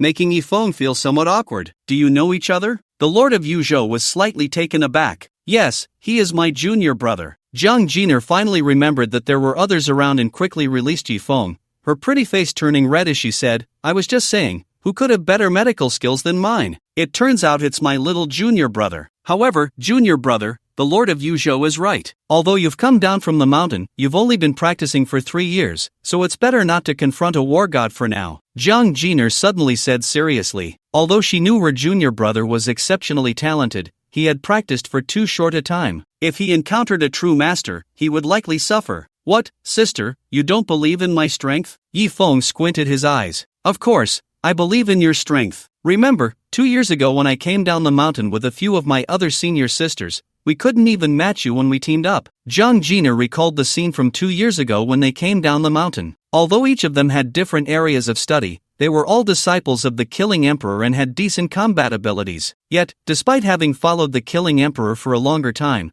they couldn't even defeat a junior brother who had only studied for 2 years. In fact, even when the 9 senior sisters teamed up, they were no match for Yifeng. One had to admit, this junior brother's talent was truly astonishing. Now, a year had passed, and Yifeng's martial arts cultivation must be even more terrifying. But the opponent is, after all, a 4-star war god. Jiang Jiner soon frowned again. Not a 4-star war god, but a 5-star war god, the Lord of Yuzhou spoke again. He has just been promoted to 5-star war god. Right now, not many people know this news, but it won't be long before the entire Yuzhou knows. 5-star war god. Upon hearing the Lord of Yuzhou's words, Jiang Jiner became even more worried. A 4-star war god was already frightening. A 5-star war god, wouldn't that be even more terrifying? Junior brother, listen to your sister, hurry and leave. It will be too late if you wait. Jiang Jiner took out a bank card and handed it to Yifeng. If I leave, what will you do? Yifeng looked at Jiang Jiner and asked. Although it wasn't Jiang Jiner who killed Zhao Tianyuan died in Jiangdu Hospital. Jiang Jiner couldn't possibly have no responsibility at all. I won't be in any trouble, you hurry and go. Jiang Jiner urged. If I'm not mistaken, the one who killed the 2 Dongying 10 blades should be him. Yifeng, your time is running out, the Lord of Yuzhou said. Although the mysterious Dragon Kingdom expert hadn't shown his face at the time, the Lord of Yuzhou had a rough idea of who it was. If it was him, then taking down 2 Dongying 10 blades in an instant shouldn't be a problem. Since the opponent had already arrived in Jiangdu, Yifeng indeed had little time to escape. If the opponent hadn't been promoted to 5-star, perhaps she could still protect Yifeng with all her might. But now that the opponent had become a 5-star war god, even she couldn't protect Yifeng anymore. She could only let Yifeng escape first. As long as Yifeng was gone, the opponent wouldn't be able to do anything to her. Lord of Yuzhou, if I leave, can you handle it? Yifeng asked. The Lord of Yuzhou shook his head and said, a 4-star war god already has a status that can rival a state lord, let alone a 5-star war god. However, he can't do anything to me. Yifeng nodded and replied, then I definitely can't leave. I killed him. How can I let the state lord take the blame for me? Yifeng's words made the Lord of Yuzhou pause slightly. This little boy seemed very arrogant, even a bit dismissive of others. Yet at this moment, he appeared so loyal and righteous. If I take the blame for you, that old man will just scold me at most, but if you stay, he might skin you alive, the Lord of Yuzhou said. Hee, how do you know he will skin me and not the other way around? Yifeng asked. You really are quite arrogant. Do you know what the minimum requirement to be a 5-star war god is? A heavenly realm martial king, the female officer of the Jinui said, looking speechless. Little guy, you are becoming more and more interesting to me, the Lord of Yuzhou said, his admiration for Yifeng growing stronger. Where is Yifeng? At that moment, a furious voice echoed throughout the hospital, booming like a bell, and everyone inside could hear it. Ah, now you can't leave even if you want to, the Lord of Yuzhou sighed. You stay here, I'll go out and check the situation first, he said to Yifeng before stepping outside. At the entrance of Jiangdu Hospital, countless people had gathered, including many reporters. In the center stood a middle-aged man wearing a mask. War god, you are amazing. You just returned and already took down 2 arrogant Easternine devils. Yes, if it weren't for you, war god, our dragon country would have suffered a huge embarrassment this time. The war god is so handsome, too bad we can't see what he looks like. A group of reporters chattered excitedly, clearly treating this war god as the powerful figure from Dragon Country who had killed the Easternine 10 blades. After all, he had such strength and just happened to appear in Jiangdu at this time. Who else could it be if not him? The war god squinted his eyes and said, actually, it wasn't me who acted. War god, you really know how to joke. If it wasn't you, who else in Jiangdu could have such strength? Yes, I received news that you are about to advance to 5-star war god. Is that true? What? The heavenly blue war god is advancing to 5-star war god? When did this happen? How come I didn't know? Heavenly blue war god, we love you. Besides the reporters, countless fans of the war god had come to Jiangdu Hospital, shouting his name loudly. Indeed, the war god who suddenly appeared at Jiangdu Hospital was none other than the heavenly blue war god. Seeing that everyone thought he was the one who killed the Easternine 10 blades, the heavenly blue war god did not continue to refute. Since they mistakenly believed it was him, let it be so. After all, he had already said it wasn't him. Even if the truth came out later, it couldn't be blamed on him. He enjoyed the feeling of being the center of attention. War god, I see many fans have come to the scene. Can you interact with them? A reporter asked. Of course. Actually, everyone doesn't need to give me such high praise. Protecting the beautiful mountains and rivers of our dragon country is the duty of every war god.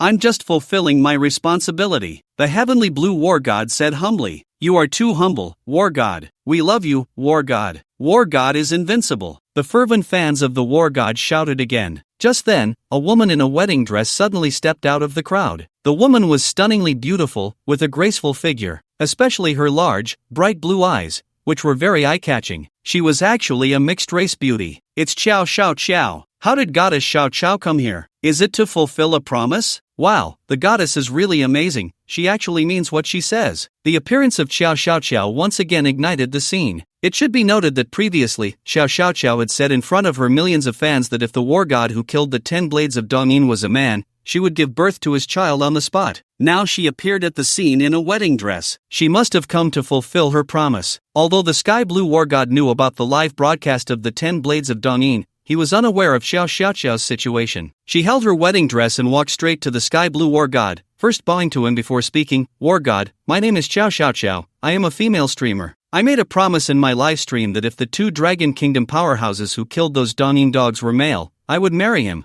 War god, I wonder if you are already married. Female streamer? The sky blue war god raised an eyebrow. Clearly, he had no good feelings for an industry that relied on flaunting to make money. However, Xiao Xiaoqiao's looks were simply stunning. If full marks were 10, Xiao Xiaoqiao would definitely score over 9. Even as a war god, Zhao Tian rarely saw such an exceptional woman. Although female streamers were not well received in the past, they had now almost become a national phenomenon. The acceptance of female streamers had increased significantly, and Xiao Xiaoqiao had over 10 million fans. Her status was almost on par with first-line stars. I've played with star celebrities, but I've never played with a female streamer? A strange look appeared in Zhao Tian's eyes. At this moment, everyone regarded the sky blue war god as the great hero who had killed the 10 blades of Donyin. Xiao Xiaoqiao's eyes were filled with deep admiration. Although the sky blue war god seemed a bit older, likely a middle-aged man, what did that matter? I really envy the sky blue war god. Yeah, if I could have Xiao Xiaoqiao as my girlfriend, I would be willing to live 50 years less. People cast envious glances. Protecting the beautiful mountains and rivers of our motherland is what we should do. There's no time for romantic entanglements. The sky blue war god sighed. Although he did not explicitly state whether he was married, he had already hinted that he was not. Moreover, being my family is a very dangerous thing, the sky blue war god said with a somewhat sad expression. This was indeed the truth. A war god would create many enemies. Therefore, the families of war gods were kept confidential, and very few people knew. Just like the sky blue war god, he was the brother of Zhao Tian Yuan, a fact known only to a select few, such as the Lord of Yuzhou. As for how Zhang Jiner knew, it was because her identity was also not simple. Once the family of a war god was exposed to the public eye, they could easily become a target for hostile forces. The war god sacrifices so much to protect peace. Thank you for your contributions, war god. People continuously expressed their admiration. Zhao Tian also accepted it gladly. This was the honor he should enjoy. So, thank you for your kind intentions, Miss Qiao. The sky blue war god politely declined. War god, I'm not afraid. In fact, I can choose not to be your family. I only wish to bear your child. Xiao Xiaoqiao said sincerely. After all, this was her promise. The goddess is truly amazing. I'm so moved. At this moment, not only Xiao Xiaoqiao, but many female fans present wished they could immediately have a child with the sky blue war god. After all, being the woman of a war god was such an honor, even without a title. War god, I see you have so many fans here. Could you sign for them or take a photo? A reporter, seeing the crowd's enthusiasm, continued. Of course, Zhao Tian nodded. War god, war god, war god. The crowd once again shouted the words war god loudly. However, what no one knew was that among the crowd stood 3 figures wearing conical hats, 2 men and 1 woman. Hee, the Azure war god, you really are quite the spectacle. One of the men with the hat whispered. If he were to remove his hat, one would see a prominent Arabic numeral 5 on his face. The other man bore the numeral 6. As for the woman, there were no numbers on her face, nor was she disfigured. Yet, she was indeed one of the 10 blades. Male assassins of the Killing Blade organization would have their appearances destroyed, leaving only an Arabic numeral. Female assassins, however, retained their beauty as a form of combat power. Therefore, female assassins would not be disfigured. In fact, their numbers were usually tattooed in more private areas. By the time you saw the number on them, you were likely already dead. Male assassins relied purely on brute force to eliminate their enemies, while female assassins could also use their beauty as a weapon. Although the number of this female assassin was not visible, her aura suggested that her ranking was perhaps not lower than the other 2 10 blades. Originally, they were on a mission in a neighboring small country of the Dragon Kingdom. Upon learning that 2 of the 10 blades had been killed in the Dragon Kingdom, they were immediately dispatched by the organization. Recently, assassins from the Killing Blade organization had frequently fallen in the Dragon Kingdom, including 2 10 blades. This had enraged the higher-ups of the organization. Therefore, this time, they sent 3 high-ranking 10 blades to seek revenge. The Azure War God was happily taking photos with his fans and signing autographs, unaware that he had already been targeted by the 3 10 blades, becoming the scapegoat for Yi Feng. The Killing Blade organization regarded the Azure War God as the master of the Dragon Kingdom who had killed the 2 10 blades. However, the 3 10 blades did not act immediately. After all, the Azure War God was a 5-star war god, with strength reaching the heavenly Martial King realm. If they could not kill him in one strike, it was very likely he would entangle them, attracting other powerful figures from the Dragon Kingdom. Even if the 310 blades were strong, it would be difficult for them to leave alive. They were waiting for an opportunity, waiting for the Azure War God to let down his guard before they struck. Let me go test his strength first. You two stay on standby. At that moment, the female 10 blades suddenly spoke. Yes, Lady Haruko. The other two 10 blades immediately bowed in respect. Indeed, this female 10 blade ranked higher than the other two. In the next moment, she removed her conical hat and the cloak draped over her. Instantly, a stunningly beautiful face and an explosive figure were revealed. From her appearance, one could hardly tell she was from the Easternine, as Easternine people generally resembled those from the Dragon Kingdom. She blended into the crowd and walked towards the Azure War God. In the hospital room, Shiman Wushuang and Chu Xianyuan were already able to get out of bed and move around. This left all the doctors stunned. This was too exaggerated, right? It could no longer be described as just a miraculous doctor. Yifeng was simply a deity. Under normal circumstances, even with the best surgery, it would take several months to be able to walk again. But Yifeng had completed the surgery in just a few hours and restored the two women's ability to move. Although you have regained your ability to move, you two must not engage in combat for now, or there is a risk of reopening your wounds. Yifeng cautioned. Junior brother, the Azure War God is busy taking photos with his fans right now. Why don't you just leave through the back door for now? Zhang Jiner continued to persuade Yifeng, hoping he would temporarily leave. Senior sister, stop trying to persuade me, I won't leave. Besides, what will you do if I go? And what about my family? Yifeng said solemnly. He remembered the last time Su Tianyu had captured Ning Xian's entire family to deal with him. He did not want that to happen again. Alright, junior brother, I won't persuade you anymore. If you want to die, I'll die with you. Zhang Jiner gritted her teeth and said. Yifeng smiled gently and replied, Don't worry, a 5-star war god can't do anything to me. Junior brother, I really want to know what level you've reached. Zhang Jiner knew that Yifeng dared to stay, so he must have some confidence. I don't know the specific level, but anyway, dealing with a 5-star war god shouldn't be a problem, Yifeng said confidently. Sister Long, are you feeling unwell? At that moment, Chu Xianyuan suddenly looked at Shiman Wushuang. She had a connection with Shiman Wushuang. At this moment, she felt that Shiman Wushuang's heart was very sad. Chu Xianyuan could sense the sadness in Shiman Wushuang's heart, but she didn't know the specific reason.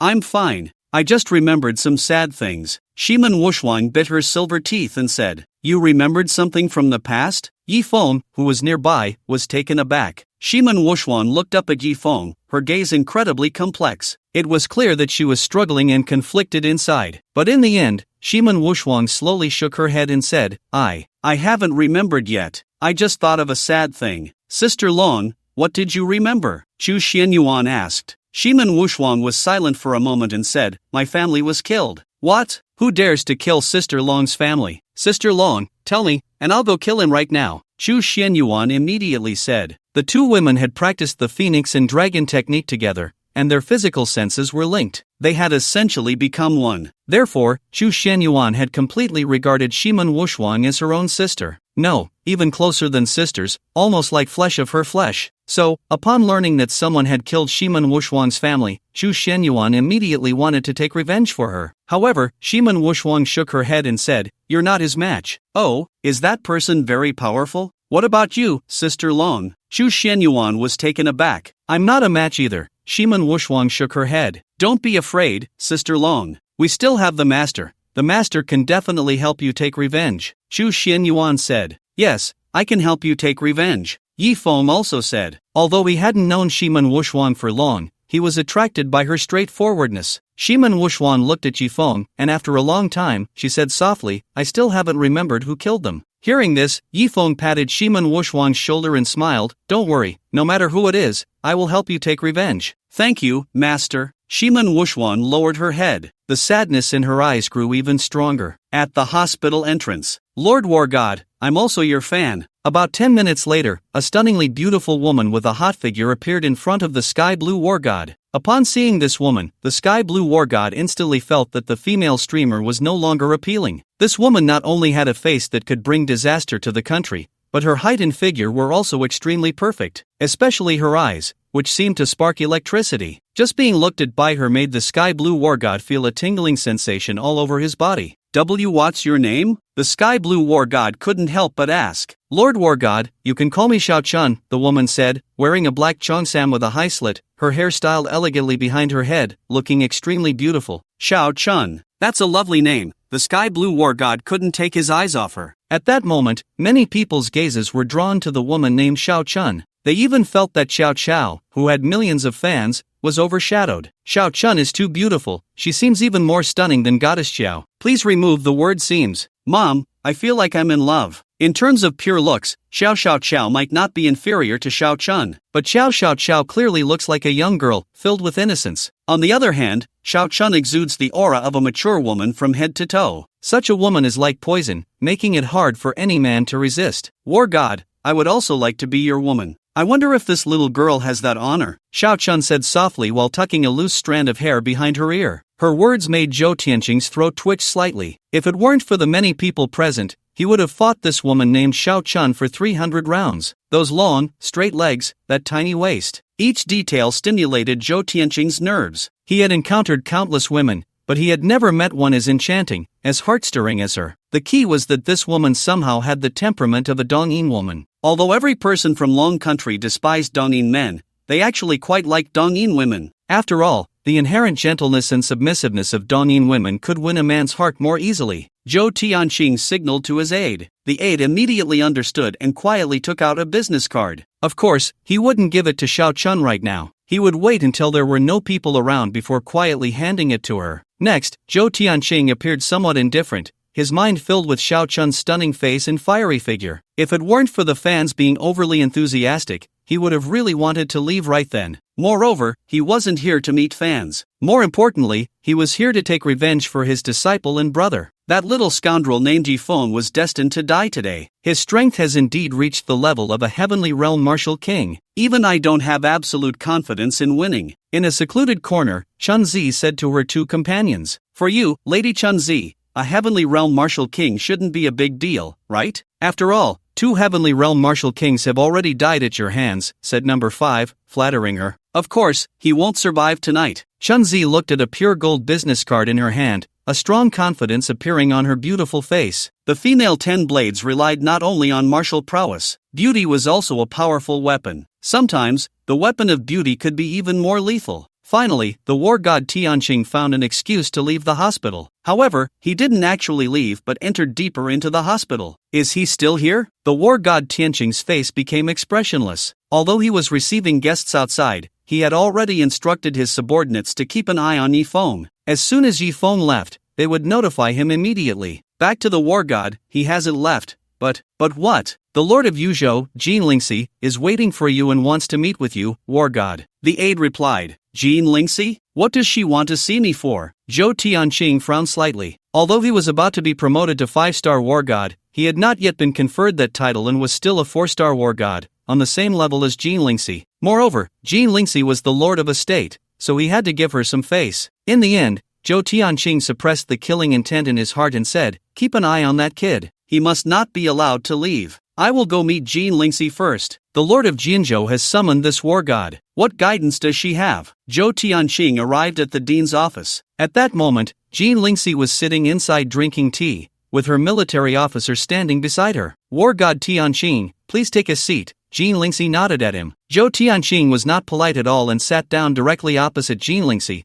picking up the teacup and drinking. Jinzhou Lord, if you have something to say, just say it. I have matters to attend to, Zhou Tianqing said somewhat impatiently. Jean Lingxi smiled gently and said, Is the matter that the god of war Tianqing mentioned related to someone named Yifeng? Upon hearing this, Zhou Tianqing narrowed his eyes and replied, Master of Jinzhou, aren't you just asking what you already know? Clearly, Jean Lingxi was already aware of the grievances between him and Yifeng. Jean Lingxi nodded and then said, God of war Tianqing, I won't beat around the bush, I want to protect Yifeng. You want to protect Yifeng? Zhou Tianqing's expression changed instantly. Although he had just arrived in Jiangdu, he had already investigated Yifeng's background. Previously, he had no idea that Yifeng was actually connected to Jean Lingxi. Fortunately, he was about to be promoted to a 5-star god of war. Otherwise, if Jean Lingxi intervened, he might not be able to handle Yifeng after all. That's right, I hope the god of war can give me some face, Jean Lingxi said, narrowing her beautiful eyes. Zhou Tianqing snorted coldly and said, Master of Jinzhou, you clearly know that the kid named Yi Feng killed my disciple and then killed my own brother. How can you expect me to give you face? I have already investigated 2 matters, both of which were instigated by your people, Jin Lingxi said in a deep voice. So what? Zhou Tianqing chuckled. It was evident that Zhou Tianqing was unwilling to reason with Jin Lingxi. In his eyes, his people could bully others, but others could not bully his people. Otherwise, what was the point of fighting on the battlefield? That's right, the god of war has many privileges, but as a god of war, you should know that, no matter what, the interests of the people should be the highest priority. I admit that you have made many contributions to the Dragon Kingdom, but your people are privately committing atrocities, bullying the weak, and killing the innocent. Tell me, what significance do your actions hold? Jin Lingxi also said coldly. Indeed, relying on the support of the god of war, Su Tianyu had committed many evils in private. Su Tianyuan was the same. However, because of the god of war Tianqing's face, the higher-ups had turned a blind eye. As long as it wasn't too excessive, they generally wouldn't intervene. The higher-ups turning a blind eye is merely out of respect for you as the god of war. It does not mean that what your subordinates do is right. Jin Lingxi's expression gradually became stern. Zhou Tianqing fell silent. It was clear that he knew Jin Lingxi was stating facts. However, he could not swallow this anger. He narrowed his eyes and said, Jin Lingxi, I will take good care of my people in the future, but Yi Feng's life, I have decided. Then, I have also decided to protect Yi Feng. Jin Lingxi replied. Jin Lingxi, if it were in the past, you might have been able to suppress me, but I will soon be conferred as a 5-star god of war. Do you think I will still be afraid of you? Zhou Tianqing said with a smile. You also said that you will soon be conferred. Does that not mean you have not been conferred yet? Right now, you and I are still on the same level, Jin Lingxi said lightly. Jin Lingxi, do you really want to oppose me? Zhou Tianqing said, somewhat angrily. Jin Lingxi replied, I don't mean that. I am just asking you to let Yi Feng go. Jin Lingxi, you and Yi Feng are not related. Why must you help him? You wouldn't have taken a liking to that pretty boy, would you? I've seen his photo, he is indeed handsome. However, Jin Lingxi, as the master of Yuzhou, what man can't you have? Why must it be Yi Feng? Although Zhou Tianqing was not afraid of Jin Lingxi, if she insisted on intervening, it would still be a troublesome matter. God of War Tianqing, I respect you as the god of war, but please do not slander the state master, otherwise. The expression of Jin Lingxi's female officer darkened slightly. Otherwise what? Just because you are a mere Jinyui, what can you do to me? Zhou Tianqing said disdainfully. The female officer's pretty face flushed red, but she could not refute him. Although she was a Jinyui, it was clear that her strength was far inferior to Zhou Tianqing's. Jin Lingxi, letting Yi Feng go is impossible. I respect you as the lord of a state and do not wish to conflict with you, but if you insist on opposing me, then when the time comes and your face is hurt, don't blame me, Zhou Tianqing said with a cold smile. Oh, then I want to see just how powerful a 5-star battle god really is. The aura around Jin Lingxi suddenly expanded. Instantly, the entire room was enveloped by an overwhelming presence. Her female military officer, as well as Zhou Tianqing's military officer, were all suppressed by her aura, unable to move. It seems the rumors were true. Jin Lingxi is indeed a martial arts powerhouse. The title of female Xingtian is not just for show. Just this aura alone was enough to immobilize 2 officers of the Jin Yiwei level. However, her presence could not suppress Zhou Tianqing. In the next moment, Zhou Tianqing also released his aura. His presence was surprisingly even stronger than Jin Lingxi's. Judging from their auras, Jin Lingxi's martial arts cultivation had reached the high-level martial king of the earth rank, but Zhou Tianqing had reached the initial level martial king of the heaven rank. Although they were only one small realm apart,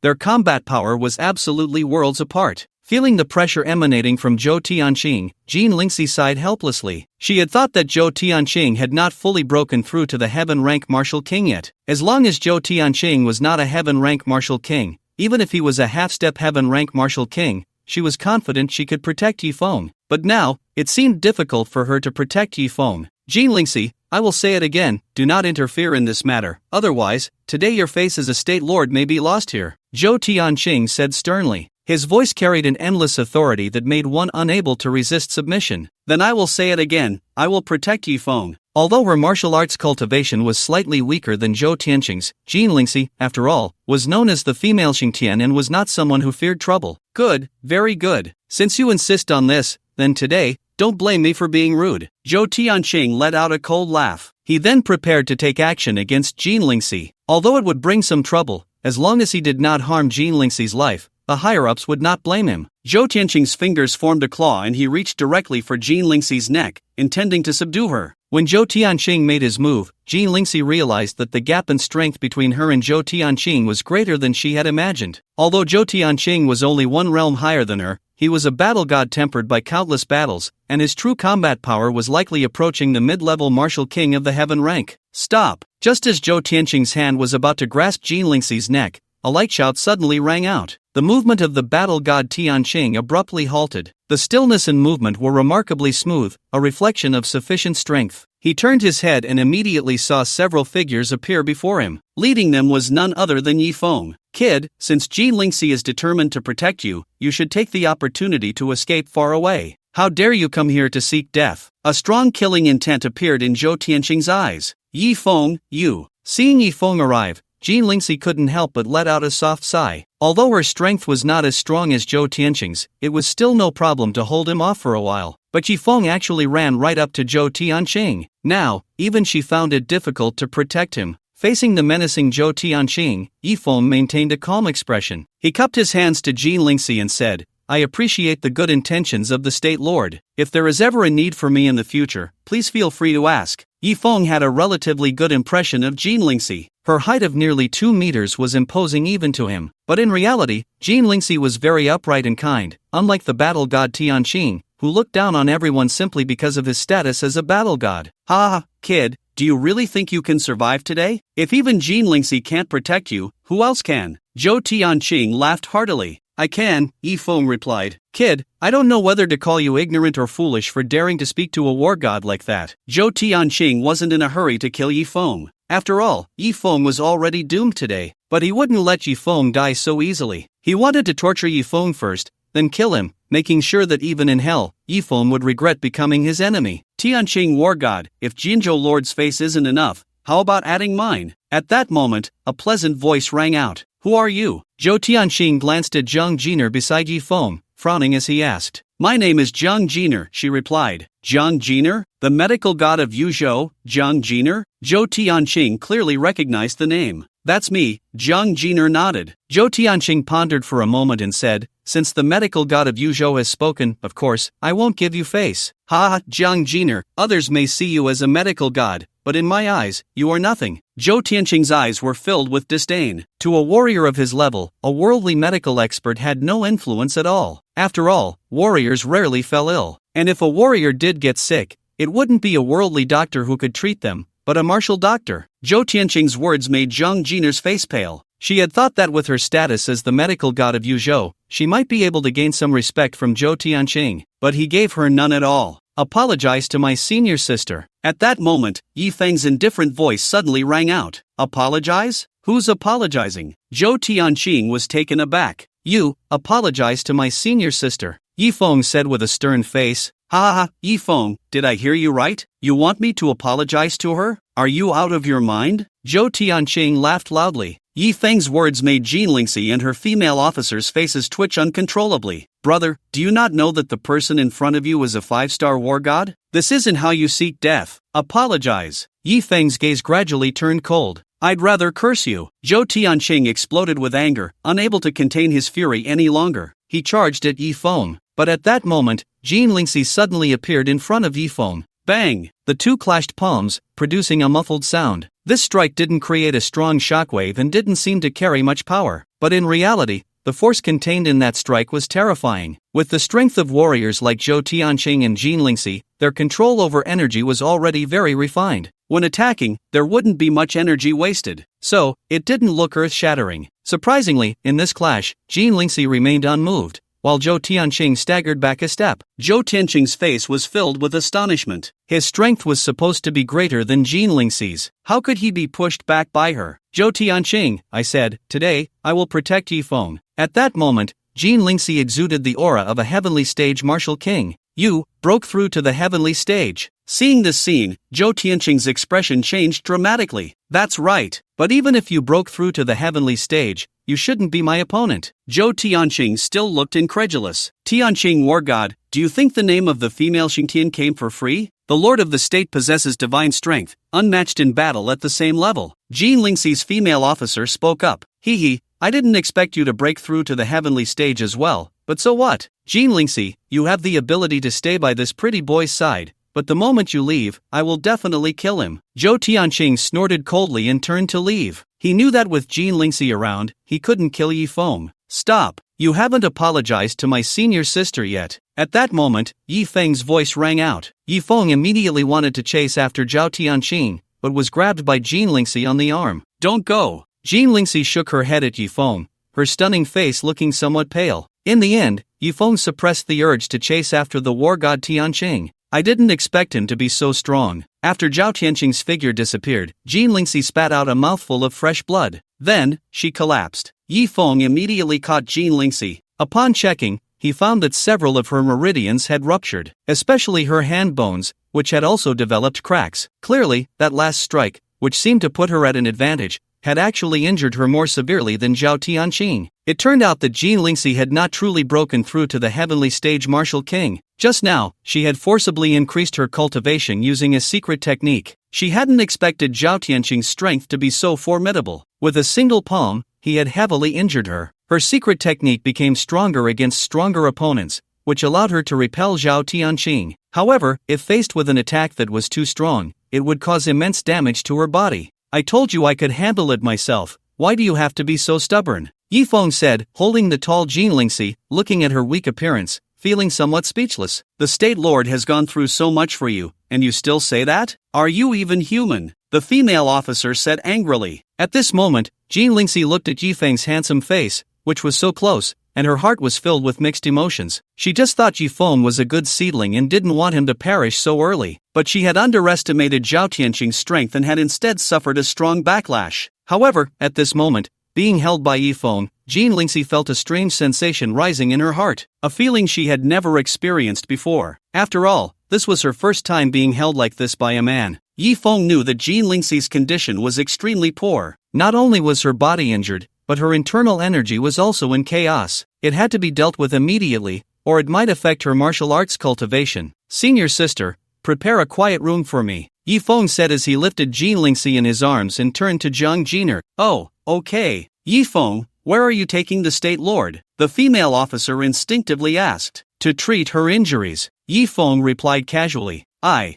won't go. Jean Lingxi tried to break free from Yifeng's embrace. She was the lord of a state. Being carried out by a young boy like this, didn't she care about her dignity? But Yifeng didn't give her a chance to resist. At this moment, her internal energy was in chaos, and she couldn't muster any strength. She could only let Yifeng carry her out of Zhang Jiner's office. Outside, there were many hospital staff and patients. Jean Lingxi was so embarrassed she wished she could die. State Lord, if it gets too bad, just faint, the female officer whispered. Good idea. Jean Lingxi immediately fainted. Seeing Jean Lingxi's appearance, Yifeng couldn't help but chuckle, because Jean Lingxi was clearly pretending to be unconscious, yet her hands were tightly gripping his clothes. This girl was quite cute. Soon, Yifeng carried Jean Lingxi into a hospital room. Alright, we're here, you can stop pretending now, Yifeng said to Jean Lingxi in his arms. Jean Lingxi finally opened her eyes, her pretty face flushed. Junior brother, this room won't have anyone coming in, hurry and treat the State Lord, Zhang Jiner said. You all can leave, Yifeng said to everyone. Upon hearing Yifeng's words, everyone else left. Only Jean Lingxi's female officer refused to leave. I won't go out, I want to stay here and watch. The female officer gritted her teeth and said. Although her strength was not as good as Jean Lingxi's, her duty was to protect Jean Lingxi. That's fine, Yifeng shrugged, indicating it didn't matter. Well, Cherry, you can go out now, Jean Lingxi surprisingly said. Governor, I won't be in any trouble. If you're here, you'll disturb us, Jean Lingxi said to the female officer, Cherry. Alright then, Yifeng, you must make sure to heal the governor, or I won't let you off. As Cherry left, she waved her little fist at Yifeng, her face full of threat. I'm ready, you can come. Jean Lingxi lay down on the sickbed. Then I'm coming. Yifeng took out the 9 turns golden needle and walked over. Seeing the golden needle in Yifeng's hand, Jean Lingxi immediately frowned and said, Do you really have to use that? What? Are you scared? Yifeng chuckled. How could I be scared? Jean Lingxi feigned strength. Then just lie still. Without further ado, Yifeng plunged the silver needle into her. Jean Lingxi let out a cry, her body tensing up. She even grabbed Yifeng's leg tightly, just like a child afraid of getting a shot. I mean, come on, you're a martial king close to the heavenly level and the governor of a state. Are you really afraid of such a small needle? Yifeng said, somewhat speechless. I'm not afraid. I just haven't had an injection before. Go ahead, just do it, Jean Lingxi said defiantly. Hearing this, Yifeng's lips curled into a smile. In the next moment, he pushed Jean Lingxi, making her turn her back to him. Then, the silver needle was directly inserted into Jean Lingxi's proud backside. What are you doing sticking it there? Jean Lingxi's face instantly turned as red as an apple. You told me to do it anywhere, Yifeng replied with a laugh. You bastard, I'll kill you. Jean Lingxi was furious and embarrassed. Don't move. If you don't want your martial arts realm to drop, just cooperate with me. Yifeng's tone became serious. Jean Lingxi immediately dared not move. Of course, if she hadn't seen Yifeng heal Shiman Wuxuan with her own eyes, she would have definitely exploded. Fortunately, she had cleverly sent her officer away just now. If Cherry had seen this scene, Jean Lingxi would have been done for. In the end, Yifeng inserted a total of 9 needles into Jean Lingxi. All 9 turns of the golden needle were used. Governor, there's something I need to explain to you first. I've stabilized your injuries, but the chaotic true energy in your body needs internal force to help guide it back to normal. You understand what I mean, right? Yifeng said. Jean Lingxi, being a martial arts expert herself,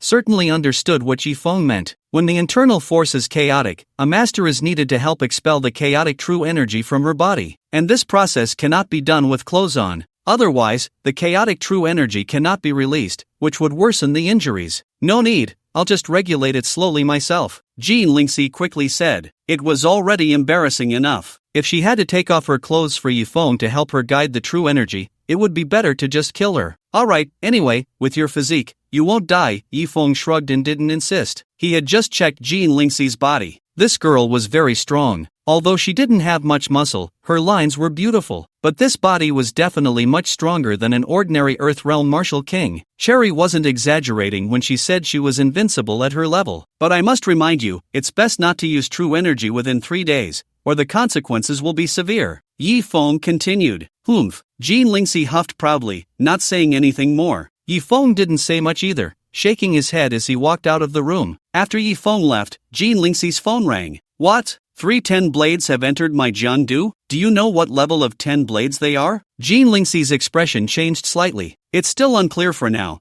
but their ranking is probably not low. Governor Jean, you must be careful, came the intelligence intercepted by the Dragon Group from the Killing Blade organization. These 3 10 blades are definitely after Zhou Tianqing. Cherry, help me find out where Zhou Tianqing has gone, Jean Lingxi said with a serious expression. After all, Zhou Tianqing was the war god of the Dragon Kingdom. She didn't want Zhou Tianqing to be assassinated by the 10 blades. I'll check right now, Cherry replied. After leaving the hospital room, Yifeng found Zhang Jiner again. The two hadn't seen each other for over a year. Junior brother, you really are getting more and more handsome, Zhang Jiner said, looking at Yifeng with delight. Senior sister, you are becoming more and more beautiful, Yifeng replied. When they were on the mountain, he hadn't really noticed. At that time, everyone wore coarse cloth clothes and didn't wear makeup. Yifeng initially thought Zhang Jiner was beautiful, but after a while, it was just a so-so. But now, after more than a year apart, Zhang Jiner had returned to the city, and her entire demeanor had changed. She had become mature and charming. Your sweet talk is still the same, Zhang Jiner giggled. By the way, junior brother, is that illness of yours better? Zhang Jiner suddenly looked at Yifeng with a mischievous smile. What illness? I don't have any illness. Yifeng's expression became somewhat awkward. He, what are you pretending for with me, senior sister? Zhang Jiner's small hand instinctively reached out. Senior sister, what are you doing? Yifeng's face changed dramatically. During the 2 years on the mountain, Yifeng had always thought that his master had replaced his kidney with a pig's kidney. He was solely focused on revenge. Therefore, he had no reaction in that regard, to the point where he thought he was incapable. It wasn't until he descended the mountain that his master told him he had received the kidney of an ancient Qilin. Later, he verified it with Bai Wuchang in the wheat field, and it was fine. Then there was Ouyang Bingqing, who proved that he not only was fine but was even stronger than before. Because of this matter, Yifeng had been teased by several senior sisters. At first, the senior sisters didn't believe it, but after they verified it themselves, they confirmed that Yifeng was indeed incapable. However, even so, the senior sisters still cared for Yifeng. Moreover, after learning that Yifeng was incapable, they treated him like a sister. They basically didn't avoid him in anything. At that time, Yifeng was relieved that he was incapable. Otherwise, being toyed with and teased by several unparalleled senior sisters every day would probably lead to his explosive demise in no time. Jiang Jiner's small hand had instinctively reached out, but then her eyes widened. Her pretty face flushed slightly. "Junior brother, your illness is better." Although Jiang Jiner was a bit shy, it was clear she was happy for Yi Feng. After all, having issues in that regard was a huge blow for a man. "Yes, it's better." Yi Feng nodded. "But you can't tell the other senior sisters that you're better," Jiang Jiner suddenly said with a serious expression. "Why?" Yi Feng was somewhat puzzled. "You know how those few female rascals are, they are so greedy for your body. If you weren't incapable, they would have hollowed you out when we were on the mountain." Jiang Jiner pouted. Yi Feng was taken aback. He really didn't know that the senior sisters were greedy for his body. Little junior brother, didn't Master tell you that your body already possesses the genes of an ancient divine beast? If you were to, there would be unexpected benefits. At the very least, you could maintain your youth. Your senior sisters are also vain. Do you think they would let such a good thing pass? Jiang Jiner blinked her eyes. Master never mentioned it, but when I descended the mountain, he said. Yi Feng felt a bit embarrassed to continue. What did Master say? Jiang Jiner was curious. Master said. He said if I couldn't hold back, I should come find you. Yi Feng finally said it. It seems Master still cares for us, but just come find me, they don't need to. Jiang Jiner said with a mischievous smile. It was clear that Jiang Jiner was planning to keep it all to herself. Little junior brother, look, since your illness is cured, why not? Jiang Jiner's gaze suddenly became somewhat ambiguous. Looking at the stunningly beautiful senior sister in front of him, Yi Feng couldn't help but swallow. Back when they were on the mountain, he didn't realize how wonderful senior sister was. Now, seeing Jiang Jiner again, especially after their experiences, the feeling was completely different. However, Yi Feng always felt that this might not be right. After all, he had sworn to love only Ning Xin. Noticing that Yi Feng didn't move, Jiang Jiner bit her lip and said, Little junior brother, do you think senior sister is beautiful? Yes, beautiful. Yi Feng nodded. Then what do you think of senior sister's figure? Jiang Jiner leaned in a little closer. Senior sister's figure is very good, Yi Feng continued. But, little junior brother, don't you think I look a bit haggard now, a bit older? Jiang Jiner gritted her teeth. Indeed, Jiang Jiner now looked much more haggard than when they were on the mountain. She lacked the youthful vitality she had back then. There was no way around it. In the year since she came down from the mountain, she had either been treating patients or on the way to treat them. She also had to manage the hospital and attend various medical conferences. Sometimes, she would perform surgeries for over 10 hours straight in a day. Staying up late had become a common occurrence. Therefore, in just a year, her complexion had deteriorated quite a bit. Senior sister, you do look a bit haggard, Yi Feng nodded and said. Then, junior brother, do you want to help senior sister become a bit younger, a bit more beautiful? Jiang Jiner almost pressed herself against Yi Feng, whispering softly in his ear. This, senior sister. Yi Feng felt the Qilin fire within him about to go out of control, especially since Jiang Jiner was still wearing her white coat. With that unparalleled beauty and graceful figure, who could resist? Little junior brother, honestly tell me, after coming down from the mountain, have you been with any other women? Jiang Jiner's eyes became increasingly dreamy. Yes, Yi Feng answered truthfully. He didn't want to deceive Jiang Jiner.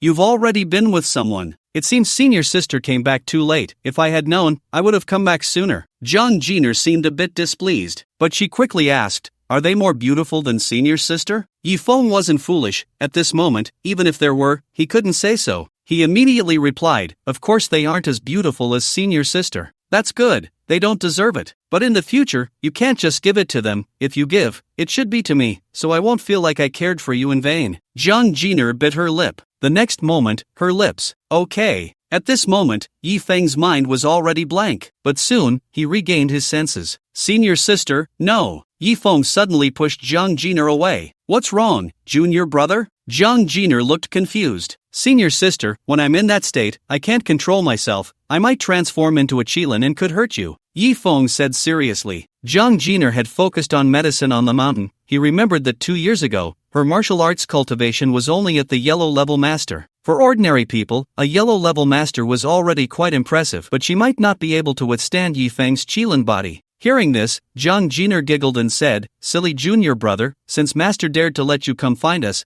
how could he not be prepared? You just need to lie down. Jiang Jiner smiled seductively, then reached up to untie her hair tie, and a cascade of black hair immediately fell down. One had to say, the action of a woman letting down her hair was incredibly alluring. Yi Feng couldn't help but swallow hard. Flames of red scales began to appear on his body, like beautiful red gemstones. The Qilin fire within him was completely stirred up by Jiang Jiner. However, as Jiang Jiner's fingers gently traced over Yi Feng's body, the skin where her fingers passed returned to its original state. Clearly, the killing emperor had long been prepared and provided Jiang Jiner with a method to suppress Yi Feng's transformation into a Qilin. Of course, merely suppressing Yi Feng from becoming half-human, half-beast would not diminish his thoughts about women. Aside from Jiang Jiner, every one of Yi Feng's senior sisters possessed such abilities. This was a gift from the killing emperor to Yi Feng. After all, one should not let good water flow to outsiders. Over the 3 years of their interactions, the killing emperor had come to regard Yi Feng as his own son. Naturally, he had to choose a good daughter-in-law for himself. Yi Feng's 9 senior sisters could be said to be each exceptionally talented in their own right. Moreover, each represented a distinctly different type. For instance, Jiang Jiner was the charming, dominant type. Among the other senior sisters, there were the aloof types, the passionate types, those with stunning figures, and even Lolis. Yi Feng couldn't help but marvel. As Jiang Jiner's fingers glided over every inch of his skin, the scales on his body surprisingly vanished. Moreover, he did not lose his rationality. Clearly, Jiang Jiner had completely suppressed Yi Feng's beast transformation. Senior sister, how did you do that? Yi Feng couldn't help but ask. If he could also suppress his beast transformation, wouldn't that be a wonderful thing? It should be noted that once he transformed, his body would become indestructible. Describing it as impervious to blades and bullets would not be an exaggeration. His strength, speed, endurance, and various physical qualities would multiply. His combat power would at least increase several times, even tenfold. Unfortunately, once he transformed, he would lose his rationality and become a true beast. Therefore, Yi Feng dared not easily transform into a Qilin. But if he could master the ability to revert from beast transformation at will, or even maintain clarity while in that state, his combat power would rise to a whole new level. Jiang Jiner naturally understood Yi Feng's thoughts. She leaned over Yi Feng's fierce mouth, gently caressing his cheek with her fingers, and said with a charming smile, "Junior brother, this is my exclusive skill, you can't learn it, and neither can anyone else." Yi Feng felt a bit disappointed upon hearing this. "But you don't have to worry, Master said that once you and your 9 senior sisters achieve harmony, you'll gradually be able to control it yourself." Jiang Jiner's eyes became dreamy. Then, realizing she might have let something slip, she quickly shut her mouth. Yi Feng asked, "Senior sister, you just mentioned the 9 senior sisters." "I didn't say anything." Jiang Jiner hurriedly changed the subject. "Junior brother, didn't you come here with other women? Come,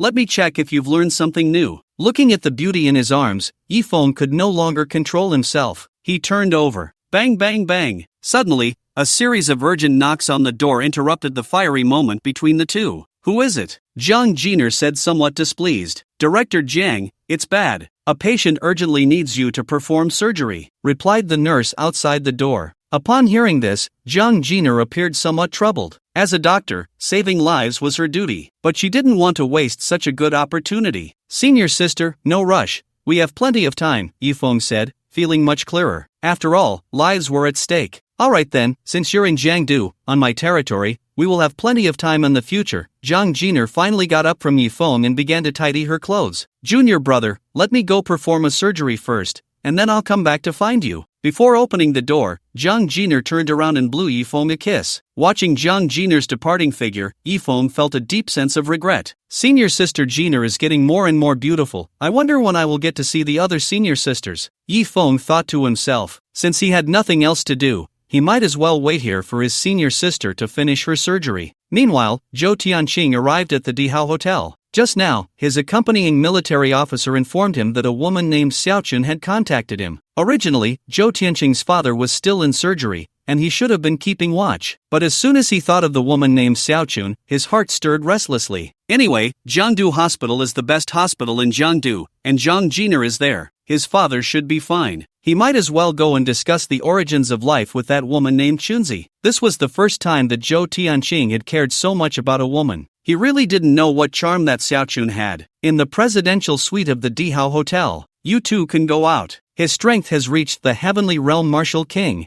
If you stay here, it will only draw his attention," Chunzi said to the other 2 members of the 10 Blades. "Yes, Lady Chunzi." The 5th and 6th members of the 10 Blades obediently left the suite. If Chunzi couldn't handle it, then they would be of no use here. Moreover, they had absolute confidence in Chunzi's abilities. After all, 2 Heavenly Realm Martial Kings had already died at her hands. Meanwhile, the female officer Jean Lingxi had also learned about Zhou Tianqing's whereabouts. Governor, I found out that the war god Tianqing went to the Dihao Hotel, apparently to meet a woman named Xiaochun. Did you tell him that 3 members of the 10 Blades have come to Jiangdu? Jean Lingxi frowned upon hearing this. I have already informed him, Ying Tao replied. Jean Lingxi's expression darkened. She didn't expect that even at this time, Zhou Tianqing still had the mood to play with women. We are also going to the Dihao Hotel, Jean Lingxi finally said. But, Governor, your health. Ying Tao was a bit worried. After all, Jean Lingxi was injured and couldn't use her true energy for the time being. It's fine. Zhou Tianqing is a 5-star war god. As long as he isn't mentally challenged, he won't die at the hands of 3 members of the 10 Blades, Jean Lingxi said. Yi Feng and Jiang Jiner waited for more than half an hour. He was getting a bit impatient and decided to go out and ask a nurse about the situation. Excuse me,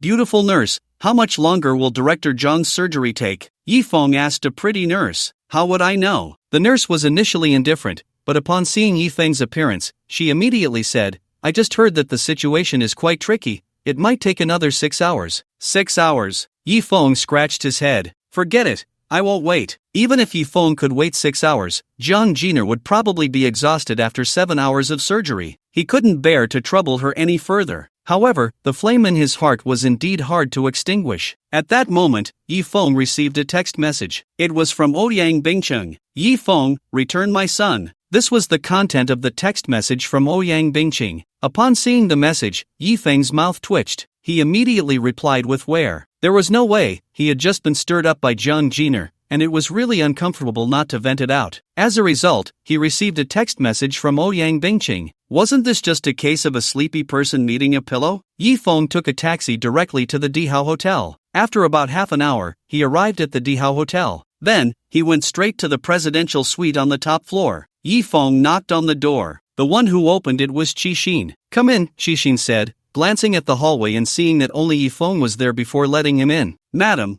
I will wait outside. Call me if you need anything. Qi Xin sensibly left and closed the door for the two. At this moment, Ouyang Bingcheng was standing in front of the floor-to-ceiling window, draped in a mink coat, holding a glass of red wine, exuding a very obvious wealthy woman's demeanor. When she saw Yi Feng, a hint of surprise appeared in her eyes. Madam Ouyang, did you need something from me? Yi Feng deliberately addressed Ouyang Bingcheng as Madam. A few days ago, you were calling me baby. Why are you calling me Madam now? Ouyang Bingcheng pouted. Yi Feng walked over directly and embraced Ouyang Bingcheng. She allowed him to hold her, raising her glass of red wine and saying to Yi Feng, would you like to try the red wine that I personally brewed? Yi Feng was somewhat surprised. You can brew red wine? Then, he saw Ouyang Bingcheng drink the red wine from the glass but did not swallow it. Next, please use your imagination. How does it taste? Ouyang Bingcheng smiled lightly at Yi Feng. The wine still lingered on her red lips, making Yi Feng unable to resist wanting to take a bite. Yi Feng could no longer hold back and immediately picked up Ouyang Bingcheng in his arms. Wait, you have to answer me one question first, sister. Ouyang Bingcheng lay on the bed, propping herself up with her small hand, and asked, What? Today, I received news that the god of war Tianqing has arrived in Jiangdu. He didn't come to trouble you? Ouyang Bingcheng asked. Ouyang Bingcheng had only tentatively sent Yi Feng a message. She didn't expect Yi Feng to really come looking for her. He did, Yi Feng replied. He let you go so easily? Ouyang Bingcheng was somewhat incredulous. No, I should say, I let him go. Yi Feng said, Little man, you really know how to boast. Ouyang Bingcheng certainly did not believe Yi Feng's words. After all, she had also received news that the god of war Tianqing had been promoted to a 5-star god of war. No matter how great Yi Feng's abilities were, he could not possibly be a match for a 5-star god of war. That was a heavenly rank martial king. If the god of war Tianqing were only a 4-star god of war, with the influence of the Ouyang family, they could barely protect Yi Feng. But now that the god of war Tianqing had been promoted to 5 stars, even the Ouyang family could not shake that. Of course, the Ouyang family would not be able to step in to protect Yi Feng in the first place. I never boast. Yi Feng's fingers lightly traced over Ouyang Bingcheng's smooth skin. Zhou Tianqing arrived at the presidential suite, looked around to see no one, and then knocked on the door. He could no longer contain the excitement in his heart. Soon, the door opened. The one who opened the door was the woman named Xiaochun. At that moment, Xiaochun was still stunningly beautiful, especially with a small mole at the corner of her mouth, making her look incredibly sexy. Zhou Tianqing couldn't wait to rush over and hug Xiaochun. But Xiaochun pressed her finger against his lips. Xiaochun bit her lip and said seductively, "God of War, don't be in such a hurry, there's plenty of time." Okay, I'm not in a hurry," Zhou Tianqing said, but his hand was reaching for the slit of her cheongsam. Xiaochun did not resist. She just chuckled and said, "God of War, you're so bad, I like it." Like it? I have something that will make you like me even more. Zhou Tianqing could no longer control himself and directly picked up Xiaochun in his arms. "God of War, actually, I have something I want to show you." Xiaochun hooked her arm around Zhou Tianqing's neck with one hand and drew circles on his lips with the other. "Oh, what do you want to show me?" Zhou Tianqing swallowed hard and then set Xiaochun down. "God of War, you have to look closely now." Xiaochun reached behind her and grabbed the zipper of her cheongsam, trying to pull it down. However, after several hard tugs, she still couldn't succeed. "God of War, you're just watching and not helping me." Xiaochun feigned a look of grievance. "Okay, I'm coming. Zhou Tianqing swallowed hard, his hand reaching behind Xiaochun. The zipper was pulled down with a rip. As Zhou Tianqing moved, the cheongsam slowly fell. Zhou Tianqing's eyes were glued to Xiaochun, as if he didn't want to miss a single bit of the scenery. To be fair, the moment a woman reveals her outfit is the most exciting time for a man. As the cheongsam continued to fall, half of an Arabic numeral appeared in Zhou Tianqing's line of sight. It should be Xiaochun's tattoo. Zhou Tianqing didn't think much of it, thinking to himself that she was indeed a wild little cat. As the cheongsam continued to drop, Zhou Tianqing saw the tattoo clearly. It was the Arabic numeral 3. However, Zhou Tianqing didn't react immediately. After all, tattoos were quite common now, and many girls had them. He even couldn't help but reach out to touch the tattoo. What he didn't know was that at that moment, in Junzi's hand, there was a 5-centimeter long steel needle. The needle was aimed at the back of his head. As long as Junzi applied a little force, it could pierce through Zhou Tianqing's skull. At that time, even if Zhou Tianqing was a martial king of the heavenly realm, he would die instantly. Junzi still wore a smile on her face. A cold smile. However, just as Junzi was about to stab the steel needle into Zhou Tianqing's head, the door was suddenly kicked open, and a voice called out, "Be careful, she's a 10-blade. 10-blade. Zhou Tianqing immediately understood the meaning of the Arabic numeral 3. At the same time, he felt a sense of crisis coming from behind him. Instinctively, he tilted his head. Put! The steel needle still pierced in. However, it didn't go into Zhou Tianqing's head but into his neck. But soon, he felt as if his chest had been struck by a hammer. His whole body flew backward. Yintao wanted to catch Zhou Tianqing. As a result, an incredibly terrifying force came from Zhou Tianqing. Put! Yingtao's body was directly knocked away, and she spat out a mouthful of fresh blood. Clearly, she had underestimated this impact. In the end, it was Jean Lingxi who intervened and caught both of them. But after catching them, Jean Lingxi felt a wave of blood surging, and her throat felt sweet. She almost spat out blood but forced it down. At this moment, she could not show any signs of weakness. Otherwise, they would all die here. Zhou Tianqing, are you okay? Jean Lingxi looked at Zhou Tianqing. At this time, a steel needle was still stuck in Zhou Tianqing's neck. He yanked it out. Fortunately, Jean Lingxi had just reminded him, allowing him to be on guard. Otherwise, the steel needle could have cost him his life. However, the punch he had just received from the third 10-blade to his chest had indeed injured him severely. Ultimately, he couldn't hold back and spat out a mouthful of blood. Looking at Xiaochun, she had already put on her qipao. Her eyes sparkled as she looked at the two and said, "Tianqing-san, does my body look good?" Indeed, she was from the Eastern 10 blades. Zhou Tianqing's expression turned very ugly. He had originally wanted to use powder, but unexpectedly, he was caught off guard. "In my Dragon Kingdom's territory, it's not your Eastern dog's turn to run wild," Zhou Tianqing shouted coldly. "Ha, Tianqing-san, just now, weren't you also wanting to run wild with me? Now, it's my turn to run wild with you." Junzi produced a dagger and charged directly at the god of war Tianqing. The god of war Tianqing immediately engaged in battle with Junzi. However, Junzi's cultivation was not much inferior to his. Just now, he had been ambushed, so although he could temporarily suppress Junzi, if it dragged on, he feared something would go wrong. However, it must be said that Zhou Tianqing's strength was still very strong. Even after being ambushed and severely injured, he could still suppress the third 10-blade, who was also a heavenly-level martial king. "Lord Junzi, we are here to help you." At that moment, the ceiling suddenly cracked open. Two figures fell from the ceiling, simultaneously attacking Zhou Tianqing. The fifth 10-blade and the sixth 10-blade. Faced with the siege of 3 10-blades,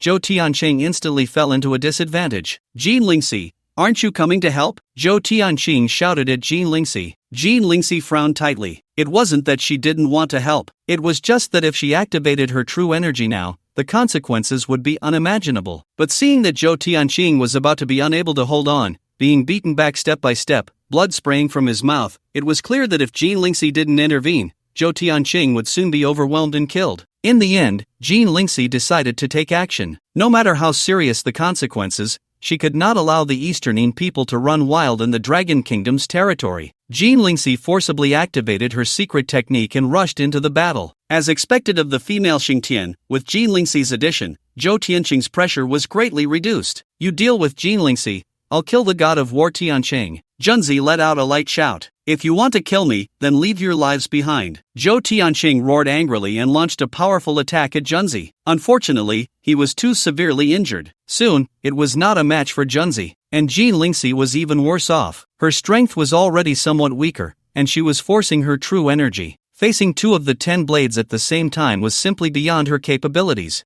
Bang! Jean Lingxi's body was sent flying. Yintao also joined the battle. However, Yintao's strength was simply insufficient against the 10 blades. Yintao, don't go over, Jean Lingxi shouted at Yintao. Unfortunately, it was already too late. Put! A samurai sword pierced directly through Yintao's heart. Then, the 6th 10 blade kicked her away. Yintao! Jean Lingxi let out a mournful cry, reaching out to catch the flying Yintao. Yintao had been with her since she was 16, serving as her personal guard. Now, after 8 years, they were as close as sisters. Ha, Lord Jean, no need to be sad, we will soon send you to see her. The 2 10 blades grinned. The samurai swords in their hands lunged toward Jean Lingxi. Jean Lingxi had no time to grieve. She had to drop Yintao and continue fighting. Bang! Jean Lingxi's body flew up, crashing hard against the wall. At that moment, Zhou Tianqing was also in a dire situation, pinned down by Junzi. The dagger in Junzi's hand kept slashing at him. He could only use his hands to defend. His hands were severely mutilated by the dagger, exposing his white bones. Boom! Jean Lingxi's body crashed into the wall. The terrifying impact directly collapsed the wall, sending her into another room. Her body flew all the way into the bathtub of another presidential suite,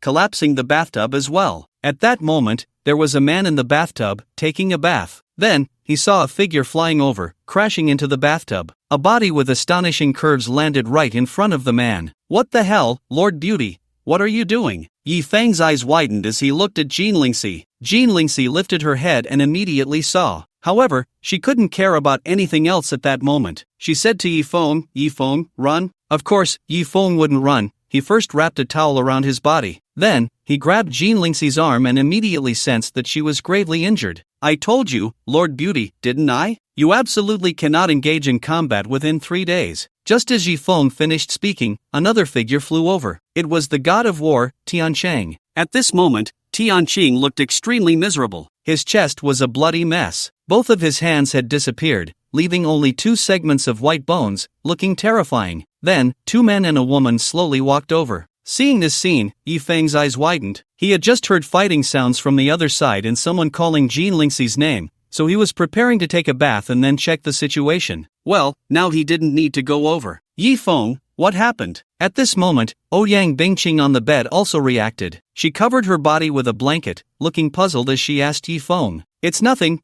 Bingqing, you just sleep for a bit. I'll handle things here, Yi Feng replied. At this moment, the god of war, Tianqing, no longer had the previous arrogance on his face, only a deep fear. He was writhing, trying to back away. God of war Tianqing, you killed our 2 10 blades. Are you ready to go? Junzi's beautiful eyes were filled with coldness. Sensing the killing intent in Junzi's eyes, Zhou Tianqing hesitated for a moment and finally couldn't help but say, no, it wasn't me who killed those 2 10 blades. Not you? Then who could it be? Jean Lingxi? She doesn't have that capability. Obviously, Junzi did not believe Zhou Tianqing's words at all. But no matter who it is, today, they must die. The 3 10 blades walked toward Zhou Tianqing and Jean Lingxi. It really wasn't him who killed them. At that moment, Yi Feng's voice suddenly rang out. He, how can you prove that it wasn't him who killed them? Junzi looked at Yi Feng with amusement, completely disregarding him. Zhou Tianqing was somewhat confused, not understanding why Yi Feng wanted to help him. He saw Yi Feng grin and slowly say, because I killed him. Because I killed him. As soon as Yi Feng's words left his mouth, the entire room fell silent. But soon, the three members of the 10 Blades burst into laughter. Especially Chunzi, who laughed flamboyantly and playfully said to Yifeng, "Little brother, you really know how to joke." Yifeng, what nonsense are you talking about? This is none of your business, hurry up and leave. Jean Lingxi said with a pale face. This guy really didn't know how to die. This was the Eastine 10 Blades, and even Zhou Tianqing was no match for them. Just as Jean Lingxi finished speaking, Yifeng's large hand slapped her on the body. Then, Yifeng said to Jean Lingxi in his arms, "Big girl, you're seriously injured, it's best if you don't talk." Jean Lingxi was truly humiliated and furious. Why did he have to slap her while talking? And where he slapped, where am I supposed to put my face? Jean Lingxi had lived for nearly 30 years, was the lord of Yuzhou, and held the title of female Xingtian. Yet at this moment, she had no temper in front of Yifeng. This guy didn't know how to choose the occasion. No, it was inappropriate in any occasion. Yifeng didn't realize that his casual slap had stirred up so much inner turmoil in Jean Lingxi. He looked indifferently at Chunzi and said, "Consider yourselves lucky, I'm going to treat big girl Jin's injuries now. I don't have time to deal with you. If you want to live, get lost." You say, let us get lost? Chunzi pointed at her own nose with her slender finger, incredulously saying, Who wants you to treat her? Jean Lingxi gritted her silver teeth and said. She was truly speechless at Yifeng's address to her. She was indeed a bit taller than the average woman, but her proportions were excellent. She was curvy where she should be and slim where she should be,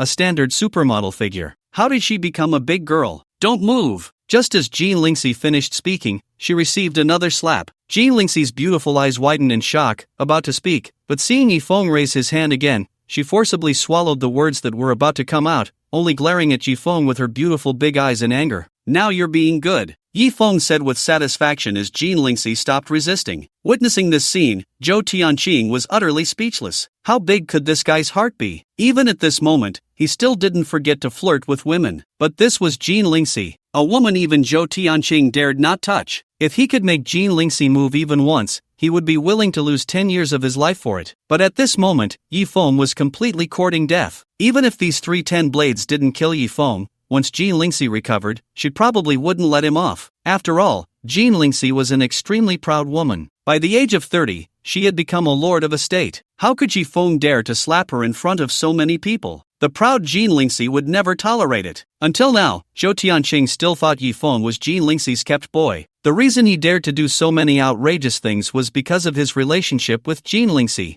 On the bed, Ouyang Bing bit her lip gently. This guy had just fought with her for 300 rounds and then turned around to hug another woman. But that was Jean Lingxi. Although she was once the young lady of the Ouyang family, that was in the past. In terms of age and martial arts cultivation, she was no match for Jean Lingxi. Ouyang Bingqing felt a bit jealous, but it was okay. After all, first, Jean Lingxi might not even look at Yifeng. Second, this little guy was indeed impressive. Even her Tianzong body was struggling to keep up. At this moment, Yifeng actually dared to flirt with Jean Lingxi. A cruel look flashed across the face of the 6th 10 blade. The next moment, he charged at Yifeng, raising his katana and directly swinging it towards Yifeng's head. The 6th blade, with his cultivation having reached the high-level martial king realm, was astonishingly fast, even creating a series of afterimages. Be careful! Jean Lingxi, held in Yifeng's arms and unable to move, could only watch helplessly as the katana swung toward Yifeng's head. Clang! The sound of metal clashing rang out,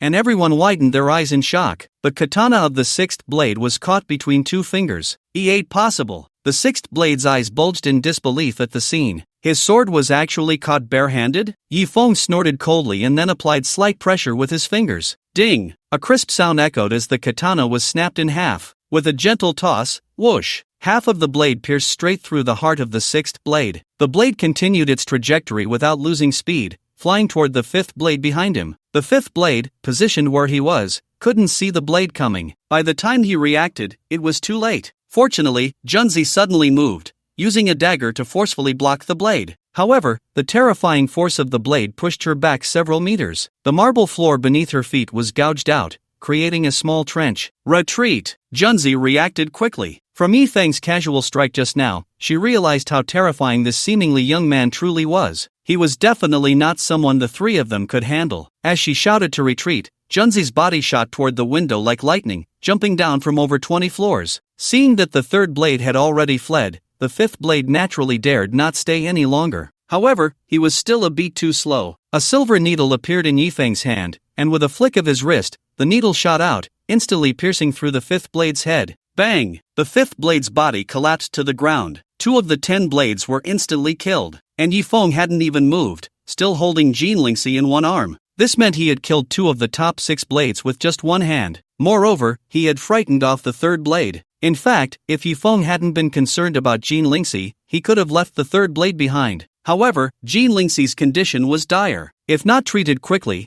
it could affect her martial arts cultivation. Recovering later would require a great deal of effort. At that moment, Jean Lingxi's beautiful eyes widened in shock, her expression frozen in disbelief. Yifeng had actually taken down 2 blades? And so easily? How was that possible? How old was Yifeng? She was 29, having reached the peak martial king realm, already a prodigy. Yet Yifeng was only in his early 20s. How could he be this strong? Based on the strength Yifeng had just displayed, he was at least a high-level heavenly martial king. Of course, the most shocked person was the heavenly blue war god. At that moment, his expression was as if he had seen a ghost. He had been beaten down by 3 blades, yet Yifeng had effortlessly killed 2. However, it was mainly because Heavenly Blue had been ambushed by Junzi. Otherwise, with his strength, even if he couldn't kill the 5th and 6th blades as easily as Yifeng, he could still defeat them. Yifeng, don't save me yet. Help me see how Cherry is doing. Jean Lingxi suddenly came to her senses. Although Cherry had been stabbed through the heart and would normally be dead, Yifeng was a freak. Perhaps he could save Cherry? Cherry had been her personal martial officer for many years. If she died just like that, it would sadden her for a lifetime.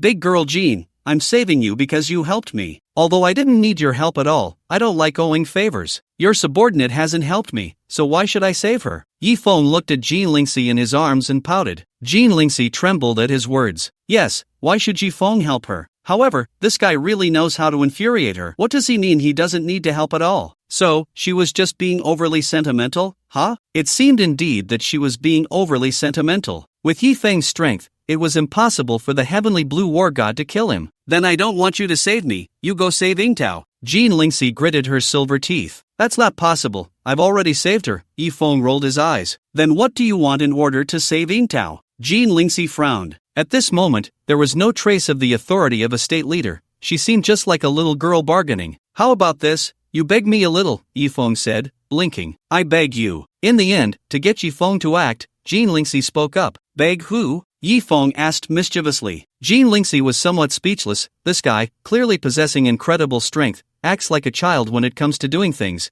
completely lacking the demeanor of a master. In fact, this was easy to understand. Although Yifeng was powerful, he was only in his 20s. He didn't have much social experience. If it weren't for Shanaoxue, he might still be obediently screwing bolts in a company. I, Jean Lingxi, beg you, Yifeng, to save Yingtao. Yifeng, oh, you beg me, but I won't save her. Jean Lingxi, you clearly promised me just now. Jean Lingxi was somewhat on the verge of collapse. I said to let you beg me, but I never said that if you beg me, I would save her. Yifeng said innocently. Jean Lingxi finally broke down. Just then, she felt that she had regained some strength. She immediately wanted to break free from Yifeng's embrace. Since Yifeng wouldn't save Yingtao, she wouldn't let him treat her. Slap! Just as she was about to move, Yifeng's hand came down again. Don't move! Jean Lingxi felt an impulse to cry. What kind of sin had she committed to encounter such a bizarre man? At this moment, Yifeng made Jean Lingxi feel both love and hate. He was the first man brave enough to slap her backside. Seeing Jean Lingxi on the verge of tears, Yifeng decided to stop teasing her. Alright, I'll treat you, Yifeng said with a grin. But you have to promise me that for the next 3 days, you absolutely cannot use internal energy, otherwise, you might need major repairs. At this point, Yifeng finally finished treating her and released Jean Lingxi.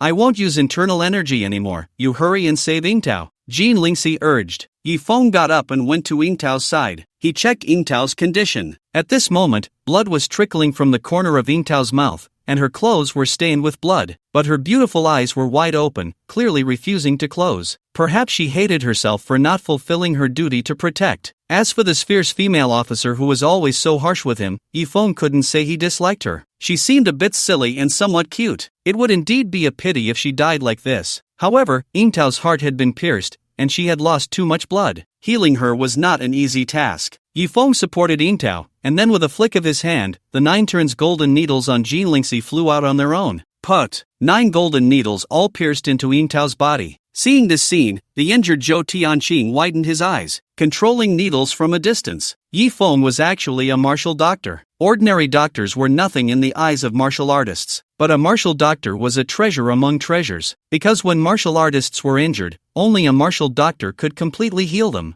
Moreover, the existence of martial doctors was extremely rare, even among hidden clans. After all, a martial doctor not only needed exceptional medical skills but also required powerful true energy. In other words, they had to cultivate both medicine and martial arts. However, most people study medicine and martial arts separately. Trying to study both simultaneously usually results in failure in both fields. Furthermore, cultivating a martial doctor required an extremely terrifying investment. Ordinary people simply cannot afford it. Therefore, only some extremely powerful hidden clans would specifically invest resources to cultivate a martial doctor. Originally, Zhou Tianqing was already shocked enough. Learning that Yi Feng was actually a martial doctor left him even more astonished. A martial doctor in his 20s, and both his medical skills and martial arts had reached an incredibly terrifying level. What kind of monster is this? Moreover, since Yi Feng is a martial doctor, could he possibly heal him if he took action? At this moment, Zhou Tianqing looked at his hands, which were now nothing but bones, and thought to himself. His palms, which had been severed by Chun Zi, had been retrieved. However, the damage to his hands was severe. A worldly doctor would never be able to heal him, but he had a grudge against Yi Feng. How could Yi Feng possibly heal him? In the end, Zhou Tianqing sighed softly, retracted his hands, and prepared to leave. Just then, Xiao Xiao Xiao, dressed in a wedding gown, suddenly appeared before him. God of War Tianqing, you really are here. A hint of joy immediately appeared in Xiao Xiao Xiao's eyes. Upon seeing her, Zhou Tianqing's expression changed instantly. He quickly hid his hands behind his back, not wanting his fan to see such a tragic scene. God of War, what happened to you? At this moment, Xiao Xiao Xiao also noticed that Zhou Tianqing looked extremely disheveled and was covered in injuries. I just had a fight with the Dongyin people, Zhou Tianqing swallowed and replied. At that moment, Xiao Xiao Xiao saw the bodies of two Dongyin people on the ground. A spark of excitement blossomed in her beautiful eyes again. God of War, you actually killed two Dongyin people again. You're so amazing. Xiao Xiao Xiao covered her small mouth with her hand, her eyes filled with admiration and affection. Xiao Xiao Xiao truly deserved to be a big internet celebrity with millions of fans. Not only was her appearance stunning, but her gesture of covering her mouth was also incredibly cute. Her figure was entirely in line with men's aesthetics. Zhou Tianqing felt a wave of regret in his heart. If it weren't for being captivated by that Dongyin woman, Shiren, he might have already battled with the beautiful streamer in front of him for 300 rounds. Unfortunately, he had no chance now. Miss Qiao, I have urgent matters to attend to, so I must take my leave. Zhou Tianqing glanced back at Yi Feng, who was treating Cherry, and sighed as he spoke. The next moment, his body vanished from in front of Xiao Xiao Xiao as if he had teleported. God of War, don't go. I want to have your babies. Xiao Xiao Xiao shouted loudly. Unfortunately, Zhou Tianqing's figure had long since disappeared. Xiao Xiao Xiao felt a bit wronged. Could it be that the God of War looked down on her? Or was it because he disliked her being a female streamer? It was true that, in this day and age, the reputation of female streamers wasn't very good. However, even though she was a female streamer, she had never met the so-called top supporter. But Xiao Xiao Xiao knew that no one would believe her, no matter how much she shouted. After all, in this day and age, it was basically harder than reaching the sky for a female streamer to become popular on her own. As long as she remained in the streaming industry, the news about her and the top supporter would never disappear. Thinking of this, Xiao Xiao Xiao took out her phone and opened the live stream. Little Qiao goddess, what's going on? Did you see the God of War? Did the God of War promise you anything? As soon as she opened the live stream, thousands of people flooded into the chat room,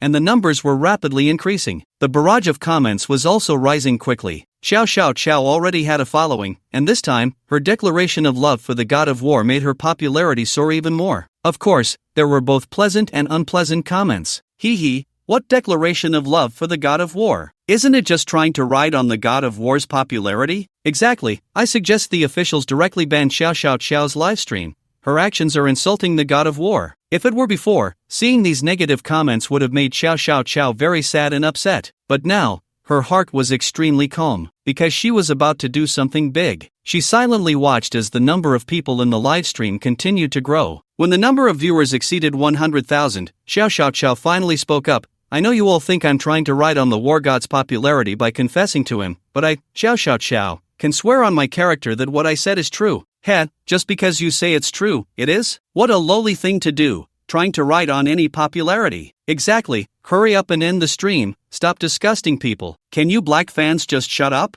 Goddess Xiao Xiao's character is still guaranteed. This is evident from the fact that she never meets with the top fan. Ha, you upstairs must have a problem with your brain, right? Does she need to report to you after meeting the top fan? Acting like a pure goddess, who knows how many top fans have trained her already? You upstairs, I send my regards to your ancestors for 18 generations. The bullet comments erupted in curses. I announce that, starting today, I am quitting the live streaming world. Just as both sides were in a heated argument, Xiao Xiao Xiao suddenly spoke up. After she finished speaking, the entire live stream room fell silent. Even the bullet comments disappeared. But then, the comments quickly surged again. Why, Goddess, why do you want to quit the live streaming world? Goddess, don't quit. I just bought a membership and haven't had the chance to use it. Good riddance. Xiao Xiao Xiao took a deep breath and said, I know you all think I'm riding on popularity, but I'm not. The reason I'm quitting the livestream is that I feel my identity is not worthy of the war god. I want to pursue him with a completely new identity. Finally, thank you all for your companionship all this time. The road ahead is long, may we meet again if fate allows. After Xiao Xiao Xiao finished speaking, she directly closed the livestream. In an instant, the live streaming world exploded. After all, Xiao Xiao Xiao was a top-tier presence. To think she just quit the internet like that. So it seems, Xiao Xiao Xiao really wasn't trying to ride on popularity. She was serious? My goddess is gone just like that. Well, at least now I can finally afford to add sausage to my instant noodles. Xiao Xiao Xiao's exit from the live streaming world brought joy to some and sorrow to others. Even the people in the room found it unbelievable. A female internet celebrity worth millions actually quit for Zhao Tianchang. Unfortunately, Zhao Tianchang was not the one who killed those two from the Eastern 10 blades. Number 5 and number 6 were not killed by him either. However, only a few people in the room knew the truth. Ouyang Bingqing, Jin Lingxi, and even Ouyang Bingqing's military officer, Qi Xin, were unaware. At this moment, Ouyang Bingqing and Jin Lingxi exchanged glances, understanding each other's intentions. They both chose to remain silent and did not tell Xiao Xiao Xiao the truth. Ouyang Bingqing did not want another rival in love. As for Jin Lingxi's reasons, it remained unknown. Meanwhile, Yi Feng was still seriously treating Yingtao, even using a drop of Qilin blood. He didn't care about Xiao Xiao Xiao at all. If there was a misunderstanding, so be it. After all, he didn't care about that little bit of fame. But to be fair, this female streamer had some substance. At least she was genuine. When she said she would quit, she did. Under Yi Feng's treatment, Yingtao quickly regained consciousness. As soon as Yingtao woke up, she saw a large man's hand on her body. Ah! Yingtao let out a loud scream. Then, a slap landed on Yi Feng's face. Yi Feng, who was focused on the treatment, was caught off guard and slapped. I'll kill you. After slapping Yi Feng, Yingtao grabbed the sword beside her and was about to stab him. Yingtao, stop. Fortunately, Jin Lingxi's voice rang out just in time.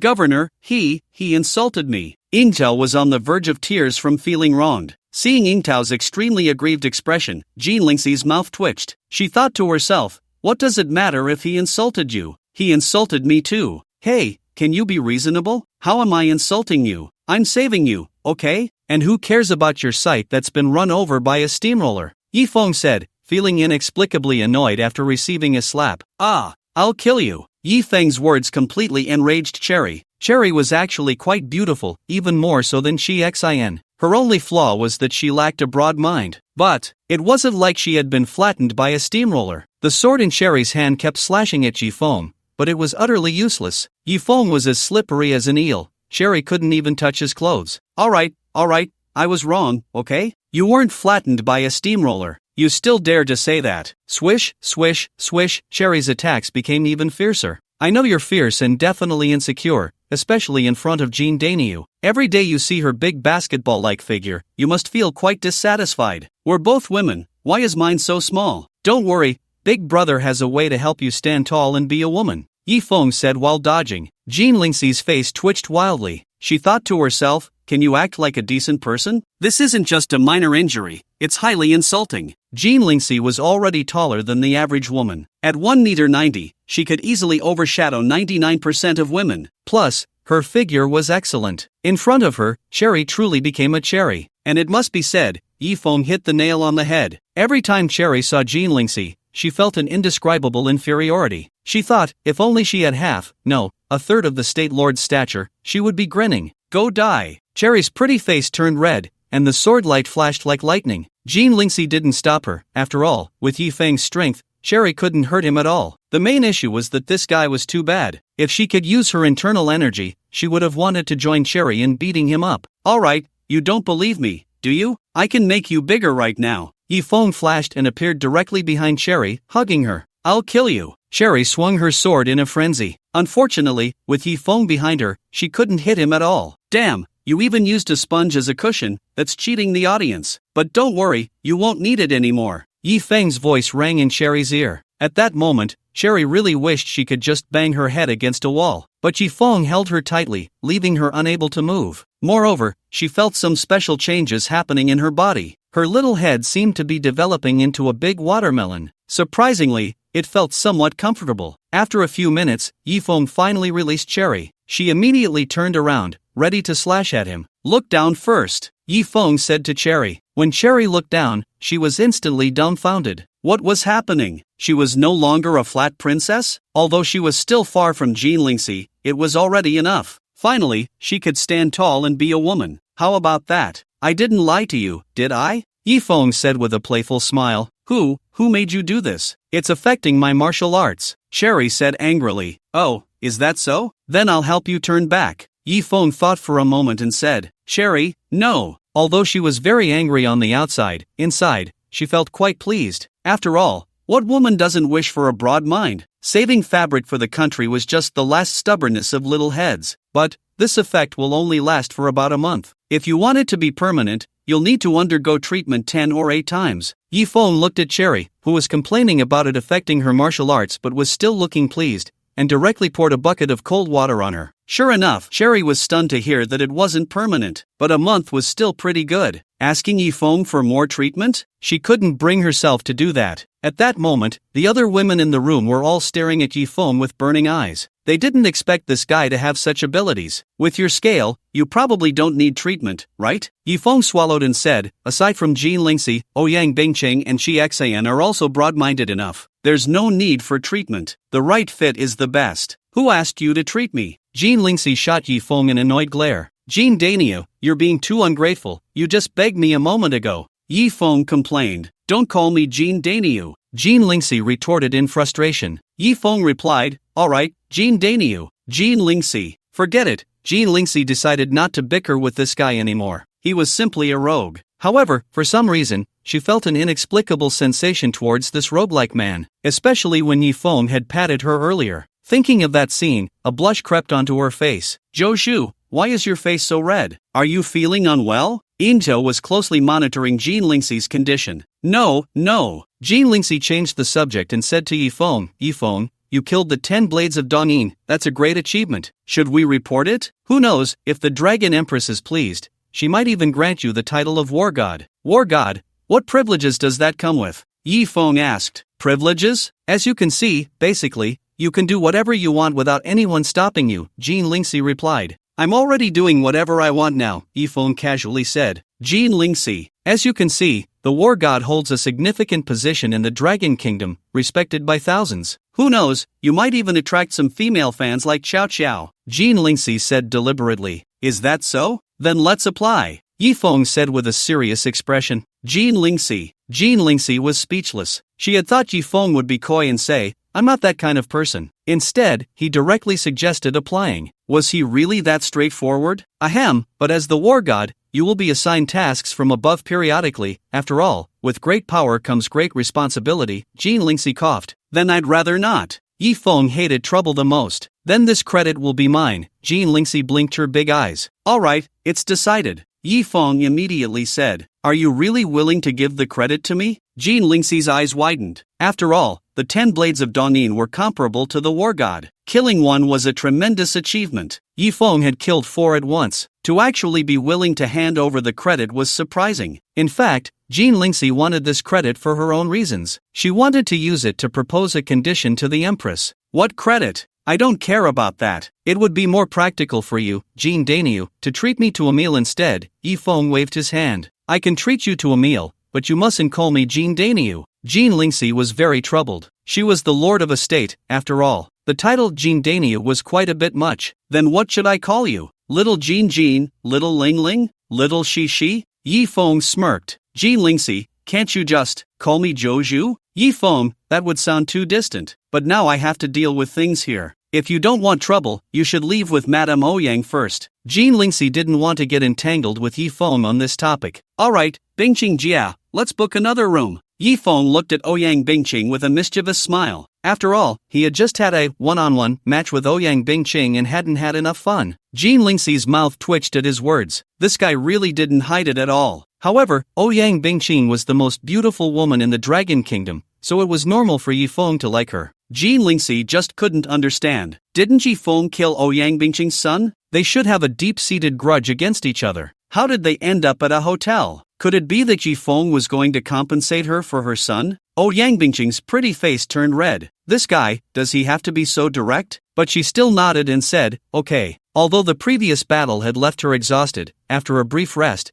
she felt she could fight again. Then let's go quickly. Yi Feng impatiently grabbed Ouyang Bingqing's hand. Pa, beast. Cherry muttered under her breath as she watched Yi Feng run off quickly. Just then, Jean Lingxi's phone suddenly rang. Jean State Master, what's the situation on your side now? A man's voice inquired about the 10 blades. Jean Lingxi briefly reported the situation. Jean State Master, don't report this up yet. Wait for me to come over. The man said. Okay. Jean Lingxi agreed. About 20 minutes later, the sound of a helicopter roared from the hotel rooftop. Soon, a tall and imposing man appeared in Jean Lingxi's line of sight, accompanied by a young woman. Jean Lingxi, I've met the young Marquis. Jean Lingxi bowed to the man and then greeted the young woman beside him. Princess Xu Yao, hello. Jean State Master, no need to be polite. The man smiled heartily. This man was a marquis named Xu Wang, and the young woman beside him was his sister, Xu Yao, a princess. They had rushed over as soon as they learned that the 10 blades had appeared in Jiangdu. However, they were a step too late. The 10 blades were already dead. The Sky Blue War God had killed 2,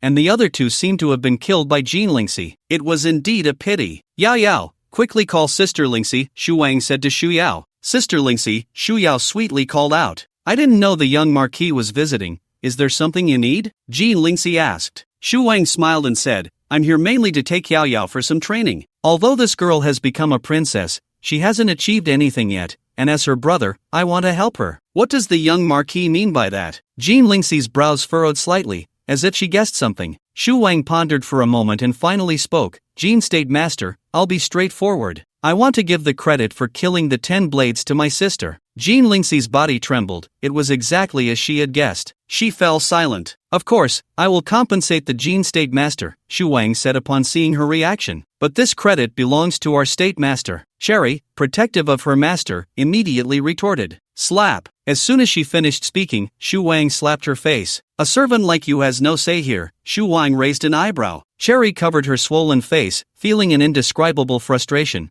But there was nothing she could do. After all, he was a marquis, and she was just a small personal guard. Jean State Master, I know this puts you in a difficult position, but please help my sister, Xu Wang continued. Clearly, his slap to Cherry was meant to intimidate Jean Lingxi. Young Marquis, it's not that I don't want to give this credit to you, but I also really need this credit. Jean Lingxi gritted her teeth. Despite being the master of a state, she had her own limitations. Her father had committed a grave crime and was sentenced to life imprisonment. She wanted to use this credit to have the Empress pardon her father. She never expected the young Marquis to intervene. So, does that mean the Jean State Master is not giving me, Xu, any face? Xu Wang's expression darkened. Jean Lingxi bit her lip tightly. If it weren't for her father, what would it matter to give this credit to Xu Wang? But right now, she really didn't want to. Jean State Master, although you are the master of a state, you should know that the old man dotes on Yao Yao the most. If you can give this credit to Yao Yao, then the old man will definitely thank you, Xu Wang said coldly. This statement was clearly filled with a threatening undertone. Little Marquis, what will happen if I don't allow you to take this credit? A glimmer of tears sparkled in Jean Lingxi's beautiful eyes. Nothing will happen, but the old man might be a bit unhappy, Xu Wang sneered. Jean Lingxi clenched her fists, her delicate body trembling slightly. It was clear that she felt wronged and unwilling. However, even though she was the ruler of a state, how could she go against royal authority? A mere little marquis could easily manipulate her, not to mention that a prince stood behind them. Little Marquis, please don't take the credit from the state lord. This credit is very important to her. Although Yingtao knew she shouldn't speak up, she couldn't bear to see Jean Lingxi suffer. Bang! This time, Xu Wang kicked Yingtao in the abdomen, sending her flying. Wow! Yingtao spat out a mouthful of blood. Little Marquis, Yingtao is just being foolish. please don't hold it against her. Jean Lingxi hurriedly said. "Heh, a servant dares to speak to me like that? If I do nothing, won't everyone dare to disrespect me in the future?" A cold smile appeared on Shu Wang's lips as he shouted, "Someone, take this servant who dares to defy me and execute her." Immediately, several accompanying military officials walked in. Seeing Ying Tao about to be taken away, Jean Lingxi finally spoke up. "Fine, I yield, I yield." Hearing Jean Lingxi's words, the smile on Shu Wang's face finally relaxed. He waved his hand, signaling his men to step back. Then he smiled and said, "Thank you, State Lord Jean, for your kindness. If you ever need my help in the future, please feel free to ask." The meaning of Shu Wang's words was clear. In short,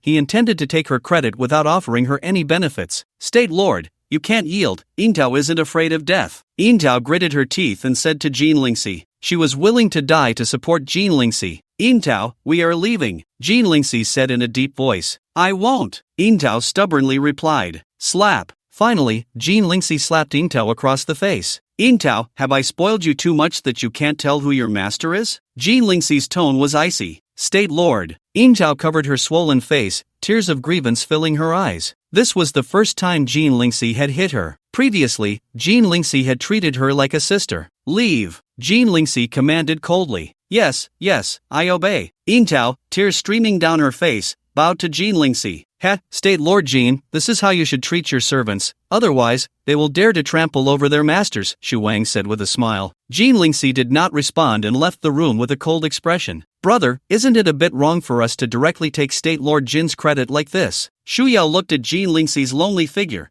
feeling a bit reluctant. She really wanted to achieve something, but it was hard for her to accept such a direct theft. "There's nothing wrong with it. Didn't I promise her that if she needed help in the future, I would assist her?" Shu Wang sneered. "All right, sister, don't think too much about it. With this credit, who will dare to call you a mere flower vase princess in the future?" "Thank you, brother." Although she felt a bit reluctant, in the end, Shu Yao accepted it. After all, such merit was not something one could obtain at any time. After Jean Lingxi left the hotel with Ying Tao, she held Ying Tao's hand. "Ying Tao, I'm sorry." "State Lord, there's no need to say sorry. I know you are doing this for my sake. Also, I should be the one to apologize. If it weren't for me." Ying Tao wasn't foolish. She felt wronged when Jean Lingxi slapped her. But soon, she understood that Jean Lingxi was saving her. Moreover, Jean Lingxi indeed had to give up the credit to save her in the end, which made her feel very guilty. Hee, silly girl, even without you, this credit is already theirs to take." Jean Lingxi's beautiful eyes were filled with desolation. This is the nature of power. The weak are preyed upon by the strong. Moreover, this credit never belonged to her in the first place. It was just that she couldn't get the Empress to pardon her father. She knew her father was framed,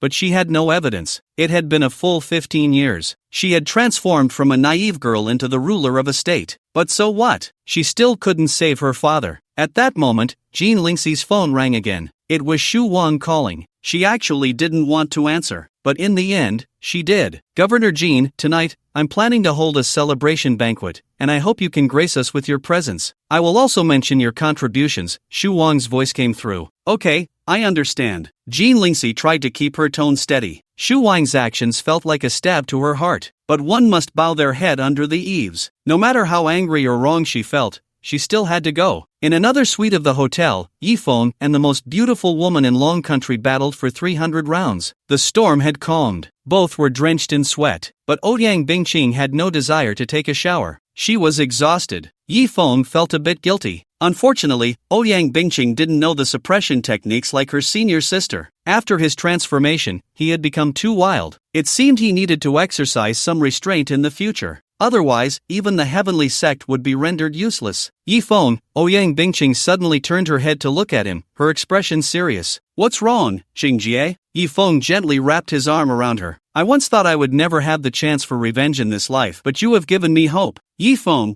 are you willing to help me take revenge?" Ouyang Bingqing said through gritted teeth. Previously, she didn't believe in Yifeng's strength, thinking he could never contend with the hidden clan. But now, her perspective had changed. Yifeng had actually defeated the 5th and 6th blades in an instant, and even the 3rd blade was pushed back by him in one move. At that moment, the 3rd blade was running away, wanting to leave this place of trouble as quickly as possible. She had already been injured when she helped the 5th blade as a warrior. If she hadn't run fast, she might have already been a corpse. Who was that man, and why was he so powerful? It was likely that very few people in the entire Killing Blade organization could deal with him. Of course, Xingjie, I told you, I have never looked down on the hidden clan. Yi Feng replied calmly. Really, Yi Feng? Are you really willing to take revenge for me? A hint of joy appeared on Ouyang Bingqing's delicate face.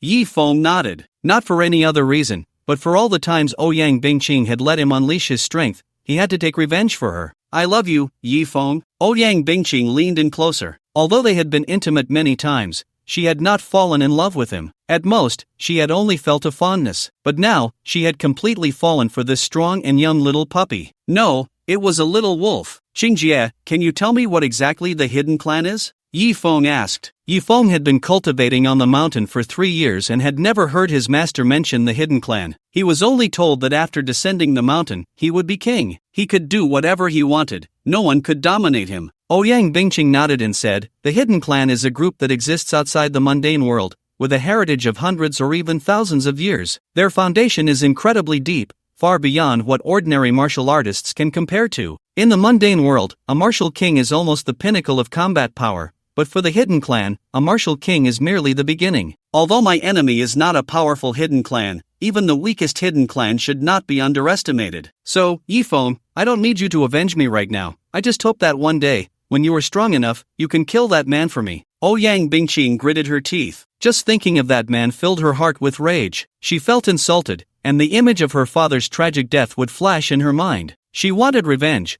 but it was simply impossible. Even if she practiced her whole life, her strength would still be less than 1/10 of that man's, not to mention that there was a hidden clan standing behind him. Until Yi Feng's appearance gave her hope. Even if Yi Feng couldn't confront the hidden clan now, he would surely be able to in the near future. Alright, I promise you, Yi Feng replied. He didn't tell Ouyang Bingqing that he had that strength right now. After all, strength is meant to be demonstrated, not just spoken of. Yi Feng, from today on, I, Ouyang Bingqing, am your woman, even if I have no official title. Ouyang Bingqing tightly embraced Yi Feng. Tears streamed from her stunning eyes. They were not tears of sadness, but tears of joy. Just then, Ouyang Bingqing's phone suddenly rang. It was an unknown number. Ouyang Bingqing released Yi Feng and pressed the answer button. Is this Ouyang Bingqing? I am Princess Shu Yao. The other party directly stated her identity. It's me, hello Princess Shu Yao. May I ask what you need? Ouyang Bingqing was a bit puzzled, not knowing why the other party was calling her. I am holding a celebration banquet tonight, and I hope you can attend, Princess Shu Yao said. That night, at the Tianzi Hotel. The Tianzi Hotel is also one of the top hotels in Jiangdu. Previously, it had always been overshadowed by Lin Ruoshi's Prince Hotel,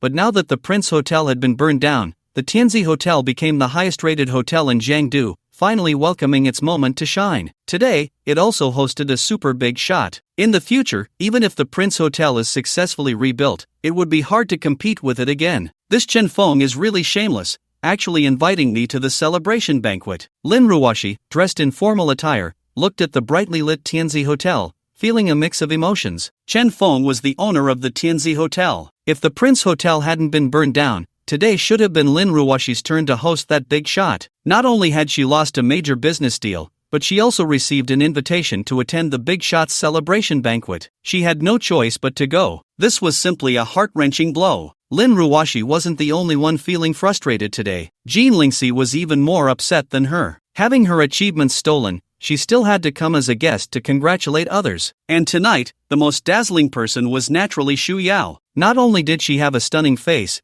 but she also held the title of princess. What man wouldn't like that? Especially since the previous Shu Yao was just a pretty face. Many people thought she was only beautiful because of her good looks. If it weren't for her good father, she would never have become a princess. But today was different. Rumor had it that Princess Shu Yao had slain 2 powerful members of the 10 Blades from Danin, the 5th and 6th members of the 10 Blades. Such a level of 10 Blades could rival the 4-star war gods of the Dragon Kingdom. Although Danin did not recognize the 10 Blades organization as legitimate, everyone with eyes knew that the 10 Blades served the Danin Kingdom. Slaying 2 members of the 10 Blades was like killing 2 4-star war gods of the Dragon Kingdom. This was undoubtedly a tremendous achievement, especially since the Dragon Kingdom and the Little Sun Kingdom had always been sworn enemies. Therefore, this news was absolutely exhilarating. Originally, Shu Yao's strength was not bad either. Unfortunately, the current Dragon Kingdom was quite stable, making it difficult to encounter such opportunities for merit. There were many opportunities on the battlefield,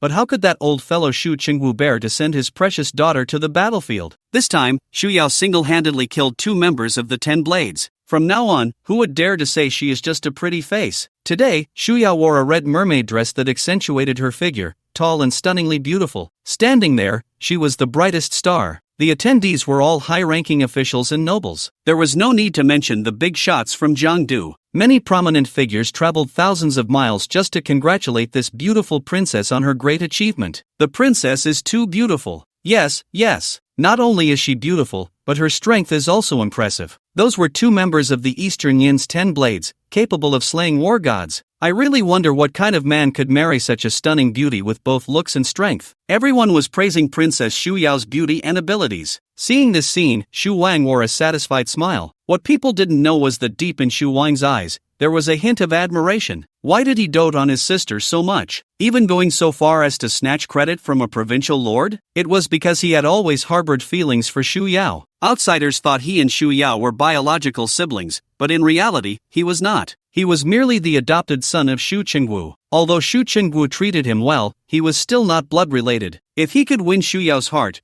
wouldn't the entire Wu Wang mansion belong to him? Of course, Princess Shu Yao was innocent and unaware that her good brother had such thoughts about her. As for Jean Lingxi, the big girl, she hadn't said a word the entire time, her expression blank, like a walking corpse. Although Shu Wang mentioned that the credit also belonged to her, what did that matter? Forget it, this credit never belonged to her in the first place. Thank you all for taking the time to attend my celebration banquet. Actually, this achievement is not mine alone. If it weren't for the help of Lord Jean, I wouldn't have been able to kill those 2 members of the 10 blades. Shu Yao smiled as she looked at Jean Lingxi. In fact, Shu Wang had originally told her not to mention the credit related to Jean Lingxi, but Shu Yao felt that it wasn't very righteous to take credit from Jean Lingxi, and it would be too much to not give her any credit at all. Therefore, she still said it. However, everyone could distinguish the main and secondary roles. The attention remained focused on Shu Yao. In fact, whether she mentioned it or not didn't affect anything, because, in a ranked match, the glory always belonged to the jungler and the marksman. No one would remember what a support did. At least the king had a scoring system. But what about Jean Lingxi? She wouldn't get anything. Jean Lingxi didn't care about those empty titles. She just wanted to help her father clear his name. But now, it seemed impossible. At that moment, Yifeng, who had been enjoying various delicious dishes at the table, suddenly stopped. His brows furrowed. That's right,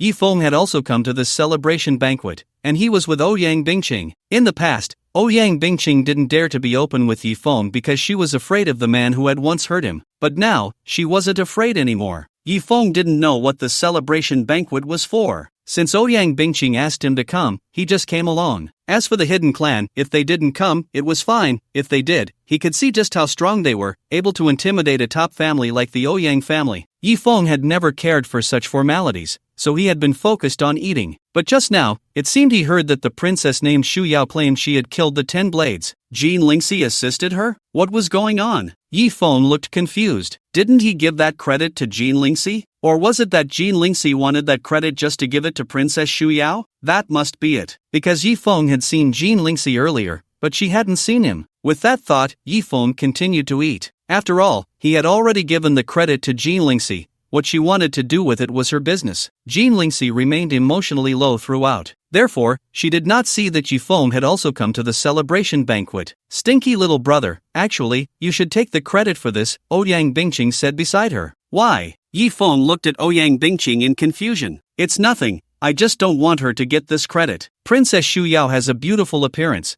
but as everyone knows, she is just a vase. Although her strength is quite good, having grown up with a golden key, what right does she have to compete for credit with those who fight hard? Ouyang Bingqing whispered. Ouyang Bingqing was not wrong. Although it was Yifeng who killed the 10 blades, at that time, Jean Lingxi and the god of war Tianqing had also fought against the 10 blades. If it weren't for Yifeng happening to be next door exploring the origins of life with the most beautiful woman in the Dragon Kingdom, Jean Lingxi and the god of war Tianqing might have already sacrificed themselves, and Cherry was directly pierced through the heart. Yet in the end, such a great credit was taken by a vase who did nothing. This made Ouyang Bingqing feel a bit displeased, because she was clearly aware of what had happened at the scene. Especially the way Shu Yao accepted people's praise as if it were her due made her feel extremely hypocritical. However, after all, she was a princess, and the Ouyang family did not have to give her too much face. But behind her, there was a prince supporting her. Therefore, she could only mutter a few words quietly. Who cares? Anyway, the credit goes to Jean Daniu, she can give it to whoever she wants. Yifeng shrugged indifferently. After all, Jean Lingxi did participate in the battle. Hee, stinky little brother, you really are young. Do you think Jean Lingxi would easily give such a big credit to someone else? If I'm not mistaken, Jean Lingxi needs this credit more than anyone, Ouyang Bingqing said. The Ouyang family was considered a first-class family in the Dragon Kingdom, so she knew many things. Especially when that incident happened, she was personally present. It was just that at that time, Jean Lingxi was just a girl of about 10 years old. Unexpectedly, in just over a decade, Jean Lingxi had grown from a girl into a ruler of a state. Everyone thought that Jean Lingxi had great talent, but Ouyang Bingqing knew that Jean Lingxi had undoubtedly endured hardships that ordinary people could hardly understand along the way. Sister Cheng, what do you mean by that? Yi Feng stopped eating again, his eyes sparkling with curiosity. 15 years ago, Jean Lingxi's father was sentenced to life imprisonment for treason. If Jean Lingxi gets this credit, then she might be able to use it to negotiate with the Empress. Even if the Empress won't pardon her father, at least she can give her a chance for vindication. Many people know about that incident. Jean Shengtian would never betray. Ouyang Bingqing sighed. Oh, then why would Jean Lingxi give the credit to Princess Xu Yao? Yi Feng frowned and asked. Isn't it simple? Because of power. Princess Xu Yao's brother is a marquis, and her father is a prince. Clearly, Xu Wang took this credit from Jean Lingxi to please his sister, who has always been called a vase, Ouyang Bingqing explained. After hearing Ouyang Bingqing's words, Yi Feng's expression suddenly turned very ugly. He didn't expect that Jean Dania was carrying such a past. No wonder, when he had walked past Jean Lingxi and greeted her, she seemed not to see him at all. It was likely that Jean Lingxi was feeling very sad at that moment. Yi Feng couldn't help but look at Jean Lingxi. At this time, Jean Lingxi was sitting in the most inconspicuous corner. Almost no one noticed her, but Yi Feng clearly saw that her eyes were shimmering with tears. From the first time he met Jean Lingxi, Yi Feng was attracted to this straightforward girl. Later, Jean Lingxi even used forbidden techniques to fight against Zhou Tianqing to protect him. This kindness, Yi Feng could never forget. Your Highness, if you're really feeling unwell, you can leave first. Cherry couldn't bear to see Jean Lingxi looking so sad and said softly. Jean Lingxi nodded. Although she was also a meritorious person, throughout the event, everyone's attention was focused on Princess Xu Yao. Jean Lingxi's looks and martial prowess were not inferior to Princess Xu Yao's, but there was one thing she couldn't compare to Princess Xu Yao: her height. At 1.90 m, even among men, she stood out. Men who are 1.90 m are quite popular, but for women, being 1.90 m is different. It's basically impossible to find a boyfriend. If people had to choose between Jean Lingxi and Princess Xu Yao, I believe 99% would choose Princess Xu Yao. After all, Princess Xu Yao was only about 1.70 m, which is the height most favored by men in the Dragon Kingdom. Moreover, Jean Lingxi was a state lord, holding real power. Being with her would naturally bring a sense of pressure. But Princess Xu Yao was just a princess, which is more of a title than an official position. Who wouldn't like a delicate and lovely princess? Therefore, tonight, Jean Lingxi completely became the supporting character for the little princess. No, she wasn't even a supporting character. Jean Lingxi stood up, preparing to leave. At that moment, Princess Xu Yao was explaining to everyone how she had killed 2 members of the 10 Blades. This was all a script prepared for her by Xu Wang.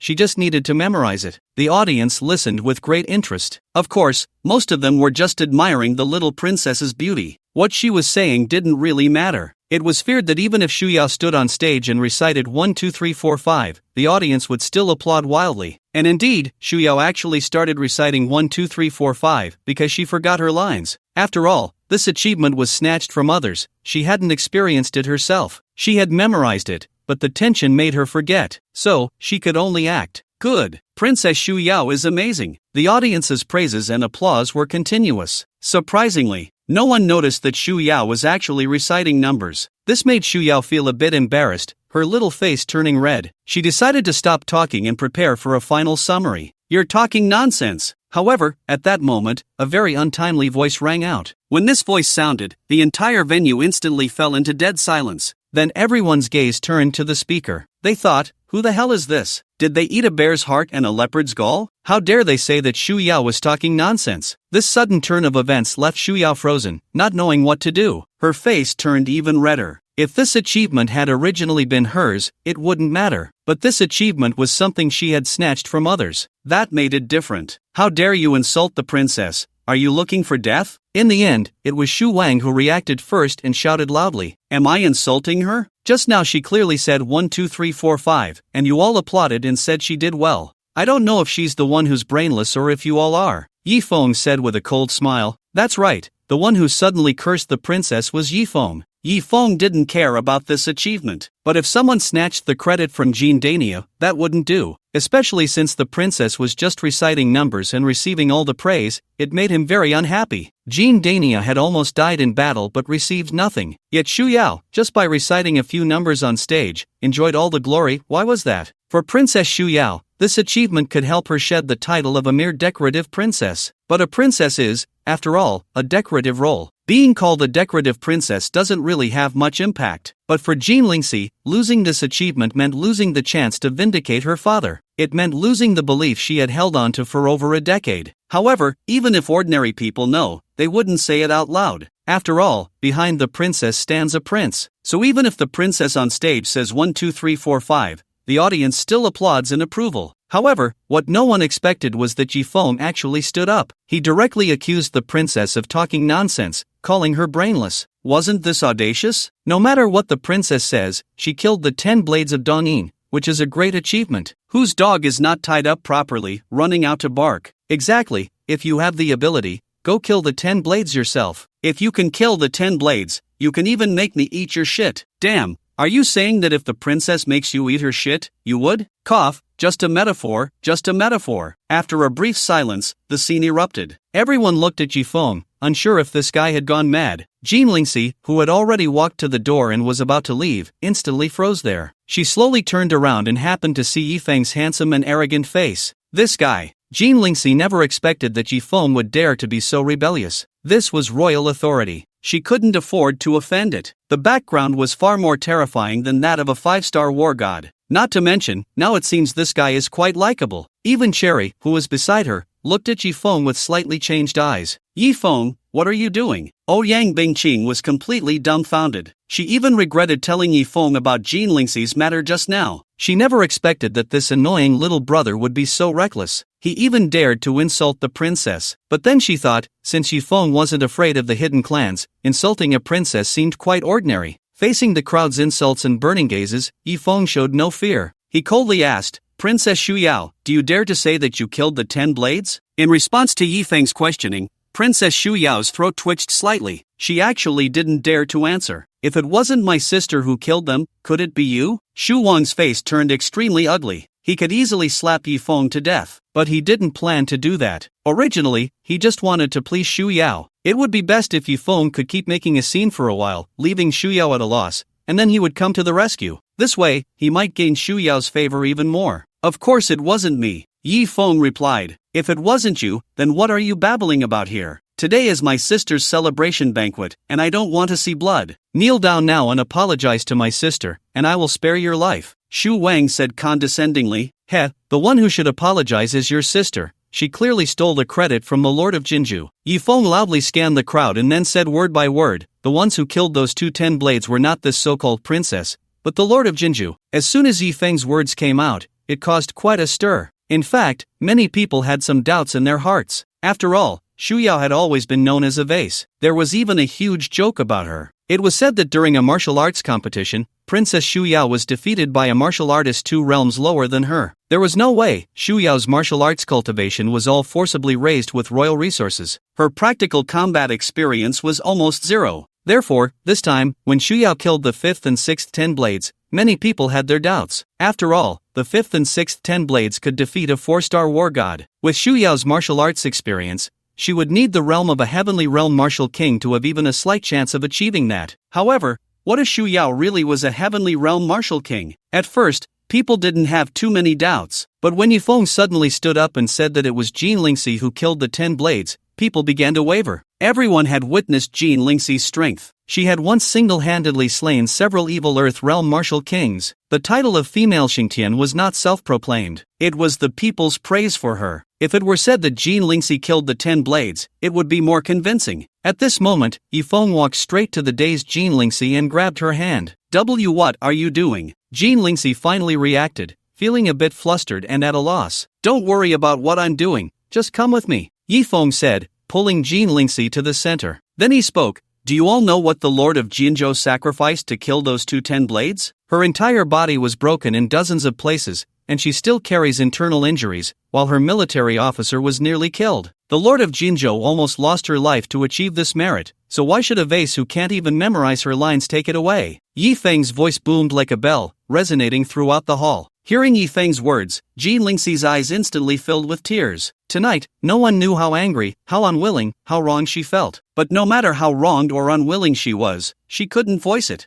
Unexpectedly, at this moment, Yi Feng stood up and spoke the truth. What is going on? Did the Lord of Jinzhou really kill the 10 blades? Princess, is what he said true? People began to question. Although everyone liked the delicate and lovely princess, Jin Lingxi also had her fans. It was just that because of her status and her outstanding figure, they didn't dare to harbor any disrespectful thoughts. But now, upon learning that it might be the little princess who snatched Jin Lingxi's credit, people suddenly felt unbalanced. Shu Yao was completely dumbfounded. Having been pampered since childhood, she couldn't control the current situation with either her emotional or intellectual intelligence. Shu Wang knew it was his time to perform. He glanced at Yi Feng and then, with a playful expression, said to Jin Lingxi, since you say that, why don't we ask the Lord of Jinzhou if that's the case? All eyes turned to Jin Lingxi. This made her feel tormented. She wanted to reveal the truth and reclaim her credit, but she couldn't. Once she spoke the truth, she would completely offend Shu Wang, and it would also mean losing face for the martial king Shu Qingwu. By then, let alone saving her father, she would likely face enormous trouble as the lord of the state herself. Lord of Jinzhou, please speak up. Who really killed the 10 blades? People eagerly wanted to know the answer. Finally, under everyone's gaze, Jin Lingxi slowly opened her mouth. It was. Alright, Jin girl, don't say anymore. Seeing this scene, Yi Feng directly interrupted Jin Lingxi rudely. From her expression, he understood what was going on. Clearly, the little princess was taking advantage of her father being a prince to steal Jin Lingxi's credit. Since this credit was going to be taken away, how could Jin Lingxi dare to speak the truth? Therefore, Yi Feng simply wouldn't let her speak. At this moment, looking at the incredibly domineering man before her, Jin Lingxi's expression became very complicated. Not long ago, she had only regarded him as a talented young man. She even wanted to help him. But how long had it been? This man had already stood in front of her, fighting for her justice. Yi Feng raised an eyebrow at Princess Shu Yao and said, as far as I know, the strength of the Eastine No. 510 blade is comparable to a 4-star war god. Princess Shu Yao, are you sure you can kill a 4-star war god? Yi Feng's words made Shu Yao's pretty face flush red. A 4-star war god was a martial king of the Earth realm. Although her cultivation had reached the peak of the Earth realm in a real fight, her lack of combat experience might make it difficult for her to defeat even a mystic realm martial king, let alone an Earth realm martial king. Especially since there was not just one No. 510 blade, but also a No. 610 blade. Even if Shu Yao were at a higher level, she would still not be a match for them. My sister is a peak martial king of the Earth realm, killing a 4-star war god. What's impossible about that? Shu Wang thought Yi Feng would present some strong evidence, and immediately sneered. Oh, Princess Shu Yao has the strength of a peak martial king of the Earth realm? Yi Feng squinted and asked. Of course, sister, show everyone your cultivation. Shu Wang said to Shu Yao. Originally, Shu Yao was quite flustered, but upon seeing Shu Wang's gaze, she felt a bit more at ease. She released her true energy. A terrifying pressure swept across the venue. Although she was a mere ornament, she was still a royal, cultivated with resources. At such a young age, she had already reached the peak martial king of the Earth realm. This is the benefit of royal power. It should be noted that Princess Shu Yao was only about 23 or 24 years old, and her cultivation was already on par with Jin Lingxi. Princess Shu Yao is actually a peak martial king of the Earth realm. That's incredible. Kid, what do you have to say now? Seeing Princess Shu Yao display her strength as a peak martial king of the Earth realm, people chose to believe that it was Shu Yao who killed the 210 blades. Although there were rumors that her combat skills were lacking, her cultivation level was undeniable. If the opposing 10 blades were only at the initial or mid-level of the Earth realm,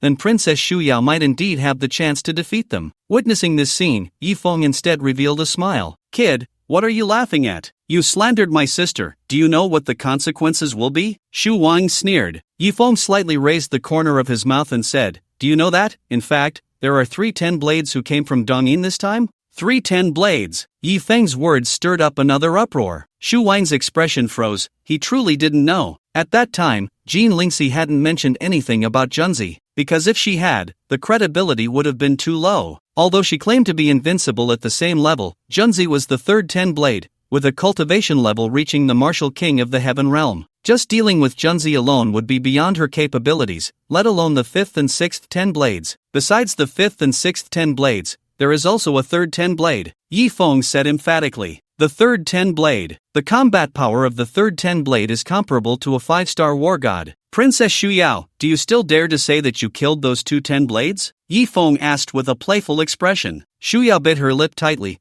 her eyes filled with panic, at a loss. Clearly, she had no idea about the existence of the 3rd 10 blade. If there really was a 3rd 10 blade, let alone her as a peak martial king of the Earth realm, even her brother would find it difficult to gain an advantage against 3 highly ranked 10 blades. Kid, who do you think you are? Why should we believe you? Shu Wang's throat moved slightly before he spoke. I'm just an ordinary person. However, when the Lord of Jinzhou killed the 10 blades, I happened to be at the Dihao Hotel, witnessing everything. Yi Feng said. If Yi Feng didn't want to give this credit to Jin Lingxi, he could have easily showcased his strength. In the face of absolute power, there would be no need for much talk. But if he wanted Jin Lingxi to receive this credit, he couldn't make a move. Then let's assume there are indeed 3 10 blades, and there is indeed a 3rd 10 blade. But, as far as I know, the Lord of Jinzhou was merely a peak martial king of the Earth realm. How could she possibly contend with 3 10 blades and even kill 2 of them? Shu Wang said with a chuckle. Although Yi Feng's words sounded plausible, there were still many gaps. Yi Feng did not respond but turned to Jin Lingxi and said,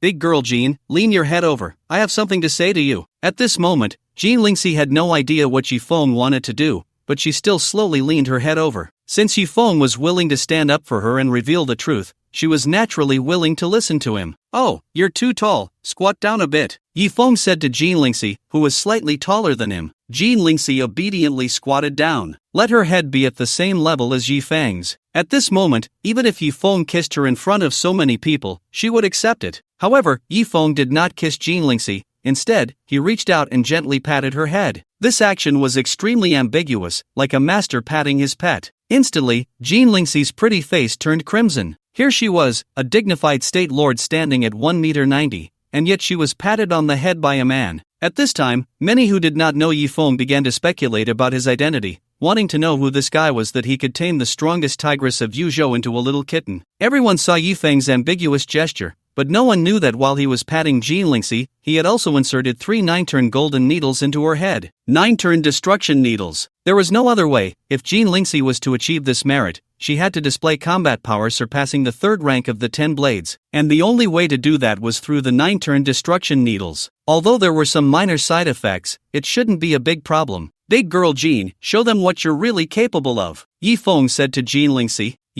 Didn't you say I couldn't use my true energy for 3 days? Jin Lingxi bit her silver teeth. After all, Yi Feng had said that if she used her internal power again within 3 days, the consequences would be unimaginable. What I meant was, in my absence, you don't have to worry when I'm here, Yi Feng whispered to Jin Lingxi. Oh. Jin Lingxi didn't think much of it. For some reason, she completely believed Yi Feng's words. After all, he was the only one who stood up to speak for her. In the next moment, Jin Lingxi released her true energy. She was stunned herself because she found that the bottleneck that had been constraining her seemed to have been broken. Jin Lingxi was exceptionally talented and worked very hard. Therefore, she reached the peak of the Earth realm at the age of 26. However, she had been stuck at this level for 3 years without being able to break through. She didn't know how much longer she would be stuck. But at this moment, she felt her cultivation instantly break through the peak of the Earth realm and reach the celestial level. No, not just the celestial level. She felt her true energy surging out like an angry dragon. Celestial level beginner. Celestial level intermediate. Celestial level advanced. A terrifying pressure swept across the venue, making everyone feel a jolt of fear. This included Princess Shu Yao and young Lord Shu Wang. Shu Wang's strength was around the intermediate celestial level, but even facing an advanced celestial level, he still felt a strong sense of oppression. As for Princess Shu Yao, she was even worse off, nearly unable to stand, her face pale. The State Lord of Jin, actually an advanced celestial level martial king, is this real? Voices of disbelief erupted from the crowd. After all, people's understanding of Jin Lingxi's cultivation had remained stagnant for many years. 3 years ago, the State Lord of Jin was already at the peak of the Earth realm. Now, 3 years later, it's not impossible for her to have risen to the advanced celestial level, right? It seems the 10 blades were indeed killed by the State Lord of Jin. When Jin Lingxi displayed her strength as an advanced celestial level martial king, there was no longer any doubt in people's hearts. This was a world where strength was paramount. If there was to be any assistance, it could only be Princess Shu Yao assisting Jin Lingxi. clearly just an assistant, yet trying to take the main credit was indeed a bit disgraceful. Xu Wang also did not expect Jean Lingxi's strength to reach such a level. Although an advanced celestial level martial king could not threaten a prince, unless Prince Xu Cheng personally intervened, a mere young lord like him could not control Jean Lingxi. But since Jean Lingxi had such strong power, why was she still willing to let him take the credit? At this moment, the way people looked at Princess Xu Yao changed. Initially, they had quite liked this young princess. Even if she was just a pretty face, they still liked her. But this little princess, unexpectedly, in order to avoid being a mere ornament, stole someone else's credit, which is hard to accept. Although no one dared to say it out loud, their eyes had already revealed everything. At this moment, Xu Yao's mood had plummeted to the depths. She had thought that by seizing this opportunity, she could rid herself of the title of a flower vase. As a result, not only could she not escape the label of a flower vase, but she also gained an additional shameless title. Princess Xu Yao could no longer control her emotions and rushed out of the hotel, instantly disappearing into the night. Yao Yao. Seeing this scene, Xu Wang became anxious. He hadn't expected that his well-intentioned actions would backfire. Not only did he fail to please Xu Yao, but he also made her lose face. Even the Wang family lost face. If anything happens to Yao Yao, none of you will escape responsibility. Xu Wang coldly snorted at Jean Lingxi before chasing after Xu Yao. Lord Jean, you are truly impressive. I didn't expect you to already be a heavenly stage martial king. Perhaps it won't be long before you become the youngest martial emperor in our great Yuzhou. With Lord Jean guarding this area, we feel incredibly honored. Thank you for your protection. At this moment, Jean Lingxi finally became the absolute center of attention. Her eyes were moist. She had finally gotten what she wanted. Father, wait for me, I will soon be able to clear your name. Of course, the person Jean Lingxi should be most grateful to was Yifeng. Not only did he give her the credit, but he also helped her reclaim the credit that had been taken away. Yifeng, thank you. After finishing with the guests, Jean Lingxi directly hugged Yifeng. Being embraced by a girl who was 1.9 meters tall, Yifeng instantly felt an overwhelming pressure. The big blue ball was indeed formidable. Ahem. Cherry gently coughed beside them, signaling Jean Lingxi to pay attention to her demeanor. After all, there were so many people watching. Only then did Jean Lingxi shyly release Yifeng. Yifeng, Madame Ouyang, please don't think too much. I was just expressing my gratitude, Jean Lingxi said, looking at Ouyang Bingqing, who was standing next to Yifeng. Clearly, she was a martial king, while Ouyang Bingqing was merely a heavenly sect member, but for some reason, at that moment,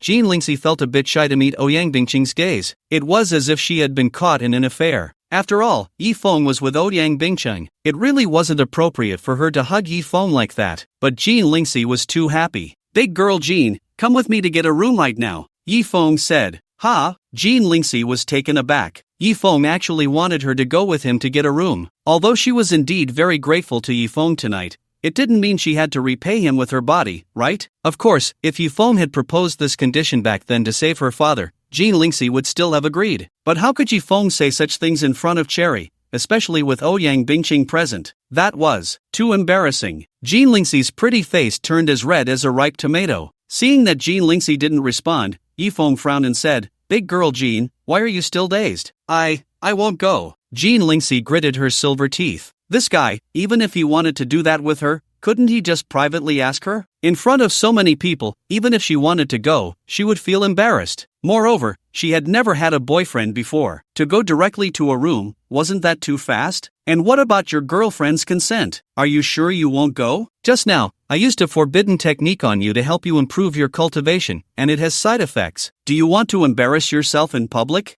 Yifeng frowned. Jean Lingxi was already injured, and using the 9 turns annihilation needle to forcibly enhance her strength would definitely backfire. Moreover, the 9 turns annihilation needle had side effects that could cause memory loss. You want to help me heal? Jean Lingxi finally reacted. Otherwise? Yifeng shot her a glance. Only then did Jean Lingxi realize that she had misunderstood Yifeng. Well, okay, I'll go tell the guests first. Jean Lingxi walked away with a flushed face. When bidding farewell to the guests, she felt a strong wave of dizziness. Before she could finish what she wanted to say, she collapsed. Fortunately, Yifeng appeared just in time to catch her. The governor of Jinzhou fought with the 10 blades and got injured, so I won't be able to stay with everyone. After saying this, Yifeng directly picked up the 1.9 meter tall Jean Lingxi in his arms. It must be said that with Jean Lingxi's weight, if it were an ordinary person, they wouldn't be able to lift her at all. Of course, for Yifeng, this weight was nothing. He carried Jean Lingxi and strode away. Seeing this scene, everyone showed expressions of envy. Although Jean Lingxi's figure was exceptionally outstanding and she was a governor, deep down, every man harbored a desire to conquer such a woman. They just knew that they could never conquer Jean Lingxi. Not to mention, those two large assets were far more entertaining than the little princess, right? And those long legs over a meter long. It really was a bargain for that kid Yifeng. Is he Yifeng, the son-in-law of the Shen family? Now he's with the governor? Shinaoxue was really blind back then, giving up such a big catch. There were still some who recognized Yifeng on the scene. Soon, Yifeng carried Jean Lingxi into the hotel room. Yifeng, how is the governor? Yinzhou looked at Yifeng with a worried expression. Ouyang Bingqing followed, her face showing little unusual emotion. As a woman nearing 40, she had seen through many things. If Yifeng really liked Jean Lingxi and Jean Lingxi liked Yifeng, she wouldn't stop anything. After all, which man wouldn't like a woman like Jean Lingxi? Especially since Yifeng was so powerful. It couldn't just be her. In fact, if Yifeng really wanted to marry her, she might not agree. After all, what one cannot have is always the most desirable. As long as Yifeng needed her, she would be his woman. If Yifeng didn't need her, she would obediently go about her own business. Don't worry, I'll heal the big girl Jean. Yifeng signaled Yingtao not to worry. Then, he suddenly asked Yingtao, you've never had a boyfriend, right? No. Yingtao didn't understand why Yifeng asked this. The next moment, a golden needle in Yifeng's hand pierced her abdomen. Clearly, Yifeng was preparing to mobilize Yingtao's innate palace blood to treat Jean Lingxi. He probably also needed to feed her some Qilin blood. Healing a martial artist was far more difficult than healing an ordinary person. Yifeng spent an entire night to complete the treatment. Jean Lingxi's injuries were basically stabilized. However, she still couldn't use her internal energy for a short time. Otherwise, it would be very troublesome. But what was more troublesome was the side effect of the 9 turns destruction needle, which could lead to amnesia. I'll go buy some breakfast, Yifeng said, seeing that Jean Lingxi hadn't woken up yet. After all, Jean Lingxi had just recovered from serious injuries and needed to replenish her strength. Soon, Yifeng returned with breakfast. At this moment, Jean Lingxi looked somewhat haggard, as if she had just recovered from a serious illness. Seeing her awake, Yifeng wanted to tease her. I know you don't know who you are. Let me tell you, you are actually my maid, and your name is Jean de Kaiwa. Yifeng said to Jean Lingxi with a serious face. Upon hearing Yifeng's words, Ouyang Bingqing and Yingtao's mouths twitched wildly. From now on, you have to call me master, understand? Yifeng continued without noticing the expressions of the two women. Jean Lingxi looked at Yifeng with her beautiful big eyes, thinking, is this guy sick? Come on, call me master. Yifeng said with a smile, master. Although Jean Lingxi didn't want to call Yifeng master, he had indeed helped her a lot this time, so she obediently called out. So obedient. Yifeng felt a surge of happiness upon seeing Jean Lingxi so obedient. He couldn't tell whether the amnesia effect of the 9 turns destruction needle was temporary or permanent. If it were permanent, wouldn't he have a servant after just one use? Of course, according to Yifeng's medical theories, such amnesia couldn't be permanent. Otherwise, he wouldn't have used it on Jean Lingxi. Come, master, let me feed you. Yifeng picked up a bowl of millet porridge, ready to feed Jean Lingxi. Jean Lingxi felt a bit embarrassed. After all, not long ago, he was just a little brother. Now, he had become such a terrifying presence. I'll let Cherry do it. Jean Lingxi finally gritted his teeth and said, all right, what did you just say? Yifeng was about to hand the bowl to Cherry when he suddenly realized, looking at Jean Lingxi with a strange expression. You haven't lost your memory? Yifeng's eyes widened. When did I say I lost my memory? Jean Lingxi looked at Yifeng in confusion. Then, who am I? Yifeng asked, puzzled. You are Yifeng, but you just asked me to call you master. Since you helped me, I can call you master, Jean Lingxi replied. Then who are you? Yifeng asked again. I am Jean Lingxi, Jean Lingxi answered. Yifeng, she really hasn't lost her memory? Yifeng looked at Ouyang Bingqing and Cherry. Both women shook their heads. Upon learning that Jean Lingxi had not lost her memory, Yifeng felt utterly defeated. So, what he just did, didn't he look like a fool? Wasn't the 9 turns destruction needle supposed to cause amnesia? Why hadn't Jean Daniel lost her memory? Was it just a coincidence that Long Outyen lost his memory? Or did the side effects of the 9 turns golden needle manifest in other ways? What could the side effects on Jean Lingxi be? Yifeng grabbed Jean Lingxi, wanting to check her physical condition. Strange, no symptoms at all. Yi Feng looked puzzled. But soon, he discovered a special airflow circulating within Jean Lingxi's body. This airflow was neither her true qi nor the qi he had input. It was aimlessly darting around inside her. Yi Feng was about to use his internal power to capture that special airflow when it seemed to sense something and instantly rushed into Jean Lingxi's mind, then disappeared. Then, Yi Feng found that Jean Lingxi had actually grabbed his hand. Yi Feng was confused when suddenly, Jean Lingxi held his hand and reached into her back collar. "Hurry, help me scratch, it's itchy," Jean Lingxi said. Yi Feng's throat twitched slightly. "This isn't very appropriate, is it? Hurry up," Jean Lingxi urged. Yi Feng could only reluctantly help her. Jean Lingxi's skin was exquisite, smooth and delicate, like jelly. Thus, Yi Feng began to scratch her itch. Seeing this scene, Ouyang Bingqing and Cherry both changed their expressions slightly, especially Cherry, who pouted slightly. After all, wasn't it usually her who helped Jean Lingxi with her itches? Up there, to the left, to the right. Jean Lingxi commanded Yi Feng without reservation. That's how scratching an itch works. Originally, only one spot itched, but once you start scratching, the whole back itches. As Yi Feng moved, Jean Lingxi showed an expression of enjoyment. Her beautiful eyes narrowed as she noticed Ouyang Bingqing and Cherry looking at her strangely. She then spoke up, Ouyang madam, why don't you two step outside for a bit?" Upon hearing Jean Lingxi's words, Ouyang Bingqing and Cherry exchanged glances. What was going on? Were they about to do something private? "Let's go." Seeing that Cherry was still a bit reluctant to leave, Ouyang Bingqing said to her. Only then did Cherry reluctantly follow Ouyang Bingqing out. As they left, Ouyang Bingqing even took the initiative to close the door for the two of them. After leaving the room, Cherry asked in confusion, "Aren't you jealous at all?" "Why should I be jealous?" Ouyang Bingqing retorted. "Aren't you Yi Feng's girlfriend?" Cherry's eyes widened. Her boyfriend was in a hotel room with another woman, doing things that were indescribable. Any woman would find it unbearable, right? Ouyang Bingqing shook her head and said, "I'm not his girlfriend, I'm just his woman." Cherry looked puzzled,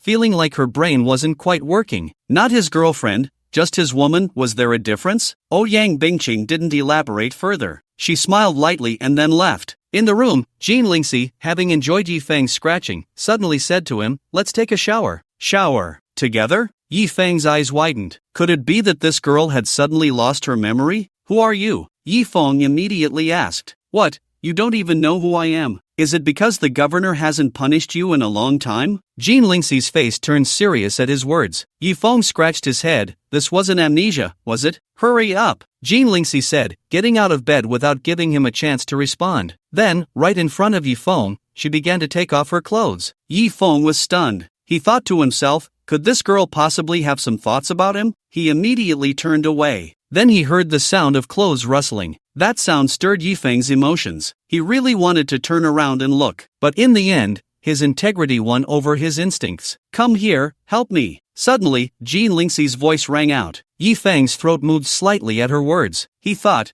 "You asked me to come over. I have no intention of taking advantage of you." Yi Feng turned around and was instantly met with a perfectly proportioned body. Indeed, Jean Lingxi had an amazing figure, especially those legs. They were the longest Yi Feng had ever seen. After all, she was nearly 2 meters tall. Her legs must be around 1.2 meters long. Yi Feng looked at Jean Lingxi, who was left with only 2 pieces of initial gear, and thought, how am I supposed to help with this? "Hurry up! What are you dawdling for?" Jean Lingxi turned her head back and urged him. Yi Feng walked over, his hand slowly reaching for Jean Lingxi's back. At that moment, Yi Feng was extremely excited. Not just Yi Feng, any man would probably be thrilled. Finally, Yi Feng untied Jean Lingxi's bindings. Unfortunately, she was facing away from him. Otherwise, Yi Feng might have been blinded by her incredibly large headlights. Jean Lingxi let the 2 pieces of gear fall to the ground and walked straight into the bathtub, turning on the hot water. So comfortable. Jean Lingxi began to wash herself. Yi Feng just watched. He thought, has this girl already stopped seeing him as an outsider? Or does she consider him a sister? Just as Yi Feng was puzzled, Jean Lingxi's voice rang out again. "Come here, help me scrub my back." Scrub her back? Yi Feng swallowed hard. What was going on?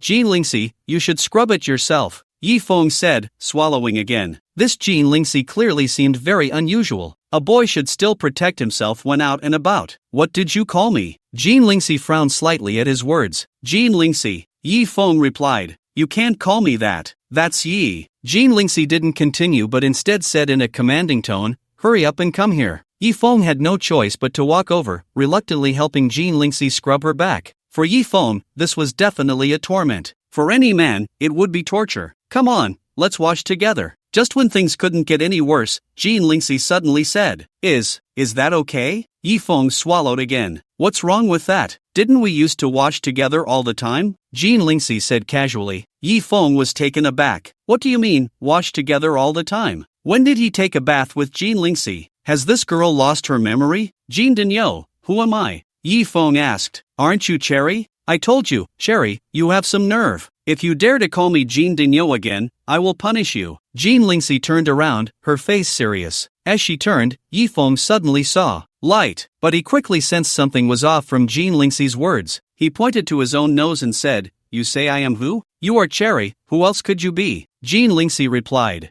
Yifeng's mouth twitched. Jean Dinyo, take a good look and see if I am really Cherry. Yifeng leaned in a bit closer. Cherry, have you lost your mind? I told you not to call me Jean Dinyo. Jean Lingxi said, somewhat annoyed. I am Cherry, then who just went out? Yifeng asked. Madame Ouyang and Yifeng, Jean Lingxi answered. It's over. After hearing Jean Lingxi's words, Yifeng knew that this girl must have a problem with her head. Yifeng pointed to his own mouth and said, Jean Dinyo, open your eyes and see if I'm missing something here? Jean Lingxi suddenly had a mischievous smile and said, I know you've always thought of yourself as small, but didn't Yifeng help you grow? Although not as big as me, it's not small. Yifeng's mouth twitched wildly. He walked directly to the door, opened it, and saw that Cherry was indeed waiting outside. He immediately said, Cherry, come in for a moment. What's wrong? Cherry followed Yifeng into the room, confused. Ah, Cherry, are you crazy? Who let you bring him in? Upon seeing Cherry, Jean Lingxi suddenly let out a shriek. Then, she hid herself in the bathtub. Yifeng, you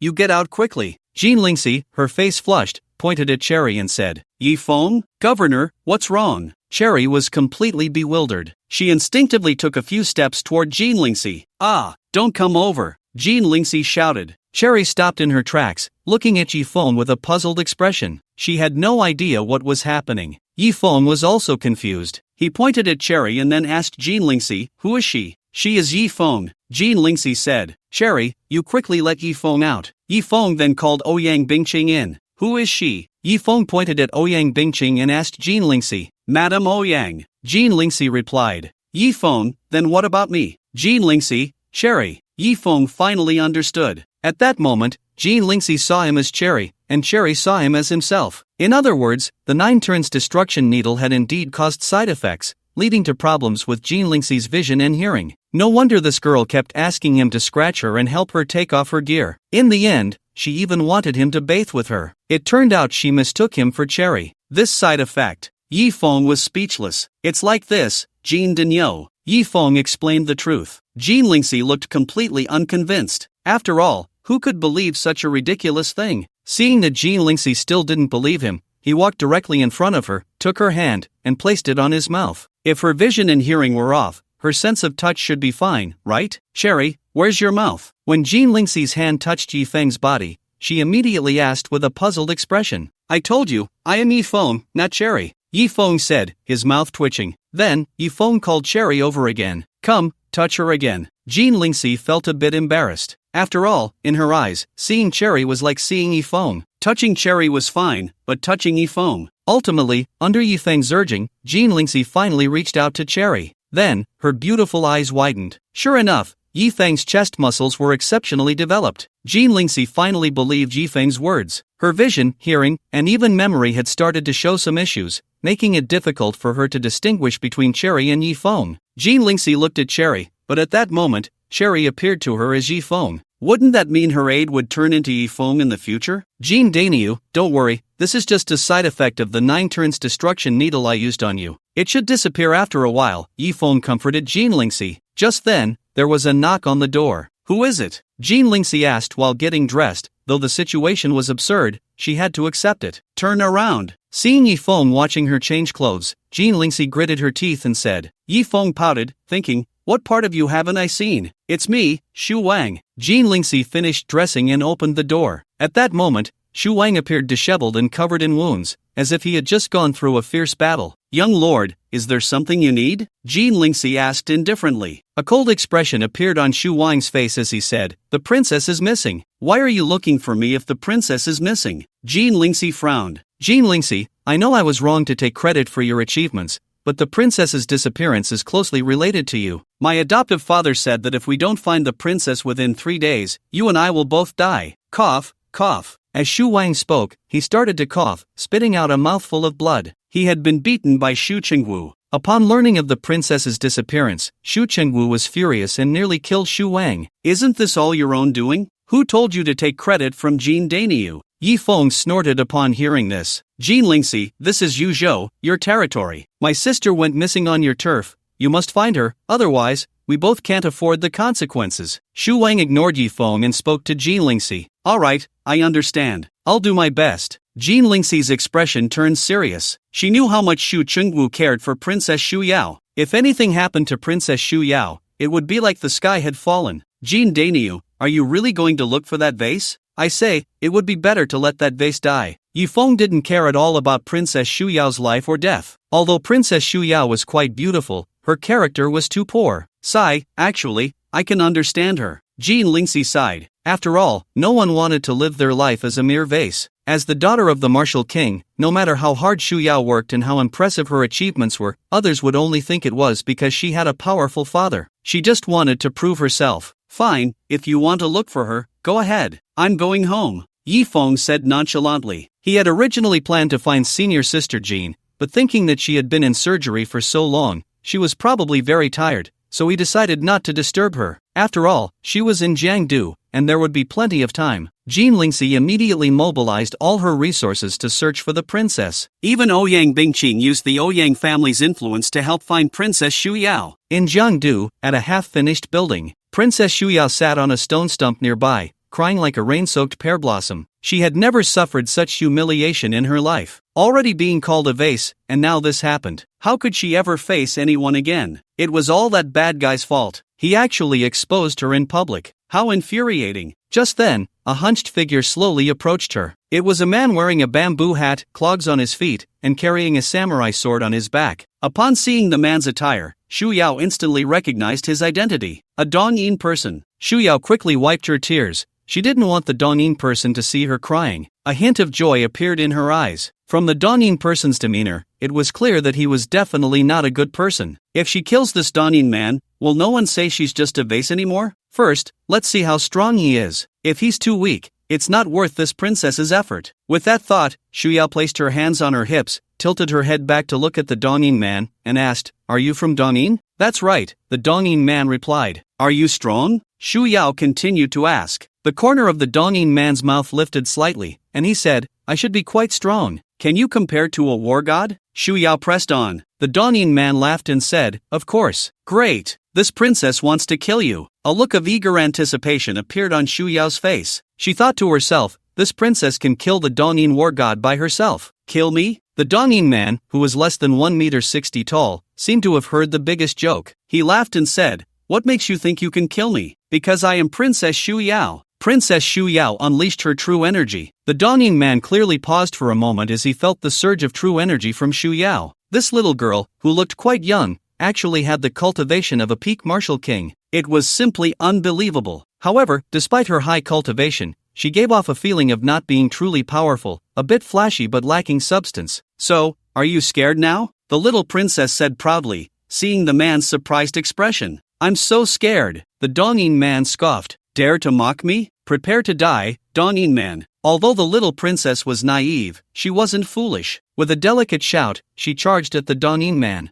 Bang! The next moment, the little princess's body flew backward. She fell to the ground, nearly splitting her bottom in half. But she didn't seem to feel hurt. It appeared this little shorty wasn't that strong after all. The little princess got up and attacked the Dongyin man again. But every time she got close, she would be sent flying. The angry little princess cried out, "You're driving me crazy. I'm not playing with you anymore." At that moment, a sinister look appeared on the Dongyin man's face as he kicked the little princess in the abdomen. She flew out again, but this time it was different from the previous ones. She felt as if her internal organs were about to shift. She spat out a mouthful of fresh blood. It turned out he had been toying with her. His strength was far greater than hers. "What now? You can't kill me." The Dongyin man chuckled. "I'm not as skilled as you, do as you please." Unexpectedly, the little princess was still quite tough. "Oh, aren't you going to beg me to spare you?" The Dongyin man looked at the Dragon Kingdom princess with curiosity, finding her somewhat cute.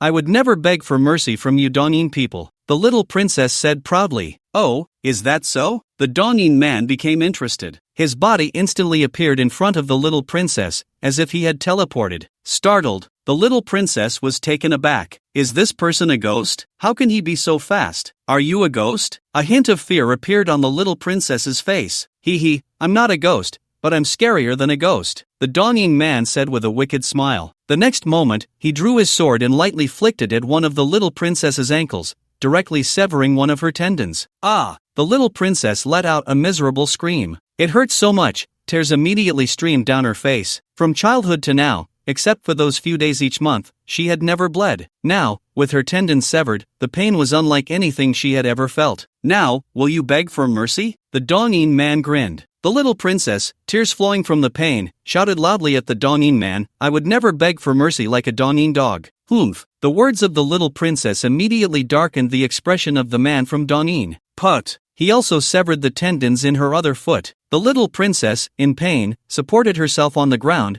continuously retreating. Her pretty face was filled with fear. Now, say you are a dog, and I won't kill you, the Dongin man said with a wicked smile, clearly intending to humiliate the princess from the Dragon Kingdom. I am the princess of the Dragon Kingdom. However, the little princess said this defiantly. The Dongin man raised his samurai sword and stabbed it toward the princess's leg. Put. The sword plunged deep into her thigh. Say you are a dog. The Dongin man twisted the sword forcefully, inflicting excruciating pain on the little princess. Ah, I am the princess of the Dragon Kingdom. Despite the pain nearly causing her to faint, her pride would not allow her to give in. I didn't expect you to be so tough. The Dongin man's interest grew stronger. He pulled out the sword. The little princess continued to support herself on the ground, seemingly trying to escape. But how could she possibly get away? Her large eyes were filled with terror. She had never encountered such a situation in her life, but she knew she could never bow to a Dongin person. This was her last shred of pride. The Dongin man was not in a hurry to chase the little princess. He picked up a small stone. With a flick of his hand,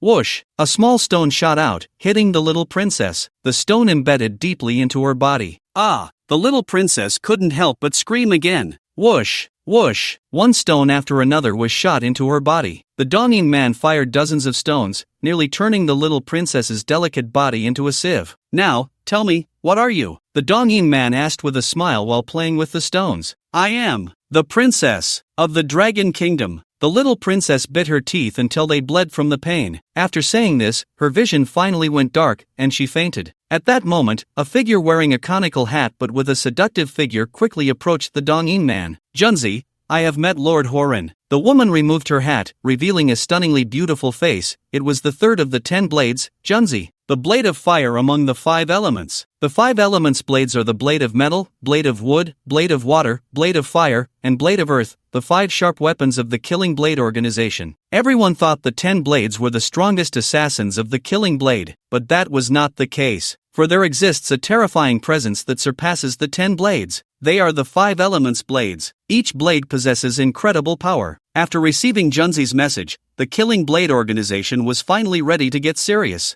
They directly dispatched the blade of fire from the 5 elements blades. They must avenge their previous humiliation. However, they did not expect to encounter the delicate little princess of the Dragon Kingdom here. That made things interesting. Did you record what just happened? The blade of fire asked. I have recorded everything, Junzi replied. Post the video online in the Dragon Kingdom. The blade of fire commanded. This, Junzi's face showed concern. Originally, there was animosity between the Dragon Kingdom and Dongin. If the video of the princess's abuse were to be released, it would surely provoke even greater hatred. A few of the 10 blades had previously live-streamed the killing of the Dragon Kingdom's war god, only to be annihilated by the Dragon Kingdom's Tianqing war god. Although Junzi had great confidence in the Blade of Fire's strength, this was still the Dragon Kingdom's stronghold. If real experts from the Dragon Kingdom were attracted, it would be troublesome. What? Do you doubt me? The Blade of Fire looked at Junzi with a cold gaze. I wouldn't dare. Junzi quickly knelt on the ground, her pretty face somewhat pale. She was shocked in her heart. No wonder this being surpassed the 10 blades, just a glance made her feel immense pressure. Soon, the video was posted online in the Dragon Kingdom. Instantly, it caused a huge uproar. The delicate little princess had suffered such abuse. It should be noted that the little princess was born in the Martial King's mansion. Since childhood, she had been pampered and spoiled. For over 20 years, the greatest pain she had ever experienced was probably during vaccinations. Bastard! These Donyin people are too despicable to treat the princess like this. I didn't expect the vase princess to be so tough. Yeah, the little princess is amazing. Even after being tortured like this, she didn't bow down to those Donyin dogs. Watching the video, netizens were all heartbroken. It was as if they were the ones who were hurt. No, it was even more painful than their own injuries, especially since the original little princess, in their eyes, was just a useless vase. She had nothing but a pretty face. There was also the incident of her seizing the achievements of the state lord,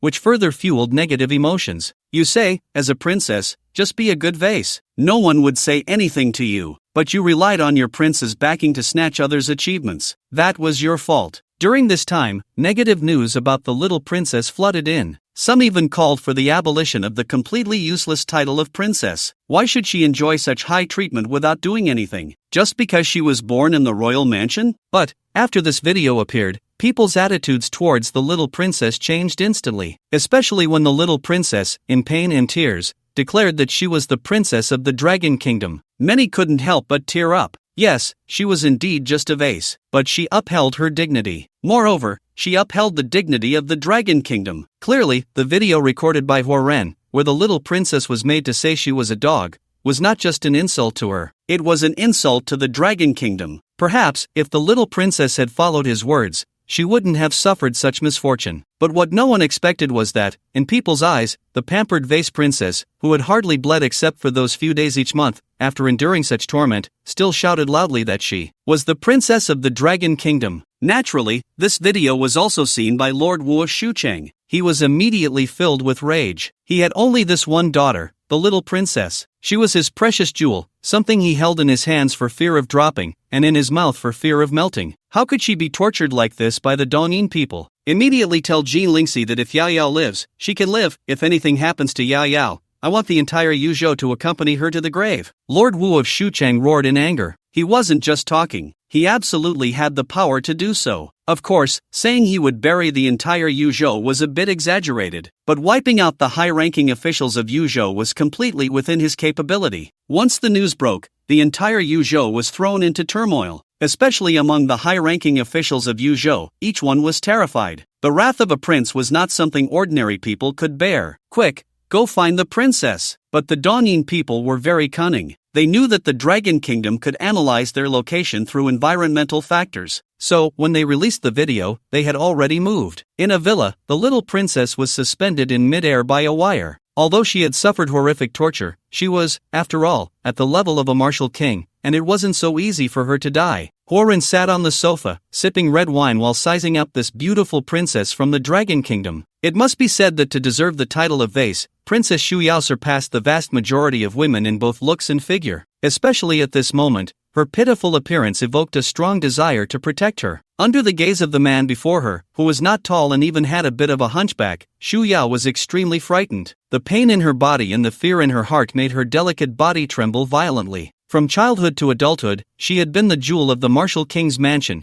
She had never endured such suffering, especially since these Donyin people were extremely cruel. They were simply devils. The little princess personally witnessed how these little devils slaughtered everyone inside the villa, leaving no one alive. During the massacre of the male host, they also violated the female host, and it was done right in front of the male host. She swore that even if she died, she would never let them touch her body. You say there's a man in his early 20s from the Dragon Kingdom, and you can't even withstand one of his moves? Huaren shifted his gaze to Junzi. To be fair, Junzi was actually more attractive to him than this Dragon Kingdom princess. However, any romantic relationships were strictly prohibited within the Killing Blade organization. Otherwise, he would have already taken Junzi for himself. Now, he could only steal a few glances. Fortunately, today he had captured a princess from the Dragon Kingdom, so he could enjoy himself. Yes, Lord Huaren, Junzi nodded. If he can injure you with one move, his strength must be at least mid-level in the heavenly realm, or even at the high-level martial king level. Huaren squinted his eyes. I can't discern his ultimate strength, Junzi said. No matter, he is probably a prodigy from some hidden clan. Anyone who dares to attack my Killing Blade organization, even if they are from a hidden clan, will have to pay with blood. Huaren sneered. Of course, if it really came to confronting a hidden clan, Huaren wouldn't have the guts, but assassinating a prodigy from a hidden clan was still within his capabilities. Come on, record today's video. Huoren's lips curled into a smirk. Little beauty, how do you want to play today? Huoren walked up to the little princess. Pa! The little princess spat a mouthful of blood onto Huoren's face. Huoren wiped the blood from his face, revealing a sinister expression, and the next moment, bang! Huoren punched the little princess in the abdomen, causing her body to twist in pain. Huoren tortured the little princess for a full half-hour before stopping. Once I kill that girl named Jean, I'll come to enjoy you. He looked at the little princess, who had already fainted, a cold smile appearing on his lips. Huoren's first target was none other than Jean Lingxi. As the lord of a state, if he killed Jean Lingxi, it would be a tremendous blow to the Dragon Kingdom. Torturing the little princess was merely an appetizer. As for the mysterious expert Junzi mentioned, he wouldn't let that go either. This time he entered the Dragon Kingdom, he would definitely turn it upside down. At this moment, Jean Lingxi was already in a state of panic. She had used all her strength to search for the little princess but found nothing. The martial king had issued a death order. If anything happened to the princess, she would have to pay with her life as well. If she had known, she wouldn't have sought this credit. She never expected to stir up such a huge disaster. But that Easternine expert was extremely cunning, leaving no trace behind, leaving her with a belly full of anger and nowhere to vent it. Lord, how about letting Yifeng help? Yintao couldn't help but say, seeing Jean Lingxi's worried expression. What can he help with? I don't know, but I just feel that guy can definitely be of help. Yintao said. Alright, then let's go find him. With no other leads, Jean Lingxi had no choice but to seek Yifeng's assistance. Soon, Jean Lingxi brought Yingtao to the imperial residence. Looking at Yingtao beside her, but seeing Yifeng's appearance, she felt a bit overwhelmed. Inside the imperial residence, Yifeng had no idea what was happening. He had no time to pay attention to the princess's affairs. However, Suyu had gone to school, Yi Qi was at work, and Hong Yi was also absent. Only a few servants and Shimen Wushuang remained in the house. Yifeng felt a bit bored and started wandering around the courtyard. Before long, he found himself in front of the pond. At that moment, Shimen Wushuang was sitting on a wooden chair by the pond, staring blankly at the fish in the water. Long Out Yin, have you remembered who killed your loved ones? Yifeng approached Shimen Wushuang and asked. He remembered that some time ago, Shimen Wushuang had said she seemed to recall someone killing her family, which had left her in a low mood ever since. For no other reason, just because she helped him deal with the Shimen family. Yifeng also decided to help her take revenge. At this moment, Shimen Wushuang was only wearing a white shirt. Because the shirt was quite large, it seemed to belong to Yifeng. Thus, even though it was just a shirt, it covered most of her figure, leaving only a pair of long white legs slightly together. It looked quite charming. One must know that the previous Shimen Wushuang always had the appearance of a fierce female warrior, and now, she surprisingly gave Yifeng a slight feeling of a mature woman. Hearing Yifeng's words, Shimen Wushuang did not turn around. She continued to gaze at the fish in the water, seemingly lost in thought. Haven't thought of it yet? No worries, take your time. I will definitely help you get revenge. Yifeng patted Shimen Wushuang's shoulder. Seeing that Shimen Wushuang still ignored him, Yifeng lost interest in pursuing the matter. He picked up the fish food and began to feed the fish. At that moment, a voice rang out. It was Cherry's. Yifeng, what is it? Yifeng walked over. Cherry said, the governor is looking for you. Yifeng replied, no time. Aren't you feeding the fish? Cherry frowned. Yeah, I'm feeding the fish, so I have no time. Yifeng pouted. At this moment, even if he thought with his toes, he knew why Jean Lingxi was looking for him. It must be related to that troublesome princess. He had no good feelings for that vase-like princess, so he didn't want to get involved. I'll help you feed the fish, you go see the governor, Cherry said, taking the fish food from Yifeng's hands without giving him a chance to refuse. Seeing that Yifeng was still unwilling to go, Cherry gritted her teeth and said, Yifeng, the martial king said that if anything happens to the little princess, the governor will accompany her in death. Hearing Cherry's words, Yifeng's heart softened. He shook his head, this Jean girl just knows how to meddle. Fine, where is she? I'll go take a look. She went to find you. I'm not familiar with the imperial residence, you find her yourself. Cherry shrugged and then started feeding the fish. Yifeng had no choice but to find Jean Lingxi himself. Soon, Yifeng found Jean Lingxi. This girl actually ran to the outside of his bedroom. She seemed hesitant to knock on the door. What are you doing? Yifeng walked over. Jean Lingxi glanced back at Yifeng and then turned away again. Cherry, what if he doesn't help me? Jean Lingxi said, frowning her delicate brows as she spoke to Yifeng. Cherry? Yifeng was taken aback. What was going on? Did this Jean girl have another problem? Or had her side effects disappeared? Didn't Jean Lingxi know that her thoughts had become chaotic? She should know that he was Yifeng. Governor? Yifeng instinctively called out. What is it, Cherry? Jean Lingxi looked at Yi Feng in confusion. Yi Feng suddenly understood. It turned out that the side effects of this Jean girl had disappeared. In her eyes, the person she saw was Cherry, no longer him. But she didn't know that, so she thought Yi Feng was still Cherry. The duration of her side effects was indeed quite short. Perhaps, one reason was that her cultivation was stronger than Shiman Wushuang's, and the other was that she had only released a bit of true energy without fighting, so the side effects lasted for a shorter time? What do you want to do? Yi Feng decided to tease Jean Lingxi and asked casually. How about I go in and pin him down first? Jean Lingxi said. And then? Yi Feng continued to ask. Jean Lingxi tilted her head, looking puzzled, her expression somewhat silly. And then? I haven't thought it through yet. Yi Feng's mouth twitched at her words. This was truly a simple-minded girl. He was almost dying of laughter. But he still didn't show any expression, cleared his throat, and said, Since you've pinned him down, shouldn't you do something else? Do what? Jean Lingxi asked. Do something that everyone loves to do. Yi Feng said with a mischievous smile. That makes sense, it's decided. Yi Feng just said it casually, not knowing that Jean Lingxi actually agreed wholeheartedly. However, Lord, I just asked. This room is not Yi Feng's. Yi Feng said with a serious expression. Oh, where is Yi Feng's room? It seems to be in. Yi Feng mentioned a room. Is he in the room? Of course. Then I'll go find him now. After Jean Lingxi left, Yi Feng's body instantly disappeared. Then, he appeared in front of Cherry, who was feeding the fish.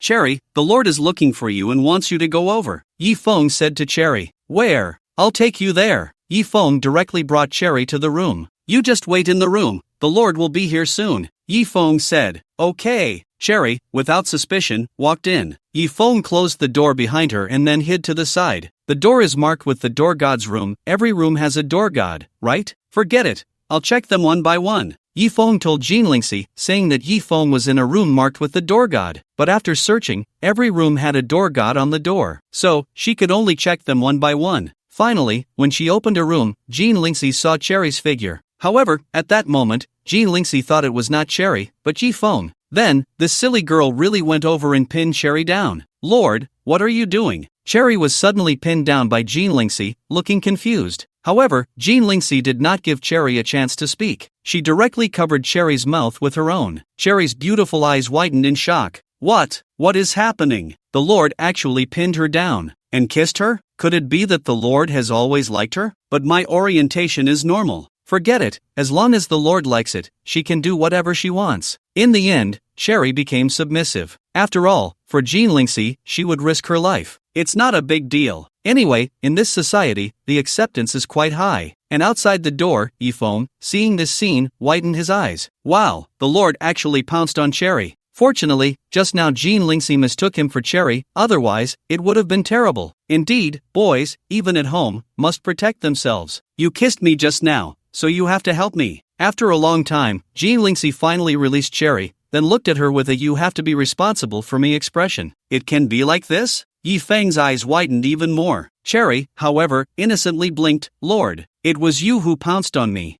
I don't care, Jean Lingxi said domineeringly. At this moment, her face was also a bit red. She actually did something so outrageous. Suddenly, she looked at Cherry with some confusion and asked, You don't call me Jean Dainyu anymore? Cherry thought, I would like to call you, but I don't have the guts. However, Jean Lingxi seemed not to think much of it and directly said to Cherry, Yi Feng, now you go help me find the county lord. Jean Dainyu, why did you pin Cherry down? At this moment, Yi Feng walked in from outside with a mischievous smile. Jean Lingxi looked at Yi Feng, then at Cherry, her expression somewhat puzzled. Suddenly, she seemed to understand. She looked at Cherry, who was still pinned down, and said, You are not Yi Feng. Lord, I am Cherry. Cherry said innocently. Cherry. Jean Lingxi's eyes widened. So, the side effects on her had passed? She had pounced on her military officer, and Jean Lingxi looked at Yi Feng's mischievous expression and suddenly understood. Yi Feng, did you know I was already fine? Cough. Jean Dainyu, are you okay now? Yi Feng deliberately showed a how would I know expression. From Yi Feng's reaction, Jean Lingxi knew. She must have been played by this guy. This is so embarrassing. To ease the awkwardness. So, Jean Lingxi pounced on Yi Feng as well. After all, if you pounce on one, it's still a pounce. Pouncing on two is also a pounce. Yi Feng didn't expect that this girl would actually launch a sneak attack. Jean, big girl, you don't follow the rules, launching a sneak attack. Just as Yi Feng finished speaking, he found his mouth was blocked. The little cherry lips had opened wide. The state lord actually pounced on Yi Feng. In fact, it wasn't surprising that Jean Lingxi would do this. Anyway, she had already done it, and soon Cherry would know. She was actually pouncing on Yifeng, not herself, so she simply pounced on Yifeng too. Alright,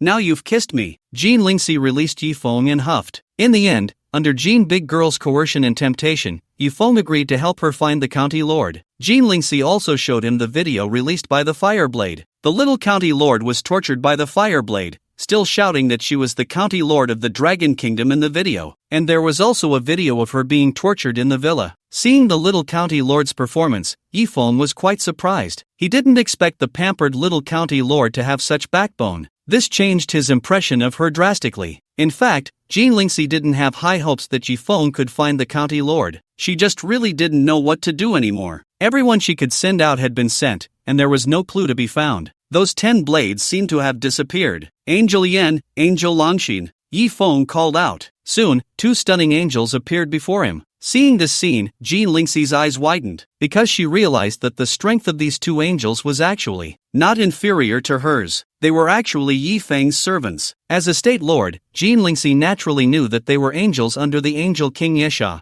Yifeng could actually take them as servants. This was too exaggerated, right? You 2 go out and look for the county lord. Report to me immediately if you see anything unusual, Yifeng ordered the 2 angel beauties. Yes, the 2 beautiful angels responded and then flew away. Next, Yifeng dialed Chu Xuanguang's phone. Xuanguang. Thus, the largest underground force in Jiangdu began to take action. But this was not Yifeng's final means. Now, follow me, Yifeng said to Jean Lingxi and Cherry. Soon, the 2 women were brought by Yifeng to the place where the county lord first encountered the Fireblade. Yifeng, why did you bring us here? Cherry asked, puzzled, because the Fireblade had already moved several times. Yifeng, however, did not answer Cherry. He observed the surroundings, the bloodstains on the ground and the traces of the fight. Suddenly, scenes appeared in his mind. It was as if he had been standing here watching the county lord being tortured before. After a while, Yifeng opened his eyes and walked in a certain direction. This direction was unmistakably towards that villa. What is he doing? Cherry asked, confused. Jean Lingxi shook her head. She knew it was strange. Soon, the 3 arrived at the villa where the incident occurred. At this time, the constables had also arrived,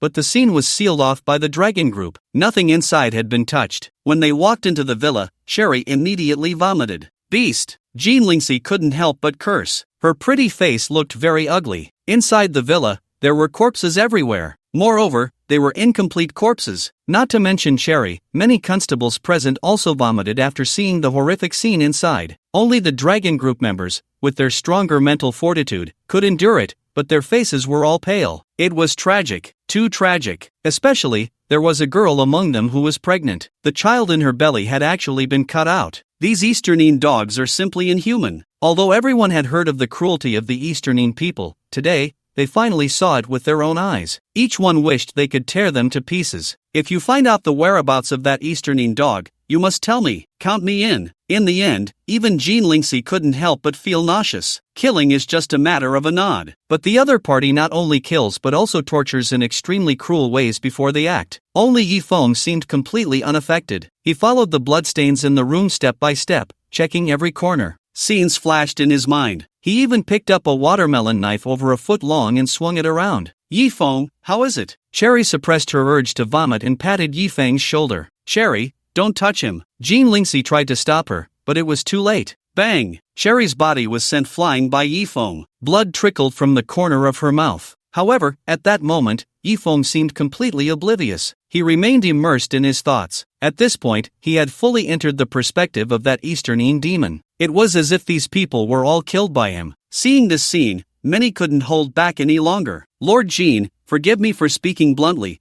but is he really capable? A female member of the dragon team couldn't help but ask. This woman, named Long Qiuyu, was the captain of the Jiangdu Dragon Team branch. If it weren't for Jean Lingxi, Yifeng wouldn't have had the qualification to enter. This man not only offered no help but was also destroying the crime scene. Sister Long, he's the Yi Go I told you about. The speaker was actually Hidali, with a hint of admiration on his face. Last time in the hospital, when dealing with Mangpa, Hidali had clearly witnessed Yifeng's strength. Humph. Long Qiuyu snorted lightly, crossing her arms and saying nothing more. About half an hour later, Yifeng stopped his actions. He turned to the woman named Long Qiuyu and said, "Come here." "What for?" Long Qiuyu asked, puzzled. Although reluctant, she still walked over. The next moment, Yifeng suddenly struck, directly sealing her internal energy. At that moment, Long Qiuyu realized how powerful Yifeng was. She had no strength to resist at all. After sealing Long Qiuyu's internal energy, Yifeng pointed at each of her feet. Then, Long Qiuyu discovered that her feet had lost the ability to move. "What are you doing?" Fear appeared in Long Qiuyu's beautiful eyes. She supported herself on the ground, continuously retreating. "What are you doing?" Other Dragon Team members saw this and immediately surrounded them. They wouldn't stand by and watch their captain being bullied. Moreover, Long Qiuyu was not only the captain of the Jiangdu Dragon Team branch but also the goddess in the hearts of all Dragon Team warriors. "Everyone,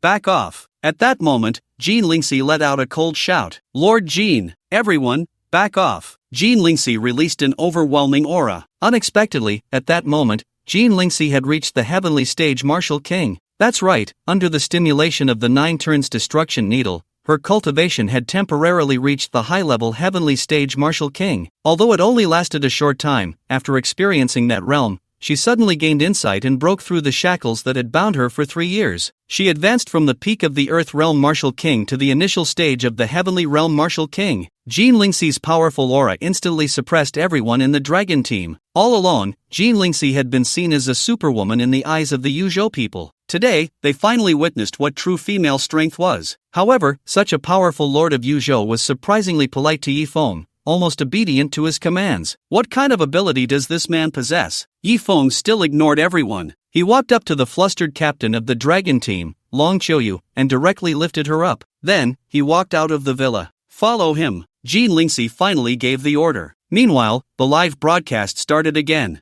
This time, it was in a basement. There was nothing to refer to at all. The young princess had been tortured beyond recognition. Not a single piece of skin on her body was intact. Her hands were suspended in the air by iron wires. On those wires, thin steel wires were also tied. Those steel wires were deeply embedded in the young princess's wrists. Blood flowed down her arms. In pain, she wanted to use the strength of her feet to support her body. But beneath her feet was a barbecue grill. The charcoal inside was burning red hot. The moment the young princess stepped onto the grill, she would be scorched and smoke would rise. She quickly bent her body to lift her feet off the grill. But as soon as her feet were raised, the steel wires on her wrists would dig in deeper. "You beast, let the young princess go. When the experts from the Dragon Kingdom arrive, I will surely tear you to pieces." Seeing the young princess in such a miserable state on the screen, the comments flooded in wildly. The anger of the netizens had reached its peak. However, on the face of the Fireblade, there was an expression of excitement. "Now, let's play a game. Every 10 seconds, I will add a piece of charcoal to the furnace. You must find me quickly. If you come late, you can only get the grilled princess," Fireblade said, adding a piece of charcoal to the furnace. The fire of the charcoal blazed even hotter. As a result, even if the young princess did not step on the grill, her feet would still be scorched. Moreover, the young princess could not hold on for long. Every few seconds, her body would give in, and she would have no choice but to let her feet step onto the grill. Then, she would be burned and smoke would rise. She arched her body again. At that moment, Xu Yao truly hated herself for being the Martial King. If she were just an ordinary girl, she might have died long ago. It was precisely because she was the Martial King, with a powerful vitality, that after enduring so much torture, she was still alive. But the most terrifying part was that Fireblade was live-streaming the entire process. Thousands of netizens saw her in such a wretched state. "Dragon Kingdom Princess, I'll say it again, as long as you say you are a dog, I will let you down," Fireblade said with a wicked smile. "I am the princess." But the young princess still did not yield. At this moment, netizens even hoped that the young princess would stop holding on. Just give up. Once dignity is lost, it is lost. But once life is lost, it is truly gone. Mainly, these Easternine people were just too cruel. It would have been better if he had given the young princess a quick end. The young princess could no longer hold on and stepped onto the already glowing red grill. Her feet were instantly scorched, and smoke rose. Her life force was continuously weakening. "You don't have much time left."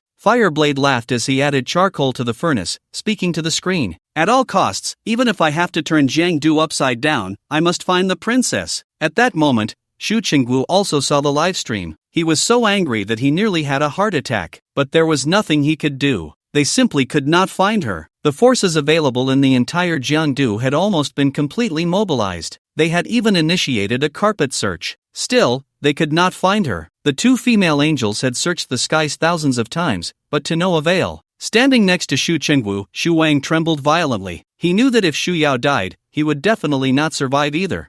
Shu Chengwu, promise here that as long as I can save the princess, I will reward 100 billion, or help you become a member of the hidden clan. In order to save his daughter, Shu Chengwu offered an astronomical bounty. 100 billion was a huge sum even for martial artists, and the qualification to enter the hidden clan was even more terrifying. Even royal nobles would fight to the death to become a member of the hidden clan. Unfortunately, even the weakest hidden clan would not easily allow outsiders to join. To join them, there was only one possibility: to participate in the genius exchange competition held by the hidden clan. If your talent was high enough, you would be selected by them. Of course, when joining the hidden clan, you had to give up your surname. Yet, even so, countless strong individuals were eager to join the hidden clan, because once you became a member, you could enjoy the accumulation of hundreds, even thousands of years of the hidden clan's heritage. The speed of cultivation would be more than 10 times faster than that of ordinary martial artists. A spot to enter the hidden clan was incredibly precious. Ordinary royal power could not obtain it. However, as a prince, Shu Chengwu could have one guaranteed spot for the hidden clan each year. This year, Shu Chengwu originally intended to give the spot to his daughter, Shu Yao. But now, Princess Shu Yao was on the verge of death. With her gone, what use was that spot? Therefore, he brought out such a precious opportunity. Once the news broke, it sent shockwaves throughout the entire Dragon Kingdom. Any ordinary martial artist would want to enter the hidden clan. Even those who had reached the realm beyond the martial king still wished to join. Unfortunately, time was not on their side. Even those super strong individuals would not have enough time to save the princess. Jean Lingxi naturally received the news as well. Her pretty face was filled with worry. Clearly, Shu Chengwu had even put forth the qualification to enter the hidden clan,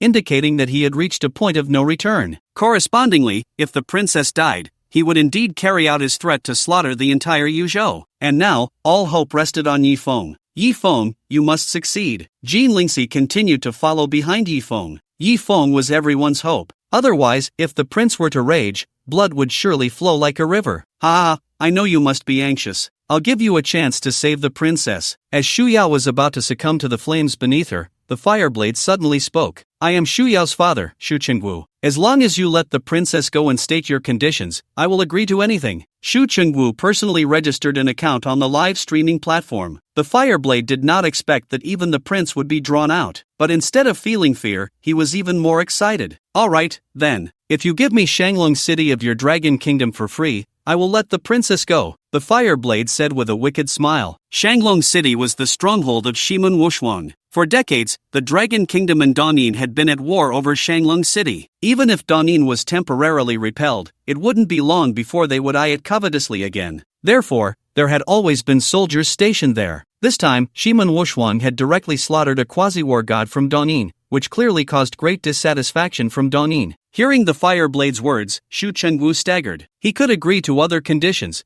but this one was absolutely impossible. Even if Shu Yao were truly turned into barbecue, Shu Chengwu would never agree. That was his bottom line. Moreover, as a prince, he had no right to give up a city. Only the Empress of the Dragon Kingdom had that authority. I know your Dragon Kingdom would never give up a city. Then how about this? I want Jean Lingxi's life. As long as Jean Lingxi dies, I will let the princess go. The Fireblade revealed his true condition. His real goal was to kill Jean Lingxi. A vase-like princess would have no impact on the Dragon Kingdom, but the death of a state lord would have a tremendous influence. This would be a huge blow to the Dragon Kingdom. Impossible, Shu Chengwu said directly. Jean Lingxi was, after all, a state lord. No matter how selfish he was, he could not use Jean Lingxi to exchange for his daughter. Moreover, in front of so many people, if he did that, he would bear the infamy for eternity. The Fireblade sneered coldly and added a few more pieces of charcoal to the fire. Seeing this scene, Shu Chengwu could no longer hold back. With tears in her eyes, she said, contact the Lord of Jinju for me. Don't let anyone know. Suddenly, Jean Lingxi's phone rang. It was an unfamiliar number. Seeing that number, Jean Lingxi's body trembled slightly. What's wrong, Lord? Yinjiao seemed to notice Jean Lingxi's unease. It's nothing, you continue to follow Yi Feng, Jean Lingxi replied to Yingtao. Yes, Lord. After Yingtao left, Jean Lingxi pressed the answer button. Sure enough, the voice of Shu Chengwu came through the phone. Lord Jean, although I know this is selfish of me, Yao Yao is my only daughter. I understand, Jean Lingxi replied. In fact, when her phone rang, she already knew who was calling. Shu Chengwu couldn't openly ask Jean Lingxi to sacrifice herself to save the little princess. But what if she brought it up herself? Since Shu Chengwu called her, There must be a reason she couldn't refuse. Lord Jean, as long as you can save Yaoyao, I, Xu Qingwu, guarantee that I can clear your father's name. Xu Qingwu said slowly. If it were any other condition, Jean Lingxi would never agree. But this condition alone, she could not refuse. To free her father. This was her lifelong pursuit. In order to clear her father's name, she had grown from the eldest daughter of the Jean family to the lord of a state. She had thought that once she became the lord, she would have the ability to do so. But she was wrong. Being a lord was not enough. However, as a prince, if Xu Qingwu was willing to pay the price, it was possible. If it were before, Jean Lingxi might have agreed without hesitation. But her gaze turned to the figure leading everyone forward. She felt a slight wavering. But in the end, Jean Lingxi gritted her teeth and said, I agree. Good, Lord Jean. Thank you. Consider it a huge favor I owe you, Xu Qingwu. I will do my utmost to clear your father's name. Seeing that Jean Lingxi had indeed agreed, Xu Qingwu was extremely excited. After all, asking someone to use their life to exchange for another's, even if it were their own family, was very difficult to do. Xu Qingwu knew about Jean Lingxi's situation, but he was just trying his luck. He never expected Jean Lingxi to really agree. I am Jean Lingxi, please connect me. Jean Lingxi also registered for the platform. Lord Jean, what are you going to do? She can't really be planning to use her life to exchange for the little princess's life, right? Although we also like the little princess, we don't want anything to happen to you, Lord Jean. People seemed to guess what Jean Lingxi was there to do. Unfortunately, when Xu Qingwu was speaking, everyone's comment function was blocked. Otherwise, with so many comments, it would have been impossible to see Xu Qingwu's words. Lord, please don't do anything foolish. People couldn't speak, only feeling anxious. Soon, the connection was successful. Hello, Lord of Yuzhou.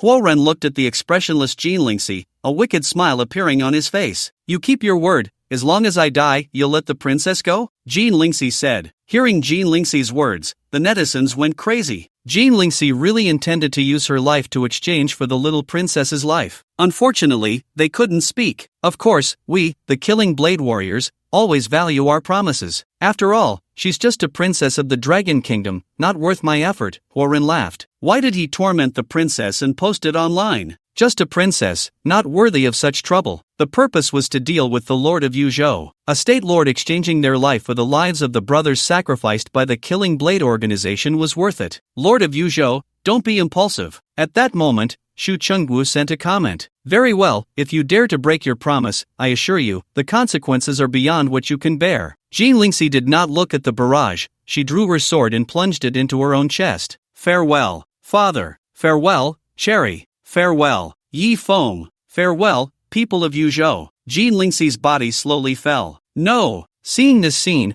all the viewers of the livestream were in tears, especially the people of Yuzhou. Their most beloved governor had actually taken her own life for a princess. The governor is too great, sacrificing herself to save a vase princess. Heh, you are too naive. Do you think the governor would willingly sacrifice herself for a vase? So you mean someone forced her to do this? Some guessed the truth, but it was of no use. At this moment, all the barrages were banned. Only Xu Qingwu could send messages. No, Yozhou's lord. This was the message sent by Xu Qingwu. Found it. At that moment, Yifeng finally stopped. In a dilapidated factory. At this time, the little princess was on the verge of death. She could no longer feel the pain in her body. Am I going to die? I'm sorry, Xu Yao has disappointed everyone. I am unworthy of being the princess of Longhua. Xu Yao slowly closed her eyes. No! Seeing this scene, Xu Qingwu went almost mad. Just then, a figure rushed over. The next moment, the body of Princess Xu Yao disappeared, cradled in a man's arms. Yi Feng had arrived just in time. He immediately began to channel his internal energy into the princess to stabilize her condition. Fortunately, he was timely. If he had been any later, the princess would have been cooked. At that point, even if Yi Feng were a deity, he could not turn a roast back into a living person. Yi Feng had his back to the live stream. After all, he did not want to become a celebrity. But Princess Xu Yao saw his face. It was that detestable man who had publicly exposed her.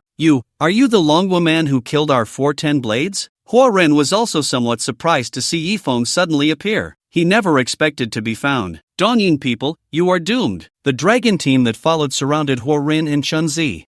With just a few of you, do you think you can take us down? Huoren sneered. With a casual wave, all the members of the dragon team were sent flying, spitting blood. So strong. This was an existence beyond the 10 blades. With one move, he wiped out the dragon team. Kid, facing me, you still dare to expend internal energy to save someone? You really underestimate me. Huo Ren's face darkened as he saw Yifeng continuously channeling energy into the little princess. Chun-Zi, make a move. Huo Ren wanted Chun-Zi to test Yifeng first. Chun-Zi swallowed hard. She knew she could not be Yifeng's opponent, but she could not disobey Huo Ren's orders. Immediately, she took out a dagger and charged at Yifeng. But as soon as her body moved, she felt a large hand grasp her face. Bang! Chun-Zi's body slammed hard against the wall of the basement, creating a dent. So strong. Chun-Zi looked at the man before her with almost desperate eyes. I'll give you 3 seconds to say your last words. Yifeng held Chun-Zi's face with one hand and cradled the princess with the other, his voice cold as if it came from the depths of the underworld. I am sorry. Feeling the terrifying killing intent emanating from Yifeng, Chun-Zi trembled as she uttered those 3 words. The next moment, Yifeng's hand tightened, directly crushing Chun-Zi's head. This scene was too shocking. The powerful third Ten-Blade didn't even withstand a single move from Yifeng before her head was crushed. How do you want to die? Then, a cold voice echoed in the live stream. It's a Longwhat expert.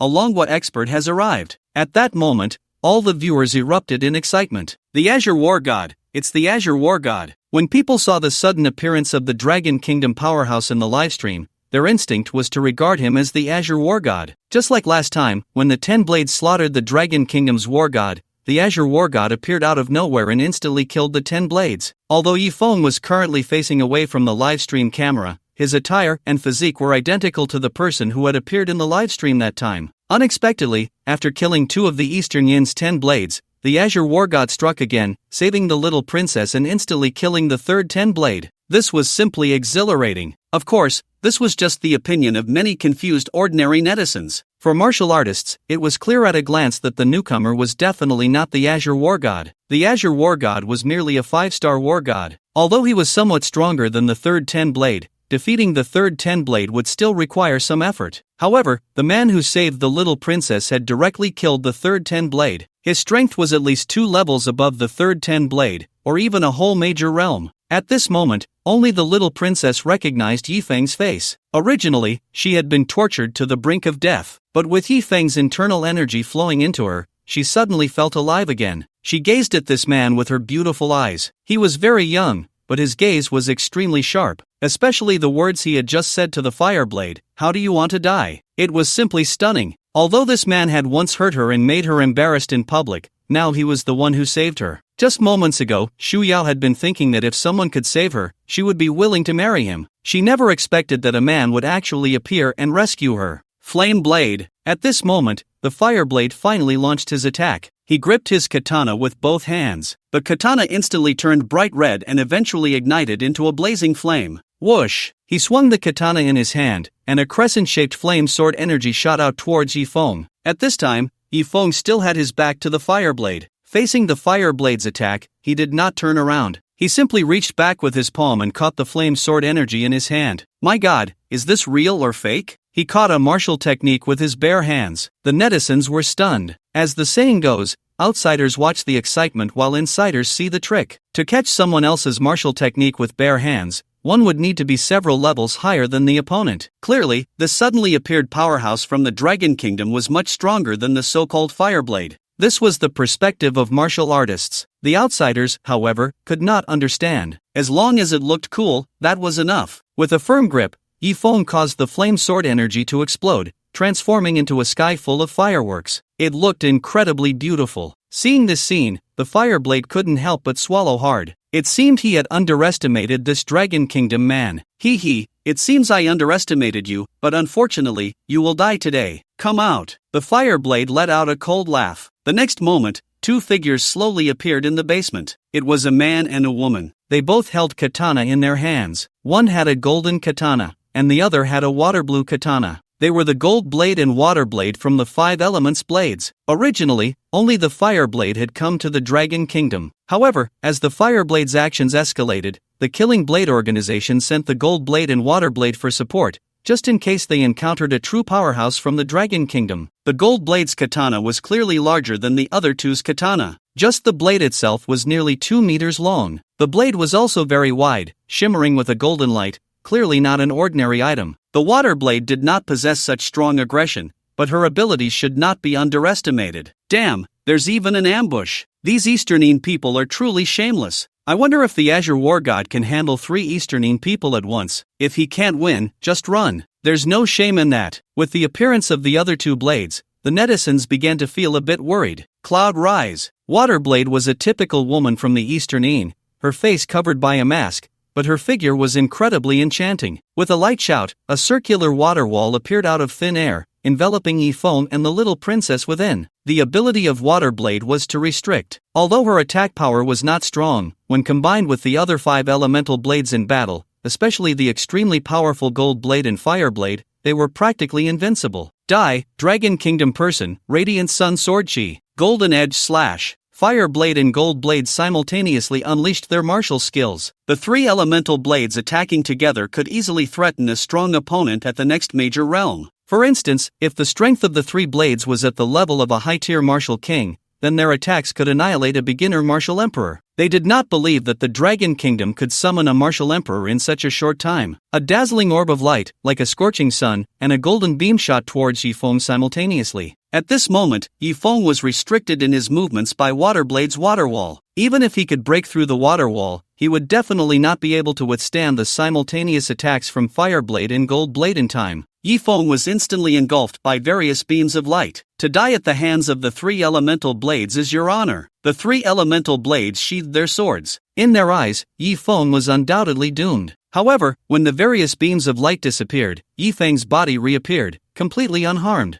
At that moment, the little princess saw so many attacks coming towards her and felt her heart leap to her throat. She thought she was surely going to die. But unexpectedly, she felt not a single bit of harm. Yifeng had effortlessly blocked the opponent's attacks. When the attacks from Gold Blade and Fire Blade hit Yifeng, a circular shield appeared around his body. Under the protection of the shield, the little princess didn't even feel a tremor. This was too strong. The little princess was so scared that she covered her mouth. Could it be that this big bad guy was a martial emperor? The little princess had seen martial emperors before, but there were very few of such powerful beings in the entire Dragon Kingdom. Of course, this referred to worldly martial artists. The hidden clans did not count. Worldly martial artists who could cultivate to the level of martial emperor were mostly in their 70s or 80s. But this man in front of her was clearly about the same age as her. Hold on tight to me. At this moment, Yifeng's voice rang out. Oh! The little princess very cooperatively wrapped her arms around Yifeng's neck. The next moment, she felt her body teleport. Whoosh, whoosh, whoosh. The little princess only felt a blur before she was back in her original position,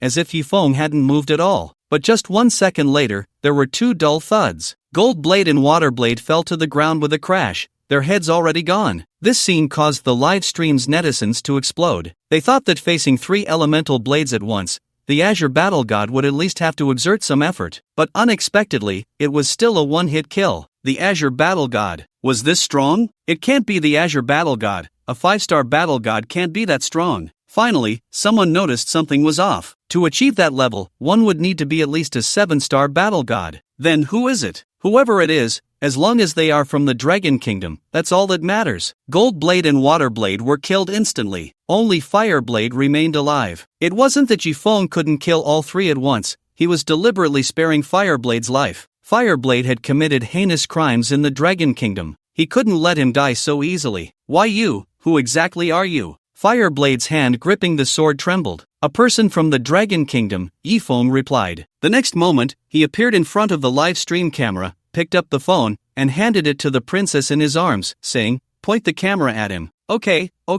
Princess Shu Yao quickly aimed her phone's camera at Huorun. You think you can torture me? Impossible. Huorun certainly knew why Yifeng was keeping him alive. Without any hesitation, he raised his katana, intending to cut his own throat. However, just as he was about to make a move, Yifeng grabbed his katana with his hand. Then, he squeezed hard. Crack! The katana shattered into dozens of pieces. Seeing this, Huorun was shocked beyond measure. This katana was made of special materials. Unless one was a martial emperor, it was impossible to destroy it. Yifeng truly was a martial emperor. At that moment, he finally saw Yifeng's face clearly. It was a young man barely in his 20s, a martial emperor in his 20s. What a joke! There were hardly a few such terrifying existences in the entire Dawning Kingdom. Perhaps only some powerful ancient families could produce such extraordinary geniuses. If Yifeng were an old man in his 70s or 80s, Huoren wouldn't be so afraid. What was terrifying was that Yifeng was too young, achieving the martial emperor realm in his 20s. It was hard to imagine how strong he would be at 30, 40, or 50. If, on some future day, Yifeng reached the pinnacle of martial arts, he might single-handedly annihilate Danin. Thud! Huoren knelt directly before Yifeng. This was a fear that came from the depths of his heart. Bang! Yifeng kicked Huoren in the chest, causing it to cave in. But clearly, such an attack was not enough to kill Huoren.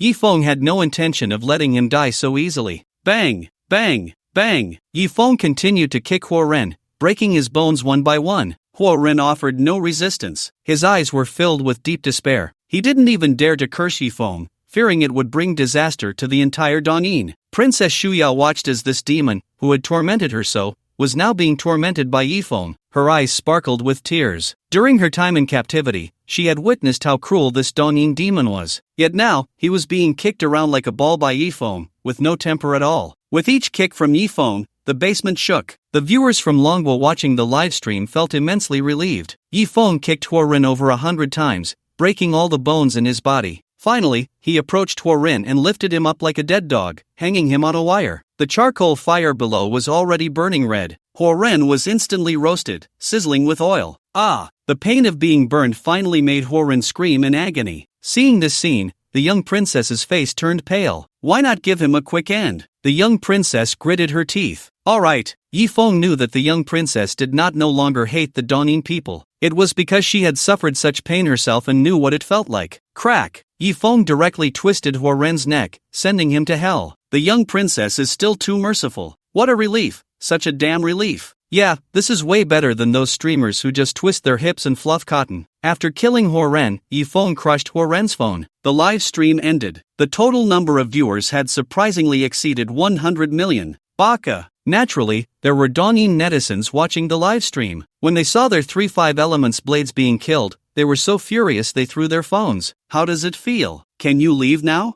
Yifeng asked the young princess, who was still tightly clinging to him. The young princess finally realized. Throughout the entire process, Yifeng had been continuously channeling his internal energy to her, healing her injuries. My foot! The young princess wanted to say that her foot tendons were broken, but she was astonished to find that her foot was already healed. She finally loosened her grip around Yifeng's neck, her pretty face slightly flushed. In fact, she could have come down long ago, but she kept holding on to Yifeng, unwilling to let go, as if she didn't want to leave this embrace. Thank you, Shu Yao whispered to Yifeng. Although Yifeng had once hurt her, she no longer hated him at all. In fact, she even liked him a little. This man was too powerful, too handsome. You're welcome, Yifeng replied, then turned to check on the members of the dragon team. Seeing that Yifeng didn't even glance at her, the little princess couldn't help but feel a bit disappointed. Was it because she wasn't pretty enough? But she was among the top 3 most beautiful princesses in the Dragon Kingdom. Although she couldn't compare to those 2 enchanting women, she was still the 3rd most beautiful princess in the Dragon Kingdom. The number of men who liked her was more than the stars in the sky. Did Yifeng not like her? Yifeng treated each dragon team warrior one by one. They were quite injured, but not fatal. Thank you. At that moment, the usually proud commander of the dragon team, Long Choyu, looked at Yifeng with a changed expression. The dragon team revered the strong. Yifeng undoubtedly deserved the title of a strong man. After treating everyone, Yifeng left directly without any hesitation. That's too handsome. Watching Yifeng's back, whether it was the female warriors of the dragon team, the male warriors, or the beautiful princess, their eyes sparkled with admiration. Not long after Yifeng left the basement, he bumped into someone. It was Jean Lingxi's aide, Yintao. Yintao, what are you doing? Yifeng asked as he steadied her, who almost fell over. Upon seeing Yifeng, Yintao burst into tears. What's wrong? Yifeng was puzzled. Just a moment ago, Yintao had been following him. Why hadn't she come? It turned out that Yintao had initially followed Yifeng, but then she felt something was off and went back. When she returned, she happened to see Jean Lingxi stabbing her own heart with a sword. Governor! Yintao rushed towards Jean Lingxi like a madwoman. Unfortunately, Jean Lingxi had already fallen to the ground. She picked up Jean Lingxi. Governor, why? Why is this happening? Yintao cried out loud. Girl, don't cry, you look so ugly when you cry. Jean Lingxi wanted to wipe away the tears at the corners of Yintao's eyes, but her hand fell weakly. No matter how strong a warrior, if their heart is pierced by a sword, they cannot survive. Tell me, what happened? Yifeng felt a bit anxious as Yintao kept crying. He sensed that something bad had happened. The governor. The governor is dead, Intao finally managed to say through her sobs. What?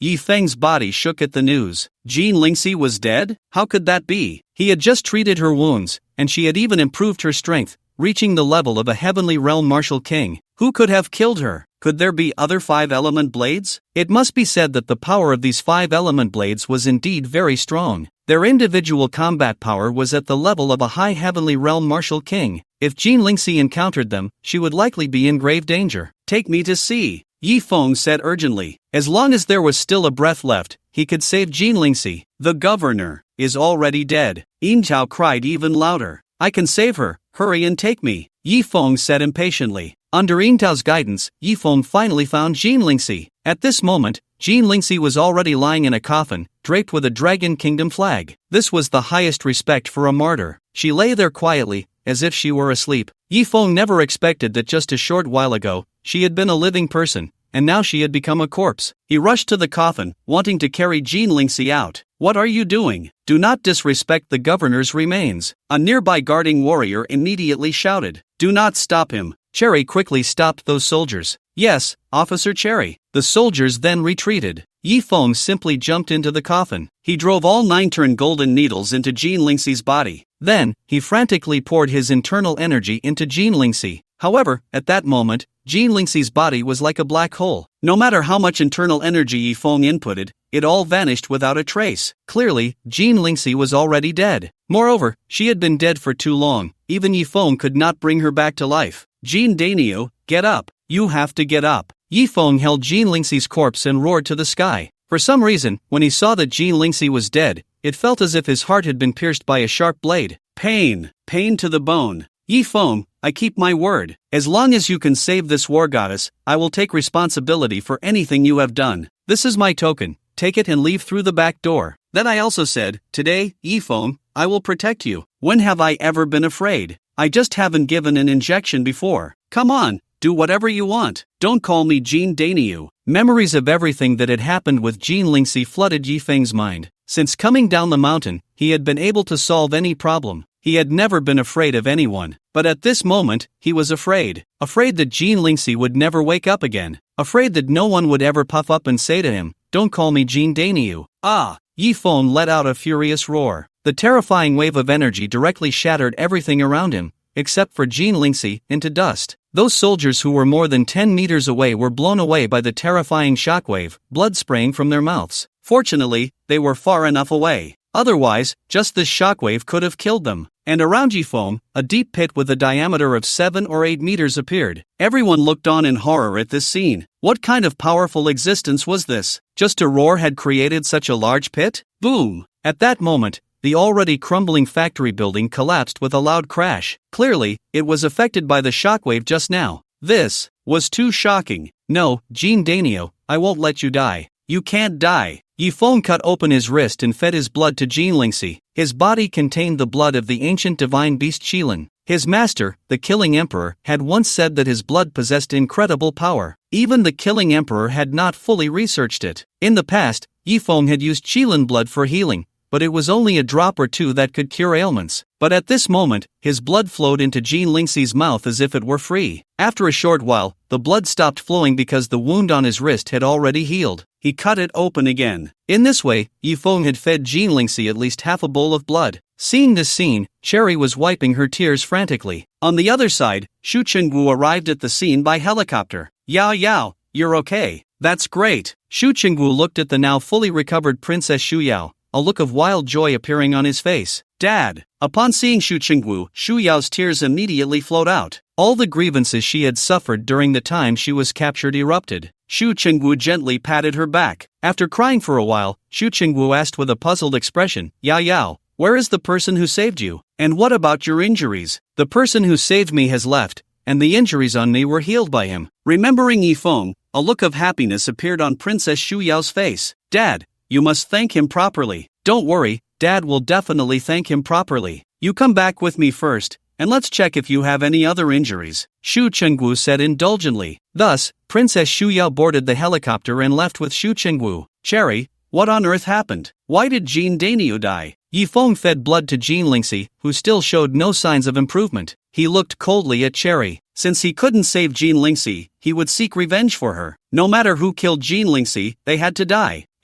Cherry quickly recounted the events. She had already learned from her colleagues what had happened. Shu, Shang, Wu. Upon discovering the truth, Yifeng suddenly stood up. Yifeng, don't be impulsive. Cherry seemed to understand what Yifeng intended to do and hurriedly grabbed him. She knew Yifeng's temperament well. He was someone who feared nothing, but that was a prince. Even Jean Lingxi, the ruler of a state, willingly faced death. Even if Yifeng wiped out the Ouyang family and the Shiman clan, it might not matter. But offending a prince could lead to unimaginable consequences. Although Cherry also wanted to avenge Jean Lingxi, she knew it was impossible. Moreover, Yifeng had saved the princess in time, which meant Jean Lingxi might have died in vain. Whether Shu Chengwu would keep his promise depended on his character. Let go. At that moment, Yifeng's expression was extremely cold. He didn't care whether the other party was a prince. Whoever dared to harm Jean Dania had to die, even if it was the King of Heaven himself. Yifeng, listen to me, don't go looking for trouble with Prince Shu, just think of it for the sake of the State Lord. Cherry was in tears. The reason Jean Lingxi agreed to trade her life for the little princesses was that Shu Chengwu promised her he would clear her father's name. If Yifeng saw trouble with Shu Chengwu and won, then Jean Lingxi's father would never be vindicated. Although Cherry didn't believe Shu Chengwu would keep his promise, there was at least a slight possibility. But if Yifeng lost, then he would die. At first, Cherry thought this guy was a big bad egg, but now, she didn't want Yifeng to die. Yifeng turned to look at Jean Lingxi, who resembled a sleeping beauty, and said word by word, I will avenge her. I will right her father's wrong. I will kill those whom others dare not. Everyone knew the status of a prince in Long Country. It was a terrifying existence, almost one person below and 10,000 above. Except for the Empress of Long Country, no one could punish him. That's why Cherry urged Yifeng not to be impulsive. But at that moment, hearing Yifeng's words, Cherry was once again in tears. I will avenge her. I will right her father's wrong. I will kill those whom others dare not. How domineering. It was even a bit too arrogant. In fact, if one traced back to the root, everything Jean Lingxi encountered was because of Yifeng. If Jean Lingxi had never met Yifeng, perhaps all of this would not have happened. But if she were Jean Lingxi and saw Yifeng's reaction upon learning of her murder, she would probably feel that she had no regrets in death. Boom! At that moment, a helicopter flew over from a distance, passing above everyone's heads. It's the helicopter from the Shu Prince's residence, a soldier recognized. Is Shu Chengwu on it? Yifeng asked coldly. I don't know, the soldier replied, his face somewhat pale. At that moment, Yifeng's gaze was like that of a ferocious beast. Just a glance made one feel a chill run down their spine. Cherry, help me ask if Shu Chengwu is on the plane, Yifeng said to Cherry. Yifeng. Cherry wanted to persuade him again. Hurry! Yifeng's voice left no room for doubt. Cherry had no choice but to take out her phone and call Long Qiuyu, the commander of the dragon team. That plane was definitely there to pick up the little princess. Asking Long Qiuyu would surely reveal whether Shu Chengwu was on the plane. Hello, Captain Long, I am the military officer of Jin State, Cherry. I want to ask if Prince Shu has come to pick up the little princess? Here it comes, it's the Prince Shu himself coming to pick up the little county princess, Cherry the military officer. May I ask what the matter is? Long Qiuyu said. Nothing. Cherry hung up the phone directly. With a confirmed answer, Yifeng looked gloomily at the helicopter that had already flown far away. Yifeng, let it go, the plane has already flown far. Cherry sighed. Even if Shu Chengwu was really on the plane, so what? The plane was a couple of thousand meters above the ground. Even with heavy weapons, Yifeng couldn't possibly shoot it down. However, Yifeng remained silent. He picked up a stone from the ground. What is he going to do? He can't be thinking of throwing a stone at the plane, right? At this distance, a sniper rifle would almost be impossible to hit, right? Everyone looked at Yifeng in shock. If it were anyone else making this move, they would probably scoff. But Yifeng was different. They had just felt how terrifying Yifeng was. He was someone whose roar could bring down a building. Of course, the building was already quite dilapidated, but that was terrifying enough. Whoosh! Yifeng threw the stone in his hand towards the sky, at a helicopter that looked no bigger than a sparrow. In an instant, the stone surpassed several times the speed of sound. A flame ignited in the sky. The terrifying speed caused the stone to ignite due to friction with the atmosphere. A beautiful arc traced through the eyes of the crowd. It looked just like a shooting star. Unfortunately, before the stone could hit the helicopter, it burned out completely. Everyone watched in horror. If the stone had been big enough, it might have really hit the helicopter. Is this even human? A stone thrown by hand was faster than a sniper bullet, more accurate than a sniper rifle. At that moment, Yifeng had already picked up a larger stone. He threw it fiercely at the helicopter again. Whoosh! The stone instantly transformed into a fiery meteor. This time, the stone was larger and did not burn out completely. Bang! The stone hit the helicopter. It hit! It really hit! Everyone looked at this scene in utter shock, especially one person, who had a telescope in hand. He saw the stone thrown by Yifeng accurately hit the helicopter. Unfortunately, by the time the stone hit, it had already become very small, and due to the high heat, it exploded. It only left a dent on the helicopter. What happened? Xu Chengwu's expression changed. Maybe it hit a bird or something, the pilot quickly explained. Bang! However, just as the pilot finished speaking, the plane shook violently again. But they could never know what had happened. If someone had told them that it was Yifeng throwing stones at the helicopter, they would probably never believe it, even if it cost them their lives. Bang bang bang! The stones kept hitting the helicopter, making it sound like it was being pounded. But, whether it was the helicopter's defenses being too good or the stones being too fragile, they didn't cause much impact on the helicopter. Seeing the helicopter fly further and further away, even Yifeng found it hard to maintain such strength. Yifeng immediately walked up to a soldier holding a rifle. "Give me the gun." The soldier hesitated a bit. But after all, he was a soldier under Jin Lingxi. After a moment of hesitation, he handed the gun to Yifeng. But he was filled with doubt. Did Yifeng really want to use the rifle to shoot the helicopter? At this point, the helicopter was already over 2,000 meters away. Even the best sniper rifle with the best sniper couldn't possibly hit it, right? However, Yifeng wasn't planning to use the rifle to shoot the helicopter at all. He quickly ejected the magazine and took out a bullet. Whoosh! This time, Yifeng threw the bullet. Bang! The strength of the bullet was far beyond that of the stone. It directly hit the helicopter. What on earth is going on? Xu Chengwu finally realized something was wrong. Report to the prince, the helicopter may be under attack,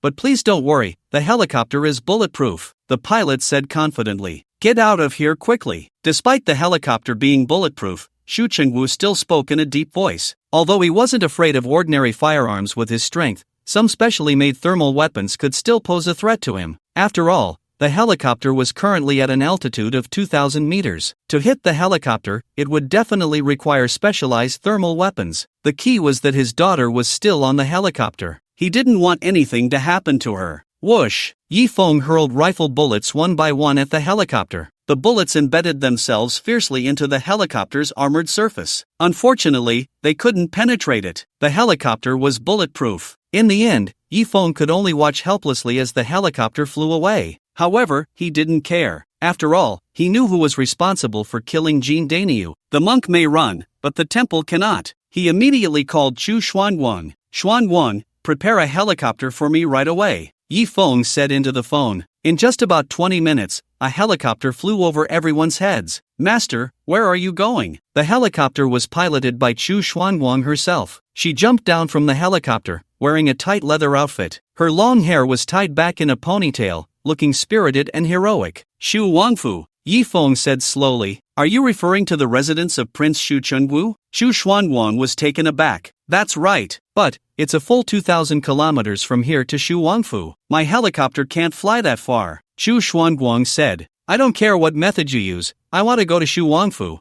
Yifeng said coldly. "Master, please wait a moment." Xu Xuanwang took out her phone and made a call. Soon, she said to Yifeng, "Master, the private jet is ready. You can come with me." "Yifeng, are you really going?" Yingtao still wanted to persuade Yifeng. "Take good care of Jin Dainyu's body. When I return, give her a grand burial," Yifeng said to Yingtao, then boarded the helicopter. Watching Yifeng's departing figure, Yingtao shed tears and said, "Governor, did you see? He is actually going to challenge a prince for you. In a lifetime, if one could meet a man like that, what if it meant sacrificing oneself?" The helicopter from Xu Wangfu certainly couldn't fly 2,000 kilometers either. Therefore, it soon landed at a private airport. Xu Chengwu followed Xu Yao onto a small passenger plane of Xu Wangfu. "Sister!" At this moment, Xu Wang was waiting there, and upon seeing Xu Yao safe and sound, a smile finally appeared on his face. If something had happened to Xu Yao, he would have to die too. Fortunately, she was saved by the mysterious man from the Dragon Kingdom. However, Xu Yao seemed to have something on her mind and completely ignored Xu Wang. "Dad, how are you going to thank Yifeng?" the little princess asked. Xu Chengwu looked at the little princess with affection and said, "How do you want to thank him? You've already asked dozens of times on the way here. Do you want to offer yourself?" Xu Chengwu was just joking, but unexpectedly, the little princess didn't refute him. Instead, a shy expression appeared on her face. Shu Chengwu was taken aback. You can't really be thinking of marrying that guy named Yifeng, can you? At this point, Shu Chengwu had already reviewed all of Yifeng's information and knew that Yifeng possessed the strength of a martial emperor. A martial emperor in his 20s. This was definitely a prodigy. A match for a princess from the Dragon Kingdom would be more than enough. Dad, do you think he is unworthy of me? Seeing Shu Chengwu frown, the little princess quickly asked. A martial emperor in his 20s is more than enough for you, Shu Chengwu said. Then you don't seem to agree very much. The little princess pouted. Shu Chengwu said in a deep voice, if he were a normal man, I would certainly not oppose it, and I would even strongly encourage you to. But you may not know, he donated a kidney to his ex-wife 3 years ago. What? He was married? The little princess's face showed a hint of disappointment upon hearing this.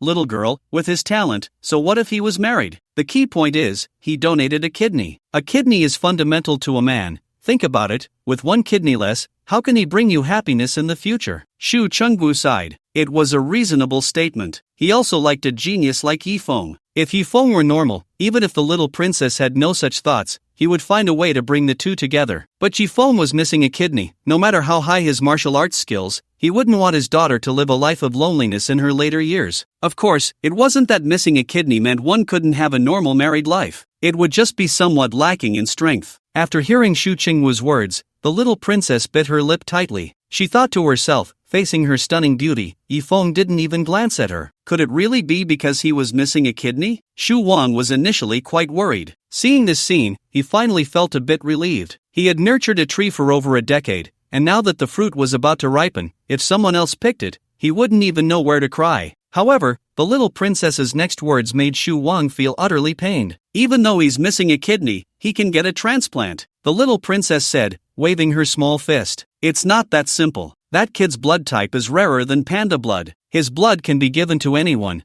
but he can't receive blood from others. In this world, among 1 million people, there isn't even one with that blood type, Shu Chengwu said solemnly. This was also why, despite the Shen family's wealth, they couldn't find a kidney source, because both Yifeng and Shanaoshua had that extremely rare blood type. But, Dad, with your ability, you can definitely find a kidney source for him, right? The little princess looked at Shu Chengwu with hopeful eyes. Shu Chengwu smiled gently and said, of course, in this dragon country, what is it that your father cannot do? Then Dad, you must help Yifeng find a kidney source. The little princess waved her small fist. Girl, you must tell me, do you really like him, or are you just grateful to him for saving you? Shu Chengwu asked. It's a bit of both. At first, it was gratitude, but when I was in his arms, watching him easily defeat those Easternine powerhouses, I knew he was the man destined for me. Shu Yao, the little princess said with sparkling eyes. At her age, it was the time to admire heroes the most, especially since Yifeng was so handsome, almost like a star. Of course, what attracted the little princess the most was Yifeng's personality. He was simply so cool. In the past, those men who saw her would almost lick the soles of her feet. Only Yifeng didn't even look at her. This made the little princess very unconvinced. In fact, it's not just men who have a desire to conquer. Women also have a desire to conquer. For someone like the little princess, who had lived in the royal palace since childhood, anything she wanted, she could get. Now, what she wanted was Yifeng.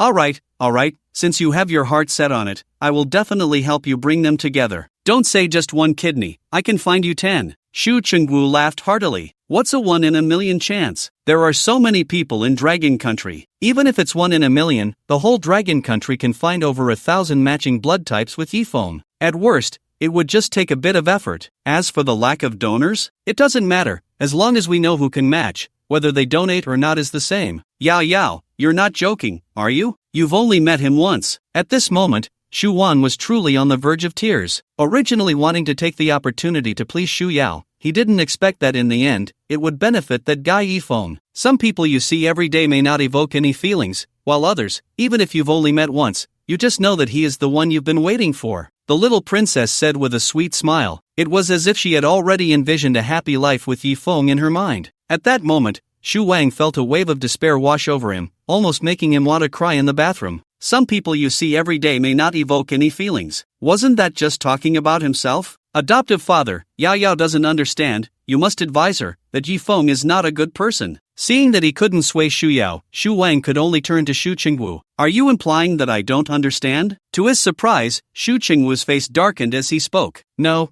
that's not what I meant, adoptive father, I just. For a moment, Shu Wang didn't know what to say. Alright, this matter is settled. Once we return and confirm that Yao Yao is fine, I will personally go to propose to Yifeng, Shu Chengwu said decisively. Dad, I told you I'm fine, I feel even better than before. Shu Yao clung to Shu Chengwu's arm, acting cute. What? So eager to get married? Can't even wait a little longer? Shu Chengwu feigned a stern face. No way. The little princess's face turned bright red with embarrassment. From the little princess's expression, it was clear that this girl was truly smitten. In fact, the little princess was already of marriageable age. However, she had always held her standards high, rejecting many young talents introduced to her. It was rare for her to take a liking to someone, so Shu Chengwu naturally supported her wholeheartedly. Moreover, Yifeng was so young yet already a martial emperor. His future achievements were limitless. With Shu Chengwu's influence now, he could still keep Yifeng in check. If he waited until Yifeng grew stronger, even as a prince, he wouldn't be able to reach him. In this way, it also fulfilled a wish of his. Yifeng, seeing the father and daughter so harmonious, Shu Wang trembled with anger. It was that guy Yifeng again. Last time, if it weren't for Yifeng's interference,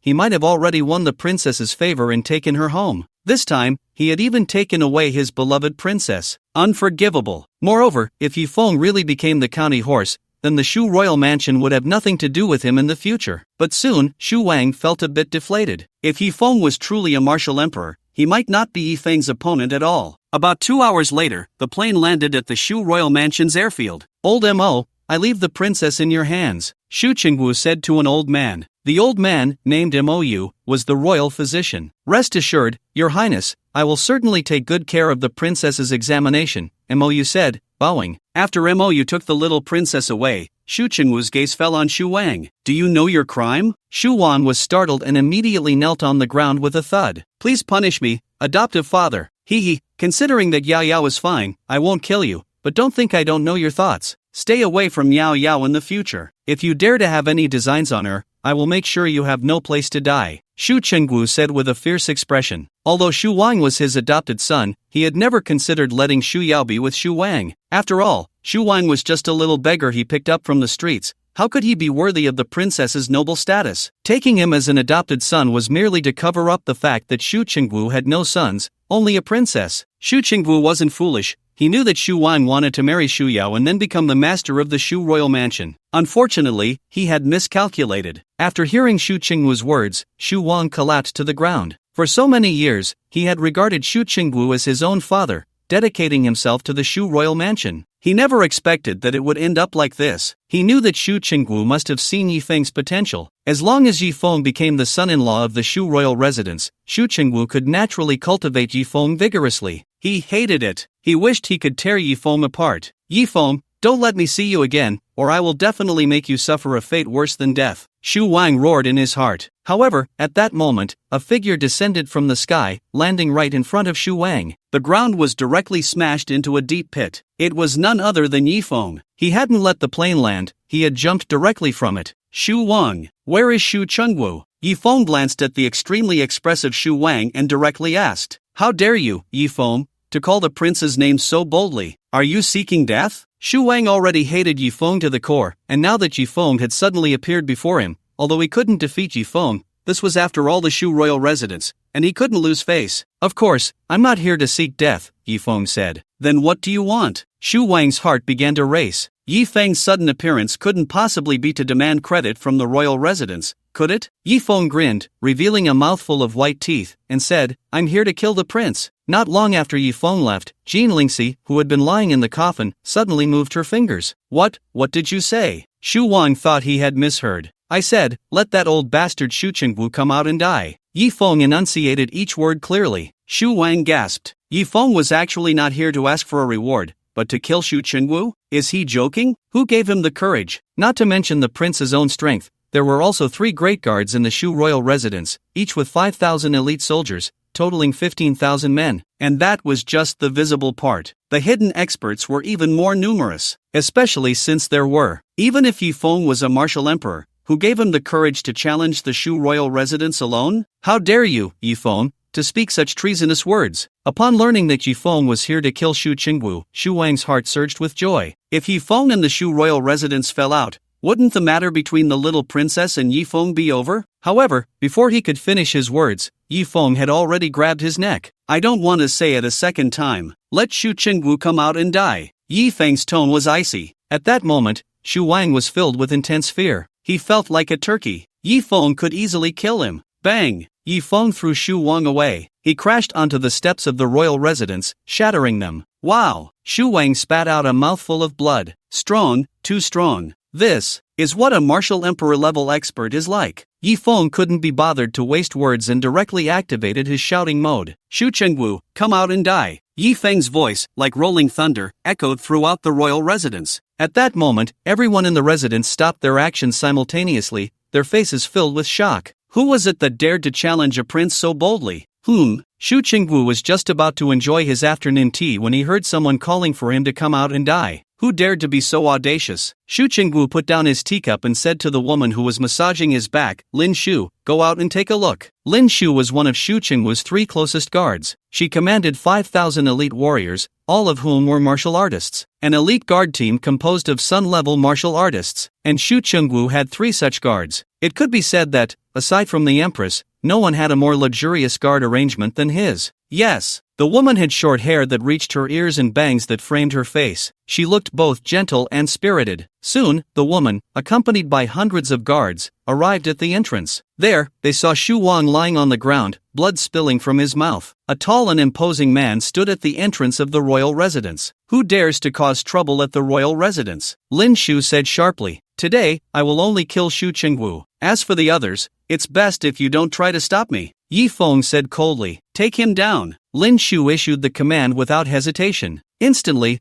over 100 guards charged towards Yifeng. Not only had they all reached the sun level in strength, but they were also wearing specially made battle armor. Essentially, even master-level experts would find it difficult to inflict significant damage on them. The key was their numbers. Even if it turned into a war of attrition, they could wear down a top-tier expert. Yifeng didn't waste words either. He charged directly into the crowd. He didn't kill anyone, after all. These people were just following orders. Bang! Bang! Bang! Figures flew out in all directions. The specially made battle armor couldn't withstand Yifeng's attacks at all. When struck by Yifeng's fist, the armor capable of withstanding master-level attacks shattered into pieces. Following that, the people inside were sent flying, blood spraying from their mouths as they lost their combat ability. Just like that, Yifeng took down one after another. His punching power was quite peculiar. A single punch could shatter the armor of the warriors, yet the damage inflicted on the warriors themselves was not severe. Otherwise, with the power to break armor, he could have turned those warriors into a mist of blood. Clearly, Yifeng was holding back. Immediately call for reinforcements. Lin Shu sensed something was off. This man who dared to challenge the Shu royal residence alone seemed extraordinary. Soon, all the guards under Lin Shu's command arrived, 5,000 in total. She couldn't believe Yifeng could defeat all 5,000 of them. Moreover, even if Yifeng truly had that capability,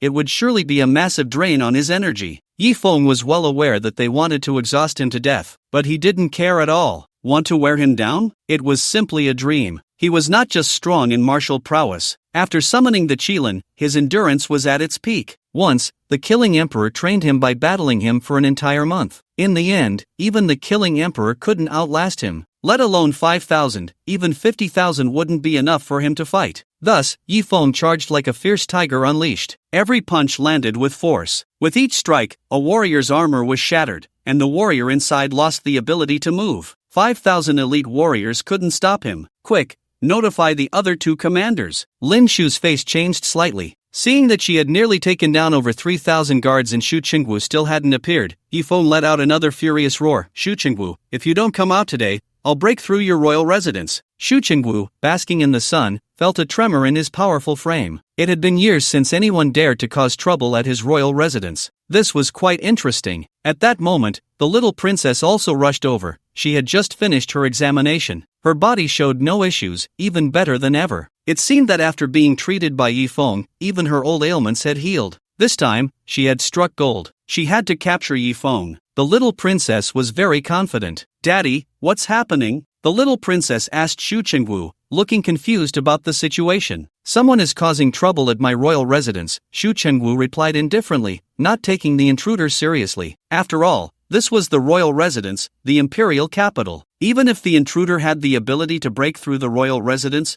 could he break through the imperial capital? Daddy, let's go out and take a look. The little princess showed no signs of fear, instead appearing a bit excited. Alright, Shu Chungu nodded. But you need to stay a bit further back, Shu Chungu cautioned. He didn't want his precious daughter to suffer even the slightest harm. Outside the royal residence, tens of thousands of elite guards had arrived. Yi Feng stood against them all, his momentum undiminished. In fact, the speed at which the guards fell had not slowed down. Almost every second, several guards were taken down. Around Yi Feng, over 5,000 had already fallen. They were still alive, but they could no longer fight. Lin Shu also drew her sword and joined the battle, but soon, she retreated. After all, Yi Feng had thrown a punch at her as well. Lin Shu was one of the 3 main guards. The strength is still quite formidable. She wasn't beaten to the point of vomiting blood. However, the armor on her body was still shattered by a single punch from Yi Feng, leaving her with only a layer of undergarments. For a man, it wouldn't matter much, but she is a woman. If Yi Feng were to throw another punch and shatter her undergarments as well, she would have no face to meet anyone. The battle continued. Despite the fact that more than 5,000 of the guard army had been taken down by Yi Feng, nearly 10,000 were still fighting. At this moment, Shu Chengwu and the little princess finally arrived. When the little princess saw who was causing the commotion at the Shu royal residence, her eyes instantly widened. Her beautiful eyes sparkled, because she recognized that man. Isn't he the man she has been longing for day and night? Why would this man come to attack the royal residence? But he is just too handsome. The little princess watched Yi Feng, who was swiftly taking down the guards of the royal residence, her beautiful big eyes filled with stars. This young man, at such a young age, is able to take down thousands of my royal guards. His strength must not be lower than that of a heavenly stage martial king, Shu Chengwu commented. At this moment, he noticed that the little princess was staring intently at the man who was rampaging. Do you know him? Shu Chengwu asked his daughter, puzzled. Dad, he is Yi Feng. The little princess exclaimed excitedly. Shu Chengwu took a closer look at Yi Feng and realized that it was indeed him. Although he had seen Yi Feng's information before,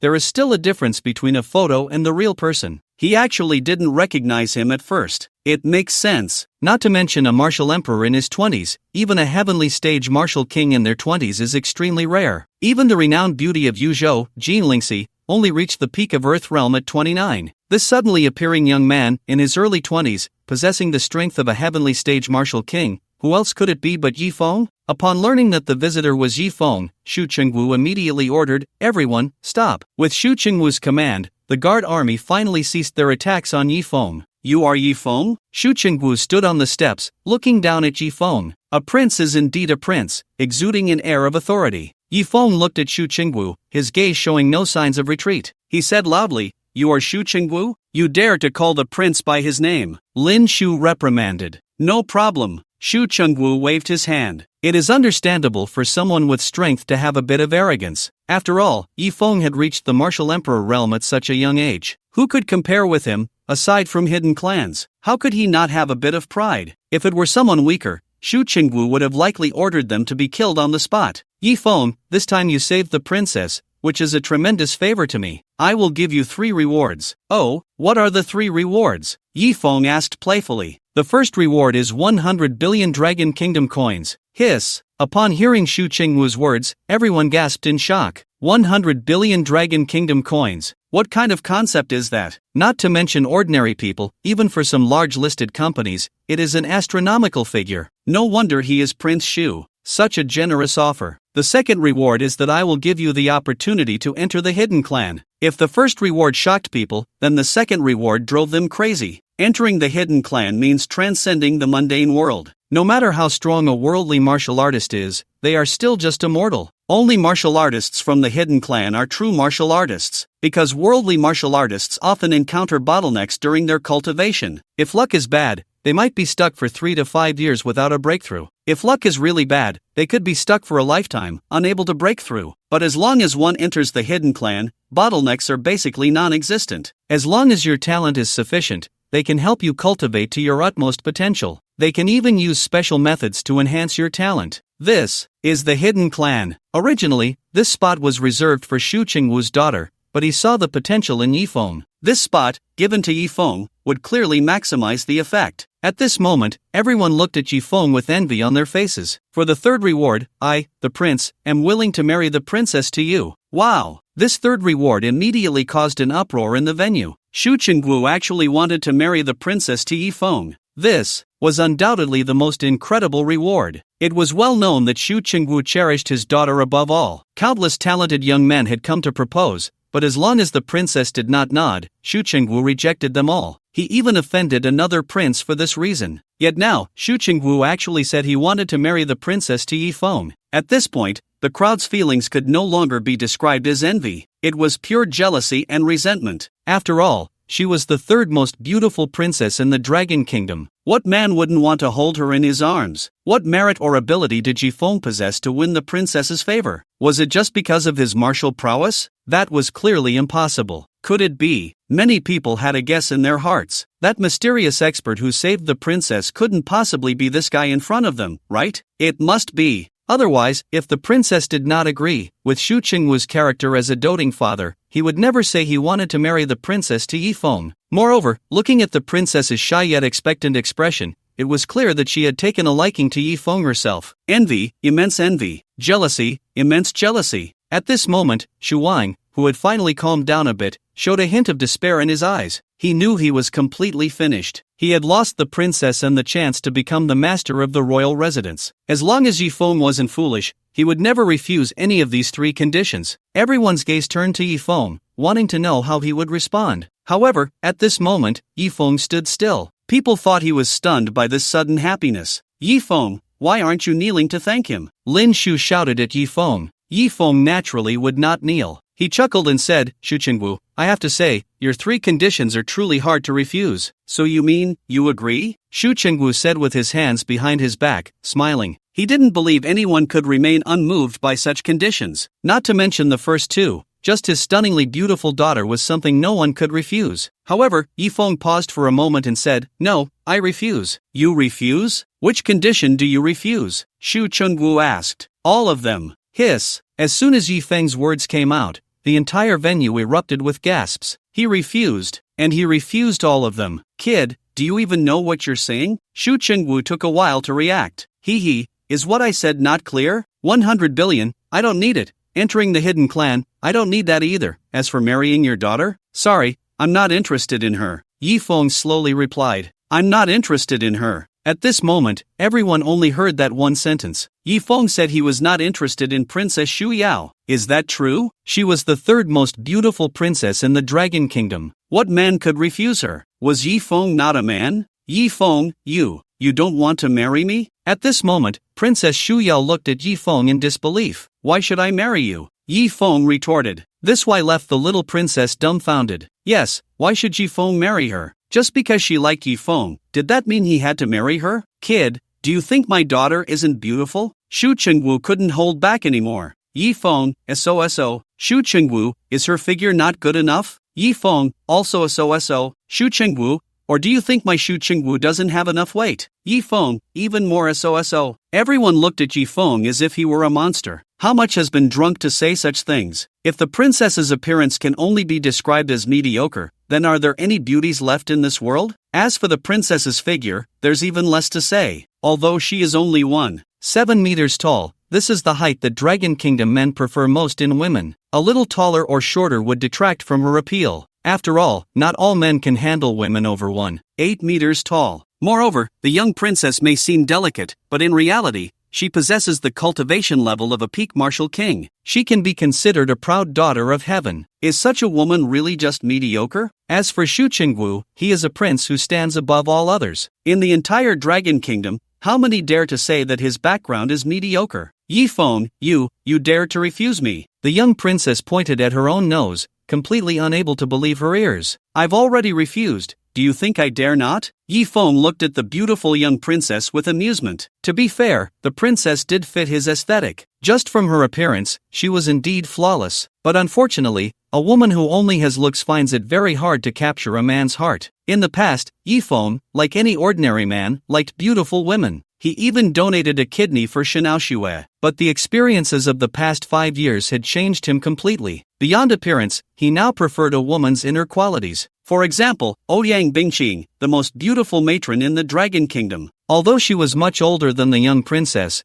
her mature charm and understanding nature were incomparable to this spoiled princess. At this moment, all the pride of the young princess was shattered. She had always been proud, relying on her father being a prince, and had looked down on any man. But today, she was rejected by a man, and in front of so many people. It felt so painful, so torturous. She wanted to die. Indeed, he was a big bad guy. So despicable. Good, Yifeng, you have the guts to refuse the daughter of Shu Qingwu. Shu Qingwu angrily repeated the word good 3 times. Initially, he had high hopes for Yifeng, thinking he was a potential asset. He never expected Yifeng to be so ungrateful. Shu Qingwu, you also have the guts to use Jean Dania's life to exchange for your daughter's life. Yifeng's voice turned cold. Remembering Jean Lingxi turning into a cold corpse, an endless rage ignited in his heart once more. So what if he was a prince? Today, he would kill without hesitation. Who is Jean Daniu? Shu Qingwu momentarily failed to react. My lord, he should be referring to Jean Lingxi, the lord of Jinzhou, Lin Shu whispered to Shu Qingwu at that moment. Jean Lingxi. Shu Qingwu finally understood why Yifeng had come to cause trouble in his residence. Yifeng, I also mourn the sacrifice of the Jinzhou lord to save the princess. No need for hypocritical words, just die. Yifeng was too lazy to listen to Shu Qingwu's nonsense and charged directly at him. Don't think that just because you're a martial emperor, you can run wild in my royal residence, Shu Qingwu said coldly. The next moment, 3 powerful presences appeared in front of Shu Qingwu. They wore ghostly masks and black clothing. Their sudden appearance made them look like ghosts. These were the martial artists serving the royal residence. Like those large enterprises, the Shu royal residence also employed martial artists. The difference was that the martial artists in the royal residence were 100 or even 1,000 times stronger than those hired by companies. Each of these 3 martial artists exuded a terrifying pressure, making everyone present feel unsteady. They were actually 3 martial emperors. This was the ultimate trump card of the Shu royal residence. With these 3 martial emperor level experts present, almost no one in the secular world could touch the Shu royal residence. As for the hidden clans, under normal circumstances, they would not interfere with secular royal power. After all, behind royal power, there also exists the presence of hidden clans. Otherwise, how could they represent the royal authority? Moreover, the hidden clans behind the royal power are often even more formidable. It can be said that within this dragon kingdom, there is only one person who can move Shu Qingwu,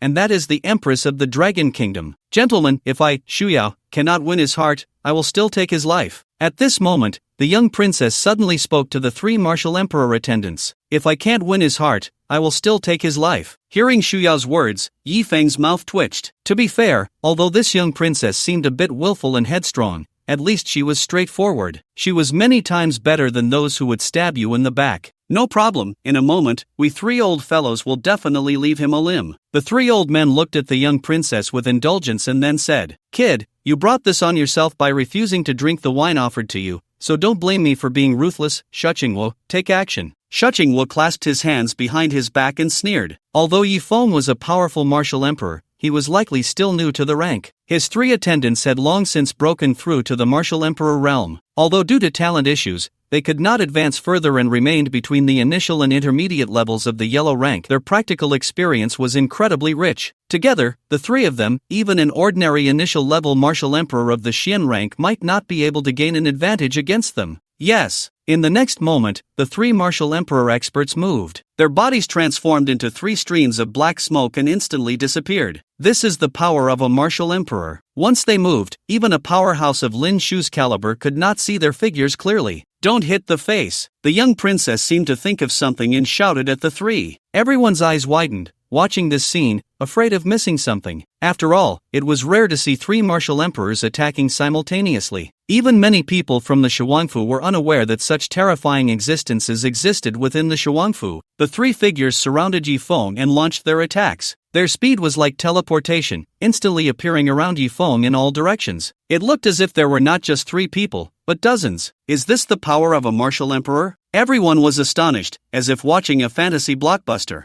Yifeng, unless he had 3 heads and 6 arms, how could he possibly withstand so many attacks at once? But in the next moment, everyone's eyes widened. Yifeng truly transformed into 3 heads and 6 arms. Of course, it was not that he actually transformed, but his speed was so fast that it created afterimages. Bang bang bang, terrifying energy fluctuations spread out. Even a casual clash released energy that could affect dozens of meters away. Seeing this scene, Shuchingwo was once again shocked. Logically speaking, 3 martial emperors attacking 1 martial emperor should quickly determine the victor. But now it seemed that the two sides were evenly matched. Yi Feng alone was actually withstanding the attacks of the 3. Could it be that Yi Feng was not merely a low-level martial emperor of the yellow rank? Old fellows, let's get serious. Fighting with a little kid for so long would be quite embarrassing if it got out, one of the martial emperors said. Hearing this, Shuchingwo finally breathed a sigh of relief. It turned out that the 3 martial emperor attendants had not been serious. No wonder Yi Feng could hold on for a while. Once the 3 martial emperor attendants used their true abilities, unless Yi Feng was a martial emperor of the Xian rank,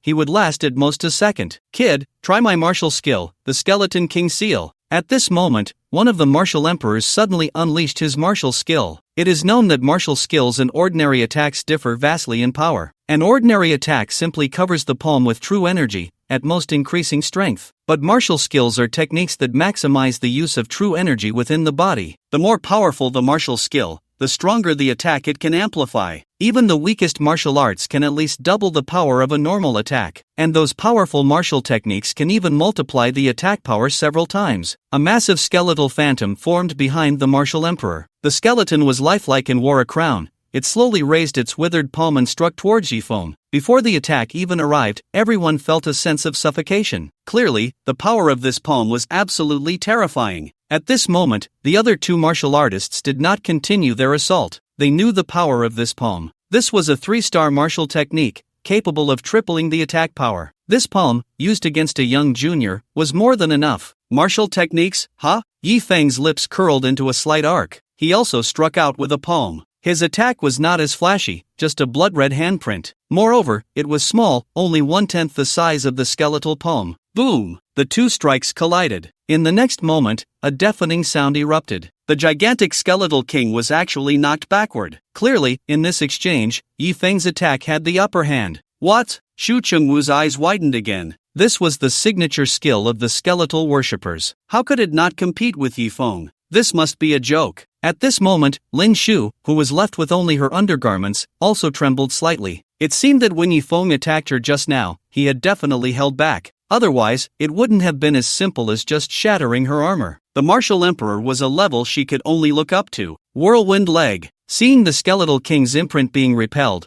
another martial artist worshipper also used a martial technique. A 3.5-star martial technique, whirlwind leg. It could increase the power by 3.5 times. His figure transformed into a tornado, sweeping towards Yi Feng. Facing this 3.5-star martial technique, Yi Feng stood his ground and kicked out. In the next moment, the tornado suddenly vanished. The body of the martial artist worshipper was sent flying. Fortunately, he was strong enough to stabilize himself in midair. However, after landing, his legs were actually trembling slightly. Clearly, in the clash with Yi Feng, he was also at a disadvantage. The last martial artist worshipper squinted and said, "Little brat, it seems we underestimated you. My martial technique is called the Fierce Tiger Roaring at the Sky Fist, a 4-star martial technique. Roar!" With a punch, like a tiger roaring in the mountains, it was deafening. At this moment, his figure was no longer visible. Only a massive shadow of a tiger could be seen charging towards Yi Feng. Everyone's eyes widened. Today was indeed an eye-opener. They never expected the attacks of a martial emperor-level expert to be so terrifying, easily transforming into strange beasts and tornadoes. This time, Yi Feng also used his fist. Dragon Fist. A dragon's roar echoed. In the next moment, Yi Feng's fist slammed hard onto the tiger's head. The giant tiger was sent flying. In the face of the 4-star martial technique from the tiger worshipper, Yi Feng still held the upper hand. The 3 martial artist worshippers exchanged glances, and they could all see the shock in each other's eyes. This was too exaggerated. Little brat, I have to say, your strength is simply astonishing. Could it be that you are from the Hidden Clan? The 3 martial artist worshippers asked. Unless he was from the Hidden Clan, how could someone cultivate such a prodigy? If Yi Feng was from the Hidden Clan, they would have to consider whether to continue their assault. After all, if Yi Feng was from the Hidden Clan, injuring him could lead to endless troubles. I am not from the Hidden Clan, Yi Feng shook his head. Since you are not from the Hidden Clan, then I'm sorry, old fellows, let's unleash our ultimate moves together. Clearly, in a one-on-one fight, none of the 3 martial emperors were Yi Feng's match. This had already been proven. Since that was the case, they could only join forces. In the next moment, the three martial artists simultaneously unleashed their martial techniques. Skeletal King Imprint, Whirlwind Leg, Fierce Tiger Roaring at the Sky Fist. Although this approach was somewhat undignified, losing to Yifeng would be even more humiliating. Therefore, the three martial emperors, disregarding their dignity, launched their strongest attacks on Yifeng simultaneously from three directions. They could not believe that Yifeng could block all three attacks at once. Grandpas, please show mercy. Seeing this scene, the little princess couldn't help but shout at the three martial emperors. She could tell that the three guardians were using all their strength, and they had lost control of their power. Yifeng was very likely to be shattered. Upon hearing the little princess's words, the three martial emperors felt a bit bitter. They also wanted to show mercy, but the result of doing so could very well mean their defeat. They represented not just their own faces, but also the face of the Shu royal family. So, even if this move could kill Yifeng, they could not hold back. What a pity. Seeing this scene, Shu Qingwu shook his head and turned to leave. After all, no matter how strong Yifeng was, he could not possibly withstand the combined martial skills of three martial emperors. It was his own fault for being so ungrateful. He could have enjoyed wealth and honor and become the envy of all as a county lord, but in the end, he faced the result of dying on the spot. Let's go, Shu Qingwu said to the little princess. The outcome was already determined. There was no need to watch any longer. However, the little princess did not follow him but instead opened her mouth in shock, because she saw three Yifengs. The three Yifengs simultaneously launched attacks on the three martial emperors. It was still fists against fists, palms against palms, legs against legs. Boom, boom, boom. Three loud explosions. The skeleton king disappeared. The fierce tiger vanished. The tornado also faded away. The three Yifengs merged into one, appearing in place as if they had never moved. And the three martial guardians all spat blood and flew backward. Shock, immense shock. This was the combined attack of three martial emperors, yet they were still defeated by Yifeng. So amazing, no wonder he's the man I, Shu Yao, have my eyes on. At that moment, the little princess's eyes sparkled even more. Not just the little princess, even Lin Shu looked at Yifeng differently. Throughout history, women have always favored the strong. Without a doubt, Yifeng was among the strongest. At this moment, he stood against the wind, like an unparalleled genius, looking down upon everyone with an invincible posture. Shu Qingwu, are you ready to die? Yifeng walked step by step toward Shu Qingwu. At this moment, Shu Qingwu finally felt fear. If even the three martial emperors could not stop Yifeng, who else could? Unless it was the Empress's personal guards. Yifeng, you can't kill me. If you kill me, the Empress won't forgive you. Shu Qingwu swallowed hard. Whether the Empress will forgive me is something I need to consider. What you need to think about right now is how you dared to let Jean Dania sacrifice for your daughter. Yifeng's clothes fluttered without wind, his voice echoing throughout the royal residence. Yifeng, I won't let you kill my dad. Seeing that Shu Qingwu was about to be killed by Yifeng, Shu Yao stood in front of him. The beautiful princess opened her arms, seemingly wanting to protect her father. Get out of the way, Yifeng said indifferently. I won't. If you have the ability, just hit me. I don't believe you would even hit a woman. The little princess tilted her head defiantly. The next moment, her body was sent flying several meters away, landing with a thud. Wow! The little princess spat out a mouthful of blood. She looked at Yifeng in disbelief. She could not accept that Yifeng had actually hit her. This guy was too much. He even hit a girl. Yao. Shu Qingwu wanted to go help the little princess. However, Yifeng had already taken a step forward, appearing right in front of him. You should worry about yourself. Yifeng grabbed Shu Qingwu by the neck and lifted him up. The next moment, he was about to snap Shu Qingwu's neck. Isn't it just a state lord? Are you really going to kill me for a state lord? Shu Qingwu swallowed again. Heh, aren't you just a prince? If I kill you, so what? Yifeng replied, my life is over. A deep fear surfaced in Shu Qingwu's eyes. He could sense the overwhelming killing intent emanating from Yifeng. Clearly, Yifeng was truly going to kill him. What is your relationship with Jinling, the lord of Jianzhou? By this point, Shu Qingwu had no idea what Yifeng's connection to Jinlingxi was, to the extent that he would dare to commit such a grave offense against him. After all, Yifeng's profile indicated that his relationship with Jinlingxi was not deep. Aside from the heavenly blue war god and a few others present at the time, no one else knew about Jinlingxi protecting Yifeng. Therefore, Shu Qingwu had not investigated further. She is my friend. If you touch my friend, you die. Yifeng's voice was extremely cold. Stop. At that moment, a delicate shout rang out. The next moment, a solemn and dignified figure slowly approached. Surrounding her were 18 guards. Don't be fooled by the fact that there were only 18 guards. Each of these guards was a top-tier expert, each possessing an incredibly powerful aura. It was the Empress of the Dragon Kingdom. The Dragon Empress had arrived. Saved. Upon seeing the Dragon Empress, a look of wild joy appeared in Xu Qingwu's eyes. He knew he wouldn't have to die today. Even if Yifeng was overly bold, he would never dare to kill in front of the Empress, let alone the fact that Yifeng was merely a worldly martial artist. Even if Yifeng were a hidden clan martial artist, he would still have to give face to the Dragon Empress. At this moment, the Dragon Empress wore a veil, with only her beautiful eyes visible. But just those eyes were breathtakingly beautiful, making one feel as if they were gazing into the vast stars. We pay our respects to the Empress. Everyone knelt and bowed to the Empress, but Yifeng did not kneel. He continued to grip Xu Qingwu's neck. Xu Qingwu, do you think the Empress can save you? Yifeng sneered. He directly threw a black object towards the Empress. The Empress did not move. The guards in front of her instantly caught the black object. Your Majesty, this is the God of Killing's ring. Upon seeing the God of Killing's ring, the Empress's expression changed slightly. Even if you have the God of Killing's ring, if you kill the prince, I will still punish you, the Empress said softly, her voice filled with authority. The God of Killing's ring indeed had the right to execute first and report later. In the entire Dragon Kingdom, only the Empress could punish Yifeng. But now the Dragon Empress was right in front of him. If Yifeng really killed Xu Qingwu,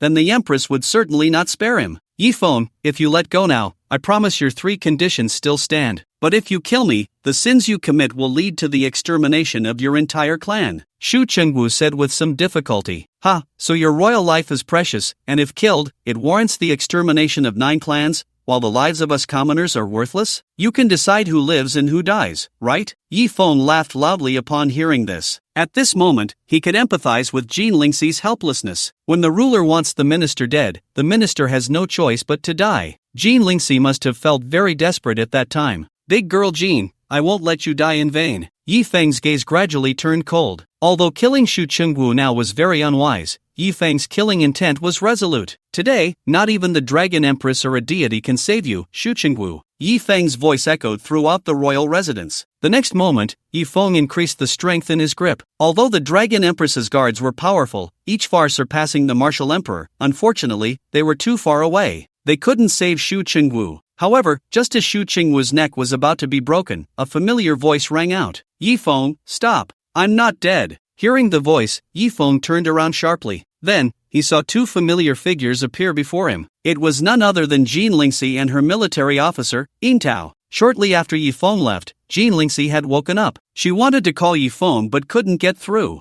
Upon learning that Yifeng was causing trouble for Xu Qingwu, she immediately rushed over. Then, she saw this scene. Yifeng said, Jean Dainio, I won't let you die in vain. Yifeng continued, today, not even the Dragon Empress or a deity can save you, Xu Qingwu. Tears instantly blurred Jean Lingxi's vision. She had hardly cried in her life. After all, it was very difficult to make the female Xingtian shed tears, but this guy always made her unable to hold back her tears. Killing Xu Qingwu would mean exterminating his entire clan. Fortunately, she arrived in time. Yifeng did not commit a grave mistake. Tears also glistened in the cherry blossom-like eyes. This guy was indeed a tiger. He really stormed into the Shu royal residence alone. Seeing Jean Lingxi, Xu Qingwu was filled with confusion. At that time, Jean Lingxi had pierced her own heart with a sword in front of everyone in the livestream. How was she still alive? Could it be that she used some technological means? A spliced fake video? Yes, it must be that way. Otherwise, with Jean Lingxi's cultivation, it was impossible to survive with a pierced heart. Great! Jean Lingxi was alive, so Yifeng wouldn't kill him, right? At that moment, a look of wild joy appeared on Yifeng's face. Jean Dainio was still alive. Could it be that the blood of the Qilin saved her?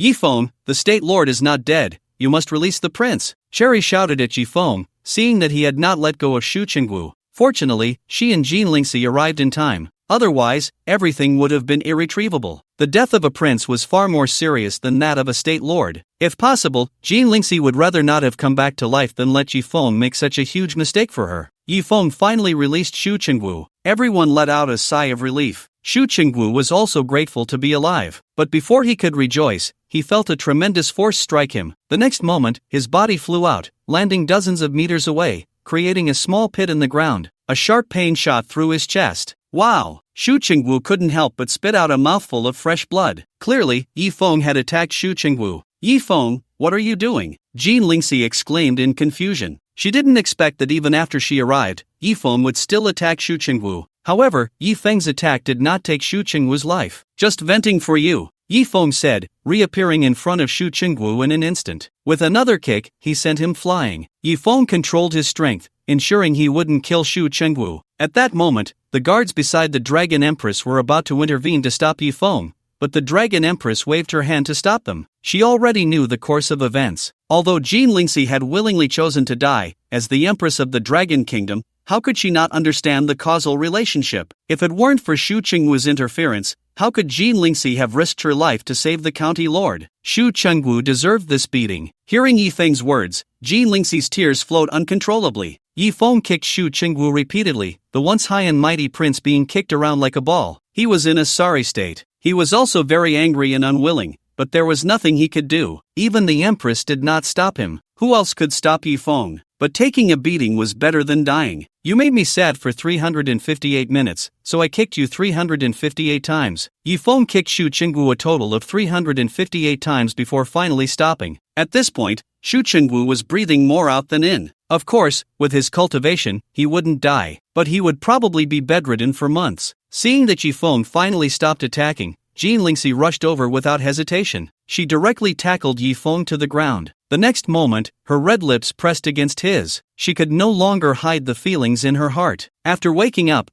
she had heard about Yifeng's reaction upon seeing her dead. A roar that shook a building, and he had single-handedly stormed the Shu royal residence. The guards of the Shuang mansion were completely annihilated. Even the martial emperor worshipped by the Shuang mansion was taken down. In the end, even the empress could not make him stop. Jean Lingxi had always been the one protecting others. She never thought that one day, a man would come to protect her. She never expected that, in a moment of affection, she would want to save Yifeng from the hands of the heavenly blue war god. In the end, it was Yifeng who protected her. Over the past decade, her heart held only one belief: to help her father clear his name. She had never considered matters of love. Some prominent figures had expressed their admiration for her, and she was not entirely dismissive. But the condition for her acceptance was to help her father regain his honor. However, Jean Lingxi's father was guilty of treason. If it weren't for the Jean family's significant contributions to the royal family, he would likely have faced execution instead of lifelong imprisonment. Few could help Jean Lingxi's father regain his honor in the entire Dragon Kingdom. Thus, at the age of 29, Jean Lingxi remained alone, accompanied only by a martial officer. At this moment, she had completely succumbed to this man. Although he was not taller than her, and she did not know if he liked her, she decided to take the initiative. After all, it was he who taught her. One must admit, Jean Lingxi's physique was something most men could hardly handle. Standing at nearly 6 feet 3 inches and weighing around 140 pounds, her martial arts training gave her a solid build. A typical man would be incapacitated by such an attack, and with those two ample assets in front of her, they could easily break ribs. Yet deep in a man's heart,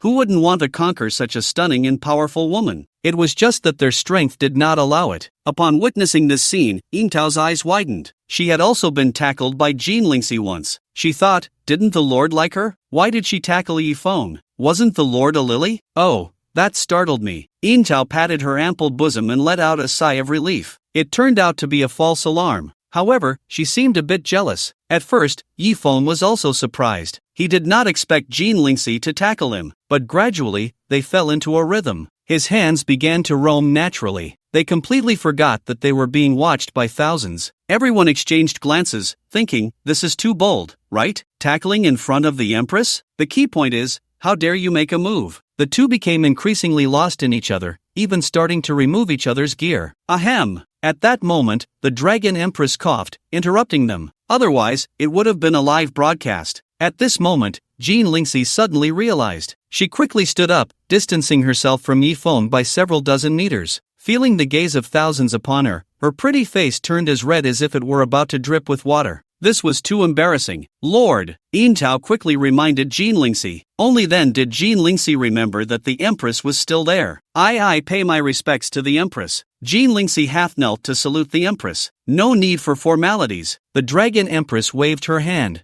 Yifeng, why are you still dazed? Quickly pay your respects to the Empress. Ying Tao urged Yifeng. Yifeng did not bow. He casually said to the Dragon Empress, I have seen the Dragon Empress. You dare to be disrespectful to the Empress. The guards scolded upon seeing this. It's fine. The Empress waved her hand and was about to leave. Empress, Are you just going to let him go? Princess Shuyu called out to the Empress. Today, Yi Feng stormed the royal mansion and nearly killed her father, yet the Empress did not punish him. Shuyu was very confused. The Empress turned around, glanced at Shuyu, and said, "Are you Shuyu?" "Yes, Your Majesty," Shuyu replied, kneeling before the Empress, hoping she would seek justice for her. The Empress said with a calm face, "Shuyao, do you know why the Lord of Jinzhou chose to take his own life?" Shuyao shook her head and replied, returning to the Empress, "Shuyao does not know." At that time, the young princess had been tormented to the brink of death. She was unaware of many things. "Go back and ask your father." The Empress did not wish to say more. After speaking, she left directly. "Wait a moment, Empress." Jean Lingxi called out to her again. "What is it, Lord of Jinzhou?" The Empress replied indifferently. "Empress, I would like to ask you to pardon my father." Jean Lingxi finally mustered the courage to say, "Jean Lingxi, do you know why I did not punish Yi Feng?" The Empress asked. "I do not know." Jean Lingxi was indeed somewhat puzzled. Logically speaking, with Yi Feng's audacity to cause a ruckus in the royal palace,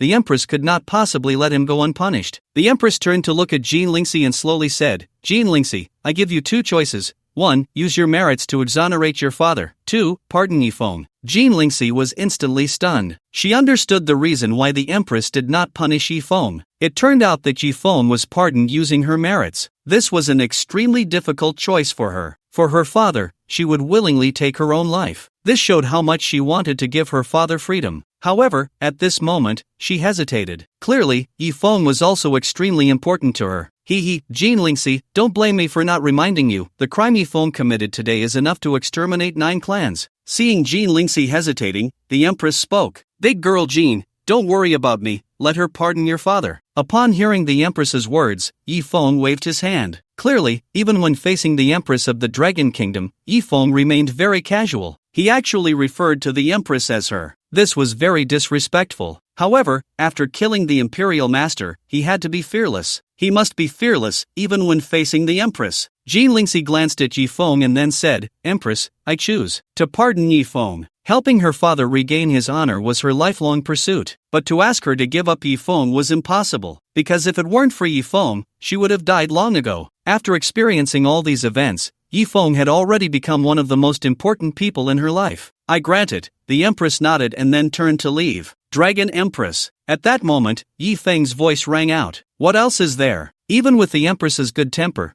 being called back like this repeatedly made her seem somewhat impatient. "Please pardon the father of the Lord of Jinzhou," Yi Feng said directly. "Yi Feng, do not be reckless." Yintao was startled. She remembered that when Yi Feng left Jiangdu, he had said 3 things. He would avenge Jean Lingxi's grievances. He would clear her father's name. He would kill those whom others dared not kill. Now, Yi Feng had basically accomplished the second. Although Xu Qingwu was not dead, that was because Jean Lingxi had suddenly appeared. Otherwise, Xu Chang would have long since become a corpse. Now, did Yi Feng want to do that third thing? To clear Jean Lingxi's father's name? How could that be possible? This guy truly feared nothing. The person standing in front of him was indeed a heavenly existence. "What did you say?" The Empress squinted her beautiful eyes and asked. "I said, please pardon the father of the Lord of Jinzhou," Yi Feng repeated. "Have you seen Journey to the West?" At that moment, the Empress said something that puzzled everyone. "Of course I have." Yi Feng was taken aback by the question. The Empress walked towards Yi Feng, raised her delicate hand, and was about to knock on Yi Feng's head. Yi Feng instinctively tried to dodge. "If you want me to pardon Jean Lingxi's father, you must not dodge," the Empress said sharply. Yi Feng had no choice but to obediently stand there. Then, the Empress raised her jade hand, clenched it into a fist, and gently knocked on Yi Feng's forehead 3 times. After that, she left. Anyone who had seen Journey to the West would know what this meant. The Empress wants Yi Feng to find her in the middle of the night? Why is that? Soon, everyone understood. Yi Feng dared to propose conditions to the Empress, and she wanted to see if he had the capability. After all, getting close to the Empress at night was basically impossible. Not to mention the 18 personal guards, there were also some terrifying existences in the palace that transcended common sense. It was feared that as soon as Yi Feng approached the Empress's quarters, he would be directly killed. If Yi Feng dared to go, it was basically a 10 out of 10 chance of death. Soon, the Empress and her guards disappeared. Yi Feng also left with Jean Lingxi and Yintao. Only the Duke of Shu's residence remained in disarray. Xu Qingwu was taken away for treatment and would need several months to get out of bed. Princess Shuyao said nothing, lost in her thoughts. In a hotel in the imperial capital, the 3 found a place to eat. "Yi Feng, I forbid you from looking for the Empress, Jean Lingxi said seriously, her beautiful eyes fixed on him. Why, don't you want to see your father? Yi Feng asked suspiciously. Of course I want to. I dream of it, but the Empress's quarters, without her permission, no one can approach. If you go, you will undoubtedly die, Jean Lingxi said through clenched teeth. How will I know if I don't try? Yi Feng replied nonchalantly. Yi Feng, this time you really shouldn't be stubborn. Not to mention anything else, just the Empress's 18 guards are all heavenly stage martial emperors. Can you take on 18 heavenly stage martial emperors by yourself? Moreover, those 18 guards are not the most terrifying. The most terrifying are the ones you can't see. Do you know why the Forbidden City is called the Forbidden City? Because anyone is prohibited from entering or leaving at will. Once, there was a powerful being who surpassed the martial emperor and tried to force his way into the Forbidden City, and in the end, he met a fate of death. Yingtao said earnestly. Oh, that's impressive? Hearing Yingtao's words, Yi Feng became interested. He liked challenging things. Of course, this time you absolutely cannot act recklessly. I will slowly resolve my father's matter, Jean Lingxi said through gritted teeth. Alright, I understand. Yi Feng nodded, indicating that he wouldn't act recklessly. Seeing that Yi Feng finally agreed not to take risks, both Jean Lingxi and Yingtao breathed a sigh of relief. The three continued to eat. After all, they didn't often come to the imperial capital. Naturally, they wanted to experience the local cuisine. Although they still couldn't clear her father's name, Jean Lingxi had come to terms with it. As long as she became strong enough, there would be opportunities one day. At this moment, the entire hotel was discussing one thing. Someone had broken into the Duke of Shu's residence today and had beaten Shu Qingwu badly. I heard that guy not only beat Shu Qingwu but also hit Princess Shu Yao. Is that true? Princess Shu Yao is so beautiful. Could he really do that? Hee, that's what a real man is. Just because she's pretty doesn't mean she can't be hit. The crowd was in a heated discussion. After all, such a major event hadn't happened in the imperial capital for a long time. Although Shu Qingwu tried hard to control the spread of the news, there is no wall that doesn't let the wind through. At that time, there were thousands of people who witnessed it firsthand. How could there be no rumors at all? Therefore, within just a few hours, it had become the topic of conversation for everyone in the imperial capital. Is it true? Did someone really dare to hit the princess? Some people were skeptical. Of course it's true. Let me tell you, I was there at the scene. That guy slapped Princess Shu Yao and sent her flying. I wonder how her face felt. A man boasted that he had witnessed the entire process. But clearly, he was lying because he had just passed by Yi Feng and didn't even recognize him. So awesome, simply a model for our generation. I would like to call him the first person to ruthlessly crush flowers. Yi Feng, I didn't expect you to become a celebrity. Cherry covered her mouth and chuckled lightly. Eat.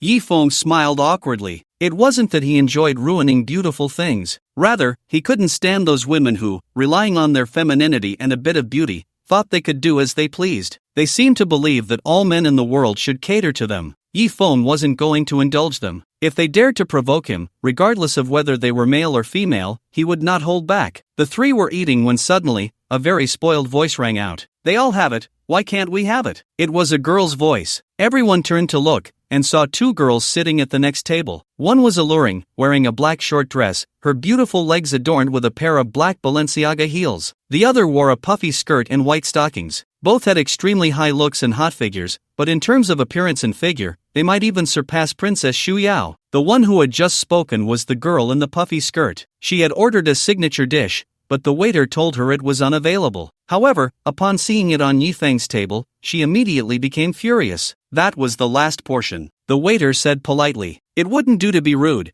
as there were clearly a dozen bodyguards standing around the two girls. They were obviously not to be trifled with. Yi Feng, however, merely curled his lips. Was it really necessary to make such a fuss over a meal? Jean Lingxi, come try this. I heard from my master that the signature dish at Wangjiang Tower is exceptional, Yi Feng said, reaching for the signature dish. Stop! At that moment, a delicate shout rang out, and it was the girl in the puffy skirt, her big eyes glaring at Yi Feng. You are not allowed to eat that. Yi Feng glanced at her and replied, I paid for it, why can't I eat it? Because I said so. The girl crossed her arms, looking haughty. Ha! Yi Feng couldn't be bothered to respond and directly picked up a piece and placed it in Jean Lingxi's bowl. Thank you, Jean Lingxi said obediently. You have such audacity. The girl was furious to see Yi Feng ignoring her. She rushed up to him, raising her hand to slap him. Yi Feng didn't expect this girl to be so spoiled. He reacted quickly, striking first. A slap landed on the girl's face, knocking her to the ground, a red handprint appearing on her cheek. This was still with Yi Feng using only a fraction of his strength. Otherwise, that slap could have ruined her face. "Why you dare hit me?" The girl seemed stunned by the slap,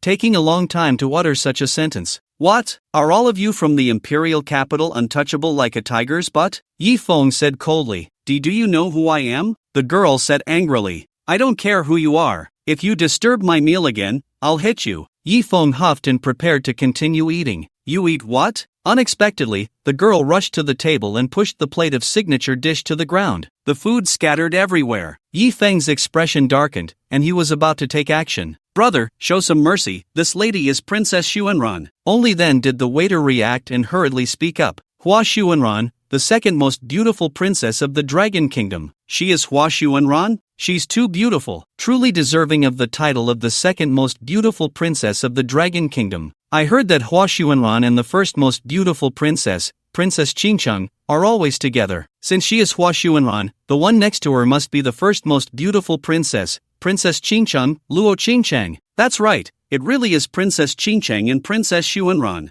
I didn't expect to encounter them here. I've only seen them on TV before. I can't believe I'm seeing them in person. Quick, take a photo." Yes, I heard that Princess Xuanran is not just a princess, but also a big star, having appeared in many hit dramas, truly playing herself. Upon learning the identities of the two women, the entire restaurant erupted once again. It was even more explosive than when they were discussing the first person to crush flowers. "Kid, you have some nerve to hit Princess Xuanran." At this moment, the bodyguards finally reacted, sternly reprimanding him. It wasn't that they were unprofessional, but these two princesses rarely walked the streets where anyone would dare provoke them. Moreover, with the stunning beauty of the two princesses, any man who saw them would likely drool on the spot. Who would have thought someone would dare to lay a hand on such exquisite beauties? "You don't need to worry about it." Princess Xuanran waved her small hand, directly dismissing the bodyguards. Then, with a proud expression, she said to Yi Feng, "Kid, you didn't know my identity just now. I won't hold it against you. If you kneel down and lick my shoes now, I will forgive your rudeness." Slap. However, as soon as Princess Xuanran finished speaking, she received a heavy slap across her face. Yi Feng had actually slapped Princess Xuanran again. This slap completely stunned her. She never expected that this man, knowing her identity, would still dare to hit her. After all, she was the second most beautiful princess of the Dragon Kingdom. Moreover, she was a big star. Asking Yi Feng to lick her shoes was already a great favor to him. After all, those filthy men would want a lick but couldn't even get the chance. It was known that a pair of stockings worn by Princess Xuanran could sell for hundreds of thousands, even millions. At this moment, the diners were also dumbfounded. Previously, Yi Feng slapped Princess Xuanran because he didn't know who she was. But now, knowing she was the second most beautiful princess of the Dragon Kingdom, he still continued to hit her. Damn! Could it be that this brother was influenced by the first person to crush flowers? "You all, come and kill him for me." After regaining her composure, Princess Xuanran was furious and directly shouted at her bodyguards. Among the 10 or so bodyguards, 5 or 6 immediately charged at Yi Feng. It was clear that these bodyguards were quite strong, all possessing the strength of the heavenly sect. Unfortunately, they encountered Yi Feng. Bang bang bang! Yi Feng kicked several bodyguards to the ground. Then he walked up to Xuanran, grabbed her by the collar, and coldly said, "Did your mother not teach you to be low-key? Let me teach you today." With that, he slapped Xuanran across the face. "You dare hit me!" Xuanran was furious. Slap! Yi Feng slapped her beautiful face again, causing it to redden and swell. "Damn it!" The stunning princess cursed directly. "Looks like the lesson isn't enough." Yi Feng continued to slap Xuanran. "I'll kill you." Slap! "You're dead meat." Slap! "I'll kill your whole family." Slap slap slap. The more Xuanran cursed, the harder Yi Feng hit her, turning her into a pig's head. This scene left everyone dumbfounded. Just today, they had heard that someone slapped Princess Shuyao, which had already made many people incredulous. But now, seeing this in front of them was even more jaw-dropping. "Stop hitting. I won't curse you anymore." Woo-woo. Finally, the tough Princess Xuanran was beaten into submission by Yi Feng and began to cry. Seeing Xuanran cry, Yi Feng finally stopped and threw her to the ground. At this moment, although people felt sorry for the stunning princess, they couldn't help but feel a bit pleased in their hearts at the sight of Yi Feng slapping the princess. Some even had the thought of wanting to hit her a couple of times themselves. Of course, they only dared to think about it. As for Jin Lingxi and Yingtao, although their mouths still twitched, they were no longer surprised. After all, this was not the first princess Yi Feng had slapped. People dared to hit even the prince, and right in front of the empress, so what's so strange about hitting Hua Xuanran? Sister Qingcheng, please help me, woo woo. Hua Xuanran said to Princess Qingcheng with a face full of grievance. As the most beautiful princess of the Dragon Kingdom, Luo Qingcheng's looks surpassed both Xu Yao and Hua Xuanran. Moreover, she didn't have the spoiled air that Hua Xuanran and Xu Yao possessed. She appeared gentle and elegant, with eyes as clear and bright as autumn waters. She exuded an aura of maturity and wisdom. Just looking at her was very comforting. Coupled with her mature and stylish attire, one could say that Luo Qingcheng's charm was equivalent to that of both Xu Yao and Hua Xuanran combined. Luo Qingcheng slowly stood up, ready to speak. However, Yi Feng glanced at Luo Qingcheng and said, "What, do you want to be slapped too?" Luo Qingcheng's delicate body trembled violently. Although Yi Feng had slapped Hua Xuanran, she didn't expect that he would want to hit her as well. Swallowing her saliva, she obediently sat back down. "Young man, you should leave quickly. Although we admire your courage, hitting a princess is no small matter." At this moment, someone quietly reminded Yi Feng. Although Princess Xuanran and Princess Qingcheng didn't have a prince backing them, their influence was still quite strong. In the imperial capital, countless nobles were infatuated with them. As long as they spoke, those people would be willing to do anything for them, even if it meant breaking their ribs to make soup. Whoever takes him down, this princess will accompany him for a night. At this moment, Hua Xuanran suddenly shouted loudly. Normally, as a public figure, one would never say such things. But Hua Xuanran was not just a movie star, she was also a princess, and everyone usually treated her with utmost respect, pampering her like a princess. Having never experienced such grievances, she blurted out those words in anger. As soon as Hua Xuanran's words left her mouth, the atmosphere exploded. Any man would want to win the favor of this stunning princess. They all eagerly wanted to try their luck. However, Yi Feng could easily deal with so many princesses' bodyguards, clearly indicating he was not an ordinary person. "You have guts, don't run." Seeing that she had thrown out such a big condition and still no one dared to help, Hua Xuanran angrily took out her phone and dialed a number. "Chen Ko, you haven't been beaten to death, have you?" As soon as the call connected, Hua Xuanran shouted, "Cough, cough, who provoked our princess?" A strong voice came from the phone. "I've been bullied, come help me out. As long as you help me vent my anger, tonight, wherever you want to take me, I'll go with you." Hua Xuanran said. "Xuanran, are you serious?" The voice on the phone clearly became excited. "Of course I'm serious. Tell me the address. I'll come right away." Chen Ku was Hua Xuanran's suitor, who had pursued her for many years. Unfortunately, this proud princess had never even glanced at him. But unexpectedly, today, Hua Xuanran actually said that as long as he helped her vent her anger, she would go wherever he wanted tonight. Chen Ku was naturally overjoyed. He immediately put on his armor and called his brothers to come and help the little princess. After hanging up the phone, Hua Xuanran said with a cold smile, "Kid, you better kneel down and apologize to this princess right now, otherwise, when Commander Chen Ku arrives, you won't have the chance." Commander Chen Ku. Upon hearing the little princess's words, everyone gasped. There were not many people in the entire imperial capital who could be called a commander. At the very least, they were of the royal guard level. Moreover, Chen Ku was even more famous,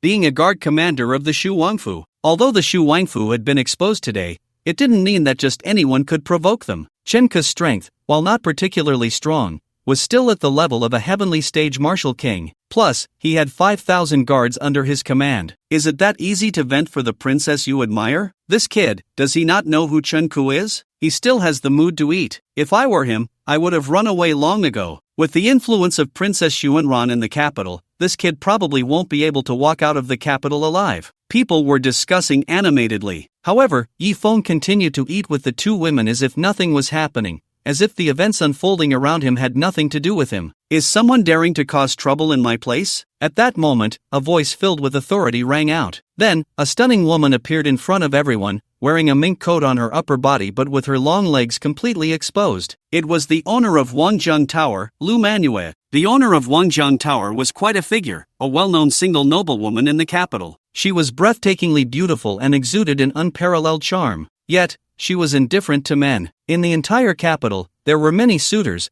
but none could capture her heart. However, even without a single man being able to share her bed, those men still pursued her in various ways. The most legendary aspect was that Wangjiang Tower had been established here for decades. For all these years, it had remained unchanged, as if time had left no mark on it. The owner of Wangjiang Tower was the same. It seemed that the years could not leave a trace on her. When Lu Manhwa appeared, all eyes were drawn to her, captivated by this legendary owner. It could be said that half of the patrons of Wangjiang Tower were attracted by its signature dishes, while the other half were drawn in by the unparalleled beauty of its owner. Although Lu Manhua had no significant background, with just a word from her, she could summon a large number of formidable figures from the capital. Therefore, even some wealthy young men in the capital dared not cause trouble in Wangjiang Tower. Yi Feng's gaze also scrutinized this stunning owner. He couldn't help but marvel at the discerning eye of his master, the killing emperor. Indeed, he had seen this woman before. Not in person, but in a portrait collected by the killing emperor. The portrait depicted a woman in a cloak, standing at the bow of a boat, traveling alone on the river. Cold river, solitary shadow, 1,000 mountains of snow, unparalleled beauty, Lu Manhua. The portrait had 2 lines of poetry inscribed on it. At that time, just looking at the portrait had left him in awe. Yi Feng had thought that the woman had long passed away,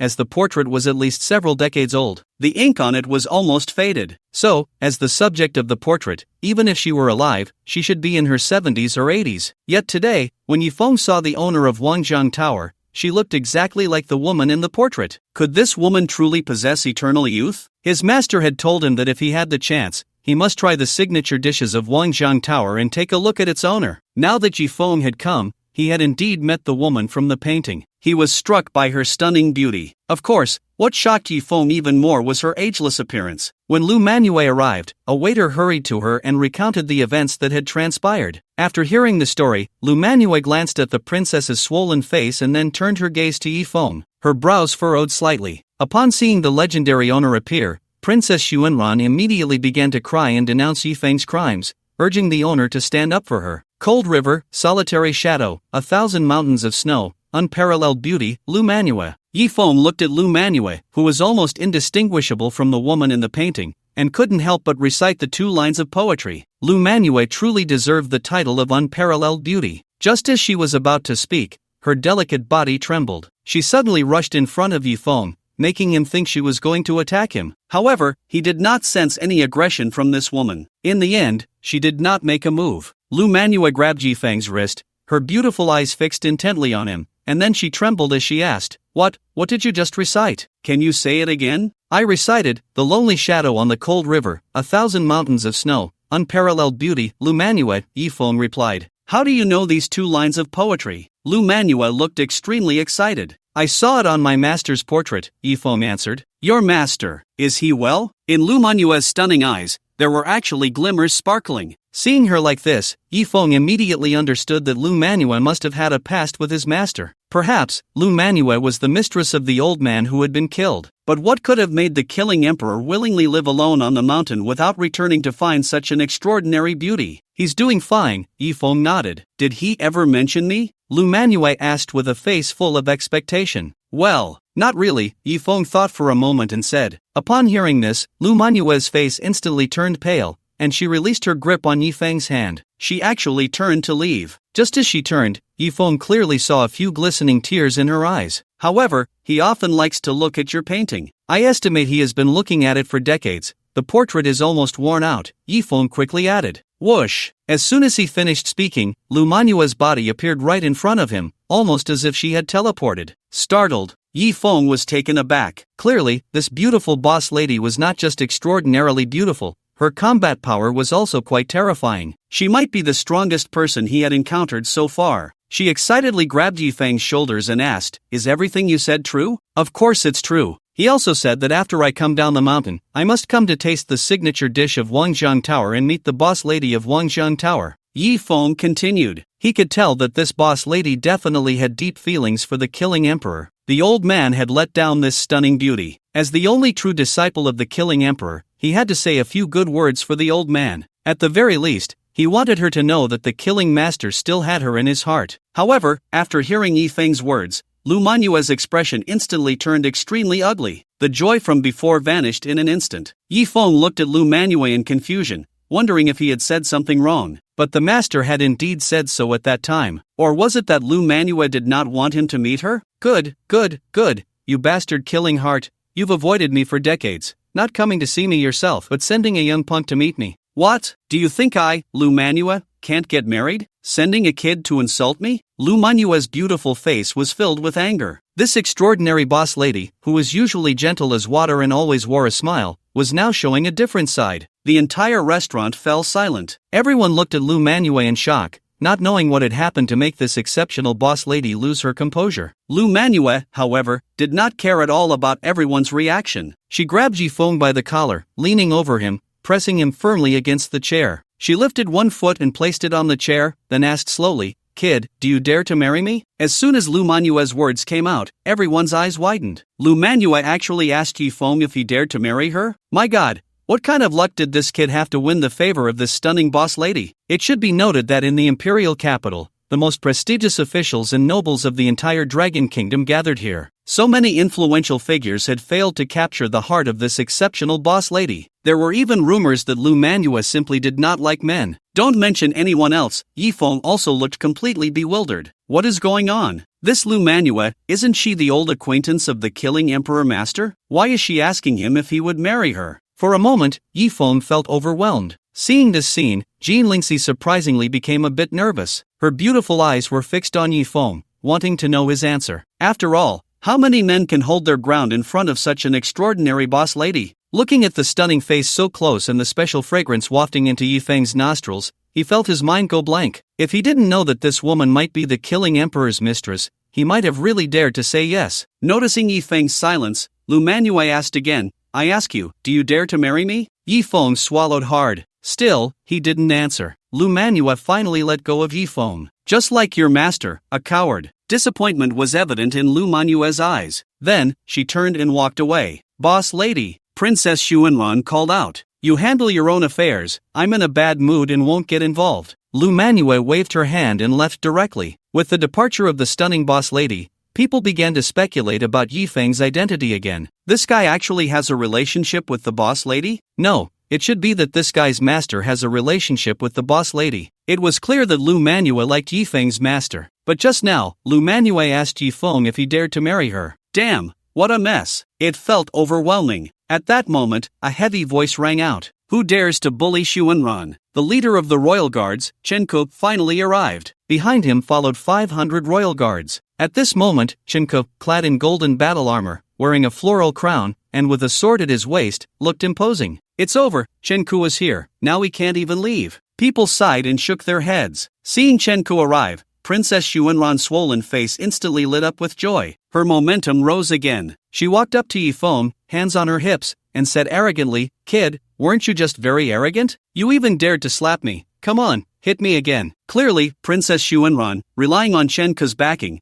was no longer afraid of Yifeng. Since such a high price was paid to call Chen Ke over today, she had to make Yifeng pay a price. Slap! Hearing Princess Xuanran's words, Yifeng was not polite and directly slapped her. He had never seen such unreasonable demands. Naturally, Yifeng had to satisfy her. Princess Xuanran looked incredulous. She never expected Yifeng would dare to hit her in front of Chen Ke. After a brief moment of shock, Princess Xuanran shouted at the imposing Chen Ke, "Chen Ke, what the hell are you waiting for? Hurry up and chop this bastard into meat paste." Princess Xuanran no longer cared about her image and directly cursed. Yifeng glanced at Chen Ke, and the next moment, he grabbed Princess Xuanran by the collar and said with a wicked smile, "Today, I'm going to hit you again and see if he can chop me into meat paste." After saying that, he slapped Princess Xuanran's face again. Originally, Chen Ke had planned to show off in front of the woman he admired, but when he saw who Princess Xuanran wanted him to chop, he instantly felt unwell. It was actually that killing star who single-handedly broke through the Shuang mansion. That guy didn't even give the Empress face. In front of the Empress, he almost killed Prince Shu. At that time, he was lucky not to have confronted Yifeng directly. Otherwise, he probably wouldn't have made it here at all. Seeing it was Yifeng, Chen Ke not running away on the spot was already quite good. Come to chop Yifeng? Is he looking for death? Let alone that Princess Xuanran was just the woman he admired. Even if Princess Xuanran were his wife, he wouldn't dare to do it. Slap, slap, slap. Yifeng slapped Hua Xuanran several times. Today, he was going to teach this arrogant princess a lesson. Just because she was a princess didn't mean she could do as she pleased. Hua Xuanran was almost dizzy from Yifeng's slaps. Chen Ke, are you trying to get yourself killed? Come over here, I'm about to be beaten to death. Ouch. Tears streamed down Hua Xuanran's face from the pain. Chen Ke didn't move at all. Chen Ke, I promise you, as long as you help me kill him, I'll be yours tonight. Haven't you always liked me? Can't I be your girlfriend? Hua Xuanran cried out. Everyone looked at Chen Ku in confusion. It was common knowledge that Chen Ku liked Princess Xuanran. Unfortunately, Princess Xuanran was incredibly proud and had standards that were absurdly high, directly rejecting Chen Ku. This was a golden opportunity to win the princess's favor. Yet, Chen Ku remained completely still. Could it be that he no longer liked Princess Xuanran? Seeing Hua Xuanran being beaten so badly, Chen Ku felt immense pain. He wanted to be the hero who saved the beauty and then take her home. But that was a man who could single-handedly break through the Shuwang mansion. Although Chen Ku knew that missing this opportunity meant he would never gain Princess Xuanran's favor again, he still had to leave. Ahem, well, there's no more room, huh? Brothers,